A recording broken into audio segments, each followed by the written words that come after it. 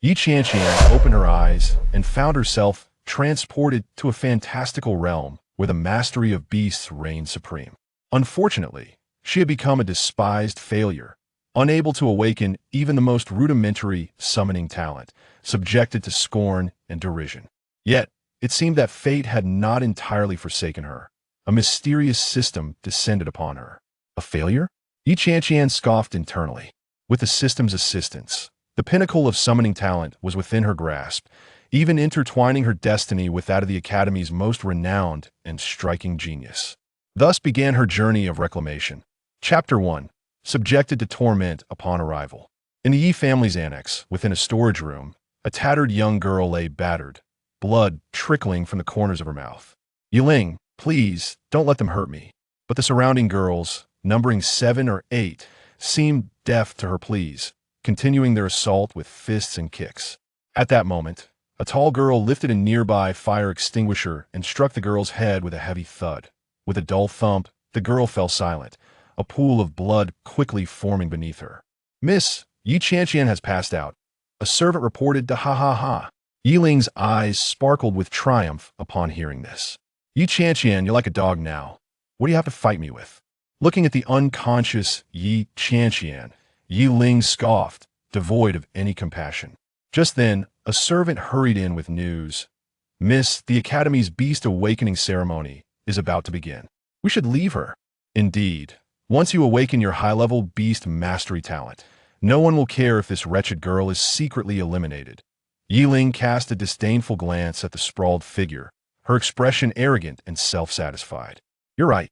Once I awaken my advanced beast mastery talent, not only will the Yi family be mine, but even her wretched life will be at my mercy. Just wait, you wretch. Accept your fate and become my slave." Yiling spat a few thick droplets onto Yi Qianqian's face before striding away with her entourage. Silence enveloped the storage room. After an indeterminate time, Yi Qianqian stirred, her fingers twitching. "Ouch, my body hurts so much, and it's so dark here. Wasn't I just taking the college entrance examination?" Opening her eyes to this unfamiliar world, Yi Qianqian recalled stepping into the examination hall, only to collapse suddenly from a heart condition. When she regained consciousness, she found herself in this strange place. She touched the sticky substance on her head. "What is this, Yiling's cruelty knew no bounds. Just as she was about to unleash her fury, a sharp pain pierced her mind, followed by a torrent of memories flooding in.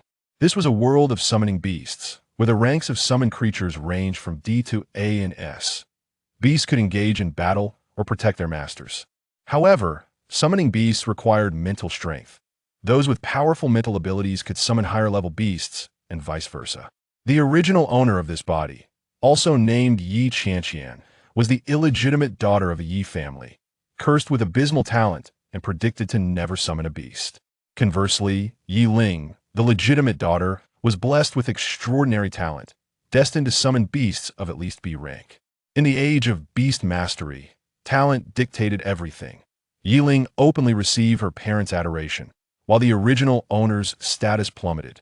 More infuriatingly, Yiling pretended to be amiable while secretly being a vicious schemer, often employing various means to suppress the original owner, even declaring her intent to become the sole heir of the Yi family.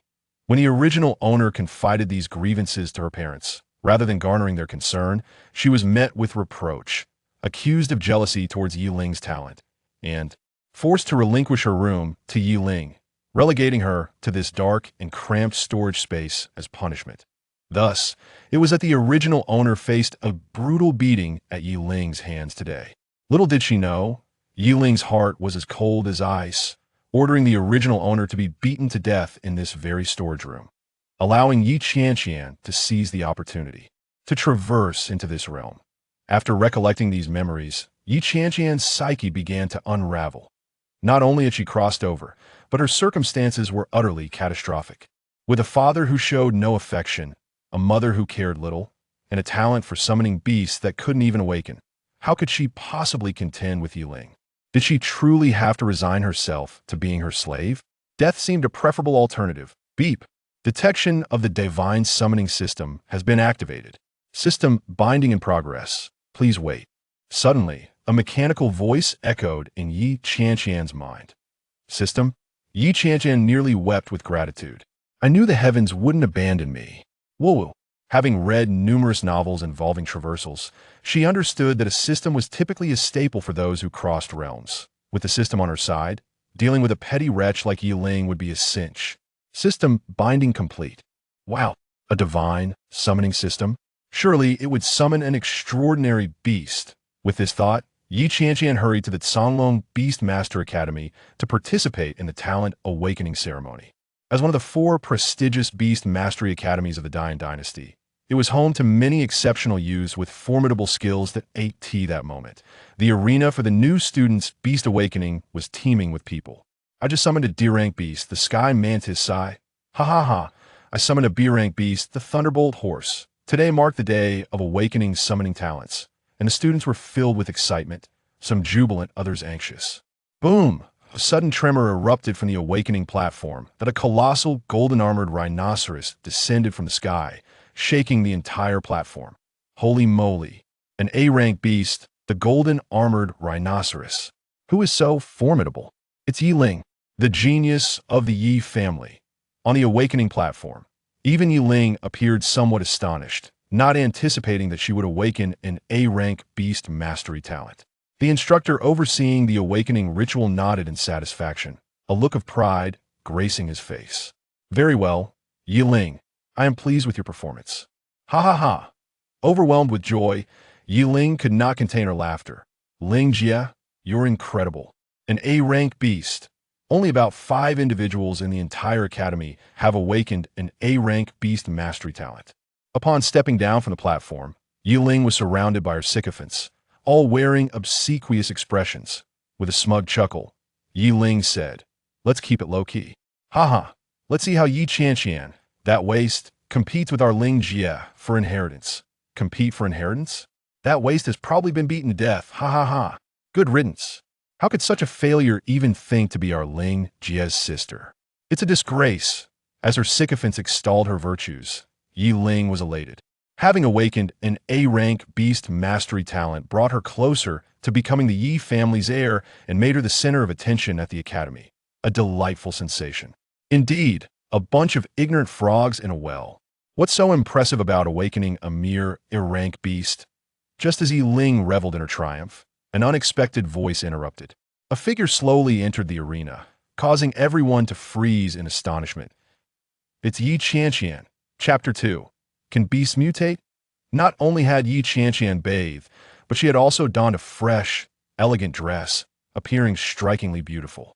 Her entrance stunned the attendees at the awakening ceremony, particularly some male students who gazed at her with lascivious eyes. Why is she here? Wasn't she predicted to be incapable of awakening beast mastery talent? Did I hear correctly? Qianqian just confronted Yiling, who has just awakened an A-rank beast. I hear these sisters have always been at odds. This should be interesting. Amidst the murmurs of the crowd, expressions akin to those of spectators at a play adorned their faces. Indeed, Yiling's countenance darkened as she coldly scoffed. What brings you here, you wretched girl? Do you not think you have already brought enough shame upon the Yi family?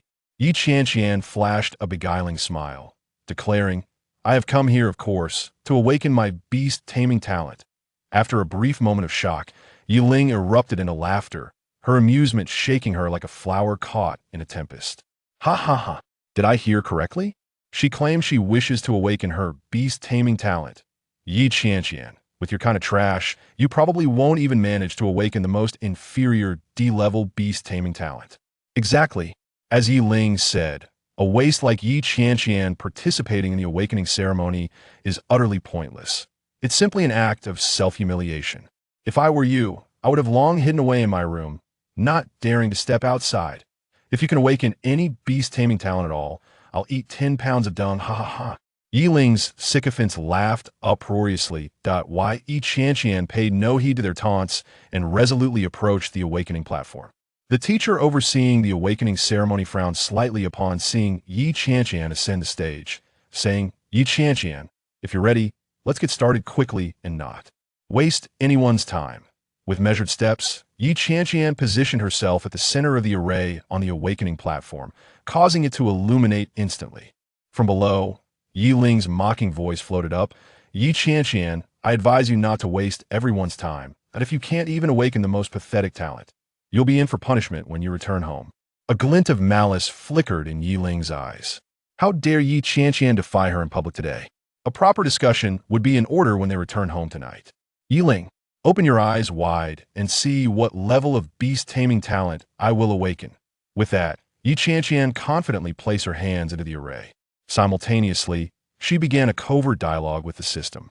Dear system, summon a mystical beast for me at once. I am in dire need. The system, displaying a semblance of humanity, promptly responded in a tone only she could perceive. Shall I summon immediately? Without hesitation, Qianqian replied, yes. Instantly, a resounding boom echoed from the platform. Reverberating like thunder, a swirling mass of purple mist appeared on the awakening platform, flickering with hints of electric light within. This is an anomaly. Qianqian is actually capable of producing an anomaly. My heavens! Only a level and above beasts can elicit such phenomena. Could it be that Qianqian is summoning an A-level beast? The rumbling intensified on the awakening platform, the purple mist growing denser. Step back. The teacher overseeing the awakening ceremony shouted gravely, commanding the surrounding students to retreat, for she had never witnessed such a powerful anomaly before. Even Qianqian herself was momentarily bewildered. Could it be that I am truly about to summon a divine beast? Meanwhile, Yi Ling, from below, turned pale. Impossible. This waste could not possibly summon a beast above A level. Qianqian sneered coldly. Yi Ling, summoning a beast is merely a trivial matter. Soon, you shall see who the true waste is. Come forth. My companion. In a blinding flash of light, a vague silhouette of a mystical beast manifested at the center of the awakening platform. Before Qianqian, a small green snake, no larger than the size of a palm, appeared, flicking its tongue in an endearing manner, utterly harmless and charming. Silence enveloped the entire venue. The teacher overseeing the awakening ceremony was left dumbfounded. Other students, including Yi Ling, stood in stunned silence. Ha ha! This is Qianqian's mystical beast. I thought she would awaken something formidable, but instead, she summoned a mere pile of dung. Yi Ling, struggling to suppress her laughter, felt her face twitch. Qianqian, did you come here just to amuse us? Quickly take your precious pet home. Otherwise, I fear my golden-armored rhinoceros might simply blow it away. The teacher overseeing the awakening ceremony also wore a grim expression. Qianqian, hurry and step down. Do not waste any more time. She had anticipated that Qianqian might summon something impressive, but it turned out to be at most a D-level beast. System, have you made a mistake? This is the so-called divine beast? Are you jesting with me? A tiny green snake, easily crushed underfoot. How could it possibly serve to counter Yi Ling? Do not be anxious, host. Observe its talent, and you will recognize its potential. Instantly, a transparent attribute panel appeared above the little green snake's head. Host. Qianqian mystical beast. Little green snake level, D-level talent. Mutable. Qianqian's gaze fixated solely on the three words mutable. Dear system, what conditions must the little green snake meet to mutate? Host, it requires slaughter points to mutate and upgrade. Slaughter points can be acquired through humiliating others or vanquishing entities detrimental to the host, as well as through task completion. Slaughter points? Qianqian smirked coldly. Currently, the individual most detrimental to her was none other than Yi Ling, her beloved sister. The thought of Yi Ling's various grievances stirred a surge of resentment within her. She longed to exact immediate vengeance. This was the unquenched grievance harbored by the original owner of this body, that why Qianqian clenched her fists tightly. Since I have borrowed your body to traverse here, I shall avenge you. Ding. Task unlocked. Humiliate Yi Ling during the beast taming awakening ceremony to earn 500 slaughter points. Do you accept the task? Accept. Qianqian resolutely accepted the task. Her grudge against Yi Ling would eventually be settled. Moreover, she could obtain slaughter points to exchange for items. Why not seize the opportunity? However, Qianqian soon found herself in a quandary. Having yet to hunt any mystical beasts, she possessed no slaughter points. rendering her incapable of mutation. If mutation were impossible, then this pitiful creature was utterly no match for the golden-armored rhinoceros. Dear system, how do I break this impasse? Host, you may utilize a novice experience card, which allows for a one-day limited experience, temporarily granting you 100,000 slaughter points. Oh goodness, what are we waiting for? Quickly use the novice experience card and add all the slaughter points to me. Mystical beast mutation in progress. Please wait. Qianqian watched as her little green snake became enveloped in a strange glow, a scene visible only to her. Before long, the little snake transformed into a jet-black dragon, towering as high as a floor, adorned with a singular dark horn, exuding an air of majesty, mutation complete. Current mystical beast, Nether Dragon. Talent level, A-level pinnacle. Qianqian was elated. It actually jumped straight from D-level to A-level pinnacle. The system does not deceive me. This will suffice to humiliate Yi Ling. At that moment, Yi Ling called out from below, Qianqian, what are you still dawdling for? Didn't you hear the teacher instructing you to get off the stage quickly? Qianqian descended the awakening platform at a deliberate pace. Yi Ling, not forgetting to continue her mockery, remarked, to awaken such a pathetic beast-taming talent and still have the audacity to show your face. Rest assured, tonight I shall have a thorough discussion with you. Yi Ling's laughter slithered through the air like a venomous serpent. Qianqian suddenly turned, smiling at Yi Ling. Dear sister, why wait? Let's have our discussion right now. Yi Ling was taken aback. What did you say? Pointing her finger at Yi Ling's nose, Qianqian proclaimed, since you think my mystical beast is weak, let us have a public duel. If I lose, I shall never show my face before you again. If I win, you shall kneel before me and lick my feet. The entire venue fell into silence. My heavens! Did I hear incorrectly? Qianqian is challenging Yi Ling. Everyone was bewildered, convinced that Qianqian's mind must have faltered. Ha ha ha! Are you certain you wish to challenge me? Yi Ling, recovering from her astonishment, let out a cold laugh. As your devoted sister, since you seek your own demise, I shall oblige. With that, Yi Ling stepped onto the adjacent arena, summoning her golden-armored rhinoceros. Roar! The golden-armored rhinoceros unleashed an overwhelming aura upon its arrival. Qianqian, if you have the courage, come up to the stage. Chapter 3. The Furious Yi Ling. The instructor overseeing the awakening ceremony glanced awkwardly above, where a middle-aged man with graying temples stood on the second floor. Dressed in a tailored suit and gold-rimmed glasses, he appeared refined and composed. This man was the vice president of the academy, Yi Cheng, who was also the father of both Qianqian and Yi Ling. Upon hearing that Qianqian had come to awaken her beast, despite his substantial disapproval of her, he still held onto a sliver of hope and decided to take a look. However, when he witnessed Qianqian summon only a D-class beast, his disappointment was complete. The disparity between Qianqian and Yi Ling was insurmountable. As the vice president of the academy and the wealthiest individual in city, how could he possibly have such a daughter of such little worth? Moreover, it was one thing for Qianqian to be lacking. She had recently made a series of attempts to draw attention to herself, and it would be beneficial for Yi Ling to teach her a lesson. With that thought in mind, Yi Cheng's expression darkened, and he nodded at the awakening instructor. The instructor then said, very well, our academy encourages students to engage in friendly competition, but it should be within limits. The crowd murmured, yet no one believed in Qianqian's chances. They all thought she was courting disaster. How long do you think Qianqian can withstand Yi Ling? I wager no more than 5 minutes. 5 minutes? You overestimate her. I doubt she can last even 3 minutes before being crushed by Yi Ling. Yet Qianqian seemed oblivious to these voices, smiling slightly as she confidently strode onto the combat stage. At the same time, she noticed Yi Cheng on the second floor. Huh, teach me a lesson? A cold sneer formed in Qianqian's heart. Just wait and see how I will teach you a lesson regarding your most cherished daughter. With a provocative gesture towards Yi Ling, she beckoned. Make your move. Yi Ling's face twisted into a cruel smile. Since you are so unafraid of death, I shall ensure my golden-armored rhinoceros plays with you thoroughly. Roar! The golden-armored rhinoceros bellowed, its golden armor shimmering brilliantly. Thud! Thud! Thud! With each step the golden-armored rhinoceros took, a deep rumble echoed, causing the entire arena to tremble. This overwhelming presence frightened many spectators. On the second floor, Yi Cheng wore a satisfied grin. Only a genius like Yi Ling deserved to be his daughter. In the face of the ferocious golden-armored rhinoceros, Yi Qianqian remained calm and unhurried, summoning her companion from the luminous circle.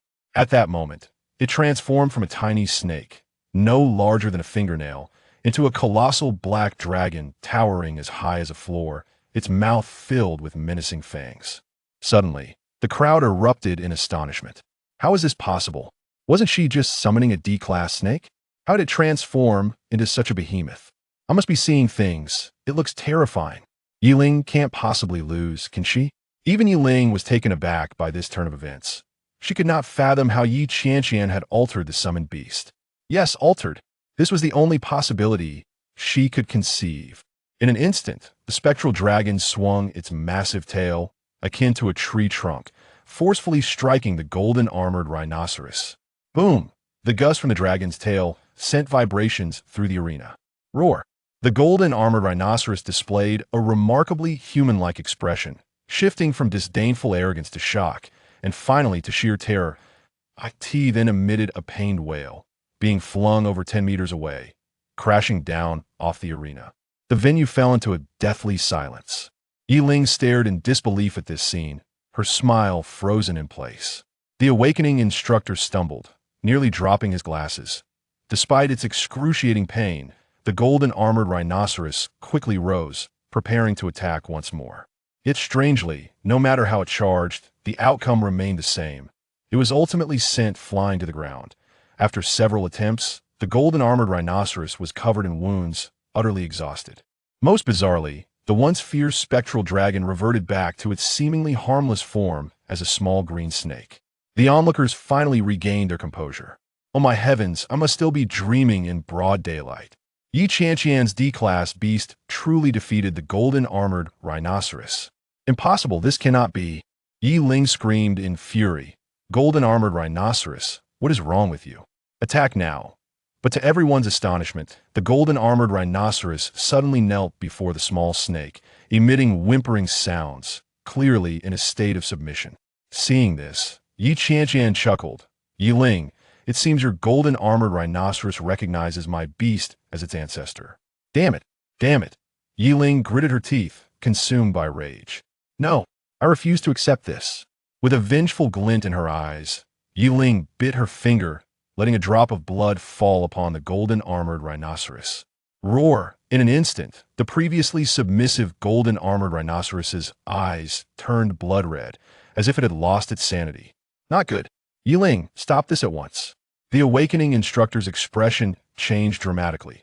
While blood could greatly enhance a beast's power, it would plunge it into a berserk state, potentially leading to the loss of reason and unwarranted violence. No, I cannot lose.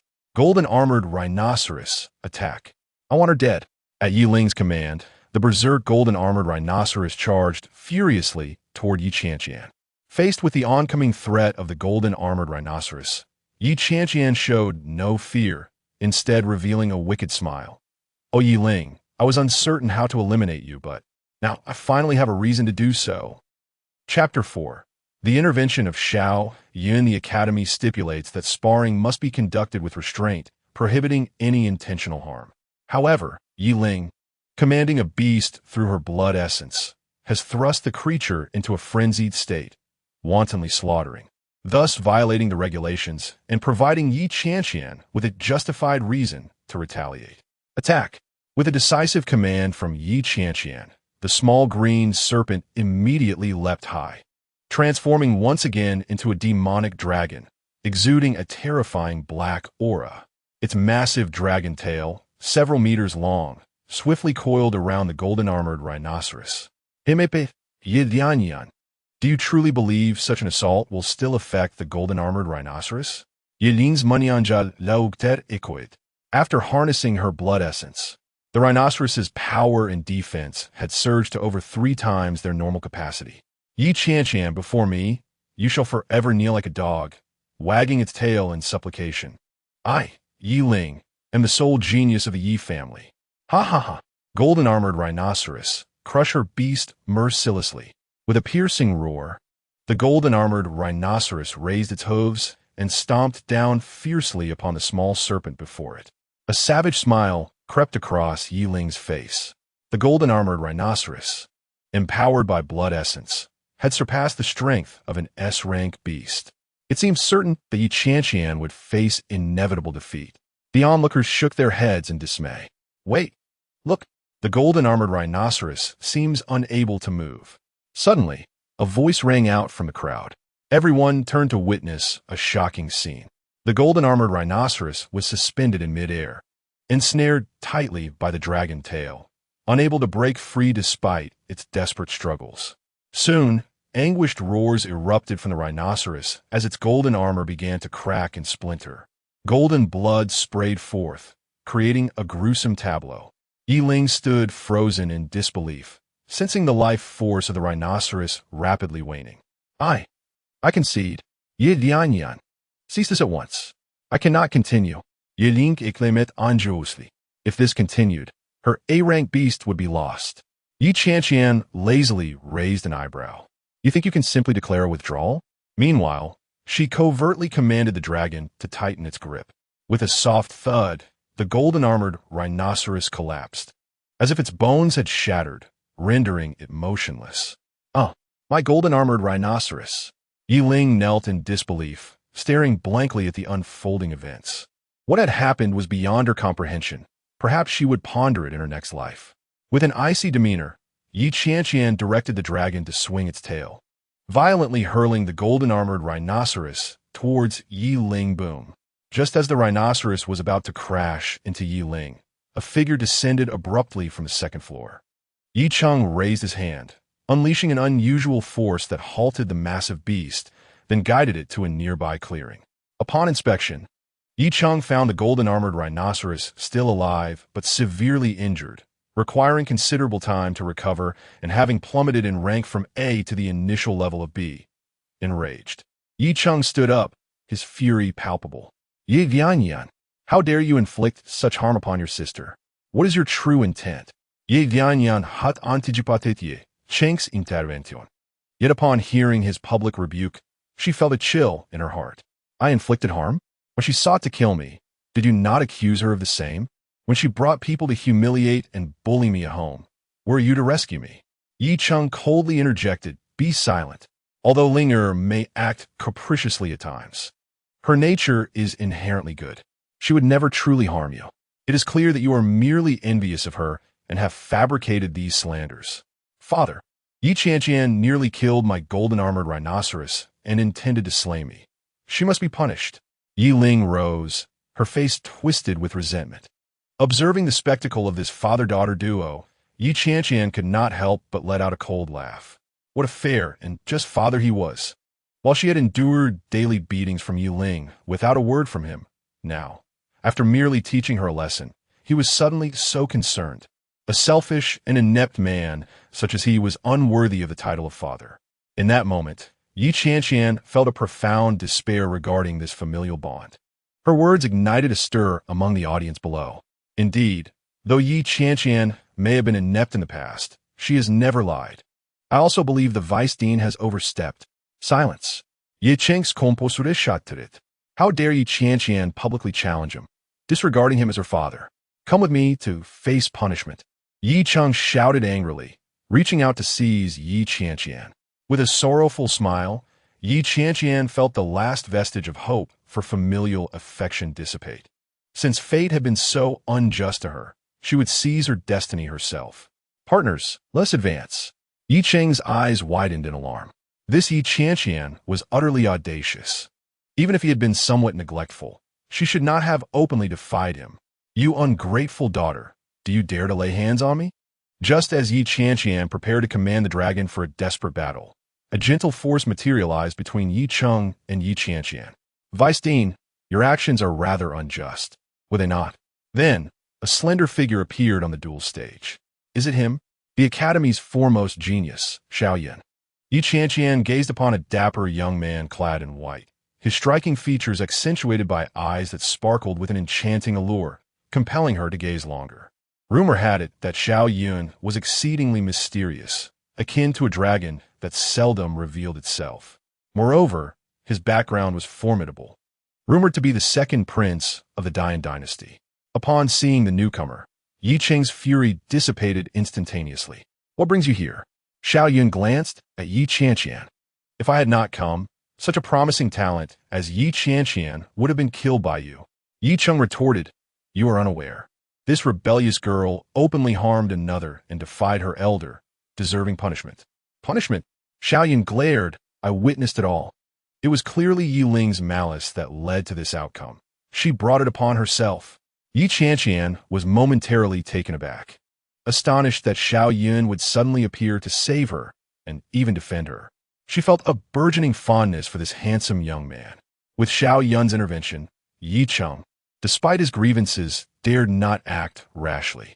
It was not merely that he was inferior to Qianqian in strength, but rather that he feared the powerful connections behind him. The royal family, the most significant faction in the Dian dynasty, comprising 4 major academies and the royal lineage. "Vice Dean, shall we not let this matter rest here?" Qianqian raised an eyebrow, his voice measured as he regarded Yi Cheng. With a heavy sigh, Yi Cheng conceded, "Very well, let us put this aside for now." However, Yi Ling was dissatisfied and quickly urged, "Father, this cannot simply be overlooked.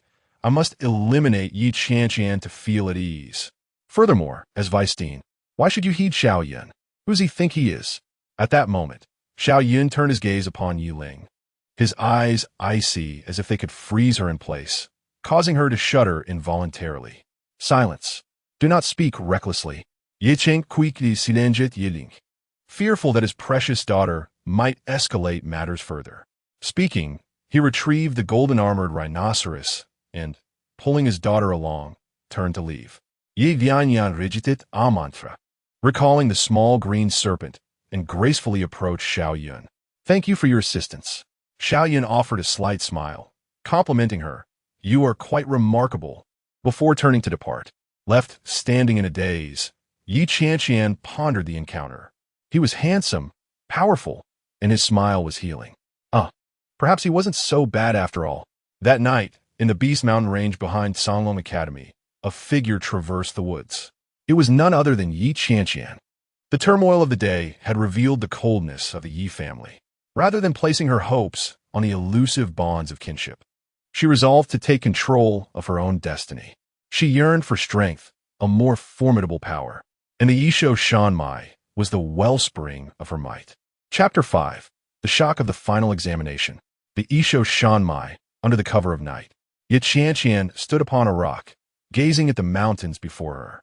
"System, are you certain this cursed place truly harbors energy?" In response to the host, the Yisho Shanmai is a rare treasure trove of energy in the world, where S-class Isug may even roam in its depths. Yi Qianqian narrowed her eyes, with the little green snake coiled around her wrist, flicking its tongue, revealing its keen interest. "If that is the case, let's venture inside." Yi Qianqian inhaled deeply, smirking slightly, and stepped into the depths of the forest. Boom! As she stepped onto the forest path, a tremendous force surged forth, nearly unbalancing her. Is this a fluctuation of spiritual energy? The Yisho Shanmai was abundant in spiritual energy, an excellent locale for enhancing one's power. Yi Qianqian's eyes sparkled. "Are you implying that I can absorb the spiritual energy here to strengthen the little green snake?" "Precisely. The host may attempt to guide the spiritual energy for her own use." Yi Qianqian closed her eyes and began to attune herself to the spiritual energy surrounding her, following the system's guidance. Initially, she felt nothing. Half an hour passed, and she was still empty-handed, her heart filled with doubt. Is this even possible? Host, do not doubt yourself. I believe in your boundless potential, but I cannot even sense the most fundamental spiritual energy. How can that be? Before she could finish, Yi Qianqian suddenly felt a faint wave, akin to an electric current surging from her feet. Wait, I can feel it. She quickly shut her eyes, focusing intently. The wave grew stronger, akin to a rushing river. Sweat beaded upon Yi Qianqian's forehead, her veins bulging. Ding! Congratulations, host. for successfully absorbing the spiritual energy of the Isho Shanmai, earning 500 points. Yet Qianqian opened her eyes, discovering that she radiated a faint purple light, accompanied by arcs of electricity. This sensation is utterly exhilarating. She felt completely invigorated. Is this what spiritual energy feels like? Wow, it's simply divine. Initially, the influx of energy into her body was somewhat overwhelming, but soon she found herself reveling in it. The system chimed in. The points could be used to elevate the little green snake's level. Yet Qianqian's eyes brightened, turning to the little green snake. Hey, little one, do you want to become more powerful? The little green snake flicked its tongue eagerly. Then let us use the 500 points to upgrade you. Received. The little green snake is upgrading. The purple light enveloped the snake as its form gradually expanded. Just then, Qianqian inadvertently stepped on something, causing her to slip. Ouch! With a thud, she fell into a cave. That hurts! She rubbed her rear and looked up to find a spacious cavern, a faint light flickering in the depths. Has someone been here? Following the light, she discovered a tattered book upon a stone platform. What is this? Yet Qianqian picked up the book, its cover adorned with peculiar symbols. The system chimed in. Unknown magic book discovered. Handle with care. As she flipped through it, she found nothing but incomprehensible scribbles and illustrations. How strange. What does this even say? After flipping a few more pages with no clarity, she sighed. Never mind. I'll just pocket it and study it later. Yet Qianqian tucked the book in her pocket and exited the cave with the little green snake. A few days later, at the Tsanglong Yusho Xuan. Knock, knock, knock. Students, attention. The final examination is about to commence. Everyone, please focus. The homeroom teacher's stern visage scanned the classroom. This examination determines your fate in the academy. Take it seriously. Yet Qianqian sat in the back row, idly fiddling with the magic book. After days of study, she had gleaned nothing, which was quite frustrating. What a waste of time. She sighed, shoving the book into her drawer. At that moment, the test papers were distributed.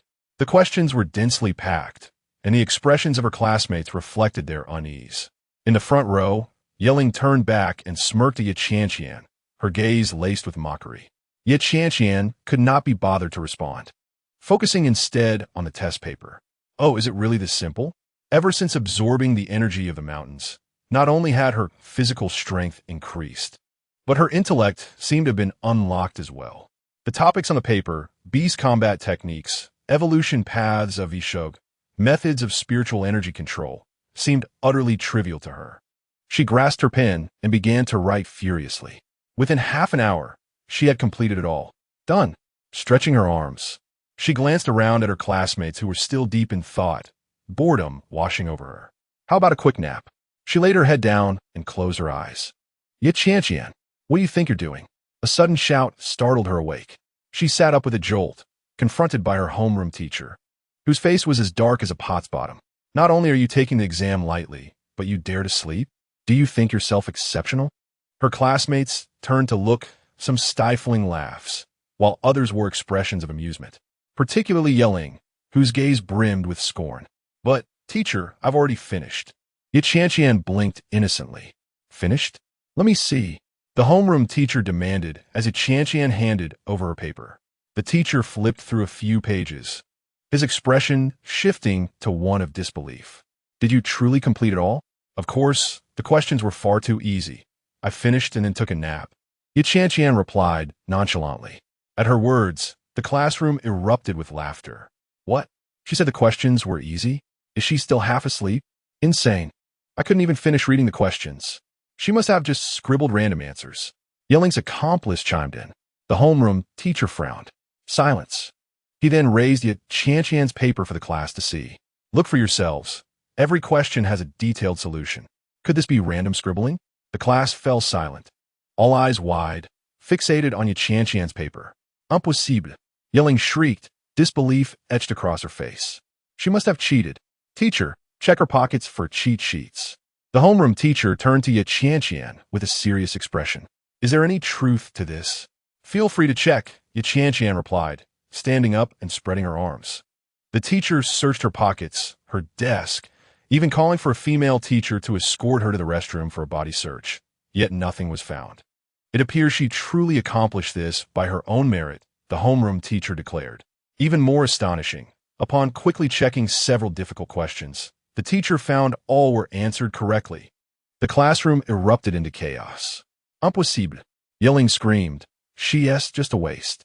How could she possibly be better than me?" Yet Qianqian smirked, gradually walking towards Yelling. "A waste? You dare to label me as such?" Slap. A resounding slap landed on Yelling's face, causing her to stagger back in disbelief, clutching her cheek. You dare to hit me?" Slap. Slap. 2 more resounding slaps followed. "What is the matter? Care for a few more?" Yet Qianqian raised an eyebrow. Yelling, stunned by the blows, found herself momentarily speechless. The homeroom teacher stood frozen, unsure of how to intervene. Yet Qianqian adjusted her collar and turned toward the classroom door. "Teacher, I have completed my examination. I take my leave."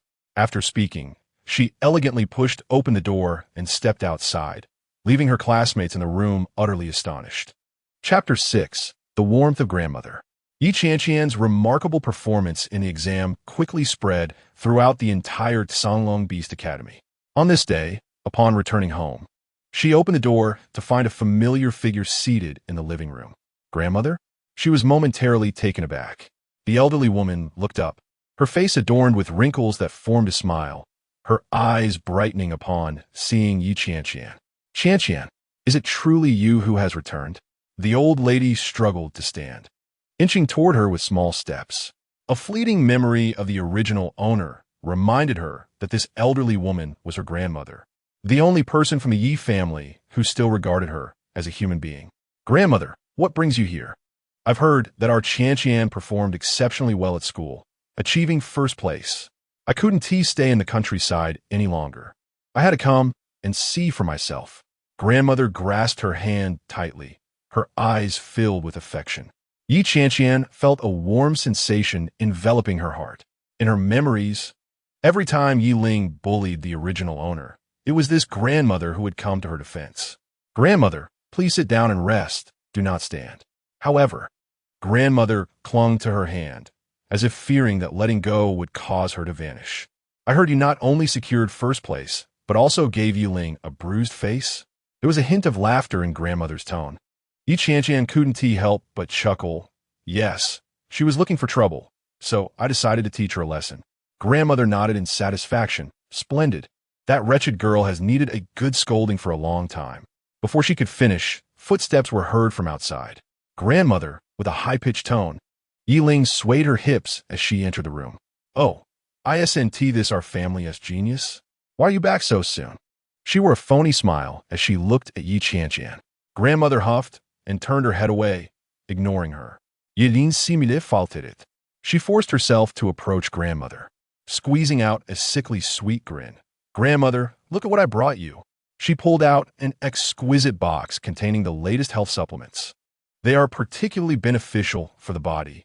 However, to her surprise, grandmother didn't even bother to glance at it, leaving it there. Yidink grittit hertit. Her facade crumbling. "Grandmother, what is wrong? Are you angry with me?" Grandmother shot her a cold glance. "Angry? What reason do I have to be angry? I simply cannot tolerate some individuals who treat their own elder sister with such cruelty." Yi Ling's expression changed. "Grandmother, who has been whispering nonsense in your ear?" Bang! Grandmother slammed the table. "My eyes are not blind. Those wounds on Qianqian, did she inflict them upon herself?" The smile on Yi Ling's face vanished completely, her eyes glinting with malice. You are biased." With that, she stormed out in a fit of rage. Qianqian watched the scene unfold, her heart feeling both warm and bittersweet.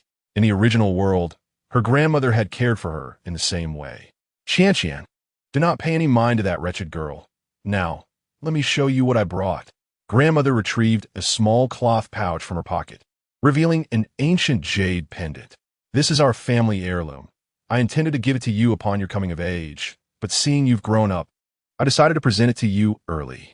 Qianqian accepted the pendant, feeling a wave of warmth wash over her palm. "Thank you, grandmother." She embraced the elderly woman tightly. At that moment, Yi Cheng and Yi Qianqian's mother entered through the door. "Mother, what brings you here?" Yi Cheng noticed grandmother and Yi Qianqian being affectionate, his brows furrowing in disapproval. "Father, mother, Yi Qianqian is bullying me, taking advantage of grandmother's favoritism." Yi Ling emerged from behind them, her eyes red, feigning a pitiful demeanor. Yi mother immediately embraced Yi Ling, saying, "Don't cry, dear. Mother will take care of you." She turned to Yi Qianqian with a fierce expression. "You bullied your sister again? Yi Vianyan scoffed, me bullying her? Perhaps it's the other way around." Yi Cheng's face darkened. "How dare you? What kind of attitude is that when speaking to your mother?" "Huh, Yi Vianyan retorted coldly. When has she ever treated me like a daughter?" Bang! Yi Cheng raised his hand to strike, but the slap landed on grandmother's face instead. She had jumped in front of Yi Qianqian at the last moment. "Mother!" Yi Cheng was left dumbfounded. Grandmother covered her face, tears welling up in her eyes. "Well, now you dare to hit your own mother." Yi Cheng panicked. "Mother, what didn't he mean to? Enough." Grandmother waved her hand. "No need to explain. I understand everything. Ever since Ling arrived, you have treated Qianqian like a transparent person, even allowing Ling to bully her. Can't you see the wounds on Qianqian? You make me tremble with anger. Do you still consider yourselves human?" These words struck like a thunderbolt, leaving Yi Cheng and his wife in utter shock, standing there like wooden statues. Yi Ling's expression darkened, not expecting grandmother to confront her so bluntly. "Mother, please don't be angry. Yi Cheng stammered, attempting to explain. Grandmother waved her hand dismissively. "No need for explanations. I came here today to see Qianqian, not to deal with the likes of you heartless ingrates." With that, grandmother took Yi Qianqian's hand and led her towards the kitchen. "Let us go. Grandmother will prepare something delicious for you." In the kitchen, grandmother busied herself, preparing a feast for Yi Qianqian. "Come eat more." Grandmother continually placed food into Yi Qianqian's bowl. "Look at you, so thin." Yi Qianqian felt a warm current surge within her. It had been a long time since she experienced such affection. "Grandmother, you should eat too." Grandmother gazed at Yi Qianqian with a loving smile as she watched her eat. "Just seeing you eat brings me joy." After finishing the meal, Yi Qianqian returned to her room.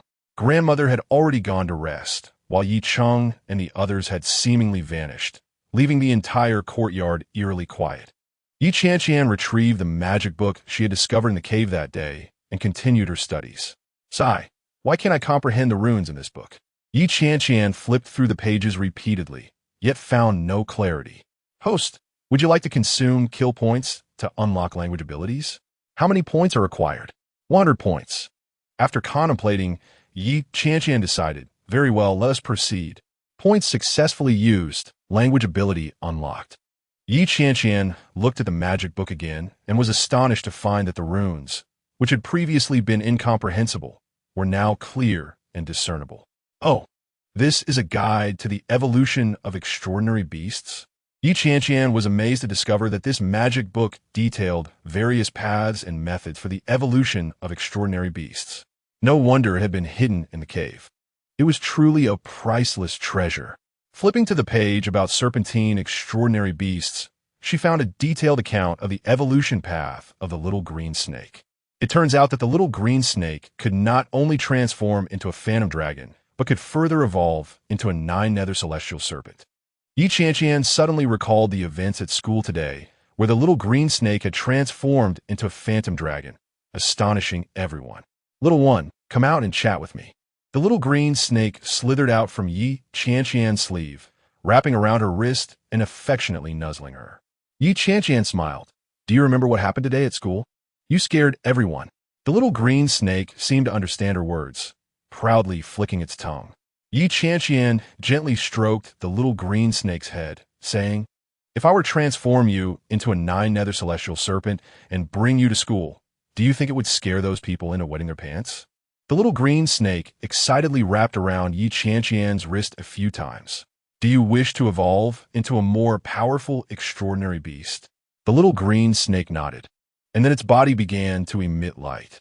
A sphere of purple light enveloped it, quickly expanding, the radiance intensifying. Boom!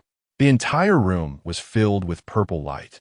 causing Yi Qianqian to shut her eyes tightly. When she opened them again, the small green snake was no longer there. Instead, a massive black dragon stood before her. The phantom dragon's form nearly filled the entire room as it lowered its head, affectionately nuzzling Yi Qianqian's cheek. How did you transform so suddenly? Chapter 7. The choice of companion beasts. Principal Lin Tian gently stroked the corner of the document with his thumb, the edge of his nail stained with ink.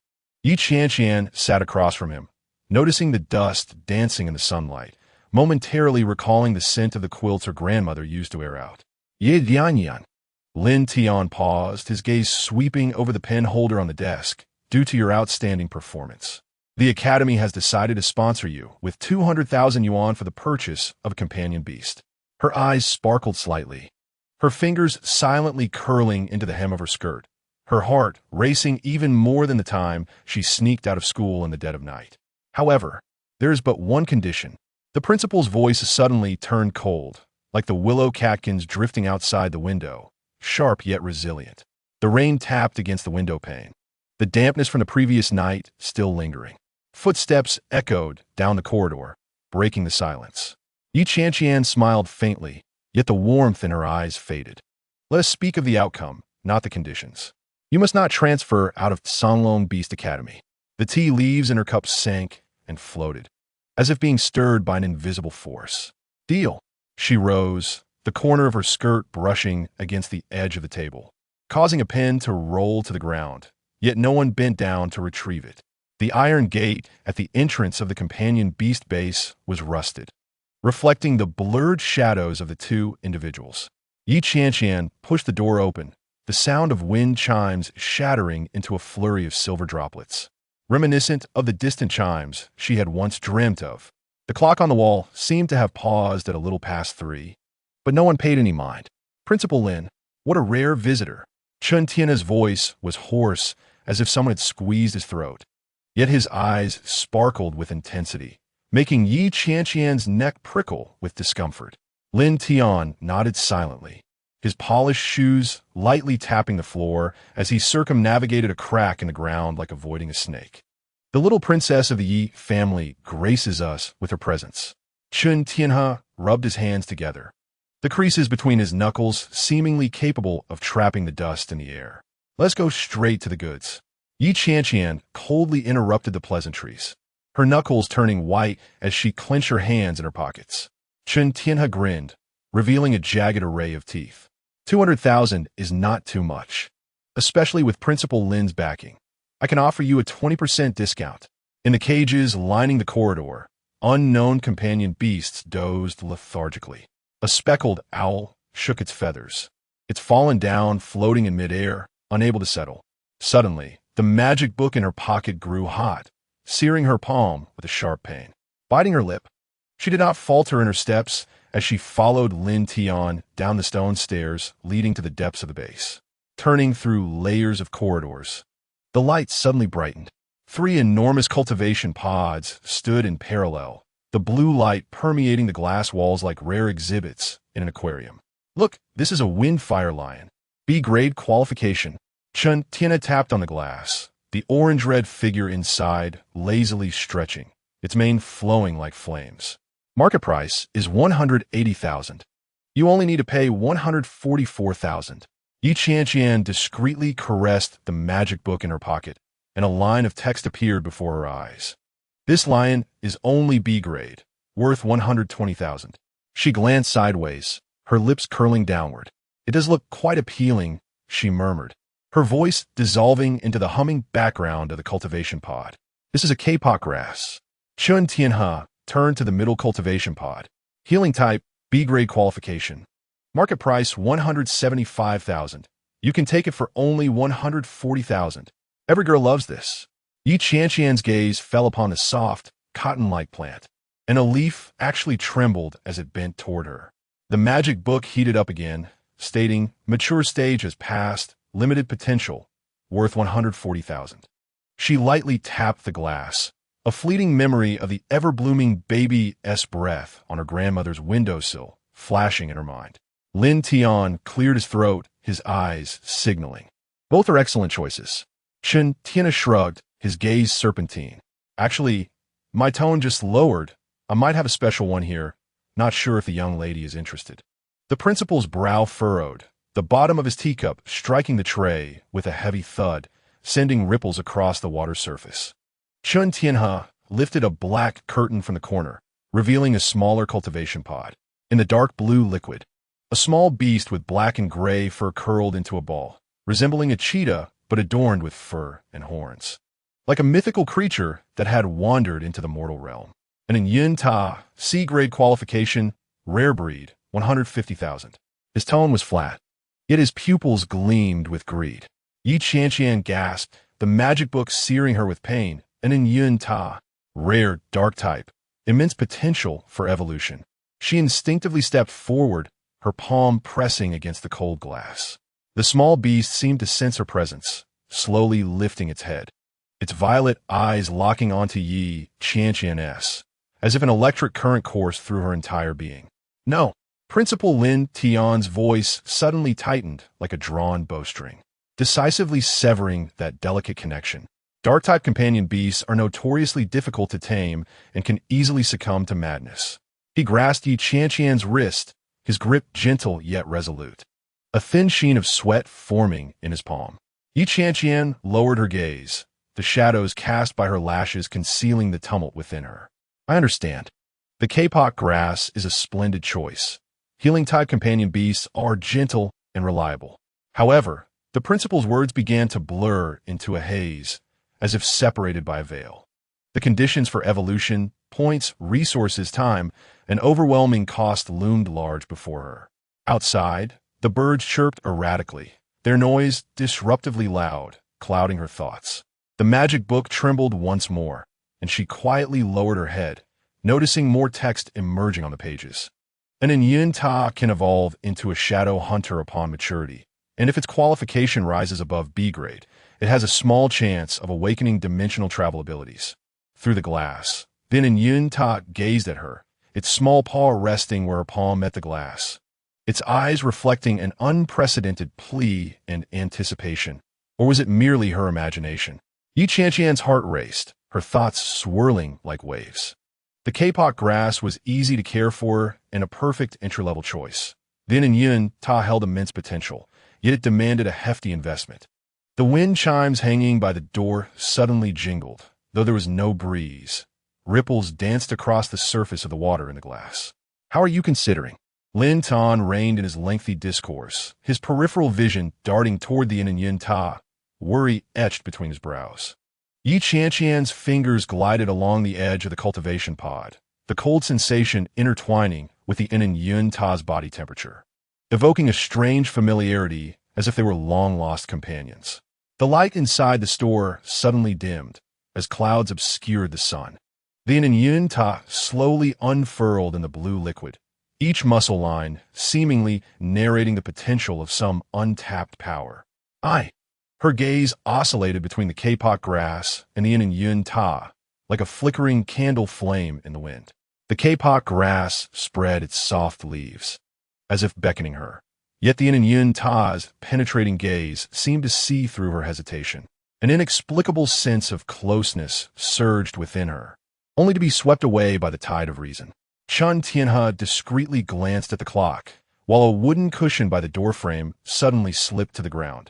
Left unpicked, the C-grade Yin Ta and the B-grade kapok grass. Qianqian's voice was barely audible, her left nail digging deep in her right palm, leaving a crescent-shaped mark. The wind chimes chimed once more. No one entered or exited.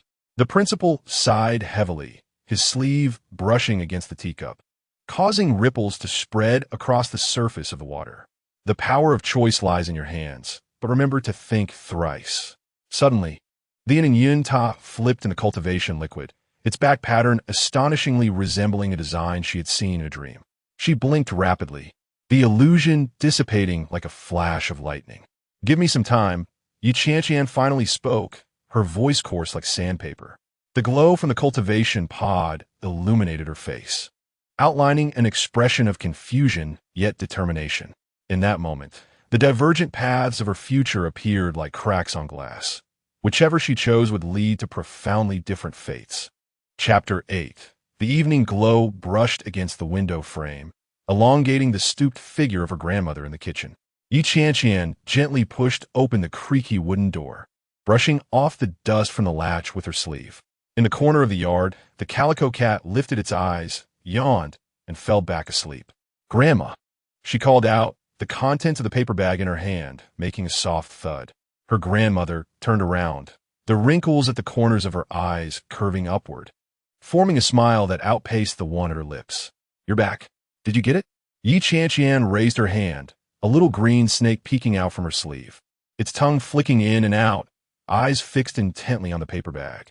"Look at this little glutton," her grandmother chuckled, her face crinkling like the layered mountains under the sun. The knife clashed against the cutting board, sending a droplet of water splashing, suspended in the light for a long moment before falling.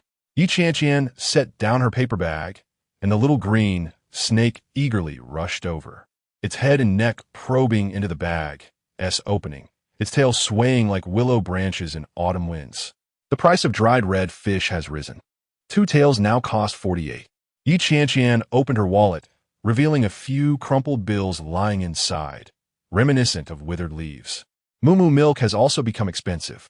Half a bottle costs 35. Grandma wiped her hands on her apron and pulled out a small red cloth pouch, pressing it into her hands. "Take it. Don't be polite with Grandma." "No, this is your retirement money," she protested, yet her heart felt like a hive overturned, both sweet and frantic. The little green snake, clutching half a piece of dried red fish, climbed onto the edge of the table, tilting its head. Its glossy black eyes twinkled incessantly until it suddenly dropped the fish and slithered onto Qianqian's shoulder, wrapping around her neck and then loosening, flicking its tongue as if to offer comfort. "This child is so understanding," Grandma nodded, the sound of the bowl striking the stove resonating crisply. The sun dipped below the horizon.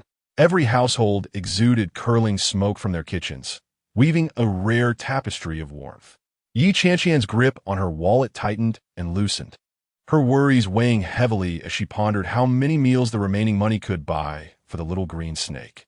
As night fell and silence enveloped the world, the sound of insects chirping outside wove a delicate fabric of sound. Qianqian opened her spell book, its pages glimmering softly under the moonlight. The little green snake coiled on her lap, occasionally tapping the pages with its tail, urging her to read faster. "Found it." Qianqian suddenly loaded her voice, her fingertip resting on a line of peculiar characters. Skill points come from 3 sources. Absorbing others' negative emotions, she read, a slight smile curling at her lips.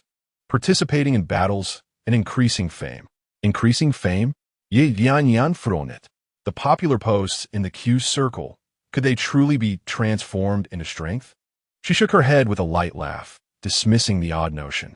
The snake's body tensed suddenly, a strange glimmer flashing in its eyes. The summer night breeze wafted through the partially open window, carrying a faint hint of fishy odor. It abruptly lifted its head, fixating on a patch of moonlight flickering in the corner. "What is wrong, little one?" Qianqian gently stroked its head, murmuring soothingly. The little green snake settled down, coiling tighter, but its tail discreetly tapped the page where the words battle were inscribed. Eager to grow stronger, Qianqian chucked it lightly, her fingertip gliding over the spellbook's skill section, halting at Shadow Clone. 100 skill points, enough food for the little green snake for several days. She hesitated. Outside, a moth collided with the glass, its wings dusted with moon powder, shedding a cascade of silent silver light. "Forget it, I'll buy it." Qianqian decisively clicked to confirm, an energy within her converging and flowing, a chill surging into the little green snake. In an instant, the little green snake was enveloped in a soft azure glow, its form elongating and then shortening, splitting into 2 identical bodies, one of which dissipated, leaving only the tangible one behind. The effect was immediate. Qianqian's eyes sparkled with delight, her joy intertwined with confusion. She flipped to the back of the spellbook, confirming a startling discovery. The conversion ratio of skill points to experience was 1-to-1. Realizing this, Qianqian's eyes gleamed as if she had unearthed treasure. One by one, skills such as breath attack, entangling bind, and venomous fang thrust were all elevated to proficiency. The little green snake proudly showcased each new skill before her, like a child reveling in new toys.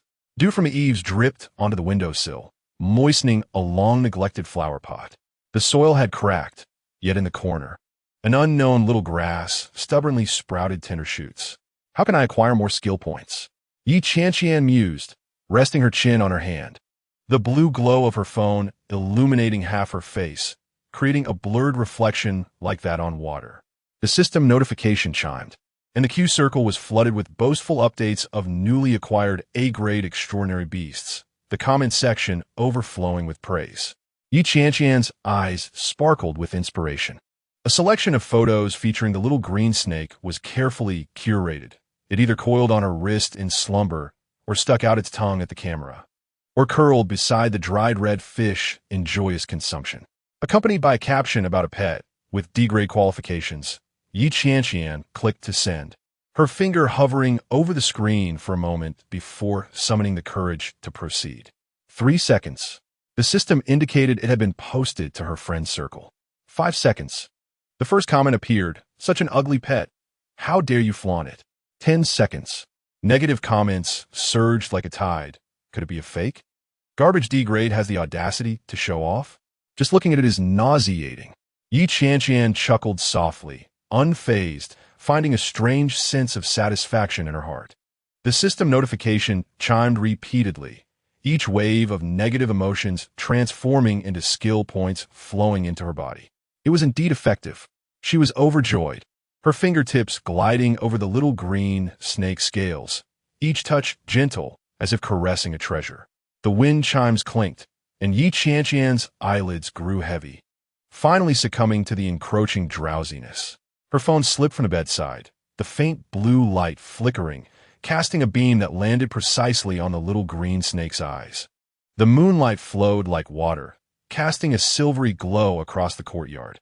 Everything fell into slumber, save for the little green snake, its eyes shining brightly.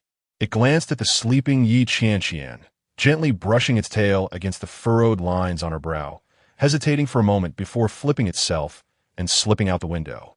The night breeze swept over the courtyard walls, lifting a piece of undried clothing, clapping like applause to bid farewell to the little night traveler. The little green snake glided along the shadows, silently traversing the streets. At the corner, a stray cat was preoccupied with rummaging through the trash can for scraps. A glimmer of cunning flashed in the little green snake's eyes as its body suddenly swelled, transforming into a massive black dragon, the Yoming Ma. Meow. The stray cat's fur bristled, leaping 3 feet in the air before turning to flee, leaving behind a half-eaten fish bone, lying forlornly on the ground. The Yoming Ma contentedly returned to its smaller form, yet a thought flickered in its mind. This was still not enough. It continued onward, moving through one street after another. The night deepened, the moon hidden behind clouds. Beneath the streetlights, 2 wild, extraordinary creatures, a flame mouse and a crystal lizard, were locked in a fierce dispute over a piece of jerky. The little green snake's eyes brightened, its form swelling once more, this time revealing only its dragon head while maintaining its serpentine body, now significantly larger than before. Roar! Its voice was deep and resonant, freezing the 2 small beasts in place. The flame mouse's eyes widened in shock, its paws trembling as it relinquished the jerky. The crystal lizard, being the more astute, quickly rolled over onto its belly, adopting a posture of submission. The little green snake nodded in satisfaction, climbing atop a nearby stone pillar, surveying its 2 subjects from above. Its gaze held a mix of pride and anticipation. This was merely the beginning, and its master would be pleased with its performance. Soon, word spread through the alleys of the district about a mysterious black giant snake that was expanding its territory, conquering every extraordinary creature it encountered. Chapter 9. As dawn brushed past the windowsill, Qianqian stretched, her muscles flowing smoothly like silk across her shoulders and neck. The little green snake lay lazily coiled on the pillow, its eyelids half closed, clearly exhausted from its nocturnal adventures. 5 days had passed, 5 whole days of morning runs and night training, resembling a silent pact. Qianqian's fingertips lightly touched the wall, her push lessening by a third. Yet the wall's dust still fell in response, causing a small piece of her nail to break. A slight pain mingled with satisfaction. Her physical condition had indeed improved significantly. She chuckled softly, her thumb brushing over her arm, where firm muscle had emerged beneath what was once soft skin. Her wallet lay in the corner of the table, as shriveled as a leaf dried in the wind. Qianqian sifted through a few coins, the metallic clinks ringing clear like raindrops on a tin plate. Calculating that it was enough for another 2 days of dried red fish, she needed to devise a way to earn money. Biting her pen cap, she tapped the pen against her notebook, as if composing a silent melody. In her dreams last night, a voice had been faint, yet now it crystallized into clarity.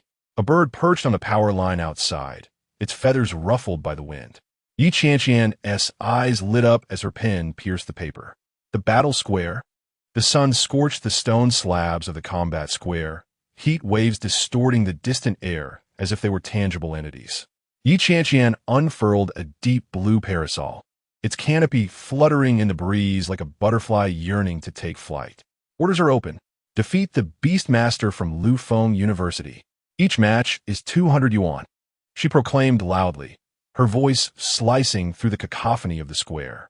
A small green snake coiled around her shoulder, dutifully flicking its tongue to greet passersby. The venue fee is 100, she added, her forearm muscles taut, and then relaxing, her heartbeat racing faster than anticipated.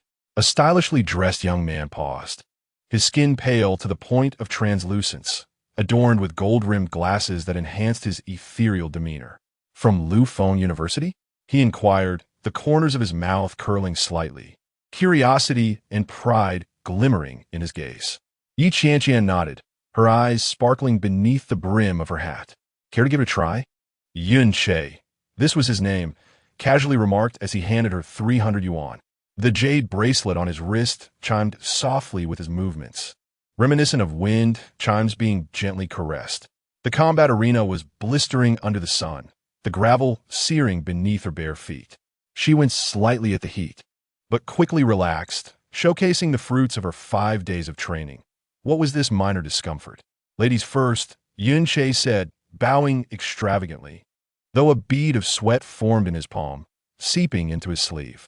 The small green snake slid down from Qianqian's neck, landing lightly on the ground, its scales shimmering in the sunlight.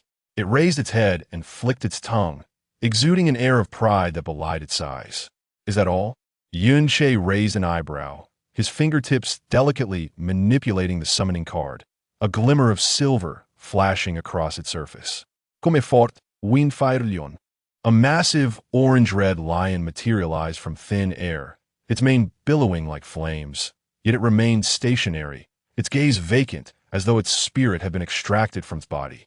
The crowd gradually gathered, whispers swelling like a tide. How will that little snake fare? That Qianqian. I heard the wind picked up, scattering the latter half of the sentence. A flicker of disdain crossed Qianqian's eyes as she pointed decisively. Little green snake, go. The snake shot forward like an arrow, leaving a trail of bluish afterimages on the ground.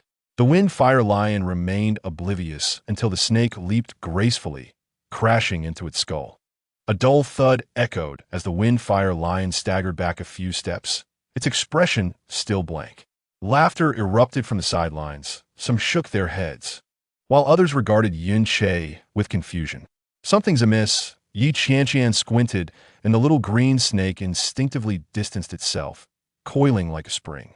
A bead of sweat trickled down Yunche's forehead, landing on the summoning card like a catalyst. Roar!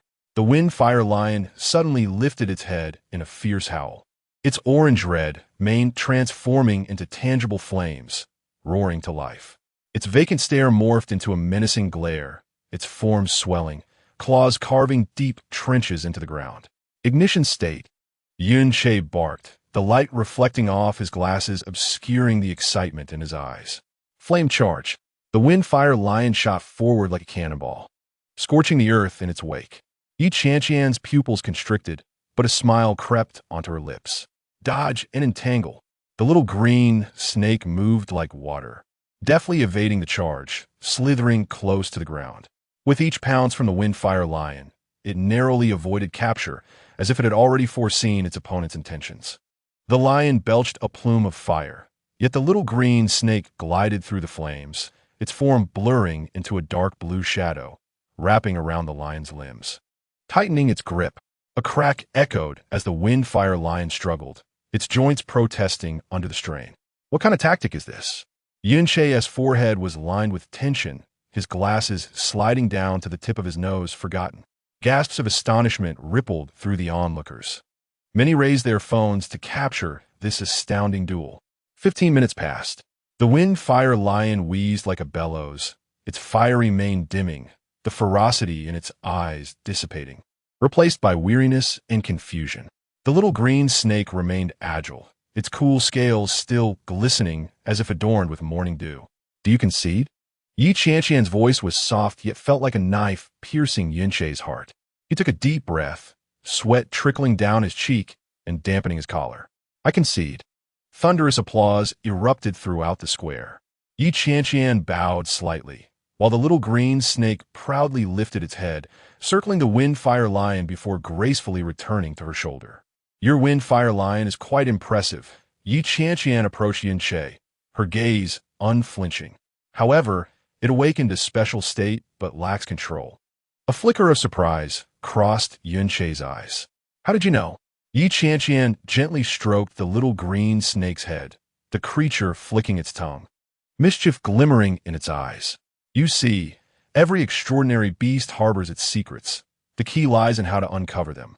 Just then, a meticulously dressed, middle-aged woman strode through the crowd.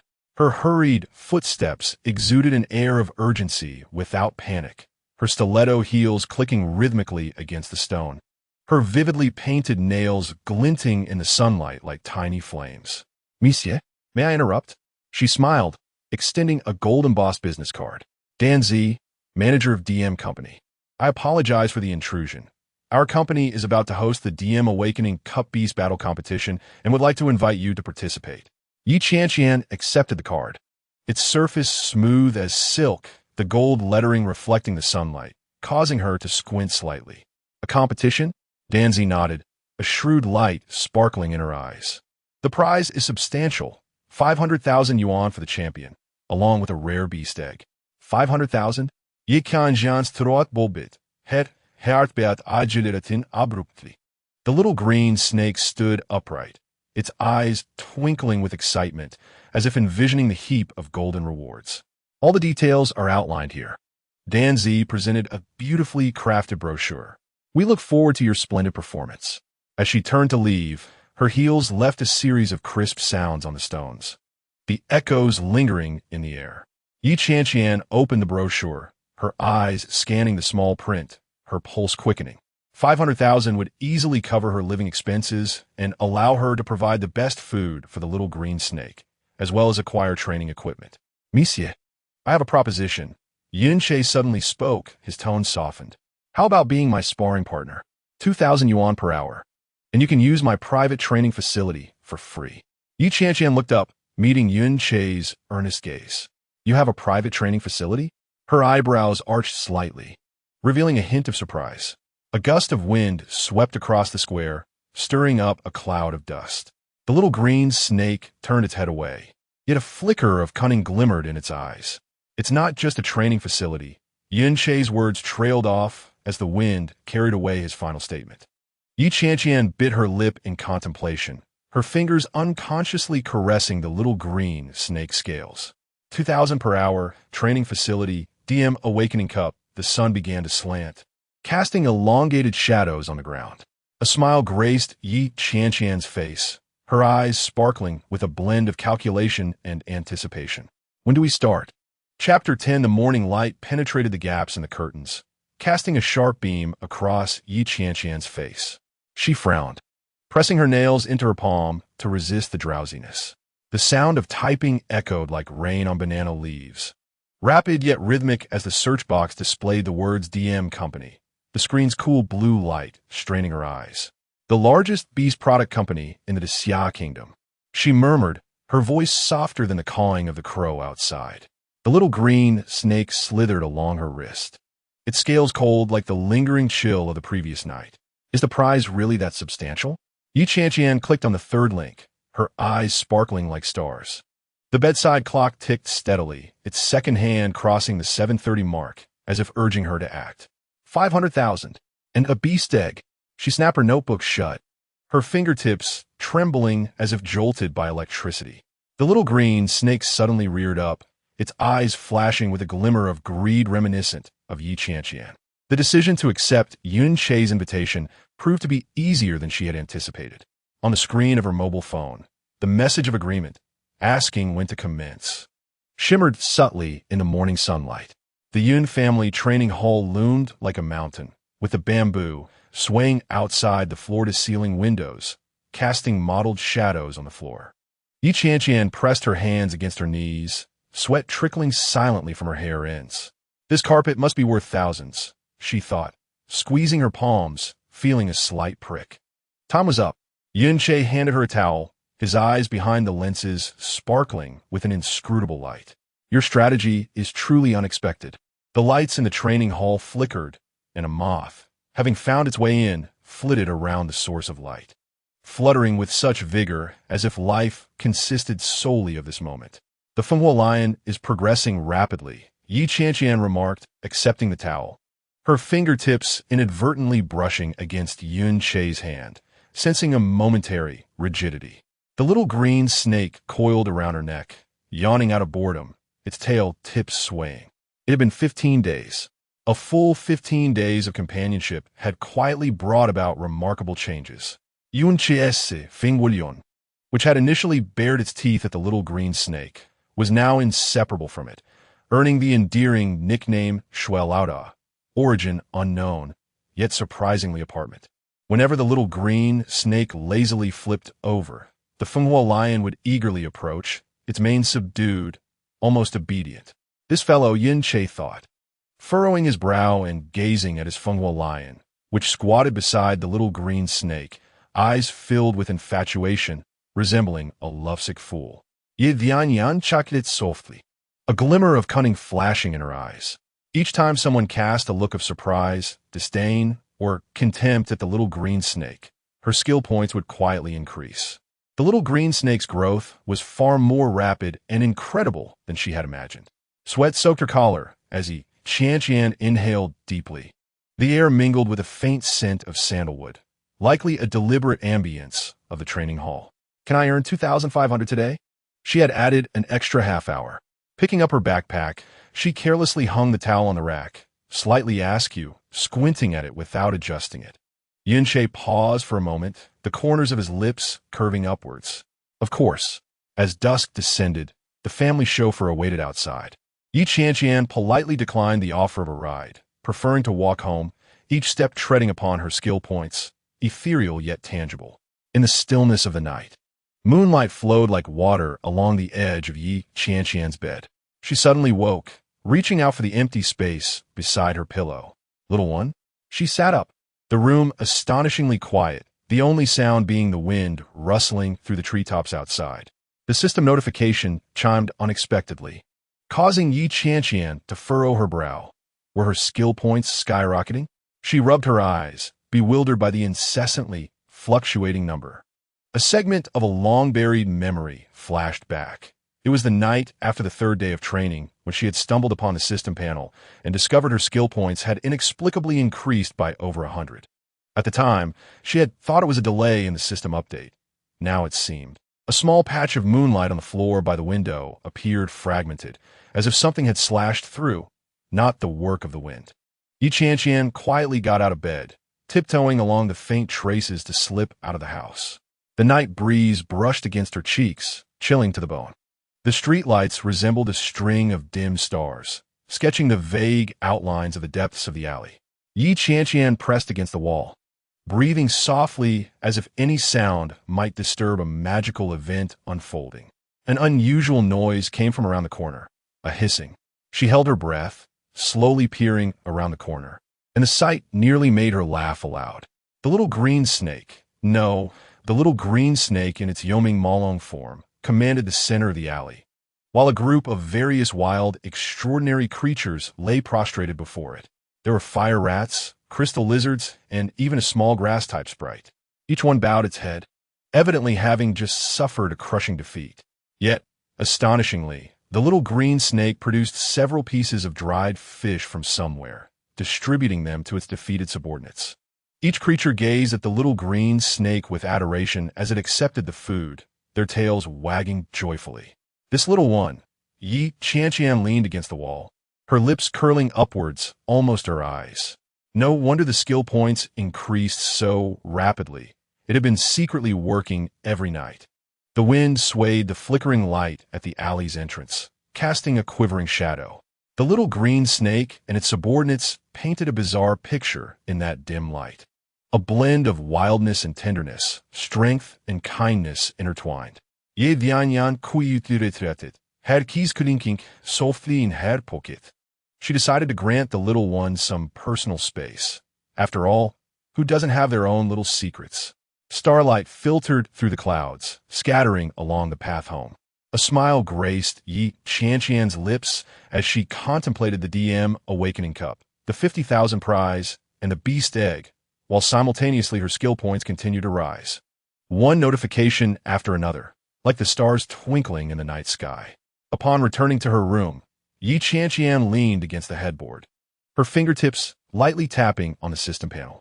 The long string of skill points was far more substantial than she had imagined, sufficient to unlock numerous advanced skills for the little green snake. What a clever little thing, she murmured to herself, the wrinkles on her pillow still retaining the warmth of the little green snake's presence, tender and affectionate. A gentle breeze swept past the window, carrying the indescribable essence of the alleys.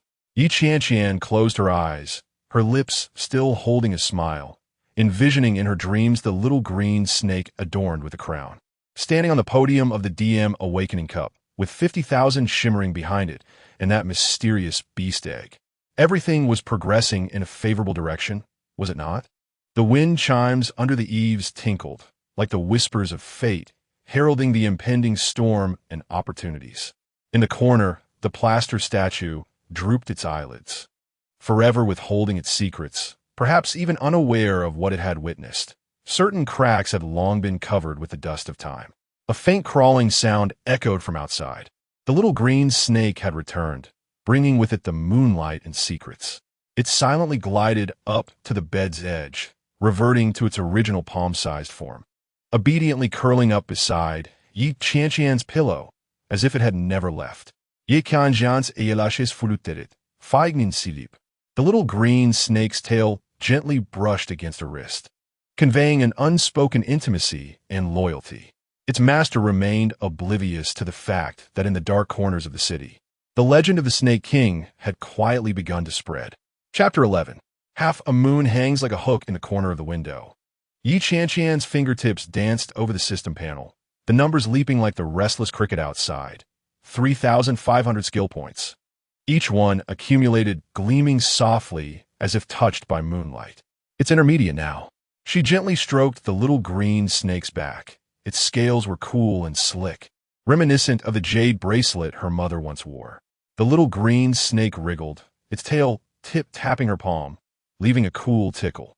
3,500. 5,000.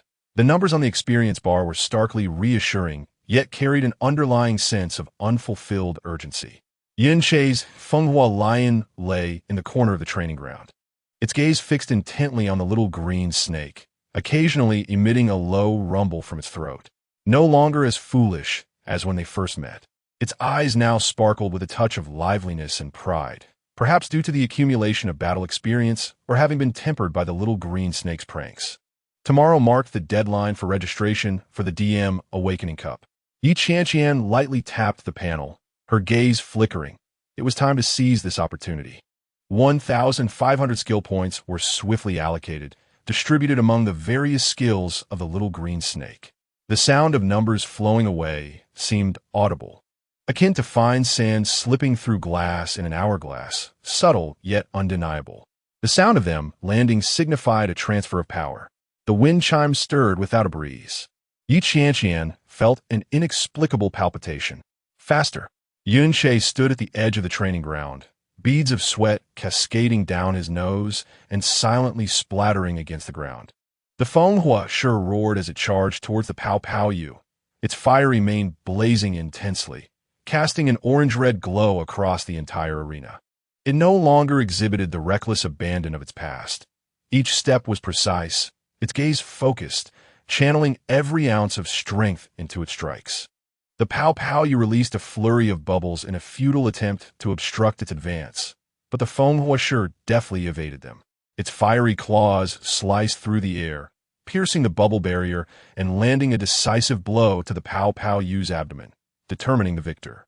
Qianqian's lips curled into a fleeting smile, a momentary expression that was captured by no one.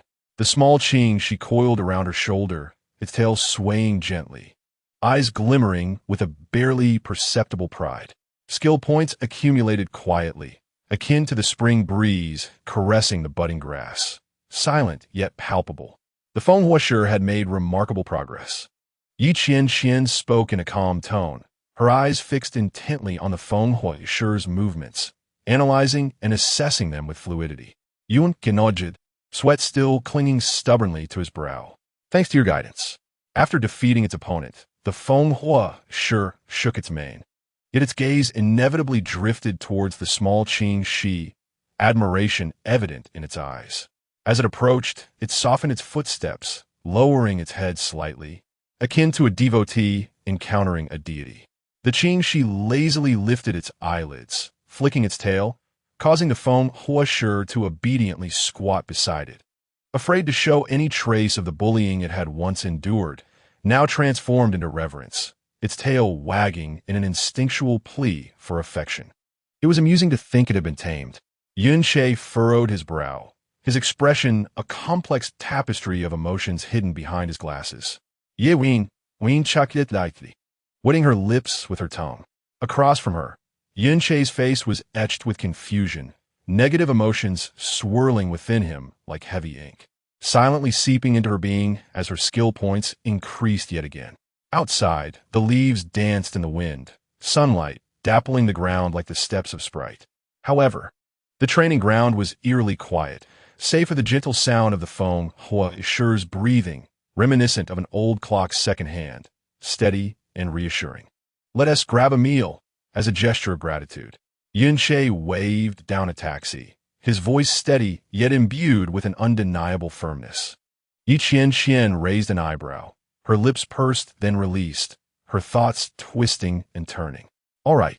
The restaurant exceeded her expectations in opulence, adorned in a Napoleonic style, with crystal chandeliers refracting a spectrum of colors above.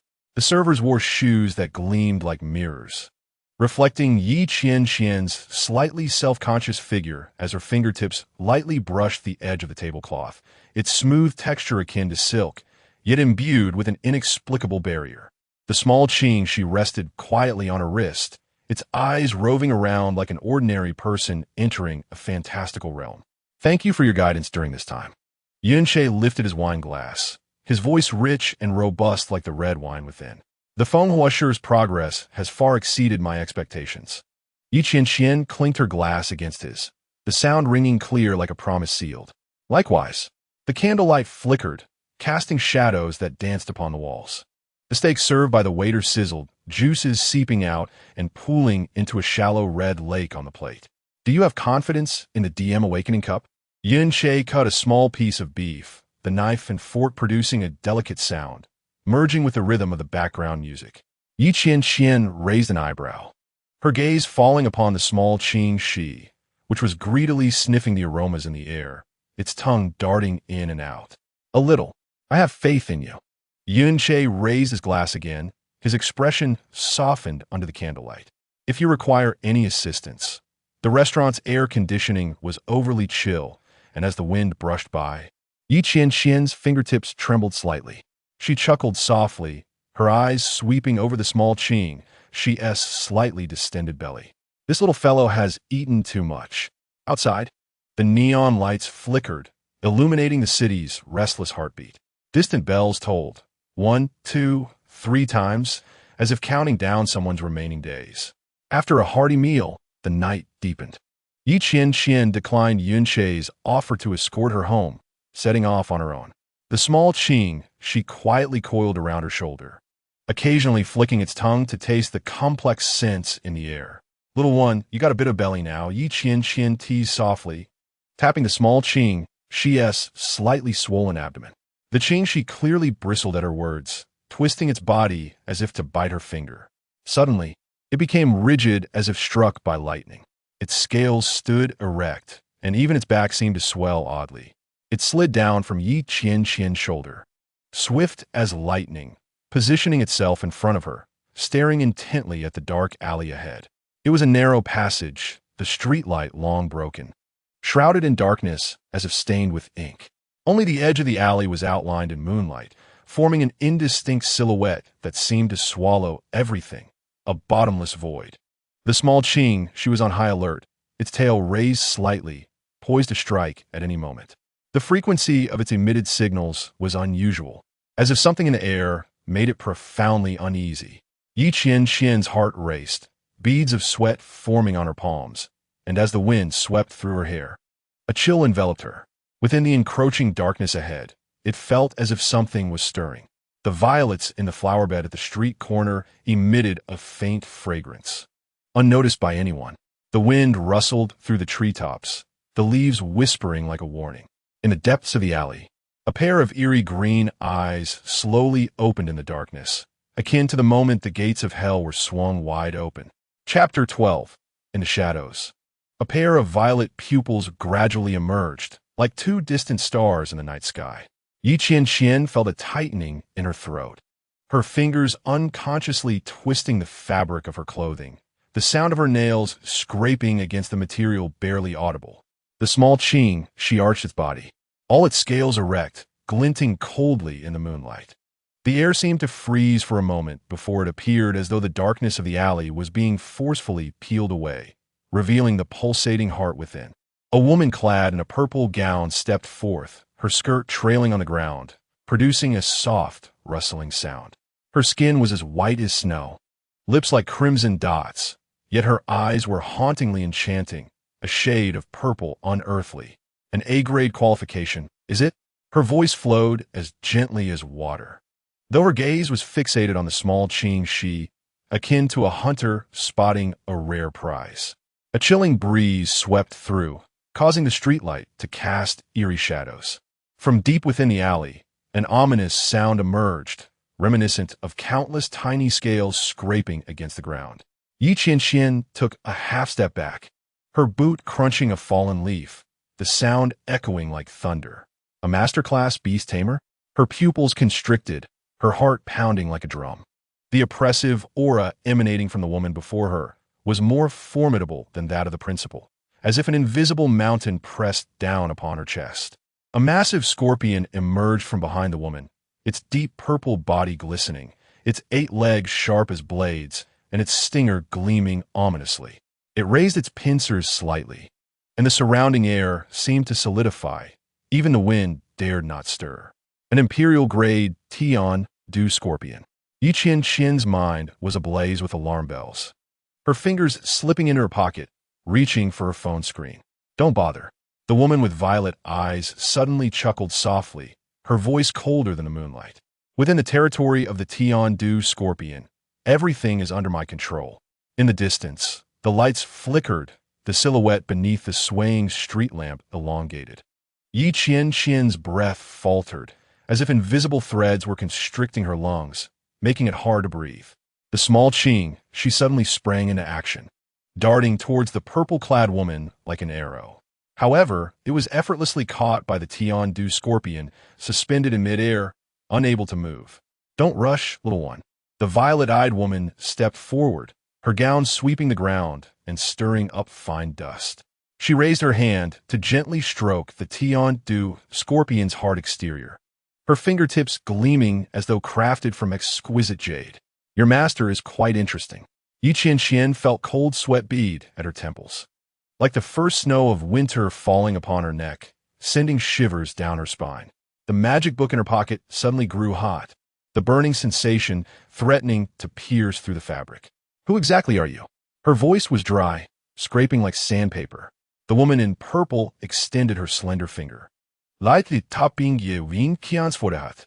To tell you this would be a pity. In a flash, an invisible wave of mental energy surged toward Qianqian, threatening to drown her consciousness. The magic book in her pocket suddenly radiated a brilliant light, golden rays weaving and intertwining, forming a protective barrier around her. How could it be? The woman in purple's eyes flickered with a hint of astonishment, which swiftly transformed into intrigue. What an interesting little girl. Qianqian's gaze met the pair of violet orbs, as the evening breeze tousled the strand of hair that fell over her forehead, revealing a slightly flushed cheek. Such beautiful eyes, she exclaimed uncontrollably, reminiscent of the awe felt upon witnessing a sky full of stars in her childhood. A barely perceptible ripple passed through the purple-clad woman's eyes, akin to a stone cast into a tranquil lake. The coldness on her face diminished slightly, replaced by a trace of confusion between her brows. What did you say? Your violet pupils are so beautiful, Qianqian murmured, emboldened by a waft of floral fragrance that drifted from afar, like the stars, or perhaps like lavender. The evening breeze stilled, and even the swaying lights paused for a few seconds. The woman's demeanor softened, akin to ice beginning to thaw. Do you truly find my eyes beautiful? Her voice remained icy, yet it concealed a subtle hint of anticipation, like a current flowing beneath a frozen surface. Under the dim yellow light, the violet pupils sparkled with an unusual radiance, seemingly shrouded in a mist. Qianqian suddenly realized that perhaps they masked a long-hidden pain. Indeed, she replied with unwavering confidence, her tone warm as a breeze in May. I have never encountered such unique eyes, like violets, truly beautiful.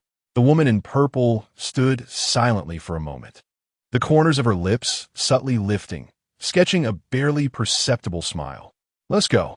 She turned, her skirt swirling dramatically like a blooming purple flower. Tonight, I do not see you.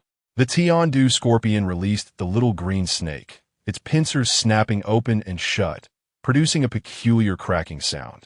The little green snake quickly darted back to Qianqian's side, still vigilantly watching the immense purple creature. Wait!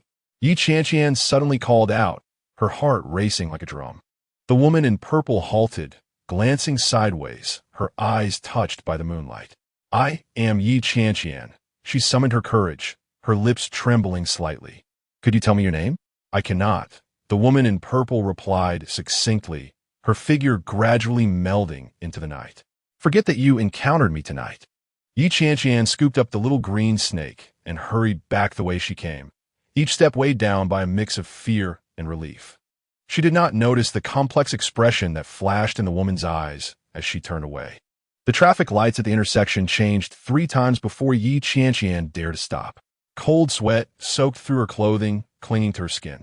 The little green snake coiled around her wrist, gently nudging her pulse in a soothing manner. Finally escaping, she took a deep breath. Yet her gaze could not resist looking back at the darkness. A surge of inexplicable courage welled up within her. Perhaps it was the relief of surviving a perilous encounter, or a pure rebellious spirit. The Qianqian scorpion is utterly hideous, not worthy of a beautiful sister. She shouted into the distance, her voice slicing through the night sky. As soon as the words left her lips, Qianqian turned and ran, her steps light like a rabbit fleeing for its life. The wind rushed into her ears, carrying with it a wave of exhilarating laughter. Suddenly, a notification sound from the system echoed. The numbers flashing left her dumbfounded. 1,000 points of negative emotion value. Heavens! Qianqian covered her mouth, her eyes narrowing into slits from laughter. It appears we have provoked an extraordinary figure. The little green snake's eyes sparkled with excitement, its tail wagging joyfully as if thrilled by this unexpected gain. The woman in purple stood high above, gazing at Qianqian's retreating figure, her eyes shimmering with an enigmatic light. Such an interesting little girl, she mused, her tone imbued with an uncommon softness. Your Highness, that girl just called me ugly. The Qianqian scorpion's voice was hoarse and gravelly, brimming with fury. Ha! The woman in purple chuckled lightly, twirling a strand of hair around her fingertip. You are indeed ugly. The Qianqian scorpion let out a woeful screech, its tail drooping despondently like a child wronged by fate. And the woman in purple's gaze suddenly turned icy, focusing on a shadow. Tell that one behind you that my words hold weight. That girl is not to be touched. A soft sigh emanated from the shadow, followed by the faint sound of footsteps that gradually faded away. You are becoming increasingly enigmatic, a low voice floated from afar. The wind rose, swirling a few fallen leaves into the air. The woman in purple gazed at the wanted poster bearing her likeness, a cold smile curling at the corners of her mouth. Qianqian scorpion, she whispered, her voice swallowed by the night breeze. What an ugly name. In the distance, a stray cat perched atop a wall, its tail tapping rhythmically against the brick surface, its gaze fixed upon the intersection. It stretched lazily before curling back into its original position, an old wind chime swaying and producing a few mournful sounds. The wind swept through the narrow alleyways, dispersing not only the mustiness but also the tension from the earlier confrontation. Qianqian's silhouette had long vanished into the night, leaving behind a trail of laughter that rang like silver bells against the heart of the Qianqian scorpion, infuriating it as its tail quivered and pincers clacked ominously. The lights of the neighboring tavern flickered on and off as a singer crooned love songs throughout the night. The rustling of fallen leaves obscured footsteps, burying secrets that should remain unspoken. The Qianqian scorpion gazed into the distance, its fingertips gently caressing the corners of its eyes. Reflected in its violet pupils was the moonlight, imbued with a softness never before seen. Is it merely a pair of violet eyes that some might find beautiful? Chapter 13. The light at the entrance of the Public Security Bureau was ghostly pale, resembling a will-o'-the-wisp. As Qianqian pushed the door open, her palm slipped on the handle, leaving behind a damp mark. The clock indicated 11:40, each tick of the second hand resonating like a hammer on her heart. Inside the duty room, a police officer looked up, the furrows on his brow more bitter than the cold coffee on his desk. Miss, why are you here at this late hour? Help! I need help. Qianqian's voice was hoarse, unrecognizable to her own ears, as if a fire raged in her throat. The Qianqian scorpion is after me. The officer quickly jabbed his pen into the report, creating an ink blot that seeped through the paper like a blooming black flower. He stood up so swiftly that the chair barely protested, his fingers instinctively reaching for the firearm at his waist. The little green snake pressed against Qianqian's neck, its cool scales akin to a lifeline. Please sit down. Don't panic. The officer guided her into the inner chamber, handing her a cup of hot water, the warmth just enough to soothe her stiffened palms. Qianqian's trembling fingertips glided across her phone screen, the sound of the send button pressing down heavier than usual. Principal Lin, I need help. Public Security Bureau. The Qianqian scorpion. The moment the phone screen dimmed, a motorcycle roared past outside, its tail lights leaving two blood-red trails in the darkness. Do you need a doctor? The bureau chief, Song Fan, entered, the shadows under his eyes deepened by the light. Yet his fingers remained steady as a seasoned marksman. Qianqian shook her head, her throat constricting as she swallowed the delayed fear. The chair was hard, the edge pressing painfully against her thigh, yet she appreciated the discomfort as it proved she was still alive. The little green snake roamed through her fingers, its comforting presence more potent than any words. Unloved, a voice shattered the silence, startling Qianqian so much that her bowl of noodles nearly toppled over, splattering hot broth onto her fingers, reddening them, yet she dared not make a sound.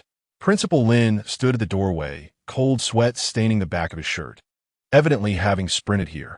His gaze swept from the bowl of noodles to Qianqian's face, his brows furrowed tightly, as if he could crush a fly.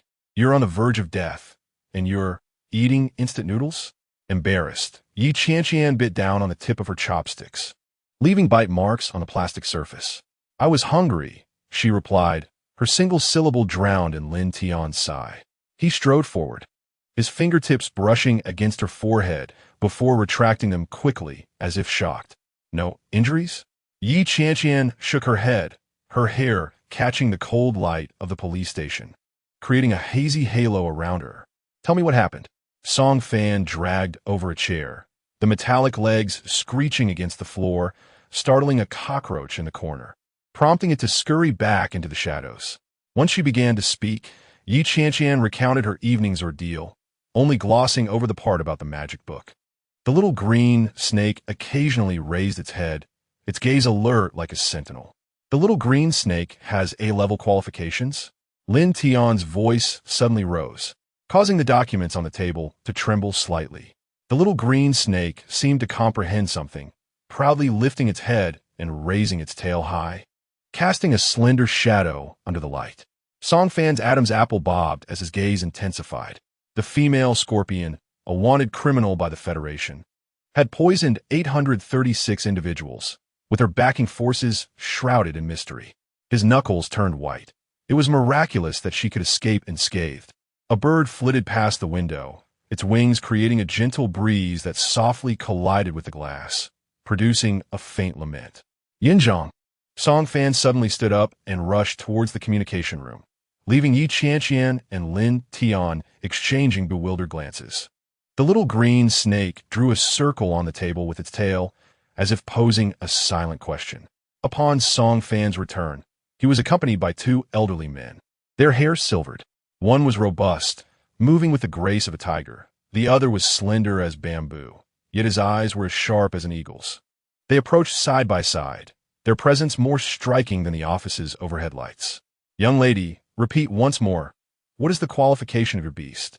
The robust elder's voice boomed, startling the second hand of the wall clock into what seemed a momentary halt. Qianqian's throat tightened as she softly replied, a grade.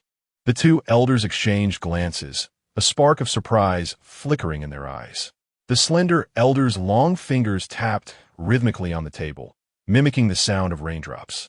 Guangnan Lufeng Academy? The robust elder stepped directly towards Lin Tian, revealing a victorious smile before a response could be offered. The girl must stay in Guangnan after graduation. I will personally arrange a special position at the Beast Research Institute. Impossible. The slender elder's voice cut through the heavy air like a blade. She should go to the Federal Center City. The two men were poised for confrontation, their auras clashing and stirring an invisible turbulence, as if they were on the verge of striking each other.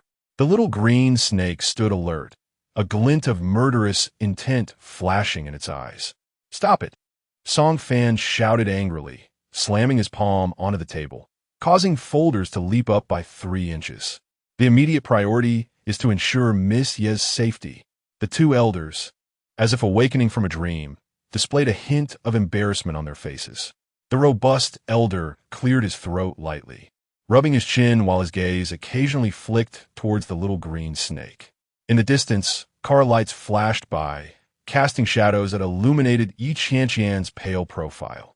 She gripped the little green snake tightly, her knuckles turning snowy white, yet her heart felt warm as fire. On the way home, the streetlights elongated the shadows of the 2 police cars ahead and behind, forming 2 dark barriers that encased Qianqian securely within. Your family will arrange for plainclothes guards for a week. Song Fan personally escorted her to the ground floor, his voice steady as stone, though his gaze was as complex as the sea. The special operations team dispatched by the Federation will also take over the investigation. Ye Vianyan nodded, her eyes scanning the dim corners for hidden figures, a subtle sense of security rising within her. Yet, the little green snake remained vigilant, its eyes glowing with a faint green light in the darkness. Thank you. Her voice was light as a feather, yet it landed heavily on Song Fan's heart. He raised his hand, his fingertips casting a mottled shadow under the light. The Federation places great importance on you, and it. His gaze fell upon the little green snake, his pupils narrowing and then expanding. The motion sensor lights in the corridor were malfunctioning. Each floor required navigating a stretch in darkness. Qianqian was familiar with the path. While the little green snake anxiously coiled tighter around her wrist, its cool scales pressed against her pulse, sensing each rapid heartbeat. As the door closed behind her, Qianqian felt as though all her strength had drained away, leaning softly against the door panel, the coolness against her back oddly reassuring. The little green snake slid down from her neck, making its way to the coffee table, its eyes blinking as it gazed at her, seemingly concerned. "I am too weak," she murmured, her nails digging deeply into her palm, leaving crescent-shaped marks. Outside, the moonlight poured through the half-closed curtains, casting a silver boundary on the floor. Qianqian sat on the edge of her bed, her palm gently caressing the magical book in her pocket, a wave of unprecedented crisis washing over her. If the magical book were discovered tonight, this thought pierced her heart like a sharp knife, drawing forth a cold sweat. Ye Qianqian inhaled deeply, the air laced with a faint floral scent. Was it from the spider plant on the windowsill or the freshly changed laundry detergent? The wall clock's second hand past 12, ushering in a new day. The little green snake slowly climbed on her lap, its head nudging against her palm, as if offering comfort, yet also inquiring. "We must grow stronger." Qianqian's voice was low, yet it ignited a fire in the darkness. Only by becoming strong enough could she protect her family and each other. The little green snake seemed to understand her determination, rising upright, its eyes shimmering with a unique brilliance. It climbed onto Qianqian's shoulder, gently licking her cheek, its tongue leaving a cool touch yet warming her heart. In the distance, the church bells rang out, once, twice, thrice, like the gears of destiny beginning to turn. Qianqian closed her eyes, feeling the intertwining heartbeats of the little green snake and her own, forming a wondrous resonance. "Let us strive together, shall we?" she whispered, her fingertips softly brushing the little green snake's head. The little green snake nodded vigorously, its eyes reflecting a steadfast promise. It quietly resolved to seek out those wild, extraordinary creatures for practice tonight. Only by growing stronger could it safeguard the master who bestowed its life with meaning. Tomorrow, the registration for the DM Awakening Cup closes. Qianqian's lips curved into a determined smile, her nails digging into her palm before releasing. The little green snake's tail gently swayed, seemingly anticipating something. The moonlight from afar pierced through the clouds, illuminating a corner of the room, casting Qianqian's resolute profile in sharp relief. The flames in her eyes quietly burned in the deep night, illuminating the unknown path ahead. A gust of wind rustled the branches and leaves outside, as if applauding her resolve in this moment. The warm yellow glow of the bedside lamp resembled a small sun, guarding the dreams of this master and pet duo. The little green snake's eyes flashed with a shadowy gleam. The training grounds had been determined. It was time for the extraordinary beings of the night to witness true power. Chapter 14. The morning light crept around the street corner as Qianqian stood before the DM tower, gazing up at the glass giant piercing the clouds. A spiraling letter on the sign gleamed brightly under the sunlight, as if brought to life, dazzling the eye. The little green snake coiled around her wrist, its head held high, reflecting the symbol of power and wealth, its scales glimmering with a subtle green light in the morning sun. "Let's purchase some skill discs," Qianqian softly told the little green snake, her fingertips stroking its head, the cool, smooth texture warming her heart. At the entrance of the building, two security guards in black uniforms stood like sentinels. Their muscles bulged, their gazes sharp as eagles. The walkie-talkies at their collars crackled with intermittent static like distant warnings. Qianqian instinctively tightened her backpack straps, her steps hesitating slightly. "Stop!" The guard on the left extended an arm, stout as the branches of the old locust tree at the corner. "Beast inspection." The little green snake tensed, its scales slightly raised, its tongue flicking in and out, the air thick with an undercurrent of gunpowder. "Scan." The guard on the right held up a silver device, its cold light sweeping over the little green snake, emitting a series of beeps. He frowned, then relaxed, degrade. "Pass." Qianqian secretly exhaled in relief, the cold sweat on her fingertips dampening the little green snake scales. The truth of the A-grade qualification had been concealed by the system. It was her trump card and her secret. The two guards stood like statues at her side, their arms bulging with veins, clearly having backgrounds as boxers. Qianqian could even imagine them sweating profusely in the ring. However, for now, they merely coldly scrutinized each guest entering or exiting. The hall was vibrant with light, the cacophony of voices surging like a tide. Qianqian felt a slight pain in her eardrums, while the little green snake peered out, its eyes sparkling with curiosity. The extraordinary enhancement zone is on the 3rd floor.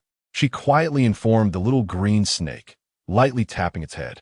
As the elevator doors opened, a burst of colorful neon lights flooded in, causing Qianqian to involuntarily squint.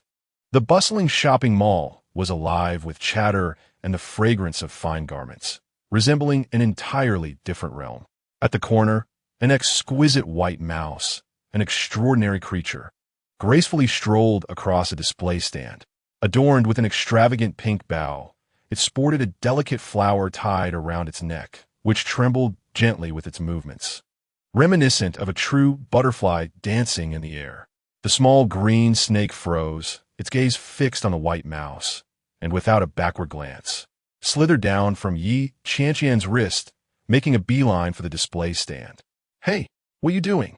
Ye Vianyan exclaimed, hastily pursuing it and nearly tripping over a middle-aged woman clutching cat food. The small green snake had already ascended the edge of the display stand, facing the white mouse. Its eyes blazed with fervor, and the tip of its tail quivered slightly, as if to say, "I want that too." Ye Vianyan chuckled helplessly, tapping the small green snake's head with her fingertip. "First, we need to acquire the skill discs. That's more important."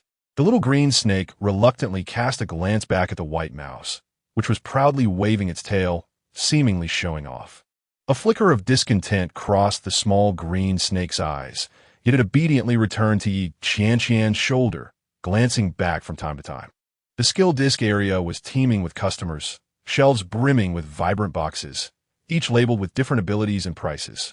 Qianqian's eyes brightened, and her steps quickened involuntarily. "Assistant, could you please fetch me the stealth and agility boost discs?" She called out to a uniformed staff member, her tone infused with urgency and anticipation. The 2 discs together cost 4,000 yuan, and as her fingers brushed against her wallet, she felt a pang of regret. The small green snake looked up at her, its eyes filled with inquiry and longing. "It's worth it, little one," she softly reassured, gently stroking the small green snake's scales.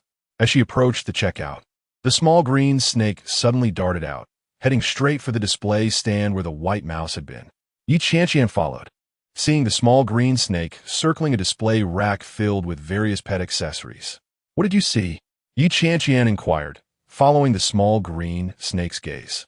There hung several bows identical to the white mouse's, pink, blue, purple, everything one could imagine.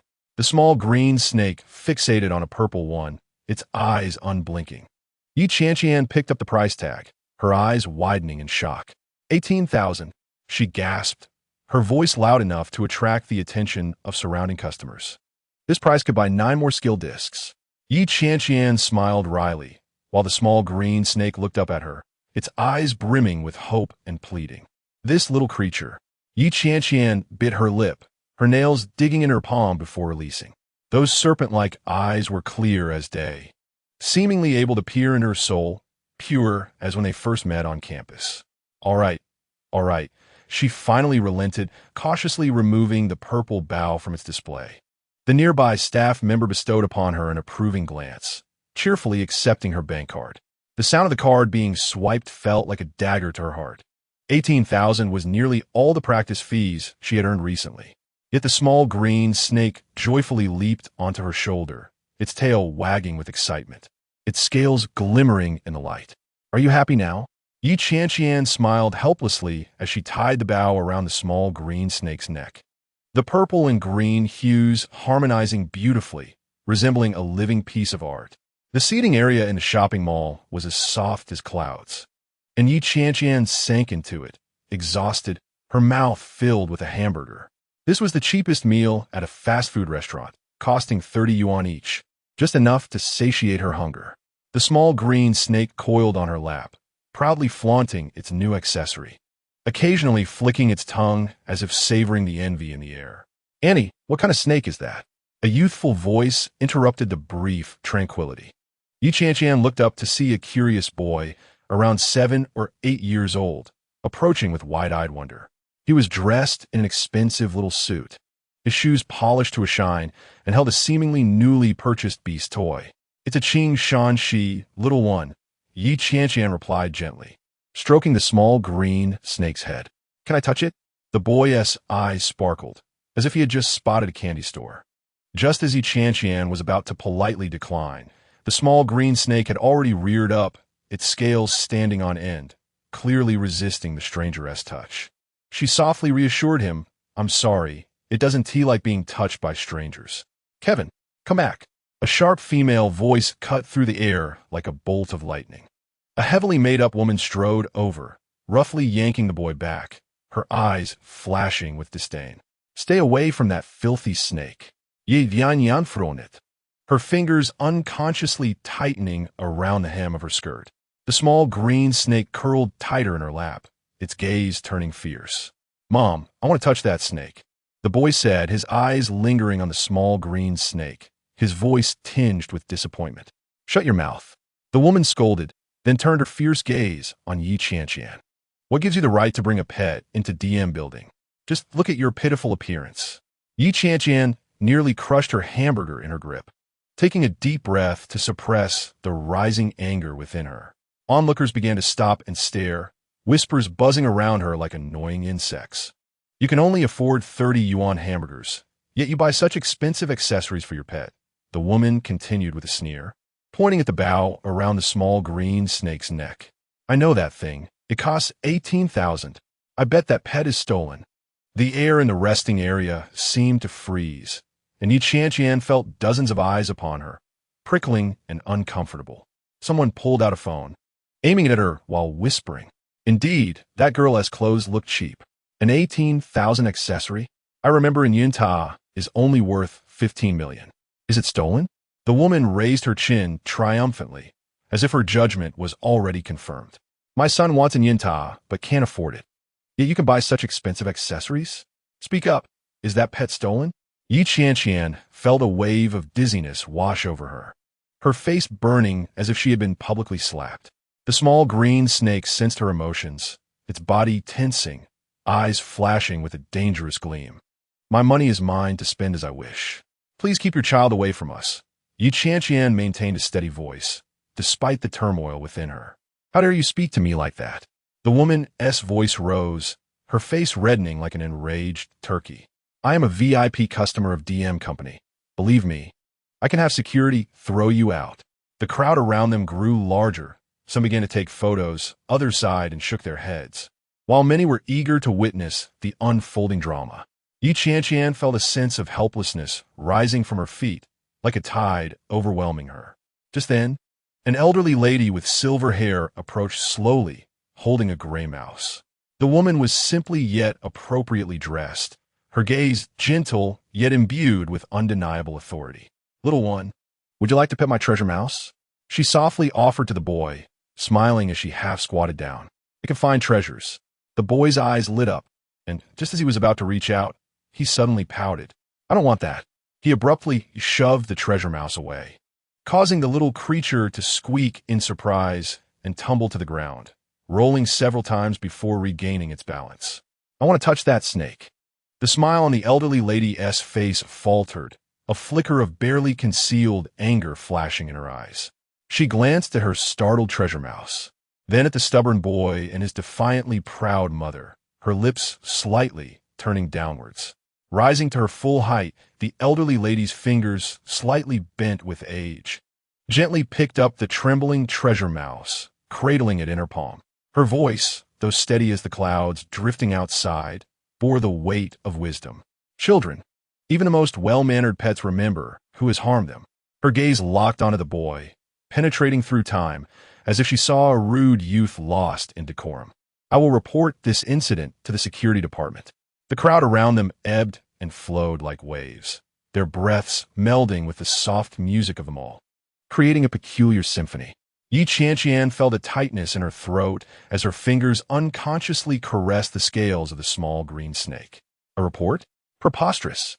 The woman's voice rose sharply as she roughly shoved her son, accusing him of being useless, unable to even touch a snake, suggesting he might as well be dead. The boy stumbled backward, his knee colliding with the edge of a chair, producing a dull thud. The air conditioning in the restaurant whirred, the cool breeze slicing against her cheeks like a knife. Memories suddenly surged back, transporting her to her grandmother's kitchen, where boiling water danced in a pot. A constant warmth akin to spring. Qianqian blinked, and that image faded away once more. The woman raised her hand again, her nails glistening red under the light. Security rushed over, and the crowd fell silent. Yet, unexpectedly, the small green snake darted from Qianqian's shoulder, its tail slicing through the air with a taut whistle. What was it doing? Capture it! The woman screamed, her voice piercing like shattered glass. The snake made a strange turn in midair, its purple bow tie fluttering in the wind. It did not lunge at the woman or the child, but fixed its gaze on the empty space above the woman's head. What did Qianqian realize? The small green snake had seen something? She murmured, her nails digging into her palms. The artificial plants in the mall swayed slightly beneath the air vent, their leaves reflecting a cold light, untouched by human hands. The small green snake suddenly stiffened, launching toward the space about half a meter above the woman's head. It halted mid-air, as if treading upon an invisible staircase. Gasps rippled through the onlookers, and some began to raise their phones to record. Air step? Qianqian's eyes widened, her heart thundering. Bang! The small green snake collided with the seemingly empty area, a chilling shriek resonating throughout the restaurant. A blurred outline materialized in the air, like a sudden reflection appearing in water. It was a translucent, spherical creature roughly the size of a football, its surface adorned with tiny, writhing tendrils, each one twisting in agony. Yo Montak! The old lady exclaimed, her treasure-hunting mouse trembling in her palm. It was a phantasmic beast. Yo-Yo Mo struggled to escape, but the small green snake, faster than lightning, coiled around it, executing a graceful arc in midair, wrapping itself around the fleeing Yo-Yo Mo. They twirled in the air, resembling a bizarre waltz. The sound of howling wind filled Qianqian's ears, sending a shiver down her spine. Binding entanglement. She recognized the technique, her heart swelling with joy. The small green snake tightened its grip, Yo-Yo Mo's tendrils flailing in pain, producing a sound akin to a deflating balloon. Pop! Yo-Yo Mo's skin reached its elastic limit, exploding into countless glowing specks that dispersed into the air.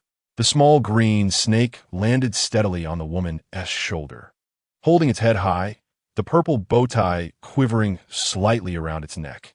The woman suddenly clutched her head, stumbling back a few steps. What is happening to me? She muttered, bewildered, her gaze falling upon the bruise on her son's knee, her eyes filled with terror. Kevin, how did you get hurt? The boy's voice cracked, tears welling in his eyes.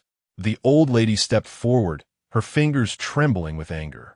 Madam, your actions constitute child abuse. She pulled out her phone. I must report this. Wait. Qianqian interjected suddenly, her tone gentle yet firm. She was manipulated by Yo-Yo Mo. Yo-Yo Mo was a transcendent creature capable of controlling human emotions. Her actions were not entirely her fault. A light flickered on one of the chandeliers, unnoticed by anyone. The security captain frowned, the walkie-talkie in his hand crackling with static. Little girl, how can you be so certain? Qianqian pointed to the small green snake, which proudly raised its head, its tail rhythmically tapping the woman's shoulder, seemingly boasting of its achievement.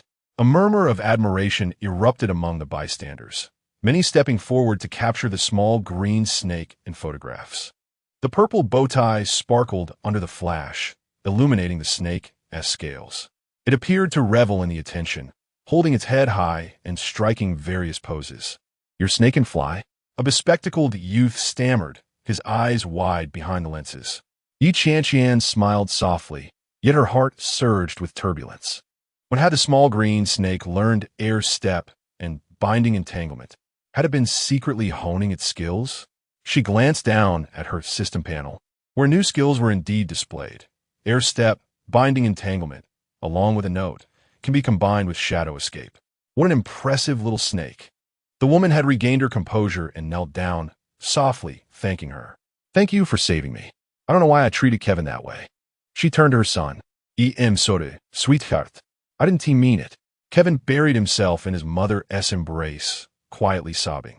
As Qianqian witnessed this scene, an inexplicable warmth washed over her, a bond enveloping her heart like a soft blanket. It felt as though her grandmother's gentle reminders echoed in her ears, distant yet clear. People began raising their phones, snapping pictures of the small green snake fervently.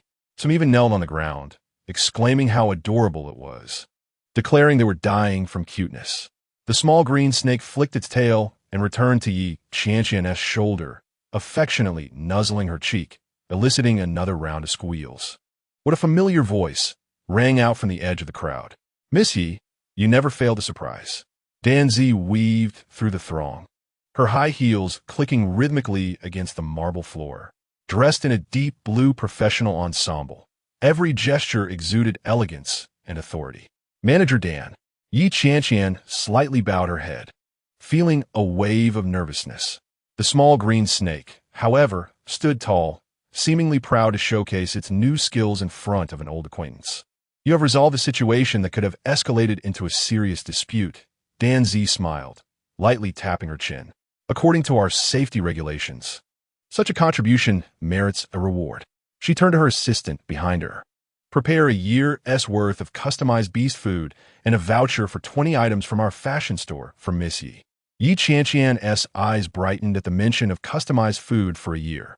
No longer would the small green snake need to worry about not getting dried fish. Just as she was about to express her gratitude, the mall's security captain approached, his gaze fixated warily on the small green snake. "Is this truly an ordinary Qianqian snake?" he inquired, his voice low and sharp as a blade. "I have encountered many Yin snakes, most of which are temperamental and never approach humans.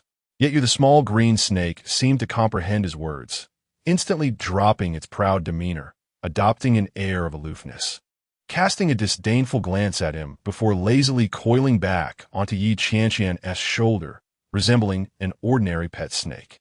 A flyer, caught by the air conditioning vent, fluttered and spun 3 times before landing. Captain of Security, Danzi turned, a slight smile gracing her lips, yet her eyes held an undeniable authority. "Do you know why I became the manager of DM Company, while you remain merely a security captain?" The captain's expression shifted, falling silent. "Not knowing is precisely the point." Danzi's voice was sweet, yet carried an unyielding chill. She turned to Qianqian, beaming. "Monsieur, I look forward to your participation in our DM Awakening Cup. The prizes and vouchers will be delivered to the address you registered tomorrow." The mall's announcement system suddenly blared, reminding customers to remain vigilant. The old lady and her treasure-hunting mouse had quietly departed, leaving behind a faint herbal scent and fading shadows. The sun dipped below the horizon, neon lights flickering to life outside.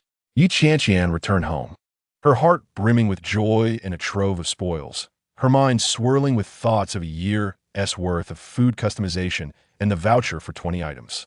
The small green snake coiled around her knee, the purple bow tie accentuating its vibrant spirit.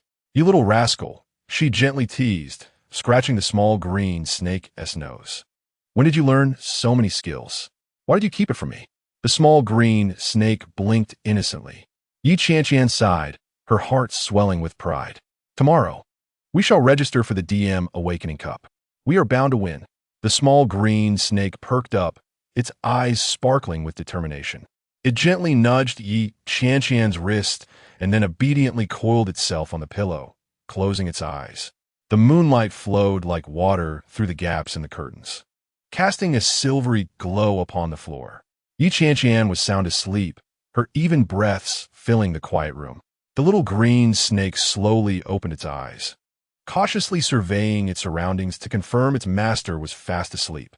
It slithered silently off the bed, slipped through the partially opened window, and vanished into the night. Deep within the alleys, a group of wild, extraordinary beings awaited their king with impatience. Tonight's game was just beginning.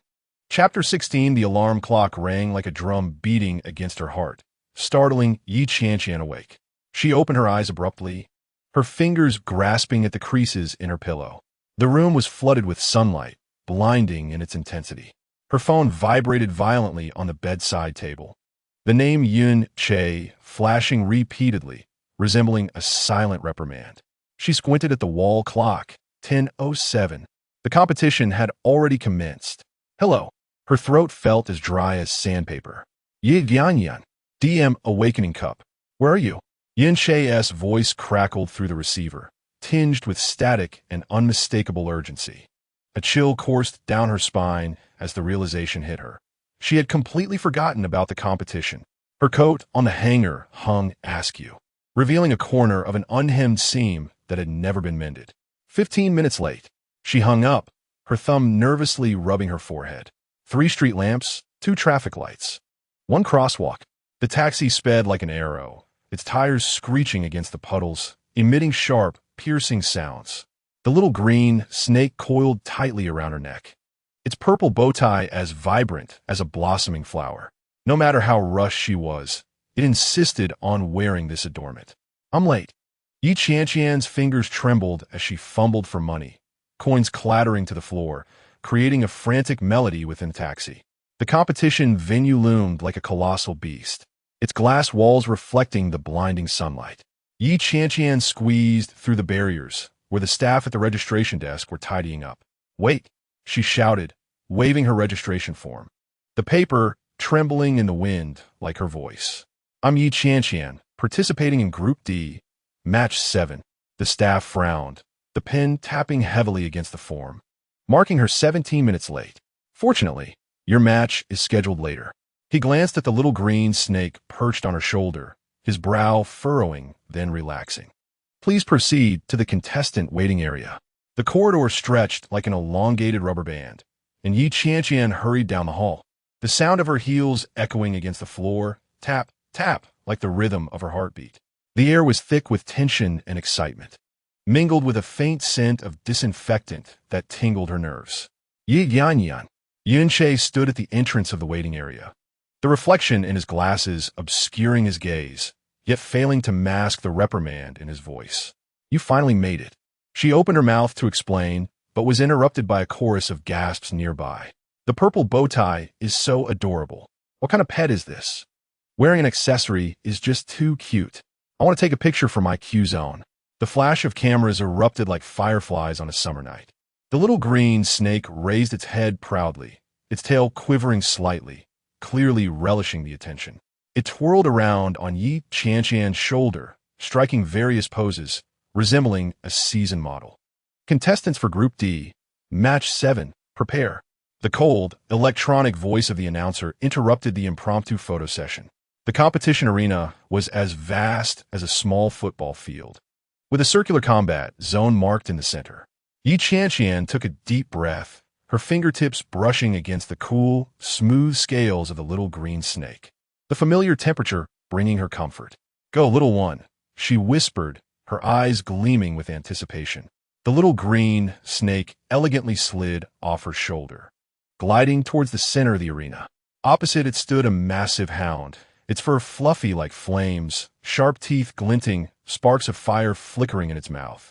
A fire-type pet. Begin. At the moment the referee's flag dropped, the hound roared and lunged at the little green snake, scorching the floor beneath it. Gasps erupted from the audience. Some covered their eyes, unable to witness the scene of a small snake being torn apart by a fierce dog. However, the little green snake moved astonishingly fast, dodging and weaving, curling and twisting in one fluid motion. It shadowed its opponent, tracing a graceful arc in the air, wrapping around the hound's back, its tail snapping like a whip against the hound's vulnerable abdomen. Aru! The hound howled in pain, arching its back before crashing heavily to the ground, struggling to rise, only to be swiftly ensnared by the little green snake around its neck. The snake's tongue flicked gently in its ear, causing the hound to tremble violently, its pupils constricting, and it promptly conceded defeat. 3 seconds. The astonished voice of the commentator echoed throughout the venue, marking the fastest victory of the day. Thunderous applause erupted from the audience, flashes of cameras igniting the atmosphere. The little green snake held its head high, the purple bow tie on its neck fluttering slightly, radiating a sense of pride. In the subsequent 4 matches, the results were almost identical. 9 seconds, 7 seconds, 5 seconds, 4 seconds. The opponents barely had time to react before the little green snake defeated them with a series of astonishing techniques. It left phantom images in the air at times and, like a ghost, pierced through their defenses with dazzling moves that left the spectators awestruck. Is this truly a D-level pet? One spectator marveled. It's like watching an acrobatic performance. Another girl with popcorn exclaimed excitedly. Yuan-Che stood in a corner of the stands, his pupils slightly constricting behind his glasses. What did he see? The training results exceeded expectations. He handed Qianqian a bottle of water, his voice calm as a still lake, yet unable to conceal his astonishment. If I'm not mistaken, 20 days ago, the little green snake could only perform basic attacks. Qianqian accepted the bottle, her fingertips accidentally brushing against Yuan-Che's hand. A chill, yet softer than she had anticipated. The wind swept across the training ground, carrying a hint of osmanthus fragrance. It suddenly reminded her of the osmanthus tree in her childhood backyard. Every autumn, her grandmother would tiptoe to pluck the flowers and brew a pot of fragrant osmanthus tea. It must be an extraordinary talent, she replied softly, her gaze fixed on the little green snake lounging in the sunlight at the other end of the training ground. Its tail swaying, the purple bow tie sparkling in the sun. The Fenghua lion sat nearby, gazing at the little green snake with admiration. It cautiously approached, resembling a bashful suitor, its mane subdued, appearing remarkably docile. The little green snake glanced at it, and the Fenghua lion immediately wagged its tail as if rewarded with a great prize. Snow Boss is a sycophant. Yuan-Che sighed, his expression complex behind the lenses. It had once disregarded his commands, yet now it obeyed a little snake without question. The lights of the training ground cast shadows on the floor, intertwining like a flowing river. With 5 hours of special training each day, Qianqian's wallet gradually filled, and her physical abilities significantly improved. She could feel the transformation of her muscle lines. Strength coursed through her veins like an invisible river. Yuan-Che made another request. Will you continue to be my sparring partner? 2,000 per hour, with unrestricted access to the training facilities. He paused momentarily, his gaze drifting outside. You and the little green snake have been a tremendous help to the Fenghua lion. Certainly, Qianqian nodded, a smile gracing her lips. The system notification echoed in her mind. Skill points had increased once again, far surpassing her training gains. In the late hours of the night, the moonlight cascaded like water. Qianqian stealthily followed the little green snake through the narrow alleys. It thought she was asleep, slipping out of the house, quietly, unaware that she had already sensed its nocturnal escapades. The little green snake flickered in the moonlight like flowing water, disappearing into the depths of the alley in an instant. Yidianyan hit behint a garbage holding herbidith. The air carried a hint of decay, mingled with the sickly sweetness of night-blooming jasmine, stimulating her senses. Strange sounds emerged from around the corner, hissing serpentine language interspersed with the low murmurs of other extraordinary beings. Qianqian peered around the corner, her eyes widening in astonishment. The little green snake, no longer just a little creature, had transformed into a colossal nether dragon, coiling majestically in the center of an open space, surrounded by at least 20 various wild, extraordinary beings kneeling in reverence. Amidst the vibrant assembly of creatures, one could find a flame mouse, the crystal lizard, grass-type spirits, and even a few rare shadow cats, all queuing up to engage in battle with the little green snake. Each skirmish lasted but mere seconds. Upon defeat, the extraordinary beings would obediently retreat to the side, allowing the next challenger to step forward. Was it honing its skills? Qianqian's throat tightened, her fingers instinctively clenched into fists.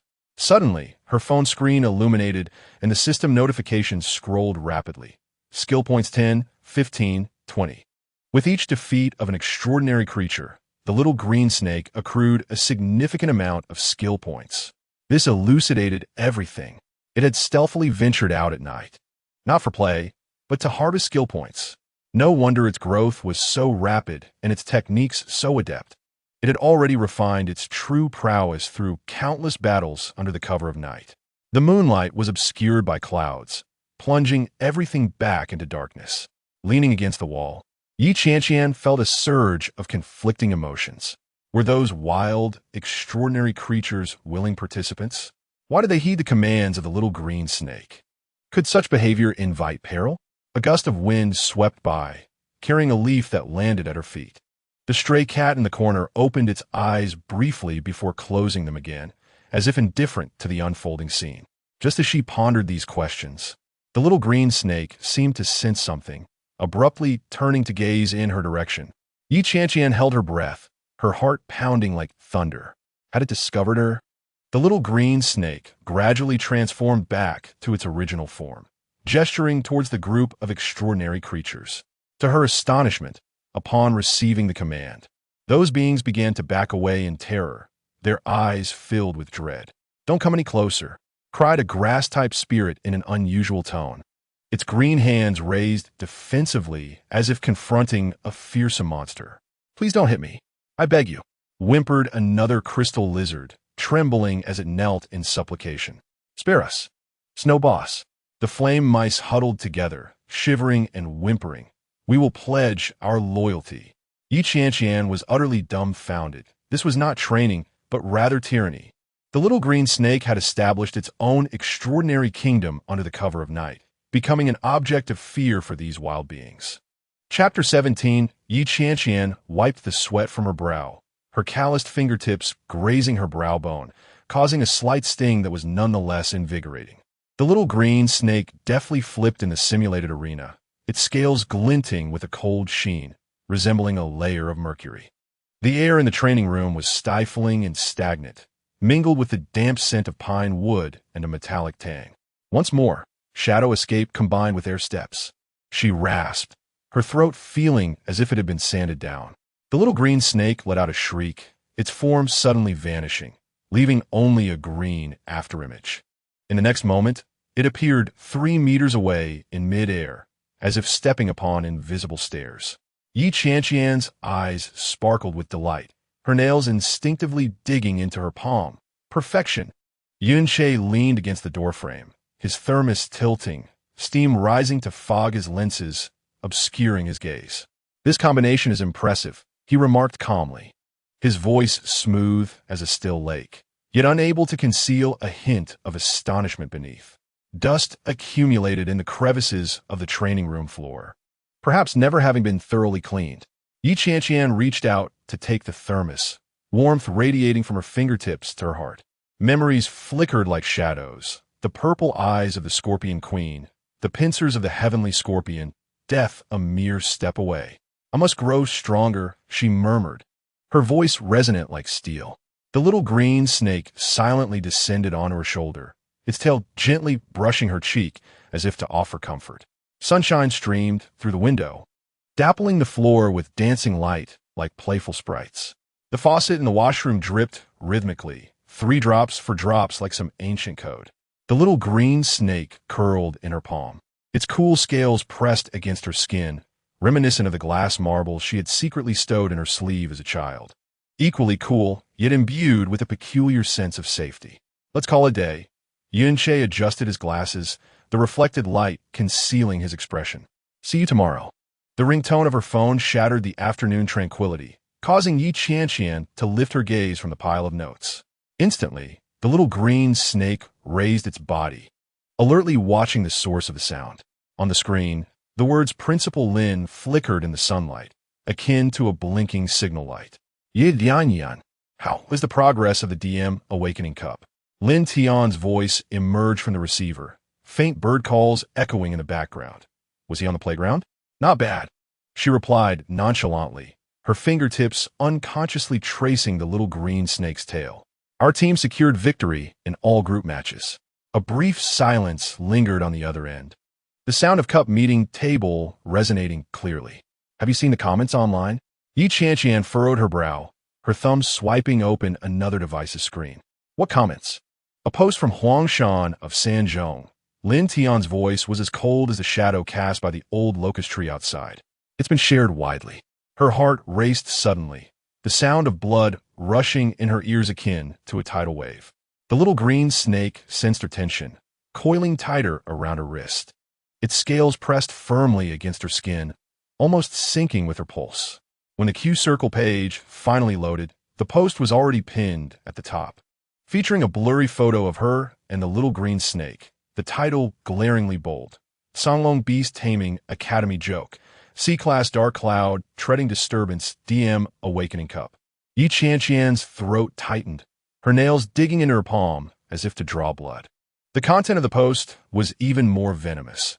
Qianqian's so-called Dark Cloud Treading is merely a C-Class entity with inherent deficiencies, limited potential destined to remain inconsequential. Is this the standard of Songlong Beast Taming Academy? Relying on sponsorship to showcase their beasts. Isn't that embarrassing? The author was identified as Huang Shan, an exemplary student from Sanzhong's beast taming department. The comments section overflowed with ridicule. When did Songlong fall to such depths? Is this what Dark Cloud Treading is? Hilarious. Songlong will probably drop out of the top 10 in the next college entrance examination. On the other end, Lin Tian's breathing remained steady, yet an undercurrent of restrained anger simmered beneath. Don't pay it any mind. His voice was like thin ice in winter, hard on the surface yet with turbulent currents beneath. After the college entrance examination, the school rankings will be rearranged and resources allocated. Sanzhong aims to step on us to elevate their position. Qianqian clenched and released her fists, her knuckles turning pale like a long-neglected plaster wall.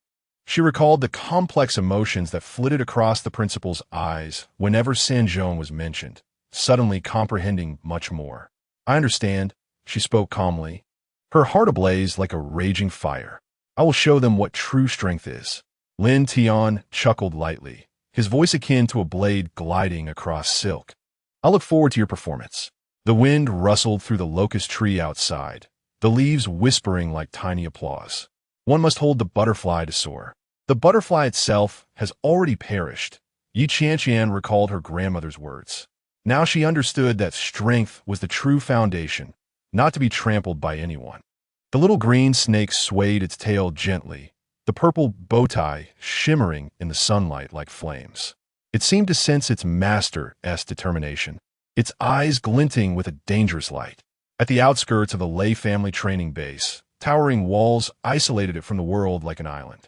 Within the indoor training area, a holographic projector was displaying footage of the DM Awakening Cup. Pause. A boy with pink hair raised his hand. The candy wrapper crumpled between his fingers like an unpressed pillow. The holographic image froze at the moment the little green snake soared into the air, its scales beside the purple bow tie shimmering under the light, as if alive. The boy spun the lollipop near his lips, a loud crack echoing as he bit into it. The crisp sound reverberating throughout the spacious training room. C-Class potential? He laughed, his tone reminiscent of a fledgling bird's chirp. 20 days of training to achieve this? Either a genius or a creature of exceptionally high potential. A metallic clatter interrupted, and a silver-haired elder wheeled over a cart, laden with an assortment of snacks. The mingling scents of lemon and syrup invoking salivation. Young master, what did you say? The elder leaned in slightly, his hearing not as sharp as it once was. That Huang Shan from Sanzhong is nothing but a clown, the pink-haired boy remarked, reaching for a piece of cake, cream smearing his fingertips, which he deftly licked clean. To not personally mock us lacks grace. The holographic projection continued to play, showcasing the little green snake's moves flowing like water, breathtakingly beautiful. The pink-haired boy squinted, a smile curling at the corners of his mouth like a crescent moon. Interesting. Could Songlong truly be harboring a treasure? The elder smiled faintly, the wrinkles at the corners of his eyes resembling an ancient chessboard. Young master, perhaps you should take a personal look? Unhurried, the boy with pink hair stretched lazily, his forearm inadvertently knocking over a teacup, leaving a damp stain on the table, which remained uncleaned. The fate of the DM Awakening Cup elimination round would soon be revealed. As night fell, the stars sparkled sharply like shards of glass. Qianqian clutched her laptop, fervently reviewing strategies, her eyes dry as if ground by fine sand. Suddenly, a small green snake slithered down from the windowsill and approached her, its gaze glimmering with anticipation. What is it? She inquired, setting her laptop aside and rubbing her temples.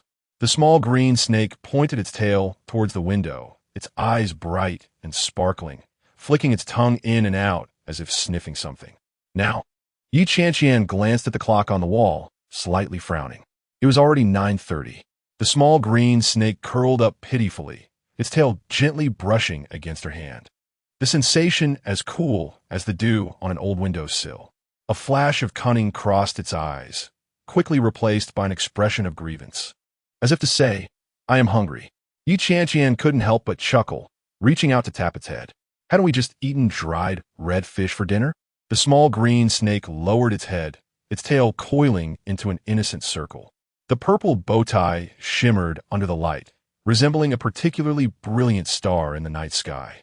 It gazed up at Qianqian, its eyes filled with yearning and expectation.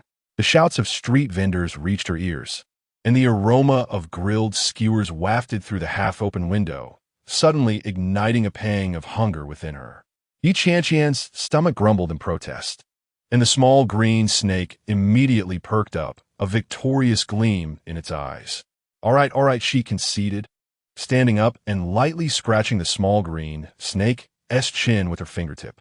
Just a moment, and I shall return promptly. The small green snake joyfully leaped on her shoulder, its tail playfully tapping her neck. The sizzling of oil echoed from 2 streets away, the air filled with the enticing scents of barbecued meat and candied chestnuts. Qianqian pulled out her wallet, sighing at the thought of being emptied once again by this little glutton. At the corner of the street, Old Wong's skewer stall was alive with flashing red neon lights. The warm yellow glow illuminating the sizzling meat skewers, with fat dripping onto the charcoal and sending forth a shower of sparks. The smoke from the charcoal stung her eyes slightly, and the scent of cumin and chili powder lingered at the tip of her nose. We celebrated my grandmother's 17th birthday right in front of this stall, where a drunken man spilled beer onto her skirt. Memories flickered like fleeting shadows, quickly fading back into silence. Old Wong, I'd like 20 lamb skewers, 10 beef skewers, and 5 chicken wings, Qianqian ordered, feeling the small green snake quiver with excitement on her shoulder, its purple bow tie gently swaying with its movements. Oh, it's you two again? Old Wong remarked, his smile radiant like the charcoal flames. Did you finish so much last time? Qianqian smiled awkwardly, unable to explain the astonishing appetite of this little creature.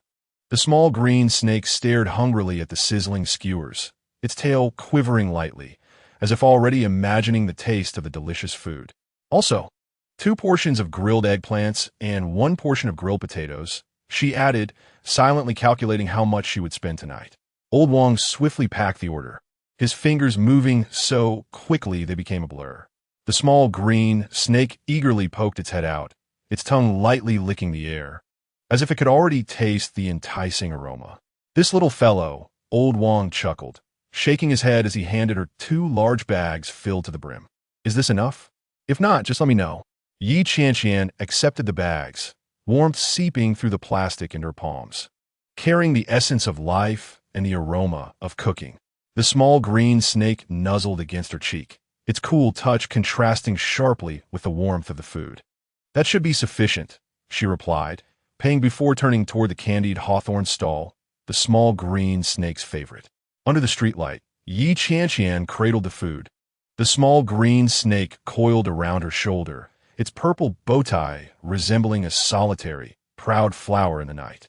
For a moment, she forgot the provocations of Huang Shan and the impending elimination round, lost in the tranquility and satisfaction of the present.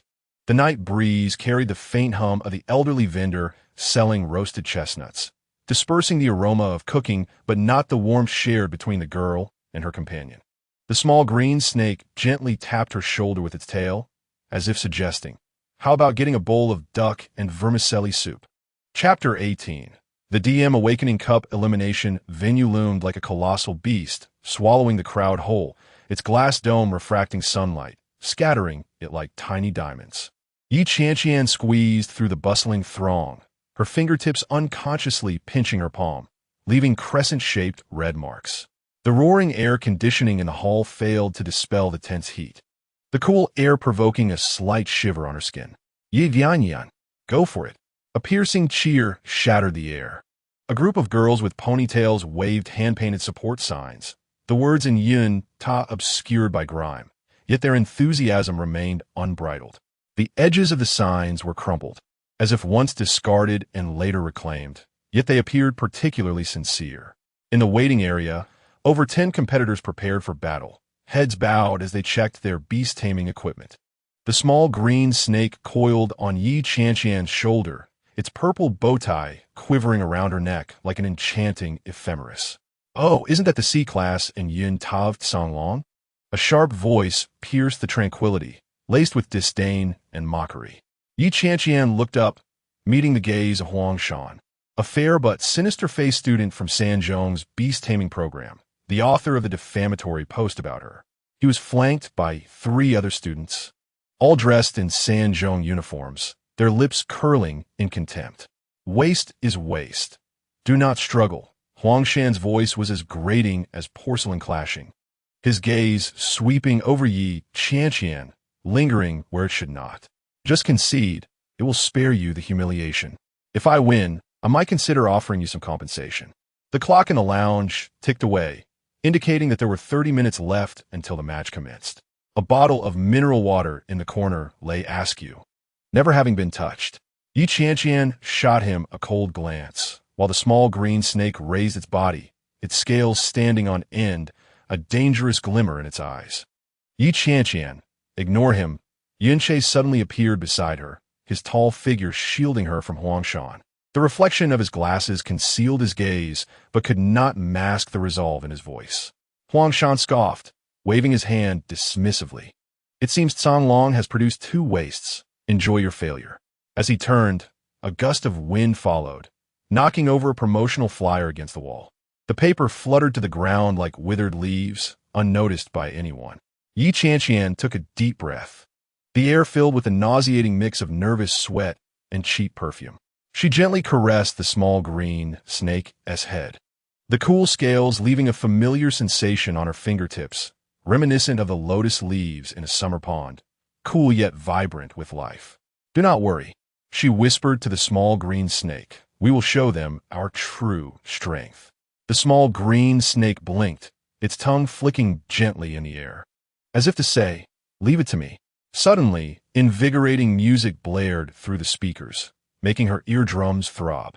"All competitors, please enter the arena for preparations." The electronic voice was cold and unfeeling, like a summons from another realm. The main arena was dazzling, the audience a sea of faces, their cheers crashing over her like waves. The giant screen cycled through the introductions of competitors, and each time Qianqian's image appeared, it elicited a fervent eruption of screams.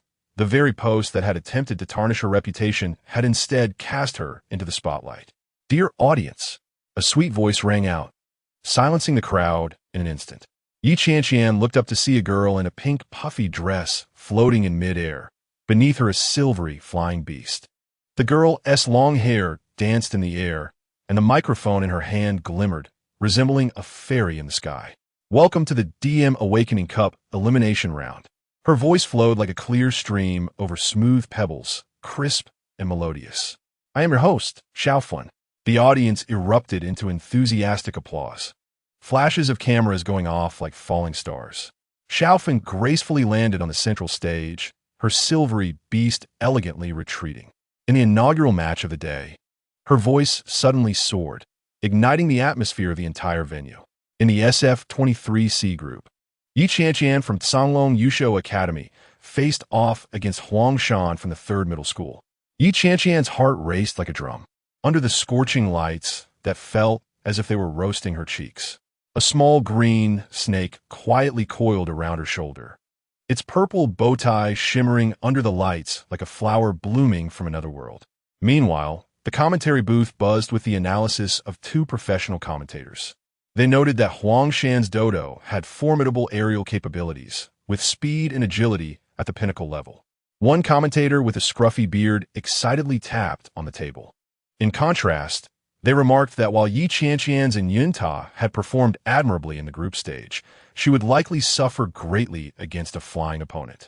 The other commentator's agreement was laced with an unmistakable bias. In the audience, the students from the 3rd Middle School and Songlong were distinctly divided, each brandishing support signs and cheering fervently. The barrage of comments in the online live stream resembled a downpour. "Go 3rd Middle School." crushed at Sanglong trash. Huangshan is incredible, and Yinta is simply not in the same league. How long can Yi Qianqian's sea-level companion last? Only a handful of comments offered encouragement to Yi Qianqian. With one particularly striking message, Yi Qianqian, don't be afraid. I see your strength. Voning. Yi Qianqian furrowed her brow. Wasn't he that a girl for her class? They had never interacted, yet she was speaking up for her in this moment. A warm current surged within her, reminiscent of winter sunlight spilling onto a frozen lake. Both competitors entered the arena. Xiaofen's voice brought Yi Qianqian back to reality. Huangshan strutted onto the opposing side, leading a massive dodo with jet-black feathers gleaming like satin, its sharp beak capable of piercing steel, wings spanning over 2 meters. It held its head high, its gaze filled with disdain, mirroring its owner's arrogance. Prepare to lose, country girl, Huangshan sneered, his voice just loud enough for Yi Qianqian to hear. I will show you what true strength is. Yi Qianqian offered no response, merely stroking the little green snake's head. The snake slid down from her shoulder and swam towards the center of the arena, its purple bow tie dancing lightly in the breeze. The size disparity was stark. The dodo loomed like a mountain, while the small green snake appeared as a flicker of azure lightning. Laughter and gasps erupted from the audience. Some began taking photos. Others shook their heads in dismay, while many were simply curious to see how this uneven confrontation would unfold. Is that little snake wearing a bow tie? How adorable! If it loses, I'll go comfort it. No way can take on such a large dodo. The commentators joined the discussion. This is the most unique beast ornament I've ever seen, but I fear that cuteness won't win the day. At the center of the competition arena, Xiaofen raised the flag, her voice ringing clear as a wind chime. The match is about to begin. The moment the flag fell, Huangshan immediately issued the command. Dodo ascend. Gain aerial superiority. The enormous dodo let out a cry, soaring into the sky, its black wings reflecting a blue-purple metallic sheen in the sunlight. It effortlessly reached a height of 5 meters, looking down at the small green snake below, its beak emitting a derisive clucking sound. See this? This is the gap, Huangshan declared triumphantly, surveying the surroundings as if victory were already his. Your little snake won't even get close to my dodo. Silence enveloped the arena as everyone held their breath in anticipation. The commentator, eager, interjected, It seems Huangshan has seized the initiative. How will Yi Qianqian respond to such an overwhelming height advantage? Yi Qianqian's lips curled into a mysterious smile, her eyes sparkling with mischief. She gazed at Huangshan and spoke slowly. I wonder if you've heard of aerial acrobatics? Before her words could fully settle, un stunning spectacle unfolded. The little green snake suddenly soared into the air as if lifted by an invisible force, tracing a graceful arc as it flew directly toward the dodo. The arena fell into stunned silence, quickly followed by an eruption of astonished gasps. Heavens! The snake can fly? What kind of skill is this? Impossible. How can Yinta fly? The commentator's voice cracked with disbelief. Incredible. Yi Qianqian's and Yinta can actually walk in the air. This is nothing short of miraculous. Huangshan's complexion turned as pale as a sheet, his eyes wide with disbelief. He trembled as he commanded, Dodo, attack. Quickly attack that snake. The little green snake, now airborne, moved with the grace of a fish in water, its purple bow tie fluttering like clouds, its scales glinting coldly in the sunlight. It left behind trails of afterimages in the sky, resembling a green dragon dancing among the clouds. In the audience, applause thundered and screams reverberated. Countless phones were raised high, capturing this historic moment. A flying snake rewriting the legend of the DM Awakening Cup. Chapter 19. Inside a hot pot restaurant, steam filled the air. The aroma of beef tallow mingling with the spiciness of Sichuan pepper, creating a culinary haze. Yi Qianqian fished out a perfectly cooked slice of fatty beef, her smile radiant as if she had just received a monetary reward. Cheers! She raised her drink, her eyes sparkling with the light of victory. Let us celebrate our advancement to the top 16. Yunshe elegantly clinked his glass, his gaze behind his glasses gentle as water. Voning Bruset. cautiously raising her cup as if afraid of damaging something precious. I didn't expect you to treat us, Yi Qianqian teased, casting a sidelong glance at Wuning, a mischievous smile playing at her lips. That comment in the live stream was from you, wasn't it? Wuning's face turned crimson like a tomato, her hands flailing as she nearly knocked over the soup bowl. She mumbled softly, I just thought you were really cool. Yin Shay cleared his throat, adjusting his glasses. Yi Qianqian's performance was indeed remarkable. That aerial maneuver surprised even me. The little green snake coiled on the back of a chair, its purple bow tie trembling slightly in the heat. It proudly straightened up, as if to say, that's right. Did you see that?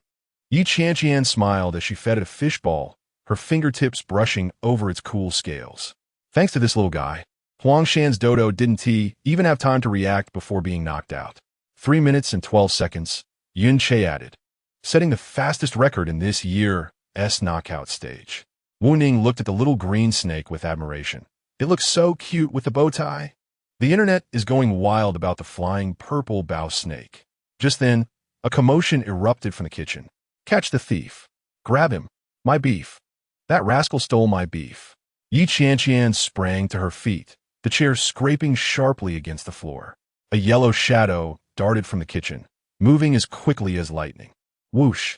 The little green snake immediately sprang from the back of the chair, tracing a graceful arc across the restaurant.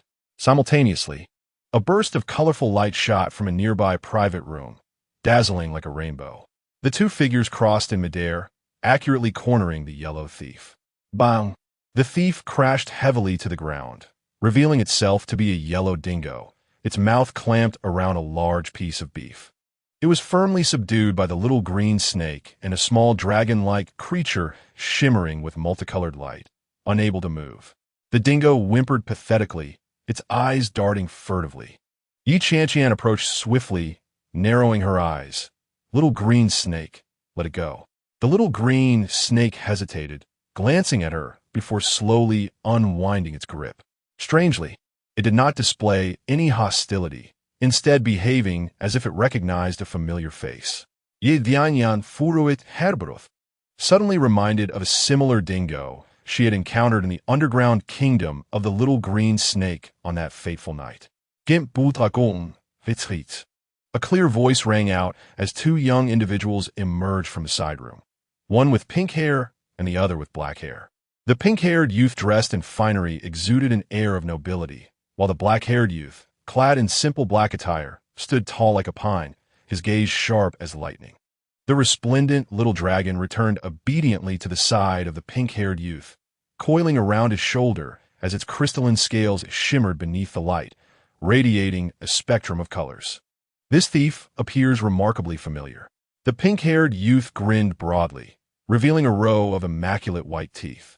He glanced at Yi Qianqian, a flicker of surprise passing through his eyes. Oh, is that you? Yi Qianqian felt a wave of confusion, but as she observed the peculiar familiarity between the wild dog and the little green snake, she quickly made a decision. This is my friend's pet beast. It can be a bit mischievous. She retrieved a stack of bills from her pocket and approached the attendant briskly. This is compensation. Please, for my sake, let it go without further ado. The attendant's eyes brightened at the sight of the cash, and he immediately broke into a broad smile. A trivial matter. Young people are bound to be a little naughty. The pink-haired youth regarded Yi Qianqian and the little green snake with keen interest, his gaze imbued with an unfathomable depth. Interesting, Yi Qianqian of Songlong Academy. He softly pronounced her name, as if savoring a delicacy. I am Qian Duo, and this is my cousin, Lei Shanshan. Lei Shanshan merely nodded slightly. Yet his gaze remained firmly fixed on the little green snake, his eyes glimmering with a scholarly curiosity. A sudden realization struck Yi Qianqian. Where had she heard these two names before? You are the master of the sky-soaring serpent. Qian Duo circled her, appraising her from head to toe. I saw the competition. It was quite spectacular. The air step combined with shadow escape was executed excellently. Yi Qianqian raised an eyebrow slightly. Did you also participate in the DM Awakening Cup? Qian Duo burst into laughter, his voice as clear as wind chimes. Me? I was merely an observer. He waved dismissively. Don't tell me you're unaware of Fengchun? Fengchun? Yi Qianqian recalled the name mentioned by Yun Che, the one from the first high school? Yes. Qian Duo leaned in closer, lowering his voice, far superior to that jester from Huangshan. If you face him, do try not to lose too embarrassingly. A glint of determination flashed in Yi Qianqian's eyes. Below the extraordinary level, no one is my opponent. Qian Duo paused momentarily before erupting into hearty laughter, patting her shoulder. Ambitious. I like that. Lei Shanshan suddenly spoke, his voice deep and thunderous. The little green snake is a fine name, befitting its essence. Yi Qianqian's heart jolted. How did he know the true name of the little green snake? Could he have discerned something? Qian Duo snapped his fingers. Wild dog, come here. The yellow wild dog promptly scampered to his side, affectionately rubbing against his pant leg. We found this fellow by the roadside. I hadn't expected it to be so mischievous. Qian Duo scratched its ears. But it seems you two are acquainted?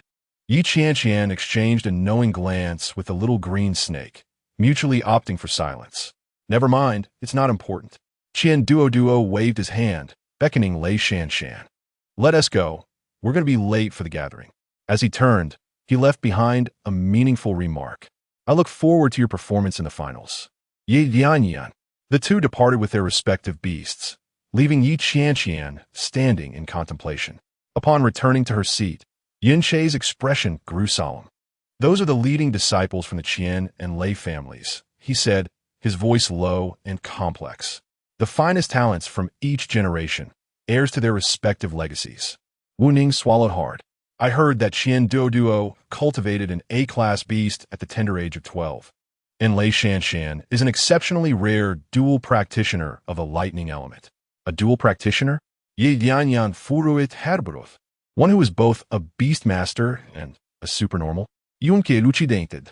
Very few individuals can possess both talents. Ye Dianyan pondered it, her fingers gently caressing the scales of the little green snake. In that moment, she suddenly realized that the world she had stepped into was far more intricate than she had imagined. So, who is the leading disciple of the Liu family? She inquired casually. Yun Che's expression darkened abruptly, as if shrouded by a looming storm cloud. He remained silent for a long while, ultimately leaving her with but a single phrase, I hope you never encounter him.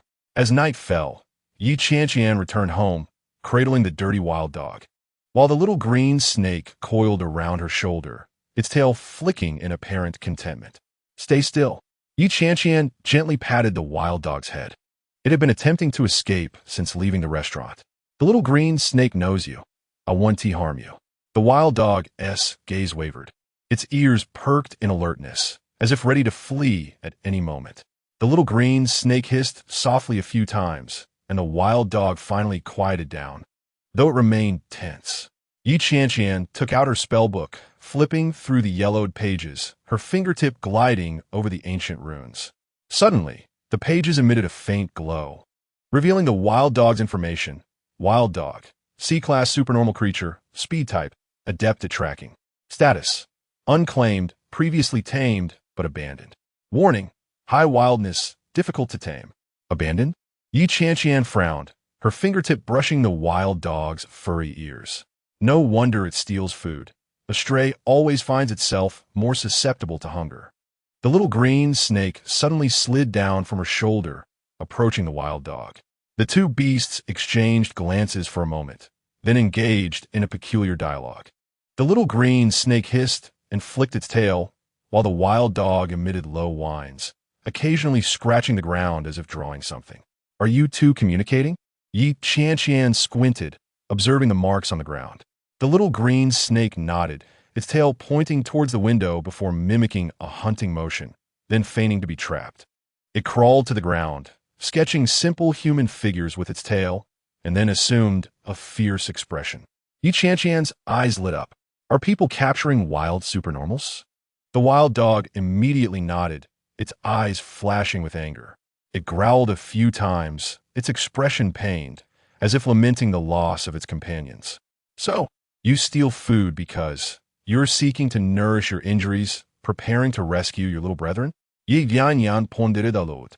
The wild dog whimpered softly, lying on the ground with a sorrowful gaze. The little green snake gently nudged its head, as if offering comfort. Where can I find Director Lei late at night? Qianqian bit her lip, suddenly recalling someone. However, the principal should not yet be asleep. She quickly took out her phone and dialed Lin Tian's number. The phone rang 3 times before being answered. Ye Dianyan, what is the matter at this late hour? Lin Tian's voice conveyed confusion. Principal, I have an urgent situation here. Yi Qianqian swiftly recounted the wild dog's predicament. Someone is capturing wild supernormal creatures. There was a brief silence on the other end of the line. Are you certain the information is reliable? A stray wild dog. The little green snake trusts it, and I trust the little green snake, Yi Qianqian asserted firmly, her fingers gently caressing the scales of the little green snake. Very well, I will contact Director Lei. Lin Tian sighed. Ensure the wild dog is settled. Bring it to school first thing in the morning. After hanging up, Yi Qianqian gazed at the curled-up wild dog on the floor, a surge of compassion swelling within her. No matter if human or beast, the agony of abandonment is universally painful. I assenti it. You can sleep here tonight. She fetched an old towel to lay in the corner, along with a bowl of water and some food. Tomorrow, we will seek help for you. The little green snake swam over to the wild dog, gently tapping its tail against it, as if to say, "Don't worry, we will assist you." The wild dog's eyes glimmered with a hint of gratitude, yet remained vigilant, as though it had long learned not to trust anyone easily in this world. The following morning, Yi Qianqian brought the wild dog and the little green snake to school. Principal Lin Tian and Director Lei were already awaiting them in the office. Is this the one? Director Lei squatted down, scrutinizing the wild dog closely. It indeed bore signs of prior training. The wild dog flinched, retreating behind Yi Qianqian. The little green snake slid down from her shoulder, approaching the wild dog as if encouraging it to speak. Is what it says true? Are people capturing wild supernormal creatures? Lin Tian's brow furrowed, his fingers tapping the table anxiously. Director Lei stood up, his expression grave. Indeed, there have been similar reports recently. Several suspicious traces have been discovered on the outskirts of the city, as if someone has set traps. Can we catch those individuals? Ye Dianyan inwit. Her palm instinctively resting on the little green snake, fearing it too might be captured. We shall increase the number of personnel for patrols. Director Lei nodded, instructing that any new discoveries should be immediately reported to him. He glanced at the koi dog, stating that it should not be released back into the wild for the time being, as it was too perilous. Yi Qianqian, can you take care of it? Yi Qianqian nodded, and the little green snake affectionately rubbed against the koi dog, as if welcoming it. A flicker of hesitation crossed the koi dog's eyes, but it soon vanished. It lowered its head and gently licked Yi Qianqian's fingers, signifying its acceptance of this temporary abode. In the desolate valley, the wind howled like a ghostly lament. A purple figure darted among the rubble, moving so swiftly that it seemed to leave an afterimage. Following closely were a dozen figures clad in black and red, their movements synchronized as though they were a well-trained army. Poison Scorpion Woman, surrender at once. The leader of the black-clad figures barked. The Great Xia's Inspectorate has issued a capture order. You cannot escape. The purple-clad woman, Poison Scorpion, let out a cold laugh. Beside her, the heavenly Poison Scorpion unfurled its massive pincers, exuding a suffocating aura. You think you can capture me with this motley crew? Arrogant. The leader of the black-clad figures waved his hand. Activate the Xia Run battle formation. Over a dozen black-clad individuals simultaneously threw out beast-taming balls. And with a flash of golden light, several imposing golden war dogs appeared on the scene. They were 3 times the size of the koi dog, their bodies adorned with golden armor like fur, and their claws sharp as blades. Xia Run, the standard weapon of the Great Xia Inspectorate, the leader sneered, specifically designed to hunt down deserters. The Xia Run formed an immediate battle array, glowing with a golden aura as they intertwined to create an invisible net. Their movements were in perfect unison, as if controlled by a singular will. A glint of caution flashed in Poison Scorpion's eyes, but she quickly regained her composure. Interesting, they actually utilized a battle formation. Charge! Commanded the leader of the black-clad figures. The Xia Run lunged toward Poison Scorpion with astonishing speed. The heavenly Poison Scorpion roared, its tail stinger aiming at the nearest Xia Run, which deftly evaded the attack. No wonder it is a tame beast of the inspectorate. Poison Scorpion scoffed, her eyes glowing with purple light. But it was still not quite enough. She suddenly waved her hand, and the heavenly poison scorpion released a cloud of purple toxic mist that enveloped the entire battlefield.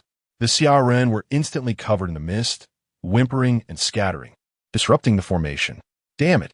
The leader hastily retrieved an antidote to administer to the Xiaoren, but by the time the mist cleared, Poison Scorpion had already vanished without a trace.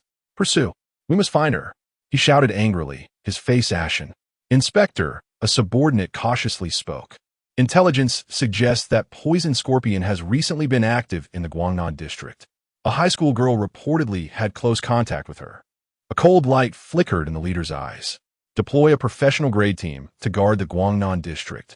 Consider withdrawal only after those senior students complete their artificial awakening. Understood. Investigate that girl, but do not alarm her. The leader's voice was icy. Poison Scorpion would not randomly approach an ordinary student. Determine what makes that girl special, and, if necessary, he left the sentence unfinished, but everyone present understood his intent. The Xiaoren surrounded him, their golden eyes glinting with a dangerous light in the sunset. Yes, Inspector. Chapter 21. Oh my, this little one is so well-behaved. Grandmother smiled, her eyes narrowing into slits as her wrinkled hand stroked the koi dog's head. So obedient, much better than our Qianqian was when she was young. The koi dog comfortably squinted its eyes, wagging its tail like a windmill, appearing utterly content. It lay on grandmother's lap, relishing the gentle affection, completely shedding its earlier fierce demeanor. I think it looks quite fierce. Yi Qianqian pouted, watching her grandmother be more affectionate toward the wild dog than toward herself. The little green snake coiled around her shoulder, its purple bow gently fluttering with her breath, its eyes sparkling with amusement. It flicked its tongue as if to chuckle. Little Huang is truly adorable. Grandmother produced another piece of jerky, which the koi dog caught in midair, its face radiating joy. Much easier to care for than Qianqian was. Back then, she was so picky. Little Huang? Yi Qianqian's eye twitched. Grandmother, this is a koi dog, not a pet dog. And is it even male? Who cares if it's male or female? It sounds nice to call it Little Huang. Grandmother retrieved a small biscuit from her pocket, which the koi dog eagerly accepted. Look how much it likes me. Yi Qianqian rolled her eyes, unable to endure the sight any longer. I'm going back to my room. She stormed into her bedroom, slamming the door shut, while the little green snake on her shoulder trembled, seemingly stifling laughter. What are you laughing at? Yi Qianqian pointed at it. You both act the same way when you're around my grandmother. The little green snake blinked innocently, its tail gently wrapping around her wrist as if to comfort her. Yi Qianqian sighed, placing the little green snake on the bed as she took out her spellbook. After all that had transpired today, it was time to check on the little green snake's condition. The spellbook emitted a faint blue glow under the moonlight, and the pages automatically turned to the status page of the little green snake. Little green snake. In Yin Ta level, advanced 5000 status. Ready for evolution. Ready for evolution? Yi Qianqian gasped in surprise, nearly leaping up in excitement. Little one, you've reached max level. You can break through to the extraordinary tier. The little green snake straightened its body, its eyes sparkling with delight. It swiftly swam to the spellbook, fixated on the shimmering words indicating its potential for evolution. Its tail tip quivering with excitement. Max level achieved. Yi Qianqian took a deep breath, her fingers gliding over the spellbook. So how do we evolve? A prompt appeared. Unlocking the evolution path requires 5,000 skill points. Yi Qianqian checked her skill point balance. 7,845 points. The competitions and nighttime tasks with the little green snake had accumulated quite a bit. It's worth it. Without hesitation, she clicked confirm. The spellbook suddenly erupted with blinding white light, illuminating the entire room. 3 shimmering paths unfurled on the pages, each marked with a different name. Standard Evolution Path, and Yin Ta, Shadow Hunter, Nether Dragon, Thunder Evolution Path, and Yin Ta, Thunder Shadow Hunter, Thunder Dragon. Evolution Path, Bloodline not awakened, conditions not met, 3 evolution paths. Yi Qianqian's eyes lit up, her heart racing. I remember the information stating that in Yin Ta only had one evolution path. She meticulously examined the 3 paths. The standard route she was already aware of, but the thunder route was clearly a newly emerged option. As for the 3rd path, it remained an enigma. The little green snake gazed at the mysterious 3rd path, an unusual light flashing in its eyes. It extended its right forepaw, revealing a small, inconspicuous white scale that glimmered faintly in the moonlight. Is it related to your white claw? Qianqian noticed the little green snake's movement and gently touched that white area. The little green snake nodded, then shook its head as if uncertain itself. Ye Qianqian furulit herbrod in contemplation. What is the thunder route about? Do you possess a thunder attribute? More explanations materialized on the page. Thunder evolution path. Contacting thunder-type beasts during battles may awaken thunder attributes. Current contact rate, 17-0. It's the formidable. Ye Qianqian sudendi realizit. You often interacted with it during training, which is why there is a possibility of awakening the thunder attribute. The little green snake nodded vigorously, its tail drawing a circle on the bedspread, as if mimicking the mane of the formidable. As for the 3rd route, Qianqian focused on the mysterious description, her fingers gently caressing the little green snake's white claw. Perhaps it relates to your true bloodline? The little green snake tilted its head, a hint of confusion in its eyes, as if it too was unaware of its origins. No rush, we will take our time. Qianqian closed the spellbook. At least we now have a clear goal. The next step is to enhance the contact rate with thunder attributes and see if we can unlock more information. The little green snake curled up on her lap, closing its eyes, its purple bow radiating a soft glow in the moonlight. Good night, little one. Ye Qianqian softly murmured, her fingers gently caressing its icy scales. Tomorrow, I will meet with the principal and ponder on how to elevate your level. Early the next day, Qianqian arrived at school with the little green snake. Before Principal Lin Tian's office stood a middle-aged man in a white lab coat, anxiously pacing back and forth. Upon seeing Qianqian, the man brightened instantly and approached with swift strides. I am Professor Lu Tian, a researcher from Sanglong University. It is a pleasure to finally meet you. Lin Tian emerged from the office with a smile, saying, Qianqian, Professor Lu has come specifically to see you. He watched your performance in the DM Awakening Cup. Oh, that match was spectacular. Professor Lu excitedly rubbed his hands together, his gaze fixated on the little green snake. The combination of air step and shadow escape is simply groundbreaking. I have been researching pet skill innovations for 20 years and have never witnessed such a flawless synergy. Qianqian blinked, somewhat unaccustomed to this enthusiasm. The little green snake, however, remained on high alert, coiling closely against her neck. May I inquire what matters Professor Lu wishes to discuss with me? Qianqian asked politely, secretly speculating on the intentions of this eccentric researcher. Collaborative research, Professor Lu exclaimed, his excitement palpable. I would like you to elaborate on your training methods and the thought process behind your skill combinations. Sanglong University is willing to offer a consulting fee of 2 million yuan. 2 million? Qianqian nearly bit her tongue, her eyes widening like saucers. The little green snake also raised its head in astonishment, its tongue flicking in and out rapidly. Lin Tian smiled silently from the side, a glimmer of encouragement in his eyes. Just to discuss training methods? Qianqian found it hard to believe, her heart racing. Indeed, Professor Lu nodded vigorously. Do you realize? Your skill combination could be valued at $1 billion in professional leagues. I merely wish to understand the principles behind it for my research paper. Qianqian took a deep breath, discreetly pinching herself to confirm she was not dreaming. Well, I can certainly attempt to explain. She carefully chose her words, noting that shadow escape is a foundational skill that the little green snake has mastered swiftly. The air step was discovered by chance during a training session focused on jump height. She tried to relay some inconsequential details that would still be convincing. The little green snake cooperatively demonstrated a few moves, eliciting Professor Lu's admiration. Remarkable. Professor Lu pulled out a notebook and began feverishly jotting down notes. So, to what level has your skill proficiency reached? Shadow escape is already maxed out, While air step is about 90 proficient, Qianqian replied casually, only to realize she might have revealed too much. A peculiar glint flashed in Professor Li's eyes as he suddenly reached out to touch the little green snake, only to be met with its wary retreat. No need to be alarmed. I merely wish to examine its muscle structure. Professor Lu awkwardly withdrew his hand, yet his gaze remained fixed on the little green snake. Qianqian felt a sense of unease, but could not articulate why. Professor, do you have any other questions? None. Professor Lu immediately regained his enthusiasm. I have prepared the contract, and Principal Lin can witness it. Once you sign, the funds will be transferred immediately. 2 million. Qianqian glanced at the contract, confirming everything was in order before hastily signing her name.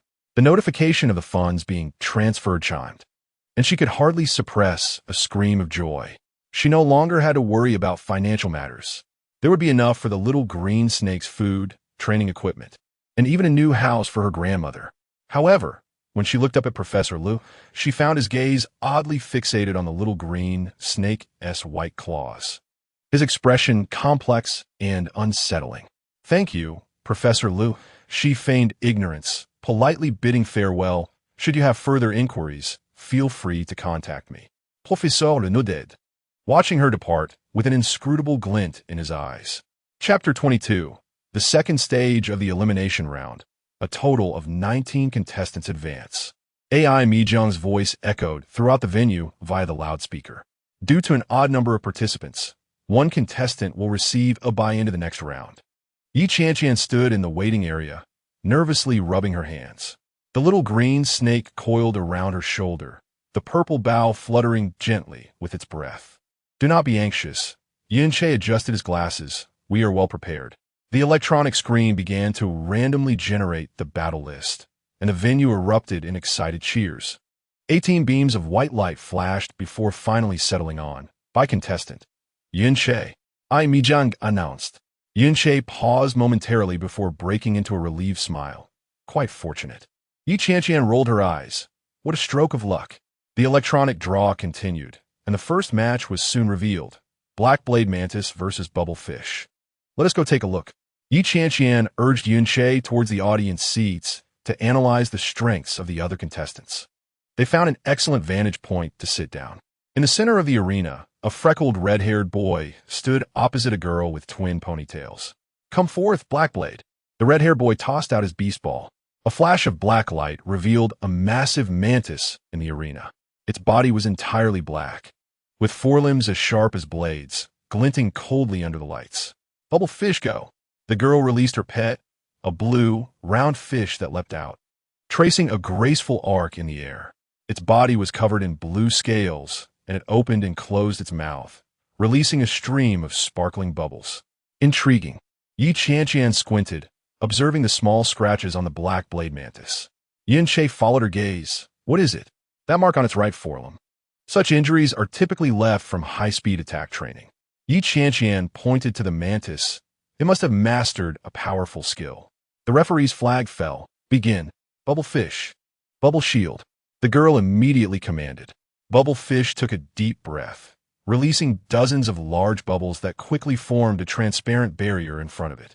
The bubbles shimmered with rainbow-like colors under the lights, beautiful yet resilient. However, the red-haired boy surprisingly did not attack immediately. Black Blade Mantis stood still, its forelimbs quivering slightly, seemingly gathering energy. Its eyes were locked onto Bubble Fish, missing no subtle movements. A curious tactic, Yunche frowned, relinquishing the initiative entirely to the opponent. Yet, Qianqian shook her head. He is waiting. Waiting for what? For Bubble Fish's ultimate move. Qianqian spoke softly. This is a trap. Indeed, as the girl with twin ponytails noticed her opponent in action, a glimmer of pride flashed in her eyes. Bubble Fish, Bubble Cannon. Bubble Fish inhaled sharply, its mouth rapidly inflating to twice its size. And then, boom, a blue and white water column shot forth like a cannonball, aimed directly at Black Blade Mantis. Now, Black Blade. Phantom Slash. The red-haired boy suddenly shouted. Black Blade Mantis's figure vanished in an instant, leaving only a blurred shadow. It passed straight through the bubble cannon, appearing behind Bubble Fish. What? The girl with twin ponytails gasped. Slash! Black Blade Mantis's forelimbs transformed into a flurry of afterimages, moving so swiftly that they were nearly imperceptible to the naked eye. Bubblefish let out a cry of despair, sent flying and crashing to the ground, losing its ability to fight. The victor, Black Blade Mantis. I Mijang declared. Yi Qianqian nodded in satisfaction, just as I predicted. The Phantom Slash requires charging and can only be used at short distances. Hence, he deliberately allowed Bubblefish to expend its energy with a big move before delivering a decisive blow. Yuanche gazed at her in astonishment. How did you figure that out? Quite simple, Yi Qianqian shrugged. The friction marks at the joints of Black Blade Mantis's forelimbs indicate it frequently practices high-speed slashing. Such training is highly energy-consuming, so it needs to find the right moment to strike during battle. The second and third matches progressed in succession, lacking any suspense. Yi Qianqian yawned in mild boredom until the host announced the next match. Feng Chun versus Li Mu. The entire venue erupted into a frenzy. Feng Chun! Feng Chun! The screams nearly lifted the roof, as a group of girls with ponytails wildly waved banners proclaiming Feng Chun's victory. Yi Qianqian curiously glanced towards the arena. A silver-haired youth gracefully ascended the stage, his elongated figure reminiscent of bamboo, and his visage strikingly handsome, unlike that of an ordinary mortal. A subtle smile graced his lips, prompting a crescendo of delighted shrieks from the female audience. Feng Huangdiao, make your appearance, Feng Chun softly commanded. In a flash of silver light, a majestic avian creature materialized in the air. Adorned with gleaming silver feathers, its wings stretched at least 2 meters wide, glinting with a metallic sheen under the lights. What a dashing pet! Yi Qianqian couldn't help but exclaim, her fingers unconsciously caressing the scales of her small green snake. Look at its wings. The muscular contours are simply perfect. The small green snake raised its head slightly, a flicker of dissatisfaction in its gaze, as if to say, am I not handsome as well? Opposite her, Li Mu, an ordinary boy, unleashed a diminutive flame monkey. The flame monkey was brimming with vitality, leaping energetically, its tail ablaze with vivid flames. Begin. The referee's flag fell. Flame monkey, fireball attack. Li Mu promptly commanded. The flame monkey inhaled deeply, releasing a barrage of fireballs aimed straight at Feng Huangdiao. Yet, Feng Chun barely lifted his eyelids, blade of wind. Feng Huangdiao gently flapped its wings, and an almost invisible blade of air cut through the fireballs with a swift whoosh. In an instant, the air blade sliced through all the fireballs, striking the flame monkey directly. The flame monkey had no time to scream before being knocked to the ground by an invisible force, rendered unconscious on the spot. The audience fell silent for 2 seconds, then erupted into thunderous applause and shouts. 1 KO. Yi Qianqian was left dumbfounded, thinking this was simply outrageous. Yuanche remained silent for a moment. The prowess of an A-level pet is no jest. Feng Huangdiao may not even be exhibiting its true strength. My goodness. Yi Qianqian marveled. It appears the finals will be a tough battle. After several matches, it was finally Yi Qianqian's turn to take the stage. Her opponent was a boy dressed like a girl, with shoulder-length hair and clad in a lace Lolita dress. I am Hua Hua. The boy introduced himself in a high-pitched voice. This is my ice rabbit. A snow-white rabbit leaped from the beast ball, its ruby-like eyes sparkling with a chilling light. Its ears and paws were covered with a thin layer of ice, glimmering under the lights. The small green snake slid down from Yi Qianqian's shoulder and slithered towards the center of the arena, its purple bow tie fluttering slightly around its neck, exuding elegance yet commanding respect. Begin. The referee's flag fell. Ice rabbit, ice arrow technique. Hua Hua twisted his waist and made an exaggerated gesture. The ice rabbit clasped its paws together, forming an ice arrow, then swooshed. The arrow shot forth. Small green snake, steel claw. Ye Dianyan, Kaimni commanded. In a flash, the small green snake's form glimmered with a metallic sheen as it flicked its tail, instantly shattering the ice arrow into powder. Before the ice rabbit could react, the small green snake had already darted in front of it, its claws hardened like steel. With a gentle tap, The ice rabbit was slammed to the ground, its eyes swirling into two vortexes, completely losing consciousness. The audience fell silent. Even AI Mijong was stunned, taking several seconds before announcing, "The victor is Qianqian." "Is that all?" Qianqian scratched her head in disappointment. "I haven't even warmed up." The small green snake flicked its tail, its purple bow tie sparkling in the sunlight, exuding an air of nonchalance. After the match, as Qianqian stepped out of the arena, she was immediately surrounded by a group of girls. "Can we take a photo with you? Your snake is so cool. Can it really fly? Where did you get that bow tie? I want one for my pet too."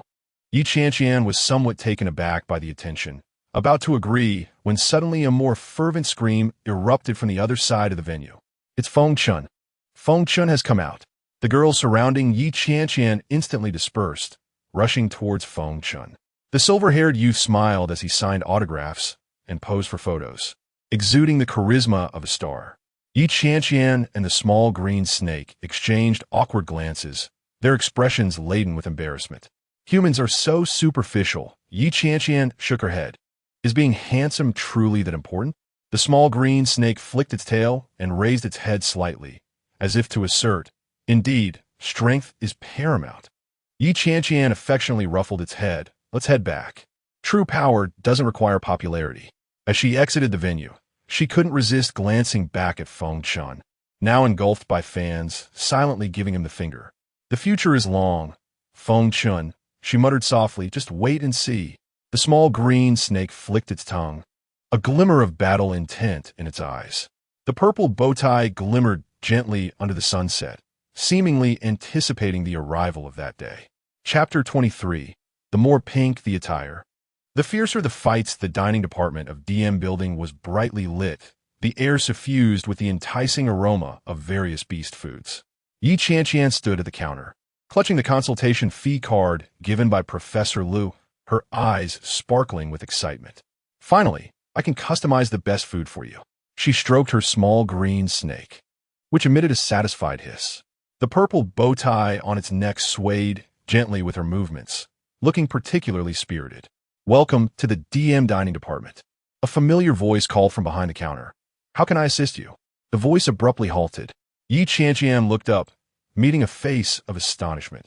LVE, the beast caretaker who had previously assessed the qualifications of her small green snake. "Is it you?" LVE exclaimed, his eyes wide, the pen in his hand clattering onto the table. "The one deemed D-level, the Yunta?"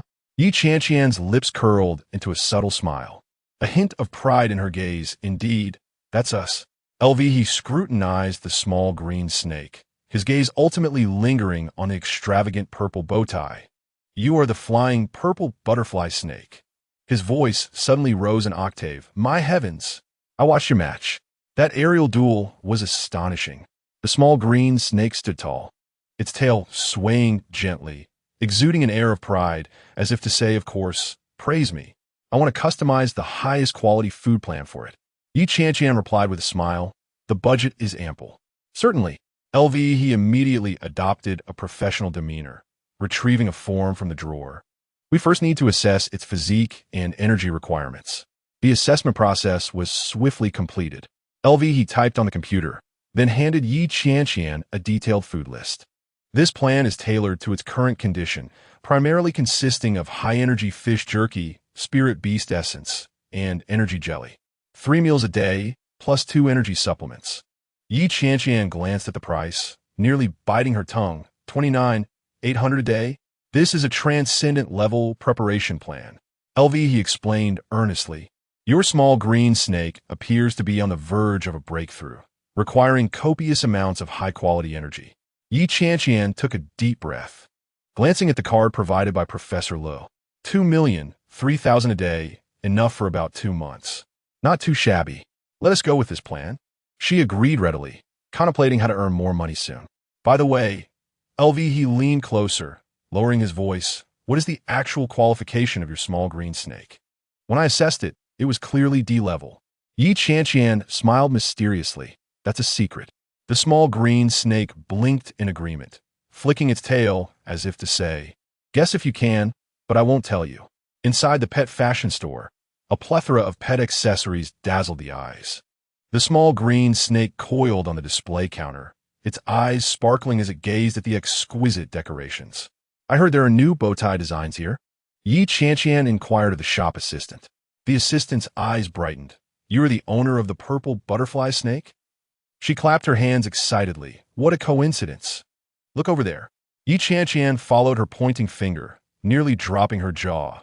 The entire wall was adorned with various colored bow ties, topped with a photo of the small green snake in competition, with a caption reading "Purple Butterfly Snake Style, DM Awakening Cup Bestseller.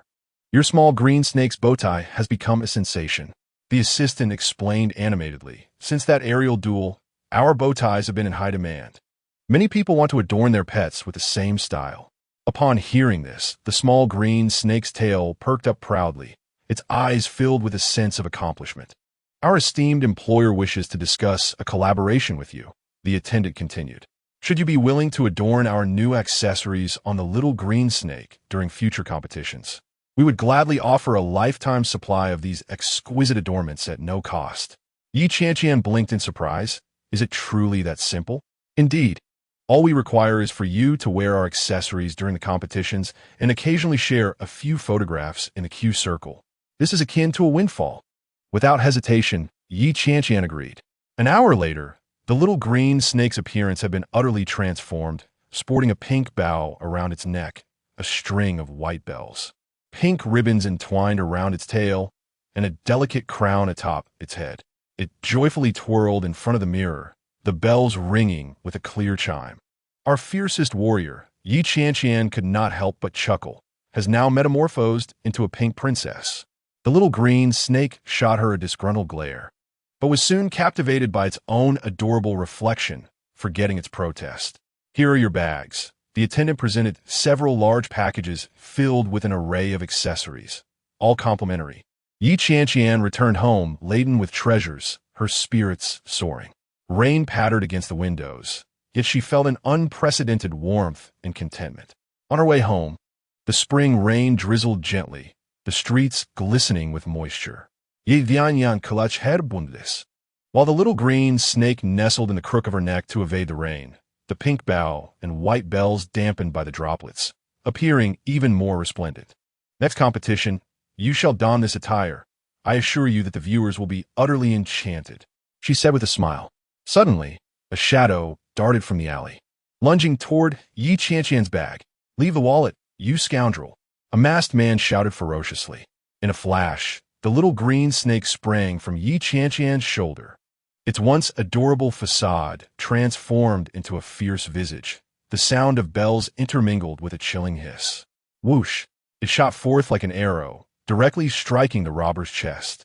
Bang! The robber was struck by an immense force, soaring backward over 3 meters before crashing onto the slick ground. He gazed in terror at the pink demon swirling above him, the bow and ribbons dancing in the rain, the white bells emitting a terrifying death knell. "No, don't come any closer." The robber scrambled to his feet and fled, stumbling twice without daring to look back. The little green snake hissed with amusement, leisurely returning to Qianqian's shoulder, gently nuzzling her cheek, the bells ringing softly. Its fierceness was instantly cloaked by its pink exterior, reverting to the charming little princess. Qianqian patted its head, saying, "Clad in pink, you are the fiercest in battle." Who could have imagined such a fierce creature concealed beneath such an adorable guise? The little green snake proudly flicked its tail, the pink ribbons fluttering in the rain like a triumphant warrior. At home, Grandma was feeding the hyena dog, the two old friends enjoying each other as company. Wu Ning was also present, timidly seated in the corner of the sofa, cradling a cup of hot tea. "I'm back," Qianqian announced loudly, depositing a pile of shopping bags. The little green snake slid from her shoulder, joyfully climbing to the hyena dog's side, proudly showcasing its new decorations. The hyena dog curiously sniffed, a glimmer of envy flashing in its eyes. "Did you buy all this?" Grandma chuckled, shaking her head, the wrinkles at the corners of her eyes unfurling like smooth paper. "They're all gifts," Qianqian exclaimed excitedly, distributing them. Grandma as new clothes, Wu Ning as bracelet, and the hyena dog as collar. Wu Ning blushed as she accepted the gift, her eyes shimmering with tears of gratitude. Thank you, Yi Qianqian. The hyena dog wagged its tail with excitement, immediately approaching Yi Qianqian, its eyes pleading as if to say, please put it on me. By the way, Grandma. Yi Qianqian grasped her grandmother's calloused hand. You needn't tea clean anymore. I have plenty of money now. I can take care of you. Grandma paused momentarily, then shook her head, her eyes filled with tenderness. Silly child, cleaning is not tiring for me. Besides, those old friends are my companions. We sweep and chat together every day, and it's quite enjoyable. However, no buts. Grandma gently patted her hand. My greatest wish is to see you grow up healthy and well, and that has already been fulfilled. Watching you excel, I would tire even if I worked 10 jobs. Yi Qianqian felt a lump in her throat and dove into her grandmother's embrace. Outside, the rain drummed against the glass, yet inside, it was as warm as spring. The little green snake and the hyena dog frolicked on the floor, the sound of bells ringing sweetly, the pink decorations shimmering under the light. Wu Ning quietly observed this scene, an expression of envy gracing her face. She carefully donned the bracelet, as if cradling a priceless treasure. Should we prepare dinner? Grandma inquired softly. Today, we have many guests. Let us make something special. Yi Qianqian, wiping away her tears, smiled through her sadness. Yes, I will help. The little green snake and the hyena dog joined in the excitement, weaving around in the kitchen, nearly tripping the two of them. The house was filled with laughter and joy, the sound of the rain outside transforming into a beautiful melody. In that moment, Yi Qianqian felt an unparalleled sense of happiness. Chapter 24. The term remote wilderness aptly describes the outskirts of Guangnan City. Yi Qianqian stood in an open area, surrounded by overgrown weeds, with barren hills in the distance and not a single decent tree in sight.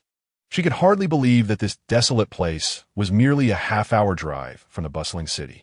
The staff from Juanhe are quite efficient, she muttered, observing the busy workers around her. The competition site had risen from the wasteland, with tents, signposts, and supply stations all present.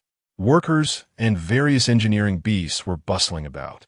The steel ants transported metal frames, while the rock bears used their massive claws to level the ground, and a few electric eagles flew overhead, tugging banners to and fro. The little green snake coiled around Yi Qianqian's shoulder, its purple bow fluttering in the wind, curiously surveying its surroundings. Its tail flicked, seemingly eager for the impending competition. Being wealthy is truly wonderful, Yi Qianqian mused, marveling at how such an extensive area could be set up overnight. Yunche adjusted his glasses, checking his equipment. Juanhe's financial resources are immense. This is just the tip of the iceberg. It is said they invest over $1 billion annually in beast cultivation. $1 billion? Yi Qianqian gasped, imagining how many premium foods for the little green snake that could buy. The little green snake looked up, blinking its eyes, its tail making countless gestures, prompting Yi Qianqian to burst into laughter. The contestant gathering area was already bustling with activity. Yi Qianqian quickly spotted Feng Chun, the silver-haired youth surrounded by a throng of female fans, with the Wind Emperor sculpture perched proudly on his shoulder. What a show-off! Yi Qianqian grumblet, unconsciously stroking the little green snake's head. We are far cooler than him, aren't we? The little green snake hissed in agreement, its purple bow gleaming in the sunlight. Attention, all contestants. The voice of AI Mijiang echoed through the loudspeaker. The Juanhe Cup outdoor rally is about to commence. Please take your positions. Yi Qianqian hurried towards the starting line.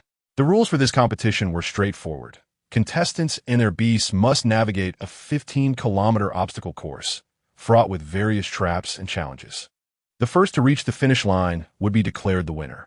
I've heard the prize for this competition is quite substantial, Zhang Rong, standing beside her, said with a grin, playing with a glowing blue orb in his hand. The first prize is 500,000. Yi Qianqian's eyes brightened. 500,000? That means no more worries for the little green snake's food. The little green snake also wiggled its tail excitedly, its gaze fixed on the starting line in the distance. The referee raised the flag. Yi Qianqian bent down, assuming the starting position.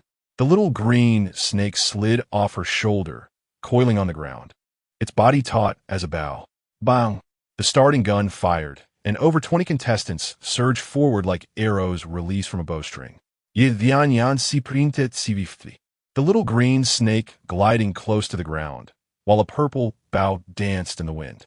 The start was promising. She overtook several competitors, placing fifth. Ahead, the voice of Feng Chun rang out. Wind Emperor Eagle, tornado barrier. In an instant, the silver-white Wind Emperor Eagle spread its wings and flapped them vigorously, conjuring a small tornado that spanned the center of the racetrack. Blasted! Qianqian slammed on the brakes, narrowly avoiding a collision with the whirling wind wall. The little green snake adeptly coiled around her leg, stabilizing her stance. Feng Chun glanced back, offering her a taunting smile before accelerating away. Was this directed at me? Qianqian furrowed her brows, an ominous premonition stirring within her. The tornado persisted for over 10 seconds before dissipating.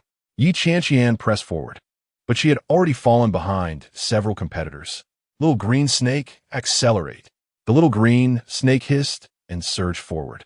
It moved like lightning, pulling Qianqian along rapidly.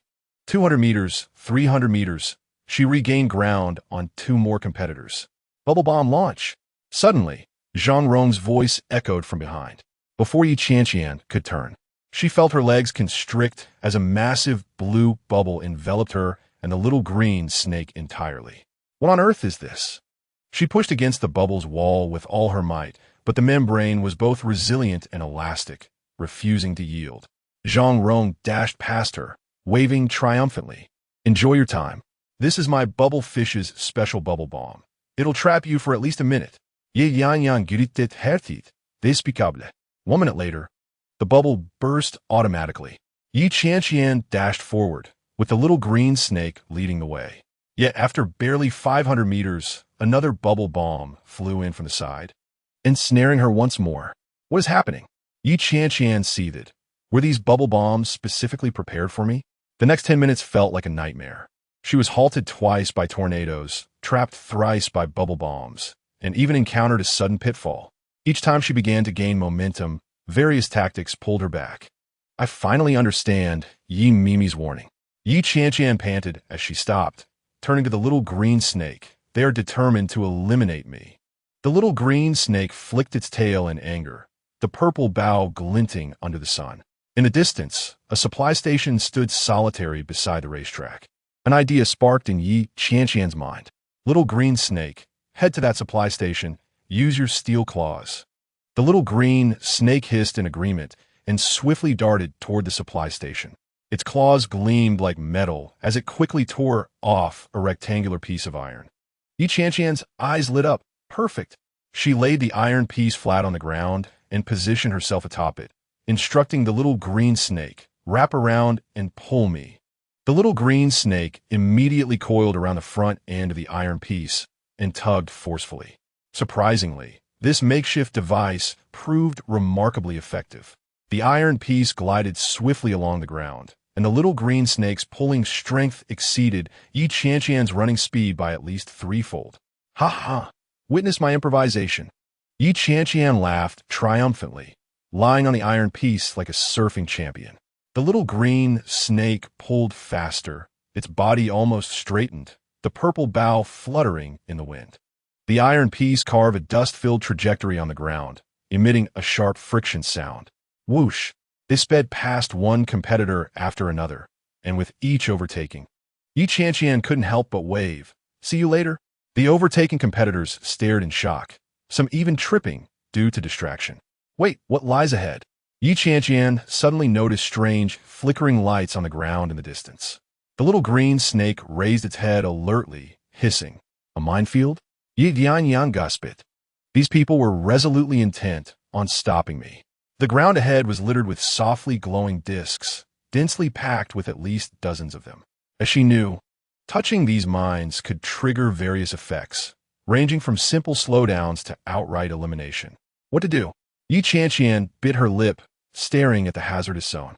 The little green snake halted and exchanged a determined glance with her. Its lively eyes sparkled with resolve, as if saying, "Let us charge through together." The iron piece was still in hand, and the little green snake had strength left. Despite the looming danger, Qianqian suddenly smiled. All right, since you all wish to eliminate me, I shall dash to the finish line. She reached out and stroked the little green snake's head. Are you ready, partner? The little green snake stood tall, emitting a fierce hiss, the purple bow shimmering under the sunlight. Then let us charge. Qianqian lay back on the iron piece. The little green snake tensed its body, and together they shot towards the perilous minefield like an arrow released from its bow. Chapter 25. Li Ling stood atop Qianqian Mountain, gazing down at the bustling scene below. The blue banners of the Wind Academy and the crimson emblem of the Kangwu Academy stood out vividly in the sunlight. As disciples from the two prestigious institutions meandered through Qianqian Academy, drawing the attention of numerous Qianqian disciples who paused to watch. Finally, it was lively. Li Ling dusted off non-existent specks from her sleeves, a glimmer of interest flashing in her eyes. She had been in seclusion for cultivation, yet her ears had been attuned like radar. Upon hearing of visitors from other schools, she could no longer remain idle. Descending the mountain to find people might seem a daunting task for others, but for Li Ling, it was quite simple. After all, she had 3 ancestral-level figures at her beck and call. A Fu, help me find out where Zai, In, and the others are. A flash of golden light appeared beside her, and a small golden monkey appeared on her shoulder, grinning with its tiny white teeth. It blinked its round eyes, clasped its hands together, and in the next moment, vanished from sight. Li Ling ambled down the mountain without haste. The peach blossoms flourished along the mountainside, their delicate petals dancing in the wind, while a few spirit sparrows fluttered among the branches, chirping melodiously. I found them! I found them! Not long after, a Fu bounced back excitedly, leaping in front of Li Ling. They are cultivating in the Tongling Tower. In the central area, Li Ling smiled and patted its fluffy head. Well done. The Tongling Tower stood in the heart of Qianqian Academy, 9 stories tall and exquisitely crafted, its transparent body inscribed with ancient runes, softly glowing blue in the sunlight. This was the Academy's most critical training ground, possessing magical effects for amplifying spiritual energy and honing the body.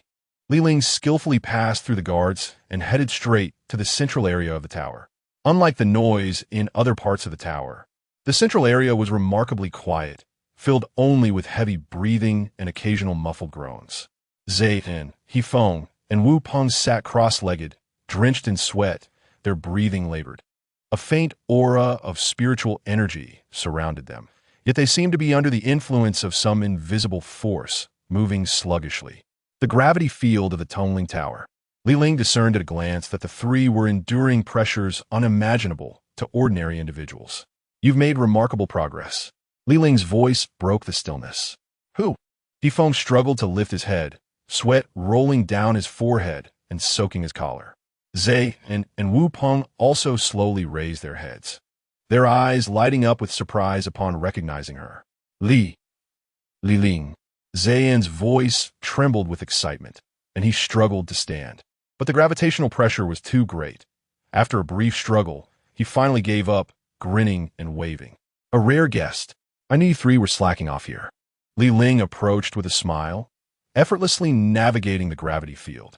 For ordinary cultivators, 4 times gravity was a nightmare, but for her, it was like walking on flat ground.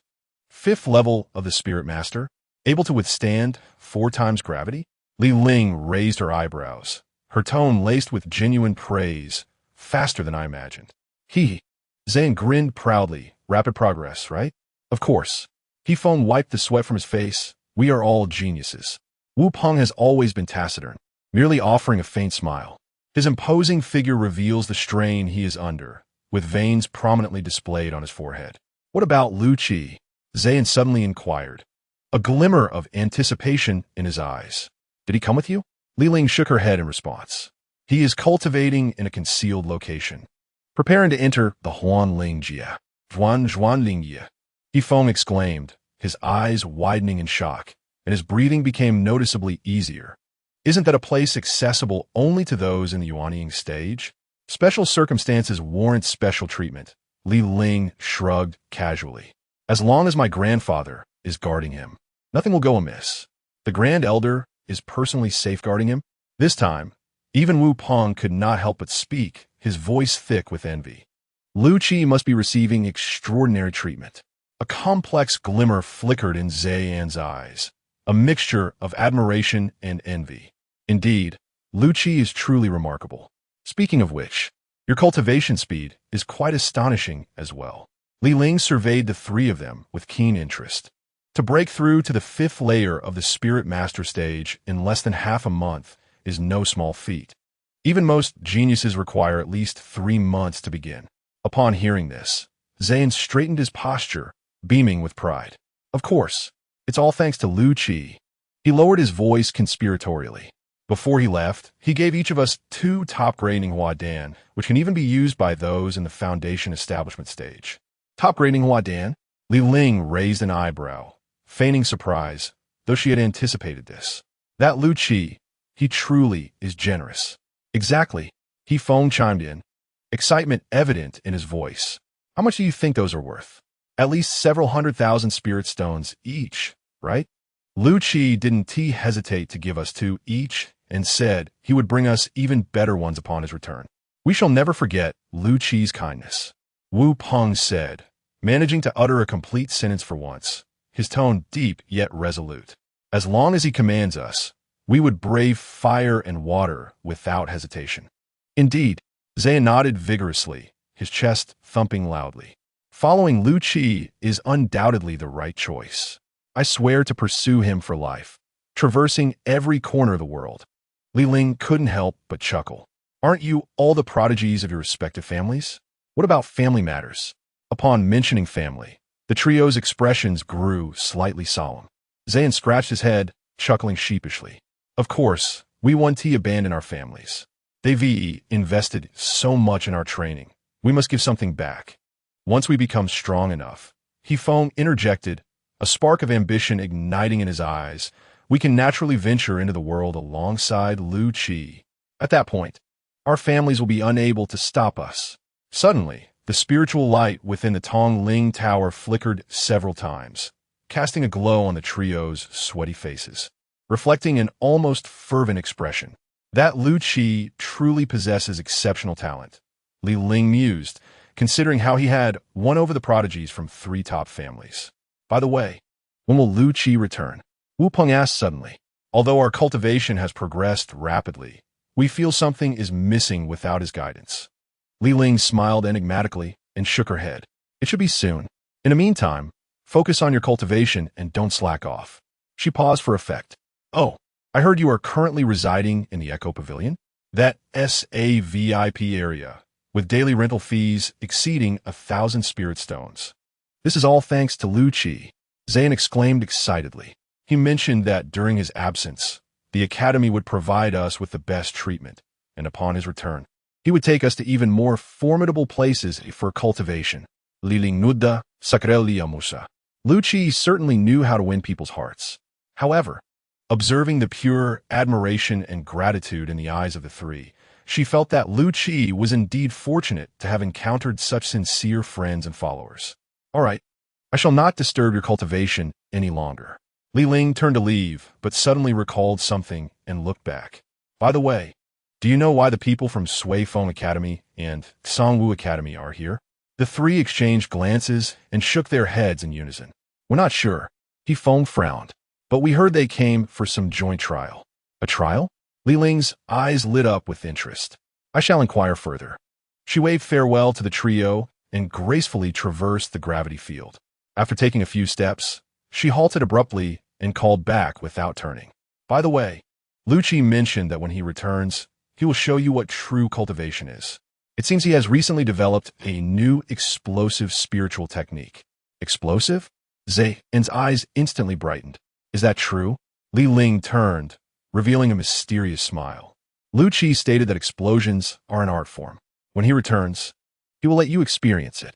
With that, she left the Tongling Tower with a light laugh, her figure fading into the bright sunlight. Behind her, Zayan, He Feng, and Wu Peng exchanged glances and exclaimed in unison, explosions are an art. Lu Qi is forever a legend. Chapter 26. The Tianqing Square bustled with activity. a vibrant tapestry of attire weaving together in a flowing cloud of color. The enormous spirit stone statue at the square's center shimmered with a soft blue glow in the sunlight, occasionally graced by spirit birds that alighted upon it, chirping melodiously. Li Ling and the others chatted and laughed as they walked, their mirth echoing around them. I must say, your cultivation is impressive, but do not forget the fundamentals. Li Ling began to impart wisdom once more, only to furrow her brow suddenly. A group of young individuals clad in crimson robes approached, led by a tall, handsome man. His slanted eyes exuded an indescribable allure, and a subtle smile played at the corners of his lips. People from Tsangwu Academy, Tifeng whispered as a warning. The group, initially animated, froze upon spotting Li Ling, as if caught in a spell, their gazes fixated upon her. Ah, this young lady, the tall man stepped forward, an air of admiration in his eyes, as he swiftly closed the distance between them, blocking Li Ling's path. Li Ling cast him a cold glance, remaining silent. Sunlight filtered through the leaves, casting dappled shadows on her fair face, enhancing her enigmatic aura. Li Wanfen, the chief disciple of Tsangwu Academy's Ling Feng class. The man declared with a smile he deemed charming. May I inquire your esteemed name? Step aside. Li Ling's voice was flat, yet it carried an unmistakable chill. Li Wanfeng hesitated for a moment before his smile widened. There's no need to be so aloof. My dear, since our paths have crossed, why not join me in savoring the culinary delights of Qianqian City? I've heard the grilled spirit beasts at Lingyan restaurant are exquisite. I said, step aside. Li Ling reiterated, her tone firm, an edge of impatience creeping into her gaze. A stout man behind Li Wanfeng scoffed and stepped forward. What an arrogant little girl. It is a privilege that my brother Feng has taken an interest in you. To be ungrateful is unwise. Lu Hua, do not be so rude, Li Wanfeng chided, attempting to maintain a facade of elegance as he reached for Li Ling's wrist. We merely wish to befriend you. Leave me be. A single word from Li Ling caused the air around them to thicken instantly. A cold glint flashed in her eyes, and subtle waves of spiritual energy pulsed around her. Lu Hua's expression darkened. What? Do you wish to provoke us? He released a trickle of spiritual energy, pressing down upon Li Ling and her companions. Do you know what it means to respect one's betters? You scoundrels! Zayn could no longer contain himself, stepping forward with fury in his eyes. How dare you claim to be cultivators with such despicable behavior?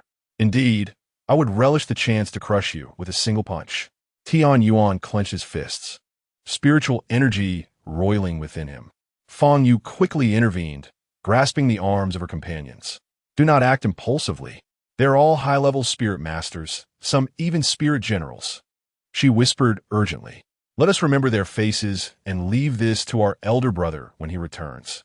Oh, Lu Hua scoffed at her words. You dare to speak so brazenly, little spirit users? You truly know no bounds. He abruptly raised his hand, a streak of crimson spiritual energy shooting forth like a venomous serpent towards Zay, and Zay An's pupils constricted, instinctively retreating. Yet he knew he could not evade the attack. You seek death.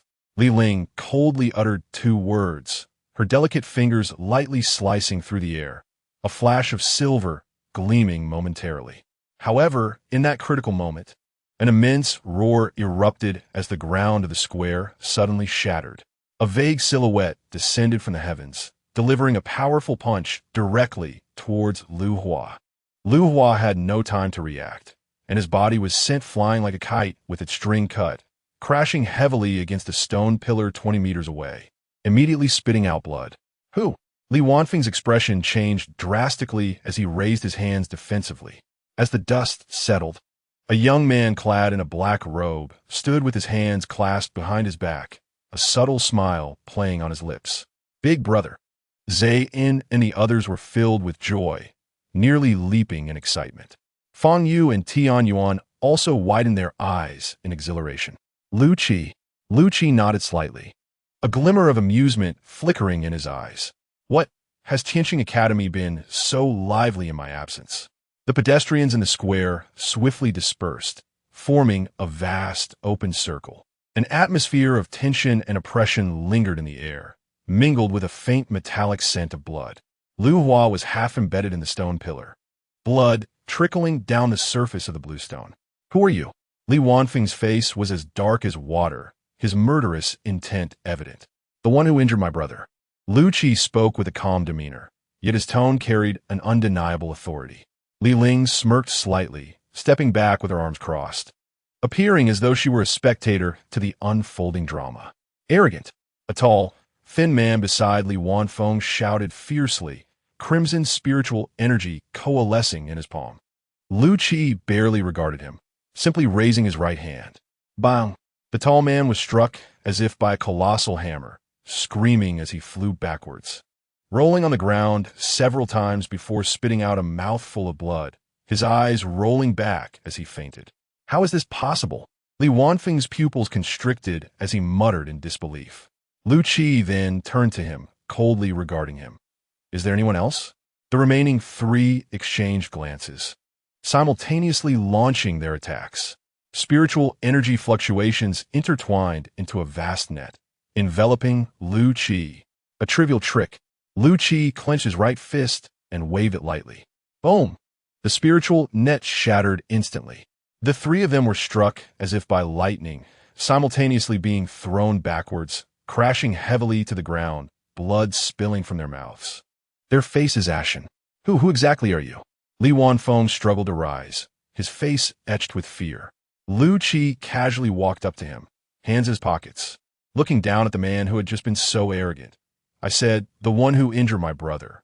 We did not know they were yours. Now you do." Lu Qi smiled, but the smile sent chills down Li Wanfeng's spine. "And she is mine. Do you understand what I mean?" He casually gestured towards Li Ling. Li Ling rolled her eyes, but did not refute him. Li Wanfeng's eyes widened, as if he had seen something terrifying. Suddenly, he raised his hand, a blood-red orb appearing in his palm. "You dare!" Lu Qi frowned, lightly stomping his right foot. Crack! Li Wanfeng's legs snapped simultaneously, a scream echoing through the air.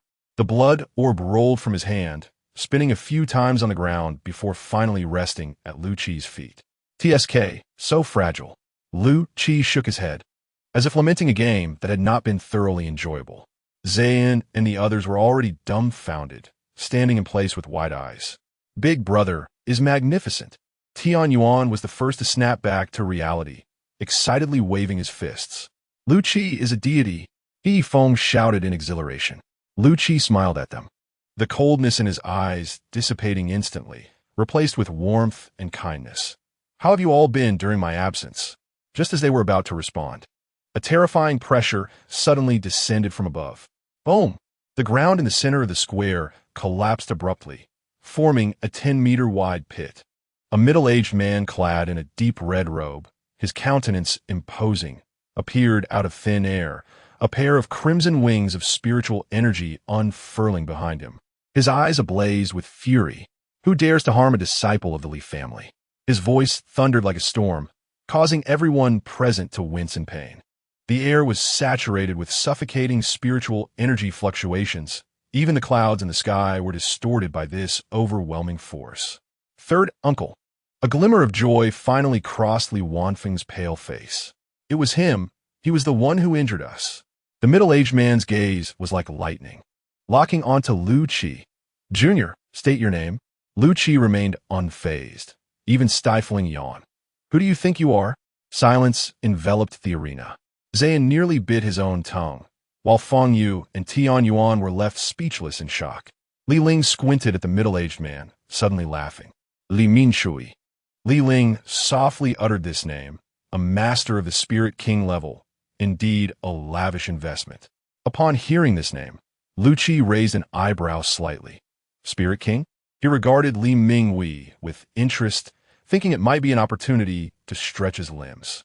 Li Minghui's anger flared even more. "Arrogant child, prepare to meet your demise." He raised his hand violently, a beam of crimson spiritual energy shooting towards Lu Qi like the blazing sun. Lu Qi remained motionless, merely lifting his right hand, gently grasping. "I possess a blade." He spoke softly, his voice almost drowned out by the howling wind. In the next instant, the entire Qianqian square fell into a suffocating silence. Chapter 27. The black-bladed mantis sliced through the air, its keen presence tearing the atmosphere and emitting a sharp shriek. In an instant, it flashed before the little green snake. Its dual blades aimed directly at its vital points. Little green snake, brace yourself. Qianqian exhibited no sign of panic. Rather, a gleam of excitement flickered in her eyes.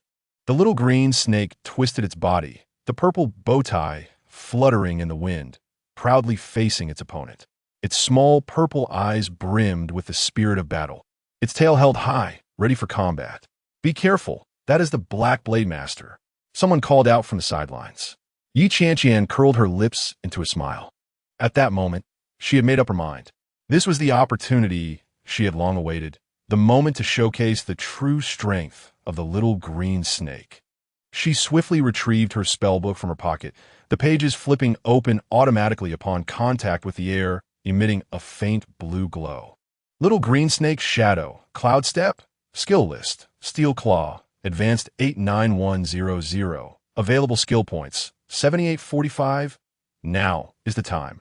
Without hesitation, Qianqian activated the Steel Claw skill, investing all her skill points.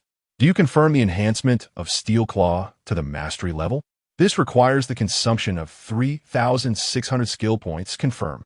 In an instant, a dazzling blue light erupted from the spell book, enveloping the little green snake that was currently engaging in battle. The venue's lights seemed to flicker in response to this surge of energy, dimming and brightening erratically. The little green snake's foreclaws underwent a remarkable transformation. The originally snow-white claws suddenly covered with a layer of pitch-black metallic luster, the rich black light flowing like liquid, completely obscuring their original hue. This black was not a mere monotonous shade, but rather possessed a unique metallic quality, reflecting a chilling gleam under the lights. Mimi's eyes widened in disbelief. The Black Blade Mantis's attack was imminent, its sharp forelimbs slashing down with a devastating force. Steel Claw counter. Qianqian commanded firmly. The little green snake's foreclaws shot up, precisely intercepting the Black Blade Mantis's assault. In the moment of collision, boom!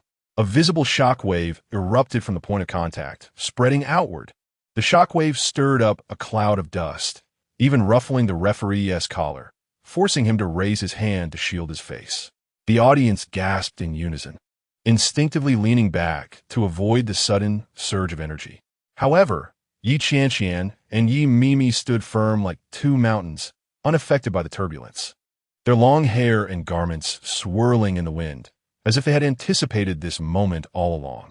In the midst of the tempest, a dark figure was violently hurled through the air, tracing a long arc before crashing heavily to the ground, sending up a cloud of dust. All present held their breaths, awaiting the settling of the debris. As visibility cleared once more, the astonished spectators discovered that the one who had been struck down was none other than the Black Blade Mantis. Half of its body was embedded in the earth. Evident cracks marred its forelimbs, and its eyes were vacant, clearly devoid of combat capability. Meanwhile, the little green snake stood steadfast, its black claws gleaming with a metallic sheen. The purple bow tie proudly raised, exuding an air of assured victory. No, this cannot be, someone exclaimed in disbelief. At the commentary booth, AI Mi Jiang's voice quivered with excitement. Oh my, what an incredible scene.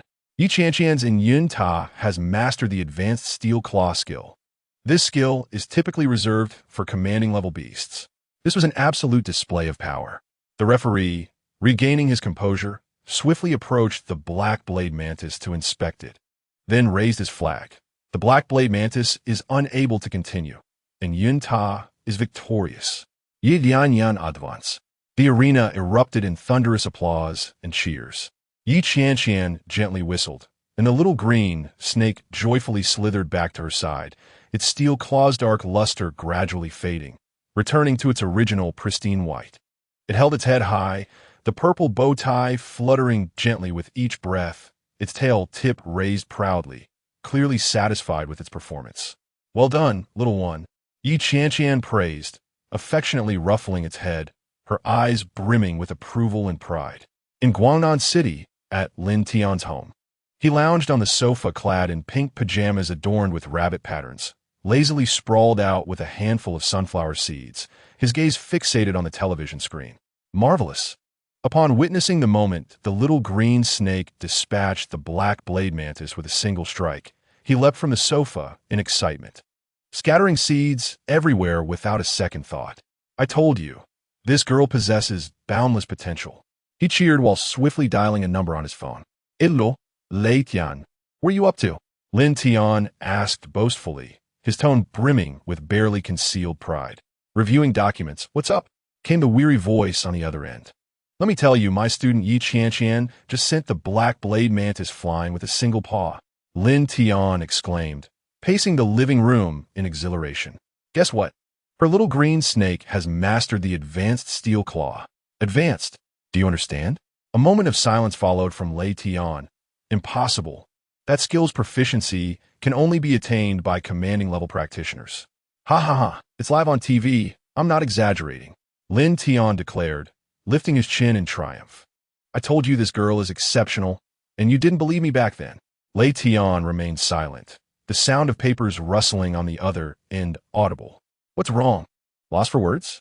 Lin Tian continued to gloat. You can start preparing for the wager we made for next year. Don't say I didn't warn you. All right, I have work to do, Lei Tian replied tersely before hanging up. Lin Tian chuckled to himself, resuming his seat on the sofa, watching the proud figure of the little green snake on the television, his eyes sparkling with satisfaction. Truly a fine seedling, he murmured to himself.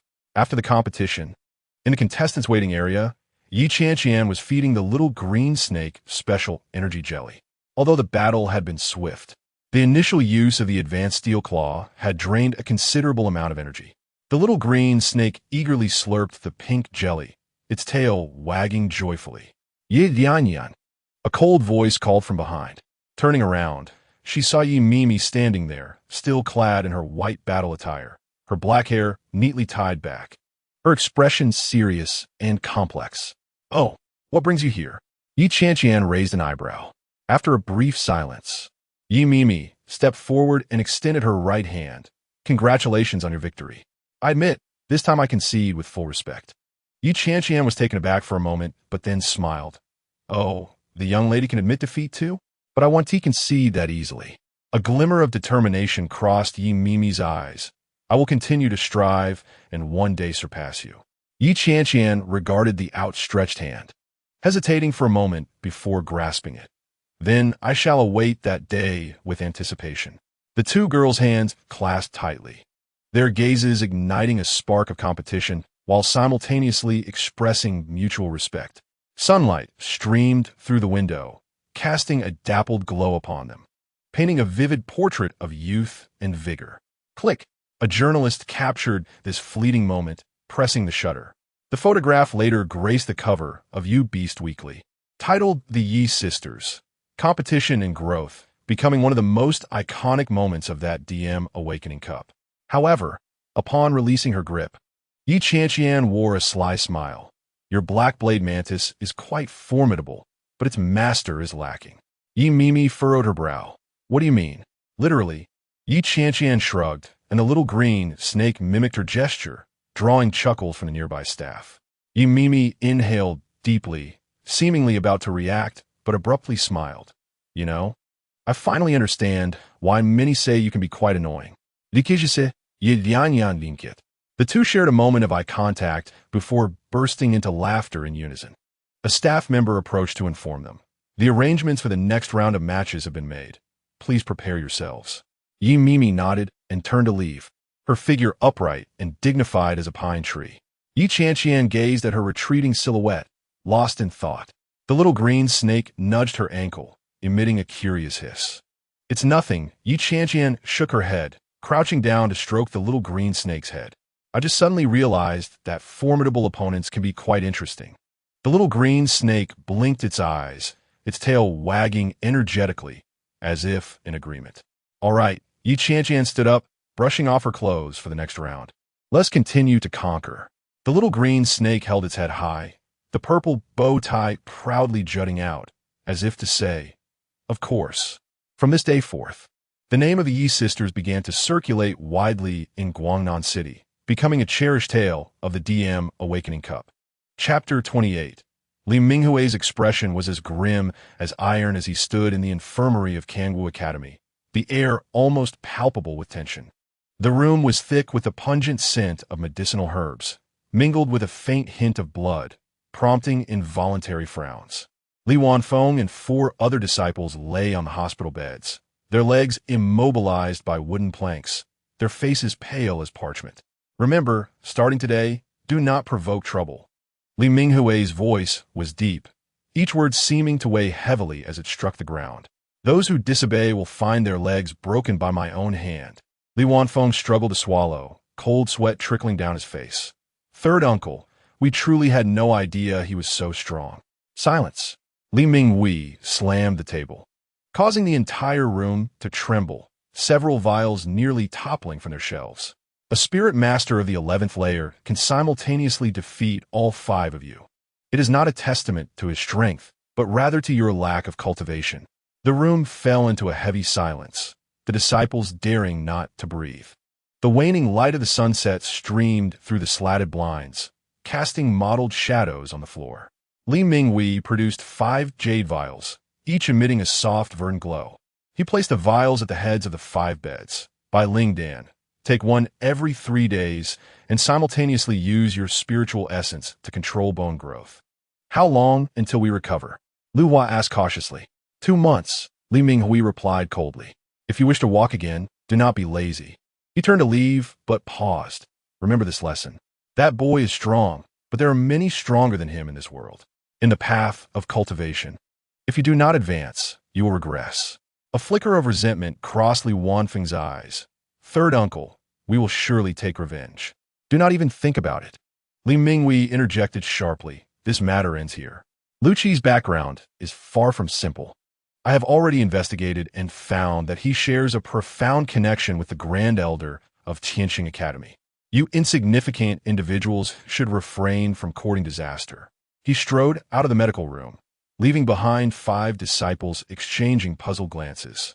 In the Yi family's secret chamber, 2 figures sat around an ancient wooden table, illuminated by dim candlelight. A rough hand-drawn map lay before them, with 3 archaic characters of Huanlingji inscribed in the corner. In just a month, he has ascended 2 ranks. Yi Shang stroked his grizzled beard, his eyes glinting with a sinister light.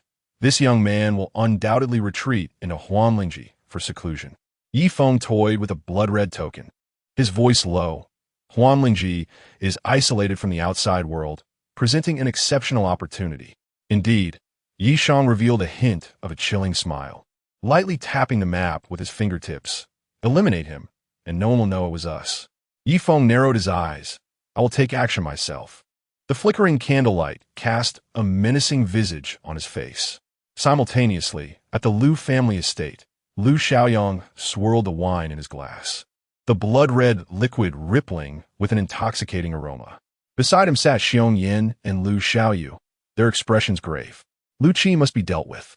Lu Xiaoyang downed his drink, a ruthless glimmer crossing his eyes. Otherwise, who would be his rival in 3 years? Qianqian tore off a piece of roasted meat, savoring it. The opening of Huanlingji is imminent, and I hear he will definitely enter. A fortuitous opportunity indeed. Lu Xiaoyu chuckled, revealing a set of gleaming white teeth. In Huanlingji, when someone dies, even the elders of Qianqian Academy cannot trace the culprit. Lu Xiaoyang set down his glass, gently tapping the table with his fingertips. It is said that the Lu family has already issued a bounty. Oh, Qianqian raised an eyebrow, a flicker of greed in his eyes. How much? 10 medium-grade yuan ling stones for information, 100 for bringing back his head. Such a generous offer? Qianqian whistled. The Lu family is determined to see him dead. Lu Xiaoyang sneered. Lu Qi killed the Lu family's direct descendant. If the Lu family does not kill him, what dignity will remain? What about the Du family? Lu Xiaoyu inquired. Need you ask? Lu Xiaoyang waved dismissively. The Qianqian society was destroyed, leaving the Du family humiliated. It is said that the old Master Du was so enraged he spat blood thrice, vowing to dismember Lu Qi. The 3 exchanged knowing smiles, the wine in their cups glinting ominously in the candlelight. At Qianqian Academy, in Lu Qi's courtyard, moonlight flowed like water over the stone slabs. Lu Qi and Hu Jingtong sat facing each other, the aroma of tea wafting gently, leaving a faint trace in the air. The news is indeed grim. Hu Jingtong furrowed his brow, his robust figure casting a massive shadow in the moonlight. The Lu family, Du family, Lu family, Yi family, and even some individuals from Suifeng Academy and Kangwu Academy have set their sights on you. Lu Qi smiled indifferently, his fingers lightly playing with the teacup. One comes, one kills. Two come, two kill. Hu Jingtong could not help but laugh. You certainly have a bold spirit, merely stating the facts. Lu Qi shrugged, but a flicker of cold light flashed in his eyes. They wish to strike at me, in Huanlingji? I await them. Be wary of Lu Xiaoyang and Yi Feng. Hu Jingtong's expression suddenly grew serious, his voice lowered. They're both at the 12th level of spirit mastery and are said to wield the power of bloodlines. Once activated, their abilities rival those of the spirit sect. Lu Qi looked up at the moon, pausing in silence. All who sought to kill me have ultimately become stepping stones, and they shall be no exception. Hu Jingtong sighed deeply. Rising, it seems my concerns were unwarranted. In that case, I shall say no more. On the day Huanlingji opens, I will await you at the entrance. Thank you. Lu Qi expressed rare sincerity in his gratitude. After sending Hu Jingtong away, Lu Qi stood alone under the moonlight, a flicker of contemplation passing through his eyes. Huanlingji allows for undetected killings, he murmured to himself, a significant opportunity for gain. A blood-red token appeared in Lu Qi's hand. The very one Hu Jingtong had discreetly given him earlier, inscribed with the character for kill. The back bore a list of names, each accompanied by a bounty. The moonlight illuminated the token, the blood-red hue seeming to pulse, exuding an unsettling aura. A fierce glint flashed in Lu Qi's eyes, but he quickly regained his composure. He crushed the token, transforming it into motes of red light that dissipated into the night. Since everyone wishes to resolve matters in Huanlingji, Lu Qi murmured, then I shall oblige. The night breeze gently swept by, carrying away his whispered words. The flowers and grasses in the courtyard swayed, as if silently mourning the impending storm of bloodshed. In the eastern district of Qianqian City, in a concealed basement, a dozen individuals clad in black gathered around a round table, upon which rested a crystal ball, its faint blue light undulating, revealing Lu Qi's silhouette. The leader of the black-clad figures spoke in hushed tones. The opening of Huanlingji is imminent. How prepared is everyone? The Lu family head has made arrangements. A sharp-featured man sneered. 7 spirit kings will simultaneously enter Huanlingji. The Du family has also dispatched 5 skilled individuals, another interjected. The Lu family has 3, the Yi family 2, together with our 10 assassins from the Shadow Pavilion. It will be sufficient to ensure Lu Qi meets a gruesome end. The leader of the black-clad figures nodded in satisfaction. In the corner, a shadowy figure listened quietly, not uttering a word. Once the others dispersed, he quietly slipped away, disappearing into the inky darkness. The night had grown deep, yet Qianqian City seemed even livelier than during the day. In the taverns, cups clinked, and vendors shouted in the streets, all appearing as usual. However, beneath this calm facade, countless undercurrents surged, all converging toward the same target, Lu Qi. At this moment, the young man, now the focus of so much attention, stood quietly at the highest point of Qianqian Academy, gazing down at the city's lights, his eyes shimmering with an inscrutable brilliance. Huanlingji, he whispered, his voice dissolving into the night breeze. It seems it will be quite interesting. Chapter 29. The atmosphere of the finals was almost boiling. The audience was packed, cheers and screams rising and falling like waves, nearly threatening to lift the roof off the arena. In the front row sat a line of judges in matching uniforms. Among them, prominent figures from the Guangnan City Beast Taming Association, their expressions solemn as they focused intently on the center of the arena. Qianqian and Feng Chun exchanged glances from a distance of several meters. Feng Chun's silver hair gleamed under the arena lights, his face adorned with a calm smile. The Feng Huang eagle perched on his shoulder, its sharp eyes fixed on the small green snake, as if contemplating how to tear this peculiar little creature to shreds. It appears we are finally set for a showdown. Feng Chun's voice was gentle, yet laced with unmistakable confidence as he stroked the feathers of the Feng Huang eagle. Your little green snake is indeed unexpectedly strong, but I fear this is where it ends. Qianqian raised an eyebrow. The small green snake on her shoulder stood tall, its purple bow tie proudly displayed. Do not be overly confident, young Master Feng. You have yet to win. Oh, Feng Chun's smile deepened. Do you think I only possess those rudimentary skills? The tornado barrier you witnessed was merely a casual maneuver. The true storm you have yet to behold. He stepped forward, lowering his voice. Last night, I summoned the bird from the outskirts using the Feng Huang eagle's calling ability. Can you guess how many? Hundreds? Thousands? Qianqian's expression remained unchanged, but her heartbeat quickened involuntarily.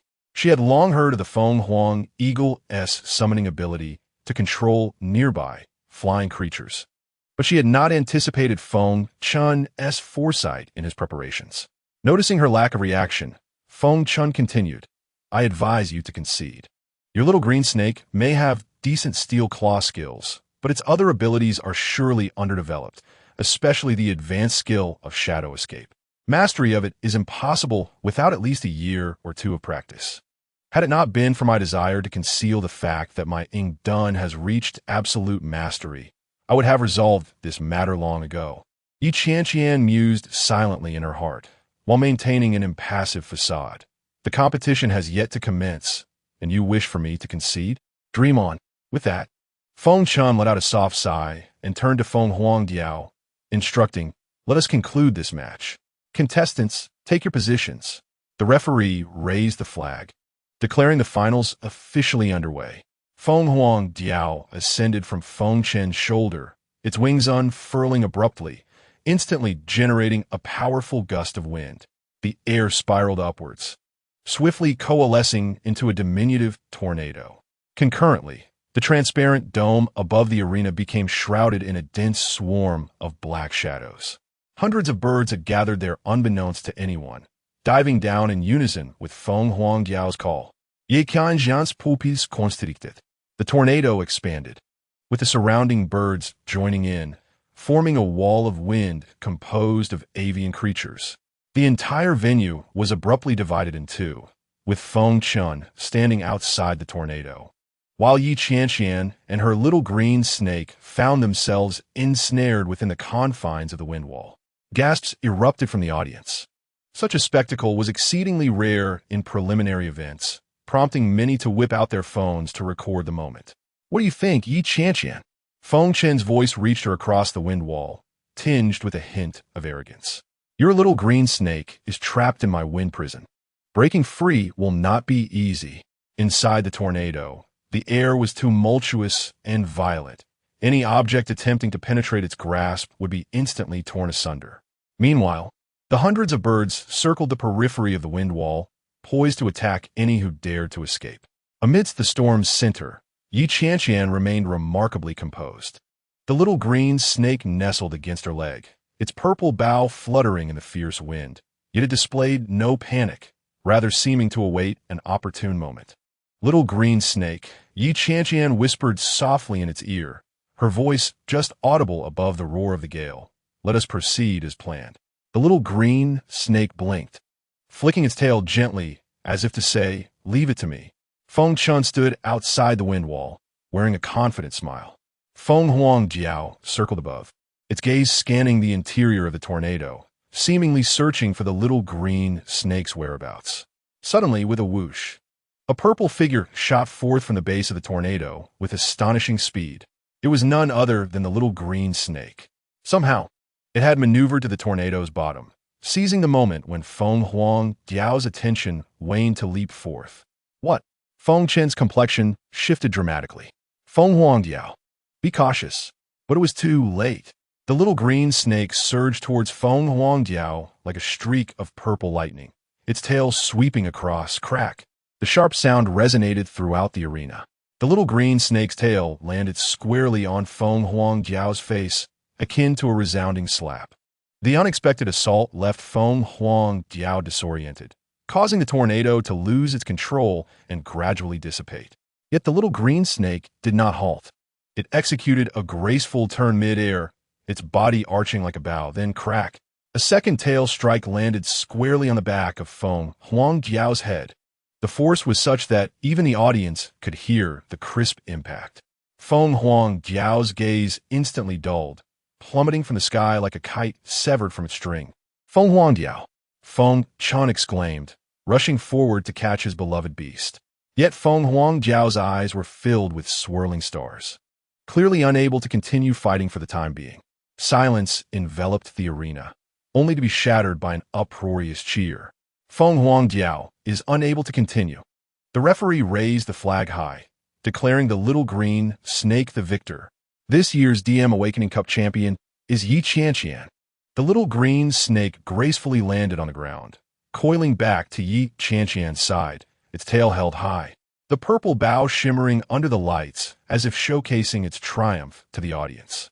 The hall erupted with deafening applause and cheers, colorful confetti drifting through the air. Staff members brought forth a magnificent white steed, the traditional mount for champions, to escort them in a victory parade. Qianqian cradled the little green snake and nimbly leapt onto the steed's back. The little green snake coiled about her shoulder, the purple bow swaying gently as the horse moved. The steed carried them around the arena, basking in the audience's cheers and reverence. Qianqian! Qianqian! The crowd continuously called out her name. Some young girls even held up handmade purple bows, hoping to catch the little green snake's attention. On the podium, the golden DM Awakening Cup glimmered under the spotlight. Qianqian smiled as she accepted the trophy, raising it high as camera flashes erupted, capturing this moment forever. Congratulations! A voice sounded from behind her. It was Feng Chun, having accepted his defeat, his face adorned with a familiar gentle smile. You truly are formidable. Thank you. Qianqian nodded, refraining from excessive boasting. However, I'm quite curious. Feng Chun stepped closer, his eyes sparkling with curiosity. How did you accomplish that? My wind wall and flock of birds should have ensnared your little green snake. Qianqian glanced at him, hesitating for a moment before deciding to reveal the truth. It was quite simple. I had anticipated you would employ this tactic, so I had the little green snake use shadow clone. Shadow clone? Feng Chen's eyes widened. That is a B-tier skill. Qianqian smiled. Indeed. What you witnessed was merely the little green snake's shadow remaining within the tornado, while the real one had long since concealed itself behind your flock, waiting for the opportune moment to strike. I was fixated on the figure within the tornado. Feng Chen's realization dawned, followed by a rueful smile. You truly are astute. I was completely outmaneuvered. He extended his hand. You won splendidly, Qianqian. I look forward to our next encounter. Qianqian regarded his extended hand, a faint smile gracing her lips. Likewise, she grasped Feng Chen's hand, but released it after less than a second. Feng Chun awkwardly withdrew his hand, yet maintained his smile. You are indeed exceptional. Perhaps we could become friends? Qianqian looked at him, the little green snake blinking on her shoulder, seemingly intrigued by Feng Chen's proposition. No one truly deserves my friendship. Qianqian lightly pouted. Her ton betraying un undeniable piride. Feng Chen paused, then burst into hearty laughter. How amusing. I shall take that as a yes. Qianqian did not refute him, merely reaching out to stroke the little green snake's head. The little green snake squinted its eyes, its tail wagging joyfully, the purple bow sparkling under the lights as if celebrating the addition of yet another friend. The cheers in the venue continued unabated, as Qianqian stood under the spotlight with her trophy, rightfully becoming the star of the moment. In the annals of Guangnan City's history, the girl named Qianqian and her little green snake adorned with a purple bow had officially embarked on their legendary journey with a breathtaking victory. Chapter 30. Tianqing Square was teeming with people, a sea of heads nearly covering the entire square. Surrounding buildings, trees, and even lampposts were adorned with spectators, all eager not to miss this grand event that occurs once every 5 years. The early summer sun mercilessly scorched the ground, yet it did little to dampen the enthusiasm of the crowd. Students from the 3 major academies stood in distinct areas. The disciples of Tianqing Academy donned deep blue robes, occupying the central position, The disciples of Suifeng Academy were clad in white attire, arranged to the left, while on the right stood the disciples of Qianqian Academy in red robes, their demeanor serious, hands clasped behind their backs, exuding a military air. So many people. Li Ling stood at the front of the Qianqian Academy line, scanning the surrounding crowd. How many have come from the three major academies this time? Lu Qi, standing beside her, replied softly.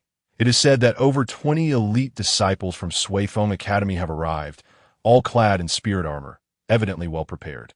Among the Suifeng Academy cohort, more than 20 disciples in silver armor stood out distinctly.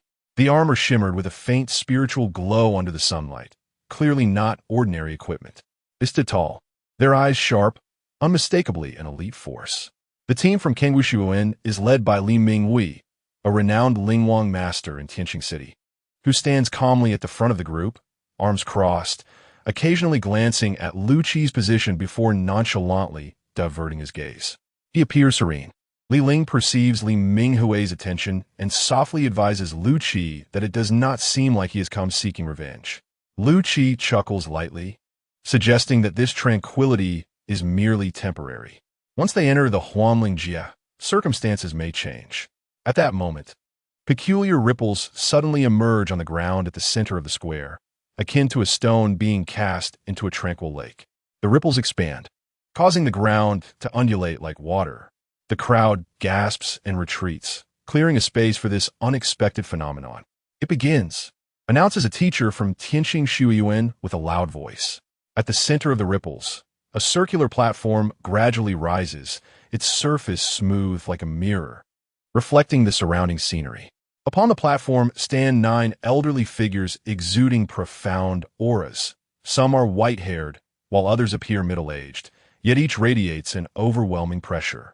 Lingwang, someone exclaims in astonishment, recognizing them as masters of the Lingwang level.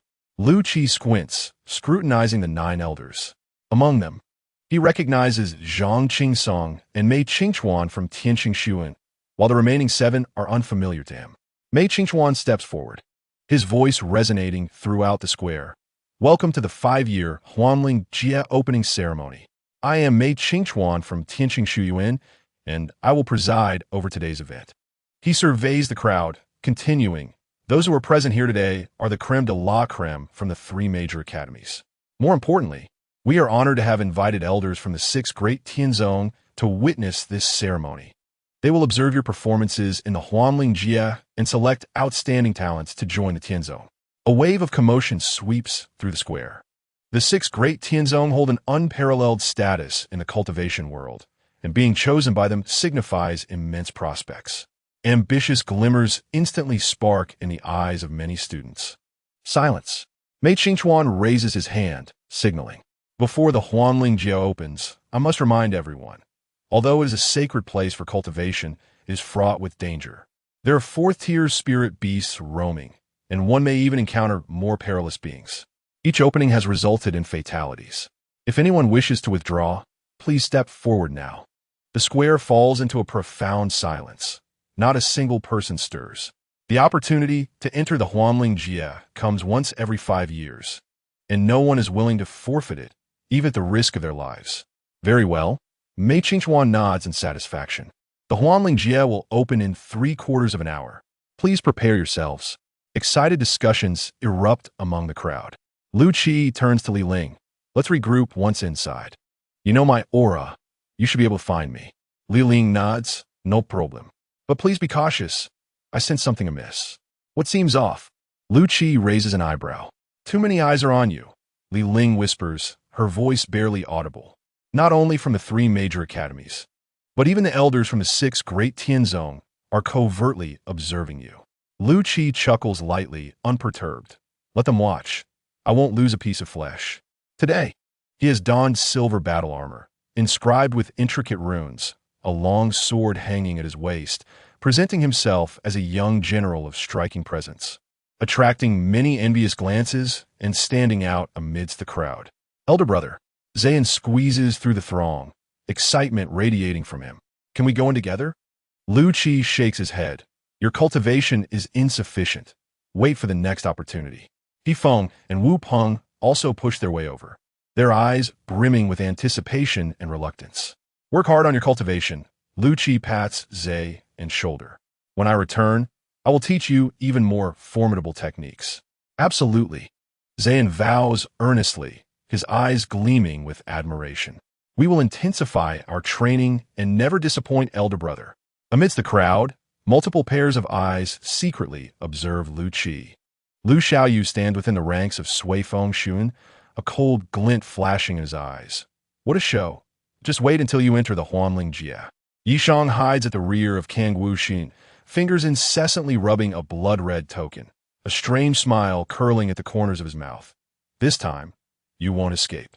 Lu Yuan stands at the back of Qianqian Xun, his gaze darkly fixed on Lu Qi's back. The blood debt of the Lu family shall be repaid in blood. More enemies lurk within the crowd. Some are motivated by bounty, others by personal vendettas, and some are simply puppets of others. They all share a common target. Lu Qi. Time's up. Mei Qingchuan's voice suddenly rings out. The Huanling Jia is opening. The 9 Ling Huang simultaneously form seals, weaving strands of spiritual power in the air to create a complex formation. A brilliant beam of light shoots forth from the mirror-like platform, soaring into the heavens. The beam quickly expands, forming a massive portal of light. All participants prepare to enter. The crowd erupts in fervor, all rushing toward the portal. The disciples of Qianqian Xuyuan are the first to step forward, closely followed by those from Sui Feng Xuyuan and Kangwu Xuyuan. The interior of the portal shimmers with a kaleidoscope of colors, resembling an entrance to another world. One by one, people leap into it, vanishing in the blink of an eye. Let us go. Lu Qi nods at Li Ling and leaps into the portal. The blinding light instantly envelopes his body. Lu Qi feels as if he has been cast into a turbulent river, the surrounding energy washing over him like water. He struggles to maintain his balance when suddenly, a powerful rotational force strikes him. A tornado? Lu Qi thinks, alarm bells ringing in his mind. This force is clearly not a natural phenomenon, but a deliberate act against him. The tornado intensifies, lifting him high before abruptly hurling him downward. Through the swirling wall of wind, Lu Qi vaguely sees that below lies a thicket of thorns, with what appears to be a massive creature writhing within. This is outrageous. He cannot help but exclaim, now certain that someone has tampered with the transport channel, laying a trap specifically for him. The tornado violently tosses him toward the marsh. And just as he is about to collide with the sharp thorns, a blood-red long knife materializes in his hand, and he slashes downward with fervor. Clear the way for me. With a furious shout, the blood-red blade of light slices through space like lightning, heading straight for the marsh. In a flash of brilliance, Lu Qi's figure disappears into the distortion of the transport channel. Meanwhile, at the other end of the Huanling Jia, Li Ling lands steadily on a patch of grass. She surveys her surroundings but sees no sign of Lu Qi. Strange, she frowns, a hint of unease swelling within her. Did something happen? In the distance, a roar of beasts suddenly erupts, shaking the earth beneath. The sky darkens with ominous clouds, thunder and lightning clashing, as if heralding a dire event about to unfold. The gates of the Huanling Jia have opened, and a storm of blood and chaos is poised to commence. The fist struck the ribs of the Liyan Shirwang with precision, and the icy spiritual essence surged into its beastly form like a tidal wave. A roar of agony erupted from the Liyan Shirwang, as its left side was instantaneously enveloped in a thick layer of frost, suppressing its flames with brutal force. It thrashed wildly, flames erupting fiercely from its body, attempting to melt the frost that clung to it. Quite resilient, Lu Qi chuckled softly, his form flickering once more as he maneuvered to the back of the Liyan Shirwang, delivering another punch. The second strike of the Tianshuang Quan crashed against the beast's back, extending a vast expanse of frost. The clash of cold and fire sparked thunderous explosions, with white mist and fiery embers swirling in the forest, resembling a curious natural spectacle. The Liyan Shirwang let out an enraged roar, suddenly flipping over to shake off part of the frost that bound it. It turned to face Lu Qi, opening its gaping maw, as a blazing fireball coalesced deep in its throat. Attempting to unleash a special move, Lu Qi's gaze sharpened, his right hand swiftly shifting into a new position. Azure energy swirling between his fingers. Then let us engage in this contest. Boom! The fireball shot forth, warping the very air around it with its heat. Lu Qi stood resolute, his fingers aligned, piercing directly toward the heart of the fireball. Strangely, a layer of ethereal azure energy enveloped his arm, resembling a sharp lance. Qinglong Puxiao. The azure energy lance collided with the fireball, piercing through its core. The fireball erupted instantaneously, scattering countless sparks yet failing to harm Lu Qi in the slightest. The azure energy surged onward, darting straight toward the Lian Shuwang's forehead. Crack! The azure energy accurately penetrated the beast's brow, a strong metallic scent of blood instantaneously permeating the air. The massive form of the Lian Shuwang swayed before crashing to the ground, its flames extinguished, leaving behind naught but a colossal carcass. With a sigh of relief, Lu Qi dusted off his hands, as if he had merely engaged in a simple exercise. He turned to the nearby thicket, calling out, "Xiling, come and refine this along with that white wolf into blood essence pills." A young girl clad in purple emerged from the underbrush. Her delicate features and star-like eyes betrayed a hint of an inhuman coldness. She nodded gently, "Master, how long will it take?" 2 days will suffice." Lu Qi stretched languidly. "I will be training by the waterfall. Come find me in 2 days." Xiling nodded again, her slender fingers waving gently as the carcasses of the Lian Shuwang and the nearby white wolf floated upward, following her as she drifted deeper into the forest. 3 days later, deep within the realm of Huanlingji, before a majestic waterfall, water cascaded down from a height of 100 meters, producing a deafening roar. Mist filled the air, creating brilliant rainbows. Below the waterfall lay a deep pool, its waters crystal clear, occasionally revealing spirit fish leaping from the surface. Their scales shimmering with a kaleidoscope of colors in the sunlight. Lu Qi sat cross-legged upon a massive rock directly beneath the waterfall, allowing the rushing waters to wash over his body. His upper body bare, faint symbols danced upon his skin, his eyes closed, breathing steady and deep. "It is time," he murmured softly, forming seals with his hands, directing energy toward his dantian. Dantian seal, release. A powerful wave of energy erupted from within him, shaking the very air around. The symbols on his skin intensified, vaguely outlining the shape of a dragon. Divine dragon bloodline, awaken. Lu Qi's voice was drowned by the roar of the waterfall. Yet within him, a tempest surged. An unprecedented agony engulfed him, as if countless blades were slicing through his flesh simultaneously. His face contorted in pain, veins bulging. He gritted his teeth, suppressing any cries of anguish. The waterfall began to boil, steam rising in waves. The symbols on Lu Qi's body glowed brighter, ultimately transforming into a vividly lifelike azure dragon phantom that spiraled around him. "Break for me." Lu Qi suddenly opened his eyes, a flicker of dragon-like essence illuminating them. A crisp cracking sound resonated within him, as if a barrier had been shattered. A torrent of power surged into his limbs, and the meridians within him felt as though they were filled with molten lava, both painful and exhilarating. "I have succeeded." Ling Shi, 12th tier. Lu Qi exhaled, joy illuminating his features, feeling utterly invigorated. He rose to his feet, stretching his muscles, each movement imbued with an unprecedented fluidity and strength. He raised his hand and lightly struck a nearby boulder. Boom! The boulder shattered instantly, scattering into countless fragments. "I can lift 100,000 genes with one hand." Quite impressive.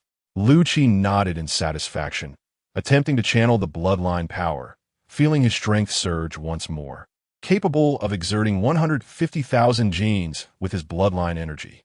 Now, he could contend even with the initial stages of Lingwang. Excitedly, he continued to test his newfound strength, delivering a punch that created a visible shockwave in the air. A single step shook the ground. "Ha ha, this is power. This is the sensation of breakthrough." Lu Qi could not restrain his laughter, his spirits soaring.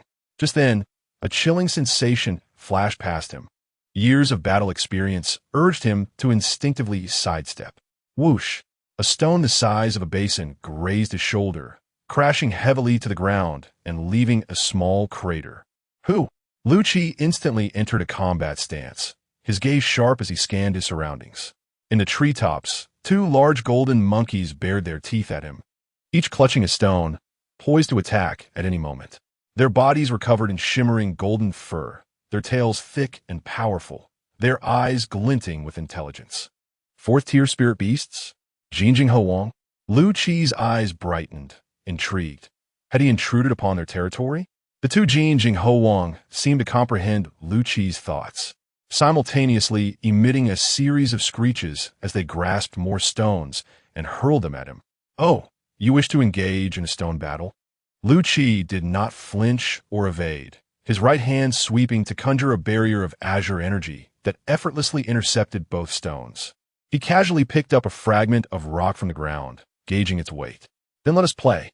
The stones flew forth like meteors, accurately striking one of the Jing Huang on its shoulder. The monkey screeched in pain, nearly tumbling from the tree, its eyes wide with shock, clearly unprepared for Lu Qi's skill.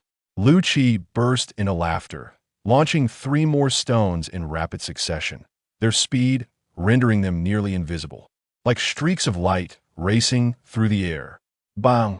Bang! Bang! The two Jinjing Huang dodged and weaved, yet each was struck, grimacing in pain. They roared furiously, using both hands and feet to mount a more ferocious stone assault. Lu Qi, relishing the playful challenge, refrained from using spiritual power, relying solely on his physical speed to evade the barrage of flying stones while counterattacking with stones of his own. After several exchanges, the two Jinjing Huang bore numerous hits, while Lu Qi remained untouched. Suddenly, a resounding roar echoed from afar, prompting the two Jinjing Huang to cease their attacks. Casting wary glances at Lu Qi before leaping into the depths of the woods, swiftly vanishing from sight. Interesting. Lu Qi raised an eyebrow, following without hesitation. It seemed their king was summoning them. His form darted through the forest, moving with astonishing speed, the branches and leaves barely brushing against him, leaving only a blurred afterimage. Though the two Jinjing Huang were agile, they could not shake off Lu Qi's pursuit. Soon, a steep cliff loomed ahead, its face dotted with numerous caves resembling a beehive from a distance. The two Jinjing Huang adeptly scaled the cliff, vanishing into one of the larger caverns. Lu Qi did not follow immediately, but concealed himself within the thicket, observing the situation at the cliff. He quickly discovered that a large troop of monkeys, numbering at least in the hundreds, was frolicking and leaping among the caves on the cliff face. A monkey troop? Quite intriguing. Just as Lu Qi was about to approach, he suddenly heard the heavy thudding of footsteps approaching from the left.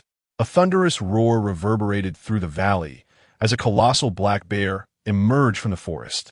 This black bear stood over 4 meters tall, nearly brushing against the treetops when it reared up. Its body was cloaked in glossy black fur, and its eyes glimmered like lanterns with a sinister red glow. Its claws were sharp as blades, exuding an aura of menace. A 5th-tier spirit beast? The shimming black bear? Lu Qi's pupils constricted, and a sense of alarm arose within him. This creature would not be easily dealt with. The black bear raised its head and roared at the monkey troop, causing immediate chaos among them, with shrill cries echoing throughout. From a larger cave on the cliff, a golden monkey emerged, larger than the others, its fur gleaming like gold, topped with a tuft of red hair. Exuding an imposing presence, it was evidently the king of the monkeys. The golden monkey king issued a threatening roar towards the black bear, which stood its ground, roaring back even more ferociously, seemingly demanding something. Lu Qi observed closely and noticed 2 peculiar fruit trees growing beside the cave on the cliff. One was entirely crimson, with fruits that resembled dragon heads. The other was a shimmering icy blue, with translucent fruits that exuded a chilling aura. Were those the Qilongua and Binglingua? Lu Qi's eyes sparkled, his heart racing uncontrollably. Goodness, these were rare treasures. No wonder the black bear was so determined to seize them. He suddenly realized that he had inadvertently stumbled upon two exceedingly rare spirit fruits. These were treasures capable of exponentially enhancing one's cultivation, each worth at least hundreds of thousands of spirit stones. A flicker of greed flashed in Lu Qi's eyes, only to be quickly suppressed. He quietly concealed himself behind a tree, contemplating his next course of action. On one side lay the numerous monkeys, and, on the other, the formidable black bear, with the two invaluable spirit fruit trees in between. This had become quite interesting. Lu Qi stroked his chin, a knowing smile curling at the corners of his mouth. Evidently, he needed to devise an elaborate plan. Chapter 32. The Great Escape. Lu Qi crouched deep within the monkey troop's cave, wrinkling his nose in disappointment. According to legend, the depths of the Monkey King's cave should contain monkey wine, but after searching thoroughly, he only found a pile of fermented fruit juice, its taste sweet and sour, hardly reminiscent of any wine. Surely this troop of monkeys cannot be incapable of brewing their own wine, he muttered, casually picking a bright red wild fruit and tossing it into his mouth. The sourness made him grimace, yet it was quite appetizing. The old Monkey King stood nearby, its tail swaying incessantly, eyes darting about, seemingly pondering what Lu Qi was in search of. Ever since Lu Qi had used an impressive display of combat skills to intimidate the black bear and help them defend their fruit trees, the entire monkey troop regarded him with a mix of reverence and curiosity. The cave was filled with the damp scent of soil, mingled with the sour aroma of various fruits fermenting. Sunlight filtered through the crevices in the cave's ceiling, casting slender beams of light upon the stone walls, reflecting a warm glow. A group of small monkeys frolicked throughout the cave, thoroughly enjoying themselves. Suddenly, a grayish-white little monkey leaped down from a height, accidentally colliding with a ceramic jar hidden in a corner. The jar crashed to the ground with a loud thud, shattering into pieces, with deep amber liquid splattering everywhere, releasing a potent aroma of wine. The fragrance made Lu Qi turn abruptly, taking 2 steps towards the jar, bending down to sniff, and his eyes lit up. Monkey wine. The spilled liquid flowed along the patterns of the cave floor, ultimately converging into a small spring. The water was crystal clear, continuously bubbling up, serving as the drinking source for the monkeys. The mixture of wine and spring water emitted a faint sizzling sound, and an even more enticing fragrance wafted through the air. Several monkeys curiously approached, dipping their fingers into the blended water and tasting it. In the next moment, their eyes brightened, and they excitedly chattered, scrambling to drink from the spring water mixed with wine. In less than a quarter of an hour, all the monkeys in the cave were thoroughly intoxicated. They joyfully leaped and rolled about, their faces displaying tipsy expressions. Some even began to embrace one another and dance. The cave echoed with the cheerful calls of monkeys, creating a lively atmosphere. Watching this scene, Lu Qi's eyes suddenly sparkled. Eureka! He crouched down, digging a small pit with his hands, then beckoned to the Monkey King. Bring me a few of your finest fruits and gather some spring water. Though the Monkey King did not fully grasp Lu Qi's intentions, it complied. Soon, a pile of brightly colored fruits was placed before Lu Qi. He took out a small vial from his pocket, pouring a few drops of transparent liquid into the pit. This is Qianqian, a high-quality liquor brewed from spirit plants, he explained to the Monkey King, aware that it might not fully comprehend. Now, I will teach you how to brew wine. He mashed the fruits, mixed them with spring water and Qianqian, then catalyzed the fermentation process with his spiritual energy. Soon, the mixture in the pit began to emit an alluring aroma of wine, richer and more profound than that of the shattered jar. It still needed a bit more time. Lu Qi pondered for a moment, and suddenly his eyes brightened. He had an even better idea. Lu Qi took out a crimson pill, crushed it in his hand, and mixed it into the liquid. Instantly, the liquid in the pit transformed into a deep red hue, infused with a hint of spiritual energy in the aroma of the wine. This is a pill refined from Qilongwa, Lu Qi informed the Monkey King. Consuming it will significantly enhance your combat prowess. The Monkey King hesitated momentarily, but ultimately grabbed a handful of the mixture and gulped it down. Moments later, its eyes turned a fierce red, its fur bristled, and a powerful aura erupted from within. It worked, Lu Qi exclaimed, slapping his thigh in excitement, invoking his spiritual energy and resonating with the bloodline. The Monkey King began to glow, with its golden fur hinting at a tinge of crimson, resembling lava flowing over gold. It released a thunderous roar that shook the entire cave.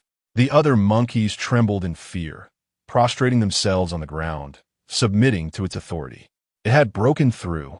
Lu Qi nodded in satisfaction, pleased with the speed of the advancement from the peak of the 3rd tier to the early 4th tier. The Monkey King, feeling the surging power within, joyfully thumped its chest before deeply bowing to Lu Qi in gratitude. No need for thanks, Lu Qi waved his hand.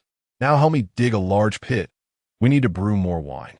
In the following days, Lu Qi led the monkey troop in gathering fruits and brewing more wine, while also refining additional pills to enhance their combat capabilities using the spirit fruits. Every evening, he would sit at the cave entrance, gazing at the starry sky. Lost in thought, I need to pay attention to the proportions of the fruits, he muttered, sketching diagrams in the dirt. The fermentation time must be carefully controlled, and the temperature is crucial. After 7 days, Lu Qi gazed contentedly at his harvest. 9 jars of monkey wine exuding a rich aroma, along with 3 precious spirit herbs discovered at the edge of the monkey territory. These herbs grew on the sheer cliffs, difficult for ordinary people to collect, but it was an effortless task for the monkeys. Lu Qi gently shook the jar of wine in his hand, a trace of warmth flickering in his eyes. His ancestors and father would surely appreciate this. He meticulously sealed the wine jars, placing them into his storage pouch, and then shared his brewing methods with the Monkey King. The monkey's capacity for learning exceeded his expectations. They grasped the concepts almost instantly, especially when it came to a skill that brought them joy like brewing wine. Remember, moderate drinking is beneficial for health, while excessive drinking harms the body, Lu Qi imparted earnestly to the Monkey King, fully aware that his words might hold little significance for the monkeys. The Monkey King nodded vigorously, leading the entire troop to form a line to pay their respects to Lu Qi. The little monkeys even gathered various colorful flowers, scattering them along Lu Qi's path as he departed. It was indeed hard to part ways.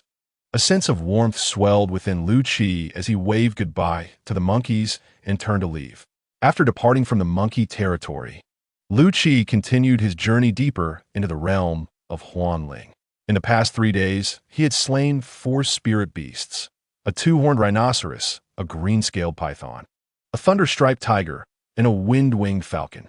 The crystalline cores and some precious parts within these spirit beasts were meticulously collected by him for alchemy or direct consumption to enhance his power. During the encounter with the Lei Wenhu, Lu Qi stumbled upon an area abundant with Zijin tongue, a primary ingredient for crafting advanced recovery elixirs. Elated, he spent half a day carefully gathering the vines, yielding a bountiful harvest. His current spoils were sufficient to facilitate a steady advancement in his Lingshi realm. Perched upon a colossal stone, he scrutinized the map, noting the considerable distance remaining to his target area. The map delineated various regions of the Huanling Jie, with one location encircled in red marked as the Longmai Huiju, his ultimate destination. However, before reaching there, he needed to traverse the perilous Yuming Zhaoxi and Si Wang Xiagu. With his current strength, a direct assault seemed somewhat daunting. Lu Qi furrowed his brow in contemplation, seeking a means to advance swiftly. He retrieved a green crystalline stone from his storage pouch. This was the core of the Feng Yi Sun, imbued with potent wind attribute energy. With a small knife, he inscribed several runes upon the stone and infused it with his spiritual energy. Gradually, the stone began to glow and, astonishingly, it levitated. Success! A rudimentary flying artifact. Lu Qi beamed at the floating stone, knowing it would suffice to carry him through the Yuming Zhaoxi for 3 days. Just as he prepared to embark, a cacophony of fierce combat erupted in the distance, accompanied by chilling cries of agony. Lu Qi's brow knitted in concern. He swiftly, stealthily approached the source of the sounds. Through the dense foliage, he beheld a clearing where 7 or 8 individuals were besieging a youth clad in white. The boy was drenched in blood, his left arm severed. Yet he fought valiantly. That was Li Ling, Lu Qi's eyes widened in recognition. The white-clad youth was indeed his friend.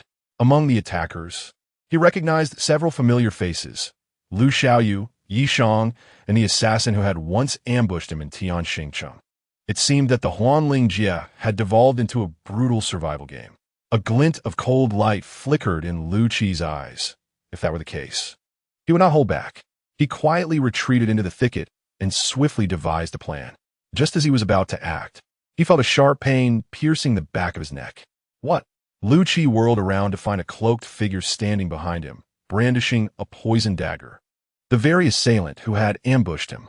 Qi Xingzhe Handu. Those afflicted are doomed to perish, the cloaked figure sneered. Lu Qi, prepare to depart this world. Lu Qi felt a wave of venom coursing through his veins, his vision blurring. He clung to the last vestiges of consciousness, observing the triumphant expression of the cloaked figure. A sardonic smile flickering within him. You think this can kill me? His voice, though weakened, remained resolute as a mysterious force began to surge within him, combating the toxin. Chapter 33. The flickering lights of the refuge swayed like a drunken man. A peculiar aroma pervaded the air, reminiscent of a mix of metal and disinfectant, provoking a cough. The water stains and mildew on the walls formed eerie patterns, as if recounting the terrifying tales that had transpired here. Yi Qianqian leaned against the wall.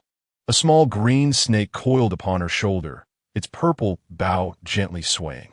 She surveyed the surroundings, recognizing a few familiar faces: Li Feng, Li Qianqian, and class leader Lu Tianchen, all of whom were her classmates. Thank you for saving me, Yi Ci. Yi Qianqian acknowledged the girl in the dark green trench coat with sharp eyes. Had it not been for your timely intervention, I might have been consumed by that mass of dark mist. Yi Ci waved her hand dismissively, a rare smile gracing her face. No need for thanks. In a place like this, survivors must aid one another. Her fingers unconsciously caressed a small knife at her waist, its hilt adorned with intricate designs. The room was cramped with over 20 individuals, most of whom were students, along with several adults who appeared to be mall employees. Fear and confusion etched themselves upon every face, some trembling slightly. The windows were sealed with heavy metal plates, the only exit a stout iron door, now securely locked. Does anyone know how to escape this cursed place? A bespectacled, portly boy paced anxiously, beads of sweat cascading from his forehead. We've been trapped here for nearly 2 days. Calm down, Zhang Lu Tianchen frowned. The rescue team is surely searching for us. It's merely a matter of time. A matter of time? Zhang Ming retorted sharply. Did you not see the monsters outside? They were once human. Who's to say we won't meet the same fate? The atmosphere in the room grew tenser, whispers of sobs and curses rising in a crescendo. Yi Qianqian silently observed each individual's reaction, lightly stroking the scales of the small green snake for comfort. Wait! The bespectacled boy suddenly halted, fixing his gaze on the small green snake perched on Yi Qianqian's shoulder. Why hasn't her pet been corrupted by the dark mist?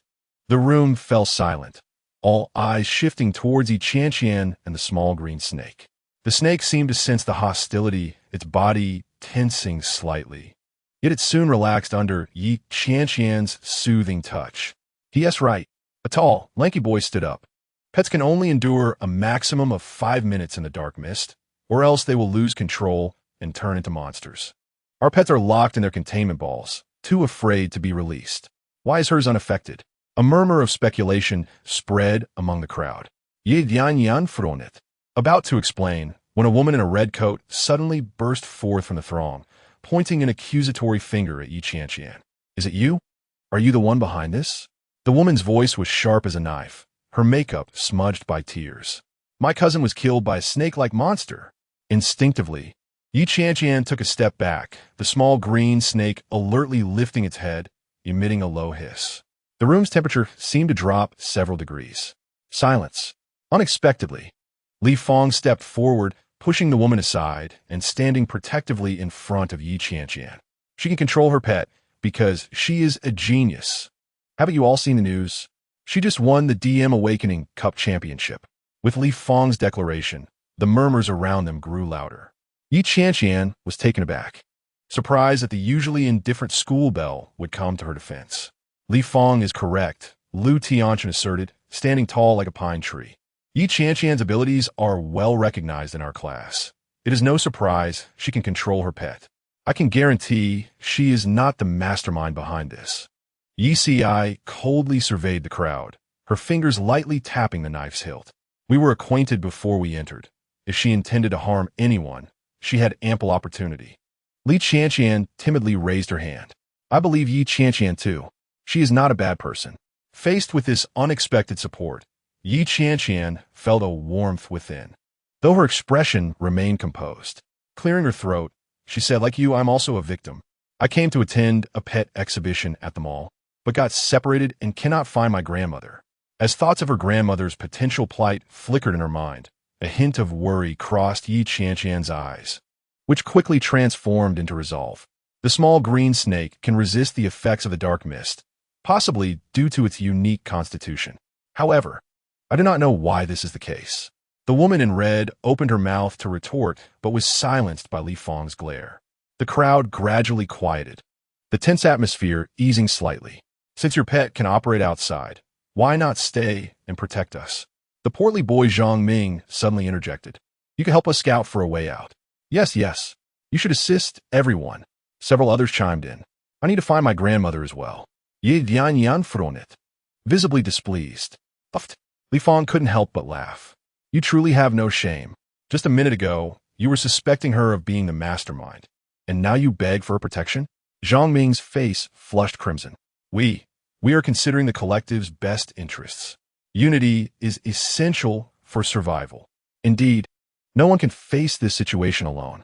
Lu Tianqian cast a profound glance at Yi Qianqian, yet he understood that coercing others into assistance was not the righteous path. After a moment of silence, Yi Qianqian finally spoke with unwavering resolve. I will do my utmost to aid everyone, but I must first ensure the safety of my grandmother.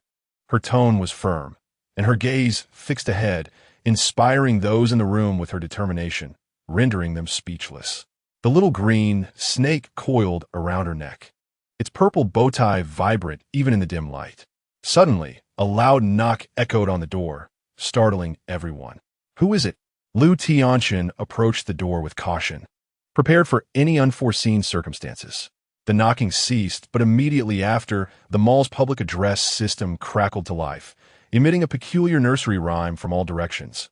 La la la. The Illuminati has arrived.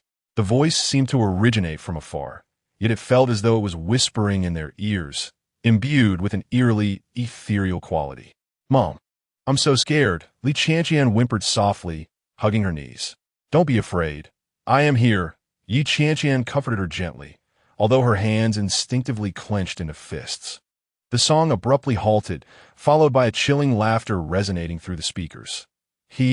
So, you are hiding here. I've found you.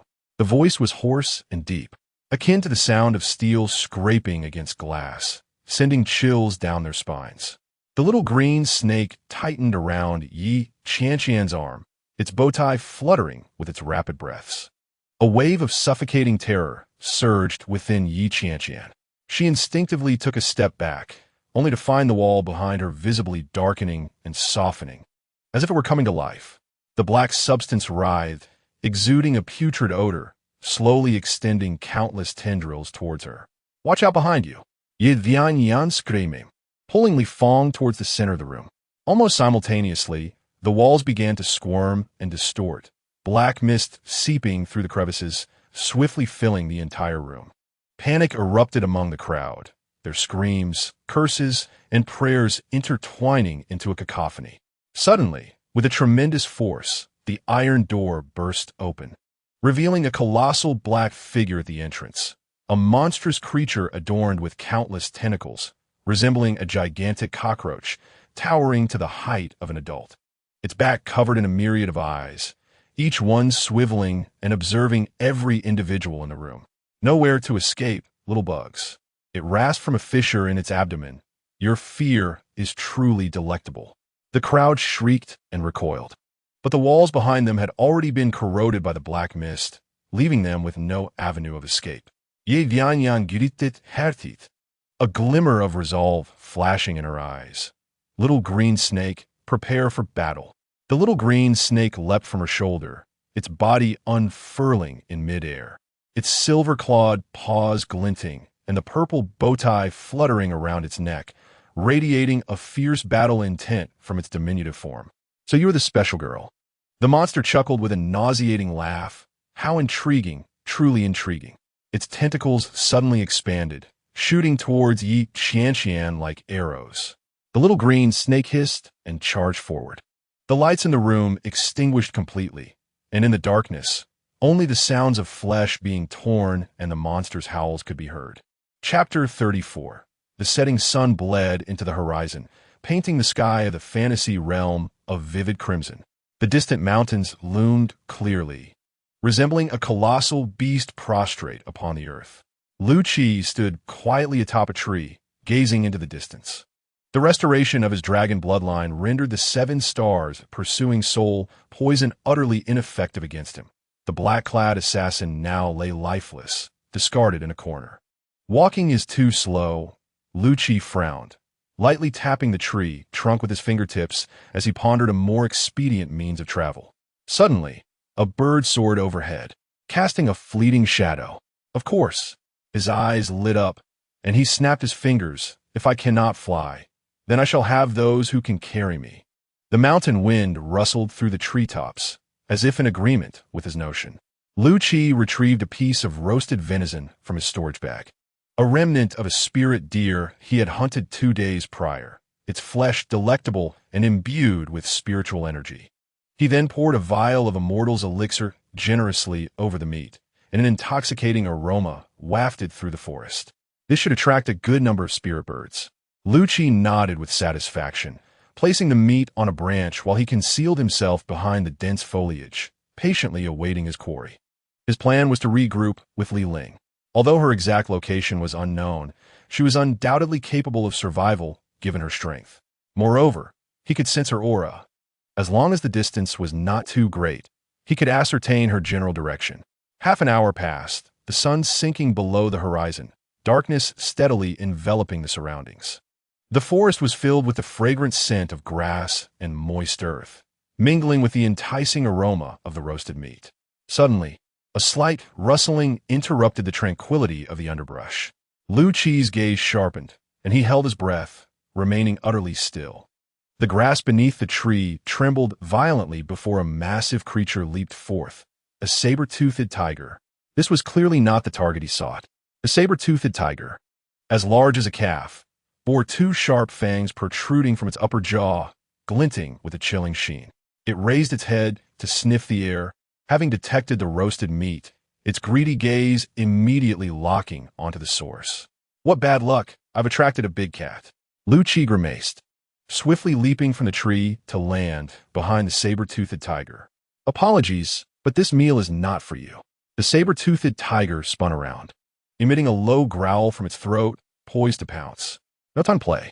Lu Qi flicked his right hand, a strand of azure energy shooting forth, precisely piercing the tiger's brow. Before it could unleash its attack, the creature collapsed to the ground as if all its strength had been drained, its eyes dimming rapidly. This 3rd-tier spirit beast proved utterly feeble before Lu Qi, failing to withstand even a single strike. Boring. Lu Qi casually kicked the saber-toothed tiger's corpse aside, scaling the tree once more to resume his vigil for the appearance of his true target. After approximately a quarter of an hour, a sharp cry of an eagle echoed from the distant sky. Lu Qi's spirits lifted, immediately entering a state of alert. A massive shadow glided over the treetops in the moonlight, circling twice before descending onto a branch not far from the roasted meat, drawn by its enticing aroma. It was a colossal azure-feathered eagle, with a wingspan of at least 3 meters, its body adorned with dark green and black feathers, and its piercing eyes shimmering with a green glow in the night.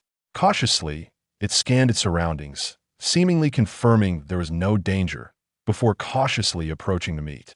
"You are the one." A glimmer of delight crossed Lu Qi's eyes as he approached silently, like a specter. Just as the azure-feathered eagle lowered its head to snatch the meat, he struck with lightning speed, his fingers like hooks, aiming for its neck. The eagle sensed the peril, emitting a shrill cry as it spread its wings, attempting to flee. However, Lu Qi was prepared. With a wave of his left hand, an invisible force field enveloped the azure-feathered eagle, preventing its ascent into the sky. "Cooperate nicely, and I shall not harm you." Lu Qi swiftly tapped the eagle's forehead several times, inscribing spiritual runes upon it. The eagle struggled momentarily, its fierce glint gradually replaced by confusion, until it finally settled down, submissively lowering its head. "Excellent." Lu Qi nodded in satisfaction, retrieving a scarlet pill from a storage bag and offering it to the azure-feathered eagle. This was the blood-red pill, capable of enhancing its strength and speed. The eagle obediently swallowed the pill before enjoying the roasted meat. Lu Qi gently stroked its feathers, observing that it bore no ill will toward him, and then leaped onto its back. "Take me to find my companions." He leaned down, whispering in the eagle's ear while transmitting a strand of Li Ling's aura into its perception. The azure-feathered eagle let out a clear cry, its immense wings unfurling as it flapped powerfully, soaring skyward with Lu Qi in tow. The night breeze howled past, and the treetops rapidly retreated beneath their feet. In the moonlight, the silhouette of a person and an eagle gradually vanished into the vast darkness. Lu Qi silently hoped that Li Ling would not stir up too much trouble, as he could already discern the distant outlines of the undulating mountains. In the southern region of the Qianqian, amidst a dense jungle, Li Ling gracefully leaped between branches, her white robe fluttering in the wind like a woodland sprite. In her hand, she held a white fan adorned with exquisite patterns of moonlight, seemingly delicate, yet concealing profound mysteries. 16 days prior, upon her entry into the Qianqian, she had safely landed thanks to the prepared by Yuling. The sudden emergence of the Xianming black mist had disrupted everyone's teleportation paths, leaving her unaware of Lu Qi's whereabouts, compelling her to explore independently. The following day, she encountered her first challenge, a third-tier spirit beast, the Qianqian. That creature was astonishingly swift, its greenish fur nearly blending into the jungle. After a fierce battle, she ultimately subdued it using the binding capabilities of the Bai Yuling, acquiring a precious Feng Ling Chao. Over the past 10 days, she had only discovered 2 spirit herbs, which felt rather meager. Li Ling murmured softly, a flicker of dissatisfaction flashing in her eyes. Though she had hunted 3 third-tier spirit beasts, the actual rewards were far from ideal. Today, however, she sensed a peculiar energy fluctuation and followed the trail, ultimately discovering a Mo Yulian by the edge of a black water pool. This was one of the primary materials for concocting the Xian Yuan Dan, worth a fortune. Yet, valuable treasures are never unguarded. A 4th-tier spirit beast, the He Lin Shou, was lying by the pool, guarding the Mo Yulian. That beast, as large as a cow, was covered in black scales, each as hard as iron, with a single horn atop, its head radiating an unsettling glow. This adversary would not be easily dealt with. Li Ling cautiously assessed her opponent, beads of sweat forming on her forehead.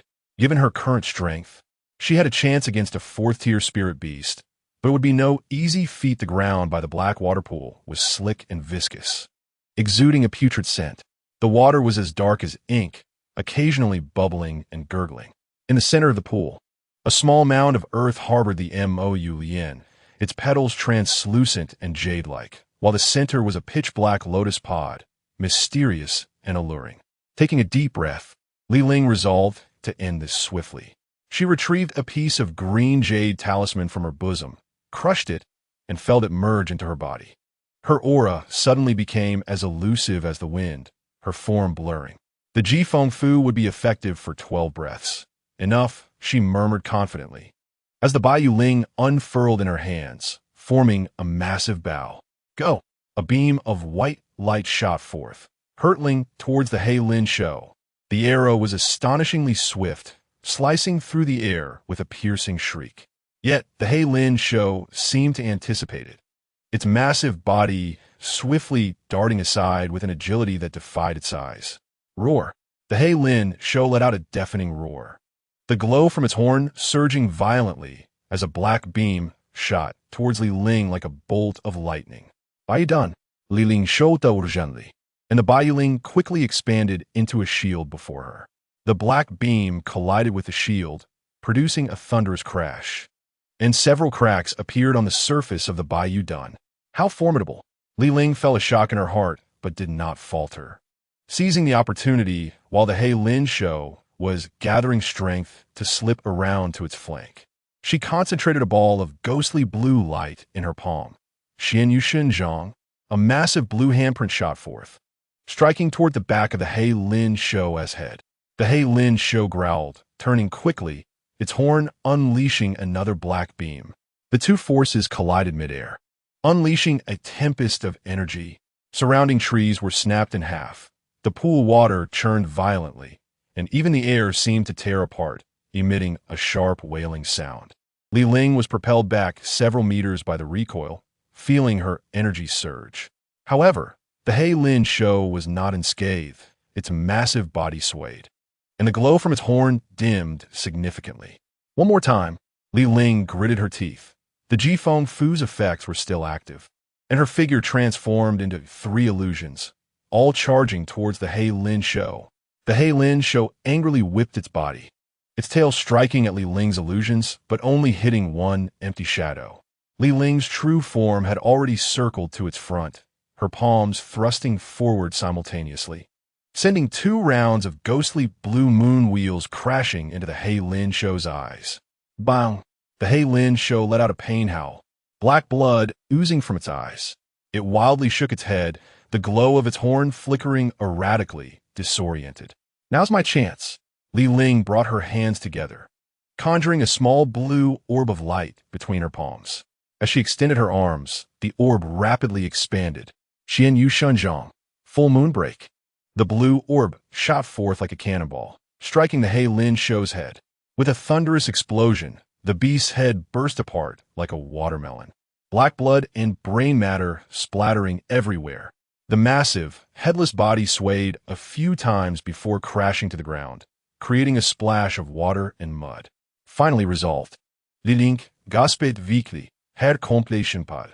This battle had drained her of immense spirit power, even forcing her to use her trump card for survival. She staggered to the side of the He Lin show's corpse and extracted a black crystal core from its chest, an invaluable material for crafting advanced elixirs. Subsequently, she cautiously approached the Mo Yulian, gently uprooting it and placing it into a specially crafted jade box. The mission was complete, but her spirit power was nearly depleted, necessitating a safe place to rest and recover. Leaning against a tree trunk, Li Ling laboriously departed from the black water pool. Unbeknownst to her, shortly after her departure, 3 figures clad in red robes quietly appeared at the pool's edge. They were disciples of the Tsangwu Academy. Is this the corpse of the He Lin show? One tall man exclaimed in surprise. Who possesses such formidable strength, given the wounds and residual energy? Another slender man crouched down to examine closely. These must be the marks of the Qianqian. In the entire Huanling Jia, only Li Ling from the Qianqian Academy could wield such a technique. The 3 exchanged glances, and the leader of the group sneered. Li Ling, the accomplice of Lu Qi. Perfect. Finding her is tantamount to finding Lu Qi. Let us go. Follow her. The 3 figures swiftly vanished into the jungle, pursuing the direction in which Li Ling had departed. As night deepened, a new crisis silently approached. Chapter 35. A different kind of play. The ventilation duct was dark and narrow, and Yi Qianqian led the group forward with difficulty. The air was thick with dust and the scent of corroded metal. Each step echoed with the creaking of the metal plates, as if they might collapse at any moment. There's light ahead, Lu Tianshan whispered, his towering figure nearly bending into a shrimp shape in the cramped duct. The group cautiously traversed the ventilation duct, ultimately arriving at a spacious room, the central control room of the shopping mall. The walls were adorned with monitoring screens, most of which had lost signal, displaying only flickering static. Several computers sat on the central console, their screens flashing complex code. We're safe for now. ECI quickly checked the doors and windows, confirming there were no signs of black mist infiltration. The group breathed a sigh of relief and collapsed onto the ground. Li Qianqian sumbat sufli. and Li Fang gently patted her back to comfort her. Lu Tianqian stood guard at the doorway, his vigilant gaze sweeping the corridor outside. Yi Qianqian silently moved to a corner, retrieving a biscuit from her pocket to feed the little green snake. The little green snake tiredly swallowed the food, its purple bow now dust-covered, yet still stubbornly retaining its shape. "Are you all right?" she asked softly, her fingers gently caressing the snake's scales. The little green snake nodded lightly, its tail tip brushing against Yi Qianqian's wrist, as if to reassure her not to worry. Suddenly, the lights in the control room went out, leaving only a few computer screens emitting a faint blue glow. "Here it comes," someone screamed. "Silence," Yi Qianqian exclaimed with a sharp tone. Feeling a chill rise from her spine, the man in black was nearby. In the next moment, the computer screens turned a blood-red hue, displaying the same line of text. "Shall we play a game alone, little girl? Otherwise, they will all perish." Immediately following this, an image appeared on one of the monitors. It was the VIP lounge on the third floor of the shopping mall, spacious and bright, with a round table at its center, upon which lay a handgun. Yi Qianqian narrowed her eyes, her mind racing. The little green snake hissed, seemingly sensing her plan. "Don't go." Li Fang grasped her arm. "It's too dangerous." Yi Qianqian gently pulled away. "This is the only way to end it all. You wait for me here. If I don't return." She hesitated, then follow the escape plan and crawl out through the ventilation shaft in the underground garage, ignoring the others' objections. Yi Qianqian picked up the little green snake, pushed open the control room door, and walked towards the elevator. The elevator door, as if sensing her arrival, slowly opened. "Little green snake, are you ready?" "Ye vian yan vi spirit." The little green snake blinked, coiling its tail gently around her wrist in affirmation. The elevator ascended smoothly, coming to stop on the third floor with a chime. As the door opened, a blast of icy air rushed in. The VIP lounge door at the end of the corridor was ajar, a beam of light spilling through the crack, resembling a trap enticing prey. Yi Qianqian took a deep breath and placed the little green snake on the ground. The little green snake silently slipped into the shadows, vanishing from sight. They had already devised a tacit plan. Pushing the door open, the VIP lounge was glaringly bright. Seated by the round table was the man in black, his crimson eyes glinting with an eerie light beneath the brim of his hat. "You have arrived, little girl," he said, his voice akin to ice scraping against glass. Sharp and frigid. "I have come," Yi Qianqian replied expressionlessly as she walked towards the round table and sat down opposite him. The handgun on the table gleamed ominously, reflecting a cold sheen under the lights. The room was terrifyingly silent, the only sound being the breaths of the two. "What game shall we play?" Yi Qianqian locked eyes with the man, her voice unusually calm. "Do you not enjoy fear? Then let us engage in something thrilling." She picked up the handgun, inspected the magazine, and retrieved 3 bullets from her pocket, loading them one by one. With a click, she secured the magazine, feigned a gesture towards the man in black, and then placed the gun back on the table. "Have you heard of Russian roulette? Ye vian yan simirkit koldi. We take turns shooting ourselves and see who meets their end first." The lips of the man in black twitched slightly beneath his hat. "Interesting. But why do you think I would agree?" "Because you are curious." Yi Qianqian casually tapped the table. "Do you not wish to know why my beast was not under your control? Do you not want to know how I cultivated the shadow escape skill of an yun to perfection?" Each of her words acted like hooks, deeply piercing the curiosity of the man in black.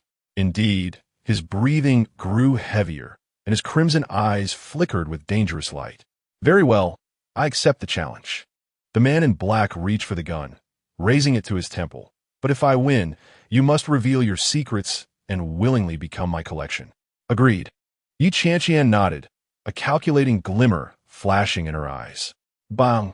The man in black pulled the trigger, the gunshot deafening, yet the bullet had not been chambered. He wore an eerie smile, pushing the gun towards Yi Qianqian. "Your turn." Unfazed, Yi Qianqian picked up the gun, aiming it at her temple. Her hand was steady as a rock, her gaze as cold as steel. Bang! Another empty sound echoed. Yi Qianqian placed the gun back on the table, a barely perceptible glimmer crossing her eyes. The man in black took the gun once more. "It appears we are both fortunate." He pointed the gun at himself, and pulled the trigger. Bang! A third empty sound. The corners of the man in black's mouth curled into a subtle smirk. It's your turn, little girl. Qianqian slowly raised the gun. This time, a glint of cunning flashed in her eyes. Just as she lifted the gun to her temple, a purple shadow suddenly descended from the ceiling, aiming for the nape of the man in black. Shadow escape. Ye Qianqian exclaimed. The little green snake appeared like a specter behind the man in black, its sharp claws aiming for his vital points. Simultaneously, Qianqian's gun swiftly redirected towards the man in black's head. Bang! The bullet fired, piercing through the man in black's skull. Black liquid splattered outward, yet oddly. It dissipated into black mist in mid-air. A decoy. Qianqian's pupils constricted. A chilling laugh echoed from behind. Clever little girl, but not clever enough. The real man in black appeared at the other end of the room, hands forming seals, black mist gathering at his fingertips. But Qianqian's lips curled into a cold smile. I anticipated this. What? The man in black hadn't reacted before he felt a chill at his back. Another purple shadow had somehow appeared behind him. The little green snake had already split into two shadows. One attacked the decoy while the other lurked in the shadows, waiting for the true form to reveal itself. Goodbye, Qianqian said coldly, pulling the trigger once more. Bang! This time, the bullet accurately struck the back of the man in black's head. His body stiffened momentarily before slowly collapsing. The black robe fell away, revealing a pale, twisted face. His crimson eyes wide with incredulity. How could you? The man in black struggled to utter, black blood oozing from the corner of his mouth. I had already seen through your tricks. Qianqian approached him, her eyes devoid of pity. Now, tell me, where's my grandmother? The man in black's mouth twisted into a grotesque smile. That old lady has already been killed by me. Ha ha. His laughter shattered like broken glass, sharp and unsettling. None of you can escape. This game has only just begun. As his words fell, his body suddenly disintegrated into countless black particles, merging into the air and vanishing without a trace. The little green snake alertly returned to Qianqian's side, pressing closely against her leg, its tail raised high, ready to confront any potential threat. Strangely, even though the man in black had vanished, the black mist within the mall showed no signs of dissipating. Outside the window remained an abyss of darkness, as if the entire world had been engulfed. A flicker of pain and confusion flashing in her eyes. She cradled the little green snake, gently stroking its head. Let us go back and find the others. Upon her return to the control room, the expectant gazes of everyone immediately focused on her. Well, the man in black. Lu Tianchun urgently inquired. He is dead. Ye Yanyan answered Suxinki. Hadvois somehat horse. Then why has the black mist not cleared? The bespectacled man asked anxiously, Are we still trapped? He said this game has only just begun. Qianqian's expression dimmed. And what about my grandmother? Her voice quivered slightly, but quickly regained its composure. We need a new plan. What do you mean? How are we supposed to get out? Someone began to panic, their voice sharp enough to nearly break. Didn't you say that killing him would end everything? I never said that. Qianqian replied coldly. I only said to find him as soon as possible. Panic rapidly spread through the crowd. Some began to sob, others loudly cursed, while some curled up in corners, staring blankly into nothingness. Li Feng approached Qianqian and gently grasped her hand. You have done your best. Not enough. Qianqian shook her head, a glimmer of determination flashing in her eyes. I did not believe his words. I will not give up until I find my grandmother. The little green snake nuzzled her hand. The purple bowed gently quivering as if to say, Let us embark together. Qianqian smiled faintly, reaching out to stroke its head. Thank you, little one. At that moment, every computer screen in the control room suddenly illuminated simultaneously, displaying the same message. Welcome to Level 2. A map of the shopping mall appeared on the screen. A red dot flashing at a specific location, accompanied by the text. Reach the designated location within 30 minutes. Or the concentration of the black mist in the air will increase by 300. The countdown began. 2959, 295, 82957. Qianqian took a deep breath. determination igniting in her eyes. It seems the real game has only just begun. Chapter 36. The shriek emitted by the ghostly MO was akin to the screeching of rusted steel scraping against one another, piercing through the eardrums. The commotion outside intensified, the heavy metal door thudding under external force, the lock sparking. Black mist seeped through the cracks of the door, writhing on the floor like sentient ink. Qianqian stood there, her eyes brimming with tears. The words, "That old lady has already been killed by me," cut into her heart like a knife. Her lips trembled, her gaze gradually becoming hollow. The little green snake crawled up her arm to her shoulder, tenderly licking the tears from her cheek. Its movements were gentle, the bough swaying slightly with each breath, as if sharing in her sorrow. Little green snake. Qianqian's voice was hoarse, nearly unrecognizable. "I'm left all alone." She clutched the little green snake tightly, as if it were her sole anchor in this world. The others in the room stepped back, granting her a space of solitude. Qianqian sobbed quietly, while Li Fong pressed her lips together, her eyes filled with sympathy. Yi Si silently gripped the dagger at her waist, her gaze darting warily around every corner. At that moment, a subtle sound caught Qianqian's attention.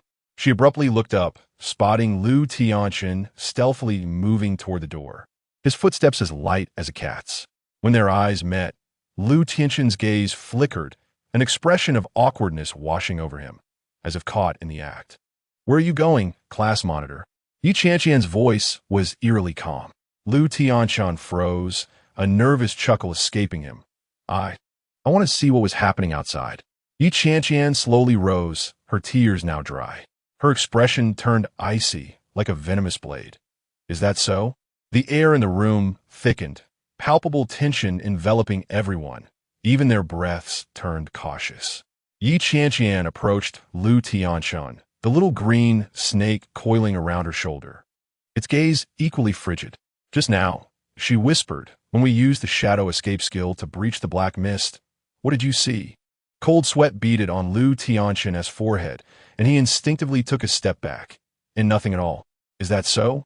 Qianqian suddenly seized Lu Tianqian by the collar with astonishing force. "Then why were you trying to sneak away?" The facade Lu Tianqian had maintained finally shattered, a glimmer of cunning flashing in his eyes. "We all want to survive. Your beast possesses that ability. Why wouldn't you share it with everyone? Do you have any idea how many are waiting for this news outside?" Qianqian's expression remained unchanged, yet her gaze grew even colder. "So, you intend to reveal the secret of the little green snake's ability to transport people through the mist to those outside?" Gasps filled the room as the other occupants processed her words. The ability of the little green snake to momentarily carry people through the black mist? That was a most precious skill amidst this nightmare. "We all deserve to survive." Lu Tianqian's voice brimmed with desperate insanity. "Why should you monopolize such power? They would surely pay a fortune. We can work together." His words faltered as Qianqian's hand reached into her pocket, retrieving a handgun. "Class monitor." Qianqian's voice was as calm as if discussing the weather. "You have learned things you should not know." Lu Tianqian's complexion paled. "You can't kill me. We are classmates." Qianqian's finger rested on the trigger, her expression hollow. "My grandmother is dead. She was my only family in this world. Now, I have nothing left to lose." "Wait." Li Fong suddenly stepped forward. "Let me handle this." Everyone stared at her in astonishment. Li Fong approached, taking the gun from Qianqian's hand. "I will make this decision." She turned to Lu Tianqian. "Will you truly leak the secret?" Lu Tianqian hastily shook his head. "No. I swear." Li Fong examined him, then told Qianqian, "I trust him." To everyone's shock, she aimed the gun at Lu Tianqian's knee and pulled the trigger. Bang! Lu Tianqian shrieked, collapsing to the ground, blood gushing from his knee.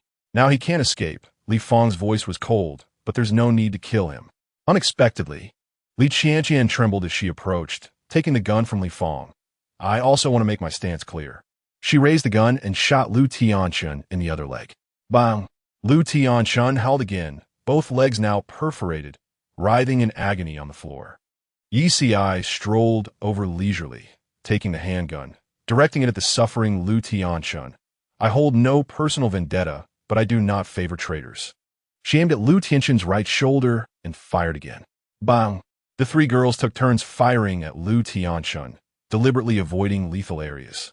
This scene was eerie and horrifying, yet the others present dared not utter a sound, merely watching in terror.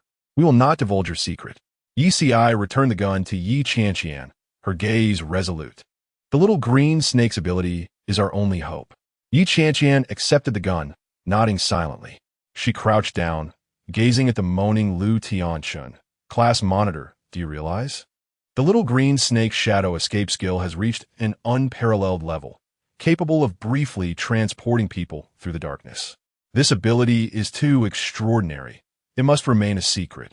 She stood, surveying the room. I will go to search for my grandmother's body. Even if he truly killed her, it will be a corpse. If not, her eyes turned fearsome. I will kill all the beasts and slice them open one by one.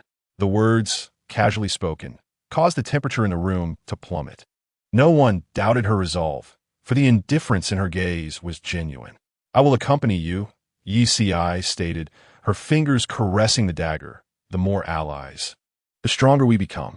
I will go too. Li Fang asserta firmly. I also don't want to remain here alone. Li Qianqian timidly raised her hand. Yi Qianqian regarded them, the chill in her eyes slightly thawing. No, it's too dangerous. She glanced at Lu Tianqian on the ground. Someone needs to keep an eye on him. Li Fang pursed her lips, reluctantly nodding. But you must return. Ye Yanyan replied nonchalantly.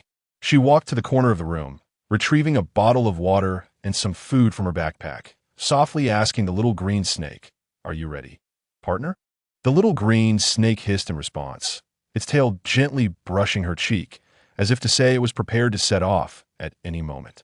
Yi Qianqian rejoined the group, her expression now calm. I'm leaving. If I do not return within 48 hours, you should exit through the ventilation shaft in the underground garage as planned. Remember, trust no one and do not release any beasts. Are you truly going alone? Li Qianqian asked anxiously. I have the little green snake. Yi Qianqian replied succinctly, a hint of barely perceptible tenderness in her tone. She approached the door, casting a final glance at the temporary refuge. The dim light cast eerie shadows, the air thick with the stench of blood and fear. Lu Tianqian lay unconscious in the corner, a small pool of dark red blood forming beneath him. The other survivors huddled in corners, their expressions vacant or terrified. See you tomorrow. Yi Qianqian suddenly smiled, her smile pure and almost incongruous with the nightmarish surroundings. Let us have hot pot together when I return. The words brought tears to Li Fang's eyes, and Li Qianqian could not help but weep softly. Yi Ci's expression softened for a rare moment as she nodded gently. Yi Qianqian cast a final glance at everyone before opening the door and stepping into the dark corridor. The door slowly closed behind her with a heavy click. In the corridor, a black mist writhed as if it were alive, as though countless invisible hands were searching for prey. Fearlessly, Yi Qianqian advanced.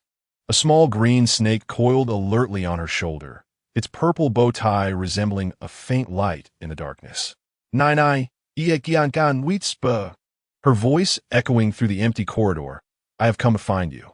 Her resolute footsteps gradually faded into the darkness, leaving behind a swirling black mist that parted eerily at her passing, as if even death itself dared not approach this vengeful maiden. Chapter 37. Yi Qianqian took a deep breath and pushed open the door to the refuge. The corridor was shrouded in darkness, the black mist moving like a living entity, exuding a putrid odor. As her eyes slowly adjusted to the dimness, she froze. On either side of the corridor, dozens of crimson eyes were arranged in neat rows, coldly gazing at her like the stars of hell. Yao jiwa de chongshu, ye dianyan murmuret, her fingers instingible, reaching for her handgun. These beasts had once been companions to humans, now transformed into puppets of the black mist. The nearest one resembled a mutated parrot, its feathers as dark as ink. Claws and beak grotesquely elongated, glinting with a metallic sheen in the darkness. The little green snake hissed, its body tense and ready for battle. Do not fear. Yi Qianqian softly reassured it. We shall use shadow escape. The little green snake nodded, its purple bow tie faintly glowing in the dark. Qianqian took a deep breath, bent down, and allowed the little green snake to coil back on her shoulder. Shadow escape. In an instant, Qianqian and the little green snake became blurred, merging into the surrounding shadows. Their speed was astonishing, darting through the horde of monsters like phantoms. A black cat-like creature sensed the disturbance and lunged towards Qianqian, its claws slicing through the air. Qianqian swiftly dodged, raising her hand to fire. Bang! The bullet pierced the black cat's skull, black fluid splattering forth and corroding a small pit into the ground. The cat's body fell, rapidly decaying before her eyes until only a puddle of black water remained. This shot drew the attention of all the monsters. They howled in unison and charged at Qianqian. The little green snake slid down from her shoulder, its claws glimmering with a metallic shine, and with a flick of its tail, it severed the wing of a flying monster, which let out a chilling scream as it plummeted to the ground. Qianqian showed no mercy, ending its suffering with a single shot. Let's go. In the state of shadow escape, Qianqian and the little green snake moved through the throng of monsters as if they were in a realm untouched by fear. Her marksmanship was precise, each shot finding its mark, while the little green snake's claws were extraordinarily sharp, leaving fallen monsters in its wake. 10 minutes later, over 20 monstrous corpses lay strewn across the corridor. Qianqian and the little green snake were panting, the toll of shadow escape weighing heavily upon them. Let us rest over there. Qianqian pointed to a nearby fashion store, its glass windows shattered, yet the interior appeared devoid of monsters. They cautiously slipped inside, and Qianqian quickly scanned the surroundings, only relaxing once she confirmed their safety. The store was in disarray, clothes scattered everywhere, and several mannequins were torn to shreds.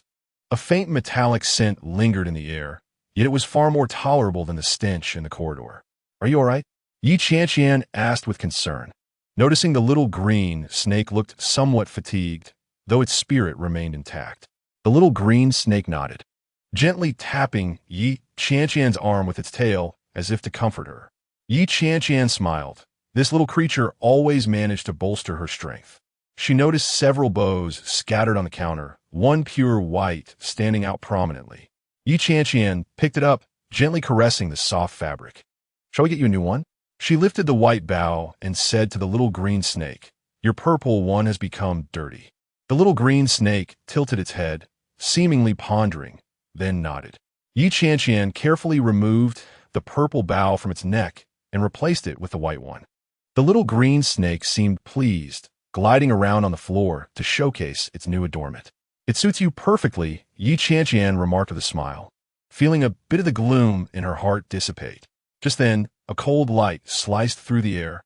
Qianqian instinctively rolled aside as the silver blade of wind cut through the spot where she had just stood, leaving a deep crack in the floor. What is that? At the entrance, a massive long-haired wolf stood, its fur spiked like blades, and its eyes glowed a sinister red. Behind it, a dozen various high-level beasts emanated a terrifying aura. Damn it, they found us. Qianqian cursed, swiftly drawing her gun to shoot. The bullet struck the long-haired wolf's shoulder, producing a small hole but failing to halt its advance. The long-haired wolf let out a roar, its fur bristling as it unleashed a barrage of wind blades toward Qianqian. Shadow escape.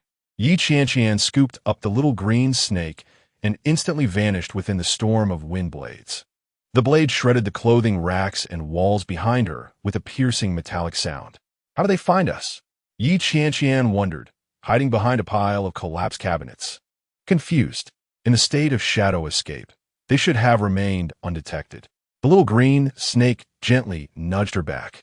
It was then that Qianqian realized her back wound had reopened, the scent of blood wafting through the air. Damn, they're tracking us by scent. The long-haired wolf's nose twitched as it accurately turned toward the direction where Qianqian was hiding. It let out a low growl, and the other beasts immediately fanned out, forming a surrounding circle. There was no escape. Qianqian clenched her teeth, an audacious plan flashing through her mind. Little green snake, follow my commands, she whispered, quickly pulling a small vial of water and a handkerchief from her bag. The little green snake nodded, its white bow tie particularly striking in the dim light. Yi Qianqian took a deep breath and suddenly sliced her thigh with a small knife. Blood poured forth immediately, and she dabbed the handkerchief, tossing it toward the distant exit. The long-haired wolf was instantly drawn to the scent of fresh blood, lunging toward the handkerchief.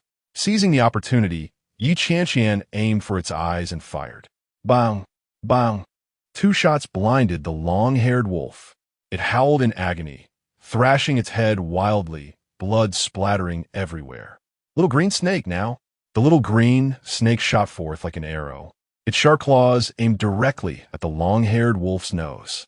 With a crisp slicing sound, the wolf's nose was cleanly severed, deprived of sight and smell.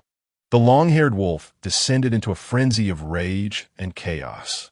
It spun wildly in place, attacking everything around it, including the other beasts.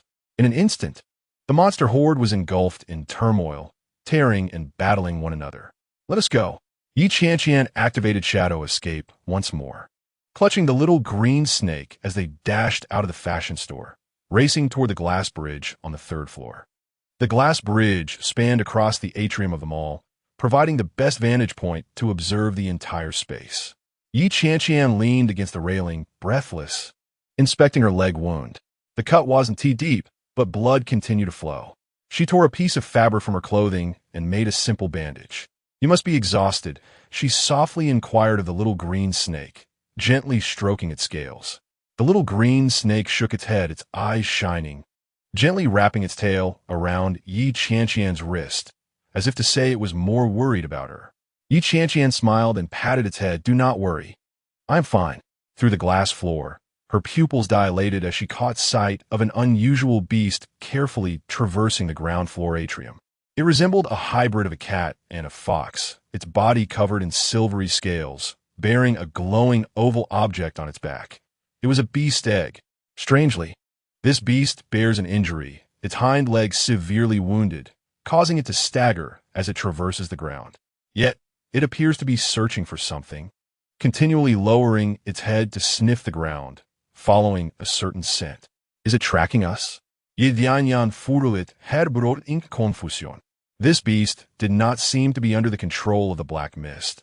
Its eyes retained their normal golden hue, devoid of the frenzied crimson. Xiaoqing, she also gazed curiously downward, its white bow gently swaying with its movements. While Yi Qianqian pondered this enigma, she suddenly recalled something of greater importance. She needed to find her grandmother. According to the map, she must head to the VIP area of the shopping mall, where clues might await. Let us proceed. Xiaoqing, she softly uttered as she rose to her feet, determined to press on. Outside Juni Mall, a cordon had been established, with dozens of police and special vehicles encircling the area. Lin Tu and Lei Tian stood at the forefront, their expressions grave as they regarded the building shrouded in black mist. Are we unable to enter? Lin Tu inquired anxiously, his hands fidgeting with the hem of his clothing. Lei Tian shook his head, his brow furrowed. The black mist possesses intense corrosive properties, making it impossible for ordinary individuals to approach. Our special team has attempted 3 breakthroughs, all in vain. What about Yi Qianqian and her grandmother? Lin Tu's voice trembled. I promised her father I would take care of her. At least we know she is still alive. Lei Tian pointed to the monitoring equipment, where the life detector indicated 37 life signals within the mall. But what does that mean? However, we cannot ascertain which are human and which are mutated beings, Lei Tian replied solemnly. The two fell into silence, the only sounds being the hum of the surrounding equipment and the distant wail of an ambulance. Suddenly, the black mist enveloping the building began to churn violently, resembling boiling liquid, as if it had come to life. What is happening? L'enthousiasme. Lei Tian's expression shifted dramatically. This is bad. The concentration of mist is increasing. The situation inside may be worsening. Within the mall, some terrifying event was unfolding. Meanwhile, Yi Qianqian faced this reality alone. Chapter 38. Yi Qianqian crouched behind the glass railing of the 3rd floor walkway, peering through the shattered glass at the long-haired wolf below. The sight rendered her breathless. The wolf had gone mad, beginning to tear into a nearby companion beast. Strangely, those beasts did not resist. standing motionless as if awaiting their demise, allowing the long-haired wolf to feast upon them. Heavens, what is happening? Qianqian felt a wave of nausea wash over her, yet she could not tear her gaze away. The sound of flesh being torn apart was unmistakable, mingled with the crack of breaking bones.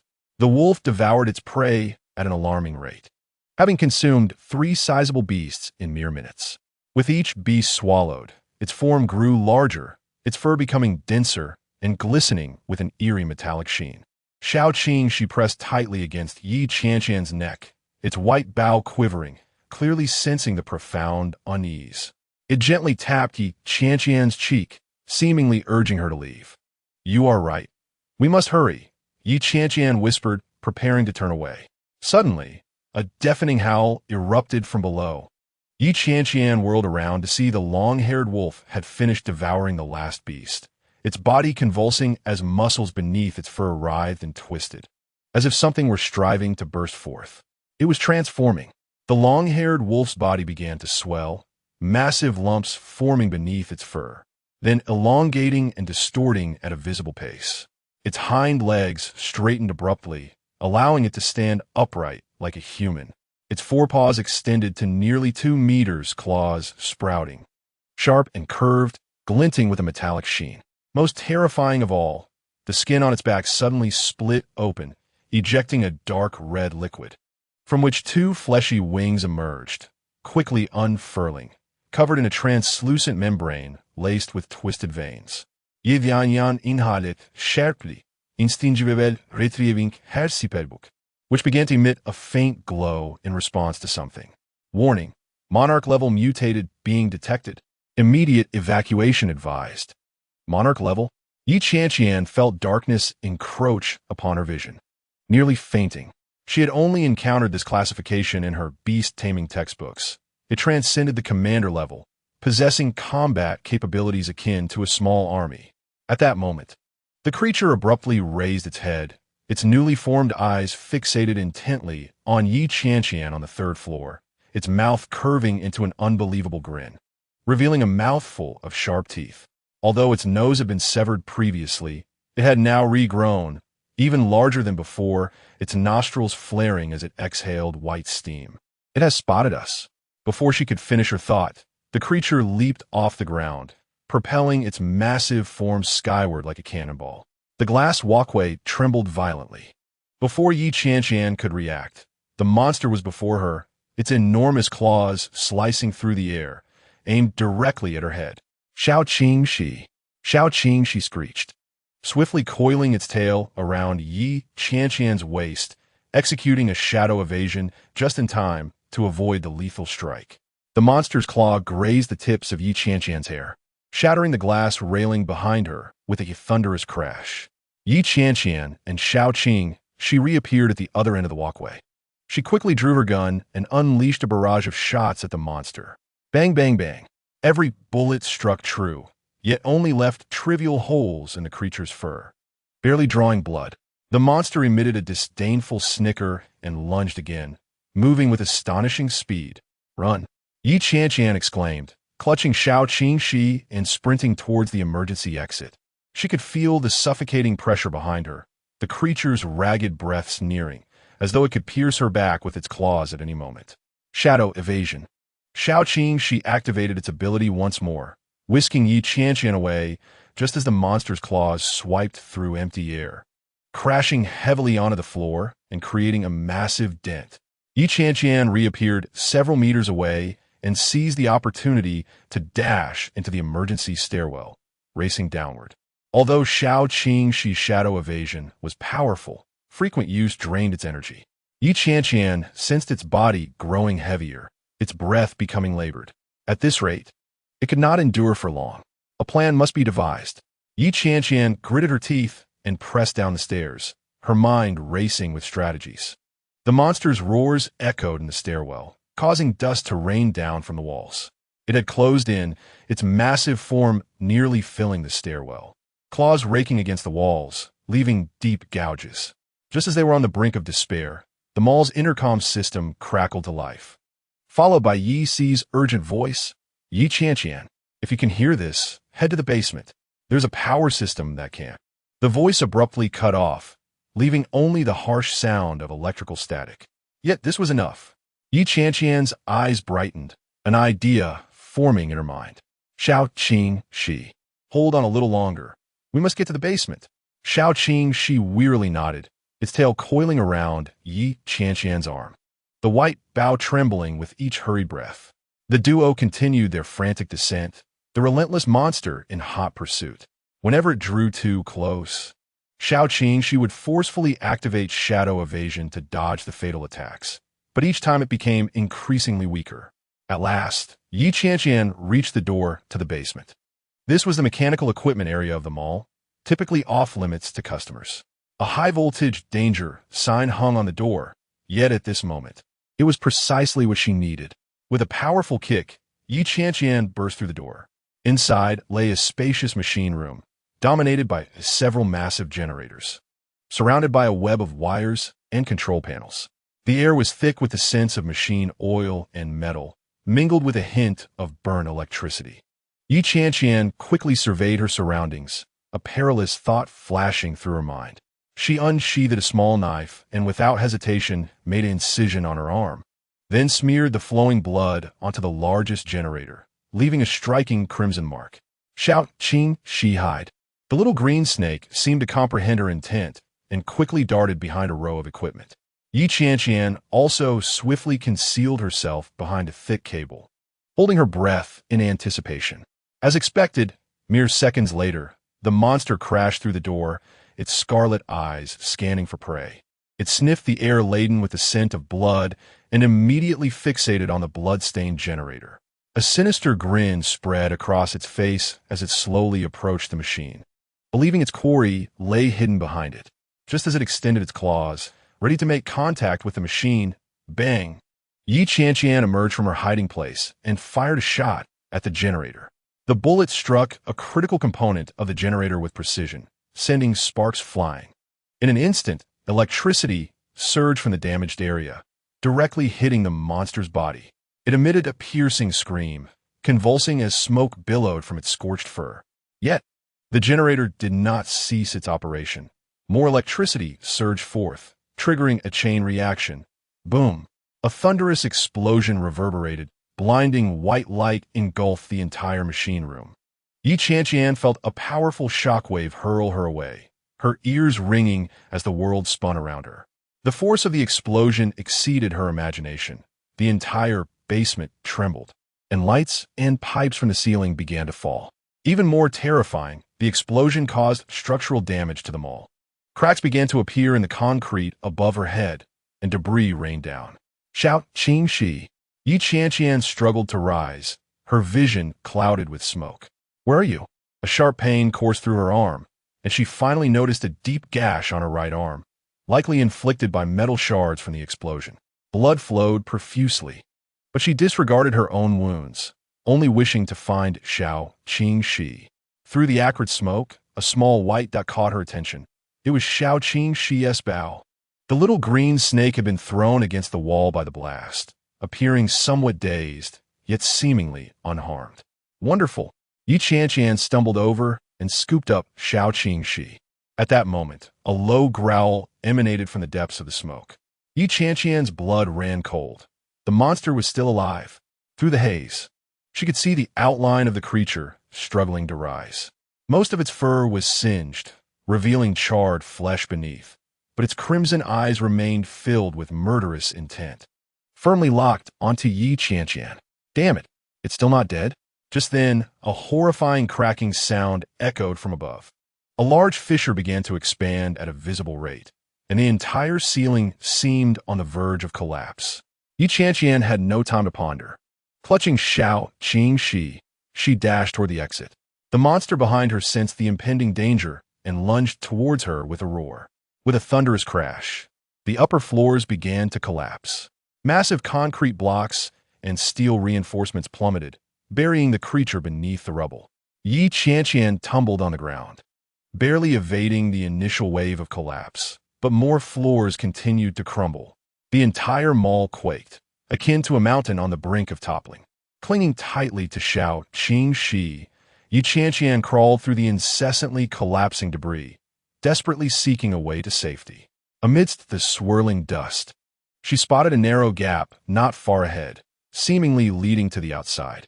Gritting her teeth, Qianqian exerted every ounce of strength to reach it. "Hold on, Qianqian, we will make it out." The little green snake weakly nodded, its tail gently wrapping around her wrist as if making a silent promise. Behind them, more floors continued to collapse, like a rampaging beast consuming everything. Chapter 39. A deafening roar, dust, and debris fell like rain. Qianqian clutched Qianqian as she struggled through the crumbling structure. Each inch gained felt like snatching distance from the clutches of death. Her right arm bled profusely, her face smeared with dust and blood, each breath filled with choking particles. "Just a bit more, we're almost there." Qianqian gritted heartit, crawling toward the faint light ahead. The ruins trembled incessantly, and more floors were collapsing. Debris struck her back, causing her to groan in pain. Yet her arm resolutely shielded Qianqian. At last, she managed to wriggle through the gap, emerging into a relatively open space, a corner of the mall's first floor, far from the epicenter of the collapse. Qianqian collapsed onto the ground, gasping for air, her muscles protesting from overexertion. Qianqian, she slipped from her grasp. Inadiristate. Its body had lost much of its luster, its scales dull and the white bow matted with dust and blood, appearing tattered. What worried Qianqian most was the little snake's breath, which had grown extremely weak, as if it might cease at any moment. Qianqian. Qianqian ignored her own injuries, anxiously checking on its condition. "What's wrong?" Qianqian weakly blinked, the tip of its tail gently brushing her hand, seemingly conveying that it was fine. It was clearly a lie. Its energy was nearly depleted, and even the simplest movements appeared laborious. Qianqian pulled out her spell book, which displayed Qianqian's status. And Yunta Qianqian status, severely low energy, 3100. Unable to use any skills. Warning, immediate rest required, or life-threatening consequences may occur. Damn it. Qianqian bit her lip, her heart wrenched. She understood that Qianqian had exhausted itself by frequently using its shadow evasion ability to aid her escape. Just then, a terrifying howl echoed from the depths of the rubble. The monstrous long-haired wolf was still alive. Heavy footsteps accompanied by the sound of rolling debris drew nearer. How is it still alive? Qianqian's heart raced as she gazed toward the source of the sound, then quickly surveyed her surroundings for a possible escape route. However, Qianqian, she was in no condition to fight or flee. Gritting her teeth, Qianqian made a decision. Qianqian, listen to me, she spoke softly, carefully placing the little green snake behind cover. You stay hidden here, do not come out. I will distract it, and I'll come back for you. Qianqian, she shook its head vigorously, attempting to crawl back to her side, but even that small movement left it breathless. Qianqian suppressed her heartache and gently pushed it back into hiding. Don't worry, I won't get hurt. She checked her gun. The magazine was empty, devoid of any bullets. With a bitter smile, Qianqian tossed the gun aside and picked up a sharp shard of glass from the ground, her only weapon now. Perfect. Qianqian self-deprecatingly thought, a piece of glass against a monarch-level monster. How brilliant of me. The nightmarish footsteps grew closer, and Qianqian took a deep breath, slowly emerging from her hiding spot, concealing Qianqian behind her. She stood in the open, deliberately making noise to draw the monster's attention. Come on, you ugly beast, she shouted, her voice echoing through the desolate mall. Moments later, the terrifying long-haired wolf burst through the wall.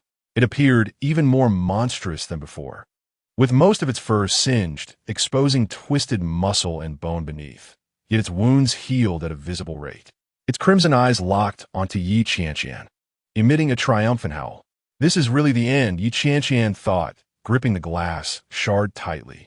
Yet, she had no regrets about her decision. At least Qianqian, she had a chance to survive. The long-haired wolf edged closer, seemingly relishing the final struggles of its prey. Qianqian did not flinch, maintaining her gaze locked with its demonic eyes. Just as the long-haired wolf prepared to pounce, an unexpected yellow shadow burst forth from the side. positioning itself protectively in front of Qianqian. What? The wolf's claws thrust forward, piercing through the body of that creature. Blood splattered. Yet the creature did not fall. Instead, it fiercely clamped its sharp teeth onto the forelimb of the long-haired wolf. Qianqian was astonished to recognize the creature as a Tu-Lang Quan, the very one that had once pilfered food from a hot pot restaurant and whom she had subsequently brought home. Its yellow fur was matted with dirt and blood, appearing utterly exhausted, with a small cloth bag slung across its back. Tu-Lang Quan? Ye Qianqian MUTATE in disbelief. From its hiding place, the small green snake cautiously poked its head out upon hearing the commotion, its eyes reflecting surprise and anguish at the sight before it. The long-haired wolf angrily flailed its forelimb, attempting to rid itself of the audacious little creature. The Tu-Lang Quan was thrown to the ground, rolling several times, its abdomen bearing a grievous wound. Yet it somehow managed to rise again, baring its teeth defiantly at the monstrous beast 10 times its size. Run! Qianqian shouted to the Tu-Lang Quan, but it seemed oblivious to her command, charging once more at the long-haired wolf. Just at that critical moment, a hand suddenly grasped Qianqian's arm, pulling her behind a nearby pillar. Qianqian recognized her rescuer. Yi, clad in a dust-covered dark green trench coat, bore several scratches on her face, her right hand gripping an intricately designed dagger, her eyes glimmering with resolve. Don't make a sound, Yi whispered. Li Fong is over there. She is going to rescue your snake. Following her gaze, Qianqian indeed spotted Li Fong cautiously approaching the small green snake's hiding place. The battle between the long-haired wolf and the Tu-Lang Quan raged on. While the latter was not evenly matched, it relied entirely on its reckless bravery and agility to narrowly evade lethal strikes, occasionally finding an opportunity to bite. The long-haired wolf, due to its massive size, struggled to maneuver in the confined space, yet each attack left horrific scars on the Tu-Lang Quan. Li Fong successfully scooped up the small green snake and began retreating towards Qianqian and Yi. However, the long-haired wolf, keenly sensing the movement, abruptly shook off the Tu-Lang Quan and turned towards Li Fong. Be careful, Qianqian screamed, attempting to rush forward, but Yi held her back tightly. Just as the long-haired wolf was about to pounce on Li Fong and the small green snake, the Tu-Lang Quan suddenly lunged from behind. Biting fiercely onto its hind leg, the long-haired wolf howled in pain, swiftly turning around, its claws relentlessly stabbing at the Tu-Lang Quan's body. Bang! Bang! Bang! Each strike caused the Tu-Lang Quan to convulse, its blood staining its yellow fur, yet refused to let go, as if it were expending its last ounce of strength to hold the creature at bay. More astonishingly, the Tu-Lang Quan desperately shielded the small cloth bag on its back, ensuring it remained unharmed despite being repeatedly pierced. Seizing the opportunity, Li Fong rushed to Qianqian's side, cautiously handing her the small green snake. It's not doing well. We need to leave quickly. The small green snake gazed weakly at Qianqian, its eyes filled with worry and pain. It struggled to lift its head, its gaze drifting over Qianqian's shoulder to the Tu-Lang Quan fighting valiantly in the distance. The long-haired wolf finally managed to shake off the Tu-Lang Quan, savagely slamming it to the ground. The Tu-Lang Quan, bloodied and sluggish, still loyally guarded the cloth bag in front of it, emitting a faint, threatening growl. Hurry! Ye ji urgit, pulling on ye Qianqian sarm. While it's distracted, let us retreat. No. Qianqian broke free from her grip. The Tu-Lang Quan was injured protecting us. I cannot abandon it. Are you insane? Li Fong exclaimed, nearly in tears. Look at that monster. We are no match for it. Qianqian clenched her teeth, determination flashing in her eyes. You two take the small green snake and leave. It needs rest and treatment now, or it will be in grave danger. And you? Yi fixed her gaze on Qianqian, her eyes filled with conflict. I will assist the Tu-Lang Quan. Qianqian replied with a pained smile, a resolute strength emanating from her expression. Don't worry, I will find a way. No, Li Fong vehemently protested. We leave together. Qianqian shook her head, gently stroking the small green snake's head. Take good care of it. If I do not return, Tell it I am sorry for not being able to stay with it until the end. Having said that, she entrusted the small green snake to Li Fang, disregarding their pleas, and picked up a steel rod from the ground, charging towards the long-haired wolf. "Hey, you ugly beast! Look over here!" she shouted, trying to divert the creature's attention. The long-haired wolf abruptly turned, sensing another prey, and let out an excited howl. It kicked aside the nearly lifeless Tu Lang Quan and lunged towards Qianqian. The small green snake in Li Fang's arms suddenly began thrashing violently, its tail whipping wildly, desperate to leap down and follow Qianqian. Yet its body was too weak, leaving it to watch helplessly as its owner rushed towards danger. At that moment, an extraordinary phenomenon occurred. The white ribbon around the small green snake's neck suddenly emitted a dazzling light. The brilliance was so intense that it illuminated the entire dim space. "What is happening?" Li Fang gasped, nearly losing her grip. The small green snake's gaze became resolutely determined, its body beginning to glow, as if a mysterious power within it was awakening. Chapter 40. The light from the small green snake's ribbon grew ever more radiant, resembling a miniature sun being born in the darkness. Its body began to levitate, gently rising from Li Fang's embrace, enveloped in a peculiar aura, its scales shimmering with a golden hue that pulsed in rhythm with the ribbon. "What is going on?" Li Fang exclaimed, stepping back in disbelief. Yichi watched intently, astonishment flickering in her eyes. "It's evolving." Qianqian had already prepared herself for death, but at the moment she turned upon hearing the commotion. The magic book unexpectedly flew from her pocket, hovering in midair. Its pages turned automatically, radiating the same light as the small green snake. Detecting special energy. Anomalous cloud tread has met the evolution criteria. Choose to evolve into Qianqian cat. Confirm evolution. Qianqian cat. Qianqian was momentarily taken aback, momentarily forgetting the impending danger. As if answering her question, the small green snake, no, it should now be called the soon-to-evolve anomalous cloud tread, let out a clear, melodious cry. The sound was no longer a hiss, but rather as enchanting as a mountain spring. Its gaze met Qianqian's, filled with determination and strength. "All right, I confirm." Qianqian blurted out. Instantly, the text on the magic book transformed. Evolution confirmed. Initiating energy conversion. A blinding light erupted from the small green snake, shooting straight towards the ceiling. The radiance was so intense that it pierced through the mall's concrete, directly ascending to the sky, even tearing apart the black mist enveloping the mall, forming a magnificent beam of light in the night sky. The long-haired wolf, taken aback by the sudden brightness, staggered back, letting out a pained howl, its massive claws shielding its eyes, yet unable to completely block the blinding light. Within the beam, the small green snake's body began to transform. It elongated rapidly, its limbs extending, bones cracking softly. Its scales gradually morphed into soft fur, its tail becoming fluffy, and ears sprouted from the sides of its head, sharp like a little fox. Moments later, the light began to recede, revealing a completely new creature suspended in the air. It was no longer a snake, but a gracefully proportioned feline, roughly the size of a medium dog.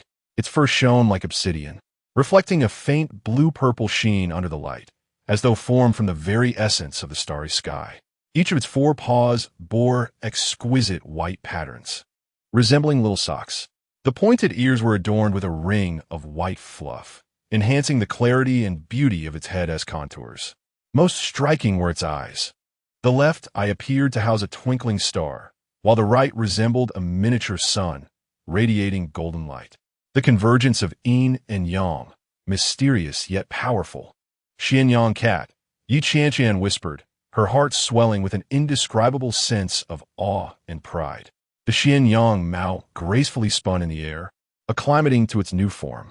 The white bow still adorned its neck, yet it had grown larger and more resplendent, reflecting a spectrum of colors akin to a rainbow. It gazed at Qianqian, its eyes brimming with affection and a protective instinct, before its gaze shifted to the long Mao Lang, instantly sharpening like a blade. With a fierce growl, the long Mao Lang evidently sensed the threat. Roaring in anger as its fleshly wings unfurled, its massive body lunging towards the Qianqian Mao. Unfazed, the Qianqian Mao remained still until the long Mao Lang's claws were mere centimeters away. Then it leapt with a delicate grace. So swift, Yiqi exclaimed. The Qianqian Mao moved with such speed that it was nearly imperceptible to the naked eye, leaving only a blurred afterimage in its wake. It appeared behind the long Mao Lang, its claws shimmering with a silvery light as it swiped with a gentle motion. A ripping sound echoed through the air as the long Mao Lang's left forepaw was severed at the root, blood gushing forth. It howled in agony, yet was unable to retaliate as the Qianqian Mao vanished once more, reappearing at its right side. Another flash of silver, and the right forepaw too fell away in response. The Qianqian Mao's movements were fluid and uninterrupted, swirling around the long Mao Lang at a pace beyond its comprehension, each strike landing with precise accuracy. After 2 clean cuts, the long Mao Lang's hindpaws were also severed, its colossal body crashing to the ground, creating a substantial crater. "This is unbelievable," Li Feng murmured, hands covering her mouth, her eyes wide with shock.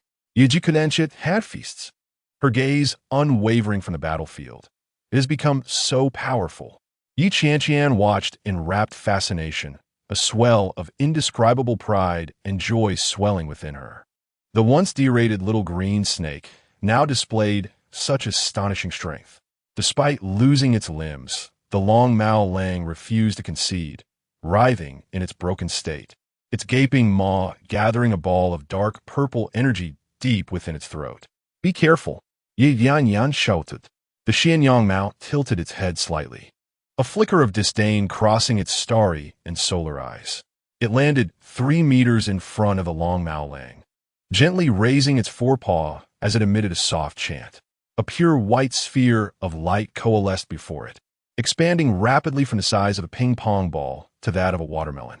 The surface of the sphere was adorned with intricate runes, emanating a soothing and warm radiance. The long Mao Lang's energy ball shot forth first, aimed directly at the Qianqian Mao. Yet, the Qianqian Mao neither dodged nor retreated. The white sphere floated gently out. As the 2 spheres collided, there was no colossal explosion as anticipated. The dark purple energy ball melted away as if snowflakes encountered hot water, dissolving into the white sphere.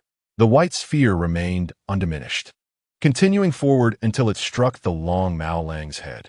With a muted thud, rather than a deafening explosion, the long Mao Lang's head and upper body vanished completely in that moment, disintegrating into particles of light that scattered into the air.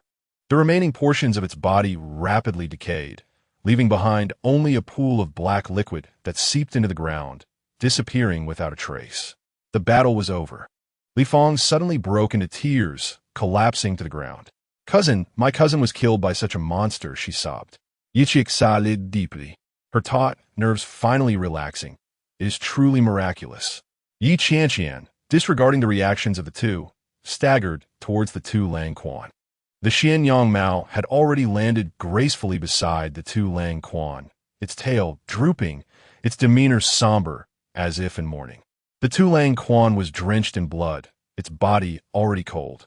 Even in death, it maintained a protective posture, its forepaws guarding a cloth bag, instinctively refusing to relinquish its guardianship. Yi Qianqian knelt down, gently stroking the 2 Lang Quan's fur, her eyes instantly reddening. She recalled how this little creature had been greedy at her grandmother's home, how it relished the comfort of her grandmother's lap, and how it bravely faced danger to protect its owner.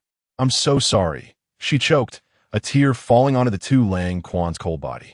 The Qianqian Mao gently nudged Yi Qianqian's hand with its head and then lowered itself, carefully retrieving the cloth bag from beneath the 2 Lang Quan's forepaws. The bag was not large, roughly the size of a basketball, yet it seemed to contain a spherical object. The Qianqian Mao delicately opened the bag, revealing its contents, an egg. Its surface was smooth, a pale yellow adorned with irregular brown spots. "Iu Shaozan," Ye Yanyan gasped in astonishment, realizing that the 2 Lang Quan had been safeguarding this all along. Just then, something marvelous occurred. The egg began to tremble. Tiny cracks appeared on its surface, multiplying and widening. "It's going to hatch," ECI exclaimed in disbelief as he rushed over. The sound of the eggshell cracking was crisp and melodious. As a tiny paw emerged from the fissure, followed by another, and then a damp little head, the small creature struggled to free itself from the eggshell, shaking off the viscous substance that clung to it, opening a pair of glossy big eyes. It was a puppy, appearing like an ordinary mixed-breed dog. Its fur was a blend of brown and yellow, with soft ears drooping and a short, sturdy tail. It curiously surveyed its surroundings, eventually fixing its gaze on Qianqian. For some unknown reason, it wagged its tail and stumbled towards her, emitting a soft whimper as if seeking comfort. Instinctively, Qianqian extended her hand, gently caressing its little head. The puppy closed its eyes in contentment, leaning against her palm. The Qianqian Mao also approached, gently nudging the puppy with its nose, as if welcoming a new companion. In that heartwarming moment, the surrounding black mist began to dissipate rapidly, as if dispersed by some unseen force. Sunlight streamed through the collapsed roof of the mall, warm and radiant. In the distance, voices and footsteps grew increasingly audible. Over here, there's a life signal. Hurry, there may be survivors. Qianqian, is Qianqian there? Qianqian recognized the last voice as teacher Lin Tu. Rescue had finally arrived. Yet, she was utterly exhausted. The days of fear, battle, and sorrow crashing down upon her like a tidal wave, her body no longer able to sustain her. The world before her began to blur, and as she felt herself falling backward, she caught a glimpse of the Qianqian Mao and the puppy anxiously leaning closer to her face, hearing more voices calling her name. Then, everything faded into a warm darkness. Chapter 41. The scent of disinfectant, the faint buzzing of instruments, and the glaringly white ceiling. Qianqian's consciousness gradually returned. Her eyelids felt as though they were weighed down with lead. Sunlight filtered through the half-open curtains, casting mottled shadows upon the white sheets. Am I in a hospital? She attempted to move her fingers, yet her entire body ached as if it had been crushed. Her right arm was wrapped in thick bandages, and a dull pain radiated from her chest and abdomen. Qianqian struggled to recall how she had arrived here, her last memory being the ruins of the collapsed mall. The black mist dispersing, sunlight flooding in. Just then, an excited commotion erupted at her bedside. A dark figure leapt onto her chest, followed by a familiar, soft sensation brushing against her cheek, gently nudging as if to confirm her awakening. Xiao Qingxi? Qianqian's voice was so hoarse she could hardly recognize it. No, it should now be called Qianqian Mao. This creature, once a little green snake, was exuberantly licking her face, its tail wagging joyfully. It had grown larger, its form elegant, its fur gleaming like obsidian, one peculiar eye shimmering like a star while the other sparkled like the sun with delight. The white bow still tied around its neck appeared particularly exquisite. Qianqian reached out her uninjured hand, gently stroking its head. I'm so glad you're all right. The Qianqian Mao emitted a pleased purr, nuzzling against her palm, its gaze filled with affection. It suddenly turned its head, looking towards the other side of the bed, letting out a soft call, as if beckoning something. Qianqian followed its gaze, and then noticed that on the other side of the pillow lay a small creature, the little rural dog that had hatched from an egg. It was sound asleep, its tiny body rising and falling with each breath, its front paws clutching a biscuit, looking utterly adorable. Upon hearing the voice of Qianqian Mao, it rubbed its eyes and slowly awakened, gazing around in confusion. When it spotted Qianqian, its eyes instantly sparkled with delight. The little dog joyfully barked twice, clumsily crawling over, extending its pink tongue to lick her fingers. Hey, little one, Qianqian said with a smile, a warm sensation swelling in her heart. This little dog was the precious one protected by the life of a wild dog. Now, it had become her responsibility. It's time to give you a name. The puppy tilted its head, looking at her curiously, its ears twitching slightly. Let us call you Xiao Tu, as you were brought here by the wild dog. Qianqian softly declared, her eyes misting slightly. This way, we will always remember its bravery. Xiao Tu seemed to understand, barking joyfully, its tail wagging like a little windmill. It pounced towards Qianqian's hand, affectionately licking her, its cuteness melting hearts. Qianqian Mao gently patted Xiao Tu's head, its movements tender yet protective, resembling a big sister caring for her little brother. Xiao Tu obediently shrank its neck, appearing even smaller under Qianqian Mao's paw. Qianqian couldn't help but laugh. You two get along quite well. Just then, she suddenly remembered something and reached for her pocket to find the magic book. But the hospital gown she wore evidently had no pockets. Looking for this? A familiar magic book suddenly appeared before her, unbeknownst to her. Qianqian Mao had already fetched it and placed it on Qianqian's chest. Thank you. Qianqian eagerly took the book, flipping it open to examine the details of Qianqian Mao. Qianqian Mao, formerly Little Green Snake in Yunta, level, extraordinary 110000, attributes, dark light, rare dual attributes of light and dark, skills, Steel Claw, Major 100100, Shadow Escape, Major 100100, Radiance, Beginner 10100, New, Enyang Eye, Beginner 5100, New, Guardian Barrier, Unlocked, Locked, Usable Skill Points, 6000 Extraordinary Level. Qianqian was so astonished that she nearly leaped from the bed, inadvertently pulling at her wound, and gasped in surprise. The extraordinary level is already quite high in the world of beast tamers. Most professional beast tamers' pets only reach advanced or commander levels in their lifetime, while extraordinary levels typically only exist in legends or are treasured heirlooms of beast tamer families. Yet Little Green Snake had now transformed into Qianqian Mao, leaping from advanced to extraordinary in a single bound. Even more astonishing was its attribute change to dark light. The dual attributes of light and dark were exceedingly rare in the beast tamer realm, said to be possessed only by pure-blooded ancient races. The skill list also boasted 2 new skills, along with 2 mysterious skills yet to be unlocked. Truly remarkable. Qianqian caressed Qianqian Mao's head, feeling an immense sense of pride. Qianqian Mao squinted its eyes in delight, gently rubbing against her hand, its tail held high, brimming with pride. Xiao Tu seemed to sense the atmosphere as well, excitedly spinning around on the bed, occasionally barking joyfully. Wan, you're finally awake. A familiar voice suddenly rang out, causing Qianqian to startle, quickly looking towards the doorway. There stood her grandmother. Nai. Qianqian's eyes widened in disbelief. You're not the man in the black robe, clearly said that old lady had been killed by me. She had thought her grandmother had perished, which was one of the reasons she sought revenge without hesitation. Foolish child, her grandmother quickly approached the bedside, her face filled with concern as she tenderly stroked Qianqian's face. I'm perfectly fine. How could anything happen to me? Her grandmother appeared slightly thinner than before. The wrinkles at the corners of her eyes seemed a bit deeper, yet aside from that, she was just as usual. She wore her favorite pink sweater, her hair neatly tied back, and her complexion looked quite healthy. But that black-robed man, said Qianqian stammered, tears uncontrollably streaming down her cheeks.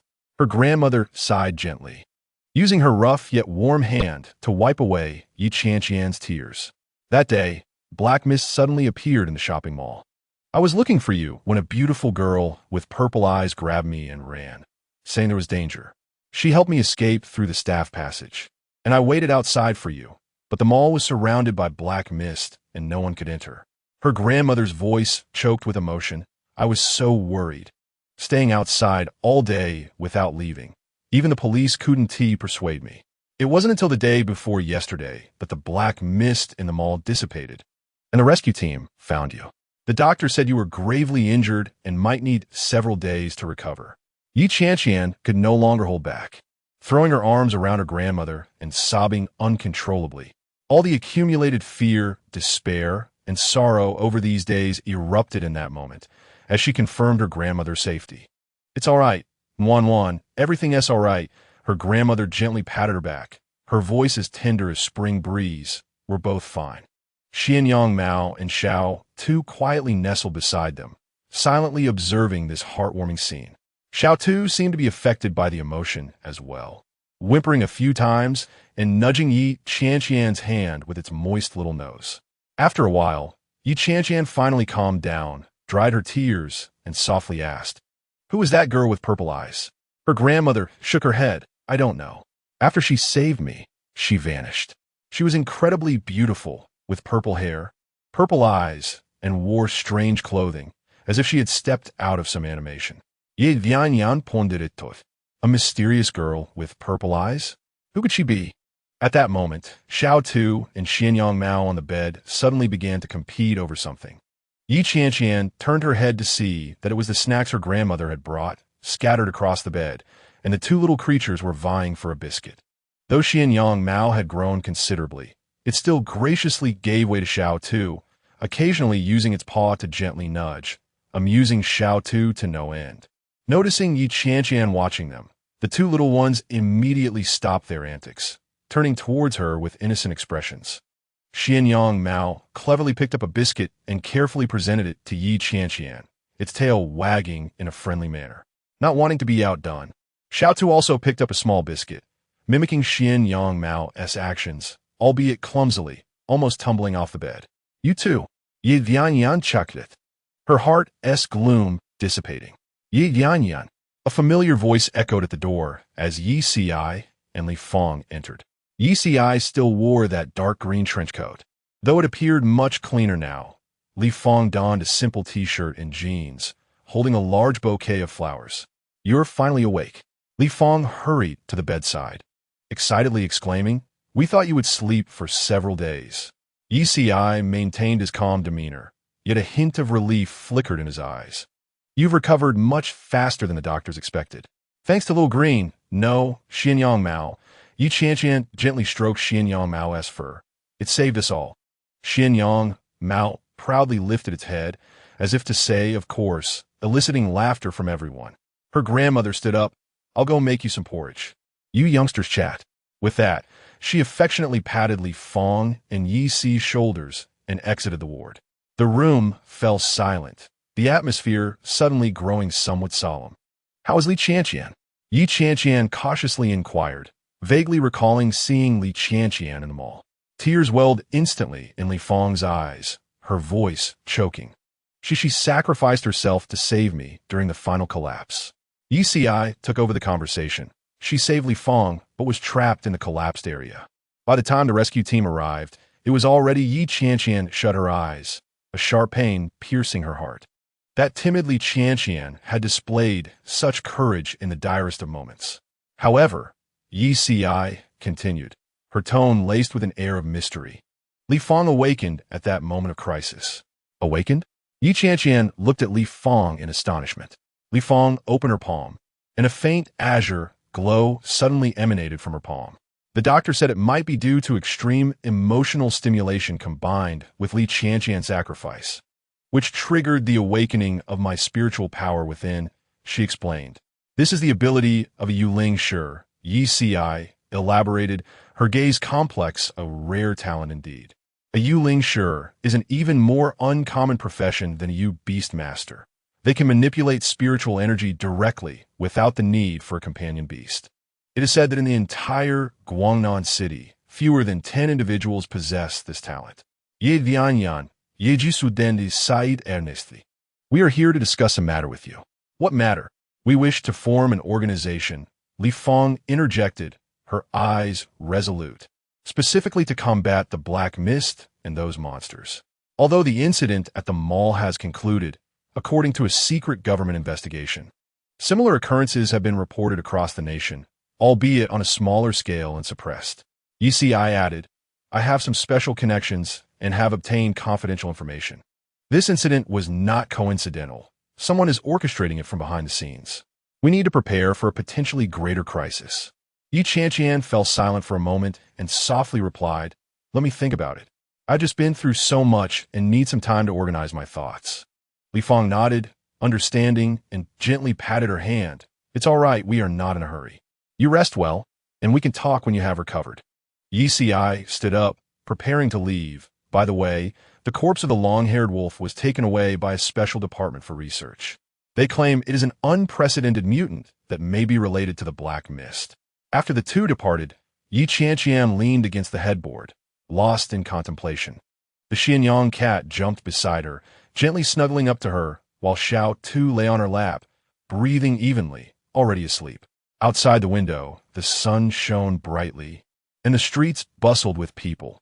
Everything appeared peaceful and beautiful. Yet, Qianqian knew that beneath this tranquility lay the potential for a greater storm. Regardless, she whispered to the Qianqian cat, "We will definitely become stronger and protect everyone important to us." The Qianqian cat let out a soft purr, its tail gently tapping her arm, as if to say, "Of course, we are in this together." Chapter 42, Sunlight, streamed through the curtains into the hospital room, casting light upon Qianqian's blanket. She was playing a game with the Qianqian cat, teasing Xiao Tu as the Qianqian cat lightly brushed its tail across Xiao Tu's nose, prompting excited flails that always missed the target, causing Qianqian to chuckle. This was her third day in the hospital, and her recovery was faster than expected. The doctor said she could be discharged after 2 more days of observation. Suddenly, the door to the hospital room swung open, and Qianqian looked up, her smile frozen on her face. 6 or 7 uniformed individuals filed in, led by Director Lei, accompanied by 4 officers in black uniforms and 2 unfamiliar individuals in gray suits. Director Lei's expression was grave as he approached the bed, forcing a faint smile. "MUTATE, are you feeling better?" Qianqian nodded, cautiously observing the strangers behind him. "Is there something you need, Director Lei?" Without answering directly, Director Lei turned to the 2 officers behind him, "Take those 2 outside to the adjacent room for questioning." It was then that Qianqian noticed that Li Feng and Ci had also arrived at the door, being escorted out by 2 officers. Ci frowned but did not resist. Li Feng looked bewildered, glancing back at Qianqian with concern in her eyes. The atmosphere in the room grew tense. The Qianqian cat sensed the danger and immediately moved in front of Qianqian, its fur slightly bristling, its celestial eyes fixated on the unwelcome guests. Xiao Tu also ceased its playful antics, growling cautiously, its instinct to protect its master evident despite its tender age. Qianqian gathered the 2 little creatures into her arms. Feigning calmness, "What is going on?" A short-haired woman in a gray suit stepped forward. She appeared to be around 30, with a delicate yet stern expression, a long scar above her right eyebrow adding to her sharp demeanor. "Classmate Qianqian, I am Sun Li, the captain of the Special Operations Team of the Supervisory Agency's 9th Division." She produced a metallic badge from her pocket, engraved with a complex symbol. "We need to understand your experiences during the mall incident." The mention of the supervisory agency sent a jolt through Qianqian. She had learned about this enigmatic organization from her UB studies. They were a state-established agency tasked with handling supernatural events, endowed with considerable authority, and generally unknown to the public. "I have already explained the situation to the police," Qianqian replied cautiously. "That was just a preliminary inquiry." Sun Li replied with a slight smile that did not reach her eyes. "Now we need more detailed information." Director Lei interjected, "Please cooperate, classmate Yi. This is a routine procedure, nothing to be concerned about." After a moment of silence, Qianqian nodded. "All right, where should I begin?" "From the first time you encountered the black mist," Sun Li said, pulling up a chair. Another man in a suit set a small recording device on the bedside table. Qianqian took a deep breath and began recounting her experiences, from the mall's pet exhibition attack to meeting Ci and the other survivors, culminating in the confrontation with the man in the black robe and the life-and-death struggle against the long-haired wolf.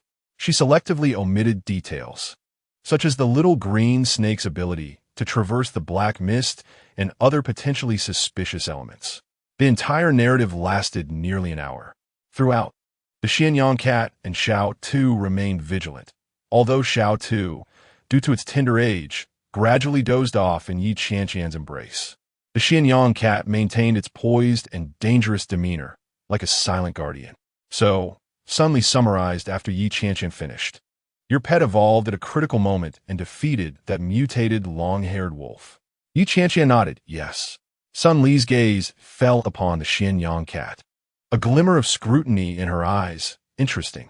According to our records, even if an Yunta evolves, it should become a shadow hunter, not a Qianqian cat." Her tone carried a hint of suspicion as she repeated the name. Qianqian feigned confusion. "I do not know why that is. The magic book indicated it evolved into a Qianqian cat, which surprised us as well." "Magic book?" Sun Li raised an eyebrow. Could we take a look at it? Qianqian instinctively glanced at the Qianqian cat, which flashed a warning in its eyes. I'm sorry, she replied softly. The magic book is a relic left to me by my grandmother. It has a bonding mechanism, and only I can open it. Sun Li nodded thoughtfully, not pressing further. She then inquired, do you know why your pet can remain conscious in the black mist while others' pets turn into monsters? This was a critical question. Qianqian had prepared for it and blinked innocently. I do not know. Perhaps it is because it has a special constitution. I noticed it was different from other in Yunta when I raised it. The room fell into a brief silence. Sun Li exchanged glances with the man in the suit, who subtly nodded. Classmate Qianqian. Sun Li stood up, her voice taking on a more formal tone. Given the nature of the incident, we need to take you and your pet to a special facility for some testing. Rest assured, it will not take long. It's just routine. Qianqian's heart raced. This was definitely not a routine matter. Once taken to the supervisory agency's facility, who knew what would happen? She clutched the Qianqian cat and Xiao too tighter, her mind racing to devise a countermeasure. Just at that critical moment, the hospital door swung open once more, the force almost shaking the frame loose. Who dares to take my student away? A resounding voice erupted within the ward, causing everyone to turn towards the entrance. There stood a middle-aged man, clad in a vibrant pink hoodie and exaggerated pink sunglasses, arms akimbo, exuding an imposing aura. Principal Lin? Ye Vianyan exclaimed. A mixture of surprise and an inexplicable sense of reassurance washing over her. Lin too strode into the room, his pink hoodie adorned with a cartoon cat design, paired peculiarly with formal suit trousers, momentarily leaving the onlookers in a state of bewilderment. He adjusted the oversized pink sunglasses perched on his nose and made his way directly to Qianqian's bedside. My student is gravely injured, and yet you dare to disturb her rest? Lin too glared at Sun Li, his tone unyielding. If you have questions, address them at school tomorrow. For now, leave. Director Lei coughed awkwardly, attempting to interject. Principal Lin, this is Team Leader Sun from the Supervision Bureau. Supervision Bureau? Lin too raised an eyebrow, showing no sign of respect. Oh, you mean the department that couldn't even handle the minor black mist incident in Guangnan, nearly costing my student her life? Quite a display of authority indeed. Sun Li's complexion turned a shade of gray. Principal Lin, please mind your words. This is a national security matter, and we have the right. What right do you have? L'entrée interrupted brusquely. Qianqian is still a minor, and without a guardian present, you think you can take her away? Have you read the minor protection law? Or do you believe the Supervision Bureau is above the law? Sensing the tension escalating, Director Lei quickly intervened. Principal Lin, please, Team Leader Sun is merely following protocol. He added quietly, offending the Supervision Bureau won't bode well for you. Lin too scoffed. I, Lin too, have navigated the world for decades. What storms have I not weathered? You think the mere Supervision Bureau can intimidate me? He turned to Qianqian, his tone softening. Little Yi, rest well. Tomorrow I will send a car to take you back to school. We must hasten our studies. The college entrance examination is just a few months away. Mention of the examination nearly made Qianqian laugh. After experiencing life and death, the exam seemed distant and insignificant. Yet she understood Principal Lin's intent and replied earnestly, all right. Principal, I will do my best to catch up. Sun Li scrutinized Lin too for a few seconds, seemingly assessing the potential influence of this eccentric principal dressed in pink. Finally, she sighed. In that case, we shall return another day. She turned to Qianqian, her tone laced with warning, hoping that by then, Yi would be more cooperative with their investigation. Lin too waved his hand dismissively. Enough. If you have matters to discuss, come to me directly. Now, please leave and allow my student to rest. The personnel from the Supervision Bureau and police officers exited the ward in succession. Before leaving, Director Lei subtly shook his head at Lin too, his eyes filled with resignation. Qianqian observed the scene, and as Sun Li was about to step out, a sudden thought struck her. Team Leader Sun, she called out, can you tell me who is behind all of this? Why would someone create a black mist to attack them all? Sun Li paused, glanced back at Qianqian, and a knowing smile graced her lips. Sometimes, ignorance is a blessing, Yi. With that, she closed the door and departed. The room fell silent. L'un exhalait deeply. sinking into the chair beside the bed and removing his exaggerated pink sunglasses, rubbing his temples. Ah, I am utterly exhausted. I received word early this morning that the Supervision Bureau wanted to take you away, and I rushed over without even having breakfast. Qianqian gazed at him appreciatively. Thank you, Principal Lin. No need for thanks.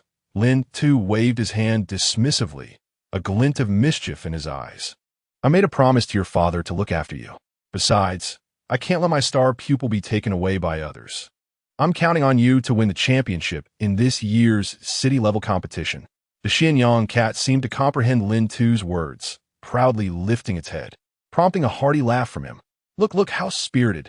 It's even more formidable after this evolution. He pulled out a piece of jerky and offered it to the Qianqian cat, which gracefully accepted it, first sniffing, then taking dainty bites. Principal Lin. Qianqian lowered her voice. What exactly is the Supervision Bureau? Why are they so interested in the little green snake? Lin Tu's demeanor shifted to seriousness. The Supervision Bureau is a national agency dedicated to handling supernatural incidents, wielding considerable power. Your little green snake has now become a Qianqian cat, exhibiting abilities that defy the norm, naturally drawing their attention. He paused. But do not worry. With me here, they will not dare to act recklessly. Ye Vianyan no dit toth.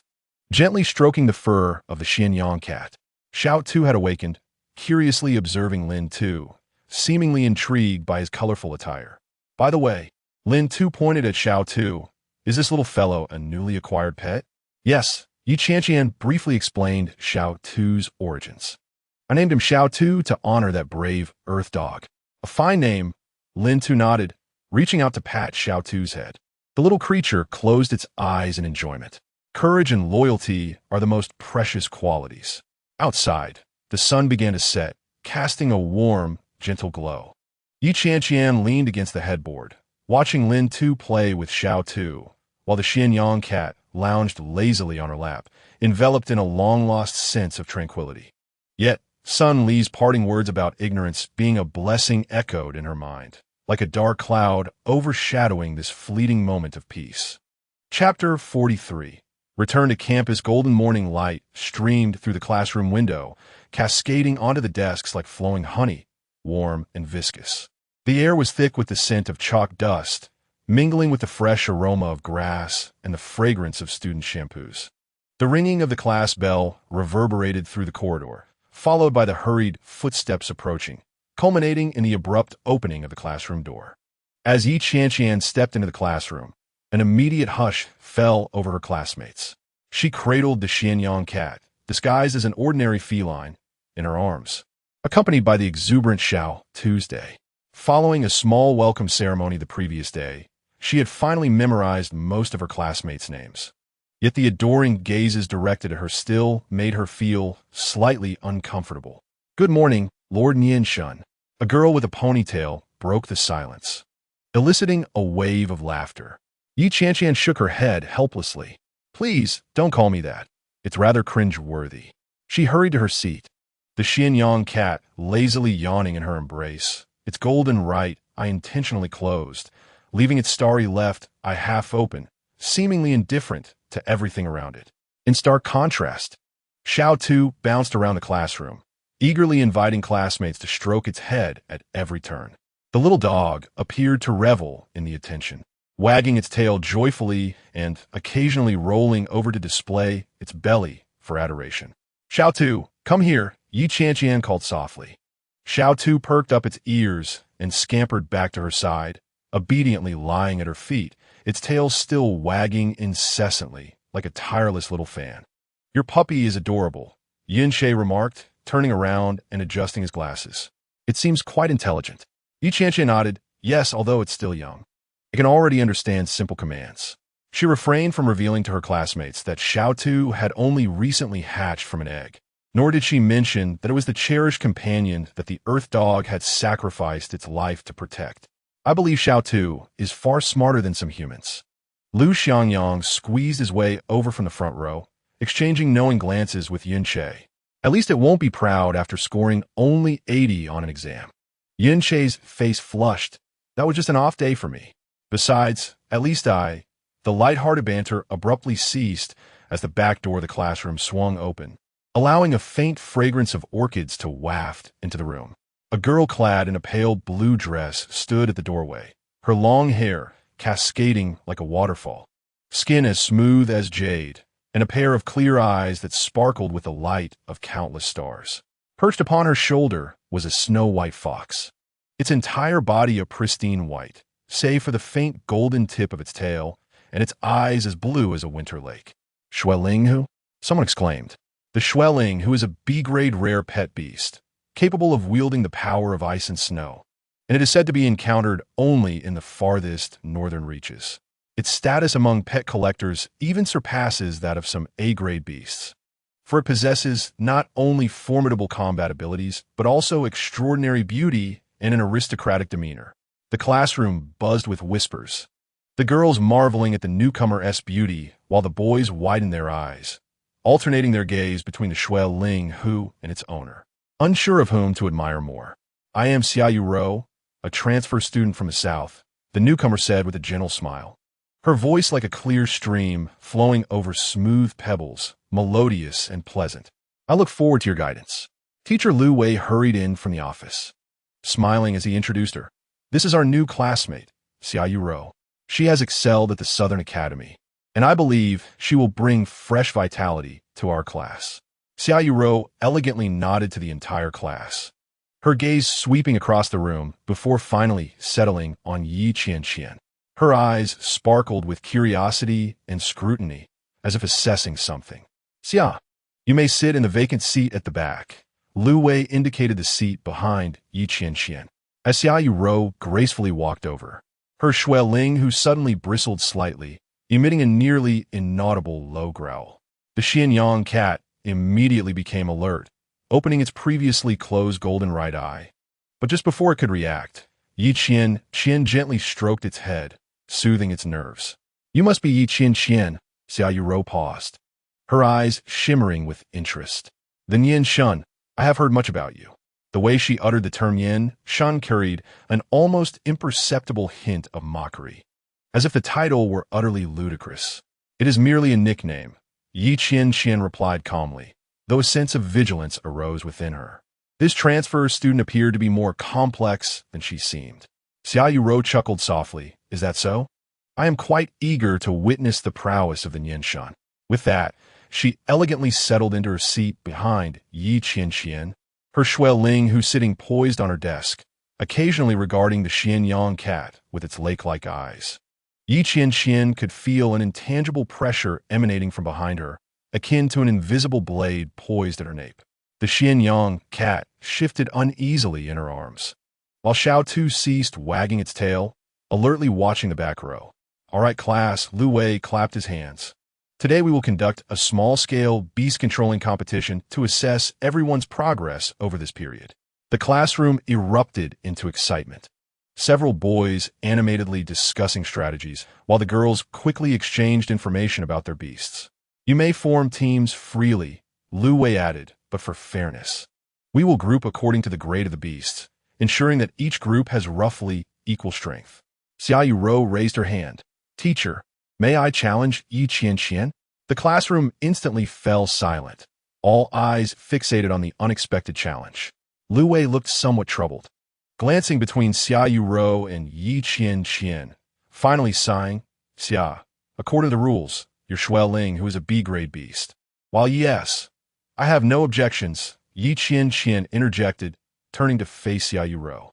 I accept the challenge. Although the Qianqian cat was currently of extraordinary rank, Qianqian had always claimed it to be merely a standard evolved dark cloud steppe, approximately C-grade in level. Clearly, it was at a disadvantage compared to the Xueling Hu. Lu Wei regarded Qianqian with concern. Are you sure? She nodded. Sensing that Xiaoyu Ro's challenge was not coincidental, it seemed aimed directly at her. Rather than waiting passively, she preferred to confront it head-on. Very well, Lu Wei conceded reluctantly. Let us proceed to the playground. This duel can serve as the opening for today's lesson. 10 minutes later, the entire class formed a circle around the training area at the playground. Qianqian and Xiaoyu Ro stood facing each other, their respective beasts poised for action. The Qianqian cat, instructed to conceal its true abilities, could only employ skills akin to those of standard dark cloud step. It appeared distinctly displeased, its tail lightly tapping the ground as it yawned in boredom. Xiao Tu, cradled in Yun Che's embrace, eagerly observed the central arena, occasionally barking encouragement. The rules are simple, Lu Wei announced from the center. Within 3 minutes, whoever can render the opponent's beast unable to continue fighting or force it out of the designated area will be the victor.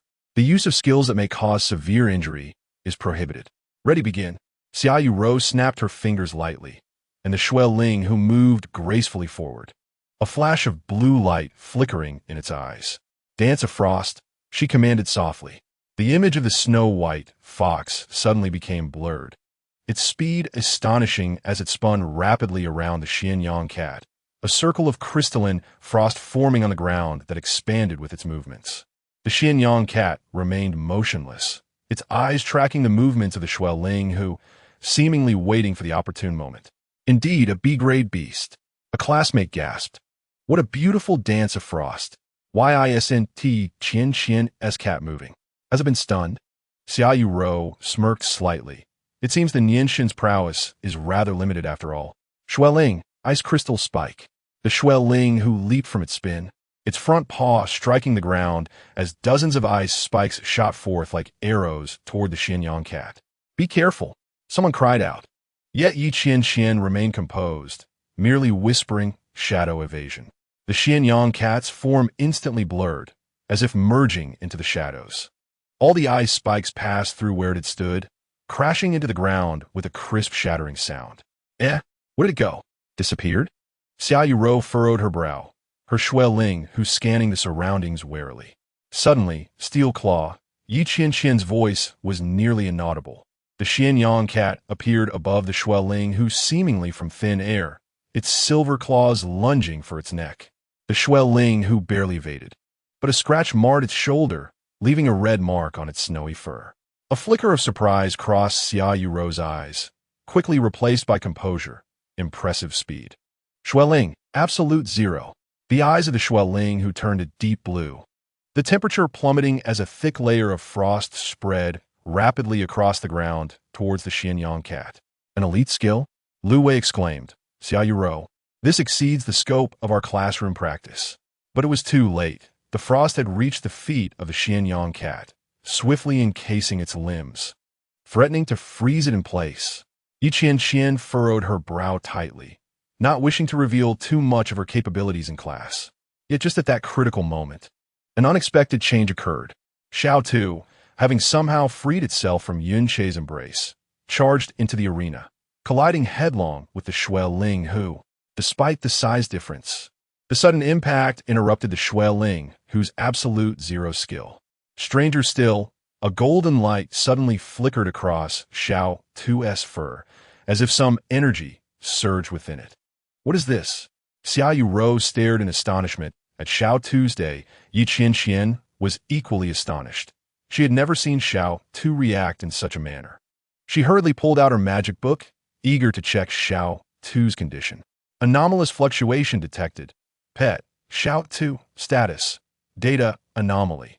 Warning, unknown energy fluctuation detected. Unable to analyze data, anomaly? Yi Qianqian muttered, having never encountered such a situation.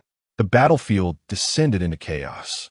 The Qianqian cat broke free from the frost grasp, while Xiao Tu stood before it, a strange golden glow pulsing within it. Shuai Ling who took a few cautious steps back, seemingly sensing a certain threat. Stop! Lu Wei shouted loudly. The practice ends here. It's a tie. Xiaoyu Rou gazed thoughtfully at Xiao Tu, then recalled Shuai Ling, who commenting, interesting. It appears that Nianxin not only possesses a peculiar cat, but also an extraordinary dog. She turned to leave, leaving behind the perplexed Yi Qianqian and the onlooking classmates. After class, Principal Lin too summoned Yi Qianqian to his office.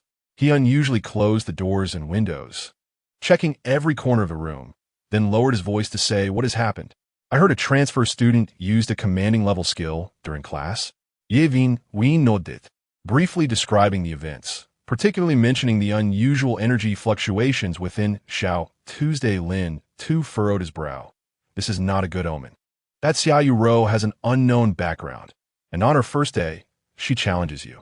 She is likely here as an observer. He pondered for a moment. As for Xiao Tu, let me research it. Bring it to me next time. Principal, Qianqian hesitated. Is there still hope for confidentiality regarding the Qianqian cat? Lin Tu shook his head. I fear it will be difficult. However, the most important thing now is for you to swiftly enhance your strength and find a true support.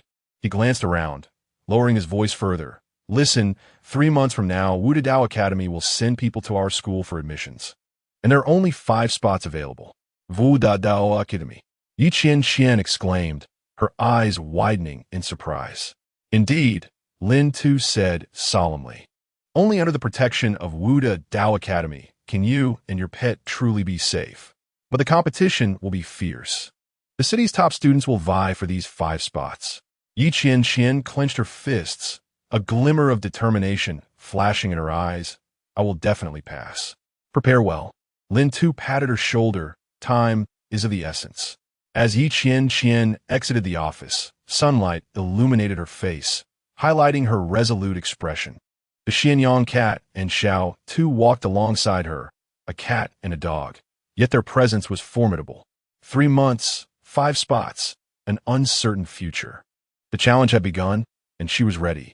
Chapter 44. Mysterious Inheritance. The setting sun poured like molten gold onto the playground, elongating every fleeting figure.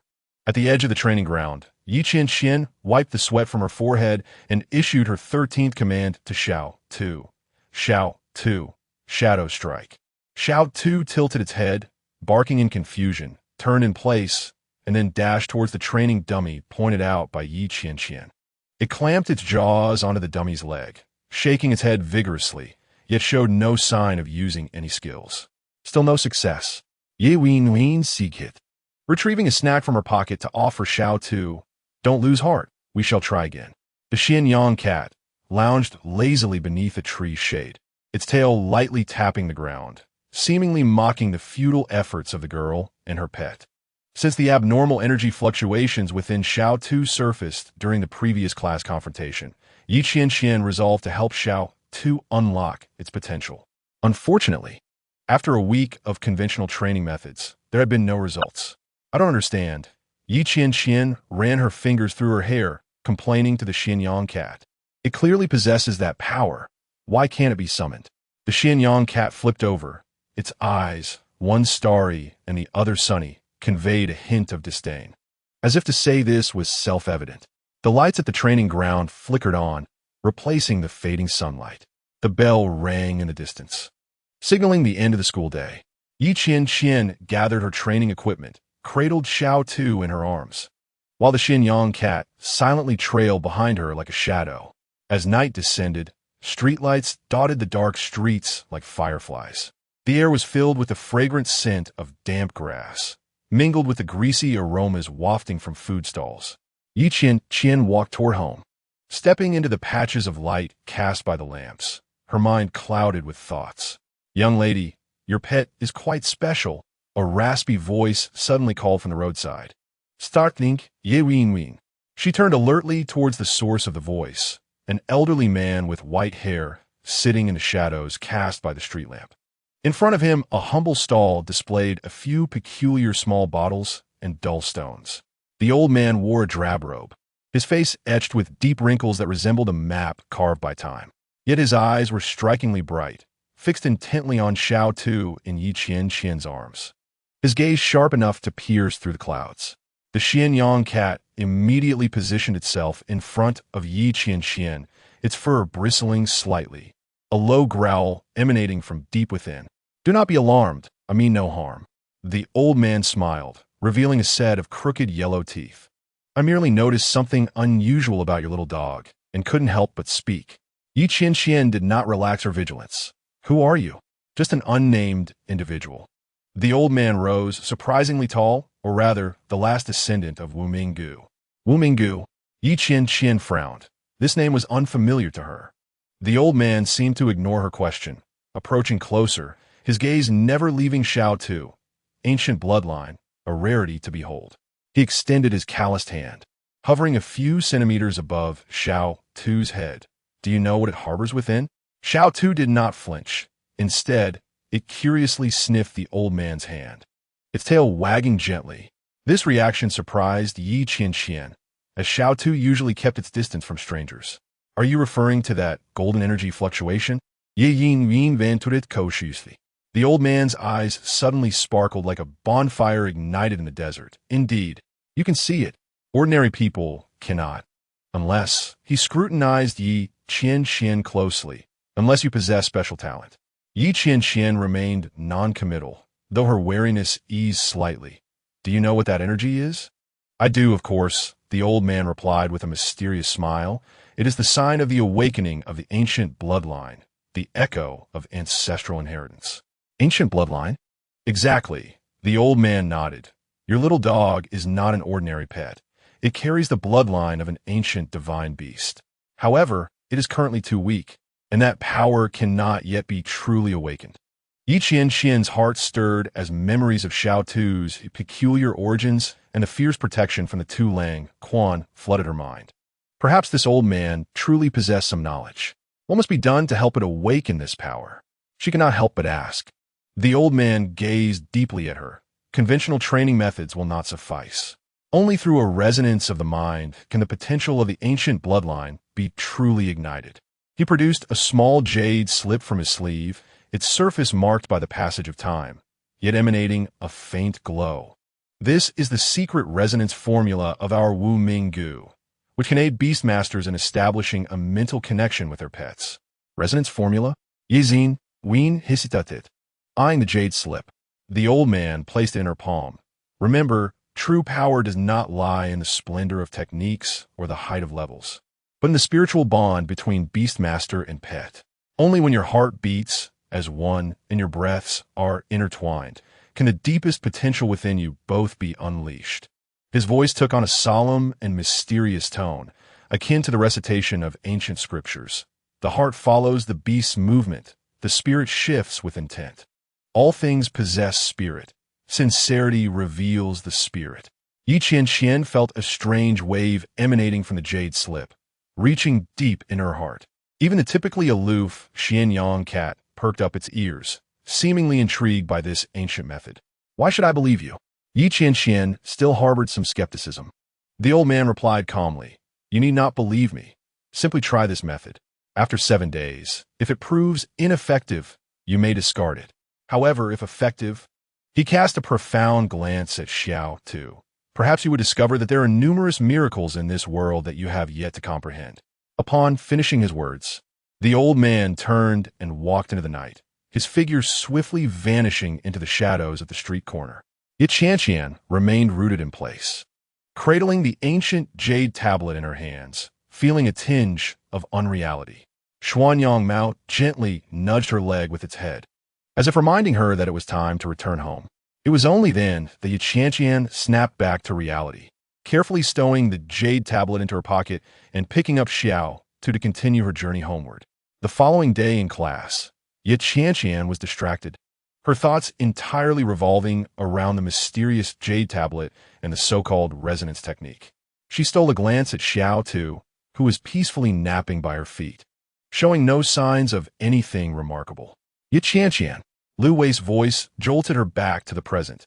Please solve this beast resonance equation. Qianqian hastily stood, staring at the intricate formulas on the blackboard, momentarily at a loss for words. In this awkward moment, a gentle voice from the back row drifted forward. Teacher, allow me to answer. Without waiting for Lu Wei's consent, Xiaoyuro rose and smoothly provided a flawless solution, even supplementing it with several advanced derivations not found in the textbook. Excellent, Xia Tong Xue. Lu Wei marveled. Your method of solving is quite innovative. Xiaoyuro smiled slightly, turning to Qianqian with a tone that was gentle yet laced with obvious sarcasm. It seems that the Nianshan is not particularly interested in theory.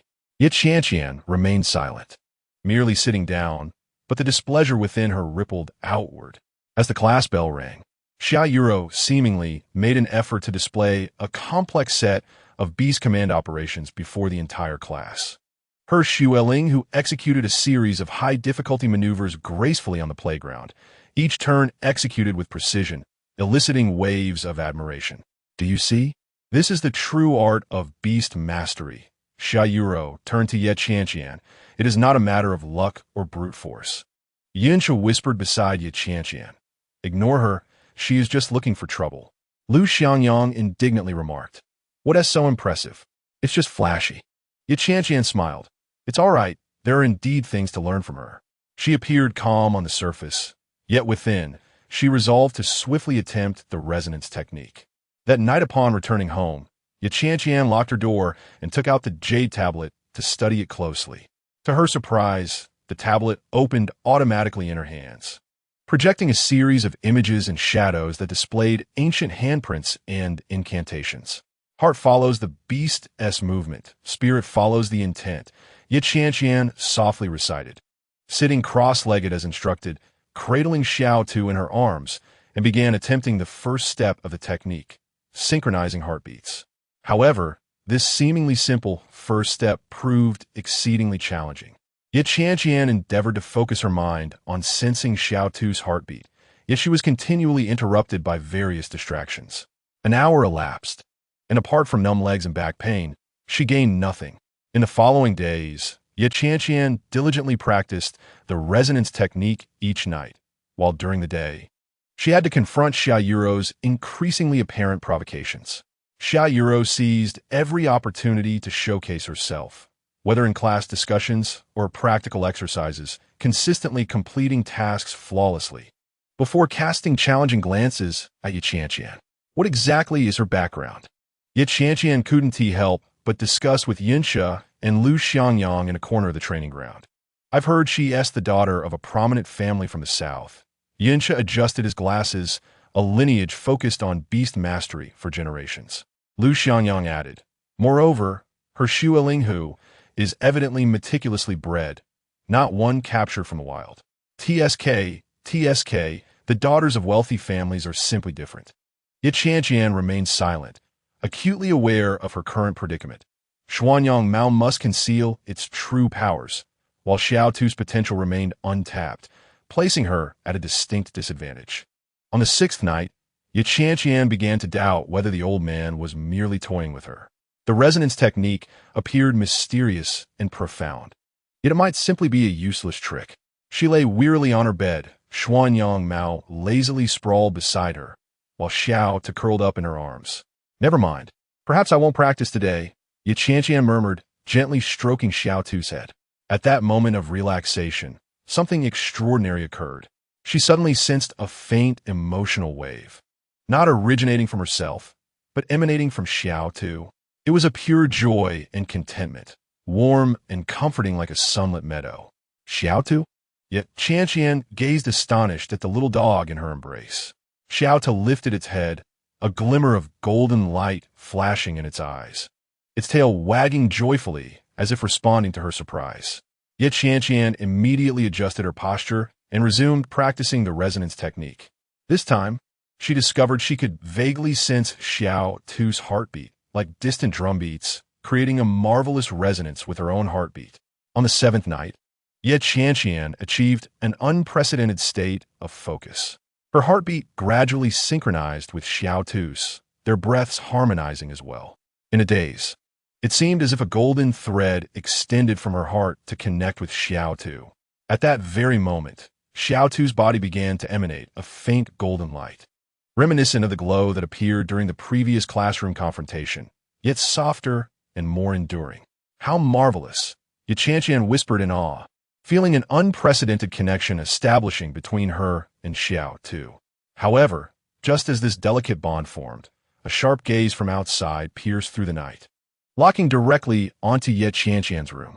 Approximately 100 meters away, atop a high-rise building, a figure clad in a black uniform observed everything through a high-powered telescope. He swiftly pressed the communication button on his earpiece. Report to headquarters. The target has exhibited abnormal energy fluctuations, suspected to have begun practicing the secret technique. Based on energy characteristics, it may be related to the ancient legacy. Requesting additional monitoring personnel. A cold voice emanated from the other end of the earpiece. That of Captain Suen Lee from a monitoring department. Continue surveillance. Do not alert the target. Reinforcements will arrive tomorrow. Understood. The figure in black raised the telescope again. The cold lenses reflecting the moonlight, capturing every movement within Qianqian's room. Inside the room, oblivious to the impending storm her faint connection would bring, Qianqian reveled in the joy of having established initial contact with Xiao Tu. Her hand gently caressed Xiao Tu's head, feeling the warm flow of energy. Her eyes filled with anticipation and curiosity. Xuanyang Mao silently observed all of this, its eyes akin to stars and sun, revealing deep concern as if foreseeing the approaching crisis. Chapter 45. Telepathic connection. Morning sunlight streamed through the curtains as yet Qianqian sat cross-legged on her bed, gently stroking Xiao Tu's body. The soft morning light, subtle breaths, and the fragrance of earth intertwined to create a tranquil atmosphere. "Can you feel it?" she murmured. The resonance technique she had diligently practiced over the past few days finally bore fruit. A faint yet palpable emotional wave reached her awareness, like bubbles rising from the depths of water, gently brushing against the edges of her consciousness. It was the curiosity and attachment of Xiao Tu. Suddenly, Xiao Tu stirred, its round body wriggling on the sheets, leaving a faint trace. Its bean-like eyes locked onto Qianqian, sparkling with an unprecedented liveliness. "You're getting smarter, aren't you? You can feel it, can't you?" Qianqian asked with a smile, as if understanding her words. Xiao Tu suddenly tumbled off the edge of the bed and swiftly scurried to the desk. It nudged aside the pen holder with its body and accurately retrieved a pencil. Hopping back on a bed, Qianqian, astonished, took the pencil. "How did you know I want to take notes?" Beside her, Xuanyang Mao's tail stood high, emitting a dissatisfied purr. It gracefully leaped onto the bed, forcing its way between Qianqian and Xiao Tu, its golden eyes shimmering with intricate emotions. "What? Are you feeling jealous?" Qianqian was amused by the cat's reaction, her fingers gliding through its silky black fur. "Do you wish to learn the resonance technique?" The Xuanyang cat emitted a deep, approving purr from its throat, its tail gently tapping the bedspread. "Very well. Let us all three engage together today." Qianqian took a deep breath and closed her eyes. Mastering the resonance technique requires absolute concentration. She guided the spiritual energy within her, evenly distributing it to her two beloved pets. Typically, she only formed a connection with one pet at a time, but now she attempted to connect with both simultaneously. The spiritual energy flowed like bifurcating streams, heading in two distinct directions. The essence of rust mingled with the clarity of cold snow in her senses, creating a wondrous harmony. Suddenly, the flow of energy became uncontrollable, as if drawn off course by an unknown force. Between the three, a peculiar energy circuit quietly formed. The warm energy of Xiao Tu, the sharp energy of the Xuanyang cat, and Qianqian's own flexible strength interlocked like gears, igniting a spine-tingling resonance. What was happening? Qianqian's eyes flew open, witnessing the faint glimmers emanating from her pets. Xiao Tu's a pale yellow, the Xuanyang cat a dark purple, and her own palms radiating a cerulean glow. The energy circuit persisted for several seconds before gradually dissipating. Qianqian felt a slight dizziness, while her two pets seemed to have undergone some form of baptism, gazing at each other with newfound understanding. "How intriguing. This discovery must be noted," Qianqian murmured softly, her fingers gently caressing the tops of her pets' heads as she stood to prepare for school. The classroom buzzed with noise like the ebb and flow of tides. As Qianqian settled into her seat, Xia Yuro hurriedly moved beside her, her long hair swaying with her brisk movements. "Have you heard?" Xia Yuro's eyes sparkled with excitement. "There's another transfer student today, apparently from the inspectorate." Before she could finish her sentence, the stern face of their homeroom teacher appeared at the door, accompanied by a stranger, a girl. The classroom fell silent, leaving only the faint sounds of paper and pen. The transfer student was of average height, exuding an air of aloofness that repelled others. Her long black hair flowed like ink, carelessly draping over her shoulders. Most striking was the shadow scorpion perched on her shoulder, its body entirely black, with claws as sharp as blades, its tail's venomous stinger glowing with an eerie purple light, and its body marred with intersecting scars. Some appearing freshly healed, a sight both shocking and unsettling. This is classmate Zhao Mingyue, who will be joining our class from today. The homeroom teacher introduced her briefly. His tone as flat as still water. Zhao Mingyue. The girl coldly stated her name, her piercing gaze sweeping across the classroom. Pausing momentarily before she strode directly to her assigned seat, her movements as swift and precise as a drawn sword. Is that an exotic beast from the wilderness? How could anyone whisper? Zhao Mingyue paid no heed, focusing intently on feeding her shadow scorpion specialized black pellets. During lunch break, the classroom was abuzz with chatter. Xia Yuro approached Zhao Mingyue with her lunchbox in hand, her enthusiasm palpable. Welcome to our class. Would you like to have lunch together? Her smile was radiant, like the midday sun. Zhao Mingyue didn't even lift her eyelids, engrossed in feeding her shadow scorpion. Xia Yuro stood awkwardly for a few seconds, ultimately retreating to her seat, feeling a pang of embarrassment. Colder than an iceberg, Xia Yuro muttered, turning to Qianqian. Hey, why didn't you bring Xiao Tu and the Qianqian cat to school today? No sooner had she spoken than a chair scraped behind them.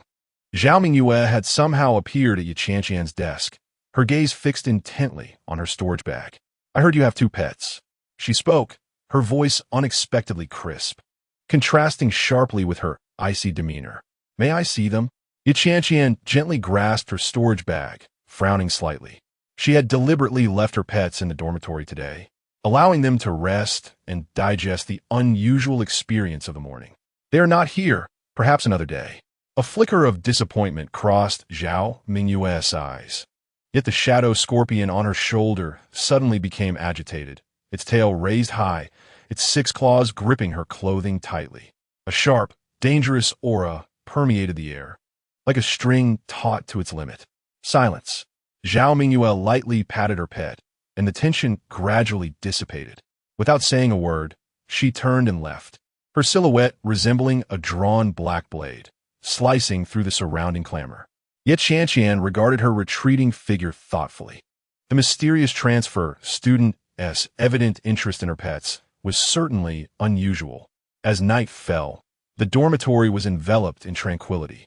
Yet Qianqian sat cross-legged at the head of her bed, practicing the resonance technique as per her usual routine. Tonight, she decided to concentrate on deepening her connection with Xiao Tu. Focus a little deeper, she murmured to herself, guiding her spiritual energy to penetrate the elusive barrier. The bottleneck that had accumulated over the days suddenly loosened, as if the ice had cracked, allowing warm waters to surge forth. Her consciousness established an unprecedentedly clear connection with Xiao Tu. This time, it was not merely about sensing emotions but directly receiving images of thoughts.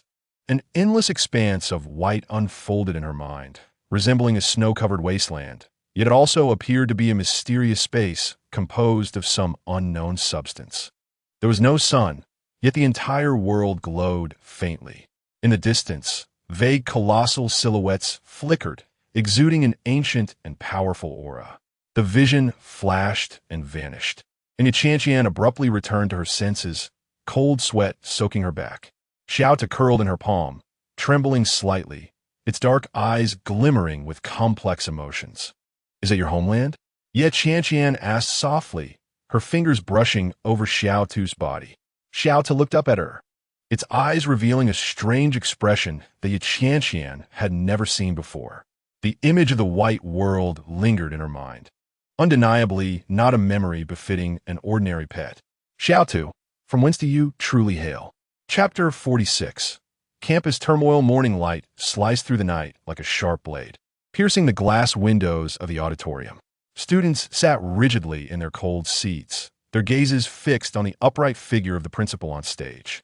The Springcliff Cup Inter-School Beast Tamer competition has officially commenced. The principal's voice was rough yet resonant, like sandpaper on metal, delivering a special announcement. This year's champion will receive direct qualification for an interview at the 5 prestigious academies. The auditorium erupted in excitement. Screams and whispers crashing like a torrential downpour, echoing in every corner. The 5 prestigious academies, the pinnacle for many beast tamers. A dream that countless individuals have sweat over yet remain unreachable.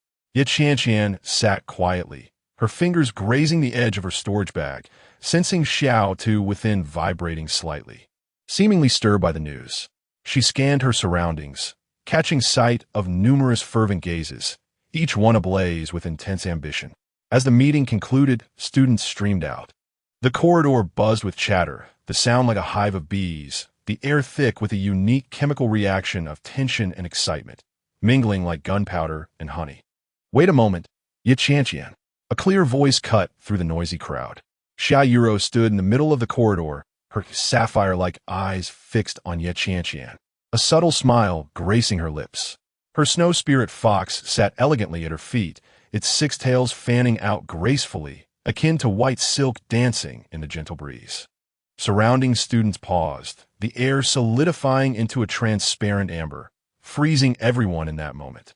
How about a duel between you and me at the Springcliff Cup? Xiaoyuro's voice was not loud, yet it reverberated through the corridor like thunder. The entire school was in an uproar. Whispers surged like a tide, enveloping the two. Xiaoyuro's strength was well acknowledged. Her snow spirit fox had frozen the entire training ground during last semester's demonstration class.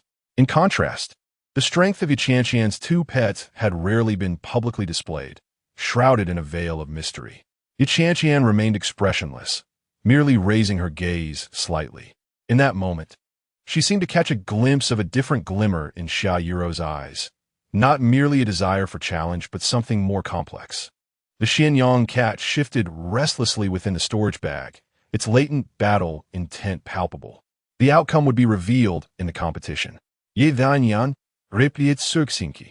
Her voice as tranquil as a still pond. She turned to depart, leaving behind a chorus of murmurs. That afternoon's physical education class became the focal point of the entire school. The training ground was surrounded by students from various classes who happened to pass by, and the air was thick with a unique aroma of sweat, fresh grass, and anticipation. The sky hung low, with clouds as heavy as lead, casting a metallic chill over the field. Today, classmate Xiaoyuru would demonstrate the practical skills of beast taming, announced the physical education teacher, his eyes gleaming with expectation. Xiaoyuru strode calmly to the center of the field, her fingertips flicking, and the snow spirit fox gracefully leaped to her front. The creature's size was nearly that of a small wolf, yet it possessed the agile contours of a fox. Its 6 tails danced independently, shimmering with a pearlescent sheen even under the gloomy light. Release your beasts, the teacher instructed the other students. 3 students stepped forward simultaneously, each unleashing their beasts. A fire lizard, its crimson scales reminiscent of burning coals, a stone-armored rhino, its skin as hard as granite, and a vine rabbit, entwined with robust dark green vines. Begin, the teacher commanded, and the atmosphere instantly grew tense. All 3 beasts sprang into action. The fire lizard exhaled a stream of searing flames. The stone-armored rhino struck the ground with its forelimbs, raising sharp stone spikes, while the vine rabbit hurled long tendrils like whips. As the triple attack surged forth, Xiaoyuru remained motionless, a flicker of disdain in her eyes. Ice crystal ring, she commanded softly. The snow spirit fox's eyes flashed blue, and its 6 tails whipped around, causing the surrounding air to freeze abruptly, conjuring dozens of ice crystals that formed a dazzling barrier around it. The flames extinguished with a hissing sound upon contact with the ice ring. The stone spikes shattered upon colliding with the ice crystals, and the vine whips snapped as soon as they touched the icy surface. Counterattack, Xiaoyuru's gaze sharpened. The ice crystal ring suddenly expanded, transforming into countless tiny ice blades that shot toward the 3 beasts. In the blink of an eye, all 3 beasts collapsed, issuing cries of pain. The entire process lasted merely seconds. The snow spirit fox had not even moved a step, and the victor was already determined. A thunderous gasp of astonishment erupted from the sidelines. Some drew in sharp breaths, others whispered in hushed tones, and many gazes turned to Qianqian, who observed the battle silently from a distance. The ice crystal ring is an integrated defensive and counteroffensive skill, the teacher summarized, unable to conceal his admiration. This exemplifies the disparity between a high-level beast tamer and an ordinary enthusiast. As the class bell rang, students dispersed, their chatter resembling a surging sea. Qianqian, his expression grave, pulled Qianqian aside to a secluded corner. I have uncovered some information regarding Xiaoyu, he whispered, his silver-gray eyes scanning the surroundings with rare seriousness. She is a member of the Inu family. Inu family? Qianqian furuit herberov, an ancient family closely tied to the supervisory department. Specializing in nurturing beast taming prodigies, Qianqian replied gravely. It is said they possess an ancient method of taming beasts, enabling them to enhance their combat prowess several-fold in a short time. Qianqian pondered this.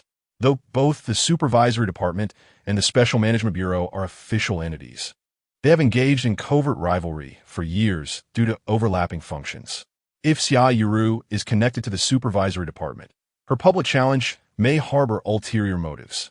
There must be a deeper significance to her challenge against you, Yunche asserted, his expression stern.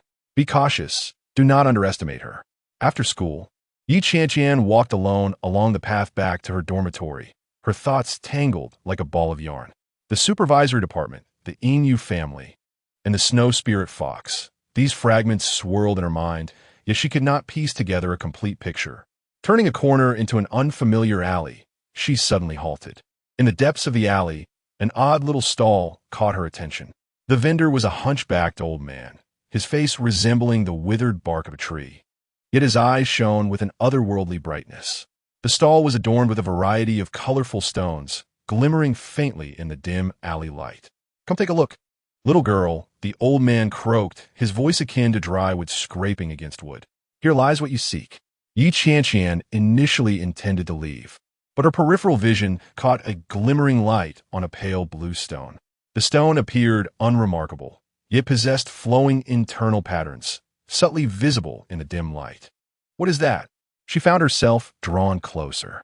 Perception stone, the old man replied with a mysterious smile, his yellowed teeth stark against the darkness. It can aid beast tamers in overcoming perception barriers and seeing what is usually hidden. How much? Qianqian asked, almost instinctively. A mere 5 silver coins due to fate. The old man said, lifting the stone with his gnarled fingers and turning in the light, its internal patterns shifting like a living creature. After the transaction was complete, Qianqian pocketed the perception stone and hurried back to her dormitory. Inside her room, Xiao Tu and the Qianqian cat were peacefully asleep. She gently awakened Xiao Tu, bringing the perception stone close to its body and channeling her spiritual energy as instructed by the old man. Initially, there was no response, but just as she was about to give up, the perception stone emitted a faint azure glow, harmonizing with the yellow light emanating from Xiao Tu's day. A peculiar energy surged into her mind, distorting the world before her eyes. Blurred images, like shattered mirrors, began to coalesce in her consciousness. An ancient tribe, with people draped in animal skins sitting around a massive bonfire amidst mud walls and thatched huts. Their faces were indistinct, yet their movements were strikingly clear as their hands traced intricate runes in the air while chanting an incomprehensible ancient language. In the center of the tribe stood a peculiar stone tablet, inscribed with runes astonishingly similar to the patterns on Xiao Tu's day. Before the tablet, an austere elder wielding a staff pointed toward an exceptionally bright star in the sky. Among the crowd, someone held a clump of yellowish material, examining it carefully as they infused it with some energy. That material gradually took shape, increasingly resembling the form of Xiao Tu's day. Suddenly, the scene collapsed, and Qianqian jolted back to reality, drenched in sweat, the perception stone now dull and ordinary. She looked down at Xiao Tu, finding it staring intently at her with its bean-sized eyes, filled with complex emotions: fear, nostalgia, confusion, and yearning intertwined. Which tribe did you once belong to? Qianqian asked softly, her fingers brushing over Xiao Tu's body, feeling the faint, mysterious patterns beneath its fur. Xiao Tu did not respond, merely nudging her palm gently, a fleeting, elusive expression crossing its gaze. That vague memory felt like a window opening to an unknown world, as if it had unveiled a mere fragment of a larger mystery. The ancient tribe, the enigmatic runes, the guidance of the starry sky. What connection did all this have with Xiao Tu? Qianqian gazed out at the night sky, where countless stars twinkled like myriad eyes, silently observing the secrets of the earth. The wind whispered softly, turning the pages of the Book of Fate. Chapter 47. An unexpected visitor. The midnight stillness enveloped the village like a heavy black velvet, lulling it into a deep slumber. Qianqian was bent over her desk, diligently recording the details of her resonance with Xiao Tu from that day. Outside, crickets chirped, the candle flickered within, and the fragrance of ink filled the air, creating a unique atmosphere of the night. Suddenly, a knock at the door broke the tranquility, akin to a stone being cast into a serene lake. "Who is it? At this late hour?" Grandma's voice echoed from the front hall, accompanied by the faint sound of slippers shuffling on the floor. Qianqian set down her pen, signaling her two beasts to be quiet. She tiptoed to the staircase and leaned over to peer down. A hoarse male voice drifted from the entrance, reminiscent of sandpaper scraping against wood. "I apologize for the intrusion. I am a special physician dispatched by the Veterinary Alliance, here to examine the health of the exotic beasts in your residence." Veterinary Alliance? Grandma's voice was laced with caution, as she had never heard of such an organization. Qianqian silently descended the stairs, standing behind her grandmother. At the entrance stood an elderly man with hair as white as snow, his skin resembling the wrinkled bark of an ancient tree, yet his eyes sparkled with an otherworldly brightness. Clad in a grayish-white robe, he bore a peculiar badge on his chest, depicting a beast's head intertwined with herbs, glinting coldly under the moonlight. He represented a newly established regulatory body dedicated to overseeing the health of rare exotic beasts. The old man smiled, revealing unnaturally white teeth, and mentioned that there was a wuxi to she exotic beast at the residence, which was precisely our concern. The examination was complimentary, and he could also provide professional health advice. Grandmother instinctively turned to glance at Qianqian. The small Tu had already burrowed into the storage bag at the moment she sensed danger, remaining as quiet as a genuine clod of earth. A late-night visit was against protocol. Qianqian stepped forward, her voice calm yet assertive, requesting that if he truly represented an official institution, he return the following day with valid identification. The old man's gaze flickered, slithering over Qianqian like a venomous serpent, ultimately settling on the storage bag at her waist. His lips twitched, as if he wished to speak, but restrained himself. "My apologies for the disturbance. I shall return tomorrow." He bowed and turned to leave, his figure blending into the night like a ghost, vanishing at the end of the village path. Qianqian closed the door and exchanged a wary glance with her grandmother, both reading the unease reflected in each other's eyes. The Veterinary Alliance? An organization they had never heard of. Moreover, official inspections of exotic beasts were usually conducted by the Specialized Management Bureau or inspection authorities. How could a third-party organization interfere? Upon returning to her room, the Qianqian cat suddenly stood on its tail, its fur bristling. It leaped to the window, emitting a low warning sound, its golden eyes fixed intently on the dark corner of the yard. Qianqian gently pulled back a corner of the curtain. Moonlight poured like water, illuminating every inch of the courtyard. At first glance, all appeared normal, but prompted by the Qianqian cat's alert, she noticed that the shadow in the corner seemed deeper and denser than it ought to be, as if ink had dripped into clear water, leaving unnatural traces. Was someone watching? She furrowed her brow, contemplating her next move, when a shadow suddenly darted in from beyond the courtyard wall. The newcomer moved with the swiftness of the wind, their form as graceful as a silent poem. Under the moonlight, Yesia's countenance remained serene. Yet her gaze was no longer the gentle one Qianqian remembered. It was filled with sharpness and resolve.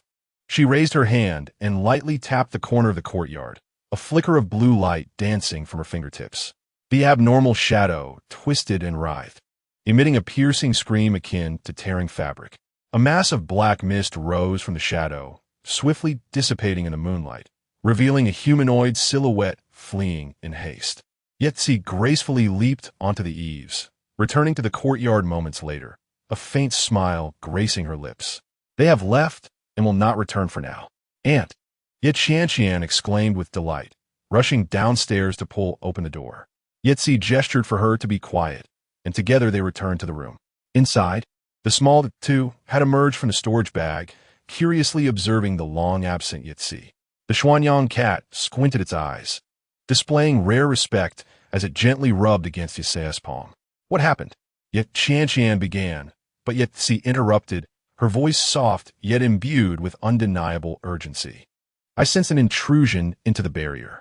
The old man who visited tonight is not ordinary. He carries a strange energy fluctuation similar to the black mist.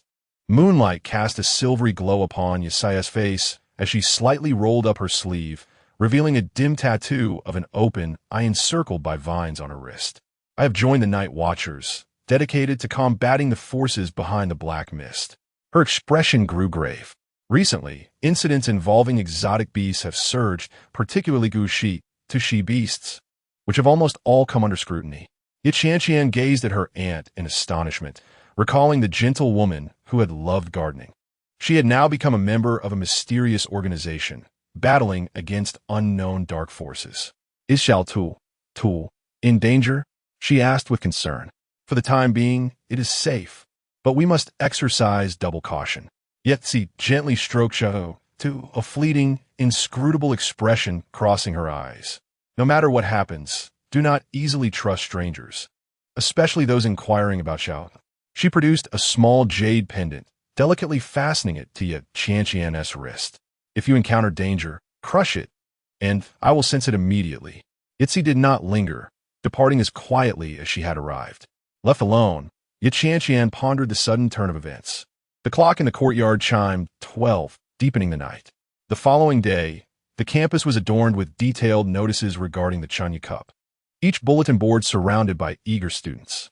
The orange-red sunlight, the cacophony of discussions, and the crisp sound of turning pages filled the air, resembling a spirited symphony. The competition consists of team events and individual events, Xia Yuro read aloud, her fingers gliding over the paper. The individual competition adopts an elimination system, while the team event is based on a point system. Qianqian silently noted the key points. The team event required groups of 3, and, as she contemplated suitable candidates, her gaze unintentionally met that of Zhao Mingyue in the distance. The initially indifferent look in her eyes flickered with a hint of emotion before she promptly turned away. The morning classes proceeded as usual, but Qianqian's mind was elsewhere. The Veterinarian Alliance, the Night Watchers, the forces behind the black mist.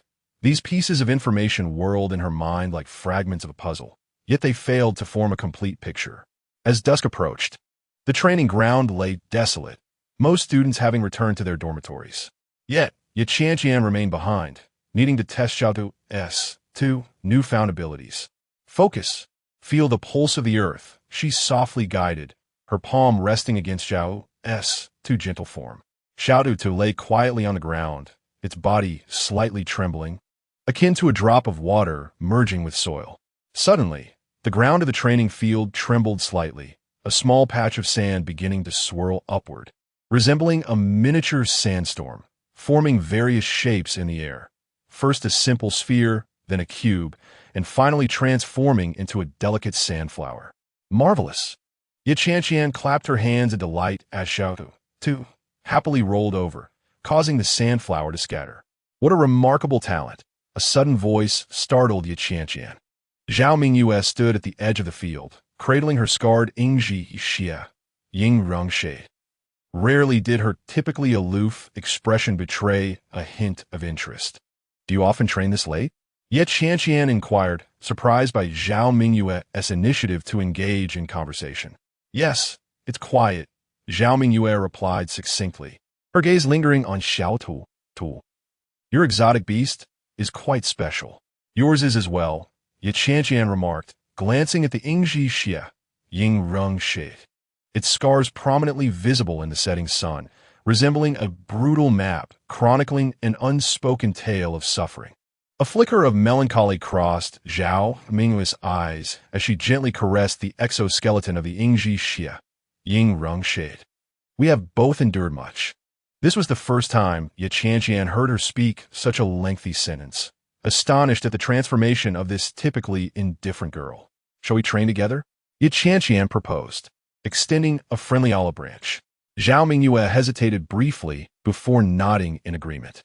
As the two guided their beasts in the fading light of sunset, they occasionally exchanged techniques and insights. The Yingji Xie, Ying Reng Shie, demonstrated astonishing speed, vanishing into shadows only to reappear in an instant, while Xiao Tu exhibited increasingly adept control over earth elements, shaping the sand into simple weapon forms. As night fell, they walked side by side back to the dormitory. Zhao Mingyue remained reticent, but the hostility in her gaze had dissipated significantly, even suggesting they continue their joint training the following evening. Upon returning to her room, Qianqian repeatedly contemplated the day's occurrences, the unexpected visit from the Veterinarian Alliance, her aunt's warning shouting to newfound abilities, and the budding friendship with Zhao Mingyue. The threads of fate seemed to weave silently together, guiding her toward the unknown ahead. She gazed out at the starry night sky, her fingers gently caressing the jade pendant on her wrist. No matter what lay ahead, she was prepared to embrace any challenge. Outside, the shadows of the trees swayed, as if silently encouraging her. Xiao Tu, curled quietly on her lap, its internal energy of earth elements pulsing like a faint heartbeat, heralding greater potential waiting to be unleashed. The night was tranquil, the starlight like dust scattered across the earth. Chapter 48. The preliminary trial turmoil. The morning sun poured over the campus like molten gold, illuminating the giant banner for the Qianqian Cup. The participating students surged noisily into the arena, the tension of perspiration mingling with the fresh scent of grass, while the clattering of metal instruments echoed continuously, creating a unique atmosphere on competition day. Qianqian led her group, consisting of Yunche and Zhao Mingyue, as they quietly awaited their turn in the grouping area. Not far away, Xia Yiru, accompanied by two senior students, occasionally cast glances their way, her gaze sharp as a blade cutting through the air. The referee announced the grouping results, their voice resonating through the loudspeaker across the arena. The preliminary rounds employed a points elimination system. A victory earned 3 points, a draw 1 point, and a loss resulted in none. The top 8 groups would advance to the semifinals. Yun Che frowned and murmured, Xia Yiru's group is facing only freshmen or weaker teams, while we have drawn 3 seed teams. Zhao Mingyue coldly interjected, her Ingren scorpion agitatedly flicking its tail, indicating that foul play was afoot. Qianqian was not surprised. From the moment Xia Yiru publicly issued her challenge, this contest transcended the mere bounds of competition. The small earth creature in her palm wriggled, seemingly attuned to her emotional fluctuations. Let's focus on winning the first match first, she gently reassured the small creature before turning to her teammates, readying for battle. The first match took place in the central arena, surrounded by a fully seated audience. The sun blazed down, cheers rang out deafeningly, and dust swirled on the grass, composing a vivid tapestry of the battleground. Their opponents were the senior Windwalker team, with 3 members summoning their wind-type beasts, Windwing Falcon, Whirlwind Mouse, and Bubble Frog, arranging them in a fan formation. Be careful, they work well together, Yun Che warned, calling forth his azure water snake. Zhao Mingyue remained silent as she placed her Ingren scorpion on the ground. The scarred creature melded into the shadows upon contact with the ground, leaving only a blurred silhouette behind. Begin. The referee's whistle pierced the air. The Windwing Falcon swooped down first, its wings slicing through the air like sharp blades. Yun Che's azure water snake unleashed a jet of water in an attempt to intercept, resulting in an explosion of energy and a mist of water vapor. Seizing the opportunity, the Whirlwind Mouse charged towards Qianqian. Little Earth, Earthen Wall. Yi Dianyan commanded. Little Earth expanded rapidly, its forelimbs striking the ground, and a wall of earth surged upward just in time to intercept the Whirlwind Mouse, which collided heavily and became disoriented. This was a probing phase. Both sides were testing each other's strengths. The real threat was the bubble frog, which began launching a series of energy bubbles from the rear, floating toward the trio like airborne landmines. In the first exchange, both sides appeared evenly matched. "Full attack," ordered the opposing captain. The three wind-type beasts moved in unison, conjuring a miniature tornado, with fierce winds and dust swirling towards them. Visibility plummeted, the howling winds mixing with piercing shrieks, akin to steel scraping against glass. Qianqian's azure water snake was swept off its feet and crashed heavily to the ground.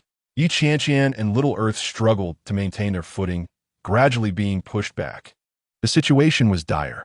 Suddenly, a sharp insect-like cry pierced through the storm. Zhao Mingyue's Ingren scorpion had appeared behind the whirlwind mouse, its 6 sharp claws striking simultaneously, while its tail stinger arched high and spewed forth a purplish-black venom.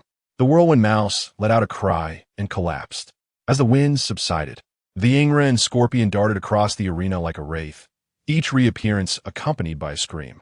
Its speed was astonishing, movements as swift as a blade, and within moments, 2 of the wind-type beasts lay defeated.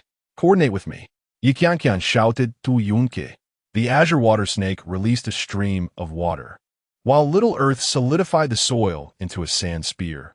The 2 energies converged, transforming into a mud cannonball that struck the last Windwing Falcon squarely. "The victors are Qianqian's group," the referee declared. In the post-match resting area, Qianqian was astonished by the combat prowess of the Ingren scorpion. The battle-scarred creature possessed such ferocity. It had clearly undergone genuine life-and-death trials. Zhao Mingyue explained, a hint of sadness flickering in her eyes, "Just like me." Yunke interjected, "Rest well. The next match will be even more challenging." The subsequent 2 matches proved exceptionally arduous. They barely managed to secure 1 win while suffering a loss. Meanwhile, Xiaoyuru's group continued their victorious streak, leading in points by a considerable margin. She employed despicable tactics. Yunche muttered indignantly, gesturing toward the team leaving the arena disheartened. That team had been sabotaged the previous night, their water tampered with, and now they were in poor condition. Ye Vianyan Kudenchit had feasts. She had heard numerous similar rumors about teams having their beast food swapped, some receiving threatening messages before the match, and even pets inexplicably falling ill. These vile maneuvers all pointed to a singular source, the Inu family, to which Xiaoyuru belonged. "We must win the final match," Zhao Mingyue stated succinctly. The decisive battle took place in the evening, the air thick with tension and fatigue. The participants displayed visible signs of exhaustion, yet the audience's enthusiasm remained undiminished, their cheers crashing like waves. Their opponents were the top-seeded Yinhu team, whose beasts were all high-level fire types, boasting tremendous offensive power. As soon as the battle commenced, the clash was exceedingly fierce. Little Earth erected an earthen wall for defense, only for it to be shattered by a fireball launched by the Yinhu. Though Yunche's azure water snake held a type advantage, it was overwhelmed by the combined assault of the 3 fire-type beasts. Zhao Mingyue's Ingren scorpion zipped across the battlefield like a black lightning bolt, but the opponents were evidently prepared, igniting fire circles around the arena that severely hampered the scorpion's mobility. At a critical moment, Little Earth began to tremble violently, emitting strange cries. Achoo! A series of sneezes erupted, and the earth energy within Little Earth suddenly spiraled out of control, bursting forth like a breached dam. Waves of earthen energy radiated outward from its center, causing the ground to quake. "What is happening?" Qianqian exclaimed in panic, cradling Little Earth in her arms, attempting to stabilize its condition. The tremors intensified. First, fine grains of sand danced, then stones rolled, and finally, the entire arena seemed to splinter apart as if torn by a colossal beast. Contestants shrieked and scattered, while the audience descended into chaos. "Cease the match," the referee urgently declared. "Everyone evacuate immediately." With Little Earth trembling violently in her embrace, Qianqian stood helplessly in the midst of it all. Little Earth's temperature soared alarmingly, a strange yellow glow emanating from its surface, while the elemental energy surged wildly around it, resembling a volcano on the brink of eruption. "Hand over that aberrant beast." A group of individuals clad in black swiftly entered the arena, their leader brandishing a special badge engraved with piercing eyes, the emblem of the Monitoring Bureau. This Earth-type aberrant beast has lost control. According to Chapter 3, Article 7 of the Aberrant Beast Management Regulations, it must be isolated for inspection immediately, the leader stated coldly. Qianqian tightened her grip on Little Earth, stepping back with determination flashing in her eyes. The Qianqian cat leaped from her storage bag, warily positioning itself in front of her, emitting a low, threatening growl. As the atmosphere grew increasingly tense, a tall figure rushed down from the stands. "Everyone, please remain calm." Principal Lin's steady voice acted as a cooling balm, dispelling the charged atmosphere. According to regulations, incidents involving aberrant beasts within the school are to be handled by the institution first, if necessary. We may then transfer the matter to the Special Management Bureau or the Monitoring Bureau. He stood tall and resolute, his gaze unwavering even in the face of the Monitoring Bureau's representatives. "Principal Lin, this aberrant beast has indeed lost control and poses a threat to public safety," the black-clad individuals argued. In a free competition environment, fluctuations in beast energy are a normal occurrence. Principal Lin calmly positioned himself in front of Qianqian. "I see nothing abnormal here.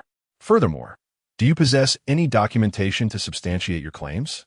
The expressions of the black-clad individuals darkened, clearly unprepared for such strong resistance. After a brief standoff, their leader ultimately conceded. "We'll let this slide this time, but we'll be keeping a close watch on this aberrant beast." With a warning left behind, the representatives of the Monitoring Bureau reluctantly departed. Amid the turmoil, Zhao Mingyue stealthily approached Qianqian, slipping her a folded note. "The 7-star array can help control Little Earth's energy," she whispered, her eyes flickering with complex emotions before swiftly merging back into the crowd. Qianqian unfolded the note, revealing a mysterious diagram composed of 7 interconnected stars, surrounded by a line of peculiar script, the strokes fluid yet profoundly obscure. Little Earth's aberration gradually subsided, but the doubts swirling in Qianqian's heart only deepened. The Monitoring Bureau's scrutiny, the energy of Little Earth spiraling out of control, and Zhao Mingyue's enigmatic 7-star array all seemed to point toward the vast enigma she had yet to unravel. As night descends and the sky dons a hue of grayish-purple, the initial tumult of the competition draws to a temporary close. Yet a more formidable tempest appears to be brewing. Chapter 49. Qixing Wenyuan Method in the stillness of the dormitory. Moonlight cascades like liquid mercury, illuminating the slip of paper in Qianqian's hand, rendering it translucent and luminous. 7 stars are intricately connected on the paper, encircled by lines of ancient script, their ink as profound as a black hole, seemingly poised to devour any light. "Qixing Wenyuan Method," she whispers, tracing the star points with her fingertips. Xiao Tu remains in a low fever, its body expanding and contracting erratically, its surface aglow with an unstable yellow light. The Qianqian cat vigilantly guards nearby, its golden eyes flickering like lanterns in the dark. Following the instructions on the paper, Qianqian begins to arrange 7 distinct stones: Qi Taishu, Qingyu, Beixing, Haisushi, Zijing, Hutujing, and transparent Shuijing upon the floor. In the moonlight, they radiate a spectrum of colors, akin to stars scattered across the ground. Placed in a circular formation, they represent the 7 cardinal directions: east, south, west, north, and the center. Speaking softly to herself, she meticulously returns each stone to its designated position. Once the stone array is complete, she cautiously places Xiao Tu in the center. The 7 colored lights spring to life, flowing along an invisible trajectory before converging upon Xiao Tu's day. Xiao Tu trembles violently, emitting a pan shriek. The yellow light intertwines with the vibrant hues, casting eerie shadows throughout the room. Gritting her teeth, Qianqian recites the incantation from the paper, her hands forming seals to guide the flow of energy. Qiankun Yao Toi, Vuxing Gui, Sixing Yuyuan. Tugi Benwei. Spiritual energy surges through her meridians, resonating with the energy of the stone array. The temperature in the room plummets. and the air becomes thick with a complex aroma of metal and earth as the colorful halos weave together, enveloping Xiao Tu layer by layer. Suddenly, Xiao Tu's body swells dramatically, its surface radiating yellow light like a blazing sun. Qianqian is jolted back a few steps by the force of the energy. Yet her gaze remains fixed on the changes within the array. In a fleeting moment, she perceives countless tiny particles whirling madly within Xiao Tu, resembling a miniature galaxy. Steady now, Xiao Tu, she encourages through gritted teeth as beads of sweat trickle down her cheeks like burning tears. The seven-colored light gradually seeps into Xiao Tu, its trembling subsiding and the yellow glow stabilizing. The most astonishing transformation is that the originally earthy surface of Xiao Tu now displays intricate seven-colored patterns, reminiscent of winding rivers across the land. Have I succeeded? Qianqian approaches cautiously, extending a hand to touch Xiao Tu's day. An unexpected incident occurs. As her fingertip brushes against Xiao Tu's surface, a peculiar energy wave surges forth. She is astonished to discover that a drop of sweat from her fingertip is instantly absorbed by Xiao Tu, which then emanates a hint of aquamarine light, harmoniously coexisting with its inherent earthy glow. You can absorb water elements? Qianqian tentatively conjures a small droplet of water, hovering it above Xiao Tu's day curiously.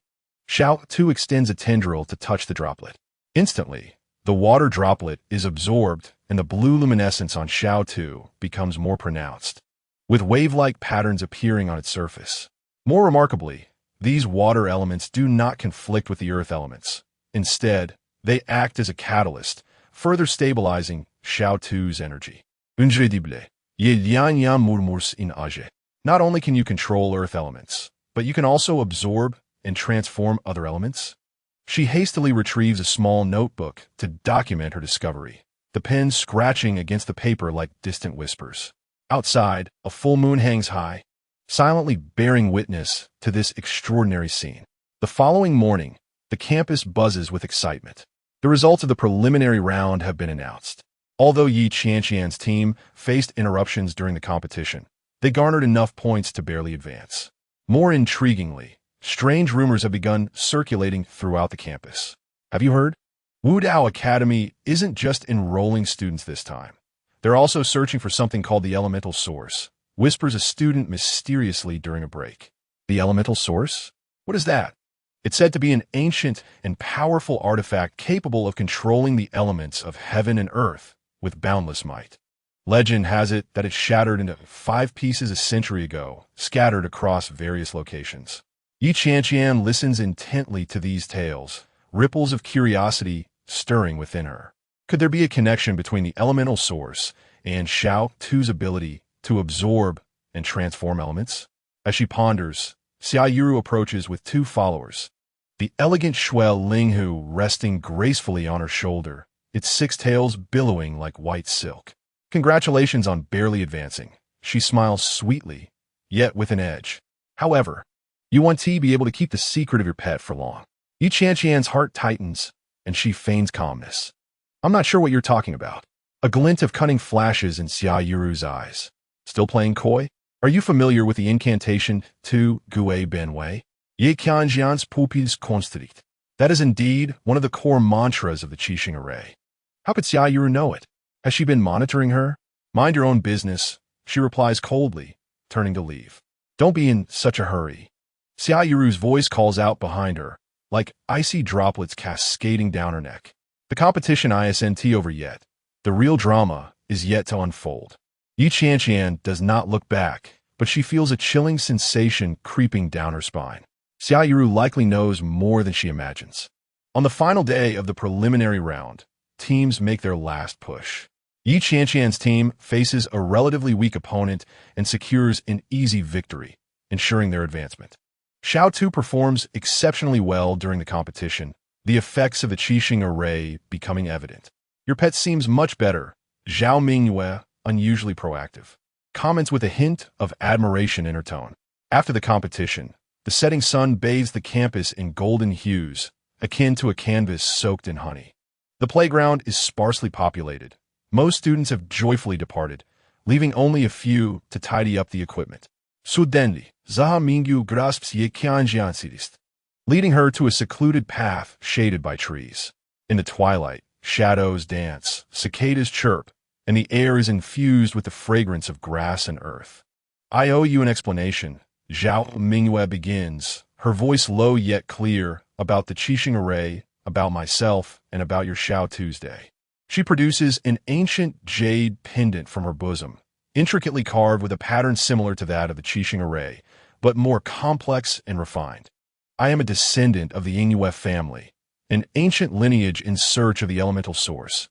She gazes intently at Yi Qianqian. I have come here to locate the scattered elemental beasts. Elemental beasts? Yi Qianqian's heart skips a beat. In ancient times, the elements of heaven and earth were pure, giving rise to 5 elemental beasts, each governing one of the 5 elements: metal, wood, water, fire, and earth. They were known as elemental masters, capable of wielding the primal powers of their respective elements. Zhao Mingyue's tone grows more somber, like a narrator of ancient legends. However, a great calamity transformed the 5 elemental masters into energy entities, sealing them for a millennium. A century ago, the seal weakened, and the 5 elemental masters escaped. Yet due to unstable energy, they scattered. My family has been searching for their whereabouts. She glances at Yi Qianqian's storage pouch, a flicker of complexity in her eyes.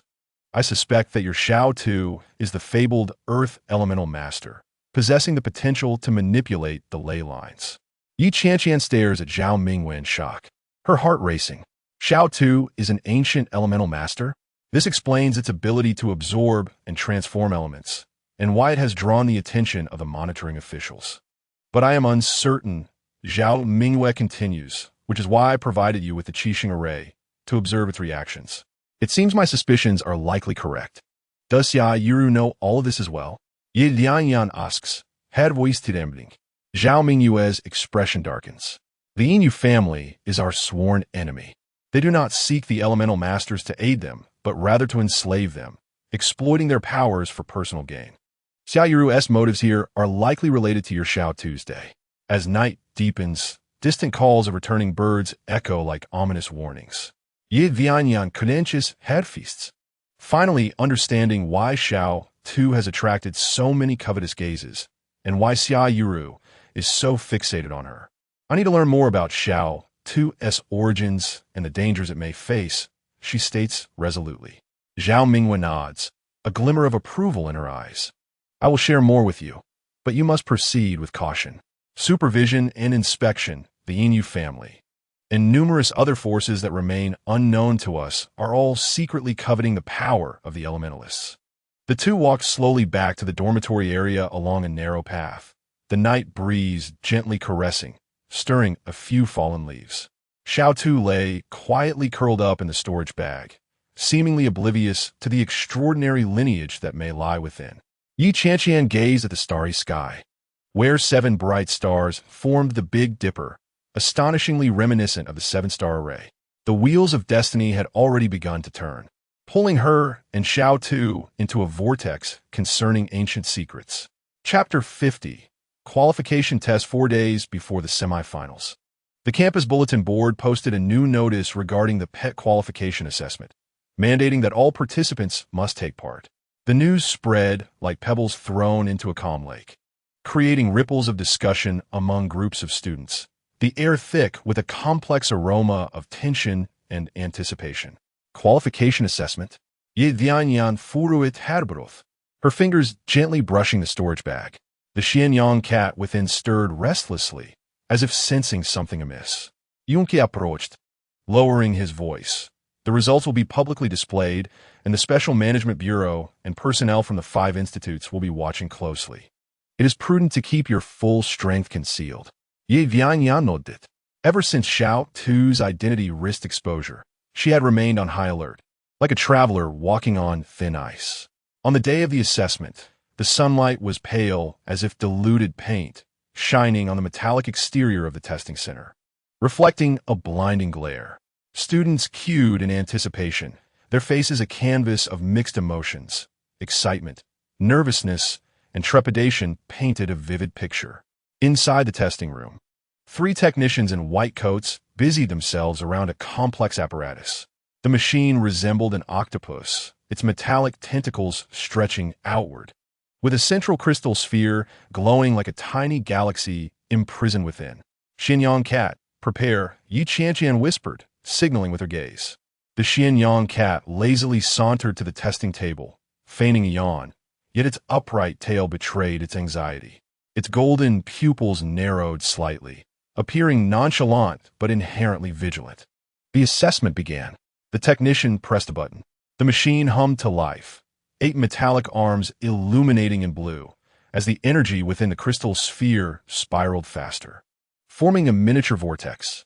The Qianqian cat was enveloped in a light blue shield, its outline becoming indistinct in the glow. Qianqian focused intently on the display panel, her fists clenched in silent determination. Although the Qianqian cat was deliberately suppressing its strength, how could true talent be hidden? The values stabilized, the technician announced, his voice grating yet professional. The needle on the display suddenly surged, leaping from the green zone to the yellow zone, barely halting before the red alert line. The light within the crystal sphere flared, as if a nebula had ignited in an instant. The technicians exchanged glances, astonishment evident on their faces.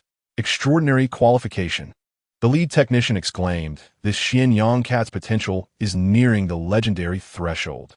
Outside the testing room, the awaiting students erupted in a cacophony of murmurs. Gasps and doubts intertwined, akin to a torrential downpour battering a tin roof, deafening in its intensity. How could this be? That black cat appeared utterly ordinary, extraordinary level, a rarity seen only once a year. Qianqian silently reclaimed the Qianqian cat, which proudly flicked its tail, leaping back onto her shoulder. In a corner of the hall, Xiaoyu Ro's eyes glinted with a shadow of malice, her red lips parting to whisper a few words to the person beside her. Xiao Tu, it is your turn. Qianqian took a deep breath and placed Xiao Tu on the testing table. Xiao Tu obediently curled into a ball, its earthy yellow body appearing especially soft under the glaring lights.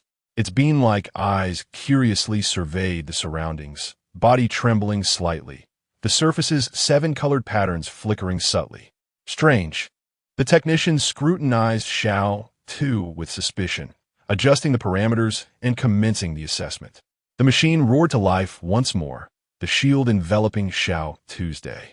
Yet the needle on the display remained still, stuck at 0, as if malfunctioning. The energy vortex within the crystal sphere suddenly exhibited fluctuations, like a tranquil lake disturbed by an undercurrent, resulting in bizarre distortions. Parameter anomaly recalibrating, the technician frowned, fingers darting across the control panel. The second test yielded even worse results. The needle quivered violently, oscillating erratically between various zones, like an uncontrollable pendulum. The energy within the crystal sphere became chaotic, flickering light points resembling a disordered swarm of fireflies in utter disarray. Unable to read stable data, the technician announced, his tone laced with defeat and confusion. It could be a device malfunction, or, before he could finish, Xiaoyu Ro's laughter rang out from the entrance, sharp as ice clinking against glass. Or perhaps it signifies a lack of qualification. She elegantly strolled in, her snow spirit fox trailing closely behind. How unfortunate. It turns out to be just an ordinary earth dog, incapable of completing even the most basic of tests. The deliberate emphasis on earth dog pierced the air like a dagger. Qianqian's cheeks flushed with anger, flames of indignation igniting within her chest like a sudden gust fanning a flickering flame. Xiao Tu sensed her emotional turmoil, squirming restlessly as the surface patterns flickered even more intensely. Let us test again. Qianqian gritted her teeth and commanded, her fingers involuntarily reaching for the sensing stone in her pocket. The stone had inexplicably grown hot, as if she were holding a piece freshly pulled from the fire. Without hesitation, she pressed the stone against Xiao Tu, simultaneously closing her eyes to channel her spiritual energy, establishing a profound connection. Mysterious energy surged into her consciousness, and she beheld that white world once more, yet this time with greater clarity. The distant, indistinct, massive silhouette resembled a slumbering mountain, gently undulating. The ground was no longer hollow, but adorned with intricate patterns, resembling a grand map unfurled before her. "Awaken your power, Xiao Tuesday," she called out within the mental connection, her voice transforming into golden ripples that spread across the white realm. Xiao Tu's body suddenly swelled dramatically, its surface patterns igniting in brilliance, akin to a lighthouse aflame. An ancient and overwhelming aura erupted from within it, as if a fissure had opened deep within the Earth's crust, releasing eons of accumulated energy. The testing apparatus emitted a piercing alarm, the energy within the crystal sphere spiraling into chaos, as if an invisible hand had stirred the pigments. The display needle spun wildly, ultimately jamming beyond the red line. In the next instant, the entire machine erupted in a deafening explosion, parts scattering like a metallic rain. Even more terrifyingly, the alloy floor of the testing room tore apart like paper, revealing the ancient stone layer beneath. The interwoven patterns on the stone layer resonated with those on Xiao Tu's surface, akin to a torn map suddenly aligning with its other half. Earthy yellow light seeped from the patterns, resembling the lifeblood of energy coursing through the earth. "Earth vein resonance," someone exclaimed in shock, prompting everyone to hastily retreat, fearing being ensnared by this supernatural phenomenon. Qianqian fought against the dizziness, cradling Xiao Tu as she dashed from the testing room. Behind her, chaos erupted, technicians flustered, students murmuring in confusion. Xiaoyu Ro lingered in the corner, a cold smile flickering in her eyes, like a predator finally seeing its prey ensnared. The school swiftly sealed off the testing center, security personnel on high alert establishing a barrier, demanding all witnesses to the event maintain silence. Yi Qianqian was escorted to a small conference room, awaiting inquiry. Xiao Tu had regained its composure, curled up on her lap, seemingly oblivious to the commotion it had caused. "Do not worry, I am not here to hold you accountable." The door to the conference room swung open, revealing a distinguished middle-aged man. He donned a dark robe, intricately embroidered at the cuffs with 5 interwoven colors, exuding an indescribable authority in his every gesture. "I am Lu Yuan, a special envoy dispatched by the 5 institutes. Originally scheduled to visit next week, but upon hearing of today's anomaly, I hurried here." He smiled slightly, yet his gaze remained fixed on Xiao Tu. "Your school's Earth-type pet is quite intriguing." Yi Qianqian's nerves instantly tightened. The sensing stone incident, the Earth vein response, coupled with the 5 institutes' early arrival, all felt too coincidental. Just as she was about to respond, the curtains in the conference room fluttered slightly, a note silently slipping to the floor by her feet. Seizing the opportunity, while Lu Yuan examined the patterns on the ground, she discreetly picked up the note. The handwriting above belongs to Yi Ci, who warns to be cautious of the 5 courtyards' arrival, as someone is attempting to use Xiao Tu to unlock the long-sealed Yuanling realm. Regardless of what transpires, do not let Xiao Tu out of your sight. Yi Qianqian swiftly crumples the note, her heart pounding like a drum. Yuanling realm? Sealed? Do these pertain to what Zhao Mingyuan mentioned about elementalists? "Your pet is quite extraordinary," Lu Yuan finally speaks, his voice calm as water yet laced with hidden sharpness. "It possesses an unusual connection to the Earth's veins, something I have never encountered in my years of study. Perhaps the 5 courtyards would be the most suitable place for it." The implication is clear. He intends to take Xiao Tuesday. It is merely an ordinary pet, perhaps a malfunction of the testing device. Yi Qianqian forces herself to remain composed, gently stroking Xiao Tuesday. "Moreover, our bond is profound. We cannot be separated." A glimmer of intensity flashes in Lu Yuan's eyes, a half-smile gracing his lips. While affection is indeed precious, knowledge is far more valuable. If we can unravel the mystery of the Earth's veins, it would benefit countless beast tamers. Personal feelings are trivial in comparison, are they not? The air in the conference room suddenly thickens, akin to solidified honey. Each word from Lu Yuan cuts through Yi Qianqian's defenses like an invisible blade. She senses that this man is far more dangerous than he appears, like a tempest brewing beneath a tranquil sea. Thank you for your kindness, but I must politely decline. Qianqian's voice is soft yet resolute as stone. Lu Yuan does not express anger. Instead, he nods meaningfully, as you wish. However, the doors of the 5 courtyards will always be open to you. I believe we will meet again soon. He rises to leave, his robe billowing like dark clouds as he passes through the doorway. Qianqian exhales a sigh of relief, holding Xiao Tu tightly to her chest. The storm has only just begun, and she has already been thrust into the eye of the vortex. Chapter 51. Mysterious Runes. The venue for the semifinals is even grander than the preliminary rounds. The circular arena paved with blue stones and encircled by towering stands. Resembling a miniature coliseum, bright flags hang from the metal railings, fluttering in the breeze, as the air is imbued with the unique scent of leather, sweat, and tension intermingling. The semifinals follow an elimination format. One loss results in immediate disqualification. The referee announces the rules, his voice echoing through the amplification system, stating that each victorious participant advances to the next round until a champion is determined. Qianqian surveys her surroundings, feeling the tide of gazes wash over her. The stands are filled to capacity, with even the walls leading to the main campus crowded with students unwilling to miss the competition. More dauntingly, a special viewing platform has been erected on one side of the arena, where several representatives from the 5 courtyards, dressed formally, sit with grave expressions, including the envoy Lu Yuan.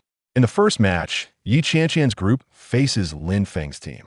Yin-Che pats Qianqian on the shoulder. Be careful. Do not reveal all your strength. Zhao Mingwen nods in rare agreement. There are too many eyes today. Lin Feng's team is formidable. With 3 members, each specializing in different elemental attacks, their teamwork seamless. A fire-scaled lizard, a wind-winged falcon, and a rock-armored bear form a triangular formation that combines offense and defense. Begin. With the referee's command, the battle erupts instantly. The fire-scaled lizard spits forth a blazing fireball, hurtling towards Qianqian. Simultaneously, the wind-winged falcon dives in support, its wings stirring the air, causing the fireball to swell in size and temperature, resembling a small meteor. Xiao Tu, défend. Ye Lianyang commence calmely. Xiao Tu's forepaws strike the ground fiercely, raising a wall of earth just in time to block the fireball. Lava-like heat splatters everywhere, filling the air with a charred scent. Although the earthen wall has halted the attack, it becomes loose and fragile under the intense heat. Yin-Che's azure water serpent seizes the opportunity, weaving through to cool the earthen wall with a stream of water while restraining the wind-winged falcon. The situation on the battlefield becomes a stalemate, with both sides probing, refusing to yield. The crisis erupts in the 15th minute. Lin Feng's team suddenly alters their formation. The rock-armored bear roars and slams its forepaw onto the ground, shaking the entire arena. Cracks spread like a spider's web in all directions, causing Qianqian to nearly stumble. The fire-scaled lizard and wind-winged falcon seize the moment to launch a combined assault. A fiery tornado, resembling a burning sword, ascends into the sky, sweeping towards Qianqian's group. Xuanyang get counter! Qianqian shouts at the critical moment. The Qianqian cat leaps gracefully, its form suddenly transforming. Its inky black fur flows like liquid ink, elongating its body, claws extending, and tail splitting. Most astonishing is its eyes, which shift from golden pupils to a profound purple, as if stars swirl within. It is no longer an ordinary black cat, but the legendary shadow hunter, Qianqian Shadow Beast. Gasps of astonishment ripple through the crowd, the murmurs rising like waves. Even the referee is momentarily stunned, the whistle frozen in mid-air, forgotten. The Qianqian cat, no, Qianqian Shadow Beast, slashes its forepaw through the air, the sound akin to fabric tearing. A wave of purple-black energy meets the fiery tornado, the two forces colliding mid-air, erupting in a deafening roar. Flames are scattered in disarray, transforming into countless sparks that fall like stars. Seizing the opportunity, the Shadow Blade Scorpion leaps from Zhao Mingyue's shoulder, darting across the battlefield like a streak of black lightning. Its tail stinging the rock-armored bear's vital points, causing the massive creature to stagger backward. Xiao Tu then seizes the moment. Its surface patterns glow, and sharp earthen spikes suddenly rise from the ground, accurately targeting the feet of the three opposing beasts, thoroughly disrupting their formation. Qianqian's group emerges victorious. The triumph is decisive, yet the true form of the Qianqian cat has been revealed, creating a stir. Whispers ripple through the audience, all pointing towards the now normal black cat, their eyes filled with awe and curiosity. It is indeed the Qianqian shadow beast, a legendary pet. No wonder the test indicated its extraordinary potential. It has been concealing its true identity all along. Qianqian internally sighs, realizing the trouble this has caused. With the revelation of the Qianqian cat's true form, further scrutiny is inevitable, and Xiao Tu's secret may be in jeopardy. As she contemplates countermeasures, her gaze is suddenly drawn to an unusual figure in the stands. A person clad entirely in black, their face obscured by a hood, intently fixated on Xiao Tu, their fingers tracing strange patterns in the air. Be careful. Qianqian starts to warn, but it is too late. An invisible wave slices through the air, penetrating Xiao Tu's body. Xiao Tu trembles slightly, seemingly unscathed, yet alarms blare in Qianqian's mind. She looks up again, only to find that the figure in black has vanished without a trace, as if they had never existed. As she exits, the envoy Lu Yuan from the 5 courtyards casts a meaningful glance her way, his eyes glimmering with inscrutable light. Ye Lianyan, maintaining her composure, Qianqian's herpace, holding Xiao Tu and the Qianqian cat close to her. At dusk, the sky appears as if splashed with orange paint. The campus bathed in the glow of the setting sun, exuding an unusual tranquility. However, beneath this calm facade, currents of unrest swirl. Upon returning to her grandmother's home, Qianqian finds Xiao Tu already feverish, trembling uncontrollably, its surface temperature alarmingly high. Grandma, something is wrong with Xiao Tu. Ye Yanyan et Kaims anjosli. Placing Xiao Tu on the table. Even more shocking, ancient texts suddenly appear on Xiao Tu's surface, resembling runes branded onto it, shimmering with an eerie golden light in the dim illumination. The characters twist and writhe, akin to tiny snakes, constantly shifting positions as if imbued with life. Grandma Yi dons her reading glasses, scrutinizing the runes, her expression growing grave. This is Beast Spirit script, an ancient language long lost to time. It is said that only the beast gods can comprehend and wield it, capable of communicating with the souls of ancient beast deities. Beast Spirit script? Qianqian's heart tightens. Who would inscribe such a thing on Xiao Tu? It is likely connected to that black-clad figure from today. Grandma Yi speaks solemnly. This is not ordinary script, but a type of mark. We must seek someone to examine it urgently. Principal Lin rushes over after receiving the call, accompanied by a solemn-looking elder. The man is slender, with snow-white hair, yet his eyes shine brightly. He carries an ancient medicine box and heads straight for Xiao Tu upon entering. Old Tan, please help. Principal Lin's voice is filled with concern. The elder, known as Tan Song, is a specially appointed veterinary consultant for the Special Administration Bureau, specializing in the treatment of various exotic pets.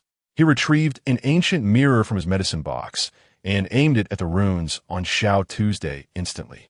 More intricate patterns emerged on the mirror's surface, resonating with the runes on Xiao Tu's body.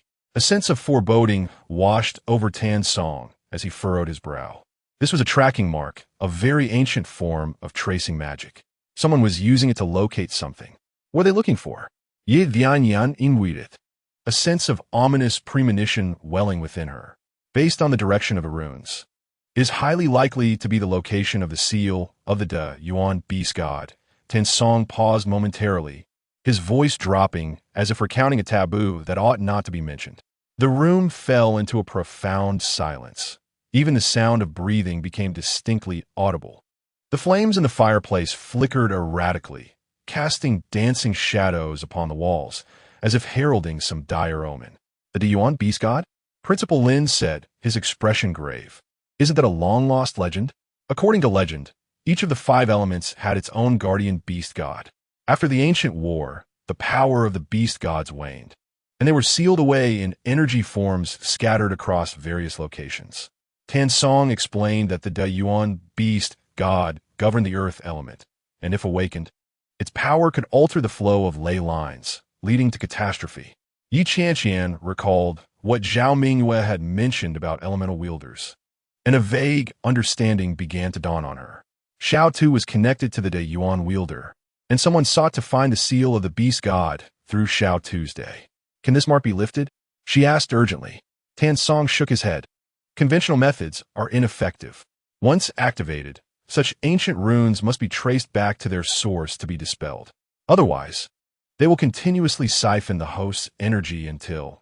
He did not finish his sentence, but the implication was clear. Xiao Tu was in grave danger. As the night deepened, the chirping of crickets outside sounded like countless tiny saws slicing through the stillness. A gentle tapping on the window shattered the silence, and Zhao Mingyue appeared outside, holding an ancient jade box. She was invited inside, her gaze falling upon Xiao Tu, her eyes flickering with complex emotions. I sensed the fluctuation of the runes. She said calmly, yet with a hint of urgency, "Your timing is impeccable." "Do you know what this is?" Principal Lin asked warily. Zhao Mingyue nodded, finally shedding her long-held mask of indifference.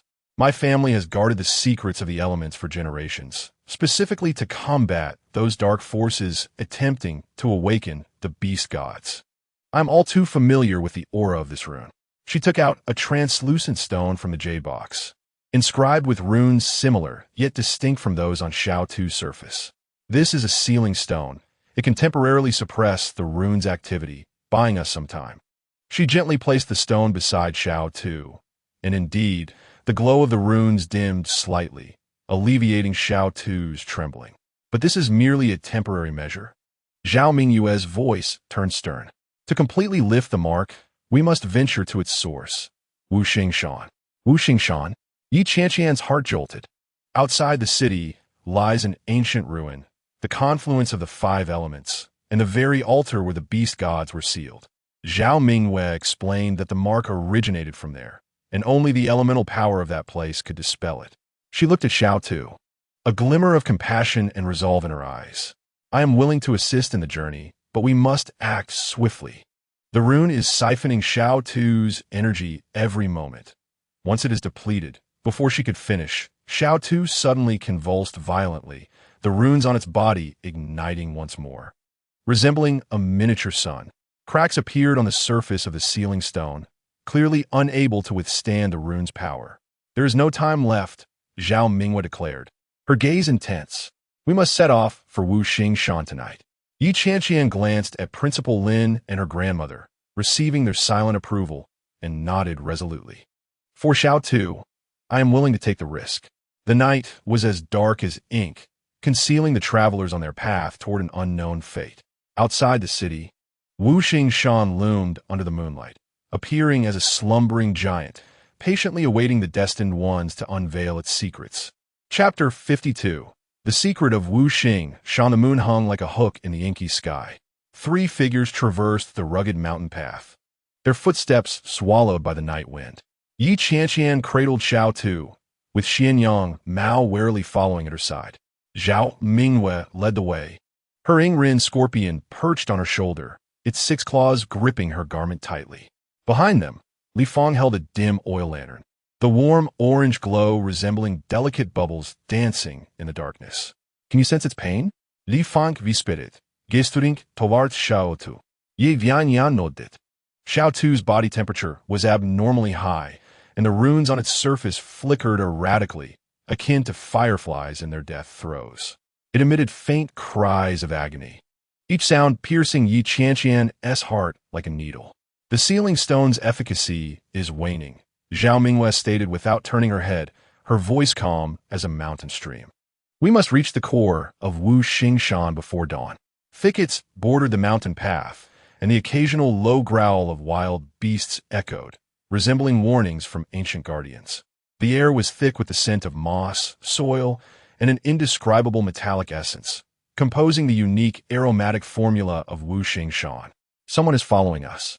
Qianyang Mao suddenly halted, its golden pupils glinting in the darkness.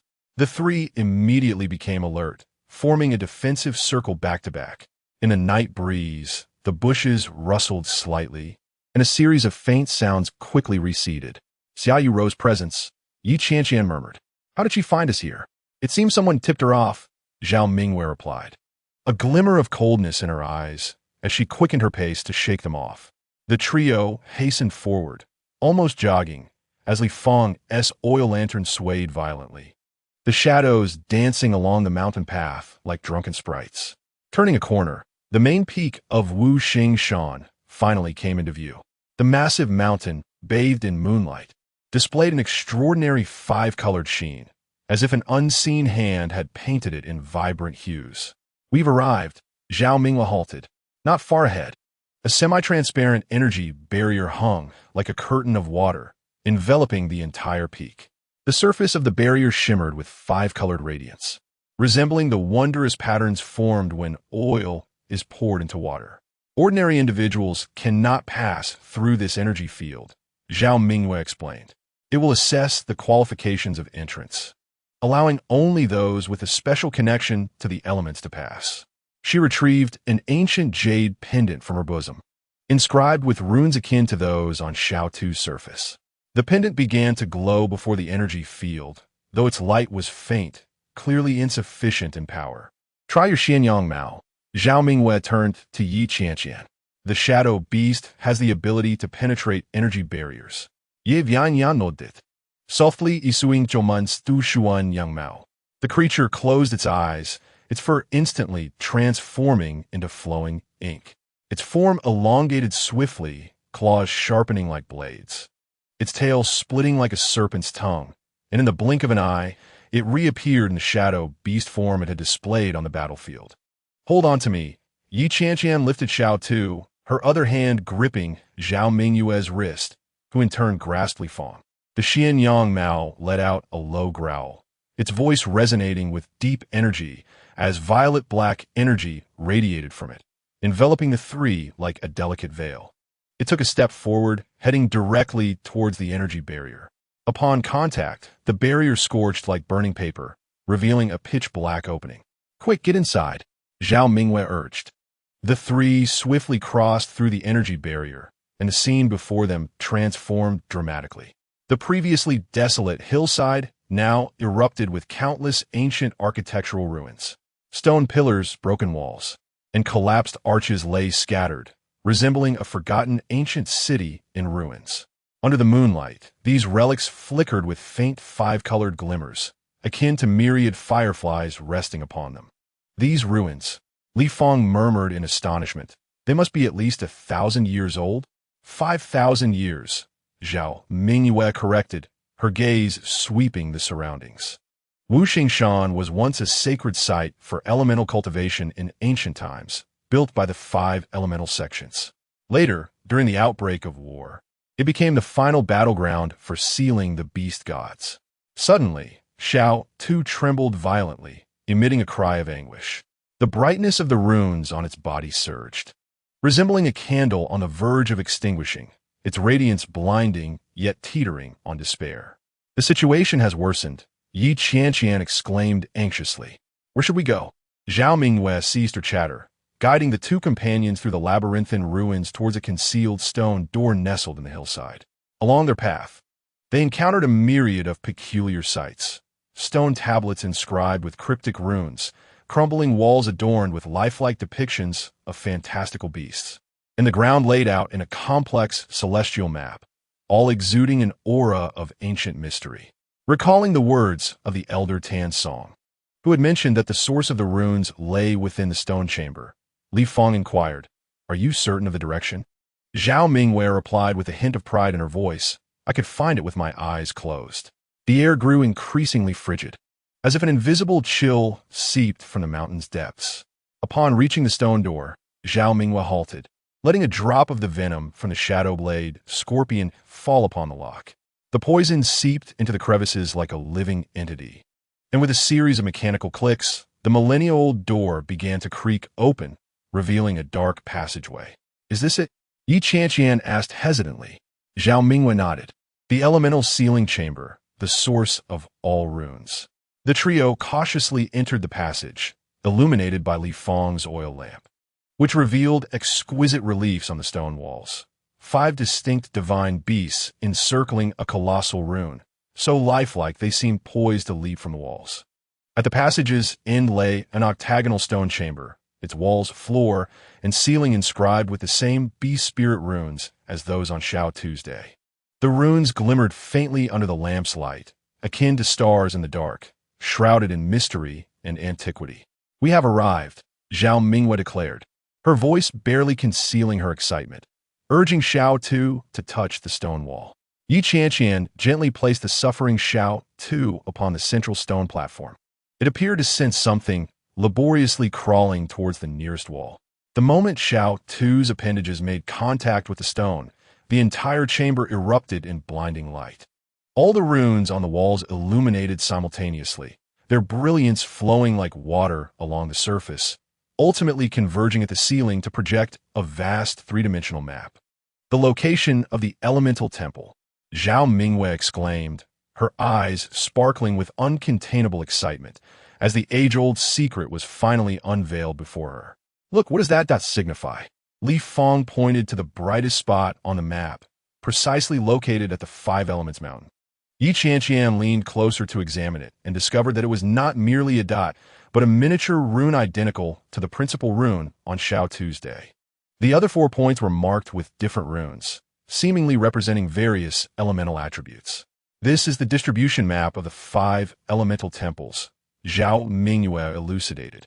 "According to legend, the powers of the 5 divine beasts are sealed within these temples. Only by gathering all 5 seals can one." Before she could finish, a cacophony erupted outside the chamber, followed by the sound of heavy footsteps. "It seems we have been discovered," came the mocking voice of Xia Yuru, who entered the stone chamber accompanied by 3 cloaked figures, the Shuling fox alertly trailing at her side, its 6 tails swaying gently like flickering white flames. "Thank you for leading the way. You have saved me considerable effort," she said with a graceful bow, her smile laced with derision. "Now, hand over that earth-type pet."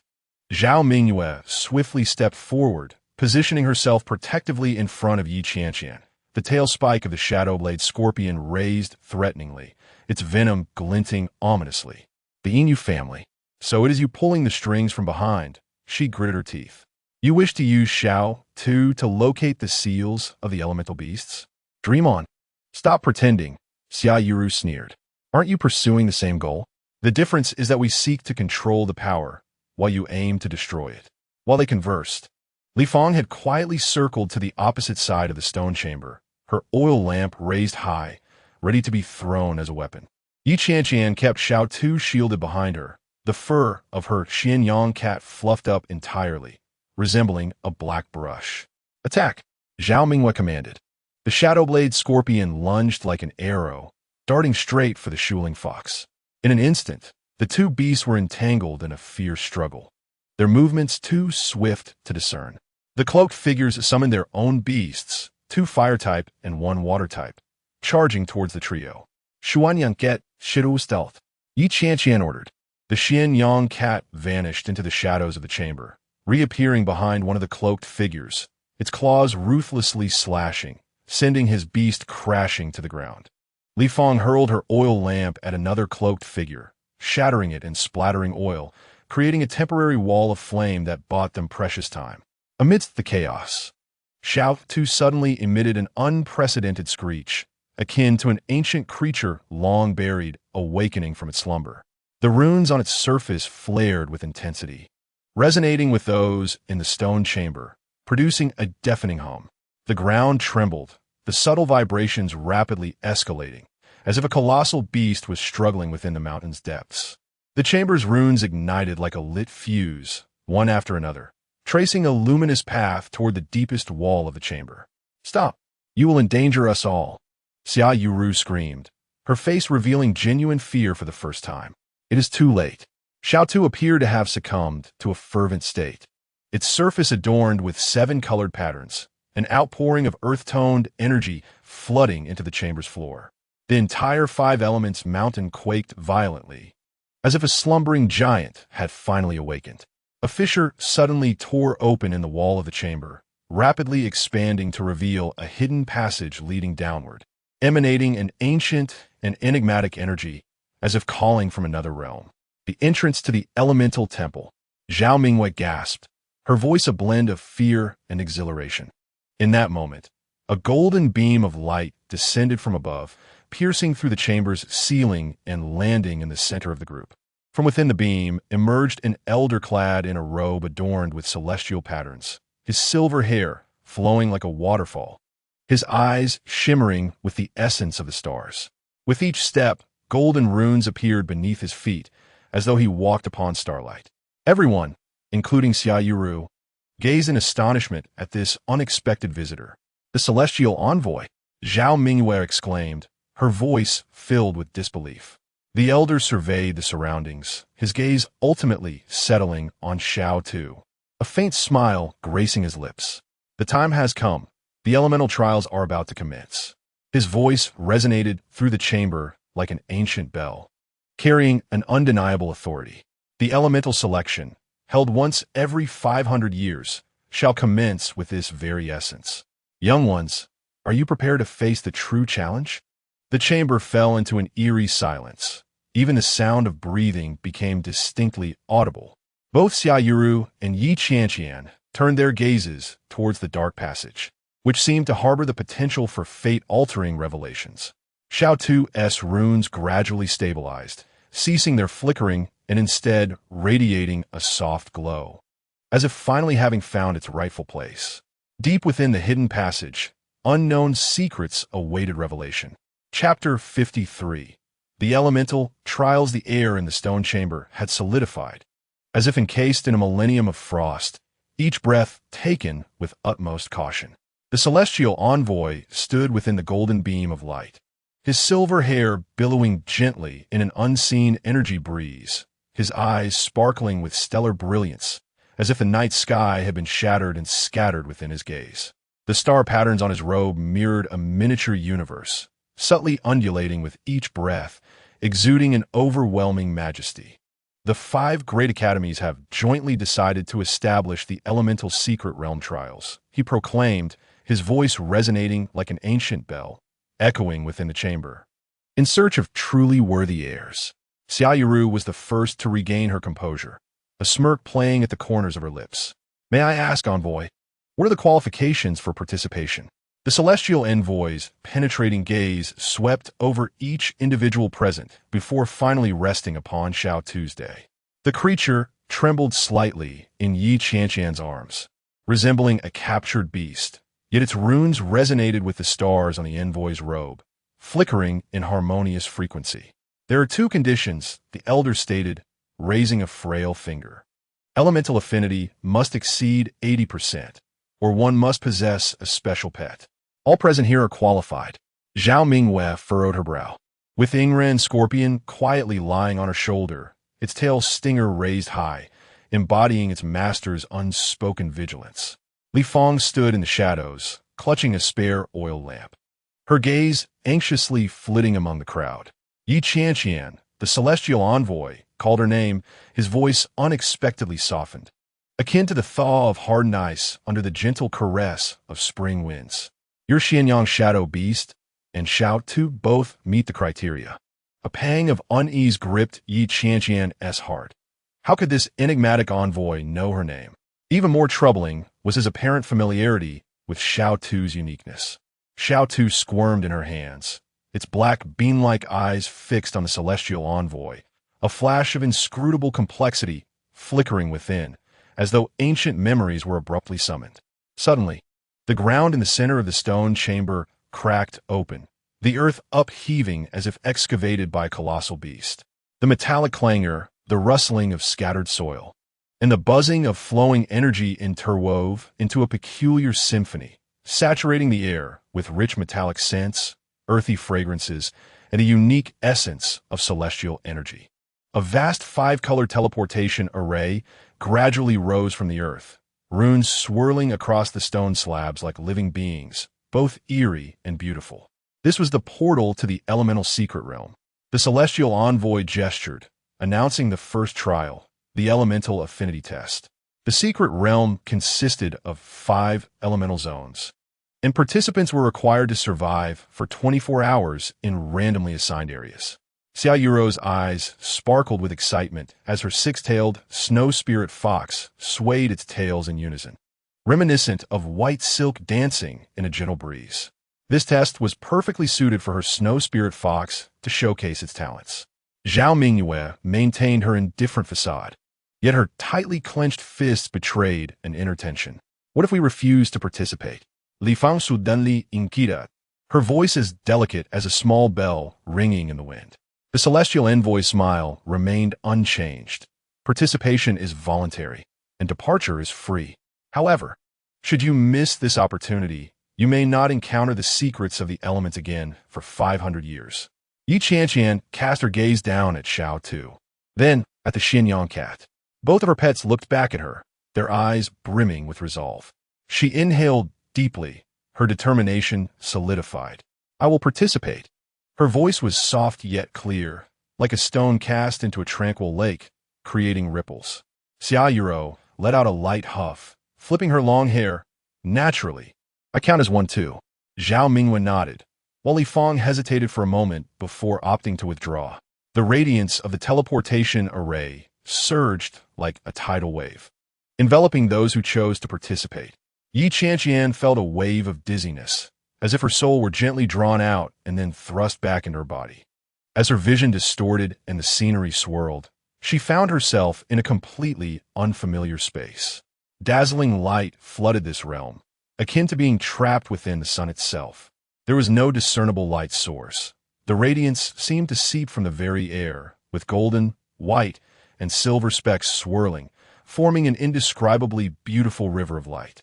The ground was composed of a crystalline substance, reflecting light from all directions, while the trees and flowers appeared transparent as glass, refracting a spectrum of rainbows under the illumination.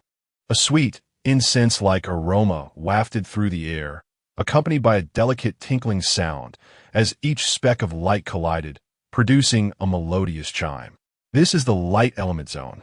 Qianqian mused, yet a thread of worry lingered in her heart, like a stone dropped into a placid pond, creating ripples.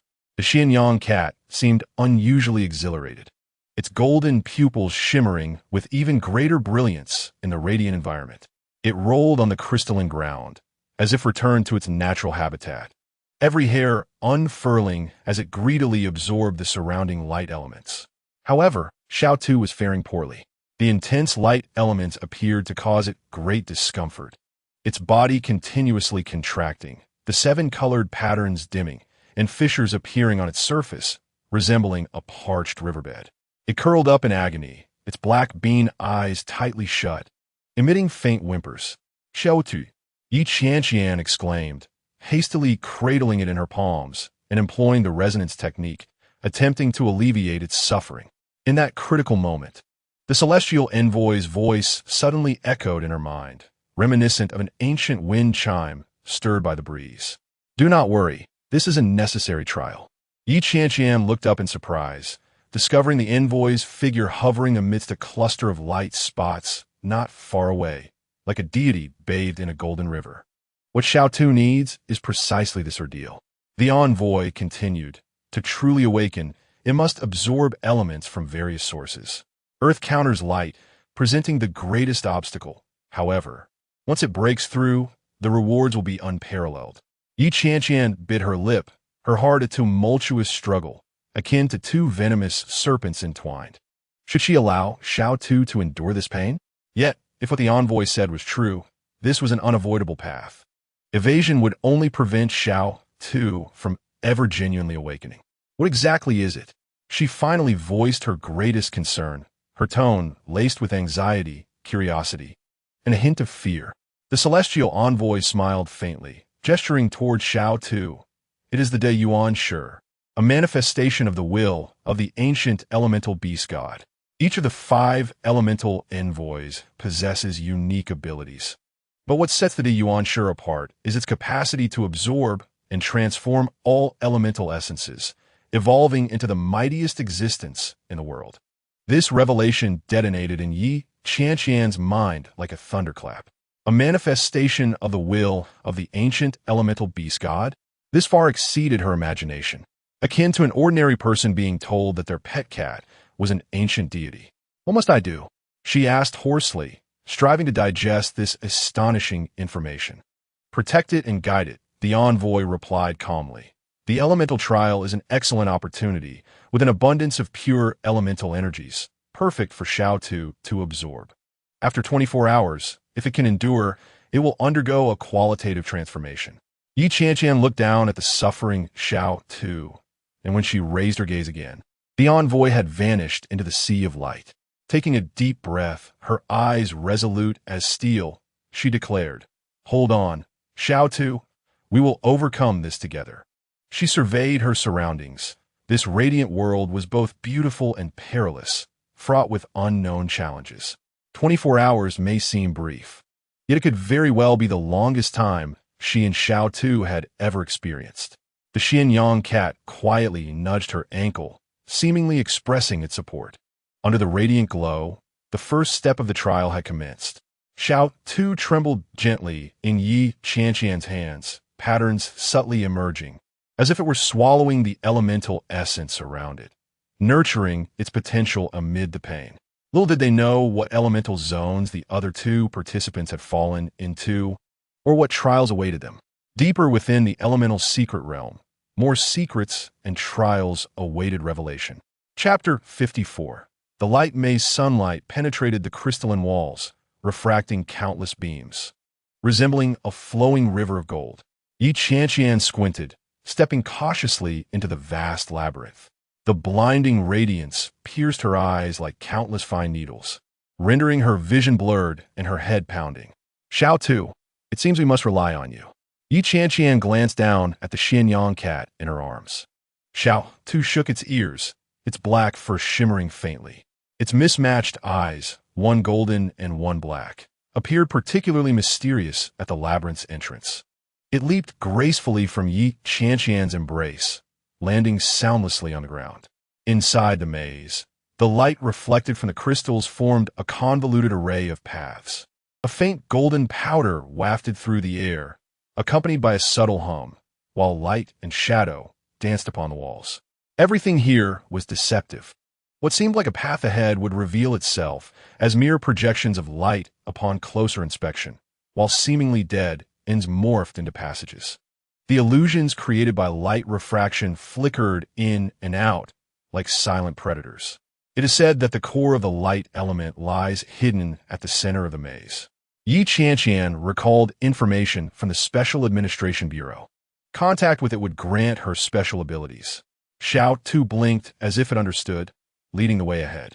Its dual attributes of light and darkness were particularly valuable in this environment. The Qianqian cat's sensitivity to light enabled it to discern the true paths, while its dark attribute provided protection against the harsh light. Yi Qianqian followed closely, gradually acclimatizing to the piercing brightness. After rounding the seventh bend, the path opened into a spacious hall, where crystal pillars rose like trees, and myriad mirrors at the top fragmented and projected the sunlight.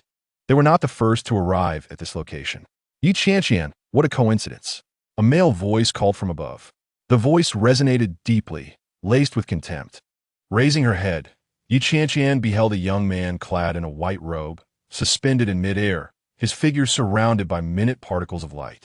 Wang Ming, a fellow test participant known for his mastery over metallic elements, inexplicably appeared in the realm of light. Xiao Tu, her companion, instinctively bristled, emitting a low, guttural growl. Do not be alarmed. I am merely here to claim what is rightfully mine.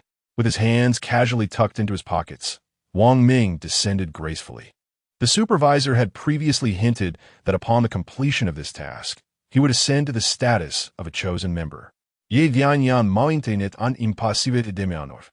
that so? Then why are you so fixated on the light element? Wang Ming frowned in displeasure. You are but a frog at the bottom of a well.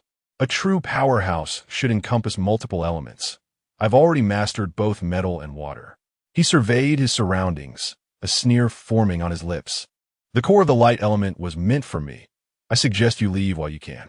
In the heart of the labyrinth, strength dictated authority. Qianqian stepped forward.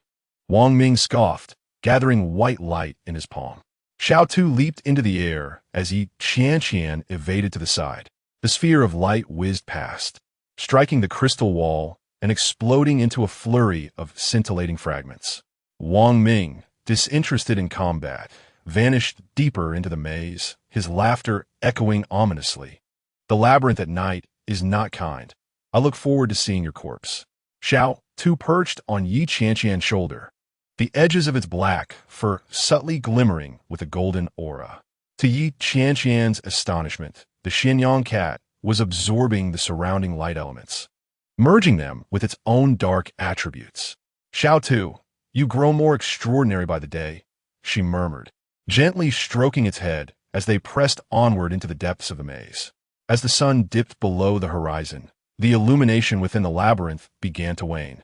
Realizing that night was approaching, Qianqian quickened her pace. According to the records, the light maze would transform into a dark mode once dusk fell, presenting an entirely different challenge. Unease crept in her mind, akin to tiny ants gnawing at her nerves. Unable to resist, she glanced back.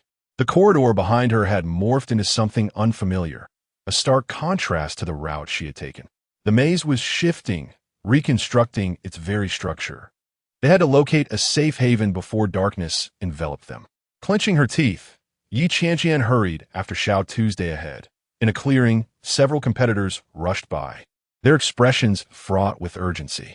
They exchanged knowing glances, a silent agreement forged among them. In the face of life and death, no one had the luxury to engage in conflict. Upon rounding the third corner, Qianqian felt the ground beneath her quiver slightly. An ominous premonition washed over her. Retreat! She cried out, but it was too late. The last sliver of sunlight vanished, plunging the maze into utter darkness. The crystal walls shifted from transparent to a foreboding deep blue. An eerie blue light seeped through the cracks in the floor tiles. The labyrinth erupted with screams, intermingled with the sounds of bone shattering. Not far off, several contestants were pierced by suddenly fracturing crystals, their blood stark against the pitch blackness. Xiao Tu leapt onto Qianqian's shoulder, its black fur fully revealing its dark attribute, shimmering with a ghostly blue light. It growled softly, guiding her direction. Qianqian held her breath, attuned to the Qianqian cat's lead. In dark mode, the maze resembled a realm of demons. The ground suddenly caved in, walls sprouted sharp spikes, and the ceiling dripped corrosive liquid. Each step felt perilous, like walking on thin ice. Xiao Tu's dark attributes shone at this moment, its perception of the darkness far exceeding that of an ordinary person, leading Qianqian away from one trap after another. Qianqian paused in her tracks, a peculiar light flickering ahead. A semicircular space emerged deep within the maze, emanating a faint golden glow at its center. Approaching for a closer look, she noticed the light's source originated from a small sphere beside an ancient skeleton. The skeleton, ancient and human-like yet distinctly different, glimmered with a faint metallic sheen along its edges. It appeared to embrace the light sphere, safeguarding the core of the light element. Qianqian's breath quickened, her heart racing. This was precisely the goal she had been pursuing. The light element core, though diminutive, harbored boundless energy. Legends spoke of acquiring the ability to control light upon contact with it. Let us proceed and retrieve it. Xiao Tu obstructed her path, prompting Qianqian to halt. The Qianqian cat bristled, its tail stiff, exhibiting a classic state of alertness. It growled softly, fixating its gaze on the skeleton. Understanding dawned upon Qianqian. The warrior's instinct warned her that matters were not as simple as they appeared. The ancient frame, though dust-free, seemed sustained by an invisible force. Strangely, the core's luminescence fluctuated as she approached, breathing like a living entity. Is this a trap? Ye vian vispirit, subli preparing a defensive stance. Suddenly, Xiao Tu's fur bestowed. Its form expanding and golden and blue lights intermingled within its coat. It seemed to unleash unprecedented potential in this environment, achieving a balance between dual attributes. Just as Qianqian hesitated, a familiar cold laugh resonated from behind. Cowardly as a mouse, Wang Ming had appeared unannounced, his eyes glinting with greed. Allow me to seize this power. He arrogantly strode past Yi Qianqian, advancing towards the skeleton. Xiao Tu grew restless, its claws scratching the ground. Alarm bells rang in Yi Qianqian's mind. Her intuition warned her that Wang Ming's actions were fraught with peril. Wait, but before she could finish, the skeleton trembled slightly. Wang Ming's hand had already reached out to touch the surface of the light sphere, a thread of golden light creeping along his fingertips. Is this success? A flicker of ecstasy crossed Wang Ming's eyes. In the next instant, chaos erupted. The hollow eye sockets of the skeleton ignited with a ghostly glow, and a bony claw shot forth, seizing Wang Ming's wrist with lightning speed. His shrill scream pierced the air as he struggled in vain. The skeleton slowly rose, its movements stiff yet elegant. The dead had awakened. Yi Qianqian's hair stood on end, a chill creeping down her spine. Xiao Tu crouched, poised to pounce at any moment. Wang Ming fought desperately, his complexion shifting from red to pale as the flesh on his wrist withered at an alarming rate, as if his life force was being siphoned away. Help me! Wang Ming's eyes bulged in terror, pleading with Yi Qianqian. The skeleton's other hand still shielded the light element core, its hollow gaze fixed intently on Yi Qianqian. It remained motionless, seemingly waiting, observing, or perhaps choosing. Xiao Tu emitted peculiar growls, its dual-colored eyes even more pronounced. It stepped forward cautiously, locking eyes with the skeleton, the Qianqian cat and the ancient guardian. The dual attributes of light and dark, engaged in some form of intangible communication. Yi Qianqian held her breath, unwilling to interrupt. Wang Ming's struggles weakened, his life flickering like a candle in the wind. The light element core lay tantalizingly close, yet felt infinitely distant. Was this a trial or a trap? The guardian beside the core, was it friend or foe? Everything hung in the balance. The answer awaited revelation in this unknown darkness. Chapter 55, Seed of Elements. The ancient skeleton and the Qianqian cat remained locked in a standoff, time seemingly frozen. Yi Qianqian held her breath, hesitant to make a move. After a few breaths, the skeleton slowly extended its bony claw, the light element core suspended delicately between its fingers, glimmering with an inviting golden hue. Was it beckoning me to take it? Ye Dianyan ponderit quietly. Xiao Tu circled the skeleton warily, stopping occasionally to sniff the core. Its heterochromatic eyes flickered as if deep in thought. The skeleton made no further movements, merely holding the core aloft, its hollow eye sockets fixed on Yi Qianqian. Wang Ming leaned weakly against the wall, his breath shallow yet not extinguished. In this decisive moment, hesitation was not an option. Yi Qianqian crouched down, speaking softly to Xiao Tu. This power is meant for you. Shall we try? Xiao Tu mewed softly, cautiously inching closer to the skeleton. It first sniffed the light element core with trepidation, then unexpectedly opened its mouth and swallowed the core whole. Yi Qianqian was left speechless in astonishment. A radiance emanated from Xiao Tu's throat, coursing through its veins. The black fur bristled, glowing with golden light, like stars igniting in the night sky. Xiao Tu tombed, emitting sounds of distress. Its limbs stiffened, its eyes shining brightly with gold, as if two forces clashed violently within its body. The skeleton gradually retreated to its original position, falling silent once more. The guardian's duty was fulfilled, returning to eternal slumber. Xiao Tu, Yi Qianqian exclaimed with concern as she cradled the Qianqian cat. Its body temperature soared, akin to holding a ball of fire. Suddenly, Xiao Tu relaxed completely, its eyes closing as it drifted into slumber. Ye Dianyan hastidichikit, finding its breathing steady, merely fatigued from excessive exertion. The energy within it surged violently, the golden light swirling beneath its fur like a coursing current. With a sigh of relief, Yi Qianqian gently stroked Xiao Tu's back, saying, "Rest now. I will watch over you." A rustling sound emerged from the corner, and Wang Ming staggered to his feet, his complexion as pale as paper. Although the skeletal figure had not claimed his life, it had drained much of his vitality. The venomous glare in his eyes was palpable as he hoarsely demanded, "Hand over the cat. Have you lost your mind?" Yi Qianqian retreated a step. Wang Ming sneered. The core of the light element has been swallowed. Kill it and extract the core. Enraged, Yi Qianqian instinctively shielded Xiao Tu against her chest. Suddenly, Wang Ming lunged at her, moving with a speed uncharacteristic of an injured man. A pale orb of light gathered in his palm, aimed directly at Yi Qianqian's vital points.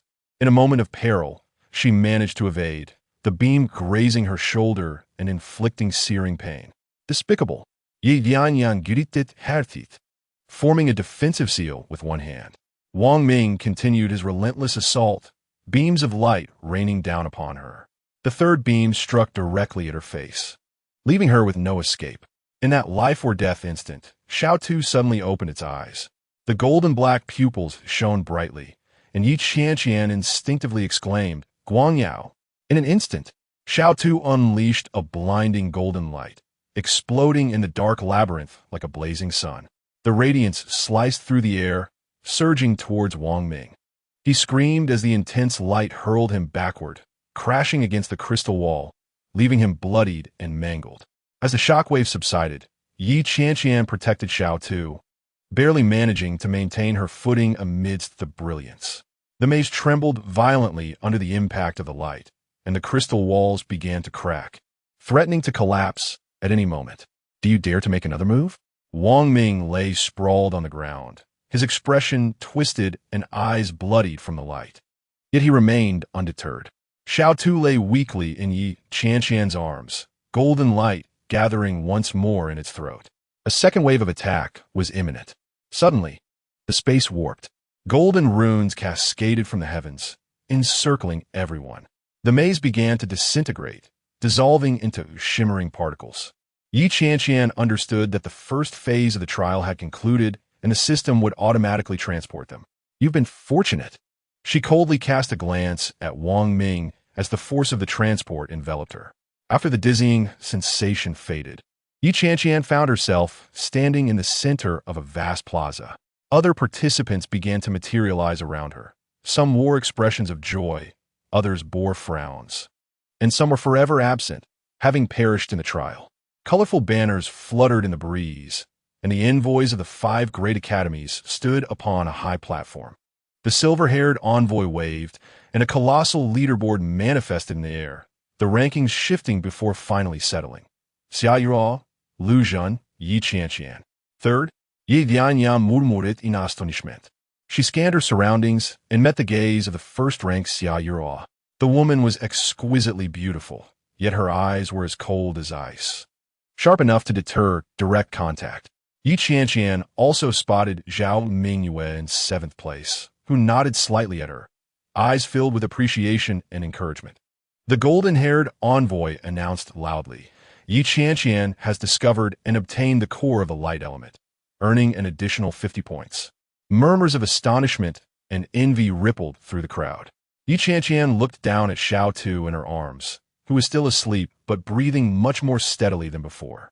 As silence fell, the red-clad envoy approached the platform, stating, the first phase of the trial has concluded. We will now announce the rules for the second phase. She traced her finger through the air, conjuring a vast map that clearly displayed the 5 element mountains. Each region of the mountains hid corresponding elemental crystals. Participants must seek and return with these within 3 days. The quantity will determine the final score. The mountains are fraught with danger, so proceed with utmost caution. The blue-haired envoy added, crystals must be harvested from deep within the mountains, and participants are prohibited from seizing others' finds. Violators will be disqualified. All must return here before sunset in 3 days. Latecomers will bear the consequences. Xiao Tu shifted restlessly in Yi Qianqian's embrace, prompting her to look down and notice the Qianqian cat's eyelids fluttering on the verge of awakening. Finding a quiet corner, Yi Qianqian sat cross-legged, gently placing Xiao Tu on her lap. After a few moments, the Qianqian cat slowly opened its eyes, the golden-black hues more pronounced than ever. Awake? How do you feel? Yi Qianqian asked softly. Xiao Tu lazily stretched, flexing its limbs. It was then that Yi Qianqian noticed it had grown nearly a third larger, its muscles more defined and smooth. The most astonishing change was the golden patterns now flowing through its once pure black fur, resembling a galaxy entwined. This transformation was not a temporary phenomenon, but a permanent alteration. Qianqian retrieved her magic book, and the pages turned autonomously, stopping at Xiao Tu's profile. The information displayed remarkable changes. Qianqian cat, dual light and earth element, traits, night vision, light energy storage, earth perception skills, shadow escape, radiance, soil enhancement. Dual light and earth element? Qianqian gasped. The former dark attribute transformed into earth? The pages of the magic book shimmered slightly, with additional text appearing. Elemental seed has been implanted. Growth phase has commenced. The notion of the elemental seed caused Qianqian to ponder, gently stroking Xiao Tu's back. Xiao Tu nuzzled her hand, closing its eyes in comfort. It seemed to be in excellent condition, as if it had been reborn. The golden patterns glimmered under the sunlight, hinting at a formidable energy within. In the distance, Xiaoyuo observed coldly, deep in thought. A dual light and earth element. A rare combination, she murmured, intrigued. Zhao Mingyue approached Qianqian with a smile, saying, "Congratulations, third place is impressive." "Pure luck," Qianqian humbly replied. "You did wonderfully in seventh." Zhao Mingyue glanced at Xiao Tu, exclaiming, "Its transformation is remarkable. Has the elemental core fused?" Qianqian nodded. "It is still adapting, but it seems to be going smoothly. The second phase in the 5-element mountains is fraught with peril." Zhao Mingyue lowered her voice, especially in the fire zone. It said there are many fierce beasts. Exercise caution. "Thank you for the warning." Qianqian expressed her gratitude. Zhao Mingyue turned to leave, her figure disappearing into the crowd. Qianqian surveyed her surroundings and noticed Wang Ming had also been transported back. His gaze was dark and fixated on Xiao Tu, with blood still visible in his right eye, clearly a result of the radiance's damage. "Come, Xiao Tu," Qianqian urged, preparing to depart from this treacherous place. Xiao Tu's ears perked up suddenly, and it turned to gaze at the distant 5-element mountains. It emitted a unique resonance, as if responding to something. Following its gaze, Qianqian momentarily glimpsed 5 rays of colorful light shooting skyward from the heart of the mountains. The teachers from a special administration had said that elemental affinity beings could sense the call of their corresponding elements. Now that Xiao Tu had become dual light and earth, it would undoubtedly be more sensitive to these 2 elements. She glanced down at the magic book, the pages conveniently flipping to the diagram of elemental interactions. Gold generates water. Water generates wood. Wood generates fire. Fire generates earth. Earth generates gold.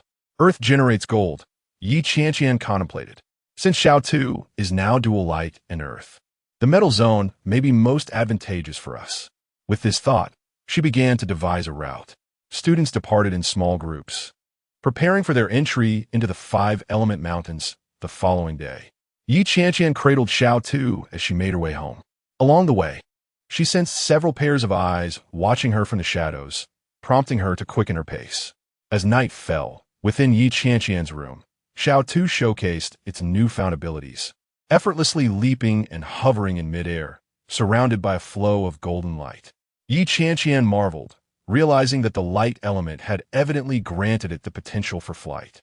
Upon landing, Xiao Tu lightly touched the ground with its front paws, causing a small patch of soil to rise up, transforming into a solid rock.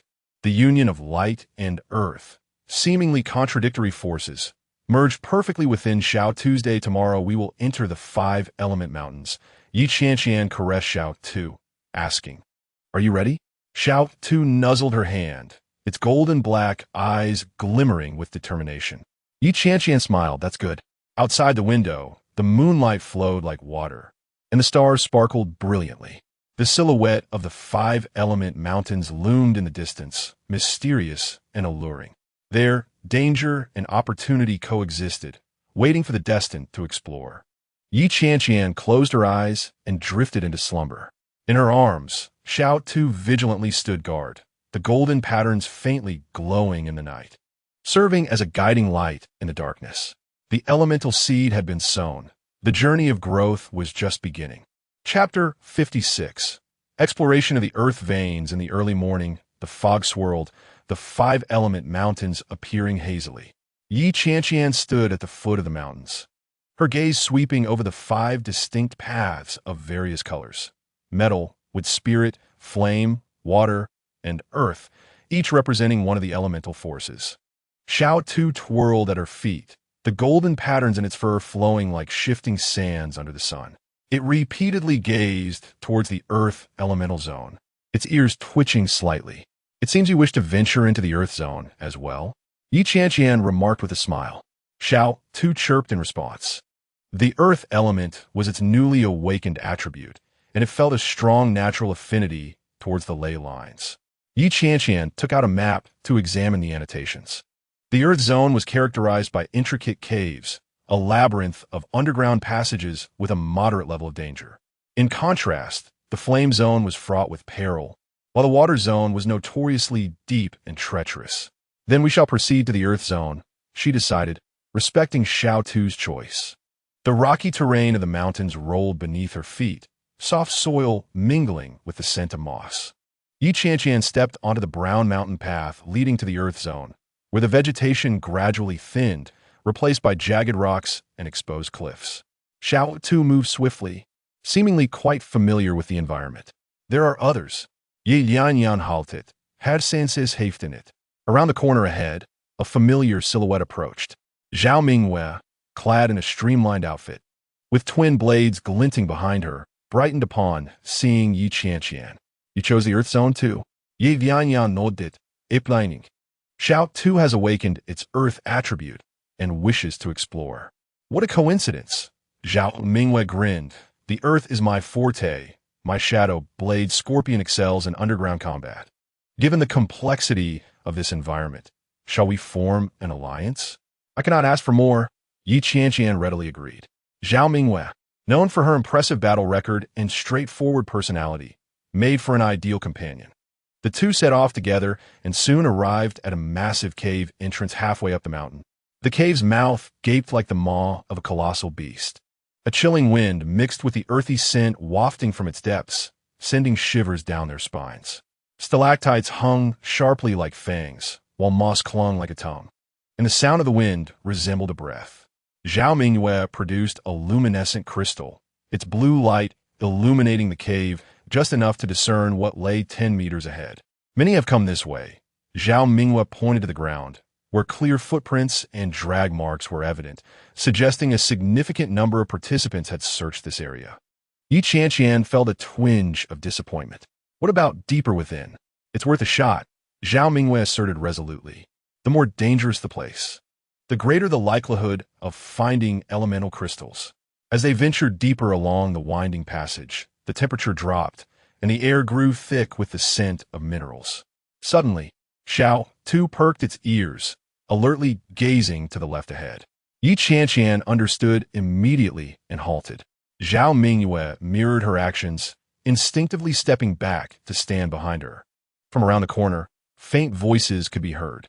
The markings are on the stone walls. It must be where the leader mentioned that those with earth bloodlines will inevitably come to wait, so do not act rashly. 3, 4? Qianqian strained her ears to discern, realizing there were at least 5 individuals. Zhao Mingwei leaned in to whisper, "They are not competitors. Their voices are too aged. Should we go around?" Ye Vianyan ingweeded. Zhao Mingwei frowned. "I fear that may not be possible. This path leads deeper, while all other passages have collapsed." Caught in a dilemma, Qianqian hesitated when suddenly, Xiao Tu leapt from her arms and charged forward. Xiao Tu, Ye Vianyan gasped, disregarding her caution as she hurried after it, with Zhao Mingwei close behind, her hand resting on her twin blades. Turning the corner, they found themselves in a vast circular stone chamber, where stalactites hung like natural chandeliers. 5 figures clad in brown robes formed a half circle, with the foremost man having a white beard and keen, hawk-like eyes. Upon seeing Qianqian and her companion, they did not express surprise. Instead, they revealed smiles of long-awaited anticipation. "You have indeed arrived." The elder's voice was deep and resonant, his gaze fixed intently on Xiao Tu. The chosen wanted the elemental seed. Xiao Tu's fur bristled, yet it showed no fear, taking a step forward and emitting a low growl. Qianqian asked warily, "Who are you?" The elder bowed slightly. "I am Zheng Fengyun, leader of the Walkers. These are my companions." Walkers? Qianqian had never heard of this organization. Zheng Fengyun's gaze was piercing. "We serve the elemental beast god, guardians of the secrets of the ley lines for generations." He gestured toward Xiao Tu. "Your cat carries the bloodline of the beast god. It is a sacred artifact." Xiao Tu's golden patterns glimmered faintly as it let out a low growl. Qianqian quietly gathered her spiritual energy, prepared for confrontation. "Xiao Tu is my companion, not some monstrous entity." "You misunderstand," Zheng Fengyun replied kindly. "It possesses not only the light element, but also the ancient bloodline of the elemental beast god. It must be returned to its true owner." Zhao Mingwei subtly moved closer to Qianqian. "Be cautious, look beneath them." The ground of the stone chamber exhibited slight movements of sand, nearly imperceptible. The walkers were employing some secret technique to manipulate the surrounding soil. "I am sorry, we are merely here to seek elemental crystals." Qianqian stood firm. "Xiao Tu will accompany me." Zheng Fengyun's expression darkened instantly. "Stubbornness will not be tolerated. The sacred artifact of the beast god cannot be desecrated." With a swift motion, he commanded, "Seize them alive." Four walkers struck simultaneously, the earth quaking as countless stone pillars erupted from below, sealing their escape. The stalactites above swayed precariously, threatening to fall at any moment. In a flash, Zhao Mingwei drew her blades, severing the incoming stones. The ground surged, morphing into earthen golems that lunged at Qianqian. She evaded deftly, releasing needles from her sleeves, causing the golems to shatter upon impact. The stone chamber transformed into a battlefield, dust swirling and visibility plummeting. To the left, Zhao Mingwei shouted. Qianqian sidestepped, narrowly avoiding a clay knife that sliced through her hair. The Earth Walkers indeed wielded the earth element with ease, making close combat exceedingly perilous. She retaliated with a burst of spiritual energy, repelling her assailant, and standing back-to-back with Zhao Mingwei. "Trap them!" Zheng Fengyun shouted furiously. Suddenly, the ground collapsed, forming a quagmire trap, and the two women found themselves sinking deeper with every struggle. Xiao Tu sensed the urgency. Its golden-black eyes gleamed brightly, its golden patterns glowing like fireflies. It raised its head and let out a piercing shriek, sending invisible waves rippling outward. A miracle unfolded. The surrounding rocks detached from the walls, suspending in midair, swiftly gathering around Qianqian and Zhao Mingwei to form a stone shield. The quicksand manipulated by the walkers was dispelled, revealing solid ground beneath their feet. "An earth elemental shield," Zhao Mingwei exclaimed. "Such formidable elemental affinity." Xiao Tu's form suddenly elongated, swelling to over twice its original size, the golden patterns dancing like living creatures across its fur. It slammed its forepaw down, causing fissures to spread towards the walkers. Simultaneously, a beam of golden light erupted from its mouth. This was radiance. The sacred artifact has awakened. Zheng Fengyun was both astonished and overjoyed, disregarding the danger as he clasped his hands in prayer. The other walkers retreated, some collapsing to the ground.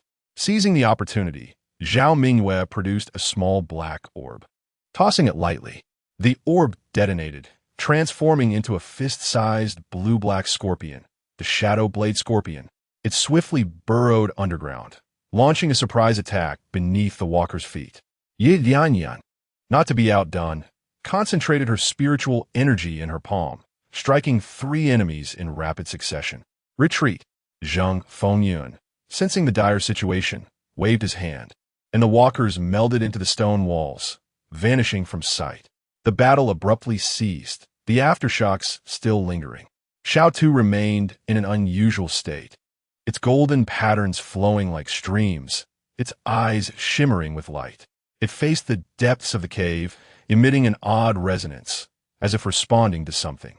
Suddenly, the ground shook violently, as if some colossal being was awakening. Dust cascaded down, and several large stones plummeted from above. "An earthquake! Run!" Zhao Mingwei shouted anxiously. Yi Qianqian scooped up Xiao Tu and dashed back the way they came, with Zhao Mingyue closely following. A thunderous roar erupted behind them, and turning back, they saw the cave wall collapse, clouds of dust billowing forth. Wait! Yi Qianqian abruptly halted. As the dust settled, what had crumbled was not merely debris, but revealed a finely crafted stone hall. Although small, the hall was a marvel of craftsmanship. Its surface adorned with intricate patterns identical to the golden markings on Xiao Tu's day. This is astounding, Zhao Mingyue marveled. The hall's door was tightly shut, with a symbol etched in the center that perfectly matched the golden pattern on Xiao Tu's forehead. Xiao Tu wriggled free from Yi Qianqian's grasp and walked directly towards the stone hall, its golden aura intensifying. It paused at the entrance, gazing upwards, seemingly in contemplation, as if recalling something. Yi Qianqian stepped into the stone hall, gently caressing the surface's patterns. This place is certainly not a recent construction. The weathered stone walls indicate it has existed for centuries, if not millennia. What connection does the stone hall have with the travelers? And what does the bloodline of the beast god refer to? Xiao Tu, do you recognize this place? Yi Qianqian inquired softly. The Qianqian cat turned to look at her, its golden black eyes filled with complex emotions. It gently rubbed against Yi Qianqian's hand before turning back to the stone hall, as if grappling with a difficult decision. Zhao Mingyue cautiously surveyed the surroundings. Those travelers will return. We must decide quickly. Suddenly, the runes on the door of the stone hall glowed faintly, seemingly responding to Xiao Tu's presence. A soft, golden light flickered between the crevices of the door, as if inviting visitors inside. Shall we enter and take a look? Yi Qianqian gazed at Xiao Tu's day.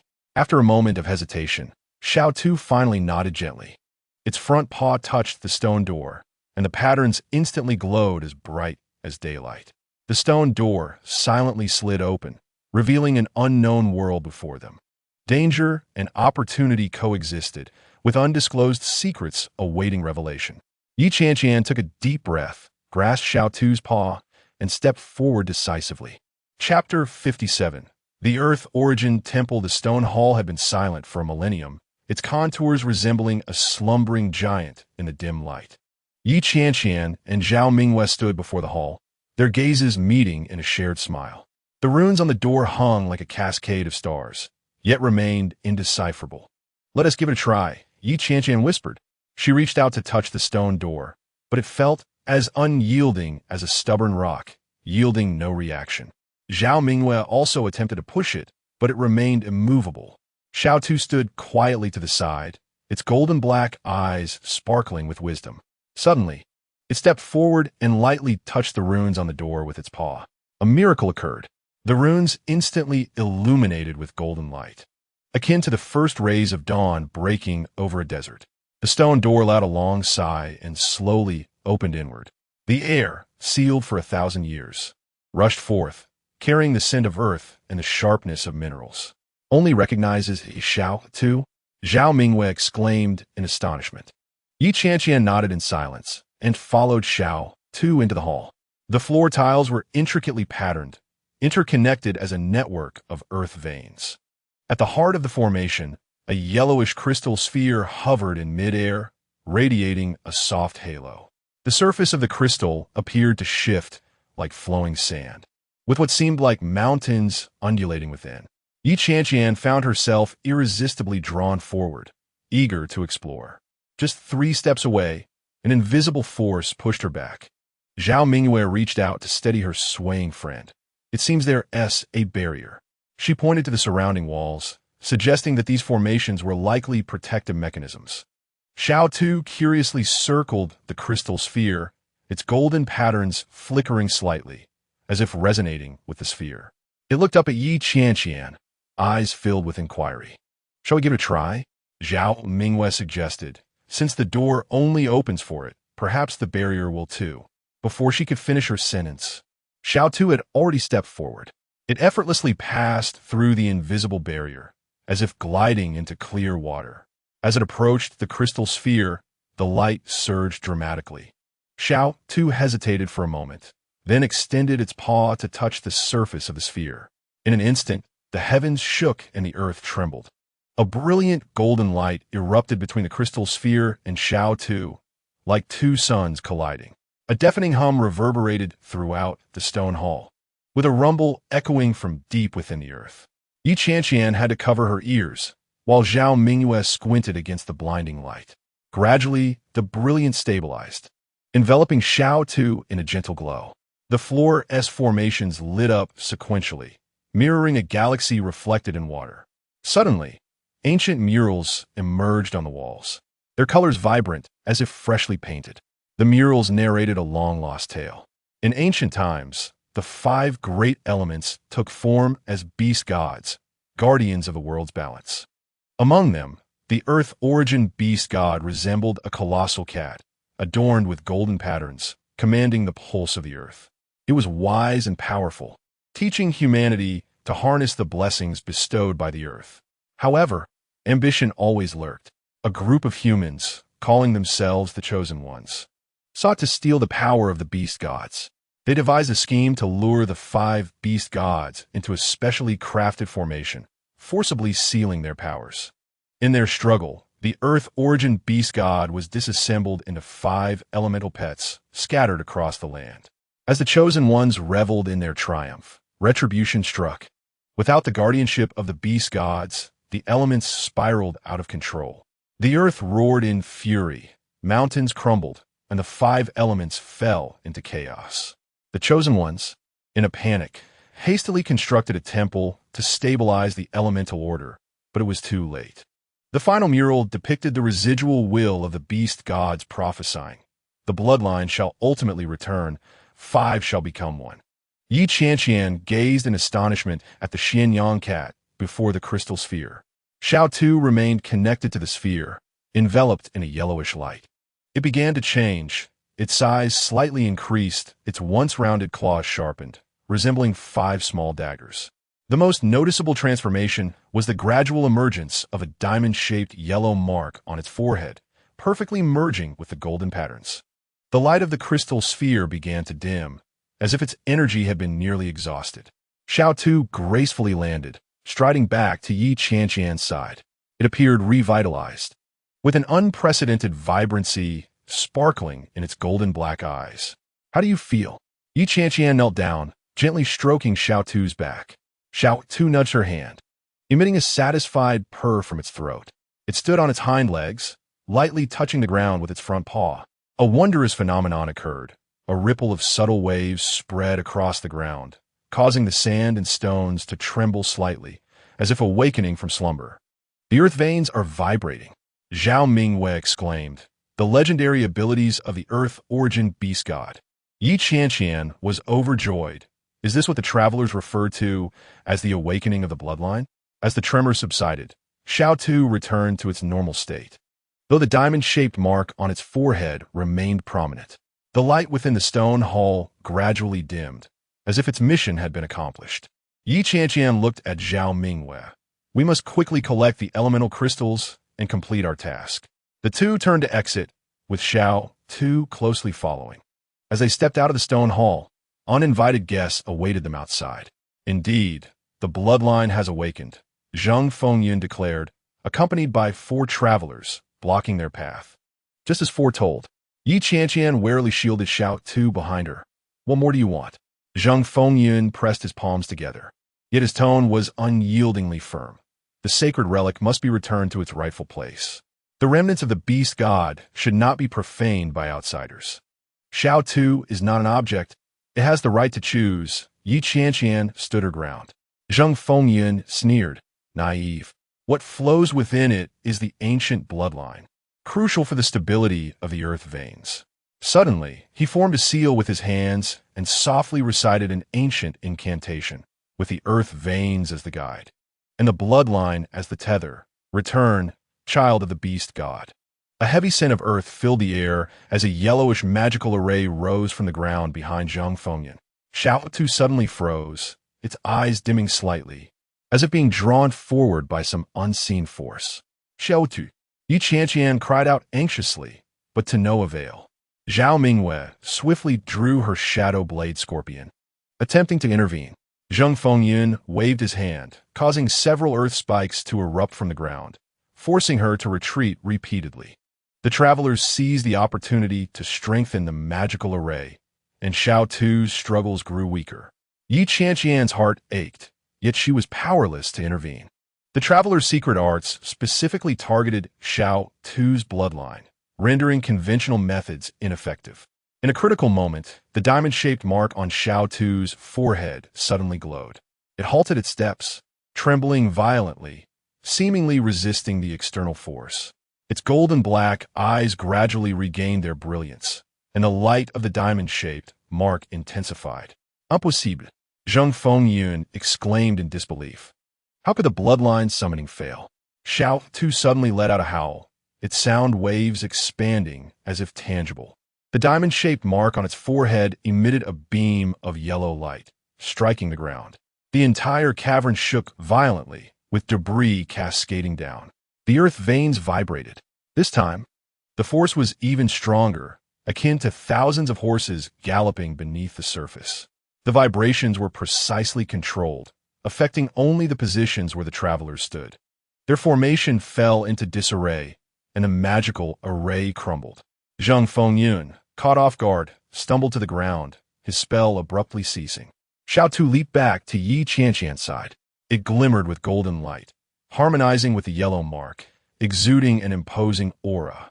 Zheng Fengyun clumsily rose, his eyes filled with disbelief. It can control the earth veins? This is impossible unless... Unless what? Ye Dianyan Koldi Inuited.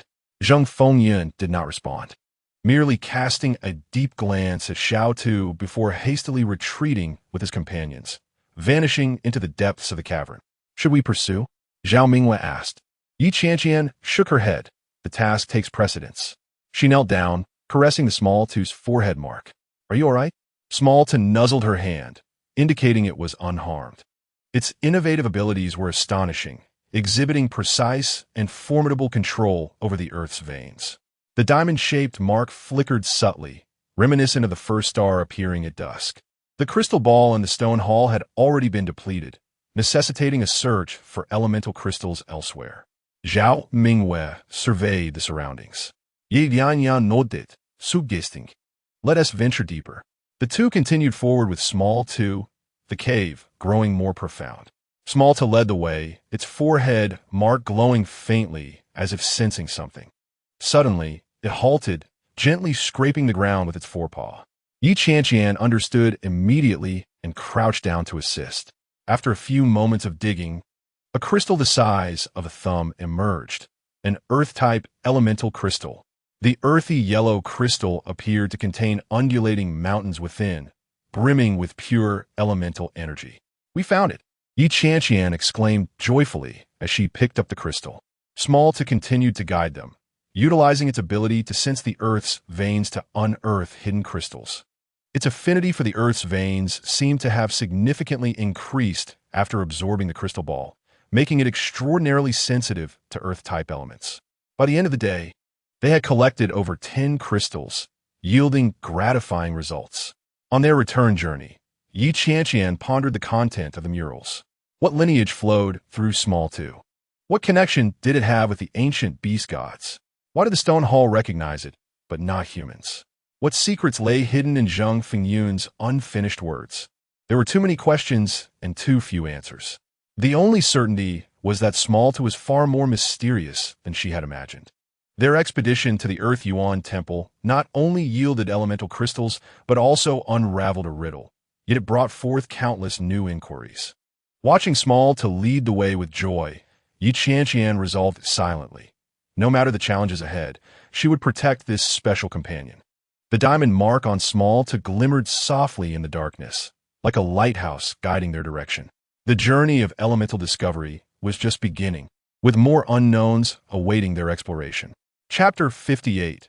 Movements from all sides. Morning mist swirled through the mountains as Yi Qianqian and Zhao Mingwe returned from the Earth Vein area, their bags laden with elemental crystals. Small Tu bounded ahead, its newly formed diamond mark glinting in the sunlight.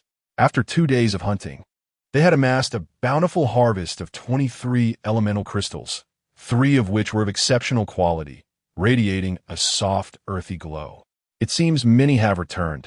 Zhao Minghua pointed towards the gathering ahead. The square was bustling with activity, groups forming in threes and twos. The atmosphere was palpable, with periodic glances upward, the expression of vigilance evident in their eyes. Qianqian observed carefully, noticing that participants no longer mingled randomly, but had begun to cluster according to their academies and organizations.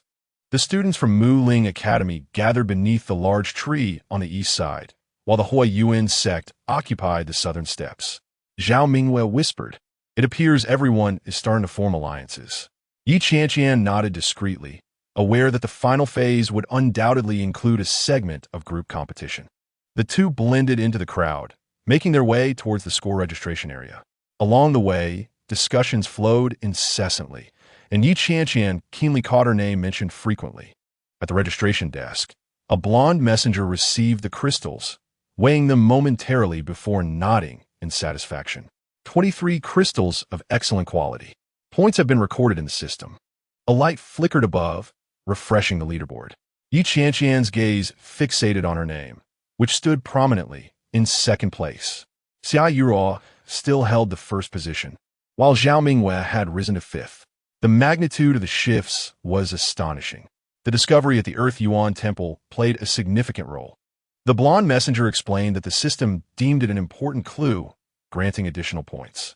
Upon hearing this, the surrounding gazes became sharp, pricking at Qianqian and making her feel uneasy. Sensing her tension, small to crouched low, its forehead mark faintly glowing. Zhao Minghua thoughtfully pulled her aside for a moment of respite.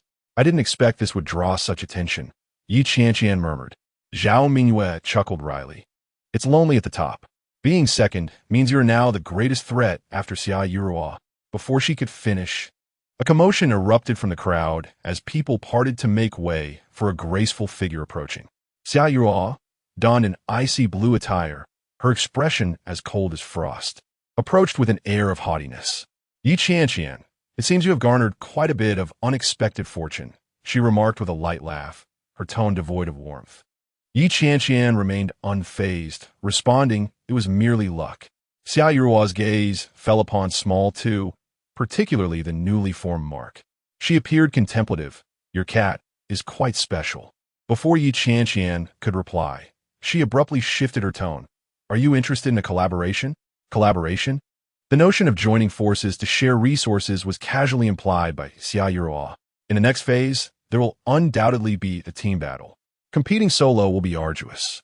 Qianqian pondered for a moment. "I appreciate the offer, but I prefer to journey with friends." She gestured to Zhao Minghua beside her. A flicker of irritation flashed in Xia Yuruo's eyes, quickly vanishing. "A foolish choice," she retorted coldly. "Do you truly believe that Cat was merely an accidental acquisition? The Inspector General has orchestrated for years to gather all 5 elemental beasts. My family has been collaborating with the Inspector General for years, and you are merely a pawn in their scheme." Zhao Minghua stepped forward. "Watch your words." Xia Yuruo dismissed her with a sneer, ignorant. Qianqian's Qianqian cat is no ordinary creature. It is, at that moment, a silver-haired messenger appeared behind Xia Yuruo, interrupting. "The messenger team seeks you." Xia Yuruo huffed softly, casting a meaningful glance before turning to leave. What does she know? Qianqian felt a wave of unease wash over her. Small tooth mark flickered, as if sensing the threat. While deep in thought, a messenger clad in red ascended the platform, announcing, "The second phase of the trial has concluded. All participants, please gather." The square swiftly fell silent, with everyone lining up in neat rows. The 5 messengers stood solemnly side by side. The red-clad messenger raised a hand, and the large screen displayed the final rankings. Xia Yuruo, Qianqian, Chenlong, Lin Jian, Zhao Minghua. "Congratulations to everyone for successfully completing the first 2 phases of the trial," the silver-haired messenger announced, proceeding to outline the rules for the 3rd phase. The screen transitioned to depict a deep, shadowy valley. This is the elemental abyss, where the 5 elements converge. At the bottom lies the legendary 5-element token, capable of unlocking special abilities. Participants will be grouped for entry, with a maximum of 7 per group. The crowd immediately buzzed with excitement. The 5-element token? The legendary treasure? How will the groups be divided? Murmurs filled the air. The blue-haired messenger interjected. The group list has been generated. Please check your terminals. Qianqian pulled out her terminal and frowned. Group 3. Qianqian, Zhao Mingwei, Xia Yuruo, Wang Ming, Zhonghao Li Jing, Zhou Tian. How could this be? Qianqian found it hard to believe. Sharing a group with Xia Yuruo was far too coincidental. Zhao Mingwei leaned closer, scrutinizing the list. Not only Xia Yuruo, but also Wang Ming. You must hold a grudge from your encounter in the radiant maze. Qianqian's expression grew serious. With Xia Yuruo and Wang Ming, alongside 3 unfamiliar participants, the situation appeared complex and unpredictable. At least Zhao Mingyue would be accompanying her, which was a small comfort. Small to fidgeted restlessly, sensing its master's anxiety. It nudged Qianqian's foot, attempting to offer reassurance. In the sunlight, the diamond mark and golden patterns shimmered in harmony, attracting the attention of several onlookers. What a peculiar beast, a stranger remarked. It seems to embody multiple elements. Another whispered in response. Qianqian gently stroked small two, her mind churning with turmoil. Xia Yuruo's words echoed in her thoughts.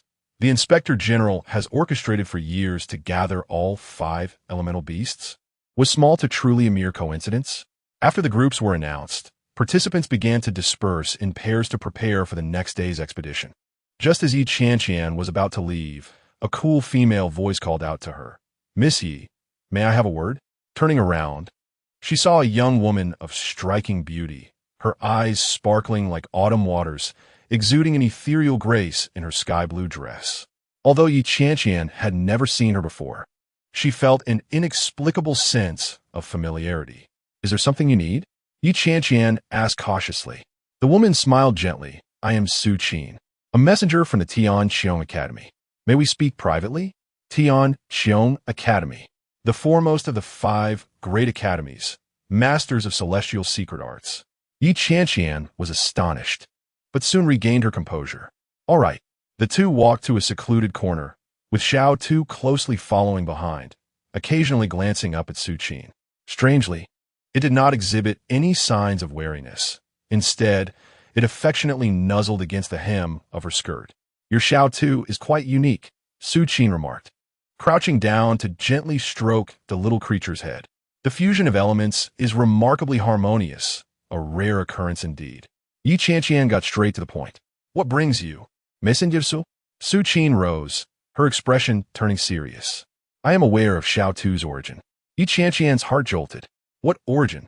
It is not an ordinary pet beast, but rather possesses the bloodline of a divine elemental beast, Su Qin whispered. Your discovery at the Di Yuan Shrine confirmed this. Qianqian recalled the ancient tales depicted in the murals, stories of a primordial beast god that had been divided into 5 pet beasts. Are you suggesting that the 5 great academies and the supervisory agency belong to 2 factions? Su Qin did not respond directly, but shifted her focus.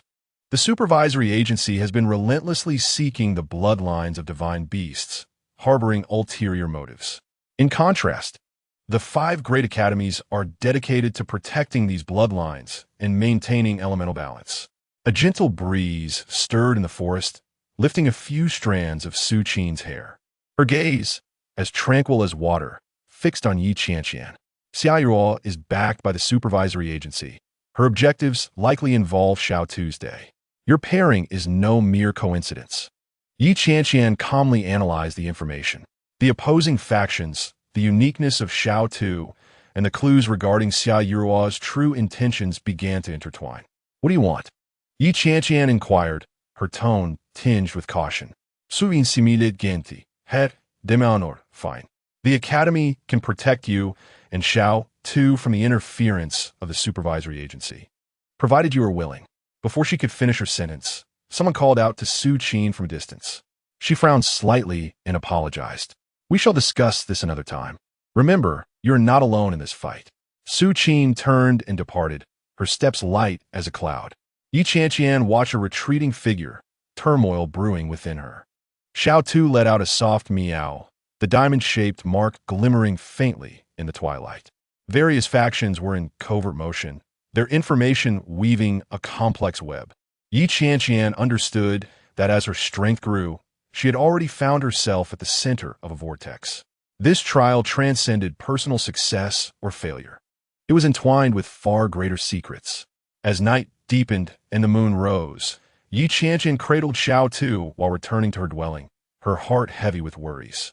Tomorrow, she would enter the elemental abyss, confronting the predatory gazes of Xia Yuruo and Wang Ming, alongside the legendary 5 elements token that rendered everything uncertain. She gently caressed the mark on Xiao Tu's forehead, as if tracing the trajectory of fate. No matter what happens, I will protect you, Yi Qianqian whispered. Xiao Tu nuzzled her hand, its golden black eyes filled with trust. Outside, the stars shone brilliantly, and the distant mountain silhouettes appeared hazy. In the darkness, countless eyes were watching. Countless hands were plotting. The storm was brewing, and all factions were in motion. Chapter 59. The elemental abyss bronze light flickered from both sides of the narrow passage. The moment the 5-member group stepped into the elemental abyss, a sensation of weightlessness enveloped them. Yi Qianqian felt herself slightly rising and quickly grasped the rock wall to steady her balance. The gravitational field is unstable. Be cautious, Zhao Mingyue cautioned in a hushed tone, the needle of her compass spinning wildly. Xia Yuo surveyed the surroundings with a cold gaze, noting that the elemental turbulence beneath her feet resembled interwoven silks of various colors. Fiery red, earthy yellow, verdant green, gleaming white, and azure blue energies surged through the space, colliding and then separating. Yi Qianqian, you go ahead and scout the path, Xia Yuo instructed, pointing towards an area where the elemental fluctuations were most intense, a barely perceptible smile gracing her lips. There seems to be something unusual where the red fire meets the yellow earth. Xiao Tu frowned, about to speak, but was abruptly pulled back by Lin Zixuan. Go on, Lin Zixuan whispered. Don't stir up trouble. Yi Qianqian took a deep breath and nodded in agreement. She understood Xia Yuruo's intention. That region's elemental collision was fierce, and a moment's inattention could lead to being struck by the chaotic currents. She released a strand of fire element, condensing it into a small sphere in her palm, and advanced cautiously. Upon entering the turbulent area, a buzzing and cracking noise filled her ears. A surge of yellow energy suddenly charged towards her, and Yi Qianqian sidestepped to evade it, only to feel her feet lighten and her body float upwards, losing its gravitational pull. Be careful. Zhao Mingyue's warning barely rang out when a green current brushed past Yi Qianqian's left arm, instantly withering and tearing her sleeve. The corrosive power of the wood element was astonishing. She hastily summoned the fire element to shield her body, her hands tracing peculiar patterns in the air to stabilize her form. 50 meters ahead, there was a platform where the gravity was relatively stable. Yi Qianqian called back, her voice faint amidst the elemental explosions. Xiao Tu manipulated the earth element, constructing a barely passable path through the turbulence. Lin Zixuan summoned a gust of wind to propel their progress. The 5 moved cautiously through the chaotic area and reached the platform. Continue forward, Yi Qianqian. Scout the way and be sure to document the elemental distribution, Xia Yuruo commanded, a flicker of impatience flashing in her eyes. Just then, footsteps echoed from the opposite side of the platform. 5 figures approached slowly, the leader clad in a black uniform with silver insignia glinting on his shoulder. Zhao Qifeng from the Special Administration, here to investigate elemental anomalies. The man spoke in a deep voice, his sharp gaze sweeping over the 5, finally settling on Xiao Tuesday. This one must be Professor Lin's prized pupil. Xiao Tu Stipend. I dare not presume. Xia Yuruo stepped forward. Xia Yuruo from the Northern District Investigation Team, tasked with gathering information on the elemental abyss. What brings you here, Supervisor Zhao? Zhao Qifeng smiled slightly. In these unusual times, we must take unusual measures. Why not join forces for exploration? Xia Yuruo pondered for a moment before nodding in agreement. The 2 teams continued onward, and Zhao Mingyue quietly grasped Yi Qianqian's arm. Be careful. This supervisor's background is not simple, she whispered. The Special Administration has been investigating unconventional abilities lately, and his interest in Xiao Tu is far too apparent. Yi Qianqian's heart raced. Understood, I will alert everyone.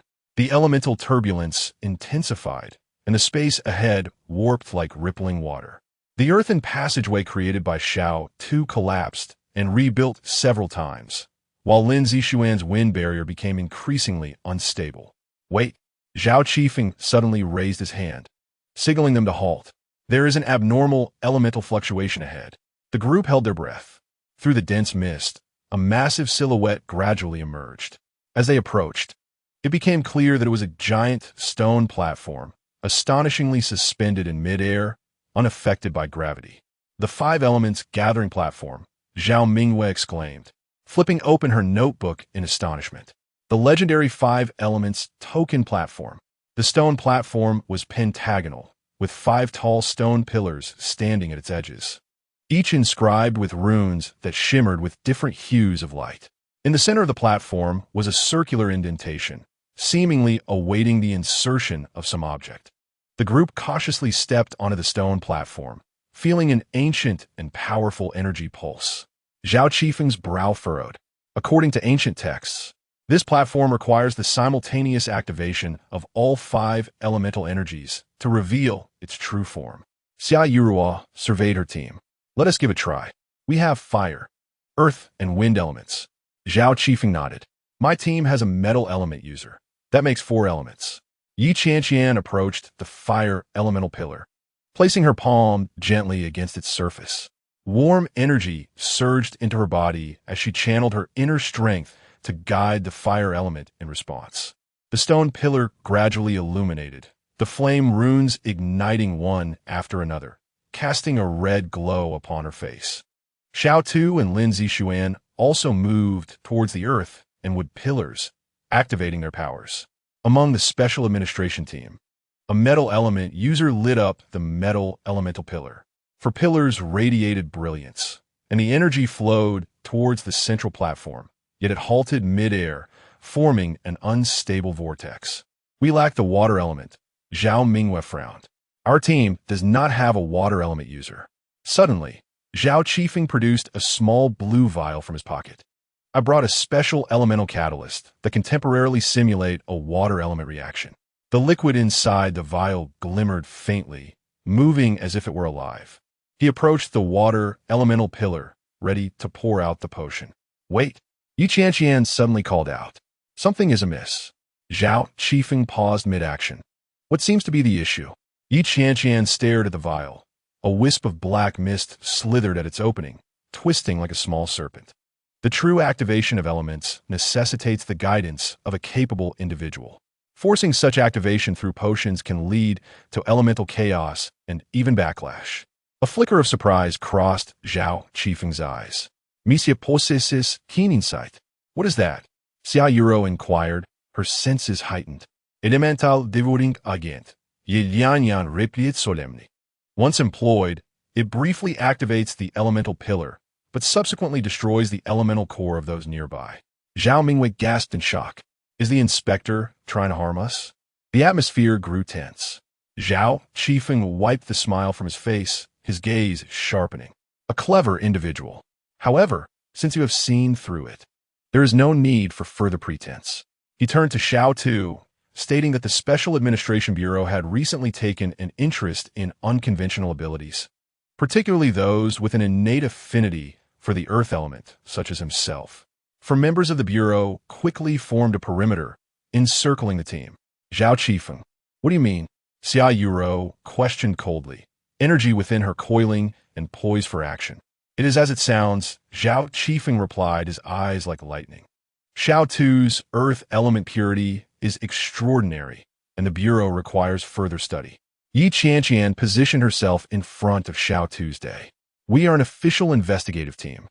You have no authority to interfere. In special times, special permissions apply, Zhao Qifeng sneered. You may choose to cooperate, or, before he could finish, the entire elemental abyss shook violently. Multicolored energies surged toward the stone platform, swirling currents accelerating around it, forming a terrifying vortex. Even more astonishing was the fact that the water elemental pillar, which should have been dim, suddenly radiated a ghostly blue light. How is that possible? Zhao Qifeng exclaimed. All 5 elemental pillars shone simultaneously, their energies converging towards the central pedestal. Ancient runes on the surface of the stone platform began to illuminate one after another, emanating an indescribable pressure. Chapter 60. The manifestation of the 5 elements. The 5 elemental pillars blazed with brilliance, the flow of energy surging like a tide into the heart of the pedestal. The air was suffused with the essence of the 5 elements, the coldness of metal, the freshness of wood, the moisture of water, the heat of fire, and the weightiness of earth, intertwining to create a tempest of elements. This is... Zhao Mingyue's eyes widened as the record from ancient texts flashed in her mind. A beam of light slowly rose from the center of the pedestal, suspending 5 uniquely shaped tokens within. The metal token gleamed like a sharp dagger, its edges shimmering with a cold light. The wood token resembled a verdant leaf, its veins clearly visible. The water token appeared as a flowing droplet, rippling at its surface. The fire token resembled a blazing flame, a vivid red, while the earth token resembled a solid mountain, stable and restrained. The 5 element tokens, Qianqian whispered in awe, legendary artifacts said to summon the essence of the elements. The energy emanating from the tokens intensified, and the beasts of all present became agitated. The firefox pendant at Xia Yuro's waist trembled violently, emitting a sharp howl. The earth spirit beast in Xiao Tu's arms squirmed restlessly, its eyes fixated on the earth token. Zhao Mingyue's with spirit bird hopped up and down on her shoulder, its feathers bristling. Among the inspector's team, 2 members beasts began to growl, one a golden beast and the other a water-blue serpentine creature, their eyes glinting with greed. "This is our goal," Zhao Qifeng said, his gaze fixed intently on the 5 element tokens, his voice trembling with excitement. "At last, we have found it." Zhao Mingyue quietly approached Qianqian, cautioning, "Be careful, they harbor ill intentions." The atmosphere was taut with tension as both sides remained locked in a standoff. Just then, Zhao Qifeng suddenly lunged forward, his form like lightning, charging towards the pedestal. "Stop him!" Xia Yuro shouted, flames coalescing in her palm. Qianqian and Lin Zishuan quickly moved to intercept, but the other 4 members of the inspector's team launched simultaneous attacks, elemental energies weaving into a net to block their path. "Everyone stand down." Zhao Qifeng had reached the pedestal, his arm reaching for the 5 element tokens. These tokens must be safeguarded by the Special Administration Bureau. Just as his fingertips were about to brush the first token, an extraordinary event occurred. The 5 element tokens simultaneously emitted dazzling light, soaring skyward, tracing 5 elegant arcs through the air. The earth token acted first, transforming into a beam of yellow light that sped toward Xiao Tuesday. Before Xiao Tu could react, the earth spirit beast in his arms leaped up, swallowing the token whole. In an instant, the earth spirit beast glowed brilliantly, its body rapidly expanding. "Xiao Tu, be careful," Qianqian cried out. But change came swiftly. The firefox pendant at Xia Yuro's waist suddenly detached, revealing its true form as a palm-sized 9-tailed fire fox that darted out, deftly seizing the fire token in its mouth. The fire fox was enveloped in flames, its 9 tails fanning out, now over twice their previous length. The wood token flew toward Zhao Mingyue, and before she could reach for it, it landed in the beak of her wood spirit bird.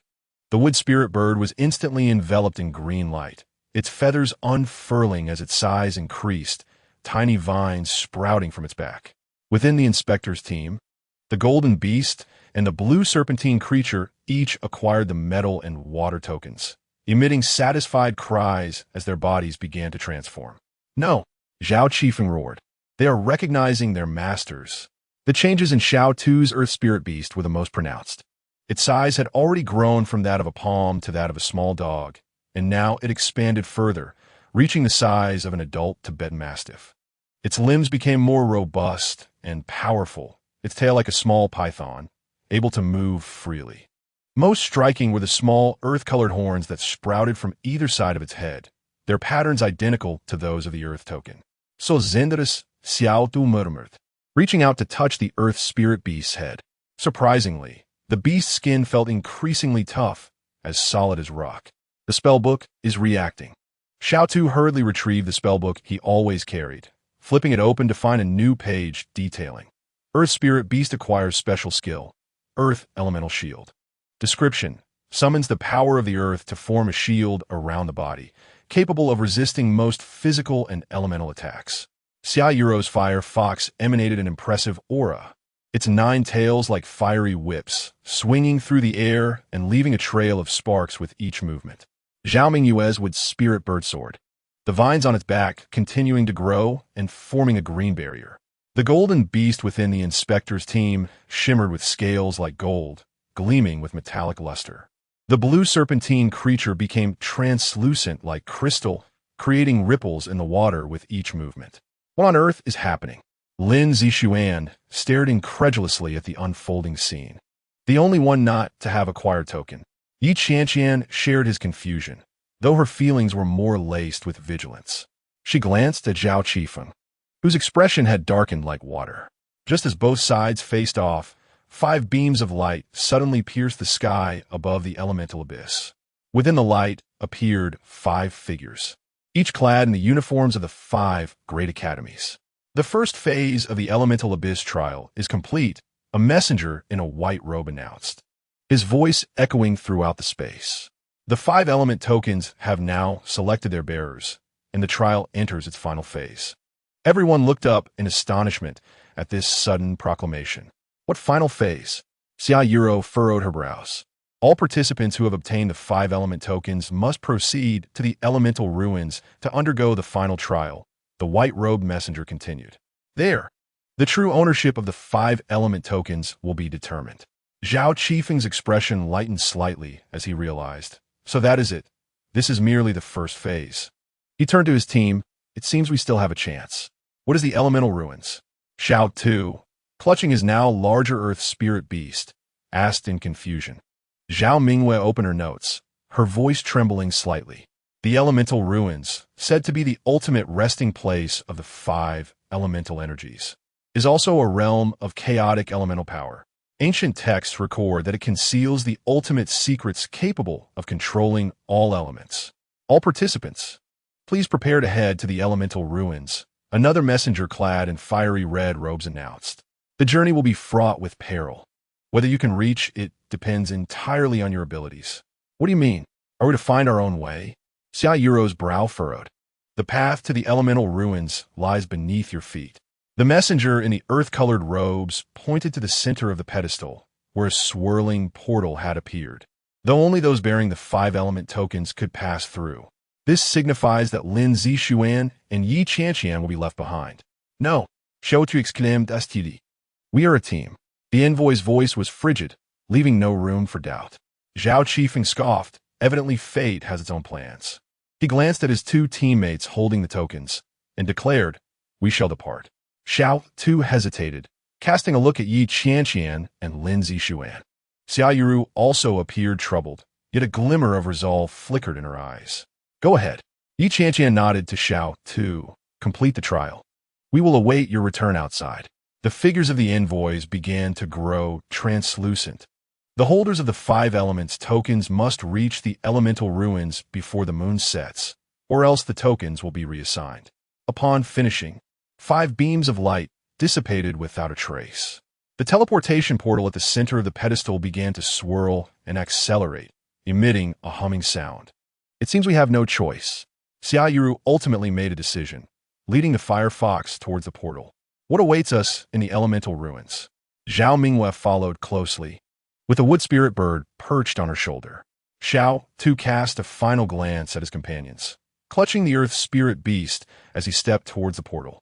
The 2 members of the monitoring supervisor stood at the edge of the portal, and Zhao Qifeng issued a final warning.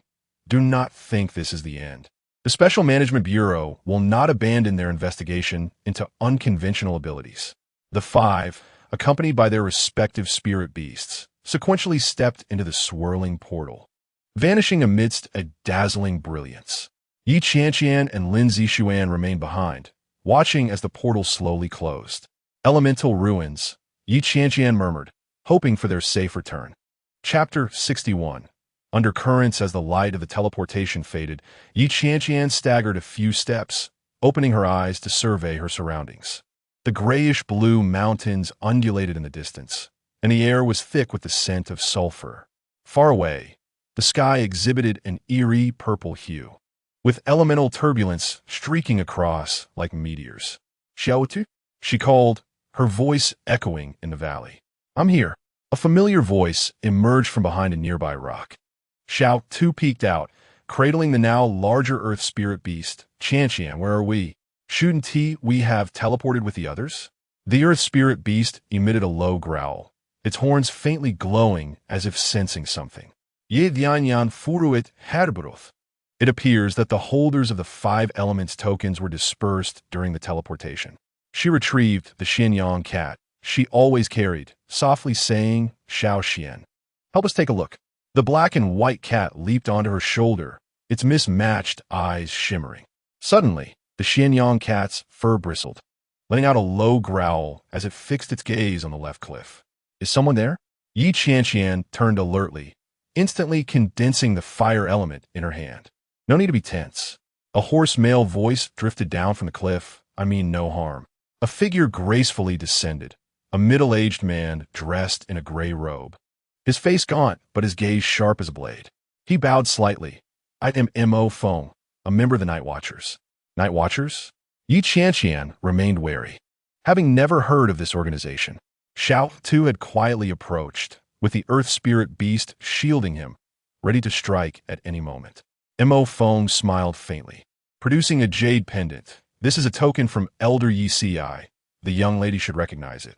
The pendant glimmered with familiar fire element patterns. Yi Qianqian's gaze sharpened. That indeed belonged to her master. "Your master sent you to find me?" Elder Yi sensed impending danger and specifically instructed me to protect you at a critical moment. Mo Feng surveyed the surroundings, lowering his voice. "This trial in the secret realm is far from what it appears." Xiao Tu tightened his grip on the earth spirit beast. "What do you mean?" Mo Feng's expression turned grave. "The 5 elements token is not a treasure, but a set of sealing keys." "Sealing keys?" Ye Dianyan exclaimed in astonishment. In ancient times, an elemental turmoil led to the emergence of spatial fissures, through which horrifying entities seeped. The sages united to seal them, forging the 5 elements token as a lock and key. Mo Feng paused. Now someone seeks to unlock the seal, exploiting the powers of the holders of the 5 elements tokens. The wind swept through the valley, stirring up fine sand and gravel. The Qianqian cat suddenly turned its head, fixating on another direction, a warning growl emanating from its throat. "There is someone else," Yi Qianqian whispered as a caution. Mo Feng shook his head. "Merely elemental fluctuations. The elements here are exceedingly chaotic." Xiao Tu approached a boulder, sensing the direction of the earth veins. "Are you referring to the monitoring supervisor?" "Not just them." Mo Feng sighed. "Certain forces behind some Taoist academies are also involved. They masquerade as seekers of talent, but they have ulterior motives." Yi Qianqian's brows knitted tightly. "So this trial is a trap? We need to find the other holders and warn them. What should we do now?" Xiao Tu inquired. Yi Qianqian contemplated for a moment. "Zhao Mingyue should believe us. Let us find her and regroup." "Mr. Mo, do you know the direction of the elemental ruins?" Mo Feng pointed towards a purple light cluster amidst the distant mountains. "That is the entrance to the ruins. But the path is complex, and elemental turbulence will disrupt our sense of direction. Let us move. We must intercept them before the others arrive." Ye Dianyan resolve it. The 3 of them advanced along the ridge, with the earth spirit beast leading the way and the Qianqian cat remaining vigilant. The terrain grew increasingly perilous, and the elemental turbulence became more frequent. Suddenly, a crimson streak of light descended from the sky, nearly striking Xiao Tu's watch out. Yi Qianqian swiftly pulled him back. "These elemental disturbances follow a pattern," Mo Feng observed. "A wave occurs every 7 breaths." They proceeded cautiously, avoiding the elemental impacts. After crossing a small hill, the terrain opened up, revealing a peculiar stone forest. Stone pillars shot up like swords into the clouds, their surfaces engraved with ancient runes. "These pillars are guiding the elemental flow towards the ruins," Mo Feng explained. Xiao Tu suddenly halted, the earth spirit beast growling. something is stirring. A burst of fire shot out from the stone forest, heading straight for Qianqian. She sidestepped, the flame grazing her hair and igniting a few strands. It's been a long wait. Xiaoyuru's voice emerged from within the stone forest. I didn't expect you all to arrive too. She walked out slowly, the fire fox leaping beside her, its 9 tails dancing like fiery whips. Unfortunately, only the true masters of the 5 elements token may enter the elemental ruins. Captain Xia, listen to me, there is something wrong with this trial. Qianqian spoke quickly. The 5 elements token is a sealing key. Someone is attempting to utilize us to unlock the seal. Xiaoyuru scoffed. Your story is quite convincing. Are you afraid I'll obtain treasures from the ruins? I speak the truth. Qianqian implored. Mr. Mo was sent by my master. She turned to look, but Mo Feng had vanished without a trace. A trace of disdain flickered in Xiaoyuru's eyes. It seems the ally you sought is not very reliable. She formed hand seals. Since you're here, then stay. The opportunities in the elemental ruins are not for you to touch. No sooner had she spoken, the fire fox lunged forward, its 9 tails transforming into 9 fiery whips. Enveloping the 3, Qianqian hastily conjured a fire shield, barely fending off the first wave of attack. Xiao Tu, be careful. Xiao Tu rolled to evade, clutching the earth spirit beast, which suddenly broke free from his grasp, expanding in size upon landing, now resembling a small calf. It let out a roar, slamming its front paws into the ground, raising a wall of earth to block Xiaoyuru's second wave of assault. This is the power of the 5 elements token. A flicker of surprise crossed Xiaoyuru's eyes. Intriguing. Xiao Tu felt the earth element within him surging wildly, as if a voice was guiding him. He pressed his hands to the ground, closing his eyes to sense the direction of the earth veins.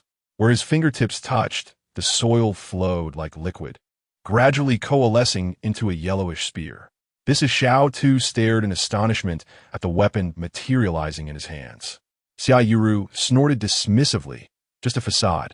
She flashed to the side, launching a surprise attack, her hand converging a fire blade aimed directly for Xiao Tu's throat. Qianqian leapt to intercept, her palms ablaze, clashing with Xiaoyuru in a few exchanges, but was forced back several steps. The Qianqian cat suddenly emitted a sharp cry, leaping into the air, its eyes radiating extraordinary light, the left eye as black as ink, the right eye as white as jade. The yin-yang eye? Xiaoyuru exclaimed. How is that possible? The Qianqian cat's gaze pierced through the flames, spotting a second fire fox concealed behind Xiaoyuru. That fire fox was stealthily setting a fire-based trap. Had it not been for the yin-yang eye, they would have surely fallen into an ambush. Xiao Xianyu, Qianqian had no time for surprise, quickly adjusting their strategy. Xiao Tu to the left. Xiao Tu received the command, and the 2-ling beast immediately lunged to the left, indeed shattering an invisible fire array. Xiaoyuru's expression changed. She did not anticipate that her trap would be seen through. Quite impressive, she scoffed, as the 9-tailed fire fox danced in unison, forming a fiery net that, in conjunction with her assault, cornered Qianqian and Xiao Tu into a dire situation.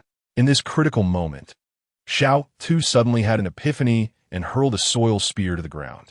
The spear penetrated 3 feet into the earth, causing the ground to crack instantly, with large soil spikes erupting from beneath Xiaoyuru's feet. She had no choice but to interrupt her attack and retreat hastily. Seizing the opportunity, Qianqian transformed fire elements into dozens of fireballs that surged towards Xiaoyuru from all directions. The 2 sides engaged in a fierce battle, neither yielding to the other.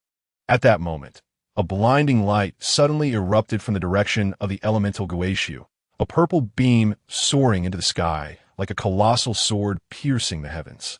The 3 of them instinctively turned their gazes towards it, halting their conflict involuntarily. Someone had arrived at the center of Guishu ahead of them. Xiaoyuru's countenance shifted slightly. The Qianqian cat leapt onto Qianqian's shoulder, its dual-colored eyes fixed on the distant beam, urgently calling out several times. Xiao Xian indicated that the light was amiss. Qianqian gazed into the distance, sensing that a seal was loosening. Xiao Tu's 2-ling beast also growled uneasily, its horns flickering with warning light. The tense standoff among the three transformed into a peculiar understanding. It appeared that greater troubles awaited them. Xia Yuru retracted her hostility and squinted towards the distance. Regardless of whether the claims were true or false, they had to investigate.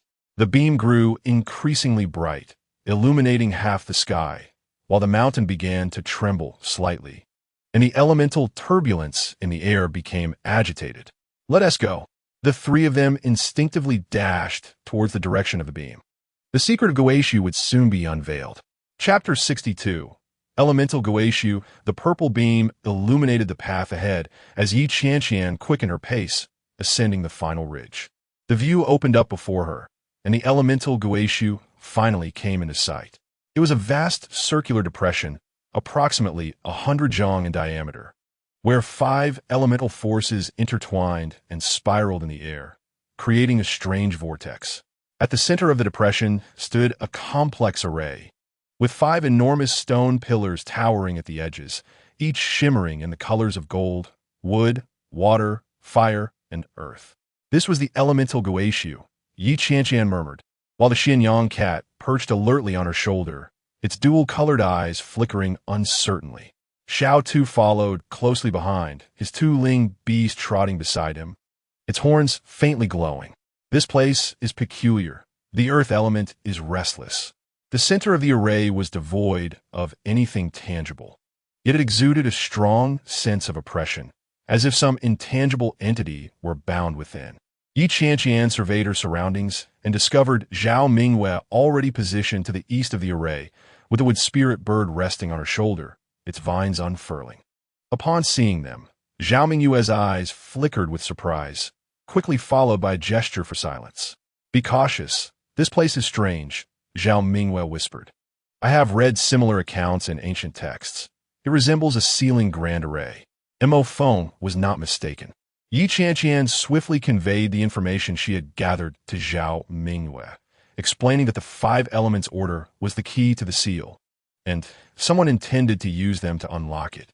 Zhao Mingyue's expression changed slightly. "Then we must prevent others from interfering." Before she could finish, footsteps approached from the north. Xia Yuru arrived with the fire fox, her demeanor vigilant. Shortly after, 2 members of the Supervisory Bureau appeared from different directions, each accompanied by beasts possessing the Gold Order and Water Order. The 5 holders of the orders exchanged glances, and the atmosphere grew tense. "Everyone is here. Splendid." A cold voice suddenly resonated. A dozen figures emerged from the shadows surrounding the array, led by Zhao Qifeng, followed by a squad of elite agents in black uniforms from the Special Administration. "Hand over the 5 elements orders. Your trial ends here." Zhao Qifeng's sharp gaze swept across everyone present. Xia Yuru let out a cold laugh. "On what grounds?" "This is the Dao Academy trial. The Special Administration has no authority to interfere. For the safety of the continent, the Special Administration has the right to take over any potential threat." Zhao Qifeng stepped closer, and his team members quietly spread out, forming a siege. Just then, 5 beams of light descended from the sky, landing atop the 5 stone pillars. As the light dissipated, 5 messengers clad in different colored robes materialized. "The Special Administration has overstepped its boundaries." The messenger in a fiery red robe spoke with authority. "The 5 Elements Order trial is fully under the jurisdiction of the 5 Dao Academies. The authority of the Dao Academy cannot be challenged," affirmed the messenger in a golden robe. Zhao Qifeng did not relent. "The Dao Academy cannot escape blame for recklessly endangering young cultivators in an attempt to activate an ancient seal." "What nonsense are you spouting?" The messenger in a water blue robe retorted angrily. "The seal is a safeguard left by our ancestors, which we have guarded through the ages." "Stop pretending," Zhao Qifeng sneered. "We possess evidence that someone intends to exploit the 5 elements orders to release the sealed entity." He scanned the Dao Academy messengers, asserting that it was among them. The messengers exchanged glances, and the air thickened with tension. Yi Qianqian quietly moved closer to Xiao Tu and Zhao Mingyue. The situation felt wrong. They all harbored ulterior motives. Zhao Mingyue nodded. "I suspect neither side is telling the truth." At that moment, Xia Yuru suddenly acted, forming a hand seal, and sending a crimson beam towards the member of the supervisory bureau holding the gold order. The individual was caught off guard, instantly falling under control, their eyes becoming vacant. She can control minds. Yi Vianyan exclaimed. Zhao Qifeng immediately ordered to stop her, but it was too late. Xia Yiru had already seized control of the member with the water order, and even Zhao Mingyue displayed signs of distress, seemingly resisting the mental assault. She intends to control all the order holders. Zhao Mingyue struggled to warn. With a thunderous clash, a fierce conflict erupted between the Special Administration and the Dao Academy messengers. Elemental energies intertwined in the air, forming a chaotic energy storm. Amid the turmoil, Xia Yiru led the three controlled order holders toward the center of the array. Xiao Tu clung tightly to his Tu-Ling beast, striving to withstand the relentless mental onslaught. Qianqian, help me, he cried out in agony. Yi Qianqian immediately formed a hand seal, enveloping Xiao Tu in a flame shield that barely blocked the mental attack. The Qianqian cat suddenly leapt from her shoulder, its dual-colored eyes shimmering with a strange light, providing an additional layer of protection. The yin-yang, I can resist mental control? Yi Vianyan marveled it. However, Xia Yiru had already reached the center of the array with the controlled order holders, her fire fox resonating with the other three beasts in a peculiar energy symphony. The 4-5 elements orders simultaneously radiated brilliant light, channeling energy into the array. The ground began to tremble violently as the earth at the center of the elemental Guishu gradually cracked open, revealing a massive formation. The formation was intricate and exquisite, composed of countless tiny runes, pulsating with ancient and powerful energy fluctuations. The seal is about to loosen. Zhao Mingyue broke free from mental control and staggered to Yi Qianqian's side. We must stop her. Xiao Tu suddenly appeared dazed, and the Tu-Ling beast emitted a low growl. Something is calling to me, he murmured, unconsciously moving towards the center of the array. Xiao Tu. Yi Qianqian attempted to intercept him, but was obstructed by an invisible force. The center of the array seals some existence, connected to Xiao Tu's bloodline. Zhao Mingyue exclaimed in horror. The sky of elemental Guishu twisted and warped as the 5 elemental forces wildly converged. The 4 controlled order holders stood in a star formation, and the 5 elements orders flew from their beasts, suspending in midair to form a perfect pentagram. Energy flowed along the formation's runes, extinguishing the sealing symbols one by one. This is bad. Zhao Mingyue suddenly grasped Yi Qianqian's hand. I know an ancient secret technique that may reinforce the seal. What secret technique? The elemental sealing decision. Zhao Mingyue explained rapidly. It requires immense mental strength to guide the elemental cycle and reshape the seal. I learned it from my family scriptures, but I have never practiced it. Yi Qianqian surveyed her surroundings. The battle between the Special Administration and the Dao Academy messengers had reached a stalemate, preventing anyone from approaching the center of the array.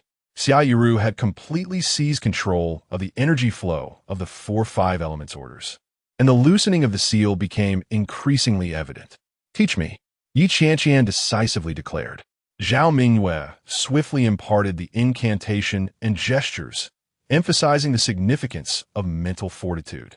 Ordinary individuals could scarcely endure such pressure, which would inevitably lead to a psychological collapse. I have a solution. Yi Qianqian gazed at the Qianqian cat. Xiao Xian's yin-yang eyes could establish a mental bridge. Furthermore, there was Xiao Tu, who shared a connection with the entity sealed within. Perhaps they could engender a trinity of energy resonance.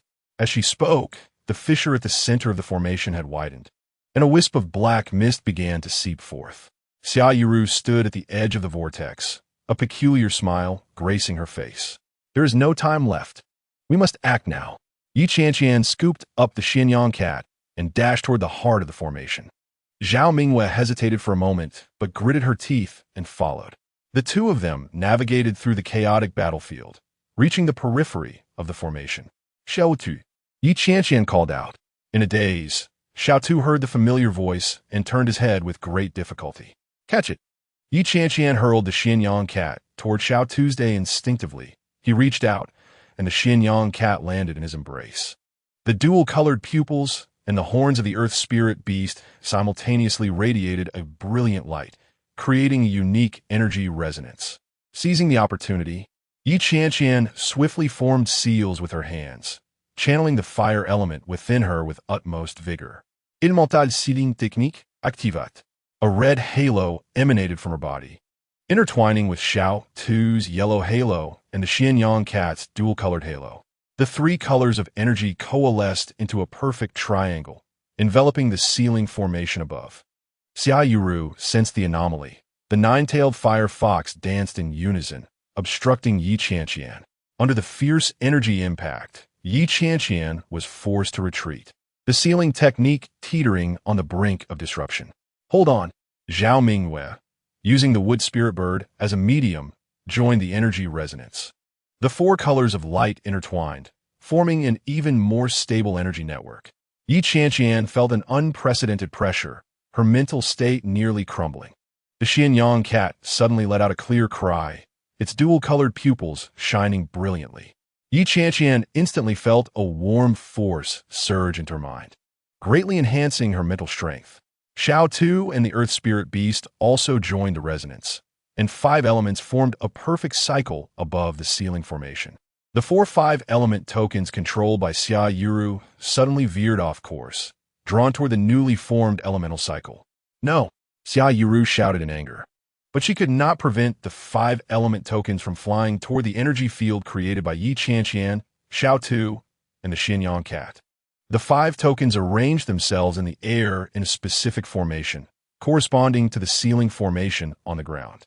The trinity of energy resonance among Qianqian, Xiao Tu, and the Qianqian cat reached its zenith, and a blinding white light shot up from the heart of the formation.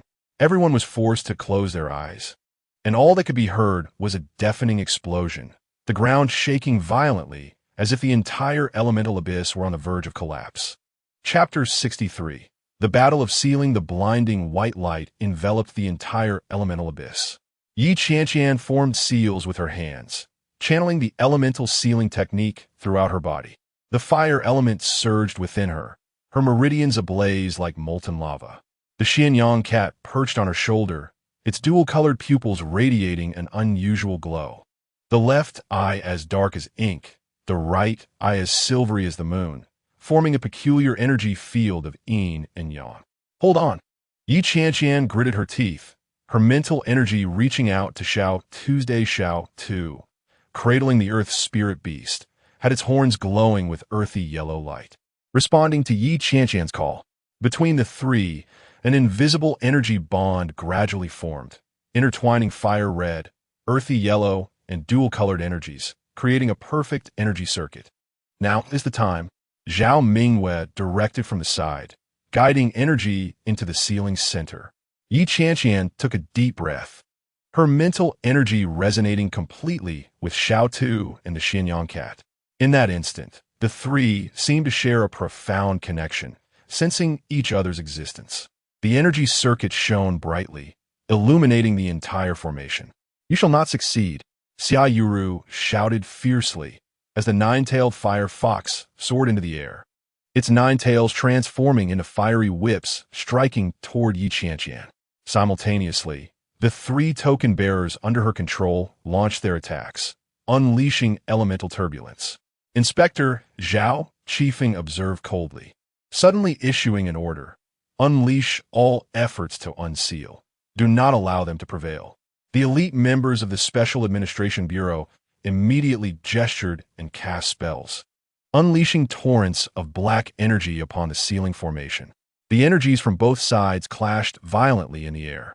Qianqian closed her eyes, concentrating fully, ignoring the external uproar, focusing solely on the operation of the elemental sealing technique.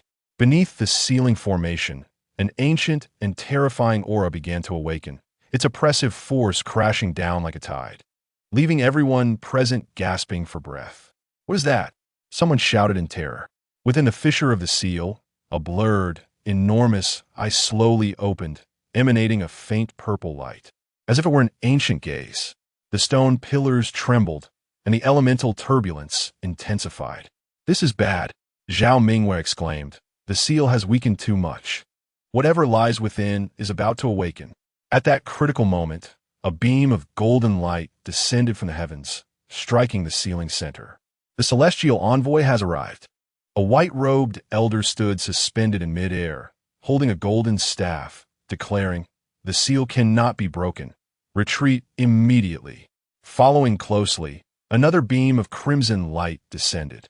"The breaker envoy is here. Those who dare disturb the sealers shall be executed without mercy." A middle-aged man clad in armor brandished a blood-red spear, exuding an imposing presence. The arrival of both envoys shifted the tide of battle. The celestial envoy's golden light enveloped Qianqian's sealing technique, enhancing its potency. The breaker envoy's spear swept across, blocking Xia Yiru and the inspector's assault. Xia Yiru's expression changed as the nine-tailed fire fox emitted a pained wail, and the three token bearers she controlled began to struggle in resistance. Meanwhile, the energy of the five element tokens began to slip from her control, converging toward Qianqian's sealing formation. "No!" Xia Yiru roared, forcefully igniting the fire element for one last desperate attempt. However, an instant backlash of energy struck her, causing her to spit blood and stagger backward. The nine-tailed firefox was also struck away, crashing against a stone pillar and crying out in anguish. Seeing the situation deteriorate, Zhao Qifeng hastily ordered a retreat. "Take her." He pointed at the injured Xia Yiru. Two members of the Special Administration Bureau rushed forward, lifting Xia Yiru and hastily departing. At the center of the sealing formation, the energy circuit formed by Qianqian, Xiao Tu, and the Qianqian cat grew increasingly stable. The five element tokens spiraled around them, forming a perfect pentagram. The enormous eye within the fissure gradually closed, and the oppressive force diminished accordingly. "We have succeeded," Zhao Mingwei exclaimed joyfully, tears of happiness streaming down her face. Just as everyone believed the crisis had been averted, a surge of black mist suddenly erupted from the fissure of the seal, twisting and writhing as if it were alive.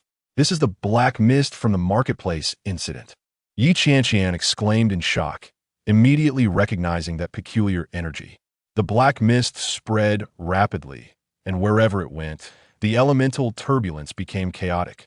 The celestial envoy hurriedly cast spells to resist it, while the breaker envoy thrust his spear, dispersing some of the black mist. The seal is about to collapse. The celestial envoy's face turned grave. It must be thoroughly reinforced. Xiao Tu suddenly trembled all over, and the earth spirit beast howled toward the sky. "It is calling me," Xiao Tu murmured, his eyes becoming vacant. The black mist seemed particularly drawn to Xiao Tu, slowly advancing toward him. Qianqian attempted to intervene, but found herself immobilized by the energy circuit. "Xiao Tu, retreat quickly," she urged desperately. To her astonishment, Xiao Tu not only did not retreat, but instead extended his hands, welcoming the black mist. "I can sense that it is not entirely an enemy." The black mist coiled around Xiao Tu's arms, gradually being absorbed by him. The yellow light of the earth spirit beast's horns began to deepen, tinged with a hint of ink. The earth elements within Xiao Tu merged with the black mist, forming an unprecedented dark earth energy. "Incredible," the breaker envoy exclaimed. "He can actually assimilate the black mist." As Xiao Tu absorbed the black mist, the fissure of the seal began to shrink. Qianqian seized the opportunity, fully channeling the elemental sealing technique, guiding the energy of the five element tokens to reconstruct the seal. "Push harder," the celestial envoy encouraged, the golden light amplifying the effects of the sealing technique. A powerful wave of energy swept across the entire elemental abyss, as all five stone pillars erupted in a blaze of five colors, illuminating the heavens. The runes on the sealing formation reignited, and the fissure was completely sealed. The black mist dissipated, and the five element tokens slowly floated toward the sky, landing in the hands of the celestial envoy. "The seal is secure." The breaker envoy let out a long breath, retracting his spear. Qianqian, utterly exhausted, collapsed to the ground. The Qianqian cat remained vigilantly guarding her side, its dual-colored pupils flickering unpredictably. "You have done exceptionally well." The celestial envoy approached Qianqian with a gentle demeanor, and remarked that it was truly remarkable for her to proactively reinforce the seal under such circumstances and to successfully employ the elemental seal technique. Zhao Mingyue stepped forward to support Yi Qianqian, exclaiming in astonishment that she had merely taught her the incantation, never expecting her to master it. This was an ancient secret art, beyond the grasp of ordinary individuals. The Five Elements Order would once again be entrusted to the guardianship of the 5 great Tao academies. The Celestial Envoy declared, concluding the trial. The Breaker Envoy walked toward Xiao Tu, a flicker of concern in his eyes. "Little one, how do you feel?" Xiao Tu slowly rose, his gaze regaining clarity, though his complexion appeared somewhat pallid. "I am fine." The Earth Spirit Beast brushed against his leg, the dark patterns on its horns flickering in and out of visibility. "You have absorbed part of the black mist. You must closely monitor any changes." The Breaker Envoy stated seriously. "If you experience any discomfort, report immediately." Xiao Tu nodded, but refrained from revealing to anyone that he could hear a faint voice emanating from deep within him, at times clear and at others elusive. The Celestial Envoy turned to Yi Qianqian. "Due to your outstanding performance in this incident, the Celestial Tao Academy bestows upon you the qualification for recommendation. Upon graduation, you may directly enter the core disciple training sequence." Yi Qianqian looked at Zhao Mingyue in surprise, who offered her an encouraging smile. "Thank you for your kindness, Envoy." Yi Qianqian expressed gratefully with a bow. The sky of the elemental ruins gradually returned to calm as the envoys of the 5 great Tao academies began to clear the battlefield and restore the formations. The supervisory inspection team had completely withdrawn, leaving behind a scene of chaos. The crowd began to disperse gradually as they walked along the return path. Yi Qianqian frequently glanced back at Xiao Tu, her brow furrowed with concern. "Are you really all right?" she asked softly. Xiao Tu hesitated for a moment before shaking his head. "I feel strange. It seems something is awakening within me." "What is it?" "I can't quite say." Xiao Tu frowned. "Sometimes I feel very clear-headed, and at other times, I experience an inexplicable restlessness." He stroked the horns of the Earth Spirit Beast, which also appeared to have changed. Just as Yi Qianqian was about to inquire further, Xiao Tu's eyes suddenly darkened, his face contorting as his body trembled violently. The Earth Spirit Beast emitted a low, pained whimper. "Xiao Tu, ye yang gaspit." In an instant, Xiao Tu returned to normal, as if the earlier anomaly had never occurred. "Sorry, I just spaced out for a moment," he said with an embarrassed smile. Yi Qianqian's heart raced with alarm, yet she refrained from voicing her concerns. She discreetly signaled to the Qianqian cat, which understood and remained vigilant. In the distance, dark clouds gathered ominously, accompanied by flashes of lightning, as if heralding a greater storm on the horizon. Yi Qianqian gazed ahead with a heavy heart. Although the seal was secure, Xiao Tu's abnormality signaled that the crisis was far from over.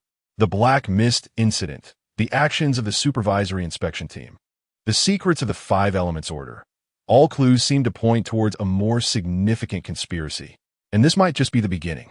Chapter 64. The change of Dark Earth. The return journey was long, winding through the mountainous paths. The group, weary and burdened, made their way back to the academy from the elemental ruins, the setting sun casting elongated shadows behind them. Yi Qianqian occasionally looked back at Xiao Tu, her brow furrowed in worry. The Qianqian cat perched on her shoulder, its ears perked up in alertness, as if sensing some ominous portent. "What a tough battle." Zhao Mingyue sighed, rubbing her sore wrists. The backlash from the elemental seal technique was no trifling matter.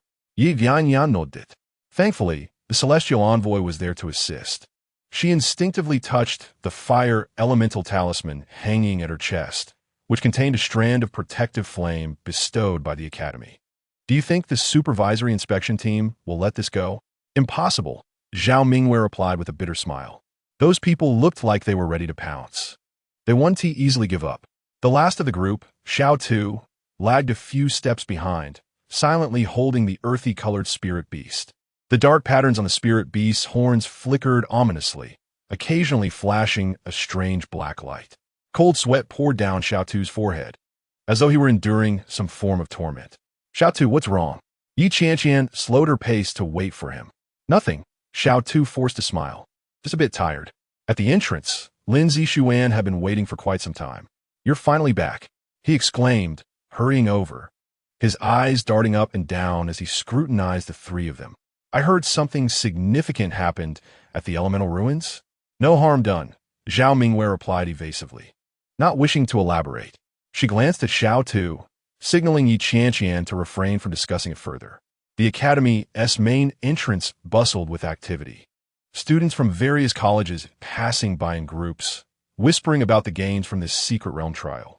Not far away, a team of black-clad supervisory inspection members stood in the shade, their expressions dark as they fixed their gaze on the returning group. They've been here since morning, Lin Zixuan whispered, as if waiting for someone. A sense of urgency gripped Yi Qianqian. Let us return to the dormitory first. The four of them hurriedly made their way across the courtyard, avoiding several corners that might be under surveillance. Suddenly, Xiao Tu stumbled, swaying as if intoxicated, or as if possessed by something. The earth spirit beast leaped from his embrace, pacing anxiously in circles, its horns flashing ominously. Xiao Tu. Yi Qianqian rushed to support him, feeling his skin burning like coal. Fine. Before Xiao Tu could finish his sentence, his eyes suddenly turned pitch black, veins bulging on his face. He abruptly pushed Yi Qianqian away, clutching his head and crying out in pain. Get away. Don't touch me. Something is coming out. What is it? Lin Zixuan retreated warily.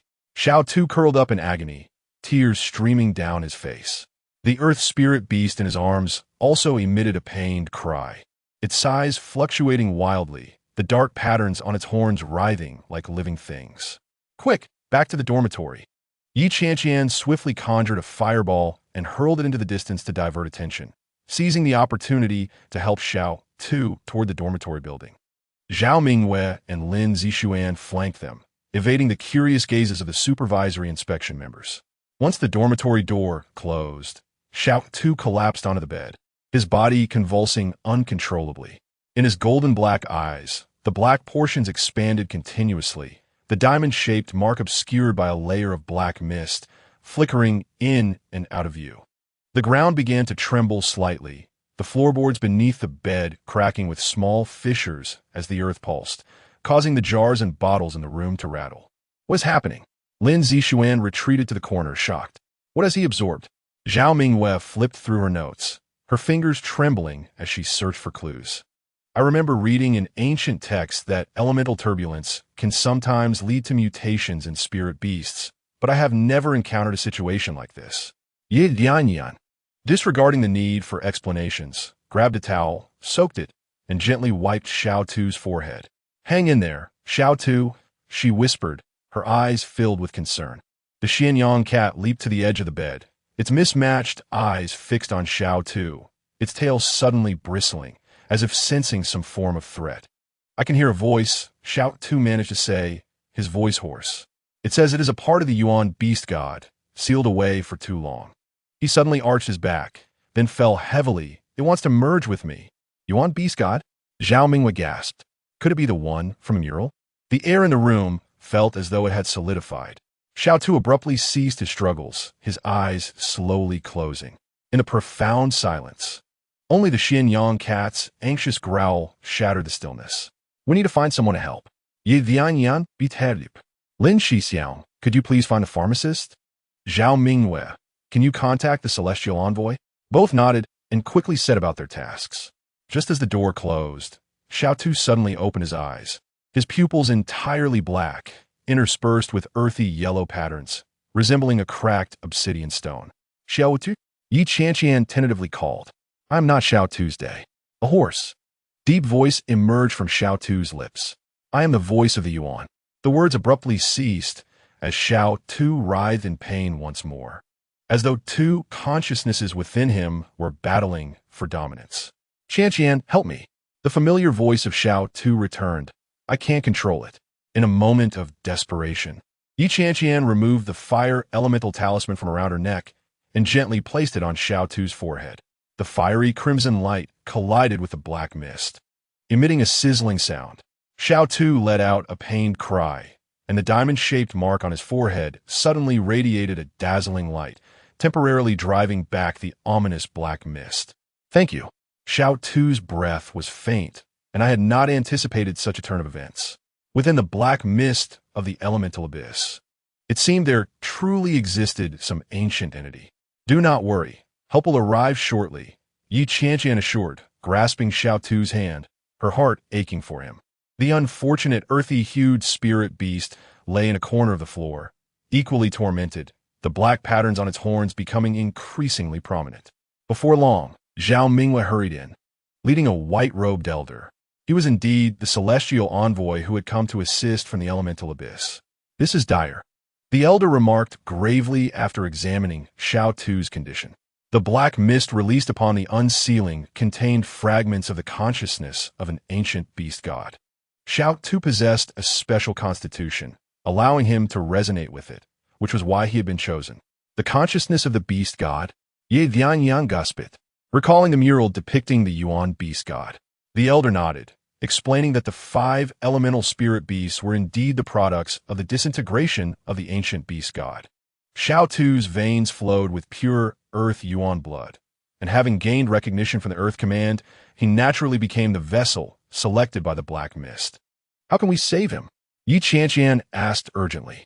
We must find balance, the elder replied, producing a jade slip that glimmered with a green light.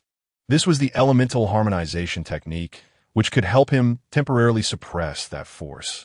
However, the elder's brow furrowed. To resolve the issue entirely, they would need to find the other 4 elemental spirit beasts. Only by uniting the 5 could they stabilize this power. Zhao Minghua pondered. Thus the inspector had been searching for the 5 elemental beasts, aiming to reconstruct the body of the beast god. The elder did not respond directly, but turned to Yi Qianqian. Miss Yi, you have garnered the favor of the Celestial Academy. After your graduation, do visit the academy. There are many secrets concerning the beast god there. Thank you, envoy, Yi Qianqian said, carefully cradling the jade slip in her hands. Take good care of him. The elder cast a meaningful glance at Xiao Tu before departing, warning that should there be any abnormalities, they must immediately notify the academy. The consciousness of the beast god had been dormant for far too long. Upon awakening, it would be in a state of extreme turmoil, and he must not be allowed to venture out alone. After the celestial envoy left, Xiao Tu gradually calmed. The diamond mark on his forehead returned to its original earthy hue, with only a faint trace of black patterns lingering at the edges. How do you feel? Yi Qianqian offered him a cup of warm water. Much better, Xiao Tu replied weakly, smiling faintly. The voice within him had quieted for the time being. He gazed out at the night sky and said, Qianqian, I feel as though I can sense something from afar. What do you mean? It is as if I close my eyes and can see the layers of rock beneath the ground, hear the breath of the mountains. A fleeting sorrow, not belonging to him, flickered in Xiao Tu's eyes, as if the entire earth was whispering secrets to him. Suddenly, there was a series of urgent knocks at the door. Lin Zixuan burst in, panting, this is bad. The inspector is searching the dormitory, claiming someone is hoarding forbidden items. The group exchanged glances, an ominous premonition settling over them. They are coming for Xiao Tu, Zhao Mingwe asserted. Outside, the sound of synchronized footsteps and brief commands drew closer. Yi Qianqian quickly rose, needing to find a place to hide. It's useless, Xiao Tu suddenly sat upright, a glimmer of darkness flashing in his eyes. His tone became unfamiliar and authoritative. How can you mortals obstruct the will of the earth? A powerful aura erupted from Xiao Tu, causing the lights in the room to flicker violently. Outside, the once calm surface of the lake suddenly rippled, and the moon reflected in the water shattered into thousands of silver shards. Xiao Tu, Ye Qianqian exclaimed, only to see Xiao Tu wearing a cold smile that was not his own. I have come to witness. The strange voice spoke again. The time has come. No sooner had the words left his mouth than the sound of synchronized footsteps echoed outside. The inspector had arrived. Chapter 65. Crisis. The dormitory had been enveloped in a tranquil atmosphere. Yi Qianqian sat by the window, engrossed in an ancient tome, sunlight streaming through the glass, illuminating her gentle features. Zhao Mingwe lay on the bed, resting with her eyes closed, occasionally adjusting her spiritual energy. Lin Zixuan sat at the desk, frowning at a pile of spirit technique notes, trying to make sense of the complex runes and incantations. Xiao Tu lay quietly on the bed, his expression serene. Suddenly, a violent kick against the door shattered the tranquility. The dormitory door burst open with brute force, slamming violently against the wall, sending with splinters flying. Qianqian jumped to her feet, the ancient tome slipping from her grasp as she warily eyed the door. Zhao Mingyue opened her eyes instantly, leaping from the bed, her spiritual energy beginning to circulate around her. Lin Zixuan nearly fell from his chair in fright, staring wide-eyed at the intruders. Members of the inspector surged into the dormitory like a tide, clad in black uniforms, gleaming blades at their waists, their expressions grim and their gazes sharp as falcons. Scanning every corner of the room, leading them was a tall, dark-faced, middle-aged man, whose eyes radiated an undeniable authority as he slowly entered the dormitory, followed closely by his subordinates, effectively surrounding the entire space. "Who are you? Why have you invaded our dormitory?" Ye Qianqian demanded, supere sin herfiv. Her voice clear, yet slightly tremulous. The leader of the inspector paid her no heed, his gaze fixed directly on Xiao Tu, who lay on the bed. At that moment, Xiao Tu's body began to tremble violently. Beneath his tightly shut eyelids, his eyes rolled rapidly, beads of sweat forming on his forehead. Soon after, a powerful and ancient aura surged forth from him, heavy with the weight of the earth and the echoes of antiquity, instantly filling the dormitory. The members of the inspector were taken aback, stumbling back as shock spread across their faces, exchanging glances, clearly intimidated by this unknown, formidable power. "What is this power?" One of the inspector's subordinates whispered in astonishment. Qianqian and Zhao Mingyue exchanged worried glances, knowing that Xiao Tu harbored a special power.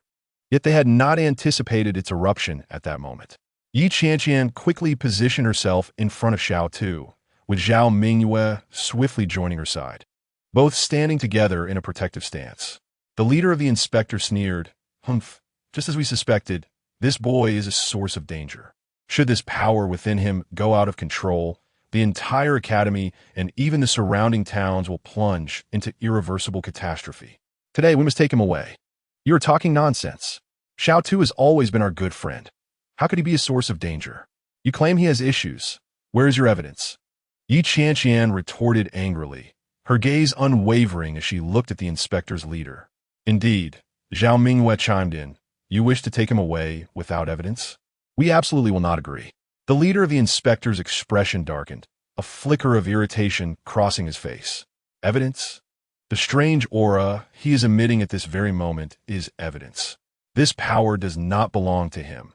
It is the ancient evil force sealed within him. Should it erupt, the consequences would be unimaginable. You children, do not be deluded. Hand over Xiao Tu quickly, or you will become accomplices." Ye Qianqian biterlip, feeling a twinge of fear, yet she resolutely refused to believe that Xiao Tu could be a villain. She glanced back at Xiao Tu, who was still in agony, her eyes filled with determination. "We have lived and studied alongside Xiao Tu. We know him better than anyone. Even if he possesses this power, it does not mean he is a bad person. Perhaps someone is framing him, seeking to exploit his power for nefarious purposes. Until the truth is revealed, you shall not take him away." Meanwhile, Lin Zixuan, hiding behind Qianqian and Zhao Mingyue, felt his legs weaken slightly. He looked at the tense standoff before him, anxiety overwhelming him, yet he felt utterly helpless. Stealing a glance at Xiao Tu, he noticed his face growing increasingly pale, the powerful aura within him continuing to rise, seemingly on the brink of reaching a critical point. "Qianqian, what shall we do?" Xiao Tu appears to be at the brink of his endurance. Lin Zixuan spoke with a tremor in his voice. Qianqian took a deep breath, striving to compose herself. "Zixuan, do not fear. We must not allow them to take Xiao Tu. We must find a way to buy time. Perhaps Principal Lin and the others will arrive shortly." Zhao Mingyue nodded slightly and whispered, "Yes, we will engage them and do our utmost to keep them away from Xiao Tuesday." The leader of the inspectorate, seeing that Qianqian and her companions remained unyielding, felt a surge of fury. "You ignorant little brats, since you insist on this, do not blame me for being merciless. Attack!"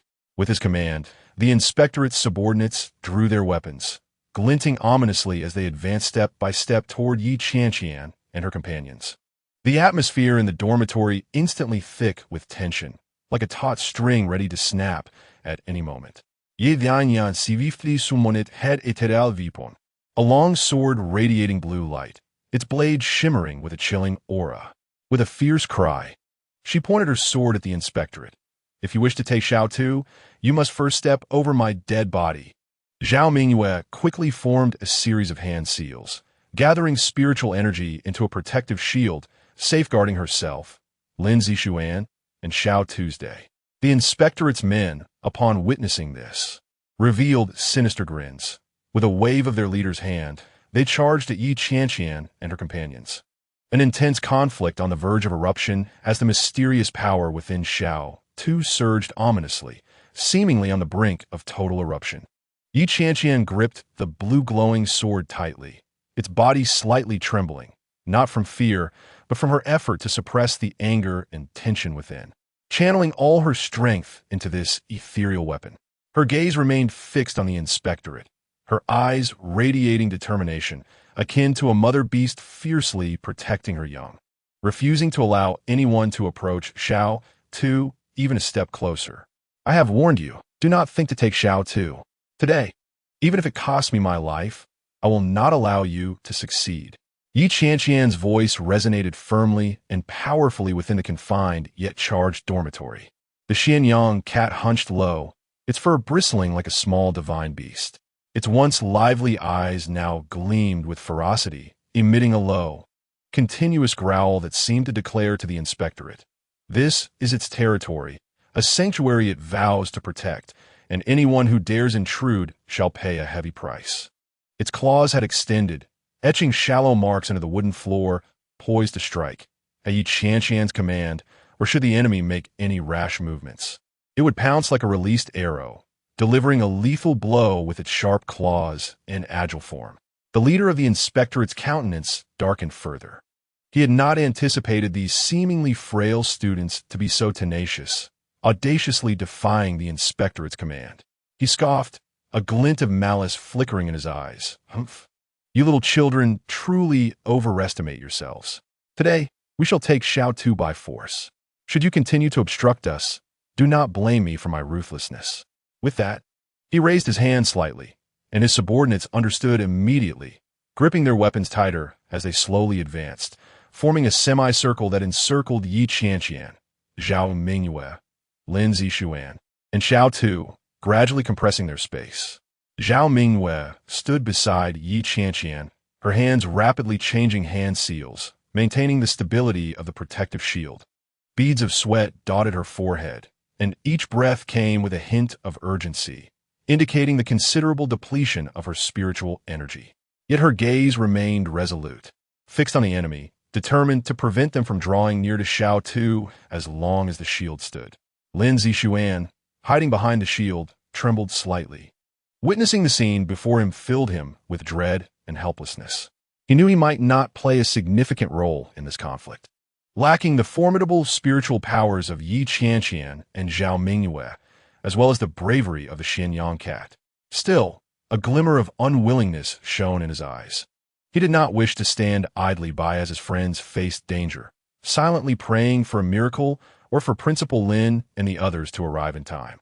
Meanwhile, Xiao Tu's condition grew increasingly alarming. His body trembled violently, as if he were enduring immense pain. The powerful beast god consciousness surged like a tidal wave, relentlessly assaulting his rational defenses. His eyes alternated between tightly shut and wide open. When they opened, his blood-red gaze was filled with wildness and fury, emitting low growls that echoed with anguish and struggle. His hands clutched the bed sheets tightly, his knuckles turning white from the strain, as if he were exerting every ounce of strength to resist the encroaching beast god consciousness. Qianqian glanced at Xiao Tu, her heart aching. She understood that Xiao Tu was in grave danger. Should the beast god consciousness fully take control, not only would Xiao Tu lose himself, but the entire dormitory and even the academy could plunge into a significant crisis. Yet she also knew that at this critical juncture, she could not falter. She must find ways to delay, waiting for a turning point. What do you intend to do? Xiao Tu is already suffering immensely. Will you not spare him? You claim he is a source of danger, but have you considered that it may be your coercion that drives him to the brink of losing control? Qianqian shouted angrily at the leader of the inspectorate. The leader responded with a cold laugh. Humph, still defiant at death's door. The power within him should not exist in this world. We are ridding the continent of a menace. Today, even if you obstruct us, we will forcibly take him and seal him away, ensuring no future threats arise. As the inspectorate's forces pressed closer, Qianqian and Zhao Mingyue felt the pressure mounting. The protective shield began to show minute cracks, and the Qianqian cat's roars grew increasingly weary. Qianqian gritted her teeth, continuously pouring spiritual energy into her sword, attempting to amplify her strength. Chapter 66, A Critical Moment. Zhao Mingyue stood beside Qianqian, her hands swiftly forming seals, the protective shield's radiance brightening. Yet the subtle cracks became more apparent, indicating the difficulty of maintaining the shield. She bit her lip, beads of sweat dotting her forehead, her gaze flitting between the enemy and Xiao Tu, ever vigilant of the enemy's assault, while also worrying about Xiao Tu's condition. She understood that should the shield shatter, they would be directly exposed to the enemy's attacks, and Xiao Tu would fall into an even more perilous situation. The leader, seeing that Qianqian and her companions remained defiant, grew even angrier. He abruptly waved his hand and bellowed, "Charge! Capture these ignorant little brats, and take Xiao Tu away." No sooner had he spoken than the inspectorate's subordinates shouted in unison, brandishing their weapons and charging Qianqian and her companions like hungry wolves. Qianqian let out a fierce cry, taking the lead in confronting them. She swung her sword in a sharp arc, conjuring a frigid gust aimed directly at the foremost enemy. The enemy, seeing this, hastily raised his blade to block, resulting in a resounding clash as metal met metal. Sparks flying. Qianqian's strike was powerful, numbing the opponent's arm and forcing him to stagger back a few steps. Zhao Mingyue, not to be outdone, seized her opportunity, pushing her hands forward, causing the protective shield to expand and send several approaching enemies flying. However, this move drained a significant amount of her spiritual energy, making the existing cracks in the shield more pronounced, and its radiance dimmed slightly. Hiding behind the shield, Lin Zixuan watched the fierce battle unfold, his heart racing with anxiety. Although he was frightened, he did not want to remain a bystander. He scanned the surroundings, seeking anything that might aid them, when suddenly, he spotted an ink bottle on the table. Without a moment's hesitation, he grabbed the ink bottle and hurled it toward the enemy. The ink bottle arced through the air, shattering with a loud crack beneath one enemy's feet, causing him to stumble and nearly fall. "Lin Zixuan, well done," Qianqian exclaimed, offering him encouragement. Lin Zixuan was inspired and began to search for other items that could serve as weapons. At this moment, Xiao Tu's condition grew increasingly dire. His body convulsed violently, emitting a pained roar that was laden with primal ferocity. His eyes were entirely consumed by a blood-red hue, and strange patterns began to surface on his skin, indicating that the consciousness of the Earth-origin beast god was on the verge of taking full control of his body. Qianqian and Zhao Mingyue fought valiantly. Yet, overwhelmed by the sheer number of adversaries, they gradually found themselves at a disadvantage. Qianqian discerned the intentions of the leader of the supervisory department. Her heart filled with alarm. Summoning all her strength, she pushed back the enemies before her and dashed towards the leader. "If you wish to harm Xiao Tu, you must first pass through me," she shouted, her long sword emanating a fierce aura as it lunged towards the leader. The leader scoffed, effortlessly evading her attack. In a swift motion, he appeared behind Qianqian and struck her with a powerful palm. Caught off guard, she was sent flying forward, crashing heavily to the ground. "Qianqian!" Zhao Mingyue exclaimed, rushing to assist her, but was ensnared by several foes, unable to break free. The leader of the supervisory department sensed the danger and quickly sidestepped. Qianqian's sword grazed past him, embedding itself in the wall. He turned, fury blazing in his eyes. "You little girl, truly unaware of your own mortality." With that, he advanced towards Qianqian, gathering a sphere of black spiritual energy in his hand, clearly intent on delivering a fatal blow to her. At that critical moment, the dormitory door was suddenly flung open by a tremendous force. Inside, the atmosphere was taut, as if a mere spark could ignite the explosive tension. Qianqian gripped her long sword tightly, her knuckles whitening from the pressure, her gaze resolutely fixed on the leader and his men, resembling an undaunted war deity. Protecting Xiao Tu behind her, the Qianqian cat arched its back, its fur bristling, sharp claws tracing lines on the floor as it emitted a low growl. Its small frame harboring immense power ready to erupt. "I warned you not to take Xiao Tu." Qianqian's voice rang resolute and unwavering, echoing through the confined yet charged space. With a wave of his hand, the leader commanded his subordinates to encircle them like wolves. "Since you refuse our hospitality, do not blame us for being impolite." At this command, the men of the supervisory department brandished their weapons and charged towards Qianqian and the others. Qianqian let out a fierce cry, leading the charge. Her long sword sliced through the air with a chilling brilliance, targeting the foremost enemy. The foe hastily raised his blade to defend, resulting in a thunderous clash as metal met metal, sparks flying. Qianqian's strike was imbued with force, causing her opponent's arm to tingle painfully as he staggered back. Zhao Mingyue swiftly formed hand signs, reciting incantations. Spiritual energy coalesced in her hands, manifesting as arrows of power that shot towards the enemies. These arrows whistled through the air, breaching several foes' defenses and eliciting cries of anguish. However, the numbers of enemies were overwhelming, and Zhao Mingyue's spiritual energy was depleting rapidly. Seizing an opportunity, the Qianqian cat darted forth like a shadow. It nimbly weaved between foes, its sharp claws slashing and leaving trails of crimson. One enemy attempted to seize it, but was deftly evaded, only to be clawed across the face, yelping in pain. Yet the men of the supervisory department, well-trained and coordinated, quickly adapted their strategy. Some continued to engage Qianqian, Zhao Mingyue, and the Qianqian cat, while others attempted to bypass them and rush towards Xiao Tu's Qianqian. Witnessing this, felt a surge of alarm. She exerted every ounce of her strength to repel the enemies in her path, and swiftly turned to run towards those advancing on Xiao Tu's day. "If you wish to harm Xiao Tu, you must first pass through me," she shouted, her long sword tracing arcs of light in the air as it obstructed the enemy's advance. At this moment, Xiao Tu trembled violently, his roars growing louder and increasingly resembling the cries of a wild beast. His eyes were entirely engulfed in crimson, and strange patterns on his skin indicated that the consciousness of the Earth-origin beast god was on the cusp of full domination. Despite their best efforts, Qianqian and Zhao Mingyue found themselves gradually overwhelmed by the sheer number of foes. The leader of the supervisory department observed Xiao Tu's transformation, a glimmer of greed flashing in his eyes. He murmured to himself, "If I could harness this power," ignoring the battle with Qianqian and the others. He charged toward Xiao Tu's Qianqian, realizing their intentions, felt a wave of urgency. She attempted to intervene, but was entangled by several enemies, unable to free herself. "Zhao Mingyue, stop him!" Yan shouted.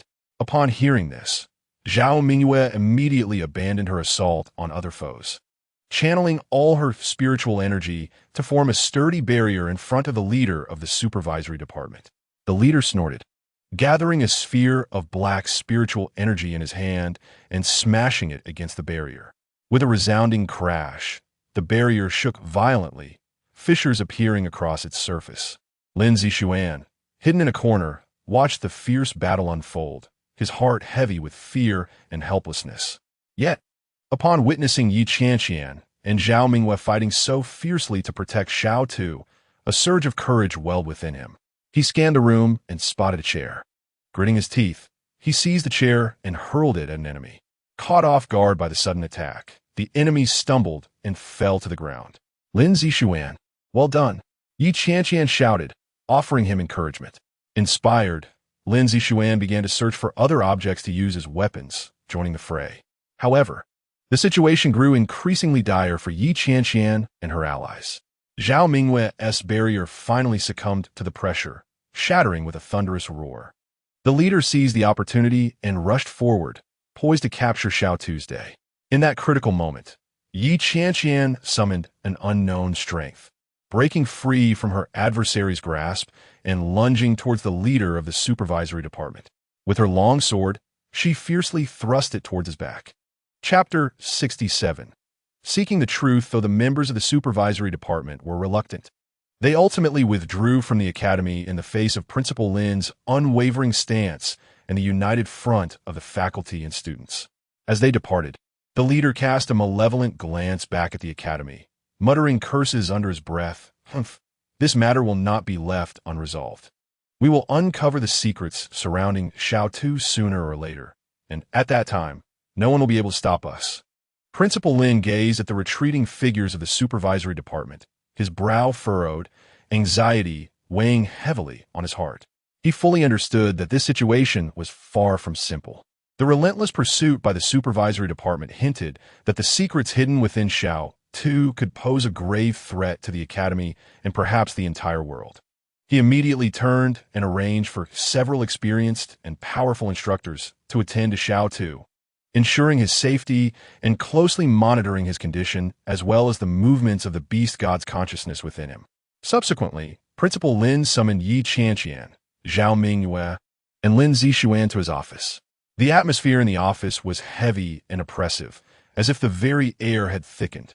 Principal Lin sat behind a large desk, his expression serious as he scanned the trio, searching for vital information in their countenances. "Children, please take a seat." Principal Lin's voice was low yet gentle, attempting to alleviate the tension. Yi Qianqian and the others slowly settled down, their faces still etched with fatigue and concern. "You are all aware of the gravity of today's events. I wish to gain a detailed understanding of the elemental ruins. Speak truthfully and with no concealment." Principal Lin's gaze was steadfast as it rested on Yi Qianqian, knowing her close connection to Xiao Tu might reveal deeper insights. Taking a deep breath, Yi Qianqian organized her thoughts and began, "Principal, the elemental ruins is a mysterious place, said to harbor immense elemental power. Xiao Tu inadvertently entered the Yuanshu Guishu, where he seemingly encountered some extraordinary events. Upon his return, peculiar abnormalities began to manifest within him, and the consciousness of the Yuan beast god also started to awaken." Principal Lin furrowed his brow slightly and inquired, "Do you know what Xiao Tu specifically experienced within the Yuanshu Guishu? How did he come to associate with the Yuan beast god?" Yi Qianqian shook her head, a glimmer of confusion flickering in her eyes. "We are not entirely sure." After Xiao Tu returned, he spoke vaguely about his experiences, mentioning only that he saw some ancient ruins and mysterious powers inside. However, since then, he has often fallen into a deep slumber, and upon waking, he seems like a different person, with the consciousness of the beast god becoming increasingly difficult to control. Zhao Mingyue added, "Principal, we can sense Xiao Tu's suffering. He is continually battling the encroachment of the beast god's consciousness within him. We've tried to assist him, but to no avail." Lin Zixuan timidly spoke up, "Principal, the inspectors have labeled Xiao Tu as a source of danger, but we know him well, and he is certainly not a bad person. Could there be a misunderstanding?" Principal Lin remained silent for a moment before responding, "Children, I have faith in Xiao Tu's character. However, since the inspectors have set their sights on him, they must have uncovered something we are yet unaware of.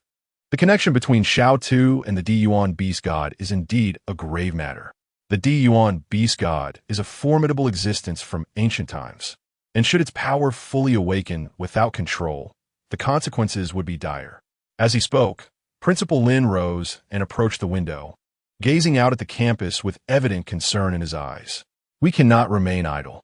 We must swiftly uncover the secrets within Xiao Tu and find a way to control the consciousness of the Yuan beast god. Otherwise, not only will Xiao Tu face life-threatening peril, but the entire academy and even the world may confront a catastrophic disaster." Hearing Principal Lin's words, Yi Qianqian and the others were filled with worry and a sense of responsibility. They understood that their fates were inextricably linked with Xiao Tu's, and they must join Principal Lin in seeking a solution. "Principal, we are willing to do everything we can to help Xiao Tu," Yi Qianqian declared resolutely. Zhao Mingwei and Lin Zixuan nodded in agreement, expressing their willingness to follow Principal Lin's guidance. Principal Lin turned to face the children before him, a hint of gratitude in his gaze. Good. With your support, I believe we can overcome this challenge. Next, we must work together to explore every avenue to uncover the secrets within Xiao Tu and seek clues for a solution. Subsequently, Principal Lin, Qianqian, and the others began to discuss their plans in detail. They decided to start with historical documents related to the Yuan Guishu, hoping to find clues about the Yuan beast god and Xiao Tu's experiences. Simultaneously, they arranged for dedicated personnel to guard Xiao Tu, ensuring that any changes in his condition would be reported to Principal Lin immediately. Qianqian and the others would also utilize their connections and resources to investigate both within and outside the academy, hoping to uncover useful information. Principal Lin looked earnestly at Qianqian, Zhao Mingwei, and Lin Zixuan, his eyes filled with concern and determination. Children, the academy will spare no effort to protect you. But in the days ahead, you must exercise utmost caution. The inspectors will not easily relent, and they are sure to take further action. Xiao Tu's situation is unique. We must be thoroughly prepared. Qianqian and the others nodded solemnly, fully aware of the daunting challenges that lay ahead. With a heart full of anxiety, Qianqian hurried back to her dormitory. As she opened the door, her gaze eagerly fell upon Xiao Tu's bed. She found him lying there quietly, breathing steadily. Though his complexion was still somewhat pale, it was a stark contrast to the agony he had suffered when the beast god's consciousness awakened. And now he seemed to have temporarily regained calm. Qianqian tiptoed closer, wary of disturbing him, and carefully examined his face, hoping to catch a hint of anomaly. However, as she centered herself and used her spiritual power to sense, she discovered that the mysterious and formidable power of the Yuan beast god lurked within him like a beast poised to pounce from the shadows, stirring restlessly. Although this power had not erupted at that moment, its oppressive aura quickened Qianqian's heartbeat. She knew that this power could lose control at any time, dragging Xiao Tu into an abyss of endless suffering, posing a significant danger to those around him. Xiao Tu, you must hold on, Qianqian silently prayed, gently grasping his hand in an attempt to convey her warmth to him. At that moment, Xiao Tu's fingers twitched slightly, causing Qianqian's heart to tighten. She leaned in closer and softly called out, "Xiao Tu, are you awake?" Yet, Xiao Tu did not respond. His brow merely furrowed, as if he were ensnared in a difficult dream. Zhao Mingwei and Lin Zixuan soon returned to the dormitory, and upon seeing Qianqian by Xiao Tu's bedside, their faces mirrored her concern. Zhao Mingwei approached Qianqian and gently asked, "Qianqian, how is Xiao Tu?" Qianqian shook her head, her expression grave. He has calmed down for now, but that power still resides within him, and we do not know when it might erupt again. Lin Zixuan looked at Xiao Tu, fear flickering in his eyes, but more so a deep concern for his friend. What should we do? We can't continue living in such constant anxiety. Qianqian bit her lip, pondering before suggesting. Principal Lin mentioned that he would start with the historical documents of the Yuan Guishu to seek a solution. We cannot afford to wait idly. I think I should return to the library to see if I can find any ancient texts that discuss suppressing the beast god's power. Zhao Mingwen nodded in agreement. All right, I will go with you. Perhaps we can discover some useful clues. Lin Zixuan quickly added, I will join as well. Although I may not contribute much, every additional pair of hands counts. The three quickly organized themselves and set off toward the academy library. Along the way, their spirits were notably heavy, and the tranquility of the campus felt somewhat oppressive to them. Upon arriving at the library, Qianqian headed straight for the ancient text section. Weaving through the rows of bookshelves, her eyes eagerly scanning each book's label. Zhao Mingwei and Lin Zixuan also searched in various areas, leaving no potential clue overlooked. Time ticked by, and despite their efforts, they found themselves drenched in sweat without uncovering any effective information on suppressing the beast god's power. Just as Qianqian began to feel disheartened, she suddenly stumbled upon a dusty ancient book in a corner. The cover was inscribed with strange runes, emanating an aura of antiquity. A spark of excitement ignited within Yi Qianqian as she carefully picked up the book, gently blowing off the dust, and opened it to find tales of ancient divine beasts and mysterious powers within. Zhao Mingwei, Lin Zixuan, come quickly, Yi Qianqian exclaimed with enthusiasm. Zhao Mingwei and Lin Zixuan hurried over, and the three gathered closely together, meticulously studying the contents of the ancient book. The text mentioned a powerful spirit master from ancient times who successfully sealed a rampaging beast god. The method employed involved a mysterious artifact known as the Lingxi Heart and a unique set of spiritual incantations. Lingxi Heart? What is that? Where can we find it? Lin Zixuan questioned, puzzled. Yi Qianqian furrowed her brow, continuing to read, only to find that the ancient text did not provide detailed accounts of the Lingxi Heart's origins or whereabouts, merely stating that it possessed formidable, purifying, and suppressing powers. Regardless, this at least gives us a direction, Zhao Mingwen noted. We can inform Principal Lin about this information. Perhaps he knows something about the Lingxi Heart. Yi Vianyan nodded, carefully placing the ancient book away, and the three departed the library with a renewed sense of hope, ready to seek out Principal Lin. Meanwhile, within the dormitory, Xiao Tu's body suddenly began to tremble once more, as if the dormant beast god power had sensed something, showing signs of awakening again. Chapter 68. The Abandoned Academy. Yi Qianqian sat at the edge of her dormitory bed, her gaze fixated on the anonymous letter clutched in her hand, which exuded a musty odor. The handwriting was deliberately crooked, a clear attempt to conceal the writer's identity. It spoke of the abandoned library on the back mountain of the academy, where vital clues regarding Xiao Tu awaited discovery. A stern warning followed, proceed alone. These brief words tightened Yi Qianqian's heart, for Xiao Tu's safety weighed heavily upon her conscience, and now she had a lead. Aware of the potential dangers that lay ahead, she resolutely decided to take the risk for the sake of Xiao Tu's day. Qianyang Mao. Let's be off, she whispered. Qianyang Mao appeared to comprehend her words, leaping down from the bed to follow her, its eyes glinting with a watchful light. The back mountain of the academy was seldom frequented, and under the twilight's fading glow, it seemed even more eerie and silent. In the dense woods, the intertwining branches and leaves obscured most of the light, allowing only scattered glimmers to dance upon the ground.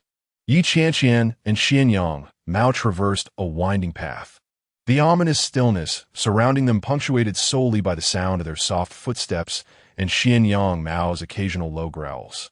At last, a dilapidated structure came into view, the abandoned library on the back mountain. Its walls were cloaked in moss, the door ajar, creaking gently in the breeze as if lamenting its former grandeur and present desolation. Taking a deep breath, Yi Qianqian pushed the door open, a cloud of dust billowing forth, causing her to cough involuntarily. Inside the library, the light was dim, and the shelves were laden with various books, most of which had yellowed and deteriorated, some even missing pages. A thick layer of dust blanketed the floor, revealing that it had long been forsaken. Qianyang Mao stayed closely behind her, its fur bristling with unease. Yi Qianqian navigated carefully between the shelves, her eager eyes scanning the labels of each book. She hoped to uncover clues related to the power of the earth elemental beast god within Xiao Tu, even if it were just a fragment of information. Yet, as time slipped away, she found herself drenched in sweat, having discovered nothing of value. Could this be a ruse? A flicker of doubt crossed her mind, but she quickly shook her head. No, I cannot give up. Xiao Tu is counting on me. Just then, Qianyang Mao emitted a sharp cry, leaping onto a shelf and scratching at a thick ancient tome. Intrigued, Yi Qianqian hurried over and lifted the tome, brushing off the dust. The cover bore the title chronicles of the ancient beast gods. Her heart raced as she eagerly opened the book, which contained accounts of various ancient beast gods, detailing their origins, powers, habits, and legendary sealing methods. As she delved deeper, her eyes lit up upon reaching the chapter on the Earth Elemental Beast God.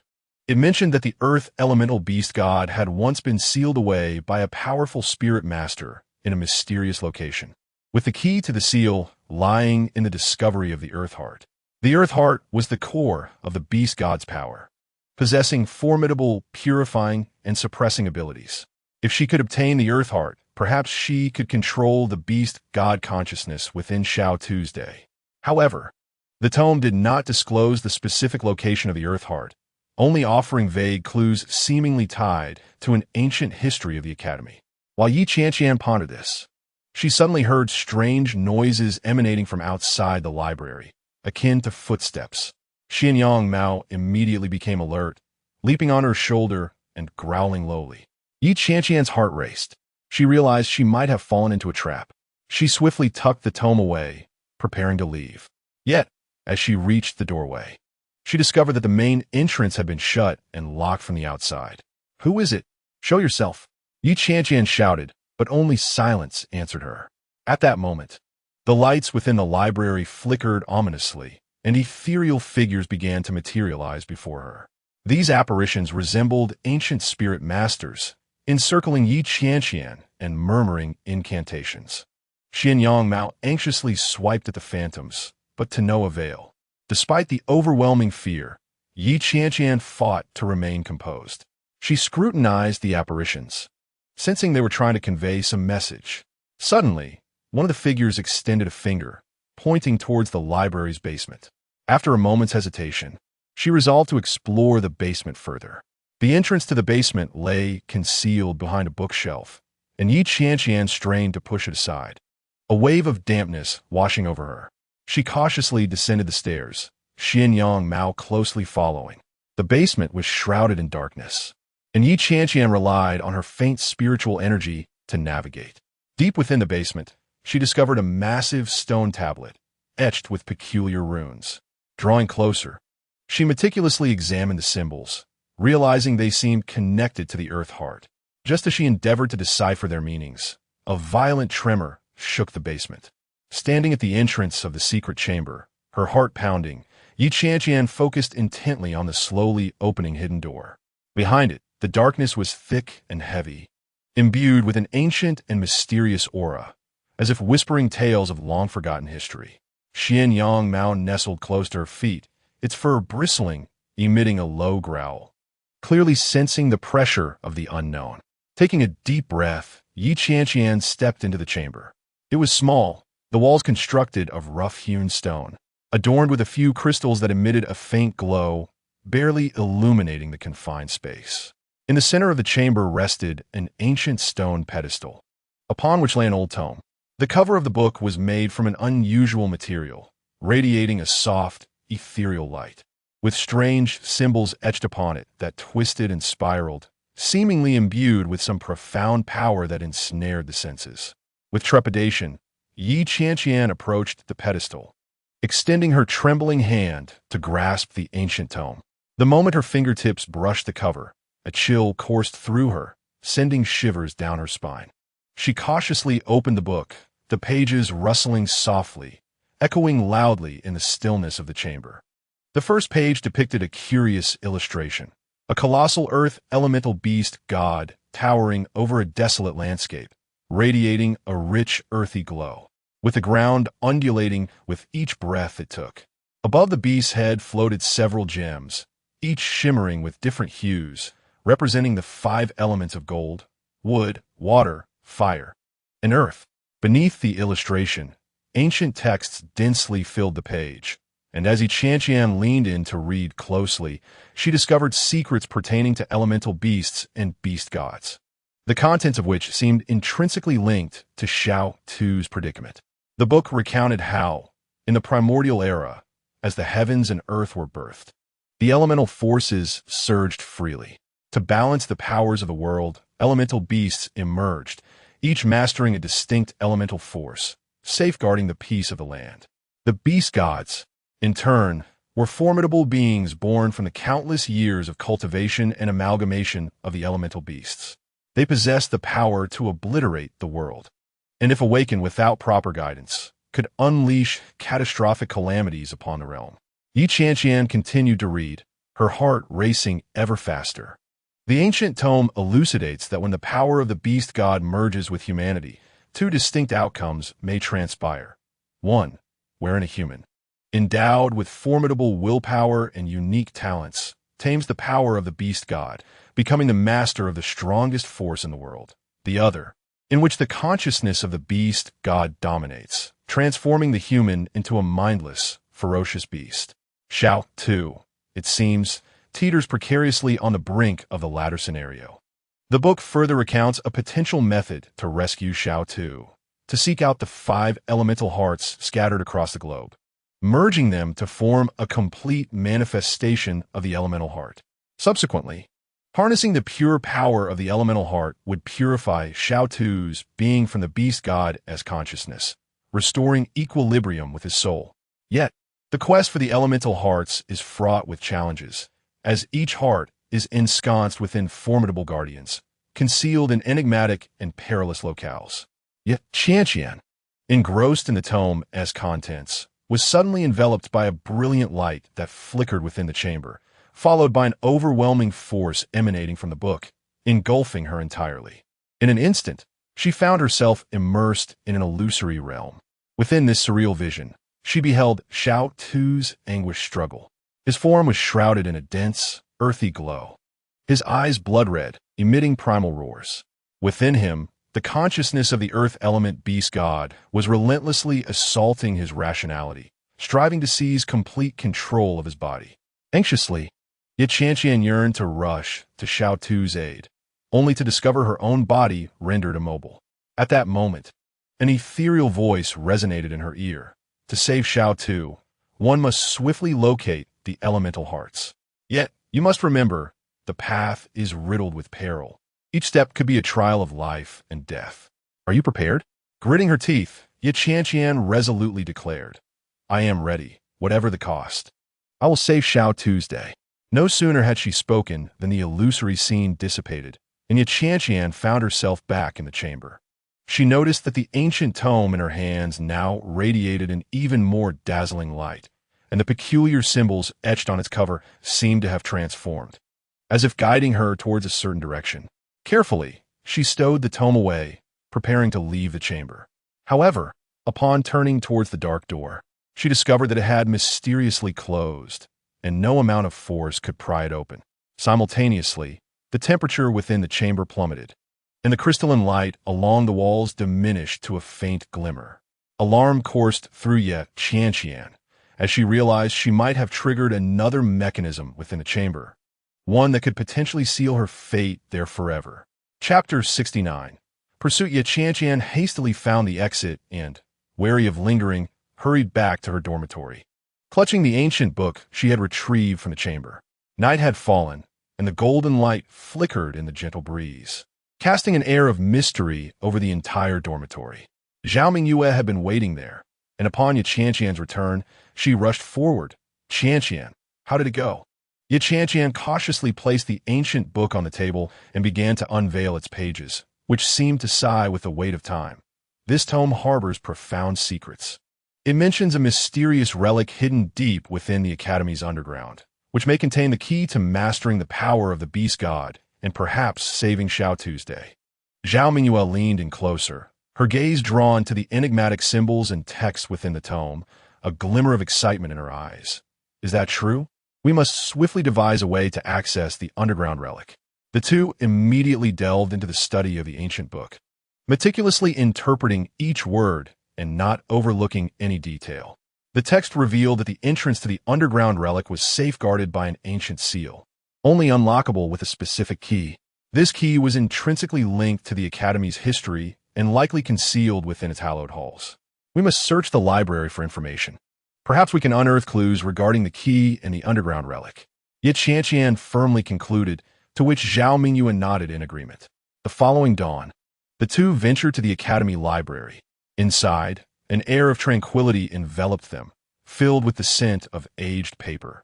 The shelves brimmed with a myriad of tomes, from venerable classics to contemporary scholarly works.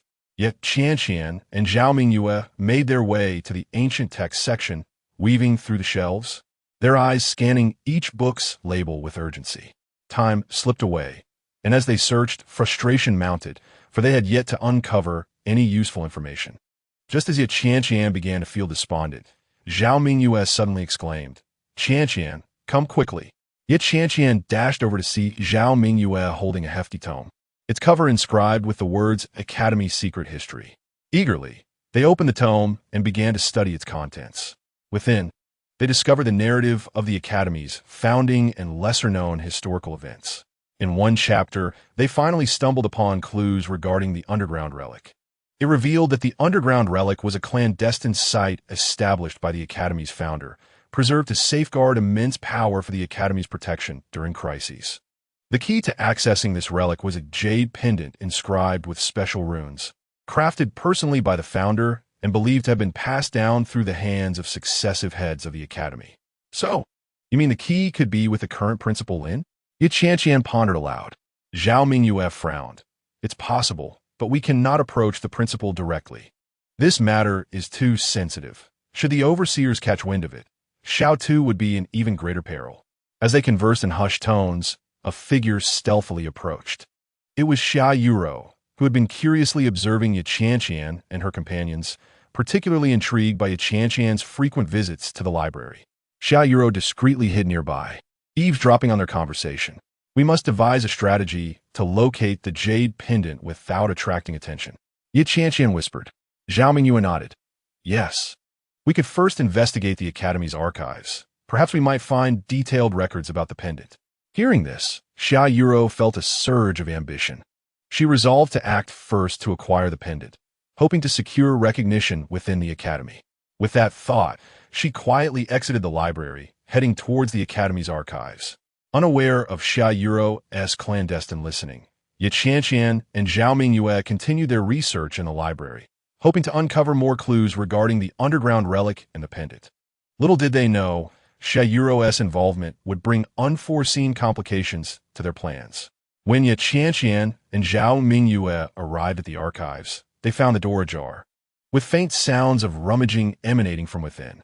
Exchanging uneasy glances, they were overtaken by a sense of foreboding. Cautiously, they stepped inside to discover Xia Yuro standing before a shelf, a document in hand, her expression one of smug satisfaction. Xia Yuro, what are you doing here? Qianqian demanded sharply. Turning to face them, Xia Yuro smirked with a hint of derision. I was about to ask you the same. Are you two secretly searching for something that you wish to keep hidden? Zhao Mingyue stepped forward, positioning herself protectively in front of Qianqian. Xia Yuro, this is not a place for you. Put that down and leave immediately. Xia Yuro scolded. You think it would be that easy for me to walk away? I know what you seek, the jade pendant, and I want it too. Tension escalated, and the atmosphere grew charged. Yet Qianqian recognized that Xia Yuro was a formidable opponent. If not resolved adeptly, not only could the pendant slip from their grasp, but their plan to save Xiao Tu would also be jeopardized. Conversely, Xia Yuro would not relinquish this opportunity to elevate her standing without a fight. Upon exiting the archives, Qianqian and Zhao Mingyue felt the weight of their predicament more acutely. The emergence of Xia Yuro had undeniably complicated their already arduous mission. However, the two did not falter. They were acutely aware that Xiao Tu's fate hung by a thread, with each passing moment infinitely precious. Qianqian, Xia Yuro would certainly not relent. We must hasten our actions, Zhao Mingyue remarked with a furrowed brow, her concern evident. Qianqian bit her lip resolutely, her gaze unwavering. I understand. We must find a way into the underground ruins before her, seize the key to control the beast god's power, and save Xiao Tu's day. In the ensuing days, Qianqian and Zhao Mingyue traversed the library and various corners of the Academy with increasing frequency, seeking more clues about the entrance to the underground ruins. They discovered that the old warehouse beneath the Academy was highly likely to be the entrance to the underground ruins. This dilapidated warehouse, located in a remote corner of the Academy, had been abandoned for many years, seldom visited, overgrown with weeds, and emanating an air of decay. Mingyue, we shall act tonight. Under the cover of darkness, we will stealthily infiltrate the old warehouse and locate the entrance. Qianqian whispered to Zhao Mingyue. Zhao Mingyue nodded slightly, a flicker of tension and anticipation in her eyes. Agreed, but we must be cautious. Xia Yuro may be watching us from the shadows. Meanwhile, Xia Yuro had been covertly trailing Qianqian and Zhao Mingyue. She was determined to acquire the jade pendant that granted access to the underground ruins, viewing it as a splendid opportunity to distinguish herself within the academy. Ha! Yi Qianqian, Zhao Mingyue, do you think you can elude me? Once I find the pendant and enter the ruins to harness the immense power within, I shall see how you revel in your triumph. Concealed in the shadows, Xia Yiru observed Yi Qianqian and Zhao Mingyue, her heart brimming with secret delight. As night descended, the academy was enveloped in darkness, silent and still. Clad in black night gear, Yi Qianqian and Zhao Mingyue stealthily made their way toward the old warehouse. Moonlight bathed them, casting elongated shadows. They proceeded with caution, ever alert to their surroundings, fearful of being discovered. Before long, they arrived at the old warehouse. The door was tightly shut, secured by a rusted padlock. Yi Qianqian produced a small tool from her pocket and deftly unlocked it. With a creak, the door slowly opened, releasing a wave of musty odor. The two covered their noses and stepped inside. The interior of the warehouse was shrouded in darkness, obscuring their vision. Ye Qianqian snip had fingerskenti, conjuring a soft glow of spiritual energy in her palm to illuminate their surroundings. The warehouse was filled with an assortment of dilapidated items, dust swirling in the air, and cobwebs crisscrossing the corners. They meticulously searched every nook and cranny of the warehouse. Qianqian, look here, Zhao Mingyue suddenly exclaimed. Yi Qianqian hurried over, noticing a stone slab beneath Zhao Mingyue's feet that differed slightly from the surrounding ones, inscribed with peculiar runes. They exchanged a glance, excitement swelling within them. They crouched down, beginning to study the runes intently. After some exploration, they discerned that the runes appeared to form an ancient mechanism code. By pressing the runes in a specific sequence, the entrance to the underground ruins could be unlocked. Yi Qianqian and Zhao Mingyue focused intently on interpreting the runes, their fingers gliding gently across the stone slab. At that moment, Xia Yiru had quietly approached. Concealed in the grass outside the warehouse, she watched every move of Yi Qianqian and Zhao Mingyue. Upon seeing them attempting to decipher the runes on the stone slab, her heart raced with both shock and delight. So the entrance is here. You two fools have worked hard to find this, and it shall soon belong to me. Xia Yiru reveled in her cunning plan, preparing to wait until Yi Qianqian and Zhao Mingyue opened the entrance before revealing herself and snatching the pendant. Just as Yi Qianqian and Zhao Mingyue were on the verge of successfully deciphering the runes, a faint sound of footsteps echoed from outside the warehouse. Startled, the two halted their movements, their vigilance heightened as they turned toward the entrance. The footsteps drew nearer, and they gripped their weapons tightly, bracing for the impending crisis. With a creak, the warehouse door swung open once more, revealing a figure at the threshold. As the door slowly opened, a figure emerged, Lin Zixuan. His expression was tense, breath coming in gasps, beads of sweat dotting his forehead. You two are indeed here. I finally found you, he panted. Yi Qianqian and Zhao Mingyue exchanged glances, their wariness dissipating instantly. Zixuan, what brings you here? Zhao Mingyue inquired urgently.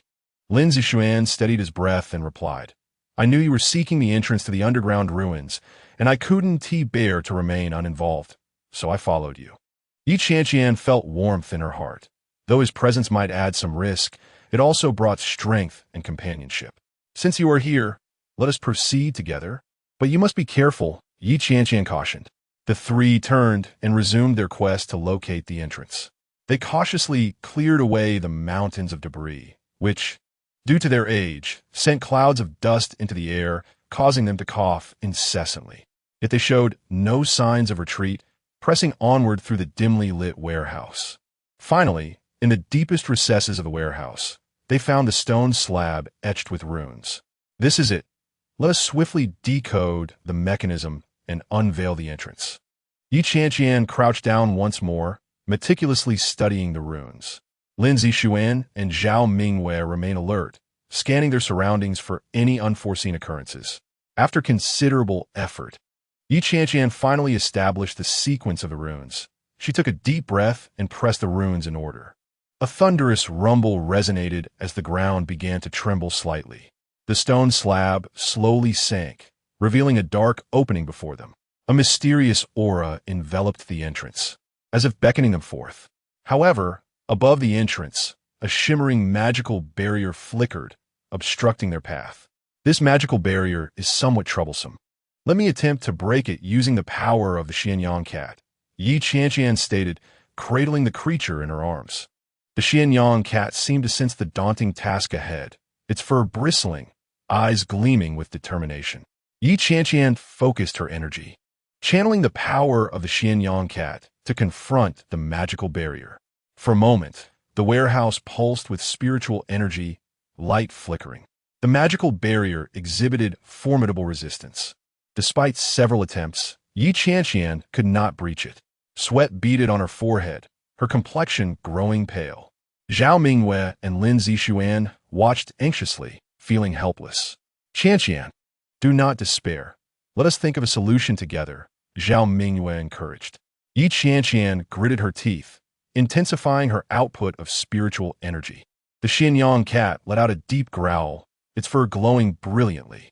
Through their combined efforts, the magical barrier finally showed signs of yielding. Seizing the opportunity, Qianqian unleashed a powerful strike, and with a resounding crash, the magical barrier shattered, the entrance fully opening. The three proceeded cautiously down the stone steps of the opening. The underground ruins were dim and eerie, suffused with an ancient and decaying aura. The walls were embedded with gemstones that emitted a faint glow, barely illuminating their path. The silence was unsettling, with only their footsteps echoing in the empty corridor. As they continued onward, they encountered a massive stone door. The door was adorned with strange patterns, seemingly narrating an ancient tale. Qianqian approached, scrutinizing the patterns on the door, hoping to uncover clues for its opening. Suddenly, she noticed that several lines within the patterns resembled the runes they had previously deciphered. Mingyue, Zixuan, look, these lines may be the key to opening the door. We need to determine the corresponding sequence, Qianqian declared. The three began to carefully analyze the patterns on the door, and after much discussion and trial, they finally discovered the correct sequence. Qianqian pressed the protrusions on the door in the prescribed order. With a creaking sound, the stone door slowly opened. Beyond the door lay a spacious hall, at the center of which stood a colossal stone platform. The stone platform emanated a powerful aura, captivating their attention. The trio approached the platform cautiously, revealing a stone radiating a spectrum of colors, the very essence they had tirelessly sought, the key element to control the beast goddess power. However, just as they were about to seize the element heart, a deep roar reverberated throughout the hall. A colossal guardian beast emerged from the shadows, its massive form glinting ominously in the dim light, its eyes flickering with ferocity, and its scales shimmering with a chilling gleam. The guardian beast opened its gaping maw and unleashed a torrent of flames towards them. Qianqian, Zhao Mingyue, and Lin Zixuan swiftly dispersed to evade the guardian's onslaught. What should we do? This guardian beast is too formidable, Lin Zixuan exclaimed in panic. With unwavering resolve, Qianqian replied, we cannot surrender. We must obtain the element heart to save Shao Tuesday. Let us work together to identify the guardian's weaknesses. Each of them unleashed their abilities. Qianqian summoned a long sword, engaging the guardian beast in close combat. Zhao Mingyue stood back, casting spiritual spells to strike at the beast's vital points, while Lin Zixuan observed the battlefield, seeking opportunities to support his companions. As the battle intensified, the trio gradually discerned the guardian beast's attack patterns. Seizing the moment, Qianqian leapt high, channeling all her strength into a thrust aimed at the beast's eye. The guardian beast howled in agony, its massive claws swiping violently, attempting to swat her down. Yet, with agile grace, Qianqian performed a somersault mid-air, evading the beast's attack while her sword successfully pierced its eye. Instantly, one of the beast's eyes dimmed, its movements becoming sluggish, and its ferocity waned. Observing this, Zhao Mingyue augmented her spiritual energy, unleashing a powerful beam directed at the guardian's wound. The guardian beast could no longer withstand the assault and collapsed with a thunderous crash, stirring a cloud of dust. The trio stood breathless, their faces etched with fatigue, yet their eyes gleaming with triumph. We have succeeded, Lin Zixuan exclaimed with exhilaration. Yi Qianqian and Zhao Mingyue exchanged joyful glances, their hearts brimming with elation. They approached the stone platform and carefully retrieved the element heart, which radiated vibrant colors. As they held it, a warm and potent energy coursed through them, resonating with their own spiritual power. With this, we hold hope to save Xiao Tu, Yi Qianqian declared, clutching the element heart with determination in her eyes. They pressed onward, the underground ruins remaining dim and eerie, the gems embedded in the walls casting faint glimmers to illuminate their path. Each step they took was filled with caution. Suddenly, Lin Zixuan accidentally stepped on a protruding stone slab, a creaking sound echoing from below. Not good. Wei Ve triggered a mechanism. Yi Yanyan shouted. The ground ahead began to crack open, spikes erupting rapidly towards them. Yi Qianqian quickly summoned a spiritual shield, encasing the three of them within its protective barrier. The spikes collided against the shield, producing resounding thuds and sparks. Everyone remained vigilant, Zhao Mingyue urged, her hands forming seals as she sought a way to disable the mechanism. Meanwhile, Yi Qianqian and Lin Zixuan remained alert, scanning their surroundings for further dangers. After considerable effort, Zhao Mingyue finally identified the control runes of the mechanism, focusing her spirit energy to decipher them. The spikes ceased their assault, and the ground gradually returned to its original state. The trio continued their journey, inadvertently triggering additional mechanisms along the way, yet they deftly navigated each one without incident. As they delved deeper into the ruins, they discovered walls adorned with intricate runes and patterns, densely inscribed as if narrating an ancient history. Yi Qianqian stepped forward to closely examine the runes, recognizing similarities to those she had encountered in ancient texts and at the entrance of the underground ruins. These runes seemed to document the origins and evolution of elemental beasts and the beast god. Yi Yanyan remarked. Zhao Mingyue and Lin Zixuan approached, scrutinizing the runes and patterns on the walls. They observed depictions from primordial times, when the world was newly formed, elemental forces surged freely, and elemental beasts emerged. These elemental beasts, each unique, commanded the powers of metal, wood, water, fire, and earth, safeguarding the land and maintaining balance in the realm. The beast god, a mighty entity birthed from the countless ages of cultivation and fusion of elemental beasts, possessed the power to either bring peace and prosperity or unleash calamity and destruction. The patterns also contained methods for controlling the beast god's power, though the instructions were obscure and required profound understanding of the runes for clarity. It seems we have come to the right place. The information here is crucial for saving Xiao Tu, Zhao Mingyue stated. Lin Zixuan nodded in agreement. Indeed, but we must decipher these runes swiftly, for time is of the essence. The trio commenced their meticulous study of the wall's runes, leveraging their knowledge of ancient texts and their innate spiritual perceptions to unravel the meanings behind the inscriptions. As their understanding deepened, they gradually unveiled a long-buried history. In ancient times, a great calamity had befallen the world as the beast god's power spiraled out of control, bringing devastation. To save the world, a formidable spiritual master had emerged, successfully sealing the beast god's power by locating the element heart and employing a unique spiritual technique. Now, with the awakening of the earth element beast god's consciousness within Xiao Tu, it appeared linked to that ancient disaster. The trio realized that the element heart they possessed might be the key to saving Xiao Tu and perhaps the entire world. However, to fully control the beast god's power, they needed to uncover more clues and reveal the secrets concealed within the runes. Just as they were engrossed in their deciphering, a deep roar echoed from the depths of the ruins. Chapter 71. The demon fox immersed in their study of the wall's runes. Yi Qianqian, Zhao Mingyue, and Lin Zixuan brimmed with hope of discovering the key to saving Xiao Tuesday suddenly. A cacophony of hurried footsteps from deeper within the ruins shattered their focus and tranquility. The trio turned alertly, witnessing Xia Yuo and several aides appearing at the tunnel's end. A smirk of triumph adorned Xia Yuo's lips, her eyes glimmering with greed and urgency. At last, I have found you, Yi Qianqian. Hand over the ancient texts and reveal the secrets of Xiao Tu, she demanded without hesitation. Yi Qianqian's heart sank. Instinctively, she concealed the bag containing the ancient texts behind her, gazing resolutely at Xia Yu. Xia Yu, do not harbor such delusions.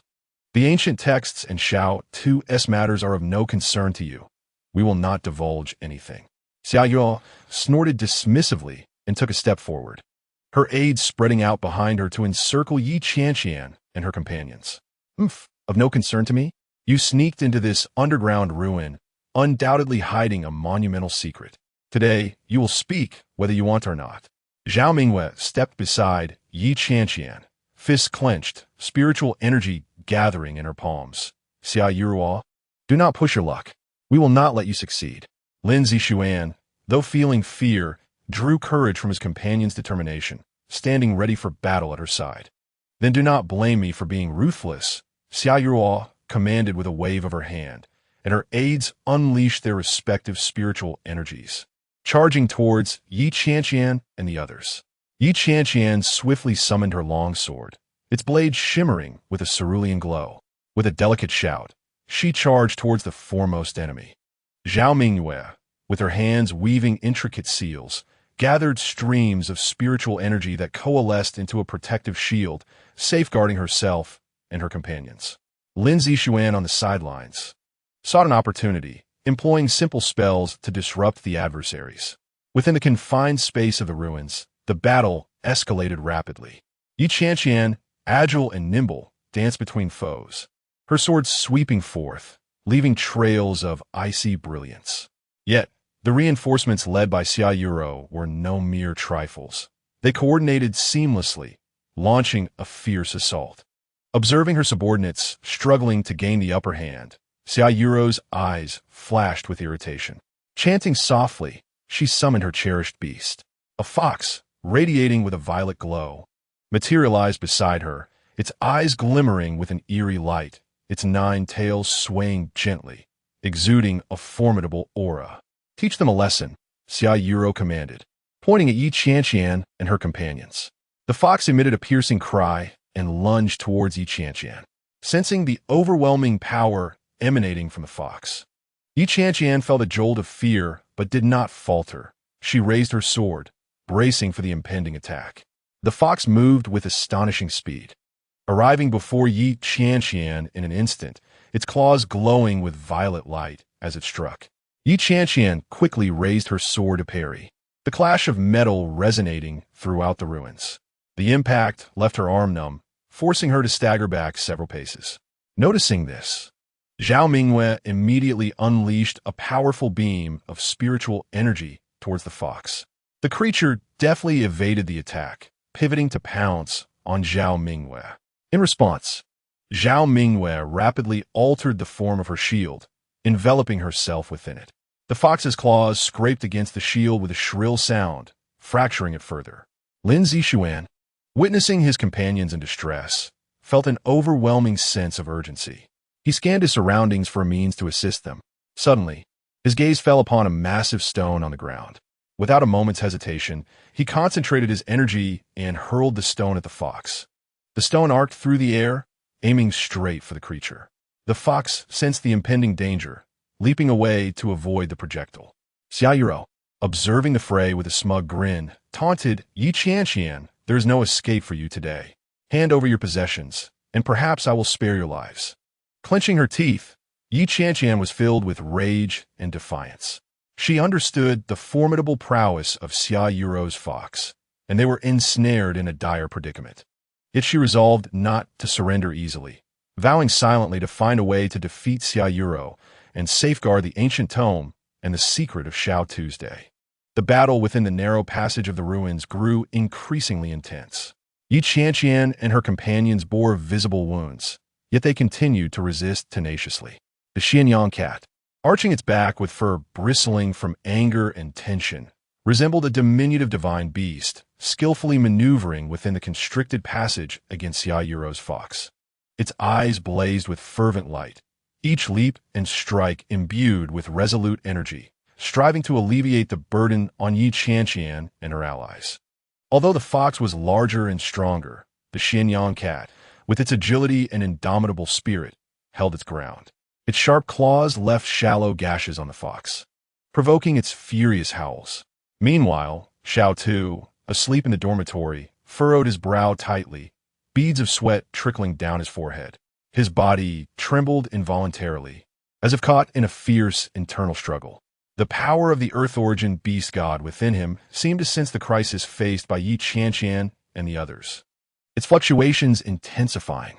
This immense power surged within him, attempting to break free from its constraints and rush to the ruins for aid. Xiao Tu's complexion fluctuated between pale and flush.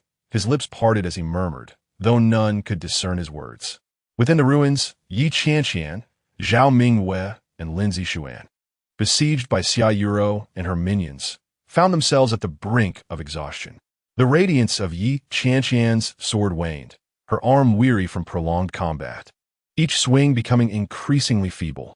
Zhao Mingyue's spiritual shield was riddled with cracks, its integrity compromised and on the verge of shattering. Lin Zixuan's energy was nearly depleted. His spells only provided fleeting distractions to the enemy. Qianqian, cease your struggles and surrender, Xia Yuro proclaimed with a triumphant smile, directing the fox and her minions to attack. Greed glittered in her eyes as she envisioned the moment Qianqian would yield the ancient tome and the secret of Xiao Tu's day. Just as Qianqian and her companions seemed on the verge of collapse, a powerful wave of energy emanated from the depths of the ruins, sweeping through the entire area like a tidal wave. Everyone was momentarily stunned, halting their actions, their gazes drawn towards the source of the radiant light. A brilliant beam burst forth from the depths of the ruins, revealing something moving within its glow. As it drew nearer, they discerned a massive sphere radiating multicolored light, its surface adorned with mysterious runes, which pulsed with a continuous outpouring of immense power. Xia Yuro's greed intensified at this sight, disregarding any danger as she charged towards the sphere, declaring, "This must be the hidden treasure of the ruins. No one shall take it from me." Though Qianqian and her companions were equally awed by the overwhelming force, they understood the dire consequences if Xia Yuro were to claim the mysterious sphere. Clenching her teeth, Qianqian, suppressing her fatigue, urged Zhao Mingwei and Lin Zixuan, "We cannot allow Xia Yuro to succeed. We must stop her." Zhao Mingwei and Lin Zixuan nodded resolutely, supporting one another as they pursued Xia Yuro and her cohorts. The Qianqian cat also sensed the threat posed by the mysterious sphere, abandoning its tussle with the fox to rush to Qianqian's side, its gaze unwaveringly fixed ahead. The fox, seeing the Qianqian cat depart, contemplated pursuing but hesitated, intimidated by the potent energy radiating from the sphere, ultimately trailing behind Xia Yuro. As they approached the enigmatic sphere, the overwhelming force surged even more fiercely. Xia Yuro extended her hand, intent on touching the sphere. Just as her fingertips neared its surface, the sphere erupted with a blinding light, propelling Xia Yuro backward.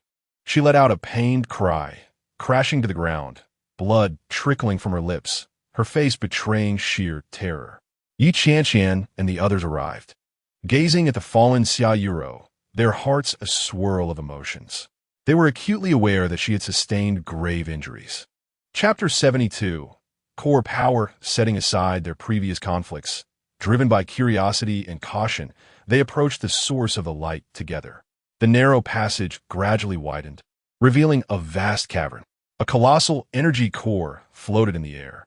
Qianqian's gaze fixated on the core, and as she drew closer, she felt her spiritual energy stirring uncontrollably.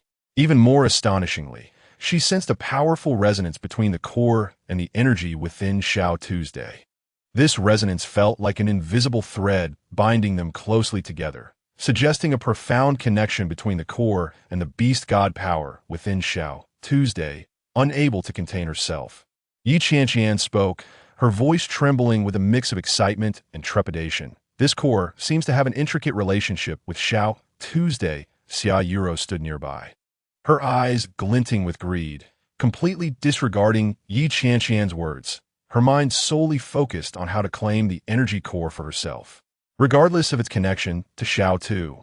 Now that I have discovered it, it belongs to me, she declared, rushing towards the energy core.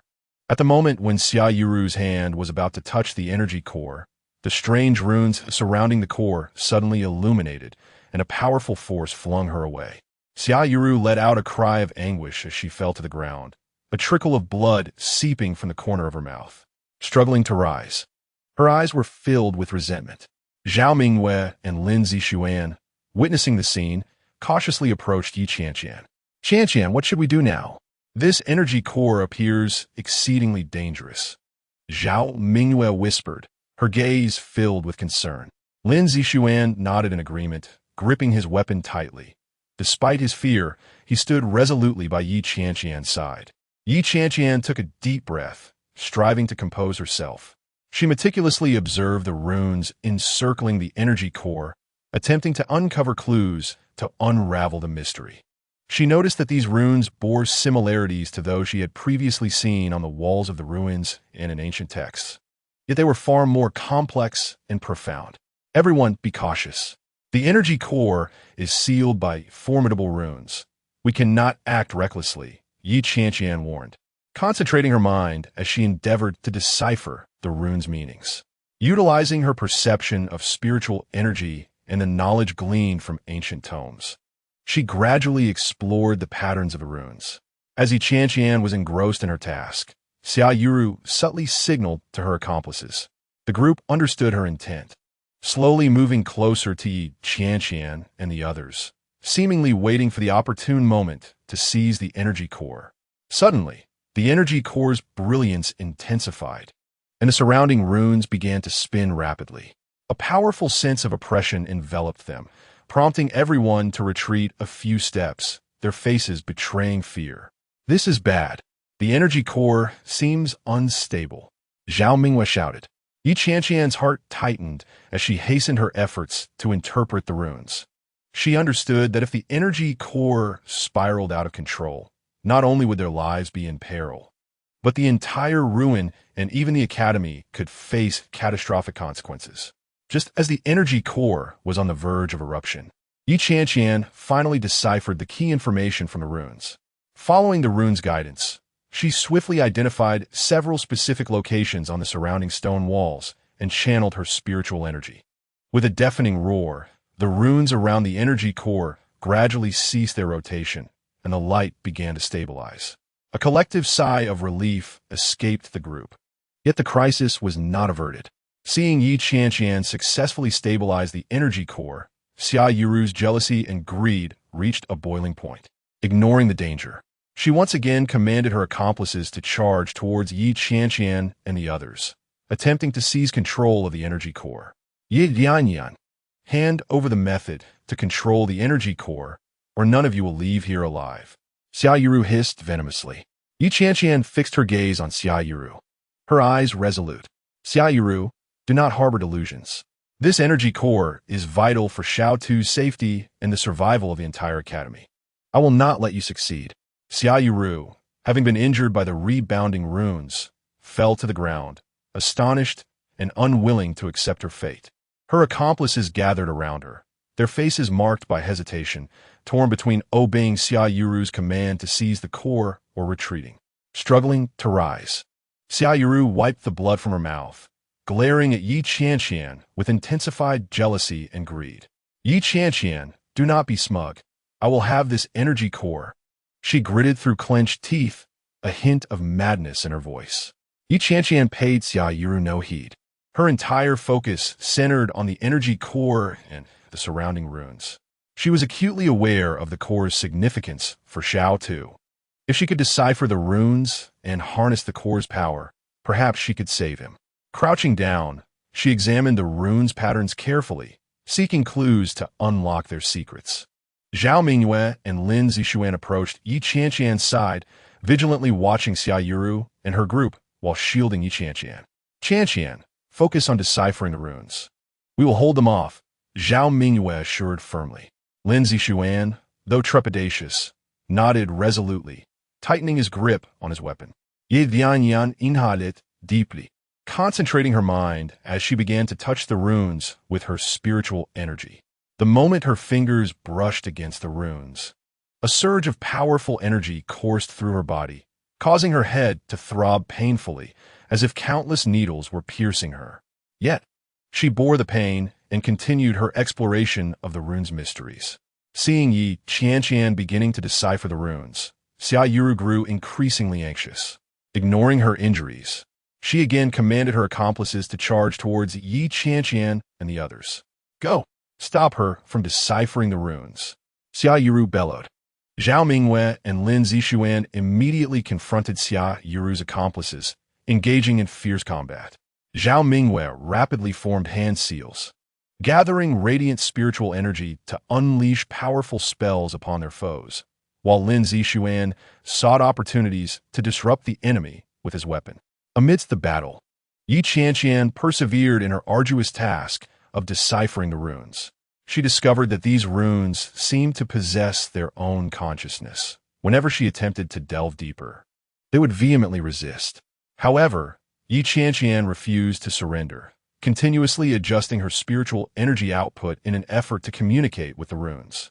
Just as she began to find a way to unravel the runes, the energy core suddenly emitted a blinding light, illuminating the entire cave as if it were day.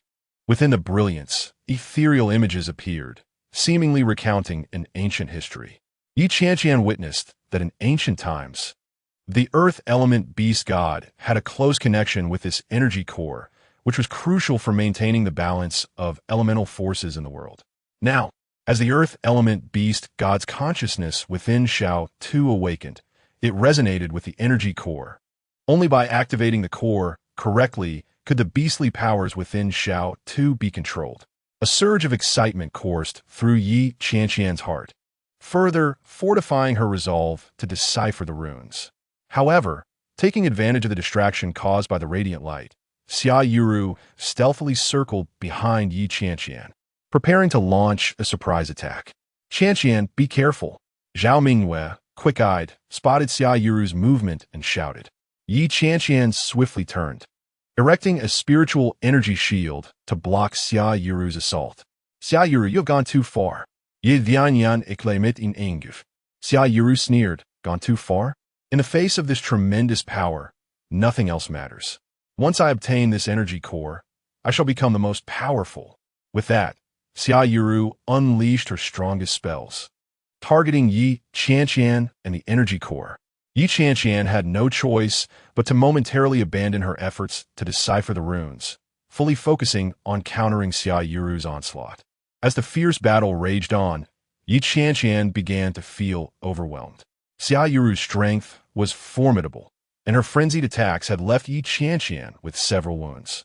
Zhao Mingwei and Lin Zixuan, witnessing her plight, felt a surge of urgency and aimed to assist her, but they were entangled by Xia Yuru's accomplices. Just as Qianqian was on the brink of collapse, Xianyang Miao suddenly leaped into action. Its fur bristled with rage, its eyes gleaming with fury as it lunged at Xia Yuru. Startled, Xia Yuru hurriedly evaded the attack. Seizing this opportunity, Qianqian refocused her energy and resumed deciphering the runes. She quickened her pace, the spiritual energy in her hands flashing brightly as it resonated intensely with the runes. At last, amidst a brilliant glow, the runes gradually vanished, and the energy core began to rotate slowly, releasing a powerful and pure force. Chapter 73. Deciphering Qianqian and Zhao Mingwei fixed their eyes on the runes surrounding the energy core, determination and focus radiating from their expressions. Qianqian cautiously opened the ancient tome, the yellowed pages fluttering lightly beneath her fingertips, each page harboring ancient secrets. Mingwei, look. The rune patterns recorded here are strikingly similar to those before us, especially the orientation and twists of these lines. Qianqian pointed to a rune in the ancient book, her voice tinged with excitement. Zhao Mingwei leaned in closer, her eyes glimmering with a flicker of delight. Indeed, it is Qianqian. However, the ancient text fails to elaborate on how to unravel such runes, merely alluding to certain enigmatic rituals and fluctuations of power associated with them. We must delve into these clues to discover a method of jiakai. At this moment, Lin Zixuan, wielding a rudimentary weapon, paced back and forth, his eyes vigilant as they scanned the surroundings. Although Qianqian and her companions had been temporarily repelled, he understood well that they would not relent and could launch another assault at any moment. You all focus on your research. I shall guard this place and prevent them from coming any closer, Lin Zishuan declared, his tone resolute despite a hint of tension. Qianqian and Zhao Mingyue inhaled deeply, commencing their attempts to decipher the runes based on the clues from the ancient text. They first performed a ritual mentioned in the tome, infusing the runes with spiritual energy in a specific sequence. Qianqian extended her right hand, gathering a gentle blue light in her palm, and slowly approached the rune. Zhao Mingyue assisted from the side, guiding Qianqian's power through fluctuations of spiritual energy. However, the moment Qianqian's energy made contact with the rune, it erupted with a blinding brilliance, a formidable recoil sending her staggering back several steps. Coughing, Qianqian steadied herself, a pained expression crossing her face. The power of this rune is far more potent than we had anticipated. We must adopt a different approach, Zhao Mingyue mused, furrowing her brow. The ancient text also mentions a close association between such runes and elemental forces. Perhaps we can attempt to harness different elemental energies to unravel them. Qianqian nodded in agreement, concentrating her spirit as she summoned various elemental energies within her, blending them in precise proportions. This time, she cautiously directed the fused energy towards the rune. The rune glimmered once more, but this time, the radiance was not as fierce as before, as if it were gradually accepting Qianqian's power. A flicker of joy ignited within her, prompting her to amplify the flow of her energy. Yet, just as the rune was on the verge of transformation, faint footsteps echoed from afar. Lin Zishuan immediately became alert, gripping his weapon tightly as he turned towards the source of the sound. "This is bad. They may be returning," he whispered. Qianqian and Zhao Mingyue halted their actions, their eyes filled with apprehension. They understood that if Qianqian and her allies launched another attack, not only would their efforts to decipher the rune be interrupted, but their very lives would be in grave danger. The footsteps grew increasingly closer, and suddenly, several figures burst forth from the shadows, Qianqian and her accomplices. Upon seeing Qianqian and the others working on the runes, a flash of jealousy and anger crossed Qianqian's face. "Oomph! Do not think you can unravel the runes so easily. The energy core belongs to me," Qianqian shouted, commanding her allies to charge towards Qianqian and the others. Lin Zishuan immediately stepped forward, brandishing his weapon in an attempt to thwart the enemy. "You shall not pass," he cried, though fear gripped his heart. He did not falter in his resolve to protect Qianqian and Zhao Mingyue. Zhao Mingyue swiftly joined the fray, her hands swiftly forming seals as beams of spiritual light coalesced, manifesting powerful spells directed at the attackers. Xiaoyuro's allies staggered back, struck by Zhao Mingyue's magic. Seizing the opportunity, Qianqian refocused her attention on the rune, knowing that they must decipher it quickly, lest all their efforts be in vain. Gritting her teeth, she intensified her energy output, and the rune began to exhibit subtle changes, its light flickering with increasing frequency. Witnessing this, Xiaoyuro grew increasingly anxious. Ignoring Zhao Mingyue and Lin Zishuan's obstruction, she charged towards Qianqian. "Stop this at once," she shouted, coalescing a sphere of black energy in her hands, hurling it towards Qianqian, sensing the impending danger from behind. Qianqian had no time to evade and could only raise a protective energy shield to block Xiaoyuro's assault. With a resounding crash, the shield trembled violently, fissures appearing upon its surface. "Qianqian!" Zhao Mingyue cried out, wanting to assist but was ensnared by several enemies, unable to break free. Lin Zishuan, too, felt a surge of urgency. He exerted all his strength to repel the foes in front of him, rushing towards Xiaoyuro. "You vile woman, release Qianqian!" Lin Zishuan yelled, thrusting his weapon towards her. Xiaoyuro dodged Lin Zishuan's strike, once again launching her black energy at Qianqian. At last, Qianqian's protective shield could withstand no more, shattering under the strain. Just as Xiaoyuro's attack was about to reach Qianqian, A radiant light erupted from the rune, illuminating the entire cavern. It turned out that Qianqian had successfully discerned the key to unraveling the runes. As the final rune brightened and gradually dissipated, the seal surrounding the energy core was completely lifted. The energy core radiated brilliantly, its intense light forcing everyone to squint. Qianqian paid no heed to Xia Yuro's assault, fully dedicating herself to channeling the core's power into her being. This force flowed within her like a rushing river, imbued with a reassuring warmth, gradually coursing through her meridians. Qianqian could distinctly feel this power intertwining with her spiritual energy, every cell rejoicing as if welcoming a grand baptism. I have succeeded. This power will surely aid Xiao Tu. Qianqian silently exulted, her eyes sparkling with determination and hope. Xia Yuro, overwhelmed by the sudden brilliance and formidable force, staggered back, her expression one of shock and resentment. Her accomplices were equally frightened, their previously arrogant demeanor evaporating in an instant. No, how could this be? This power was meant to belong to me. Xia Yuro seethed, yet she was acutely aware that she could no longer contend against such overwhelming strength. Qianqian disregarded Xia Yuro, turning to Zhao Mingwei and Lin Zixuan. We must return to the dormitory at once. Xiao Tu is waiting for our rescue. Zhao Mingwei and Lin Zixuan nodded vigorously, and the trio swiftly made their way towards the exit of the ruins. Xia Yuro watched their retreating figures, a complex expression flickering in her eyes, ultimately departing the ruins with her companions. Along the way, Qianqian felt an intense urgency, longing to fly to Xiao Tu's side immediately. Upon returning to the academy, the three hurried straight to the dormitory. Inside, Xiao Tu lay on the bed, his body trembling slightly, his complexion as pale as paper, beads of sweat rolling down his forehead, clearly still grappling with the beast god's consciousness within him. Qianqian approached Xiao Tu's bedside, inhaling deeply before slowly sitting down.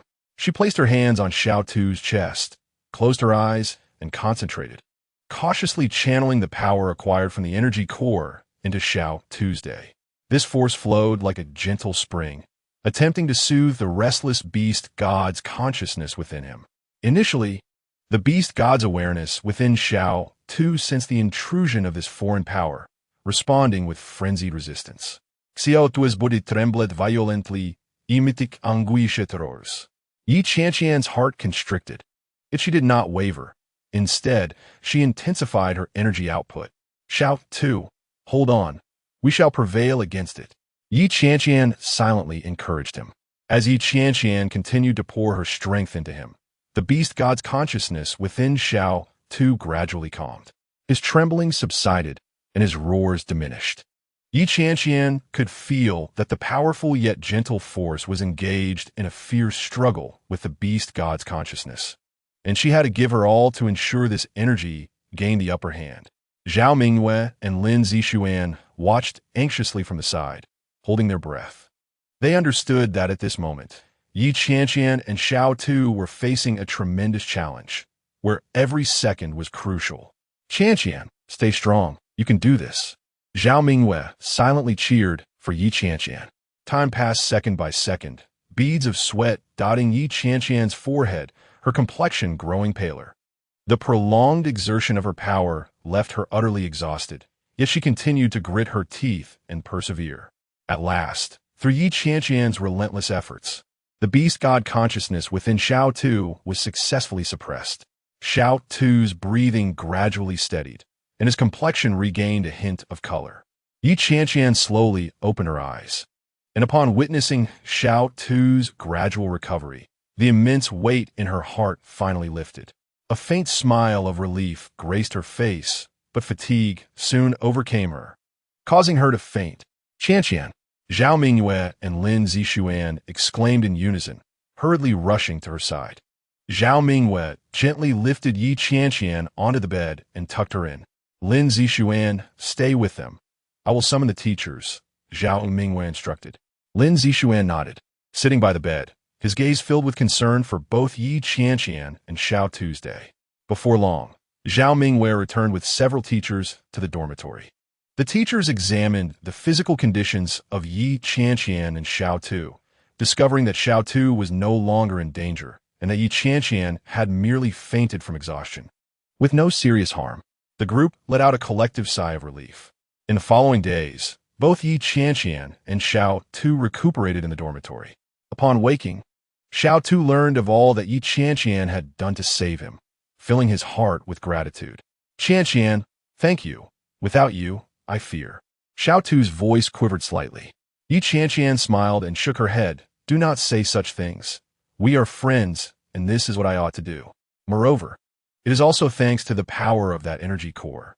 Unbeknownst to them, although this incident had reached a temporary conclusion, the beast god consciousness within Xiao Tu had not entirely vanished. It was merely suppressed for the time being. In Chapter 74, Recovery, Qianqian, Zhao Mingyue, and Lin Zixuan stood vigil by Xiao Tu's bedside, their eyes fixed intently on his every movement, too apprehensive to make a sound. As Xiao Tu's body trembled slightly during the integration of the energy core's power, the diamond-shaped mark on his forehead flickered with uncertain light. As if engaged in a fierce dialogue with the beast god consciousness inside him, Qianqian's heart raced. She understood that this was a critical moment in saving Xiao Tu, and any unforeseen incident could lead to failure. Qianqian, will Xiao Tu succeed? Lin Zixuan could not contain himself, his voice trembling, breaking the suffocating silence in the dormitory. Qianqian bit her lip and looked steadfastly at Xiao Tu, declaring, he will surely succeed. The power of this energy core is both potent and gentle. It will help Xiao Tu suppress the beast god consciousness within him. Despite her firm tone, a hint of unease lingered in her heart. As time passed, the beast god consciousness within Xiao Tu seemed gradually influenced by the new power beginning to calm down. Xiao Tu's breathing became steady, and his previously pallid complexion started to regain color. Witnessing this, Qianqian and the others felt a glimmer of hope. However, just as they began to relax, Xiao Tu's body suddenly convulsed violently, the diamond-shaped mark on his forehead glowing intensely, a powerful force erupting from within him. Qianqian and the others were knocked back by this surge of energy, nearly losing their footing. Oh no, the beast god consciousness seems to be resisting, Zhao Mingyue exclaimed. Qianqian quickly regained her balance and moved closer to Xiao Tu, attempting to redirect the energy core's power to soothe the beast god consciousness. She concentrated, channeling her spiritual energy into Xiao Tu, battling against the opposing force. Sweat streamed down her forehead, her complexion growing increasingly pale, yet she refused to relent. Xiao Tu, hold on. We will overcome this together. Yan silently urgit herself. Through Qianqian's efforts, the opposing force within Xiao Tu gradually waned, and the tremors of his body began to cease. Yet, Qianqian knew this was only temporary. The beast god consciousness would not be so easily tamed. Indeed, not long after, another surge of powerful energy emanated from within Xiao Tu's day. This time, the beast god consciousness appeared even more frantic, struggling desperately to break free from the new power's restraint. Xiao Tu's eyes were tightly shut, his brows furrowed, a look of anguish etched on his face. What do we do? At this rate, Xiao Tu won't be able to hold on, Lin Zixuan said anxiously. Zhao Mingyue gritted her teeth and replied, we cannot give up now. Qianqian, let me help you. With that, Zhao Mingyue moved beside Qianqian, merging her spiritual energy with Qianqian's, both directing it into Xiao Tu's day. With their combined efforts, the power within Xiao Tu began to stabilize, and the beast god consciousness once again calmed. Qianqian and Zhao Mingyue exchanged a glance, both weary yet relieved. However, before they could catch their breath, the dormitory door was suddenly flung open with force. The group turned in astonishment to see Xia Yiruo standing at the entrance with several accomplices. A smug smile adorned Xia Yiruo's face, but upon seeing Xiao Tu's condition, jealousy and resentment flickered in her eyes. Qianqian, do you think you can save Xiao Tu like this? How naive. The power of this energy core rightfully belongs to me, and I will not allow you to succeed, Xia Yiruo coldly declared. Qianqian's heart sank. She knew Xia Yiruo's appearance boded ill. Xia Yiruo, what do you want? You are not welcome here. Leave at once. Ye Qianqian retorted angrily. Xia Yurua scoffed, leave? Not a chance. Today I must seize this power. With a wave of her hand, her accomplices charged toward Yi Qianqian and the others. Zhao Mingwei and Lin Zixuan instantly positioned themselves in front of Yi Qianqian, prepared to confront Xia Yurua and her group. Xia Yurua, do not go too far. We will not let you harm Xiao Tu. Zhao Mingwei shouted. Seizing the opportunity, Yi Qianqian refocused her attention on Xiao Tu's day. She understood that the priority was for him to complete the integration of his powers. Only then could he be truly saved. As Xiao Tu slowly opened his eyes, the once prominent black markings had significantly diminished, replaced by the familiar clarity in his gaze, and the vitality of his former self gradually returned. Yi Qianqian was the first to react, her eyes welling with tears as she grasped Xiao Tu's hand, her voice trembling with emotion. Xiao Tu, you are finally awake. How do you feel? Xiao Tu moved his lips slightly, offering a weak yet warm smile. I feel much better. Moreover, I seem to have a better grasp of the power of the earth. As he spoke, he gently raised his hand. A small orb of earthy yellow light coalescing in his palm, soft and stable, in stark contrast to the previously uncontrollable, violent force. Zhao Mingwei and Lin Zixuan gathered around, their faces lit with joy and relief. Wonderful, Xiao Tu. You are finally all right. We were so worried. Zhao Mingyue's eyes glistened with happiness as her voice quavered. Lin Zixuan nodded vigorously, exclaiming, Xiao Tu, your words have made everyone anxious. It is truly marvelous to see you recovering so well. Xiao Tu gazed at everyone with gratitude, a warm current swelling in his heart. He knew that without the tireless efforts of Yi Qianqian and the others, he would have been utterly consumed by the consciousness of the earth element beast god. Thank you all. Without you, Xiao Tu's voice caught in his throat. Yi Qianqian gently patted Xiao Tu's hand, offering comfort. Do not say such things. We are friends, and this is what we ought to do. As long as you are safe, that is all that matters. However, before the group could fully indulge in their joy, a sudden, powerful tremor shook the academy. The entire dormitory swayed, and objects on the desk tumbled to the floor. Yi Qianqian and the others' expressions changed drastically. They realized something significant must have occurred. What is happening? Could it be that the power within Xiao Tu has gone out of control again? Lin Zixuan said in terror. Xiao Tu furrowed his brow, concentrating on sensing the power within him. No, it is not my issue. My power is stable. This tremor seems to be coming from outside the academy. Yi Qianqian quickly rose, her expression grave. We must investigate. Xiao Tu, you have just recovered. Stay here and rest. Zhao Mingwei, Lin Zixuan, and I will go outside to assess the situation. Xiao Tu, however, resolutely shook his head. No, I must go too. This tremor may indeed be connected to the divine beast power within me. I must ascertain the truth. Seeing Xiao Tu's resolute demeanor, Yi Qianqian ceased her objections. The four swiftly departed from their dormitory, advancing towards the source of the disturbance. Along the way, they encountered numerous students and teachers also rushing in the same direction, their faces marked with fear and confusion. Upon reaching the academy square, they discovered a large gathering of people. The academy's instructors stood at the center of the square, engaged in serious discussions. Principal Lin, what on earth is happening? Ye Qianqian invited anxiously. Principal Lin turned to see Yi Qianqian and the others. A flicker of relief crossing his face, soon overshadowed by concern. Yi Qianqian, Xiao Tu, your timing is fortuitous.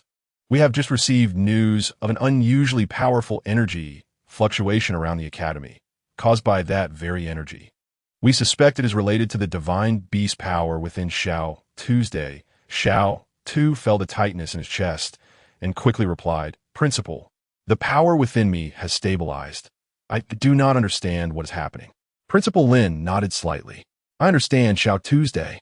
However, this energy fluctuation is exceedingly bizarre, and we cannot afford to be complacent. We have dispatched several instructors to investigate, and upon their return, we should gain clarity on the situation. Just then, a teacher rushed in, panic evident on his face. Principal, it's bad. The instructors sent to investigate have reported strange creatures appearing in the forest outside the academy. These beings emit a powerful earth attribute energy, seemingly linked to the divine beast. Everyone's expression changed dramatically. Qianqian turned to Xiao Tu, her eyes filled with worry. Xiao Tu, what on earth is happening?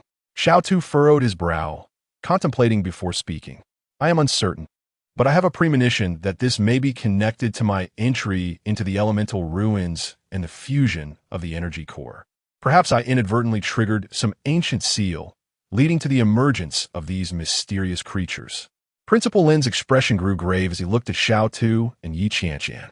Regardless, we cannot sit idly by. Xiao Tu, Qianqian, Zhao Mingyue, Lin Zixuan, we need your assistance. We must uncover the origins of these mysterious beings and determine how to confront this crisis. Chapter 75. Injuries after Xiao Tu's condition improved. Qianqian eagerly took him to continue investigating the mysterious creatures. Indeed, the creatures matched the rumors, their shells hard and gleaming with a cold luster under the sun, and their long tails moved with agility, resembling pangolins. Yet their movements were astonishingly swift. As soon as Qianqian and Xiao Tu approached, the creature darted away like lightning, vanishing into the dense underbrush. Watching the direction in which the creature disappeared, Qianqian gritted her teeth and said to Xiao Tu, this fellow runs incredibly fast, but we will definitely catch up to it and uncover its secrets. Let's go. Xiao Tu excitedly called out and followed closely behind Qianqian, weaving through the forest in pursuit of the enigmatic creature. However, before their investigation could conclude, the Academy received sudden news that the 5 great academies would jointly host a Grand Beast Master Exchange competition. This announcement instantly created a stir within the Academy. The competition held significant importance, not only for the Academy's honor, but also as an excellent opportunity for Beast Masters from various academies to showcase their talents. Upon hearing the news, Qianqian's eyes sparkled with excitement and determination. Clenching her fists, she declared to Zhao Mingyue and Lin Zixuan beside her, in this competition, I will ensure that everyone sees the strength of our academy. Zhao Mingyue nodded with a smile, patting Qianqian on the shoulder. Qianqian, we will definitely support you. Everyone has witnessed the efforts you and Xiao Tu have put in. You will surely shine in this competition. Lin Zixuan chimed in, indeed, Qianqian. We will back you wholeheartedly and strive for the glory of the academy. If you encounter any challenges during training, do not hesitate to ask. Yet they all understood that this competition would be fiercely contested. The 5 great academies gathered numerous talents, each with their own unique beast, and their strengths could not be underestimated. Aware of the gravity of the situation, Qianqian dedicated herself to rigorous training following her decision to compete. During the day, she worked with Xiao Tu on the academy's training grounds, repeatedly practicing various tactics and developing a flexible combat strategy tailored to Xiao Tu's characteristics. Directing Xiao Tu, she recited, Xiao Tu, this time we will flank from the left, then seize the opportunity to strike at its leg joint with your claws. Do you understand? Xiao Tu nodded, a glimmer of determination in its eyes, exerting itself fully during each training session, gradually enhancing its strength through daily practice. At night, Qianqian immersed herself in the library, poring over ancient texts on beast mastery, seeking methods to enhance Xiao Tu's capabilities. Frowning, she meticulously studied the characteristics and combat techniques of various beasts, murmuring, this beast excels at ranged attacks. Xiao Tu must improve its speed to evade the assault and then counterattack. During her research, she stumbled upon an ancient training method said to unlock a beast's latent potential. Her eyes lit up, nearly exclaiming, Xiao Tu, we have a way to become stronger. Seizing the newfound knowledge, she promptly began training Xiao Tu according to the instructions found in the texts. As days turned into weeks, the efforts of Qianqian and Xiao Tu bore fruit. Xiao Tu's strength saw marked improvement, its speed becoming swifter and its power more formidable. Moreover, under Qianqian's meticulous training, Xiao Tu acquired new skills that proved unexpectedly effective in battle. At last, the day of the Beast Master Exchange competition arrived. Qianqian, accompanied by Xiao Tu, Zhao Mingyue, and Lin Zixuan, made their way to the competition venue. The arena lay within a vast valley, surrounded by majestic mountains, offering a breathtaking view. Beast masters from the 5 great academies had already assembled, their beasts varying in form, some imposing and others petite, yet all radiating a powerful aura.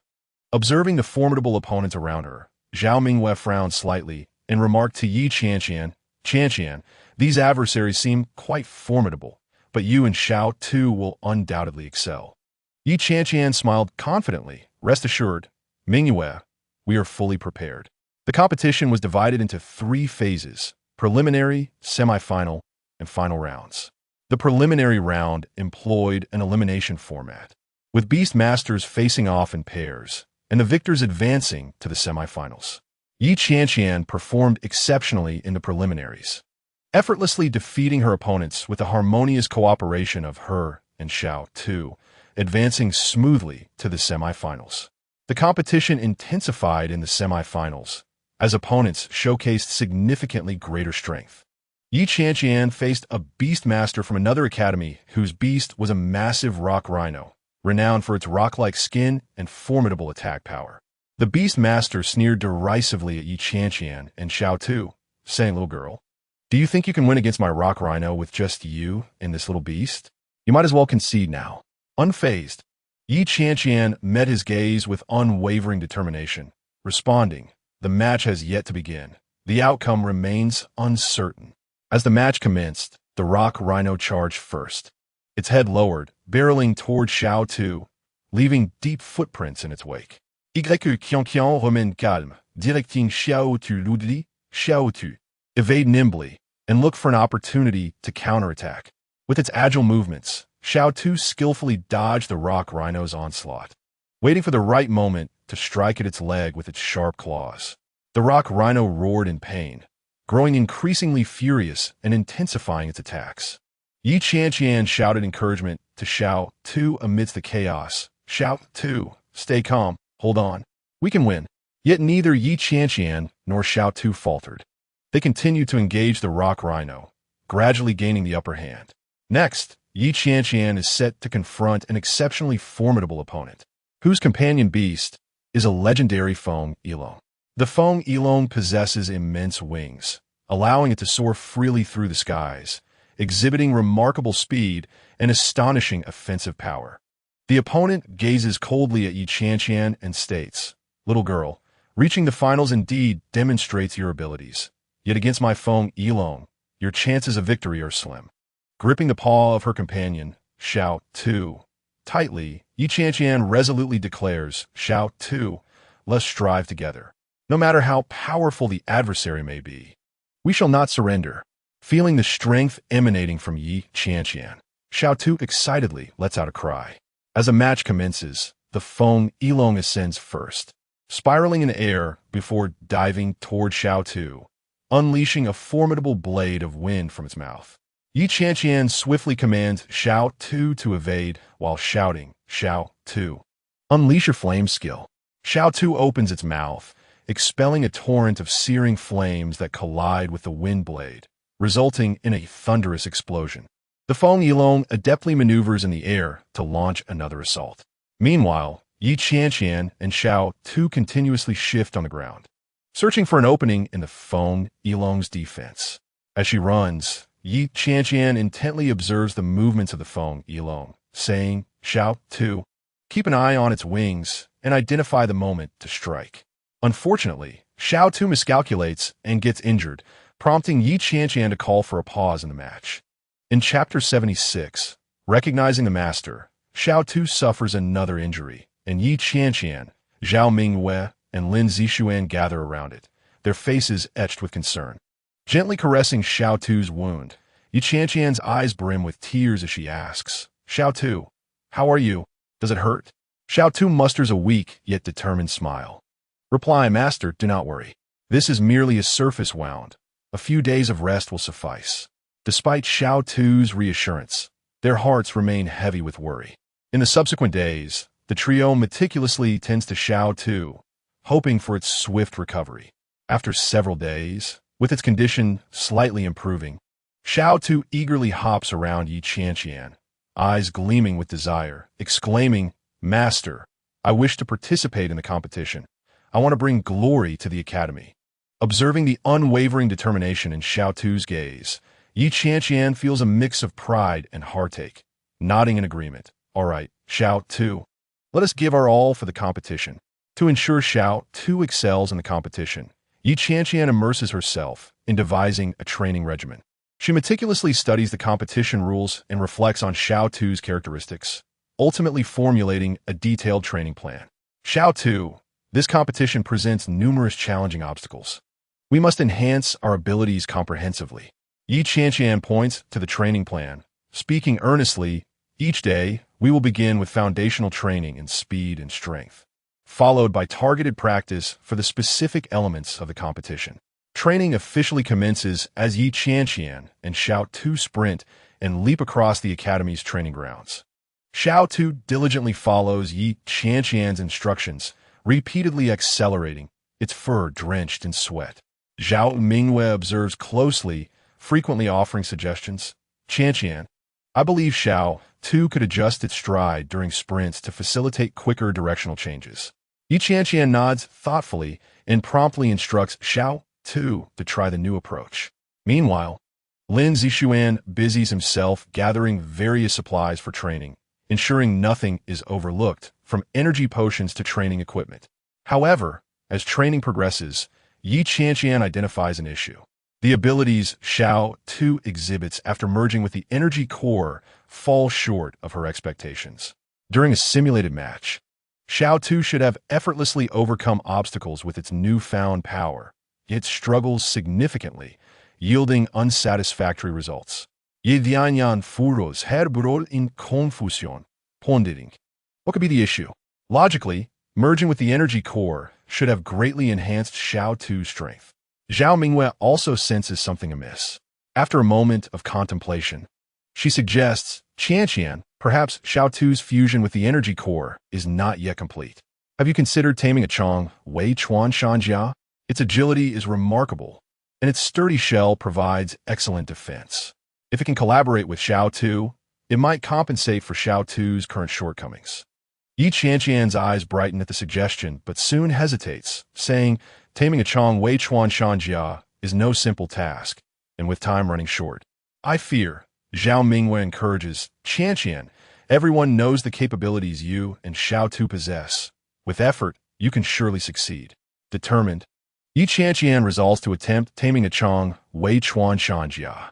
She, along with Zhao Mingwei and Lin Zixuan, returns to the forest where they previously discovered the creature. This time, they come better prepared, armed with various taming tools and an understanding of the Chong Wei Chuan Shanjia's habits. Yi Qianqian cautiously approaches one, softly saying, "Little one, do not be afraid. I mean you no harm." However, the creature is highly alert, instantly adopting a defensive stance at the sight of an approaching figure, its long tail thrashing on the ground.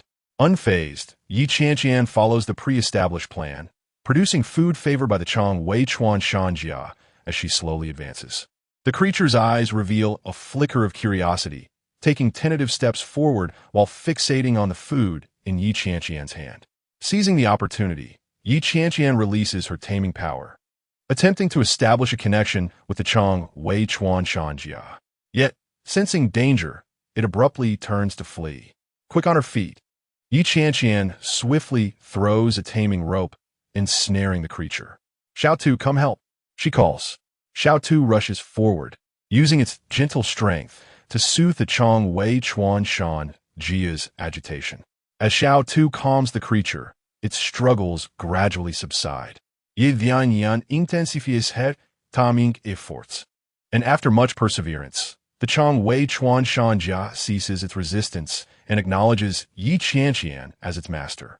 With the successful taming of the Chong Wei Chuan Shan Jia, Yi Qianqian embarks on an even more rigorous training regime. She must train both Xiao Tu and the Chong Wei Chuan Shan Jia in their respective abilities while also teaching them how to work in harmony. Xiao Tu, you will attack from the front, while the Chong Wei Chuan Shan Jia will launch a side assault. Remember to coordinate. Qianqian directs loudly on the training field.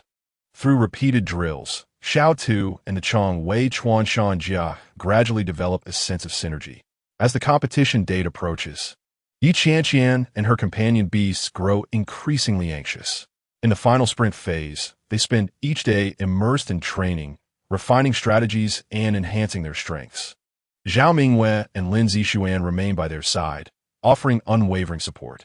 On the eve of the competition, Qianqian arrives at the training grounds as usual, ready to conduct the final integration training with Xiao Tu and the Chong Wei Chuan Shan Jia. Upon spotting Qianqian from a distance, the Chong Wei Chuan Shan Jia, which had been quietly resting on the ground, suddenly perks up, its small eyes sparkling with a distinct glimmer. It swiftly turns and scurries to a nearby corner. Moments later returning with an ant nest clutched in its claws, carefully placing it at Qianqian's feet, and gazing up at her with eager eyes while emitting soft hissing sounds. Qianqian, momentarily taken aback, quickly comprehends the significance of the gesture, her eyes welling with tears. She understands that this ant nest is the Chong Wei Chuan Shan Jia's favorite source of food, and by presenting it to her, it signifies its complete acceptance of her as its master, regarding her as its most trusted partner. Gently, she crouches down, caressing the Chong Wei Chuan Shan Jia's hard yet warm shell, her voice choked with emotion. "Little one, thank you. I know you acknowledge me." The Chong Wei Chuan Shan Jia seems to understand her words, comfortably closing its eyes and gently wagging its tail under Qianqian's affectionate touch. This touching scene is witnessed by Zhao Mingwei and Lin Zixuan, who arrive just in time. Zhao Mingwei smiles, saying, "Qianqian, it seems your efforts have not been in vain. The Chong Wei Chuan Shan Jia has fully integrated into our little team." Lin Zixuan nods in agreement, adding, "Indeed, in tomorrow's competition, you both will undoubtedly shine." Qianqian rises, her eyes filled with determination. "With the trust of Xiao Tu and the Chong Wei Chuan Shan Jia, along with your support, we will surely succeed." Chapter 77. The rematch. The competition commenced once more, as Qianqian and her companions followed the Academy's team towards the arena. Along the way, the gentle autumn light struggled to dispel the tension coiling within Qianqian's heart like fine threads. Her gaze wandered through the throng, observing beast tamers from various academies, each displaying distinct postures. Some rode majestically on formidable beasts, each step of which sent tremors through the ground, as if proclaiming their immense power. Others held delicate little creatures gently, the creatures' eyes, akin to black gemstones, gleaming with curiosity and anticipation for the impending finals. The expressions of these beast tamers varied. Some radiated confidence, exuberantly discussing their meticulously devised plans for victory, their words infused with an indomitable spirit. Others wore furrowed brows, their solemn demeanor indicating they were silently preparing themselves for the fierce battles ahead. Qianqian understood clearly that these individuals would become her formidable opponents in the finals, their presence casting an air of uncertainty and formidable challenge over the competition. "Qianqian, relax a little. Everyone has witnessed the diligent training you and Xiao Tu, the pangolin, have undergone during this time. You will surely shine in the competition," Zhao Mingwei remarked, keenly sensing Qianqian's nervousness and offering gentle words of comfort. Qianqian took a deep breath, her chest rising and falling slightly, and she managed to force a smile in response, saying, "I know, it's just that seeing so many skilled individuals gathered here inevitably brings some pressure." Lin Zixuan chimed in, encouraging her with vigor. "What is there to fear? The strength of our academy cannot be underestimated. You are the pride of our academy. You must have confidence in yourself." Bolstered by the warm and robust encouragement from her companions, Qianqian felt her mood lighten somewhat, the once taut nerves easing slightly. Upon arriving at the competition venue, they were enveloped by an atmosphere of tension that was markedly different from before. The level of security at the arena had intensified several-fold, with emissaries from the 5 great academies donning ornate and dignified attire, embroidered with exquisite and vividly lifelike patterns symbolizing their respective academies. Under the sunlight, these patterns shimmered as if imbued with life itself. The emissaries bore stern expressions, their eyes exuding undeniable authority as they meticulously patrolled the arena, their focused gazes seeming to declare their unwavering commitment to the fairness and safety of the competition. The overseers were uniformly clad in crisp black uniforms, armed with gleaming, razor-sharp weapons at their waists. Their eyes were as sharp as hawks, ever vigilant to every movement around them, leaving no detail unnoticed that could disrupt the order of the arena. Their presence enveloped the entire venue in a palpable sense of gravity, evoking an involuntary feeling of invisible pressure, guided politely and professionally by the staff. Qianqian and her companions arrived at the resting area to await the commencement of the match. Within the resting area, beast tamers from various academies were racing against time to make final preparations. Some were engrossed in grooming their beasts, murmuring incantations as if channeling an unending stream of confidence and strength to their companions. Others meticulously inspected their equipment, ensuring each item was in optimal condition, leaving no detail that might affect the competition overlooked. The pangolin, understanding its role, busily foraged through an anthill, relishing its meal, seemingly untouched by the tense atmosphere of the impending contest. Xiao Tu lay quietly at Qianqian's feet, occasionally lifting its head to gaze at its master with eyes full of trust and reliance, as if silently proclaiming, "Master, no matter the difficulties we face, I will steadfastly fight alongside you." At last, the emissaries of the 5 great academies strode with steady and powerful steps to the elevated platform at the center of the arena, holding a finely crafted megaphone. Clearing their throat, they announced loudly, "Esteemed contestants and spectators, the highly anticipated beast taming finals is now officially underway. The rules of this competition differ slightly from those of the preliminary and semifinals, placing greater emphasis on the synergy between beast tamers and their companions, as well as their ability to respond to unforeseen circumstances. Any form of cheating is strictly prohibited during the competition, and violators will be immediately disqualified." The emissary's voice echoed throughout the arena, resonant and clear, reverberating in every corner. Subsequently, the emissary began to introduce the contestants one by one. When it came to Qianqian, they deliberately raised their voice, tinged with a hint of anticipation. "This is Qianqian, contestant from the Academy's name. In the previous match, her companion Xiao Tu was unfortunately injured, so for this finals, she has replaced it with a new companion, the pangolin. Let us eagerly await to see what unique sparks they will ignite on the arena." As the emissary's words faded, a wave of murmurs rippled through the crowd. Curious glances directed towards Qianqian and her uniquely shaped pangolin, their eyes filled with questions and expectations. At this moment, Qianqian's opponent, a tall and imposing beast tamer exuding arrogance and disdain, entered the arena with his imposing Fenjialong. The dragon's massive wings unfurled, spanning 2 to 3 meters in width, their scales shimmering with a brilliant blue light under the sun, resembling precious gems embedded within. Its eyes burned like 2 blazing fireballs, radiating a fierce and perilous glow, as if they could incinerate all in their path. Upon spotting the uniquely shaped pangolin, Fenjialong's eyes flickered with unmistakable disdain. It flapped its enormous wings vigorously, instantly conjuring a powerful whirlwind that roared like a demon, sweeping up dust and stones from the ground, surging towards the pangolin like a torrent of darkness, attempting to intimidate it with this overwhelming force. Witnessing this, Qianqian and her companions felt a sudden tightening in their chests, instinctively worried that the pangolin might falter in the face of such a formidable opponent. Zhao Mingyue's trembling hands grasped Qianqian's arm, her voice quivering. "Qianqian, this Fenjialong is coming on strong. Can the pangolin handle it?" Lin Zixuan furrowed his brow, concern etched on his face. Indeed, the pressure from Fenjialong is immense. Will the pangolin be frightened? Qianqian bit her lip, gazing at the pangolin with determination, and stated, "Everyone, don't panic. The pangolin is not so easily defeated. It has trained alongside me for a long time, and I have unwavering faith in its abilities." Principal Lin, standing nearby, looked at the pangolin with concern, carefully assessing whether the newly acquired companion was ready for the entire competition. Qianqian, Are you certain the pangolin is fully prepared? This finals is crucial, impacting our Academy's honor.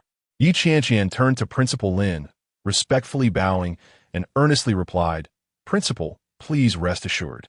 Although the pangolin is new, it has worked diligently, and our synergy has grown increasingly harmonious.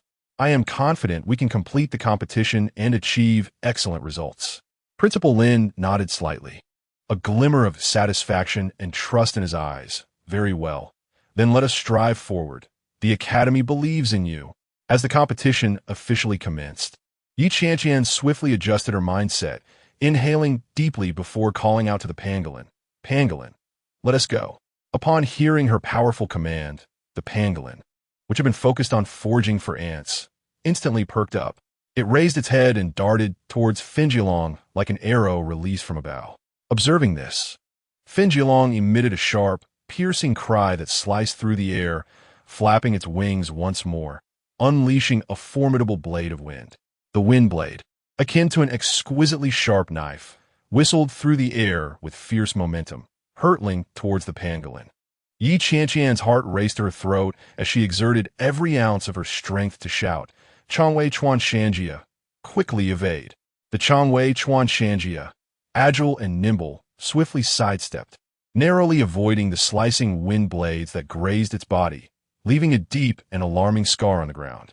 Seizing the opportunity amidst the wind wyvern's assault, Yi Qianqian's mind raced as she devised a strategy. She astutely recognized that while the wind wyvern's attacks were formidable, its movements on the ground were relatively clumsy, and it required a brief pause to regain its composure after each powerful strike. Thus, she resolutely decided to exploit this vulnerability and formulate a cunning tactic. Changwei Chuan Shanjia. Maneuver from the side to attract the wind wyvern's attention, then strike its wing joint at the opportune moment with your sharp spines. Ye Qianqian commandit lude. Understanding her intent, the Changwei Chuan Shanjia swiftly altered its course, resembling a nimble creature as it circled to the wind wyvern's flank, using its long tail to whip the ground, creating a crisp sound that successfully diverted the wind wyvern's focus. Enraged, the wind wyvern turned its head, flames burning in its eyes, and unleashed a torrent of fire towards the Changwei Chuan Shanjia, the flames surging like a fierce wave. The Changwei Chuan Shanjia deftly evaded the flames, weaving through the inferno while gradually closing in on the wind wyvern. Just as the wind wyvern prepared to launch another attack, the Changwei Chuan Shanjia seized the moment. Propelling itself upward with its powerful hind legs, its spines erecting like a spiked projectile, striking towards the wind wyvern's wing joint with immense force. The wind wyvern, unable to evade, was pierced by the Changwei Chuan Shanjia's spines, letting out a cry filled with agony, rage, and resentment, its wings trembling under the excruciating pain. Witnessing this, Yi Qianqian's heart soared with joy as she exclaimed, Well done, Changwei Chuan Shanjia. Keep it up. Following the pain, the wind wyvern became increasingly frenzied, spiraling through the air like a deranged fighter jet, spewing flames and powerful wind blades, attempting to vanquish the Changwei Chuan Shanjia completely. The atmosphere in the arena grew tense, the audience holding their breath, their eyes fixed unwaveringly on the contest, as if enveloped by an invisible shroud of suspense. Amidst the fierce battle, Yi Qianqian also noticed another weakness in the wind wyvern. Its stamina depleted rapidly after consecutive attacks. Thus, a brilliant idea struck her, and she resolved to employ a guerrilla tactic, urging the Changwei Chuan Shanjia to constantly evade the wind wyvern strikes, thereby exhausting its energy. Changwei Chuan Shanjia, do not confront it head-on. Focus on evasion and wear it down. Yi Qianqian shouted. Under her guidance, the Changwei Chuan Shanjia darted nimbly across the arena, its movements spectral as the wind wyvern's attacks repeatedly missed their mark. Gradually, the wind wyvern's motion slowed, the frequency of its wing beats diminished, and its gaze began to reveal signs of fatigue and resignation. Chapter 78. The decisive moment. Yi Qianqian sensed that the time had come. She called out, Changwei Chuan Shanjia, unleash your full force. The Changwei Chuan Shanjia soared high once more, this time channeling all its might like a predator poised to pounce, charging towards the wind wyvern's head. The wind wyvern attempted to dodge, but its energy was waning, rendering its movements sluggish and clumsy. The Qianqian successfully struck the wind wyvern's head, causing it to sway before collapsing to the ground. The arena erupted in thunderous applause and cheers, the sound deafening, as if it could shake the very foundations of the venue. Qianqian and the Qianqian emerged victorious in this contest, filled with excitement. Qianqian rushed over and embraced the Qianqian tightly, tears of exhilaration shimmering in her eyes. "You were magnificent, Qianqian. We did it." Zhao Mingyue and Lin Zixuan also approached with enthusiasm, joining Qianqian in a heartfelt embrace, their faces radiant with joy and pride. "Qianqian, you were incredible. This was simply spectacular." Principal Lin stepped forward, a beaming smile illuminating his face as he patted Qianqian on the shoulder. "Student Qianqian, you and the Qianqian have brought honor to the academy. You are its pride." However, the competition was far from over. Qianqian faced even more daunting challenges ahead. In subsequent matches, she encountered a beast master skilled in controlling water-type creatures. This beast master's companion was a massive water python, which moved through the water like a streak of black lightning, its speed rendering it nearly invisible. Moreover, the water python could manipulate water elements, conjuring various watery screens and spheres to assault its opponents, each strike carrying immense force, making it nearly impossible to defend against. As the match commenced, the water python swiftly submerged itself in a vast pool within the arena, causing ripples to cascade across the surface. It then unleashed torrents of water columns from the pool, which shot towards Qianqian and the Qianqian like enormous water cannons. Qianqian quickly directed the Qianqian to evade, her gaze fixed intently on the water python's every movement as her mind raced to formulate a counter-strategy. She observed that the water level in the pool noticeably fluctuated when the python launched an attack. An idea sparked in her mind, and she resolved to exploit this by having the Qianqian attack the pool's edge, disrupting the water python's assault environment. Qianqian, strike the edge of the pool. Ye Vianyan commanded. The Qianqian immediately charged towards the pool's perimeter, using its sharp claws and sturdy body to batter against the edge. Soon, cracks began to form along the pool's edge, and water started seeping through, the water level gradually declining. The water python sensed the impending threat, leaping from a pool in a sweeping arc, aiming straight for the Qianqian. Qianqian swiftly directed the Qianqian to dodge the python's attack, her focus unwavering as she sought an opportunity to counterattack. During a brief interval between the python's strikes, she discerned that the creature's belly was relatively soft, revealing its vulnerability. She instructed the Qianqian to wait for the perfect moment to strike the python's underbelly. Qianqian, when the water python leaps again, aim for its belly. Yi Yan shouted. The Qianqian remained fixated on the python, eyes unblinking, awaiting the ideal opportunity. As the water python soared high once more, preparing to attack, the Qianqian lunged forward, driving its sharp spines into the python's soft underbelly. The water python, unable to evade, was struck, writhing in pain as it emitted a low growl before plummeting back into the pool. Qianqian and the Qianqian pressed their advantage, continuing their assault on the water python. After an intense confrontation, the water python ultimately succumbed, leaving it unable to resist, and Qianqian emerged victorious once again. As the competition progressed, Qianqian and the Qianqian advanced through the ranks, showcasing their indomitable spirit and exceptional teamwork, successfully reaching the final round of the championship. The final round was a team match, requiring Qianqian to collaborate with two beast masters from different academies to confront another formidable team of opponents. One of these beast masters was adept at controlling earth-type creatures, accompanied by a colossal rock monster, its body as unyielding as a massive boulder, seemingly impervious to all attacks. The other specialized in wood-type creatures, his companion being a gigantic treant, its body adorned with vines that moved like agile arms, capable of extending and striking at will. Prior to the competition, Qianqian and her teammates quickly convened, engaging in an intense and fervent discussion to devise a meticulous strategy. They resolved to position the Yinshi Guai at the forefront, drawing the adversary's attacks and utilizing its formidable physique to absorb the enemy's damage, thus erecting a robust defense for the team.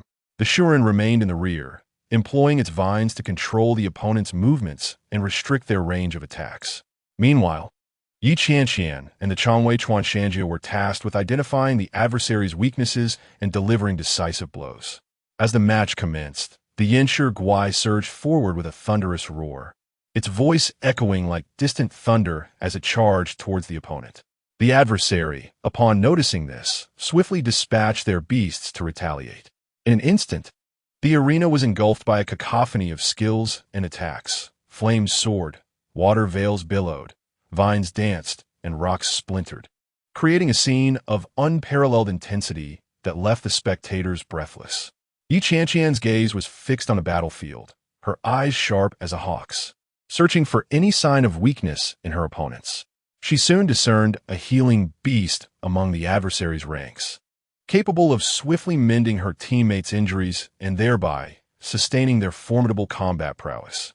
If they did not neutralize this healing beast first, victory would prove elusive. Thus, she called out to her teammates, urging them to concentrate their efforts on the enemy's healing beast. Her comrades nodded in agreement, their expressions betraying a steadfast resolve as they followed Qianqian's lead. The Yinshi Guai and Shuren coordinated seamlessly. One absorbed the enemy's ferocious assaults, enduring the onslaught while bearing the scars of battle, while the other ensnared the opponents with vines, tightly binding them to create opportunities for Qianqian and the Changwei Chuanshanjia. With their teammates providing unwavering support, Qianqian and the Changwei Chuanshanjia charged towards the enemy's healing beast, ultimately defeating it. Without the healing beast's support, the adversary's team began to falter, their beasts unable to receive timely healing, and their combat effectiveness waned. Seizing the advantage, Qianqian and her allies intensified their assault, leaving the enemy with no respite. In the end, they emerged victorious, triumphing in the finals. The audience erupted in a fervor of cheers and applause, the sound resonating throughout the arena, as if it were destined to pierce the heavens. Qianqian and her teammates embraced in a moment of elation, their faces aglow with the joy of victory, their eyes shimmering with tears of excitement. Chapter 79, Special Mission. As the finals concluded, the atmosphere of the arena felt as though it had been suspended in tension, the pressure so thick it was nearly suffocating. The segment for the special mission unfolded like a tempest poised to unleash its fury, pulling back the veil of mystery. The event organizer stood tall upon the lofty podium, gripping a magical amplification crystal, somber in demeanor as their voice resonated powerfully across every corner of the arena. Brave and undaunted competitors. The following special mission will serve as the pivotal turning point in determining the final outcome of this contest. The crux of the task lies in delving deep into an enigmatic and unpredictable magical forest, seeking the long-lost elemental gems. These gems are no ordinary artifacts. Each harbors the immense power capable of altering the very fabric of reality, their significance directly impacting the results of the competition. You must complete this task within the strictly allotted time. Only those who emerge triumphant with the gems shall claim the laurels of victory. At this moment, the competition officially commenced. With unwavering determination, Qianqian rallied her teammates, hastening their pace as they set forth towards the magical forest. The moment they crossed the forest's threshold, a wave of dampness, imbued with an ancient aura, enveloped them. The mist seemed alive, gently caressing their faces and bringing a refreshing chill. Sunlight struggled to penetrate the dense canopy above, fracturing into myriad glimmers that scattered across the forest floor, weaving a tapestry of light and shadow that created a dreamlike yet perilous atmosphere. The eerie stillness of the forest was occasionally pierced by the low, distant roars of unknown beasts, reverberating as if from a primordial era, sending chills down their spines. Everyone remained vigilant. This forest was anything but benevolent. and danger lurked at every turn. Qianqian furrowed her brow, her expression grave as she lowered her voice to warn her companions. Xiao Tu, loyal as a sentinel, nestled closely to Qianqian's side, its ears perked like two sensitive antennas, alert to any subtle sounds, while its nose sniffed the air, attempting to detect any trace of danger. The Changwei Chuanshanjia, usually lively and energetic, now adopted a more cautious demeanor, lifting its paws delicately as it ventured forward, its keen eyes scanning for any irregularities on the ground, frequently surveying the surroundings with vigilance. Not far into their journey, a colossal group of wild beasts emerged before them, their massive forms resembling mountains. Their disheveled fur bristled, eyes glinting with ferocity, saliva dripping from their sharp fangs as they advanced slowly towards Qianqian and her team, each step causing the ground to tremble. Qianqian's mind raced as she swiftly made a precise judgment. Zhao Mingyue quickly cast wind magic to restrain these creatures. Lin Zixuan fully support Zhao Mingyue, amplifying the power of the spell. I will lead Xiao Tu and the Changwei Chuanshanjia in the main assault to breach their defenses. Heeding her commands, the team sprang into action. Zhao Mingyue parted her lips and intoned an incantation, summoning swirling winds that coalesced into a tornado, sweeping towards the wild beasts, causing them to stagger and falter. Lin Zixuan clasped his hands together, closing his eyes in concentration, channeling his magical energy into Zhao Mingyue's wind magic, enhancing its potency further. Meanwhile, Qianqian wielded her magical staff, directing Xiao Tu and the Changwei Chuanshanjia to charge. Xiao Tu let out a mighty roar, utilizing its robust physique to launch itself towards the beasts, engaging them in fierce combat, each collision resonating with a deep thud. The Changwei Chuanshanjia, agile and elusive, weaved through the throng of beasts, seizing the opportune moment to strike with its razor-sharp claws, each blow eliciting pained howls from the adversaries. After an exhilarating exchange of blows, the team successfully repelled the ferocious wild beasts, though they were left slightly breathless, beads of sweat dotting their foreheads. However, the danger did not cease. As they pressed onward, the ground suddenly emitted a resounding rumble, and without warning, it began to collapse, revealing a vast, bottomless pit several meters in diameter before them. Ye Qianqian ritu sivifti, calling out, "Everyone, be careful." Simultaneously, she deftly waved her magical staff, chanting a spell that conjured a sturdy magical barrier, radiating a soft glow beneath them, securely supporting the team and preventing their fall into the abyss. The Changwei Chuanshanjia showcased its unique ability to burrow, swiftly diving underground to explore the edges of the pit. Shortly after, it resurfaced, excitedly pointing with its claws to a spot on the ground, indicating the location of the trap's triggering mechanism. Qianqian and her companions rushed forward, witnessing the Changwei Chuanshanjia deftly dismantling the mechanism, and, as the sound of breaking echoed, the ground around the pit returned to calm, temporarily alleviating the danger. As the team ventured deeper into the heart of the forest, dense fog surged forth like a tide, becoming increasingly thick, rendering visibility nearly non-existent. Yidianyan furuit herburuth, lost in thought before stating, "If we continue like this, we will surely lose our way." Changwei Chuanshanjia, you are most familiar with the subterranean environment.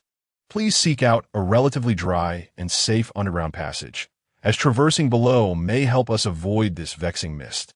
Understanding the directive, the Changwei Chuanshanjia nodded vigorously, transforming into a shadow as it burrowed into the earth.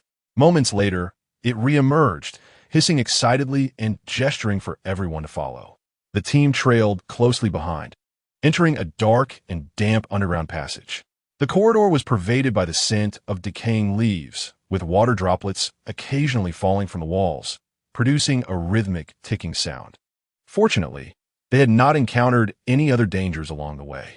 As the group cautiously advanced through the underground passage, faint sounds of footsteps and conversations reached their ears. "Be careful. It could very well be another competing team," Lin Zixuan whispered, alerting the others. Instantly, the group became vigilant, slowing their pace, holding their breath, and tiptoeing forward. Indeed, not far ahead, they spotted the team led by Xia Yuo, Upon catching sight of Yi Qianqian, Xia Yurua's lips curled into a mocking smile. Yi Dianyan, what a coincidence to meet you here. This elemental gem is ours for the taking. If you know what's good for you, you'd better make way with your team. Unfazed, Yi Qianqian retorted with unwavering determination. Xia Yurua, who says we must yield at your command? This gem is up for grabs for everyone. If you want it, come and take it. With tensions flaring, an intense battle erupted, enveloping the forest in a haze of magical light and smoke, filling the air with the scent of gunpowder.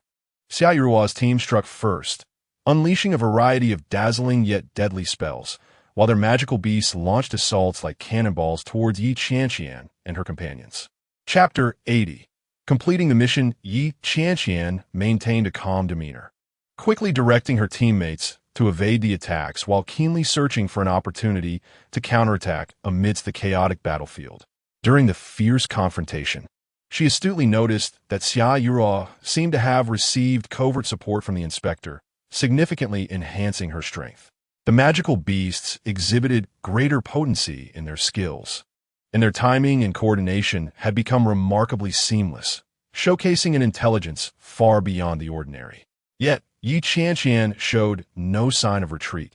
She and her teammates collaborated closely, skillfully utilizing the complex terrain of the forest to engage in clever maneuvers. The long-tailed pangolin displayed formidable and astonishing control over its burrowing abilities during the battle. It swiftly burrowed underground, its magical energy surging, causing the ground beneath Xia Yurua's team to tremble violently, triggering a minor earthquake.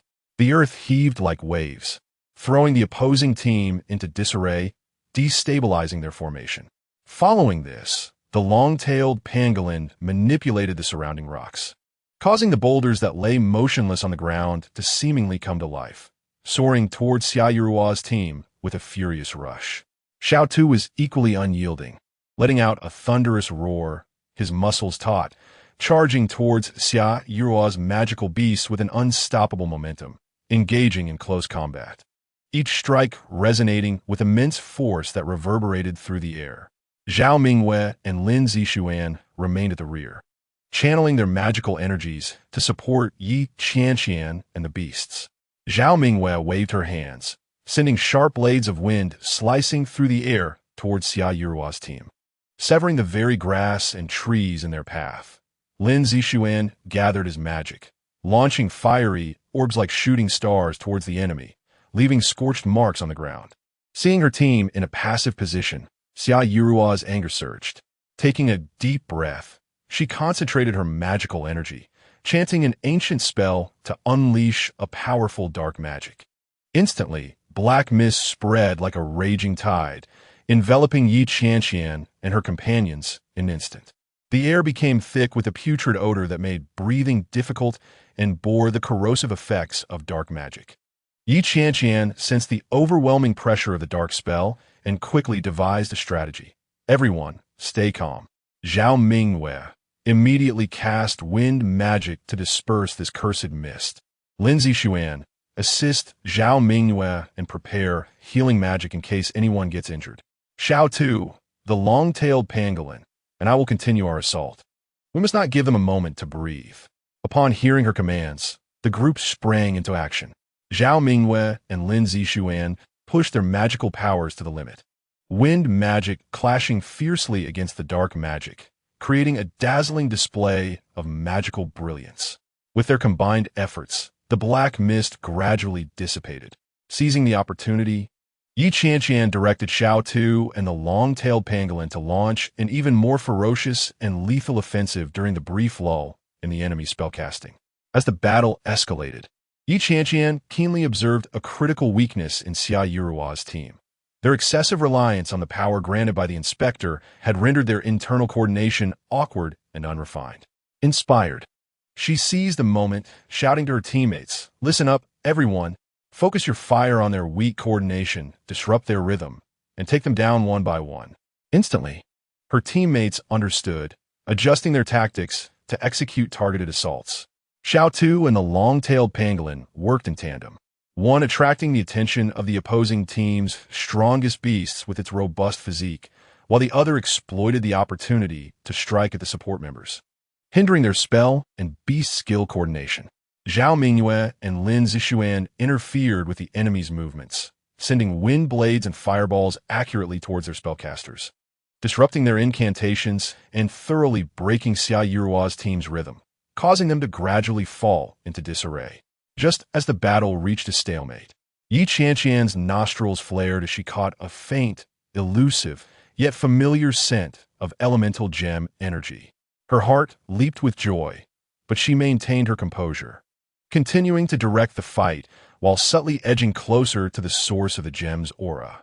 Xia Yirua, ever perceptive, quickly sensed Yi Qianqian's intentions. Her eyes narrowed, and she intensified her offensive, commanding her beasts and teammates to thwart Yi Qianqian's approach towards the gem. However, Yi Qianqian and her companions worked seamlessly together, functioning like a well-oiled machine. Xiao Tu and the long-tailed pangolin valiantly defended against the onslaught of attacks, creating openings for Yi Qianqian to advance towards the gem, while Zhao Mingyue and Lin Zixuan used magic to shield her, disrupting Xia Yirua's team's movements. United in their efforts, they successfully repelled wave after wave of Xia Yirua's assaults. In a crucial moment, the long-tailed pangolin demonstrated remarkable speed. With a powerful kick from its hind legs, it shot towards the location of the elemental gem like an arrow released from a bow. Seeing this, Xia Yirua's expression shifted dramatically as she immediately dispatched her beasts to intercept. Long-tailed pangolin, be careful. Xiao Tu, go support.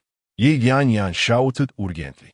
Xiao Tu, responding to her command, swiftly turned and charged towards the beast obstructing the long-tailed pangolin, kicking up a cloud of dust in its wake.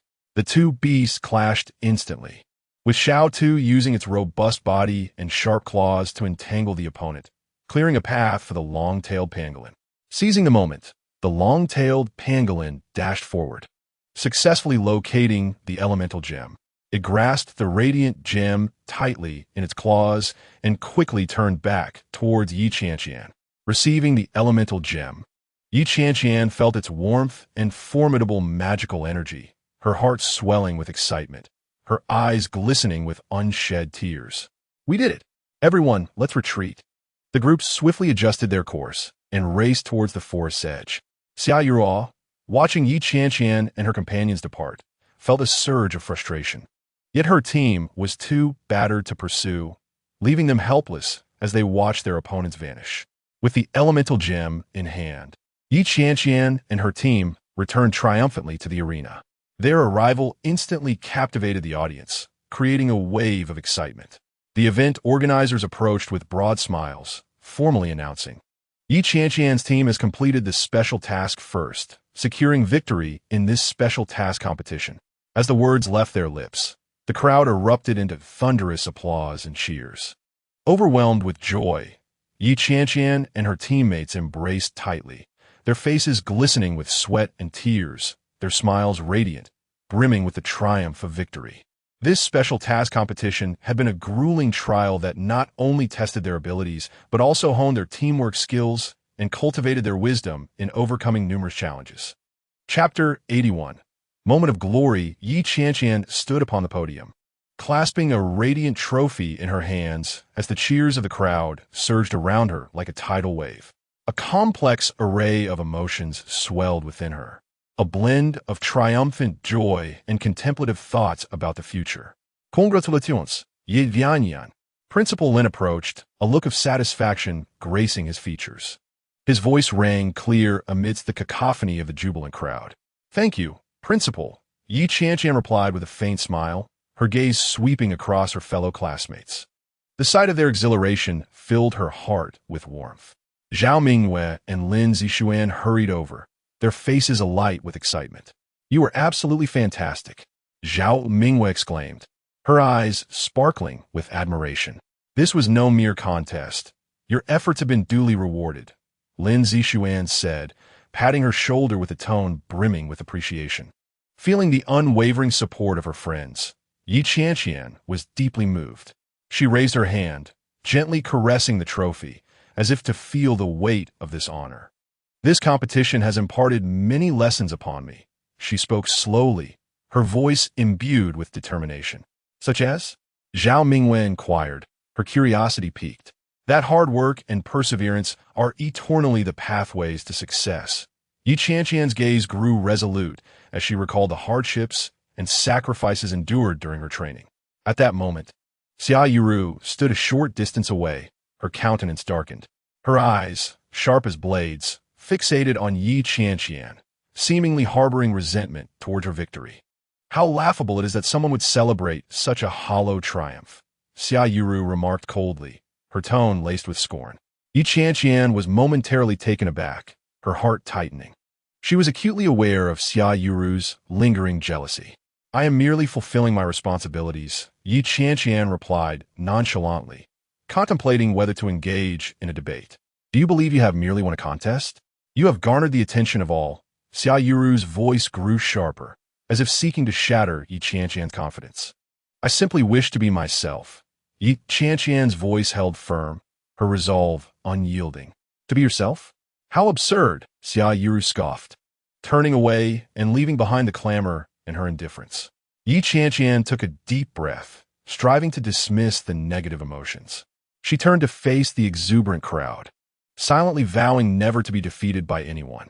Your support is my greatest motivation, she said with a smile, her voice clear and resolute. We will always support you. Lin Zixuan responded loudly, with other classmates echoing their agreement, rekindling the fervor of the atmosphere. A warm wave surged within Yi Qianqian as she felt the strength of her friends. She understood that this victory belonged not solely to her, but to all who had supported her. I will strive even harder on the path ahead, she resolved silently, her eyes steadfastly fixed on the future. After the awards ceremony concluded, Yi Qianqian descended the podium, yet her heart remained restless. She recognized that the glory of victory was accompanied by even greater challenges awaiting her. Are you prepared to face the next challenge? Principal Lin inquired, his eyes filled with anticipation. I will be, Principal, Yi Qianqian replied with a slight smile, a flame igniting within her. That is reassuring, Principal Lin nodded before turning to converse with the other teachers. As Yi Qianqian exited the venue, sunlight cascaded upon her, warm and bright. Her heart brimmed with hope. Though the path ahead was uncertain, she was ready to embrace whatever lay in store. Yi Qianqian distanced herself from the bustling crowd, seeking a relatively secluded corner. Xianyang Mao approached with a light, graceful step, followed closely by Xiao Tu, whose sturdy, earth-toned body seemed particularly solid, and Chang Wei Chuan Shanjia, moving slowly yet with determination. The three lined up neatly before Yi Qianqian, gazing up at her. Xianyang Mao's tail swayed gently, Xiao Tu emitted a soft grunt, and Chang Wei Chuan Shanjia lay quietly on the ground. In that moment, Yi Qianqian's heart found tranquility. She crouched down, first cradling Xiao Tu in her arms. Its body was warm and soft, and she playfully poked its nose with her finger. Thank you all, she whispered softly. Xiao Tu nuzzled her cheek, its actions filled with dependence. Yi Qianqian felt a surge of warmth as she embraced Xiao Tu, understanding that this victory belonged not only to her, but also to these steadfast companions. Xianyang Mao let out a low call, as if in response. Chang Wei Chuan Shan Jia shifted slightly, asserting its presence. Yi Qianqian set Xiao Tu down, who obediently stood at her feet.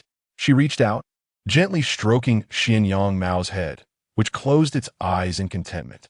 Then, she caressed the hard shell of Chang Wei Chuan Shanjia, its scales glimmering in the sunlight. They were her strength, her support, and her family. Yi Qianqian rose, gazing at her three companions, overwhelmed with gratitude. Yi Yanyan, a voice called out from a distance, prompting her to turn. Zhao Mingyue and Lin Zixuan were approaching, their faces reflecting the relaxed demeanor that followed the competition, mingled with joy at Yi Qianqian's victory. Let's head back, Zhao Mingyue suggested. Lin Zixuan stood beside her, his silence conveying the same sentiment in his gaze. Yi Qianqian looked at them, her companions, Xianyang Mao, Xiao Tu, and Chang Wei Chuan Shanjia, also directed their attention toward Zhao Mingyue and Lin Zixuan. Alright, Yi Yanyan responded. A simple word, yet it marked the end of her brief tranquility beneath the podium. She knew it was time to depart from this place, filled with both glory and challenges. Qianqian Mao stepped forward, followed by Xiao Tu, with Chang Wei Chuan Shan Jia bringing up the rear. They silently accompanied her. Zhao Mingwei moved closer, naturally positioning herself beside Yi Qianqian, while Lin Zixuan walked on her other side. The trio walked side by side in the direction of the academy. The surrounding crowd gradually dispersed, the noise fading into the distance, replaced by the sound of their footsteps and the occasional murmur of conversation. "You have no idea," Zhao Mingwei suddenly began. "That last move of yours was absolutely stunning," she added, her tone filled with reminiscence. However, Yi Qianqian's thoughts drifted elsewhere. Returning to the academy, everything would be different. She was no longer the unnoticed student, but now the champion, the pride of the institution. "It was merely luck," Yi Qianqian replied nonchalantly, not wishing to overemphasize her prowess, at least not at that moment. "Luck is also a part of strength," Lin Zixuan remarked. Chapter 82. The Conspiracy of Supervision. Yi Qianqian's emotions gradually settled in the aftermath of the competition. Standing in the campus square, sunlight filtered through the leaves, casting a dappled array of shadows, while the surrounding noise receded, yielding to hushed whispers. Her victory had rendered her the focal point of attention. Yet behind this honor lurked an unsettling aura. "Have you heard?" a student whispered, glancing furtively at Yi Qianqian. Her victory was no mere coincidence. Those overseeing will undoubtedly not let this rest. Another voice followed, tinged with gloom. Yi Qianqian felt a tightening in her chest as the whispers pricked her heart like thorns. She turned around, seeking Zhao Mingwei and Lin Zixuan, only to find them encircled by a group of serious-faced individuals. "Yi Yanyan," Zhao Mingwei's voice pierced through the crowd, tinged with urgency. "Come here." Yi Qianqian hurried towards them, an unsettling sense of foreboding gnawing at her. The expressions on Zhao Mingwei and Lin Zixuan's faces were devoid of their usual lightness, replaced by a gravity that weighed heavily in the air. "We have just received some troubling news," Lin Zixuan whispered. "The Jianqiadu are spreading rumors, seeking to tarnish your reputation and that of the academy." Yi Qianqian's heart trembled, a tumult of anger and indignation surging within her. She struggled to maintain her composure and queried, "What have they said?" "They claim your victory was mere luck, even insinuating collusion between you and the academy," Zhao Mingwei replied, her voice quivering, clearly shaken by the news. "This cannot be true." Yi Qianqian gritted her teeth, a fierce determination igniting within her. She understood that her efforts and sacrifices were not something that could be swayed by mere fortune. "We must investigate thoroughly," Lin Zixuan asserted with conviction. "We cannot allow them to tarnish your name and the academy's." "I too seek the truth." Yi Qianqian's tone grew resolute. "This matter concerns not just me, but the reputation of our entire academy. Let us trace their sources of information and see if we can uncover evidence," Zhao Mingwei suggested, her eyes glimmering with hope. "Agreed," Yi Qianqian nodded, silently vowing to unveil the truth behind this conspiracy. The three quickly parted ways to commence their investigations. As Yi Qianqian roamed the campus, her mind was awash with thoughts. She recalled every moment of the competition, remembering those who had fought tirelessly for her. She could not allow their efforts to be obliterated. As the investigation deepened, Yi Qianqian uncovered unusual signs. The ties between the Jianqiadu and certain dark forces began to surface.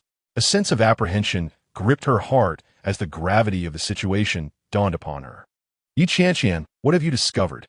Zhao Mingwei inquired during one of their encounters, concern evident in her gaze. "The Jianqiadu are colluding with dark forces. They aim to disrupt the balance of the Beast Master Realm," Yi Qianqian replied in a low voice, yet imbued with determination. "We must inform the Academy's leaders of this information." Lin Zixuan's expression turned grave. "This poses a significant threat." "I am aware." Yi Qianqian inhaled deeply, a wave of fearless courage swelling within her. "We cannot remain passive." The trio hastened to the academy, reporting their findings to the leadership. Within the conference room, the atmosphere was tense and solemn. The academy's leaders listened intently, their expressions growing increasingly serious. "We must take action to uphold the peace of the Beast Master Realm," a senior leader proclaimed, his voice resonating with authority. "We will give our full support to your investigation," another leader added, emphasizing the necessity of their efforts. Qianqian felt a flicker of hope ignite within her as she sensed the support from the academy. She recognized that she was not alone. A formidable force stood behind her. "We will expedite the collection of evidence and reveal the truth," Qianqian asserted, her eyes gleaming with resolve. As the investigation progressed, the bond between Qianqian, Zhao Mingyue, and Lin Zixuan grew ever tighter. The three fought side by side, encouraging one another, fully aware that this endeavor was not solely for themselves, but for the entire academy and even the future of the Beastmaster realm.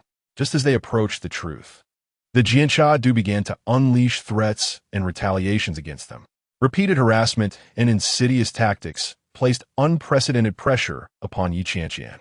"We cannot falter," Lin Zixuan proclaimed during one meeting.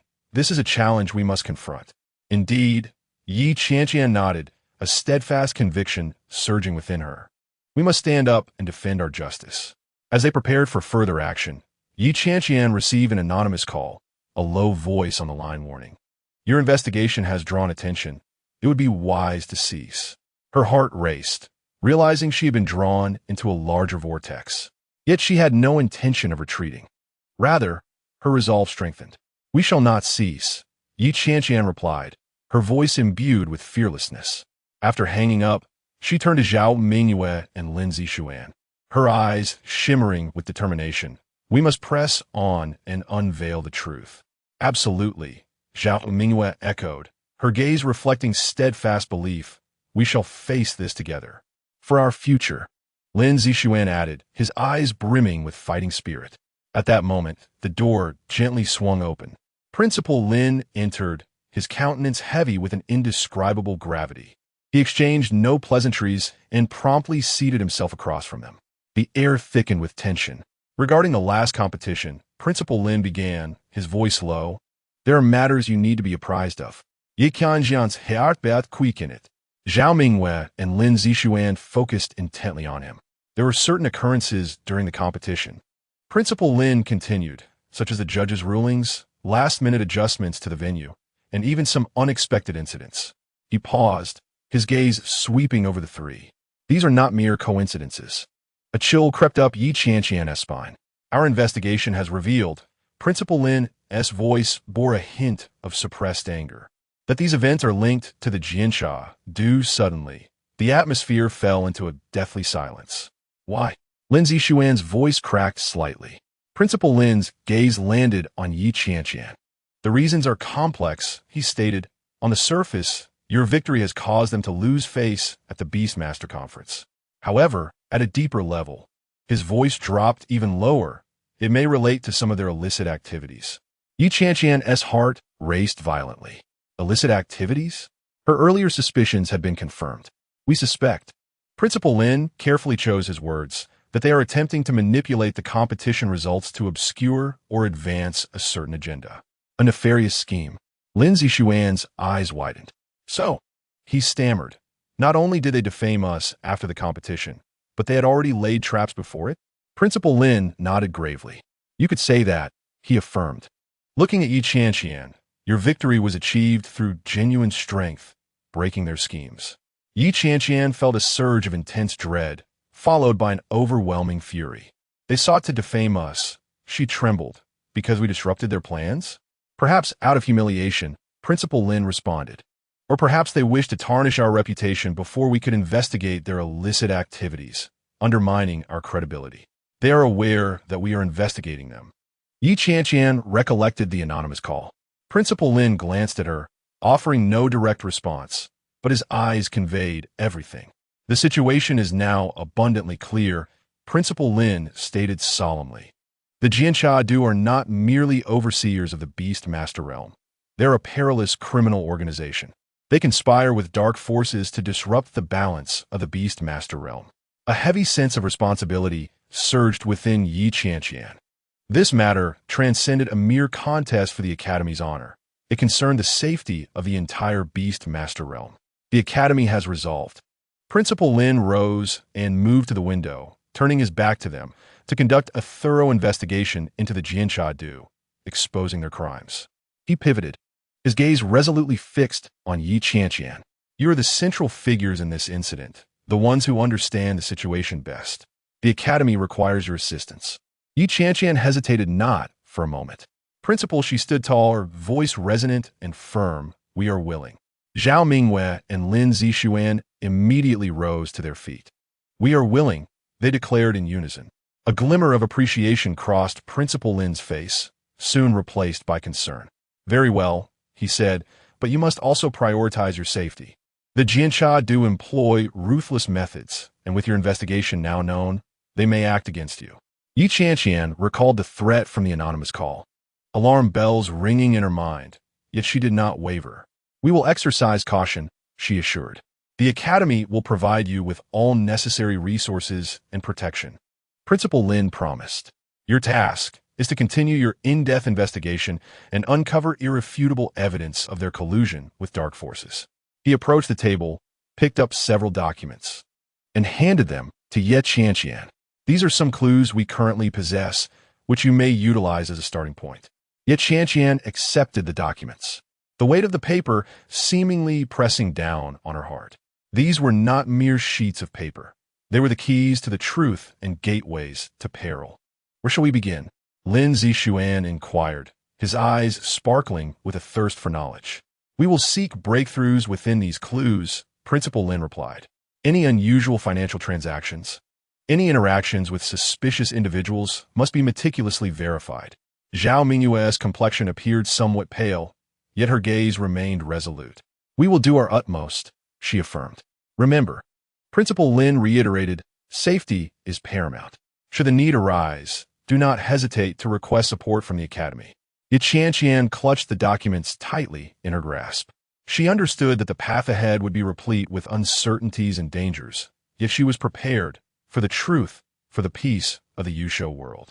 She lifted her head to look at Principal Lin. Principal, she declared, we shall not disappoint you. Principal Lin nodded, refraining from further comment. Yi Qianqian, Zhao Mingyue, and Lin Zixuan exchanged glances, their eyes ablaze with a shared fervor. They departed the office, the weighty file bag pressing against Yi Qianqian's arm. Exiting the office, the corridor's dim lighting elongated their shadows. Silence enveloped them. Lin Zixuan was the first to disrupt the stillness, his voice laced with a barely perceptible tension, hinting at complexity. Zhao Mingyue remained silent, her gaze fixed on her slightly trembling fingers. Fear was not absent. It was merely suppressed by a more formidable will. Yi Qianqian halted her steps and turned to face the two. Complexity signifies an abundance of clues, yet also indicates danger, Zhao Mingyue added softly but distinctly. The principal has done everything within his power. Yi Qianqian's voice was low but carried an undeniable force. The remainder is up to us. Lin Zixuan clenched his fists, his knuckles paling. Then shall we find a place to examine the documents? Yi Qianqian interjected, her pace unbroken. Back to the dormitory? Zhao Mingyue suggested, her tone questioning. Yi Qianqian shook her head. It's not safe. What about the independent seminar room in the library? Lin Zixuan proposed, recalling a location that required permission to access and offered soundproofing. That will suffice, Yi Qianqian concurred. The trio quickened their pace, traversing the somewhat empty corridors of the academy. Occasionally, students passed by, casting curious glances, yet no one approached to intrude. The atmosphere grew increasingly oppressive, as if the very air had thickened. Upon reaching the library, Lin Zixuan adeptly applied for permission, unlocking a seminar room situated in a corner. The heavy soundproof door clicked shut, completely isolating them from the clamor outside. The room was modest, furnished with a long table and several chairs, illuminated by bright lights. Yi Qianqian placed a file bag onto the table, producing a dull thud. She refrained from opening it immediately, instead looking at the other two. We must devise a plan, Principal Lin stated, commencing with unusual financial transactions and contacts with suspicious individuals. Lin Zixuan recollected. Indeed, Yi Qianqian nodded, yet these documents merely mark the beginning. She extended her hand, gently patting the file bag. The influence of the Supervisory Council is intricately woven. They will not easily leave behind overt evidence. Their members are widely dispersed, operating covertly. Zhao Mingyue whispered, reiterating vital information from the core narrative. Therefore, we must divide our responsibilities. Yet Qianqian turned to Lin Zixuan. Zixuan, you possess a keen sensitivity to data and information tracking. Please take charge of the financial transactions. Lin Zixuan promptly agreed. No problem. Mingyue. Yet Qianqian redirected her attention to Zhao Mingyue. Your meticulous nature and strong observational skills will aid in monitoring the records of suspicious contacts, as well as any abnormal incident reports. Zhao Mingyue took a deep breath and nodded earnestly. All right, and what of me? Yet Qianqian mused, as if confirming her role. I will be responsible for consolidating the information, identifying their patterns of activity, and attempting to pinpoint their bases of operation. Seeking out these bases is her forte, yet it also poses the greatest danger. This is too perilous, Qianqian, Zhao Mingyue interjected. Locating their bases implies direct contact. Someone must undertake this task. Yet Qianqian's tone remained calm. We can work together. Lin Zixuan attempted to suggest. No, yet Qianqian countered. Acting separately is more efficient and less likely to lead to being ensnared. She opened the file bag, spilling its contents onto the table. A cascade of papers, including printed reports, handwritten notes, and even a few blurry photographs. The volume of information was vast and chaotic. Take a look, yet Qianqian remarked, lifting the topmost report. From this moment forth, we are individuals racing against the shadows. The trio fell silent, each engrossed in their respective documents, immersed in intense scrutiny. The seminar room was filled solely with the rustling of paper. Time gradually slipped away. Yet Qianqian's brow furrowed deeper. The clues within the documents were indeed plentiful, yet exceedingly fragmented. Unusual financial transfers pointed towards various shell companies. Records of contacts with suspicious individuals spanned multiple cities. Just as they seemed to grasp a lead, it would elude them like a slippery eel, breaking off at the most crucial juncture. The adversary's counter-surveillance capabilities were formidable. This account, Lin Zixuan suddenly exclaimed, pointing to a bank statement, shows a rapid influx and outflux of substantial funds within a short period, with recipients scattered nationwide, many being personal accounts. Yet Qianqian and Zhao Mingyue instantly leaned closer. A quintessential money laundering technique, yet Qianqian deduced. But what of the source? Zhao Mingyue queried. Lin Zixuan shook his head, indicating the beginning of the report. The source has been tampered with. It can only be traced back to a now-canceled overseas account. Another lead has been severed. Look at this, Zhao Mingyue said, picking up a photograph that was quite indistinct, seemingly taken from a distance. The image depicted two figures in a dim alley, their faces obscured. This silhouette, yet Qianqian pointed to one of the slightly clearer profiles, seemed somewhat familiar. She strained to search her memory. Yet, her recollection was as clouded as a dusty mirror, unable to reflect clearly. Another report mentioned an abandoned factory. Zhao Mingyue rummaged through, discovering multiple records of unexplained energy fluctuations, yet the Supervisory Council's investigation attributed it to aging equipment. Aging equipment? Lin Zixuan scoffed. Energy fluctuations related to Yusho can hardly be explained by outdated machinery. A clumsy cover-up, yet Qianqian concluded. She placed a photograph alongside the report regarding the abandoned factory. Where's this location? It is in the southern part of the city, near the abandoned mining area, Zhao Mingyue replied. That place is rarely frequented. Yet Qianqian's fingers lightly tapped the table's surface. It would serve as an excellent hideout. Should we go investigate? Lin Zixuan expressed eagerness. Yet Qianqian raised her hand to halt him.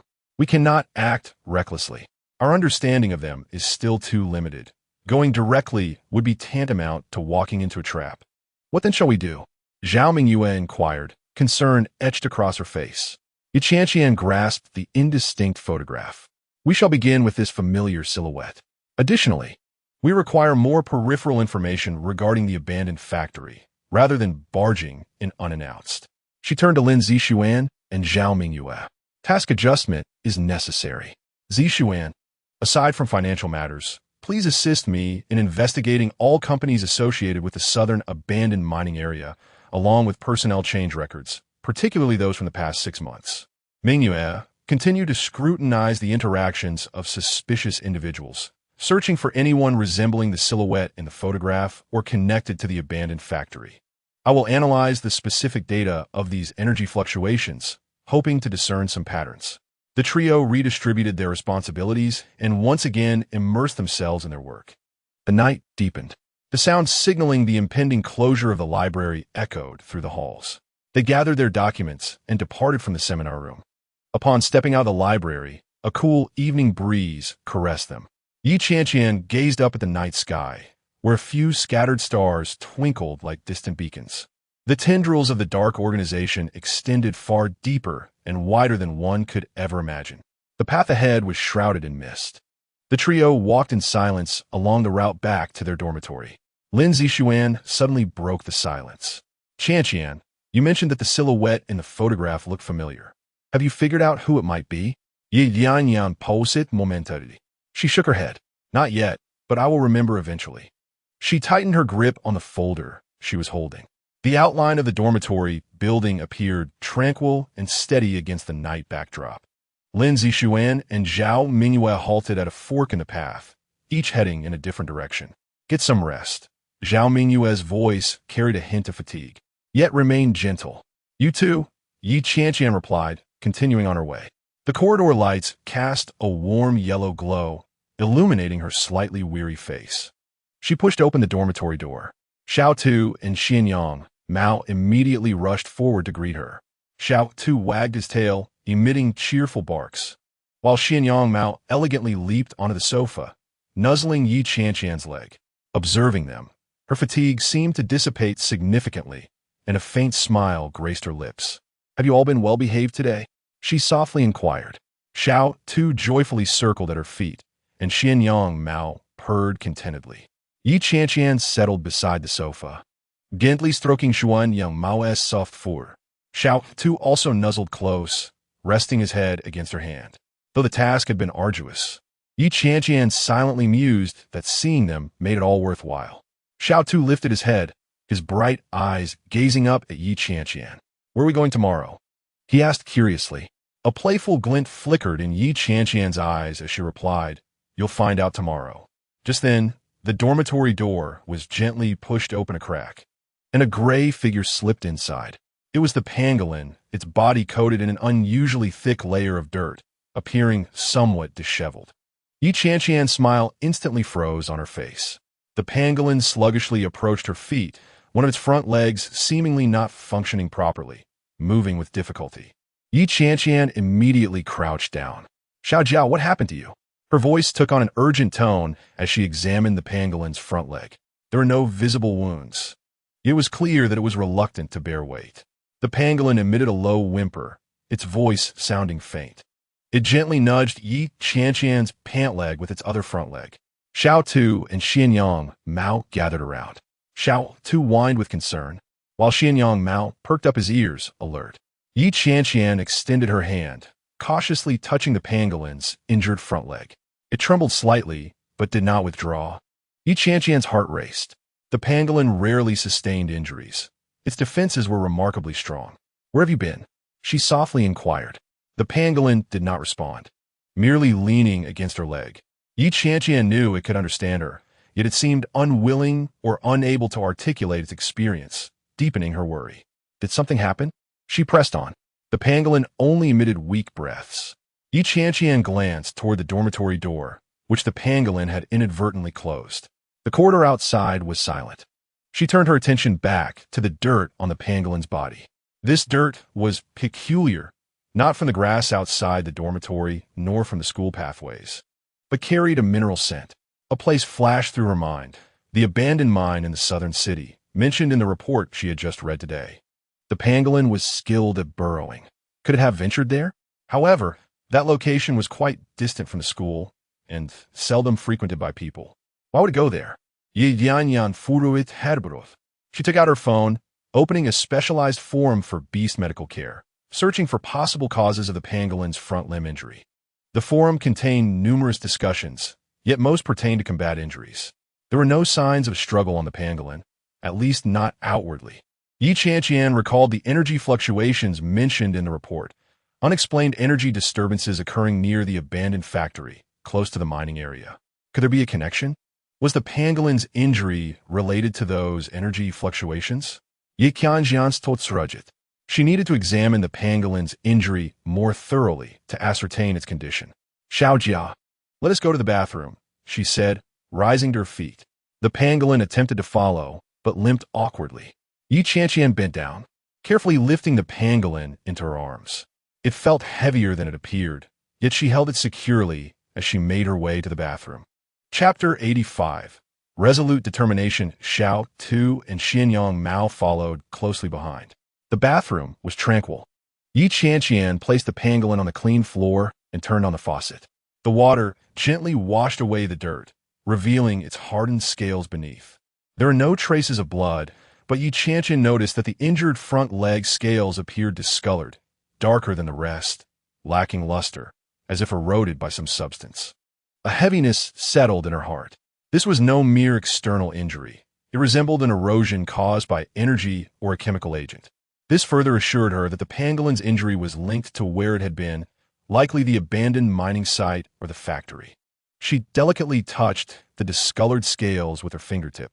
The pangolin shivered again, emitting a pained whimper. Qianqian quickly withdrew her hand. She could not be certain what had caused such an injury. Acting rashly might exacerbate the situation. She needed professional assistance, or, at the very least, more detailed information. Zhao Mingyue's face appeared in her mind. Zhao Mingyue had some knowledge of beast medical care. Perhaps she could identify the injury or know where to find pertinent information. Qianqian took out her phone, hesitating momentarily. It was already past 10 at night. Zhao Mingyue might have gone to bed. Yet the pangolin's condition left her no choice but to act. She dialed Zhao Mingyue's number, which was answered promptly. Hello, Qianqian.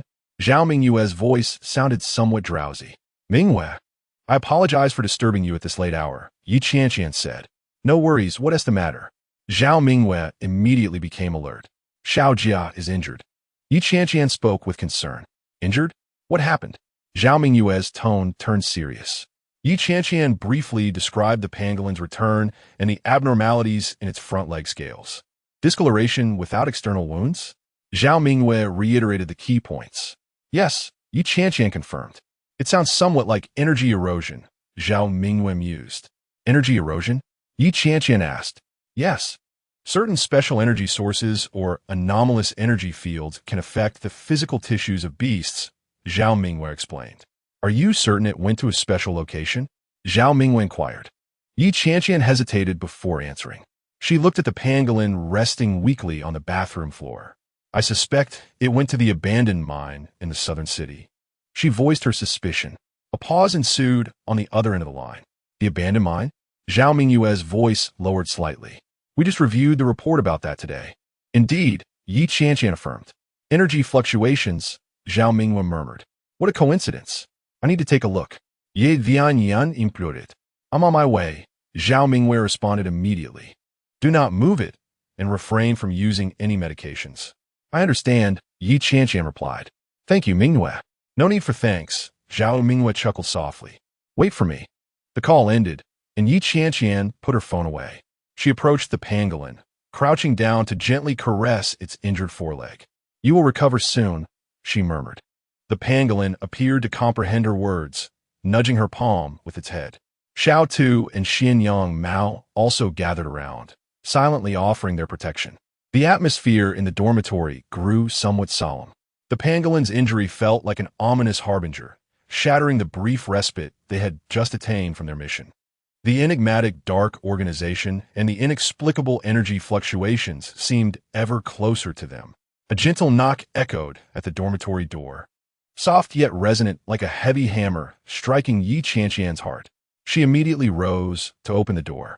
Zhao Mingyue stood outside, clad in simple loungewear, her hair casually tied up and remnants of sleep lingering on her face. Upon seeing Qianqian, the weariness in her eyes swiftly faded, replaced by concern. How is Xiaojia? Zhao Mingyue asked, her voice low. Qianqian stepped aside to allow her entry, gesturing toward the bathroom. Zhao Mingyue hurried over. In the light of the bathroom, the pangolin curled up in the corner, With Xiao Tu and Qianqian Mao vigilantly standing guard nearby, the atmosphere stifling. Zhao Mingwei crouched down, her gaze fixating on the discolored scales of the pangolin's foreleg. Her brow immediately furrowed. The color of the scales was even darker than Yi Qianqian had described, exhibiting a lifeless, ashen hue.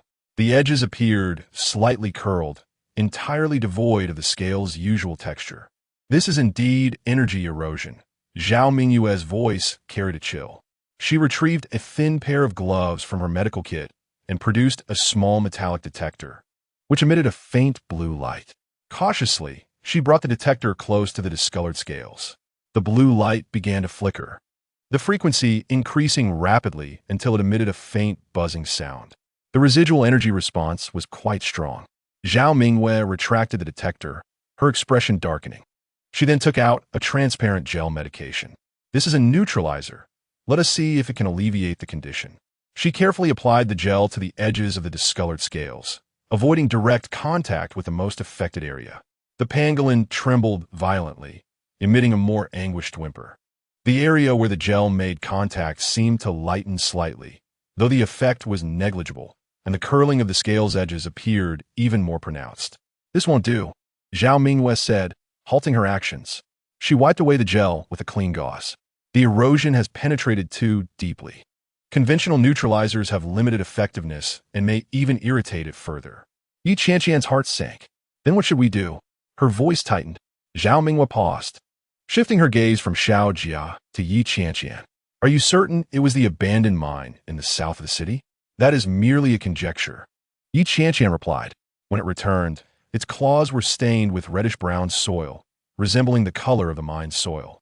Zhao Mingwen nodded thoughtfully. There have indeed been anomalous energy readings at the abandoned mine and the adjacent derelict factory recently, as indicated in today's reports. However, the specifics regarding their nature and intensity remain vague. She hesitated, seemingly organizing her thoughts. Moreover, it has not been peaceful there lately. Not peaceful. Ye dian yan pidesit. Patrol teams have reported hearing strange sounds at night, and some have claimed to see unidentified shadows. The authorities are considering whether to cordon off that area. Zhao Mingyue's words sent a chill down Yi Qianqian's spine. This was no longer merely an issue of energy fluctuations. It sounds more perilous than we imagined, Yi Qianqian whispered. Indeed, Zhao Mingwei observed her intently. Therefore, Qianqian, you cannot go there now, at least not until we ascertain the situation. Yi Qianqian did not respond immediately. She gazed at the agonized, curled-up pangolin. The lifeless scales felt like a thorn embedded in her heart. Xiao Jia had become this way because of that place. If she did not investigate further, it might never heal. She could scarcely bear to contemplate the alternatives. Chapter 86, The Abandoned Factory. Mingwei. Yi Qianqian lifted her head, her eyes unusually clear. I must go. Zhao Mingwei seemed to have anticipated this answer. She showed no surprise, merely knitting her brows tighter. Qianqian, this is not an ordinary task. The energy erosion there could injure Xiao Jia this severely. It would pose even greater danger to humans or your other beasts. I understand. Ye yan yan, replied. But this is the only lead.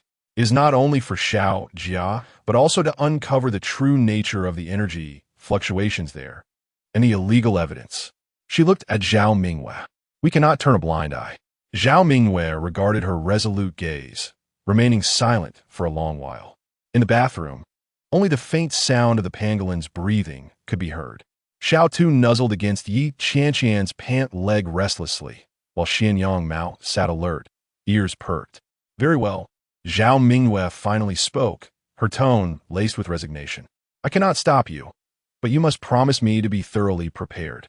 I will assist you in gathering more detailed information about that area, including recent patrol reports and energy monitoring data. I shall provide it to you by tomorrow morning. Yi Qianqian felt warmth in her heart. Thank you, Mingwei. Do not thank me yet. Zhao Mingwei waved her hand dismissively. I cannot completely address Xiao Jia's injury at this moment. Such deep energy erosion requires specialized energy purification equipment. The Beastmaster Center may have it, but it requires an application and a reason, which might draw unnecessary attention. Ye yan yan understood head implication. Reporting Xiao Jia's condition could very likely expose their covert investigation. I will first stabilize its condition with a soothing agent. Zhao Mingwei retrieved another vial from her kit. This one was a pale green. She carefully administered a small dose to the pangolin. Its trembling gradually subsided, and its breathing became somewhat more even, yet the discolored scales remained unchanged. Tomorrow, we shall head to the abandoned factory, Yi Qianqian declared, her tone calm yet resolute. We must find the source. Zhao Mingwei gathered her belongings and stood up.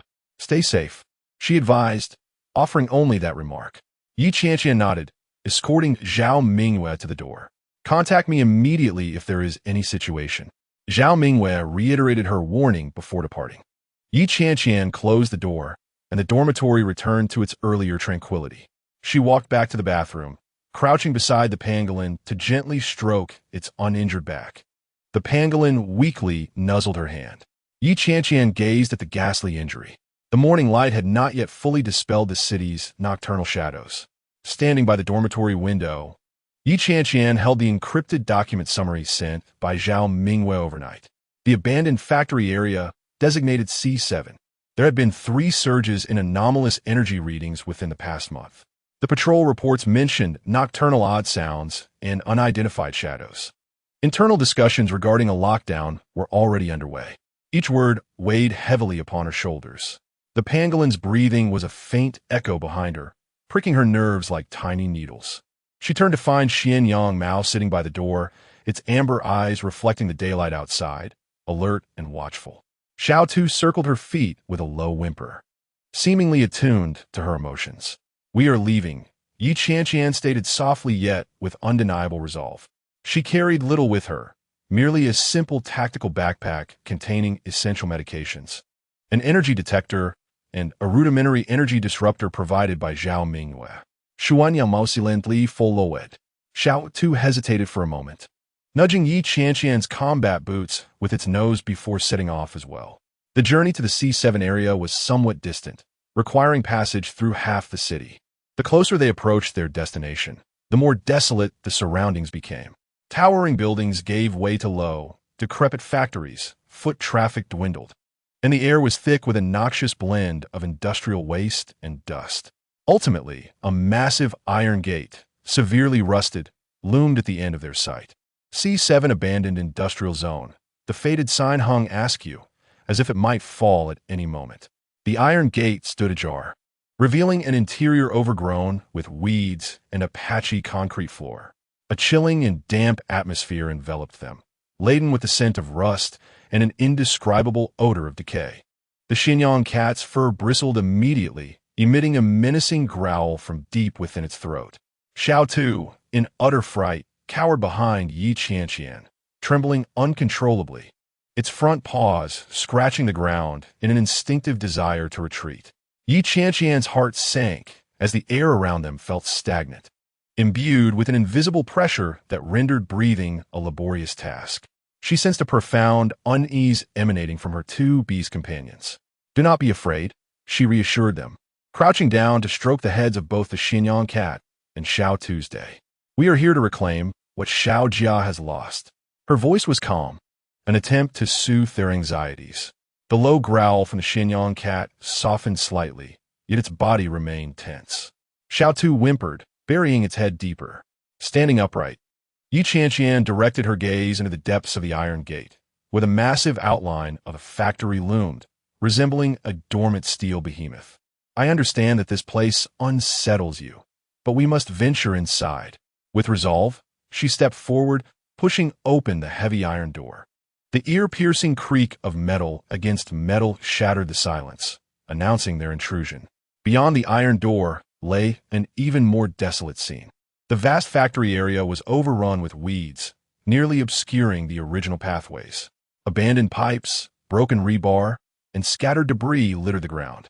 The air was suffused with an even greater chill, as if sunlight itself could not penetrate the oppressive gloom. The Qianqian cat led the way cautiously, its ears swiveling to capture any faint sound.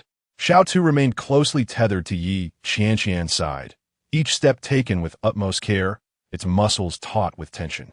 Yi Qianqian retrieved an energy detector. The readings fluctuated slightly within a stable range, but the needle occasionally jumped erratically, indicating brief spikes in energy before subsiding. This aligned with Zhao Mingyue's report. The energy was unstable and of an unknown source. They selected a relatively intact factory building as their first point of exploration. The entrance stood ajar, revealing a pitch-black interior.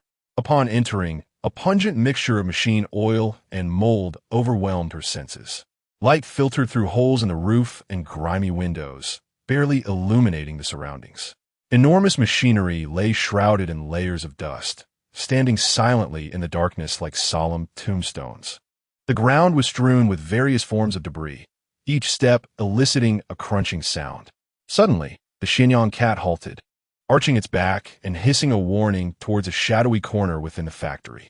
Yi Qianqian immediately grew alert, her hand instinctively resting on her weapon pouch. Xiao Tu, equally tense, raised its head, voicing its unease with a low growl in that direction. In the dim light, she could make out a pile of discarded metal barrels stacked in that corner, obscured from clear view. Yi Qianqian gestured for the Qianqian cat to remain still as she cautiously approached. As she drew nearer, she felt a faint yet intensely cold energy presence, reminiscent of the remnants from Xiao Jia's scales, albeit more diluted. She pushed aside several obstructive barrels, only to find nothing behind them, merely a wall marred with stains. The icy energy presence had vanished. Was it merely an illusion? Chapter 87. The Power of Everyone. Or was there something that had been there moments ago, now departed? The Qianqian cat's hostility had not entirely dissipated, its gaze still fixated on that corner with vigilance. Let us proceed to the next location, Yi Qianqian suggested, unwilling to linger. They continued deeper into the factory complex. The further they ventured, the more palpable the oppressive atmosphere became. Occasionally, a gust of wind would sweep through the towering buildings, producing a mournful wail akin to someone weeping. Xiao Tu's agitation intensified, halting multiple times, unwilling to advance. Yi Qianqian was compelled to repeatedly reassure it, transmitting her steadfast resolve through their mental link. The Qianqian cat exhibited slightly better composure, yet its alertness reached a peak. Any slight sound would provoke an immediate response. Yi Qianqian's mood grew increasingly somber. The environment here was far more sinister than she had anticipated. The strange sounds and shadows reported by the patrol team were likely not mere figments of imagination. They arrived at a relatively open area, where several warehouse-like structures stood in a row. At that moment, the Qianqian cat, leading the way, abruptly stopped, arching its body with its tail raised high, emitting an unprecedented low growl. Xiao Tu, terrified, dropped to the ground, quaking with fear. Yi Qianqian sensed it too. Ahead, approximately 10 meters away, the air appeared to warp in some manner. Though invisible to the naked eye, a vast, cold energy field exuded a strong repulsion, forming an intangible barrier. The energy detector's needle fluctuated wildly, emitting a shrill alarm. Warning: high-intensity, unknown energy field detected. This energy, Yi Qianqian's heart raced as she recognized the sensation. It mirrored the energy erosion felt from Xiao Jia's scales, yet its intensity was magnitudes greater. Was this the obstruction? She took a tentative step forward.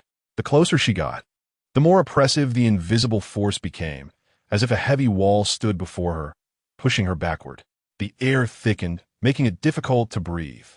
The Qianqian cat paced anxiously, issuing threatening growls at the unseen barrier, yet it dared not advance. Yi Qianqian extended her hand, cautiously reaching forward. Her fingertips grazed a cold, smooth, yet oddly sticky invisible surface. A powerful repulsive force surged from the point of contact, causing her arm to tingle. Simultaneously, an intensely cold energy attempted to invade her body through her fingertips. Yi Qianqian quickly withdrew her hand, shaking off the tingling sensation. What a formidable energy wall! Its expanse was vast, nearly blocking the only path leading to the nearby warehouse structures. No wonder the patrol team only heard sounds and glimpsed shadows. They could not approach due to this barrier. Meow! The Qianqian cat called out, seemingly inquiring. Yi Qianqian gazed at the intangible barrier, her brow furrowed in concentration. It seemed that the crucial element lay beyond this energy wall. Xiao Jia had likely sustained such severe injuries from forcibly breaching this obstruction. She attempted to draw closer once more, channeling her internal energy to perceive the structure of the barrier. The energy wall proved remarkably stable, exhibiting hardly any weak points. The cold, lifeless energy was uniformly distributed across the barrier, emanating a sense of rejection against any life form attempting to approach. Xiao Tu, try your Didong. Qianqian commanded the long-nosed raccoon at her side. Though fearful, Xiao Tu complied with the instruction, pressing its front paws against the ground. A yellow-brown glow illuminated the area as the ground trembled slightly. However, the energy wall remained utterly unaffected, not even producing a ripple. Xiao Tu's efforts were futile. Qianqian turned her gaze to the Qianqian cat. Qianqian, try using Yin Zhao on the edges. The Qianqian cat growled lowly, flames igniting on its claws as it lunged towards the side of the energy wall. The contact produced a sound akin to metal scraping, accompanied by a shower of sparks. Yet, the energy wall remained steadfast, merely rippling slightly at the point of impact before returning to tranquility. The Qianqian cat's assault had also failed. Qianqian stood before the energy wall, enveloped in silence. The strength of this barrier far exceeded her expectations. A force breach seemed nearly impossible. Moreover, the consequences of such an attempt were evident in Xiao Jia's condition. She stared at the empty yet undeniably present obstruction, realizing that their troubles were only just beginning. Qianqian focused intently on the invisible wall, acknowledging the magnitude of the challenge ahead. Trouble. Enormous trouble. The Qianqian cat continued to growl lowly, its fur bristling as it bared its teeth at the empty void before them. Xiao Tu cowered at her feet, his small eyes wide with fear, trembling like a leaf in the wind. Qianqian remained motionless, deep in thought. To force her way through would be akin to the cautionary tale of Xiao Jia. Yet, to refrain from action would sever the thread of inquiry. What lay beyond that barrier? What entity could emanate such an intensely desolate energy? She reached out once more, cautiously brushing the edge of the barrier. It felt frigid, sticky, and exuded a formidable force. Warning: risk of energy erosion. The alarm of the detector blared again. Qianqian withdrew her hand, her fingertips tingling with a numbing chill. At that moment, a flurry of hurried footsteps echoed behind her, more than one person. Qianqian turned to see Principal Lin, accompanied by several teachers, and Zhao Mingyue, hastening toward her, their expressions grave. Qianqian, what are you doing all alone here? Principal Lin called out from a distance, urgency lacing his voice. Zhao Mingyue followed closely behind, her face etched with concern. I couldn't reach you, so I reported the energy anomaly to the principal. They were worried. Qianqian cast a glance at Zhao Mingyue, but remained silent. Well, help had arrived. Or perhaps a hindrance, she pondered. Principal Lin approached swiftly, his gaze immediately drawn to the empty expanse. The teachers beside him, too, sensed something amiss. Principal. The energy field here, a middle-aged teacher with glasses adjusted his spectacles, his face grim. He was Professor Wang, responsible for energy research at the academy. I can feel it. Principal Lin's brow furrowed deeper. It's extraordinarily powerful and possesses a unique nature. He turned to Qianqian. What have you discovered? A wall. Qianqian replied succinctly. An energy wall, imperceptible yet tangible, exceedingly hard, blocking the path. She gestured ahead. Approximately 10 meters away, it spans the entire passage. An energy wall? Professor Wang hastened forward, producing his detection instruments. Beep, beep, beep. The instrument reacted intensely, the needle soaring to the maximum. My heavens! Professor Wang gasped. The energy readings are astonishing. The nature analysis is unidentifiable. The repulsion is exceedingly high. A robust male teacher, dressed in a uniform resembling that of security personnel, approached. He was Director Zhang, the Academy's security chief. Chapter 88. A fight to the death. Director Zhang scrutinized Qianqian and her two contracted beasts, his tone brusque. Student Yi, this is not a place for you. The energy anomaly zone has an undetermined danger level. You should have reported this immediately and awaited the professionals. Qianqian shot him a sidelong glance. I am here to address it. And you? Director Zhang appraised her, incredulous. A mere student? You think you can handle this level of energy anomaly? Don't be absurd. His voice dripped with reproach. The patrol team came before, and what was the result? Qianqian retorted. They couldn't even get close, could they? They only heard sounds and glimpsed shadows. Director Zhang faltered, his expression souring. The patrol team had indeed reported their inability to advance, blocked by an unseen force. Yet he would not concede, stating that was due to their inadequate equipment. We possess professional devices and personnel. Professional devices? Qianqian raised a hand, indicating the invisible barrier. My Qianqian cat attacked with flame claw and only left a ripple. Xiao 2's earthquake was utterly ineffective. What can your professional devices accomplish? Blow it apart? You let your contracted beasts attack. Professor Wang exclaimed, appalled. That's reckless. An unknown energy field could provoke unpredictable consequences. Principal Lin raised a hand, signaling for calm. All right, let us all temper our words. He turned to Qianqian, his tone softening but still laced with undeniable authority. Qianqian, please share everything you know. What is truly happening here? Also, Zhao, teacher mentioned your contracted beast was injured. Qianqian nodded, succinctly recounting the energy erosion on Xiao Jia's scales and the process that led her here. She emphasized the strength of the energy wall and the characteristics of that lifeless energy. Thus, I suspect Xiao Jia was severely injured while attempting to force through this wall.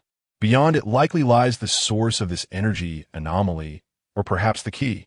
Upon hearing her account, Principal Lin and Professor Wang's expressions grew even graver. Identical in source to the energy on Xiao Jia's scales, yet magnitude stronger, Professor Wang murmured. This is exceedingly perilous. Director Zhang scoffed. Hence, this is certainly not a place for students. Principal, we must immediately seal off this area and escort student Yi away. Leave? Qianqian raised an eyebrow. Director Zhang, the pressing issue is how to resolve this wall and locate its source, not to expel me. Resolve? How do you plan to do that? Director Zhang raised his voice. Even Professor Wang acknowledges the danger. What can you, a student, possibly achieve? Are you attempting to play the hero? If something more severe transpires, who will take responsibility? I will, Qianqian stated decisively. You will. Director Zhang sputtered. Can you bear that responsibility? Director Zhang. Principal Lin interrupted, his tone firm. This is not the time to assign blame. He regarded Qianqian, his expression complex. This student showcased remarkable ability and audacity. Yet, the current situation undoubtedly exceeded the ordinary. Qianqian, Principal Lin began thoughtfully. Your discovery is crucial. However, the strength and unknown nature of this energy wall pose significant risks. The Academy requires time to assess and devise a safe response plan. Assess? Devise a plan? Qianqian countered it. By the time you finish your evaluation, the opportunity will have passed. The entity beyond that wall will not remain idle. She could sense that while the energy was stable, it was not lifeless. It bore a chilling intention. What do you intend to do? Director Zhang inquired sharply. Are you truly considering charging in? I am exploring options. Qianqian disregarded sarcasm. Her gaze once again fixed on the invisible barrier. The Qianqian cat nudged her pant leg, emitting a comforting rumble from its throat. Xiao, too, summoning his courage, stood up despite trembling. The atmosphere grew tense. Principal Lin observed the resolute Qianqian and the ominous barrier radiating danger, lost in contemplation. Zhao Mingwei stood nearby, yearning to speak but swallowing her words, casting worried glances at Qianqian. Professor Wang, meanwhile, continued to test the barrier's edges with his instruments, muttering various data and terminology. Principal, the energy field is highly stable, with a dense structure exhibiting almost no weaknesses, Professor Wang reported. Forcibly breaching it would require an exceptionally high energy level and is likely to trigger a violent energy backlash. This only solidified Director Zhang's stance. Do you hear that? Student Yi? This is not the time for bravado. Withdraw immediately. Qianqian remained undeterred. Her mind raced. Direct assault was futile. Brute force was ineffective. That lifeless energy repelled all living things, rejecting them. Wait, repulsion? If there is repulsion, does that imply the existence of something that is not repelled? Or perhaps a method to deceive this repulsion mechanism? A thought flashed through her mind. A non-conventional, even whimsical notion. She needed to validate it. Pirinjipalin, ye Qianqian Sudendi spoke. I require certain materials. Principal Lin paused, taken aback. What materials? Director Zhang eyed her warily. What are you planning? Yi Qianqian ignored Director Zhang, addressing Principal Lin directly. I need materials from the Academy's inventory that possess the lowest energy activity closest to that of lifeless matter. The more, the better. Lifeless materials? Professor Wang frowned. What do you need those for? Those materials have extremely poor energy conductivity and are of little research value. I am aware, Yi Qianqian nodded, but I require them. Principal Lin gazed at her, attempting to discern something from her expression. However, the student exhibited no sign of emotion. Are you planning to use those materials to breach the barrier? Principal Lin speculated. Director Zhang immediately interjected, no. That is far too perilous. Who knows what those materials might unleash upon contact with the barrier? But that is certainly preferable to inaction, Yi Qianqian retorted. Or do you possess a superior method? Director Zhang? Shall we blast it open with your specialized equipment? Director Zhang fell silent once more. Principal Lin pondered for a moment. Very well, he finally nodded. I shall make arrangements. Professor Wang, accompany me. Director Zhang, you are to maintain a guard here. No one is permitted to approach the energy wall. Although reluctant, Director Zhang acquiesced. Yes, Principal. Principal Lin cast a profound glance at Yi Qianqian. Qianqian, do exercise caution. Refrain from undertaking anything uncertain. Yi Qianqian offered no reply. Principal Lin, Professor Wang, Zhao Mingyue, and others hurried away to prepare the materials, leaving behind Yi Qianqian, her two contracted beasts, and Director Zhang along with several security personnel. Director Zhang stood a few meters away, arms crossed and face stern, gazing at Yi Qianqian and the invisible wall. The atmosphere grew still, punctuated only by the occasional anxious growl from the Qianqian cat and the faint gasp from Xiao Tuesday. Yi Qianqian approached the energy wall once more, her fingers tracing the intangible interface. Can lifeless materials be effective? Let's give it a try. She closed her eyes, concentrating her mental energy to perceive the structure and flow of the energy wall with greater detail. It was cold, silent, and repulsive, akin to a realm of absolute zero, rejecting any warmth and life. Yet, does absolute repulsion imply absolute emptiness? The corners of her mouth curled into a barely perceptible smile. Director Zhang observed her silhouette with furrowed brows, pondering her intentions. He tightened his grip on the security device at his waist. Chapter 89. Resonance. Principal Lin arrived with a cart laden with an assortment of bizarre materials, metallic blocks, non-metallic fragments, and some synthetic substances whose names eluded recognition. Their sole commonality was their apparent lifelessness. Absent of energy fluctuations, lacking luster, they appeared as though salvaged from a refuse heap. Everything you requested is here. Principal Lin gestured to the cart, indicating that the materials with the lowest energy activity from the Academy's inventory were largely contained within. The oldest items dated back to the time before the Great Catastrophe. Director Zhang regarded the collection of debris with disdain. You intend to use this junk? He muttered. Yi Qianqian ignored him and approached the cart, picking up a dull metal ingot. It felt cold and heavy, devoid of any energy feedback, akin to holding an ordinary stone. Professor Wang, are there records of the physical properties of these materials? Ye Qianqian inquired. Yes, but they are incomplete, Professor Wang replied, handing her a datapad. Most of the information was basic test data, hardness, melting point, and the like, with energy-related data nearly non-existent. No one has shown interest in these items. Yi Qianqian swiftly skimmed through the datapad. Indeed, key indicators such as energy conductivity and energy capacity were either exceedingly low or unmeasurable. Perfect. She set down the datapad and turned to her two contracted beasts. The Qianqian cat paced restlessly, its golden vertical pupils fixed upon the energy wall, emitting a low, threatening growl. Xiao Tu appeared somewhat listless, huddled at Yi Qianqian's feet, its small nose twitching occasionally, seemingly fearful of the wall's deathly aura. Xuanyang, Xiao Tu, Yi Qianqian crouched down. The two beasts immediately drew closer. Do you see those materials? She pointed to the cart in a moment. I need you to make them vibrate with the faintest energy. She paused to emphasize, remember, the faintest vibrations will suffice. Do not inject any aggressive energy. Understood? The Qianqian cat tilted its head, seemingly grasping the command. Xiao Tu nudged Yi Qianqian's palm with its head, emitting a soft whimper. I do not wish for you to attack. Yi Qianqian reiterated, just coax the materials to stir a little, using your energy frequency to disrupt their inherent stillness. Director Zhang, observing from the side, frowned in disbelief. What nonsense is this? Make the materials vibrate? You intend to use sound waves as an attack? Don't be ridiculous. Yi Qianqian rose, disregarding him, and positioned herself between the energy wall and the cart. Xuanyang, utilior yang flamme microfibration. Xiao Tu, employ your earth vein, low frequency. Synchronize the frequencies and maintain the lowest output. The golden fur of the Qianqian cat shimmered faintly, a subtle warmth flowing toward the nearest metal material.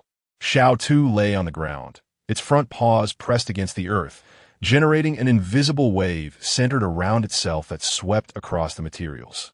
A low hum resonated as the items on the cart began to emit an extremely faint, nearly imperceptible vibration. It was not a physical shaking, but rather an internal resonance emanating from the energy level. Just like that, maintain it. Yi Qianqian expanded her mental energy, acutely sensing the changes in the materials and the energy wall. She extended her hand, signaling Xianyang and Xiao Tu to guide the subtly vibrating materials closer to the invisible barrier. Director Zhang and his personnel held their breath. A few meters, 1 meter, half a meter. The materials inched closer to the energy wall. Nothing transpired. The energy wall remained cold and silent. Director Zhang could not restrain a scoff. I told you, but before he could finish, as the first piece of lifeless material, vibrating slightly under the influence of both the yang flame micro-vibration and earth vein low frequency, made contact with the invisible energy wall, a soft sound erupted, akin to a stone dropped into still water. The previously smooth and utterly silent surface of the energy wall suddenly rippled with intricate circles. The ripples rapidly expanded from the contact point. The once impervious barrier, which repelled all, revealed a flaw at that moment. It reacted. Professor Wang exclaimed, rushing forward for a closer view. Principal l'un's expression miroir surprise. Director Zhang's mocking demeanor froze. Is it truly effective? Utilizing these discarded, lifeless materials, combined with the minimal energy disturbance from the contracted beasts, is somehow capable of unsettling this enigmatic energy wall? This defies logic. Yi Qianqian's mental energy captured the fleeting transformation. It was not a forceful breakthrough, but rather a form of deception. These materials, with their extremely low energy activity, were inherently the antithesis of the life that the energy wall repelled. By employing the beast's energy to simulate a kind of deathly vibration at an exceedingly low frequency, it was akin to issuing an erroneous command. The energy wall's rejection mechanism experienced a brief misidentification. It was no longer absolute rejection, but instead opened a communicative window. Increase the frequency slightly. Yi Qianqian commanded immediately. Xianyang, Xiao Tu, proceed with caution. Locate that resonance point. The Qianqian cat and Xiao Tu complied without hesitation, meticulously adjusting their energy output frequency. The material's vibration frequency began to shift. The ripples on the energy wall's surface fluctuated, at times dense, at times gentle, akin to tuning a radio frequency. Got it. Yi Qianqian's eyes sparkled. When the vibration frequency reached a particular value, the ripples on the energy wall became strikingly clear and stable, even forming a small indentation. It appeared as though the barrier had thinned in that spot. Now, yet, just as Yi Qianqian prepared to instruct the contracted beast to maintain that frequency and even attempt to push the materials through, an unforeseen anomaly occurred. The energy wall seemed to be utterly provoked. The recently formed indentation erupted with an overwhelming recoil force. That force was formless and intangible, yet carried an unstoppable impact. Boom! At the forefront were Qianqian Mao and Xiao Tuesday Miao. Wail. The two summoned beasts emitted a cry of agony, as though struck by a speeding truck, soaring through the air before crashing heavily onto the ground several meters away, rolling numerous times before coming to a halt, their breaths weak. The materials on the cart were scattered chaotically by the force, littering the ground. Qianqian, though positioned at a distance, was also affected. A surge of immense power collided against her chest. Phew! She staggered backward several steps, barely managing to regain her footing. A sweetness filled her throat, and she uncontrollably spat out a mouthful of blood, splattering onto the ground. A warning echoed in her mind. Warning! High-intensity energy impact detected. Minor bodily damage sustained. Qianqian! Principal Lin exclaimed in alarm, hastening forward to support her. I am fine. Qianqian waved her hand, wiping the blood from the corner of her mouth. Her chest throbbed painfully, yet her eyes gleamed with an astonishing brightness. It was not due to the agony of her injury, but rather from exhilaration. That recent recoil, although ferocious and perilous, it was not the same as the previous, pure, lifeless repulsion. It was a form of counterattack. The presence of a counterattack implied the application of force, suggesting that her recent method had touched upon the core mechanics of this energy wall. Nonsense. Absolute nonsense. Director Zhang's voice thundered. I told you not to act recklessly. Look at the consequences. Your beasts are injured. You are injured. This is the result of your bravado. He stormed up to Qianqian, pointing an accusatory finger at her. Qianqian, who do you think you are? A savior? The Academy sent you here to assist in the investigation, not to engage in self-destructive antics. Look at your summoned beasts. They nearly lost their lives. Can you bear this responsibility? Director Zhang's words were laced with indignation, as if he intended to vent all the pent-up frustration he had been holding back. Principal Lin furrowed his brow. Director Zhang, now is not the time for this discussion. How can it not be? Director Zhang turned to Principal Lin. Look at the result of your indulgence. She shows utter disregard for the regulations, for the safety of others. I said I'm fine. Qianqian coldly interrupted. Her voice slightly hoarse from the pain in her chest, yet her tone remained remarkably calm. She did not even glance at Director Zhang, merely lowering her head to examine the tiny bloodstain on the back of her hand. Then, she lifted her gaze once more towards the energy wall, which had returned to its calm, icy silence. Pain, it mattered not. Director Zhang's accusations, even less significant. What mattered was that she had discovered it. She had found a key to breach this wall. The force of the previous recoil, while tremendous, was not entirely chaotic. Its point of eruption was the deceived depression. The manner in which its power was transmitted was not absolute disorder. If only she could utilize that window of opportunity before the recoil surged. Or perhaps guide that force with a more refined method. Qianqian's mind raced, generating countless plans, simulating and dismissing them. Director Zhang continued to berate her from the side, but Qianqian remained oblivious. She approached Xiao Tu, squatting down to assess its condition. Xiao Tu whimpered, nuzzling her to indicate that it was all right, merely in some discomfort. Qianqian Mao also wobbled to its feet, shaking off its limbs before coming to Qianqian's other side. She gently patted the heads of both summoned beasts. Well done. Rising, she once again faced the energy wall. This time, her eyes were filled with a certain calculation and resolve.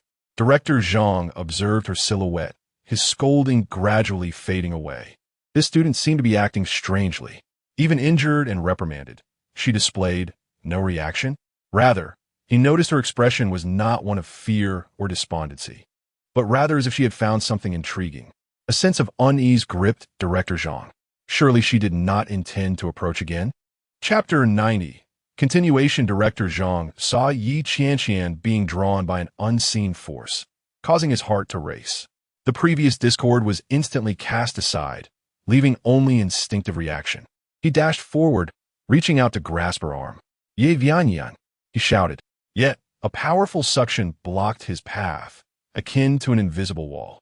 No matter how hard he exerted himself, he could not advance an inch, instead being pushed back unsteadily by the force. Damn it! What on earth is this? He could only watch helplessly as Qianqian drew closer to the energy wall, her body nearly pressing against it. At that moment, two figures rushed in. Step aside. Principal Lin's voice rang out. He and Professor Wong advanced, with Professor Wong bearing a metallic disc that emitted a humming sound. The light from the protective shield expanded instantly, forming a translucent energy dome. The powerful suction collided against the energy shield, producing a dull thud, the surface of the shield rippling. Director Zhang was once again shoved back by the residual force, struggling to regain his balance.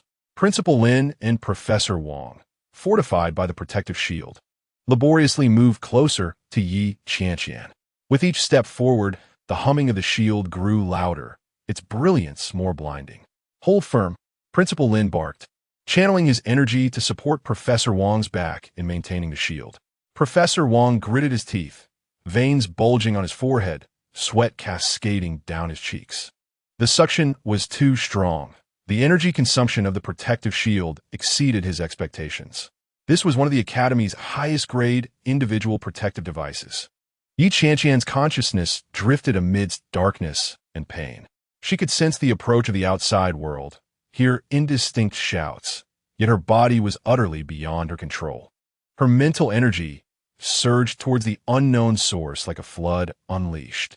No, it must be halted. She summoned her remaining willpower, roaring deep within her consciousness. Return. Upon issuing the command, her flowing mental energy halted abruptly, as if the wild horses had been reined in. The sensation of tearing reached its peak, and she felt her very soul being sliced apart. Portions of her mental energy began to return, albeit at an agonizingly slow pace. Yet a greater portion remained tethered to that terrifying suction, racing towards the tip of the material. That connection point was one she had established herself. Foolish.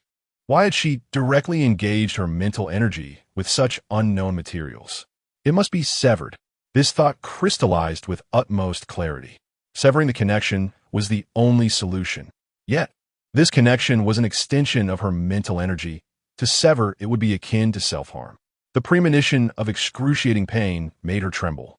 However, failure to cut it meant death. Her very consciousness would be consumed. No choice. Sever. She mentally commanded with utmost resolve. In the physical realm, Qianqian suddenly arched her back, emitting an anguished scream. Ah! The shriek pierced through the laboratory's hum. Principal Lin and Professor Wong were now less than 2 meters from the energy wall. Upon hearing her scream, both felt their hearts constrict painfully. Quick! Closer! Principal Lin shouted, disregarding energy depletion and amplifying his output. Professor Wong let out a muffled grunt, blood trickling from the corner of his mouth. As the surface of the protective shield flickered violently, its edges beginning to crack. Just as the protective shield was on the verge of collapse, Qianqian felt the force that had been tugging at her soul suddenly vanish. The connection was severed. Following the intense pain was a hollow void, swiftly followed by a tremendous counterforce that propelled her away. She was like a leaf caught in a tempest, flung backward from the direction of the energy wall, crashing heavily onto the ground several meters away with a muffled thud. The source of the suction, now devoid of its target, emitted a reluctant rumble akin to metal scraping, its sound rapidly diminishing until it finally ceased entirely. The fluctuations of the energy wall settled, returning to its previous stable state. The protective shield that had been at the forefront dimmed suddenly, reverting to the metallic disc, which clattered to the ground, rolling aside. Principal Lin and Professor Wong paid no heed to the scattered equipment, rushing immediately to Qianqian. Qianqian! Qianqian! Principal Lin half knelt beside her, calling out urgently. Professor Wong knelt down to assess her condition. Qianqian lay on the cold ground, her chest heaving violently as she gasped for breath. Air rushed into her lungs, bringing with it a sharp pain. Her mind felt vacant, each heartbeat tugging at her nerves and sending waves of agony coursing through her. Her mental strength was nearly depleted, leaving only a meager remnant.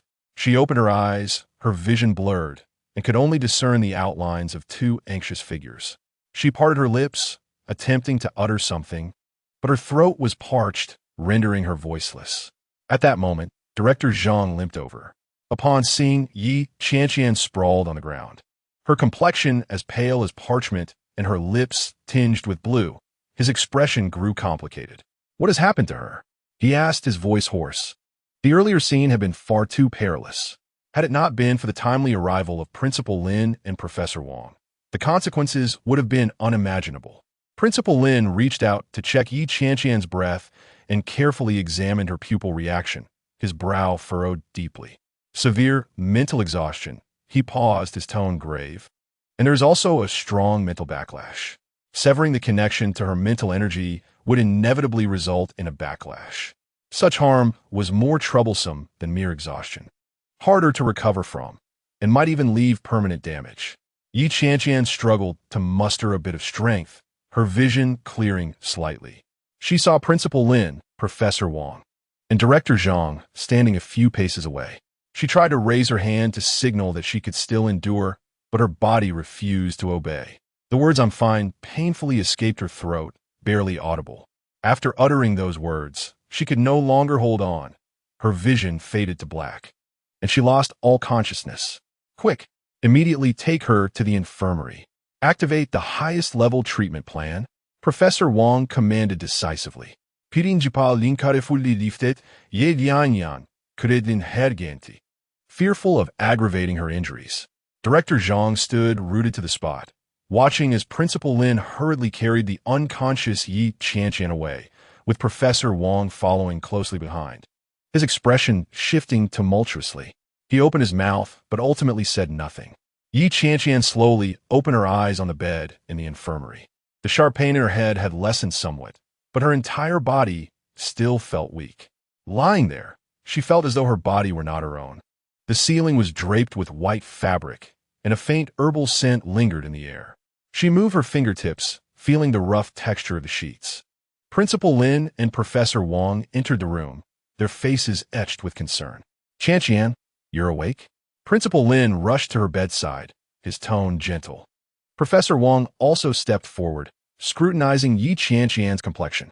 Qianqian's lips moved slightly, producing a hoarse sound. "Professor Wang, do not speak. Rest first," Principal Lin urged, pressing down on her hand to prevent her from rising. "Your mental energy is severely depleted. You need to recuperate." Qianqian shook her head, striving to concentrate. "No, I must tell you what I saw inside." Principal Lin and Professor Wang exchanged solemn glances, understanding that Qianqian was referring to the interior of the energy wall. "What did you see?" Professor Wang inquired. Qianqian struggled to recall. The pain of being pulled and the shock of the sights remained vivid. It was a sphere, black, resembling a vortex.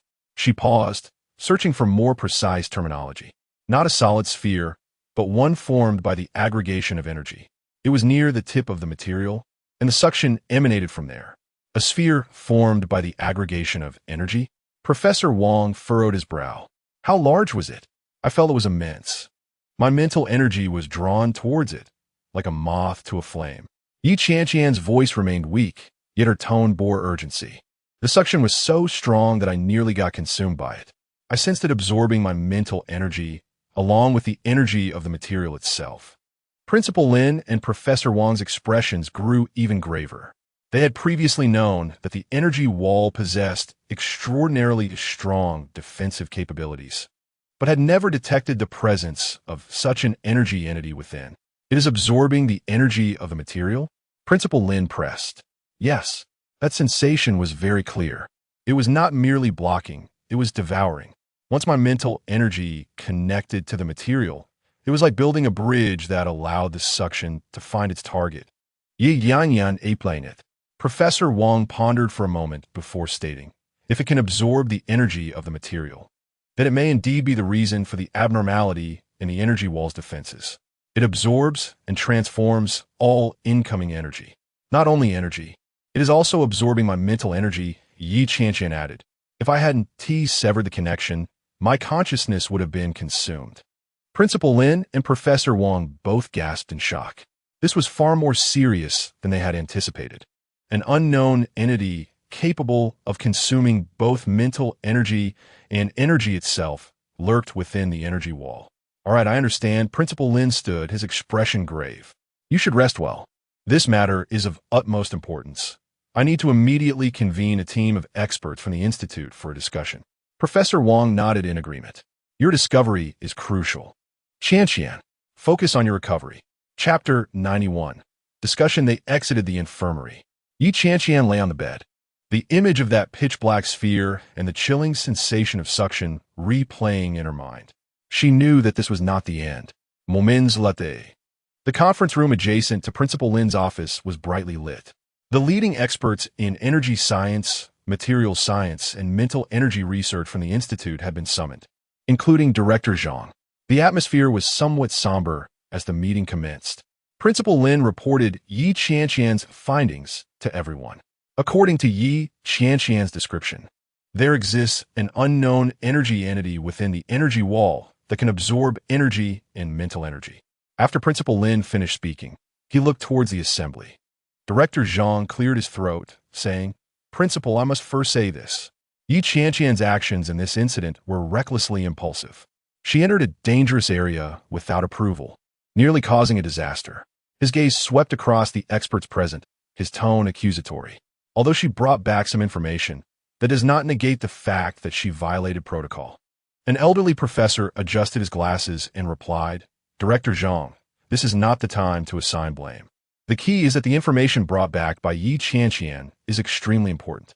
If there truly exists such a consuming energy entity within the energy wall, then our previous research direction may have been entirely misguided. Director Zhang snorted derisively, perceiving such a thing is ethereal. Who knows if it's just an illusion caused by mental exhaustion? Principal Lin interrupted Director Zhang. Director Zhang, Yi Qianqian's mental perception ability has been validated. Furthermore, even under extreme pain, she was still able to clearly describe the internal situation, which indicates the accuracy of her perception. We must take her discovery seriously. He turned to Professor Wang. Professor Wang, what are your thoughts? Professor Wang replied, from the performance of the force field, there indeed exists an anomalous energy source. Previous scans could not penetrate the energy wall, so we could not ascertain the internal structure. Yi Qianqian's mental energy perception has opened a new perspective for us. Principal Lin nodded. So, moving forward, we need to reassess the nature of the energy wall based on this new understanding and develop new breakthrough strategies. Although Yi Qianqian is physically weakened, she has the most direct perception of that energy entity.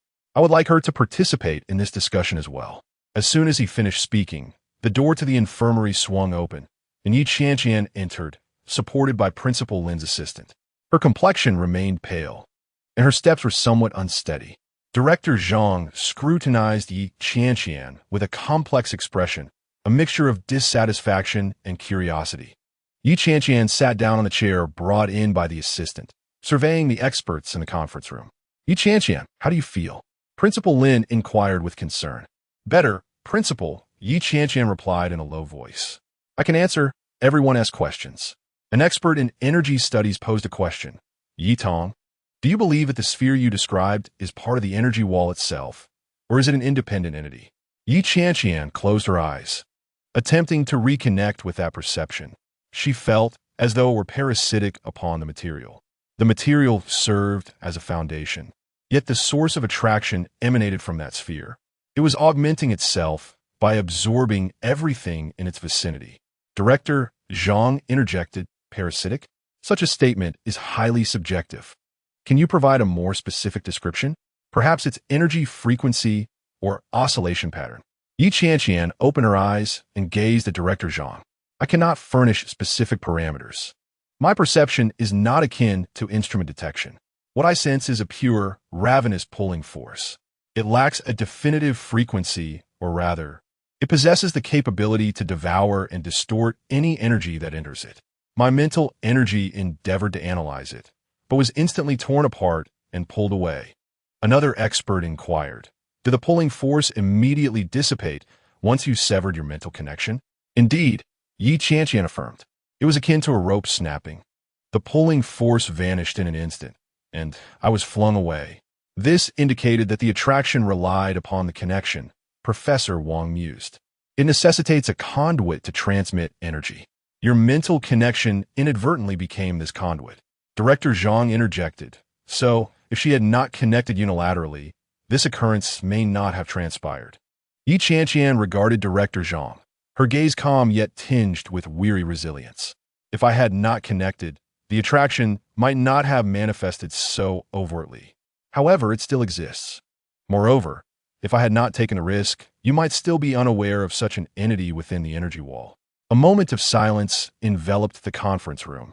Director Zhang's expression darkened. Principal Lin timely alleviated the tension. Qianqian's discovery is pivotal. The pressing question now is how we shall confront this devouring energy entity.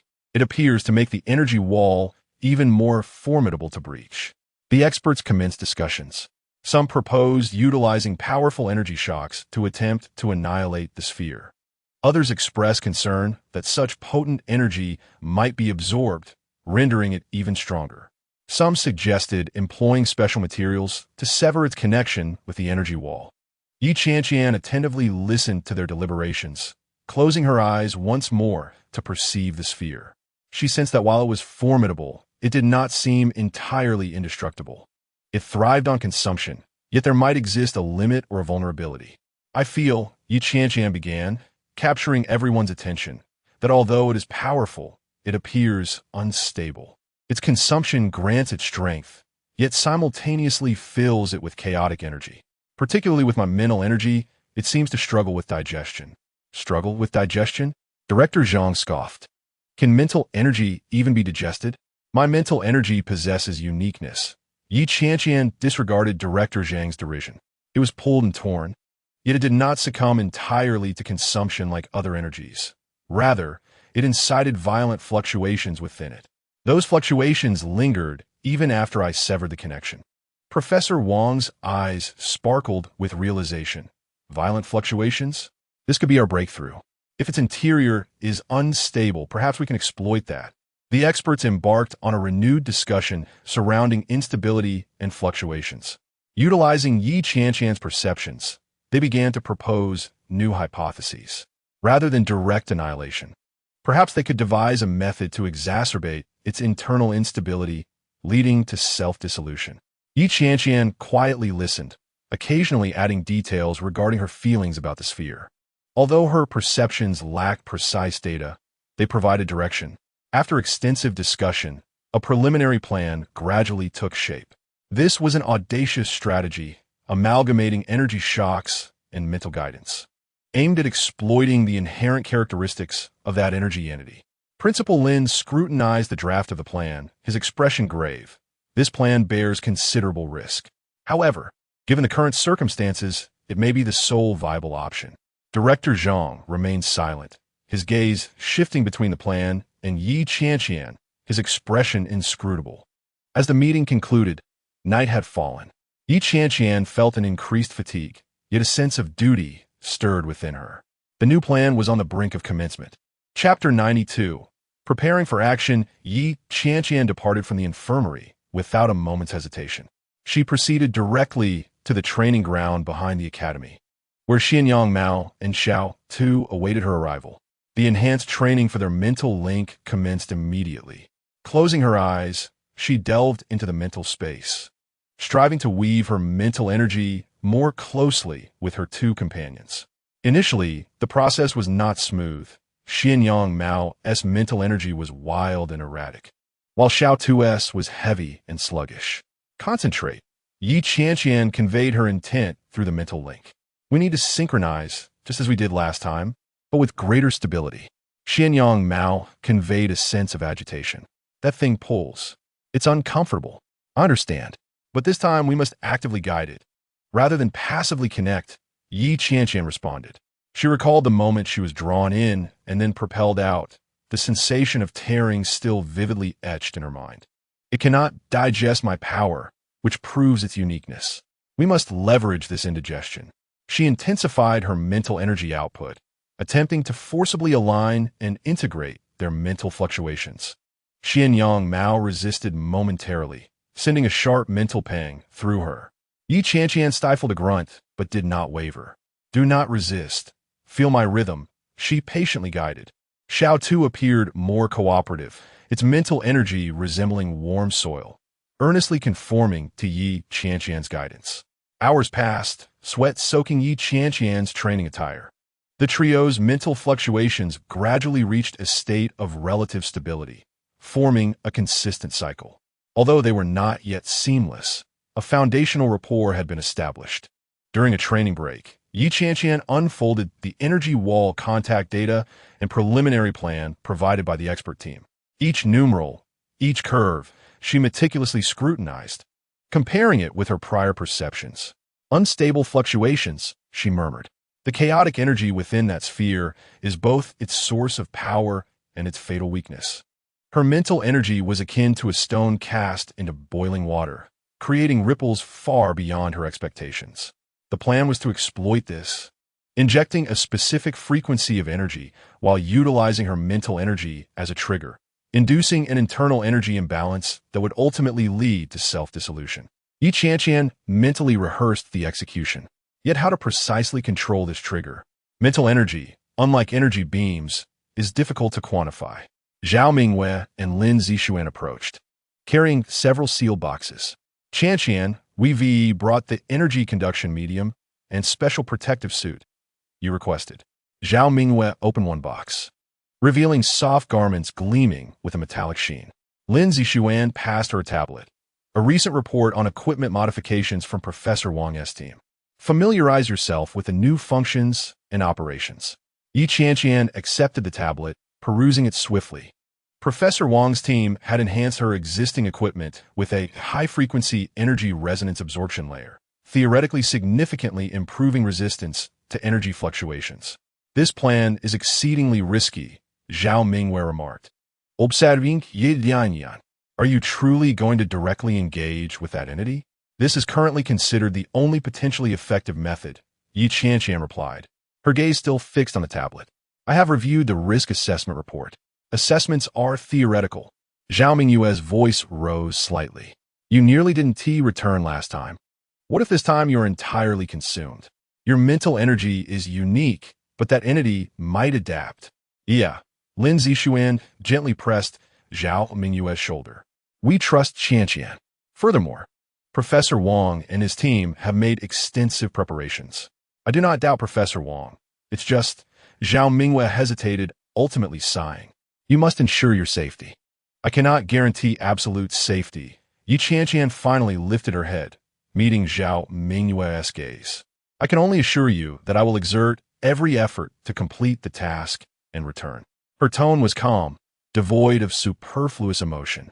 This tranquility only heightened Zhao Mingyue's unease. Yi Qianqian donned the modified, specialized protective suit and once again entered a training state. She endeavored to channel her mental energy through the suit's built-in micro-amplifier. Professor Wang's voice resonated through the communicator.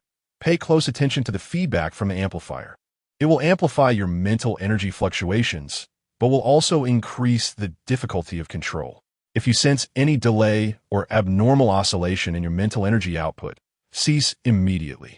Following his instructions, Yi Qianqian operated accordingly. As her mental energy flowed through the amplifier, she indeed felt the amplification effect.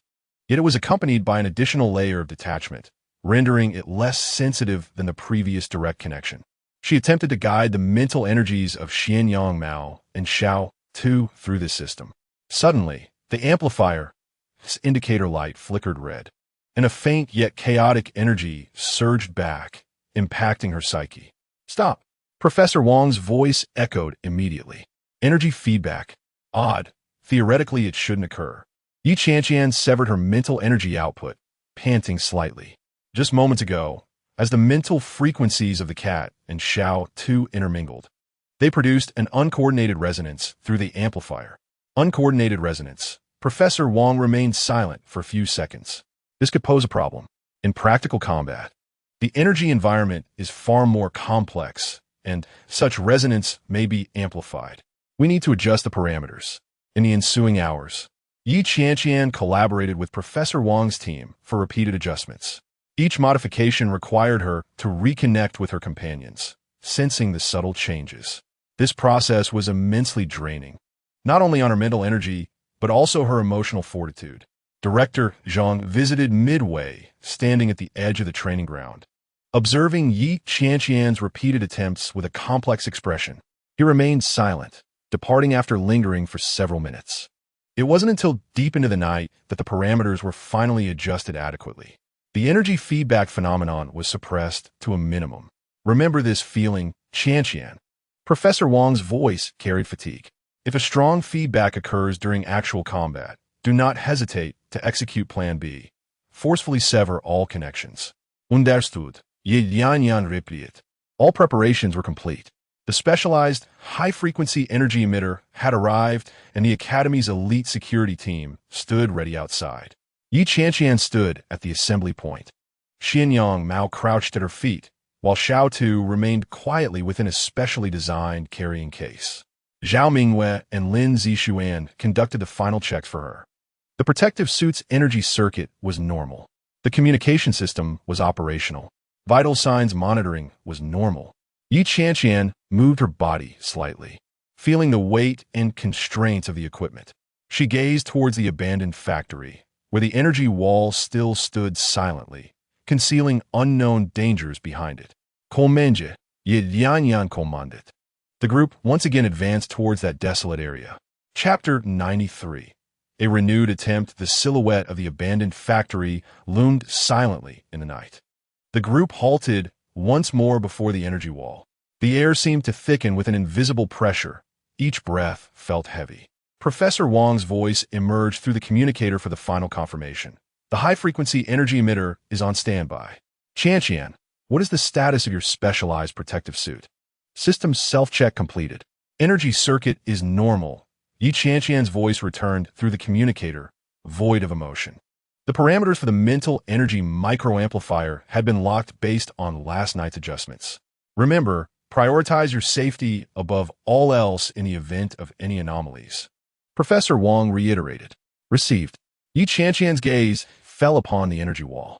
The wall remained silent, yet it resembled a dormant giant, exuding an aura of danger. She transmitted a command to Xianyang Mao at her feet, while simultaneously reaching out to Xiao Tu within the carrying case. Without the need for words, the connection of their minds was instantaneous. Xianyang Mao's amber eyes reflected the faint light of the energy wall as it crouched low, emitting a subtle rumble from its throat. The surface of Xiao Tu's special carrying case displayed tiny indicator lights that changed color, signaling that internal energy was being directed. Begin. Yi Yanyan commanded. A faint golden-red halo emerged around Xianyang Mao, while Xiao Tu released an almost transparent fluctuation. The two energies did not directly assault the energy wall, but rather cautiously extended outward, touching the specially treated materials scattered on the ground, which possessed low energy activity. The materials were enveloped and drawn by the invisible energy, trembling slightly as if magnetized. They began to slowly and tentatively drift towards the energy wall. This process was excruciatingly slow, with each movement accompanied by tremendous mental energy consumption. Yi Qianqian needed to maintain precise control over both of her summoned beasts while indirectly manipulating those materials through them. Zhao Mingwei stood a short distance away, her hands tightly clenched. Lin Zixuan stood beside her, one hand resting on her arm, offering silent support. Finally, the first piece of material made contact with the energy wall. A hum echoed as ripples spread across the wall's surface, similar to the previous detection response.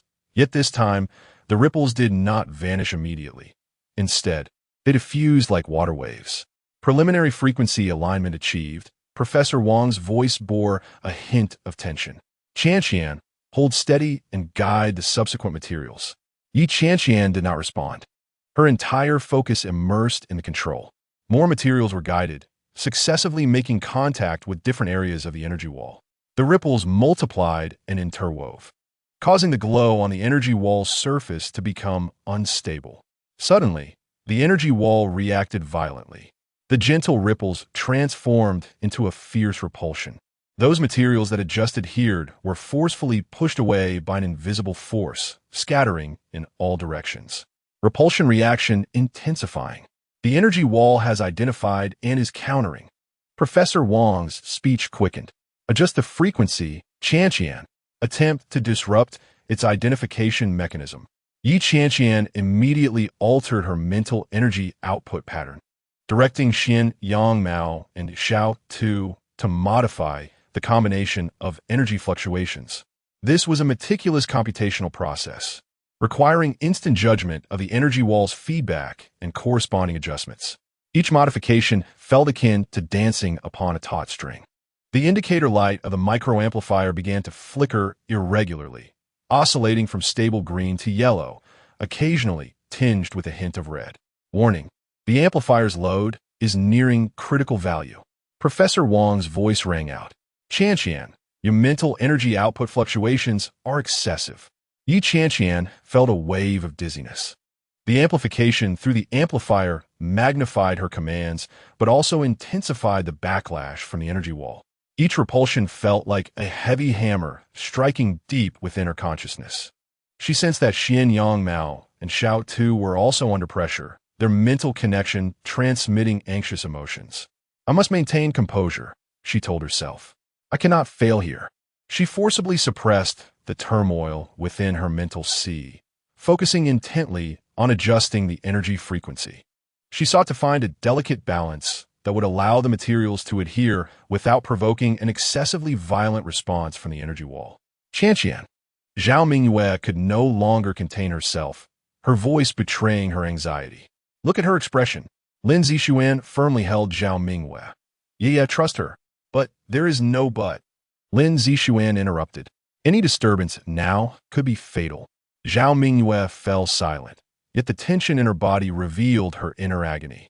The energy wall's repulsion continued to escalate, even beginning to affect the surrounding environment.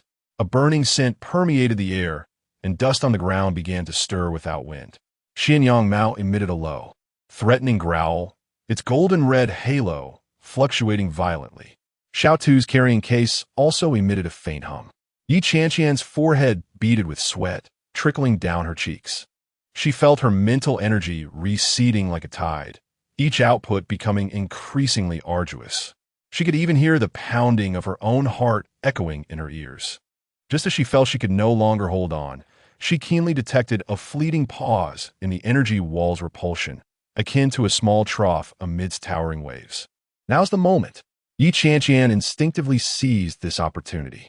She channeled the remnants of her mental energy through the amplifier, directing the power of Xin Yang Mao and Xiao Tu to resonate at a peculiar frequency, precisely targeting a specific area on the surface of the energy wall, an area that had been repeatedly detected as the most unstable.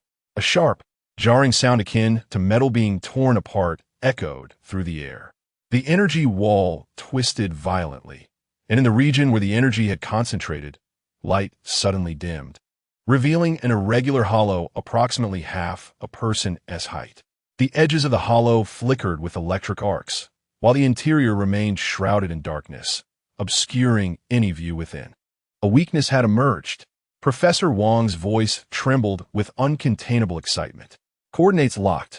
However, the energy readings were exceedingly unstable. It was in the process of self-repair. Qianqian. Maintain energy suppression. Qianqian sustained the last of her mental energy output, preventing the fragile point from closing. Her body trembled uncontrollably, and her vision began to blur. She could sense the hollow as a ravenous maw, voraciously consuming their energy while simultaneously being pulled by the energy wall's own repair mechanism. The hope of breaking through lay before them, yet danger loomed ever closer. Zhao Mingyue and Lin Zixuan held their breath, fixated on the unstable breach. Qianqian's fingers twitched slightly. Chapter 94. Entrapped. The energy suppression continued. Qianqian's mental power streamed through the amplifier, attempting to delay the healing of the unstable hollow. Professor Wang's voice rapidly transmitted a series of data over the communication channel, each figure representing the geometric increase in the rebound force within the energy wall. Warning: energy recoil peak is about to breach the threshold. Qianqian immediately severs some connections to evade. Qianqian received the warning but could not comply. Disconnecting would mean abandoning their efforts. The hard-won breach would close in an instant. She summoned the strength of Qianqian Mao and Xiao Tu, striving to maintain the fragile balance. Qianqian Mao growled, the golden-red aura at its edges flickering dimly, clearly under immense pressure. Xiao Tu's carrying case shook violently, even displaying fine cracks on its surface. Qianqian, listen to Professor Wang. Lin Zixuan shouted, his voice losing its usual calmness. You cannot gamble your life. Zhao Mingyue looked at Yi Qianqian's paper-white face. Observing her uncontrollable tremors, her heart tightened. Qianqian, come back. We will find another way. Yi Qianqian did not respond. Her consciousness was nearly entirely devoted to battling the energy wall. She felt the hollow as a vortex, not only devouring their energy, but also fiercely tugging at her mental core. Pain radiated along the mental connection, and the edges of her vision began to darken. At that moment, the energy wall retaliated. There was no warning. It wasn't the previously sustained repulsion, but a concentrated, devastating torrent of energy that erupted violently from the newly formed weak point. Warning: detected ultra-high intensity energy pulse. Unable to analyze. Energy shield overload. Connection forcibly terminated. A series of urgent alarms rang out simultaneously in the command center and within Yi Qianqian's amplifier. Boom! A tremendous force struck the still-operating Qianqian Mao and Xiao Tu head-on. The golden red and earthy yellow auras, like candles in the wind, were instantly scattered. Qianqian Mao emitted a piercing wail, its massive form hurled away, crashing against a distant rock wall with a dull thud before sliding to the ground. Its light dimmed. Xiao Tu's carrying case exploded, fragments of metal flying in all directions, while Xiao Tu itself was swept away by the shockwave, lost to their sight. Almost simultaneously, the terrifying backlash surged through the amplifier, striking Yi Qianqian's mental ocean without reservation. Thud! Yi Qianqian felt as though an invisible hammer had struck her brain. Darkness enveloped her vision, and a metallic sweetness surged in her throat. She was flung backward, the amplifier slipping from her grasp, tracing an arc in the air before crashing to the ground, producing a harsh metallic screech. Qianqian, Zhao Mingyue, and Lin Zixuan rushed forward simultaneously. Yi Qianqian fell to the ground, the surface cold and unyielding. The violent impact left her bones feeling as if they had shattered, her insides roiling. She struggled to rise, but the movement aggravated her injuries, and she coughed up blood, splattering the dust before her with a vivid hue. Qianqian, how are you? Zhao Mingyue supported her, her voice tinged with tears. Lin Zixuan examined Yi Qianqian's condition, then glanced at the amplifier, which bore cracks on its surface, with all indicator lights extinguished. The amplifier is damaged. Professor Wang's voice was laden with unprecedented gravity. The response intensity of the energy wall has exceeded all predictive models. The weak point has fully repaired, and the energy readings continue to rise.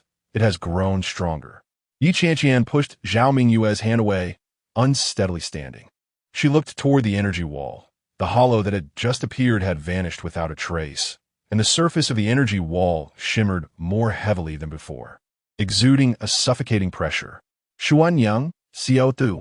She called for her beasts, attempting to re-establish a mental connection. All that responded was a cacophony of chaos and pain.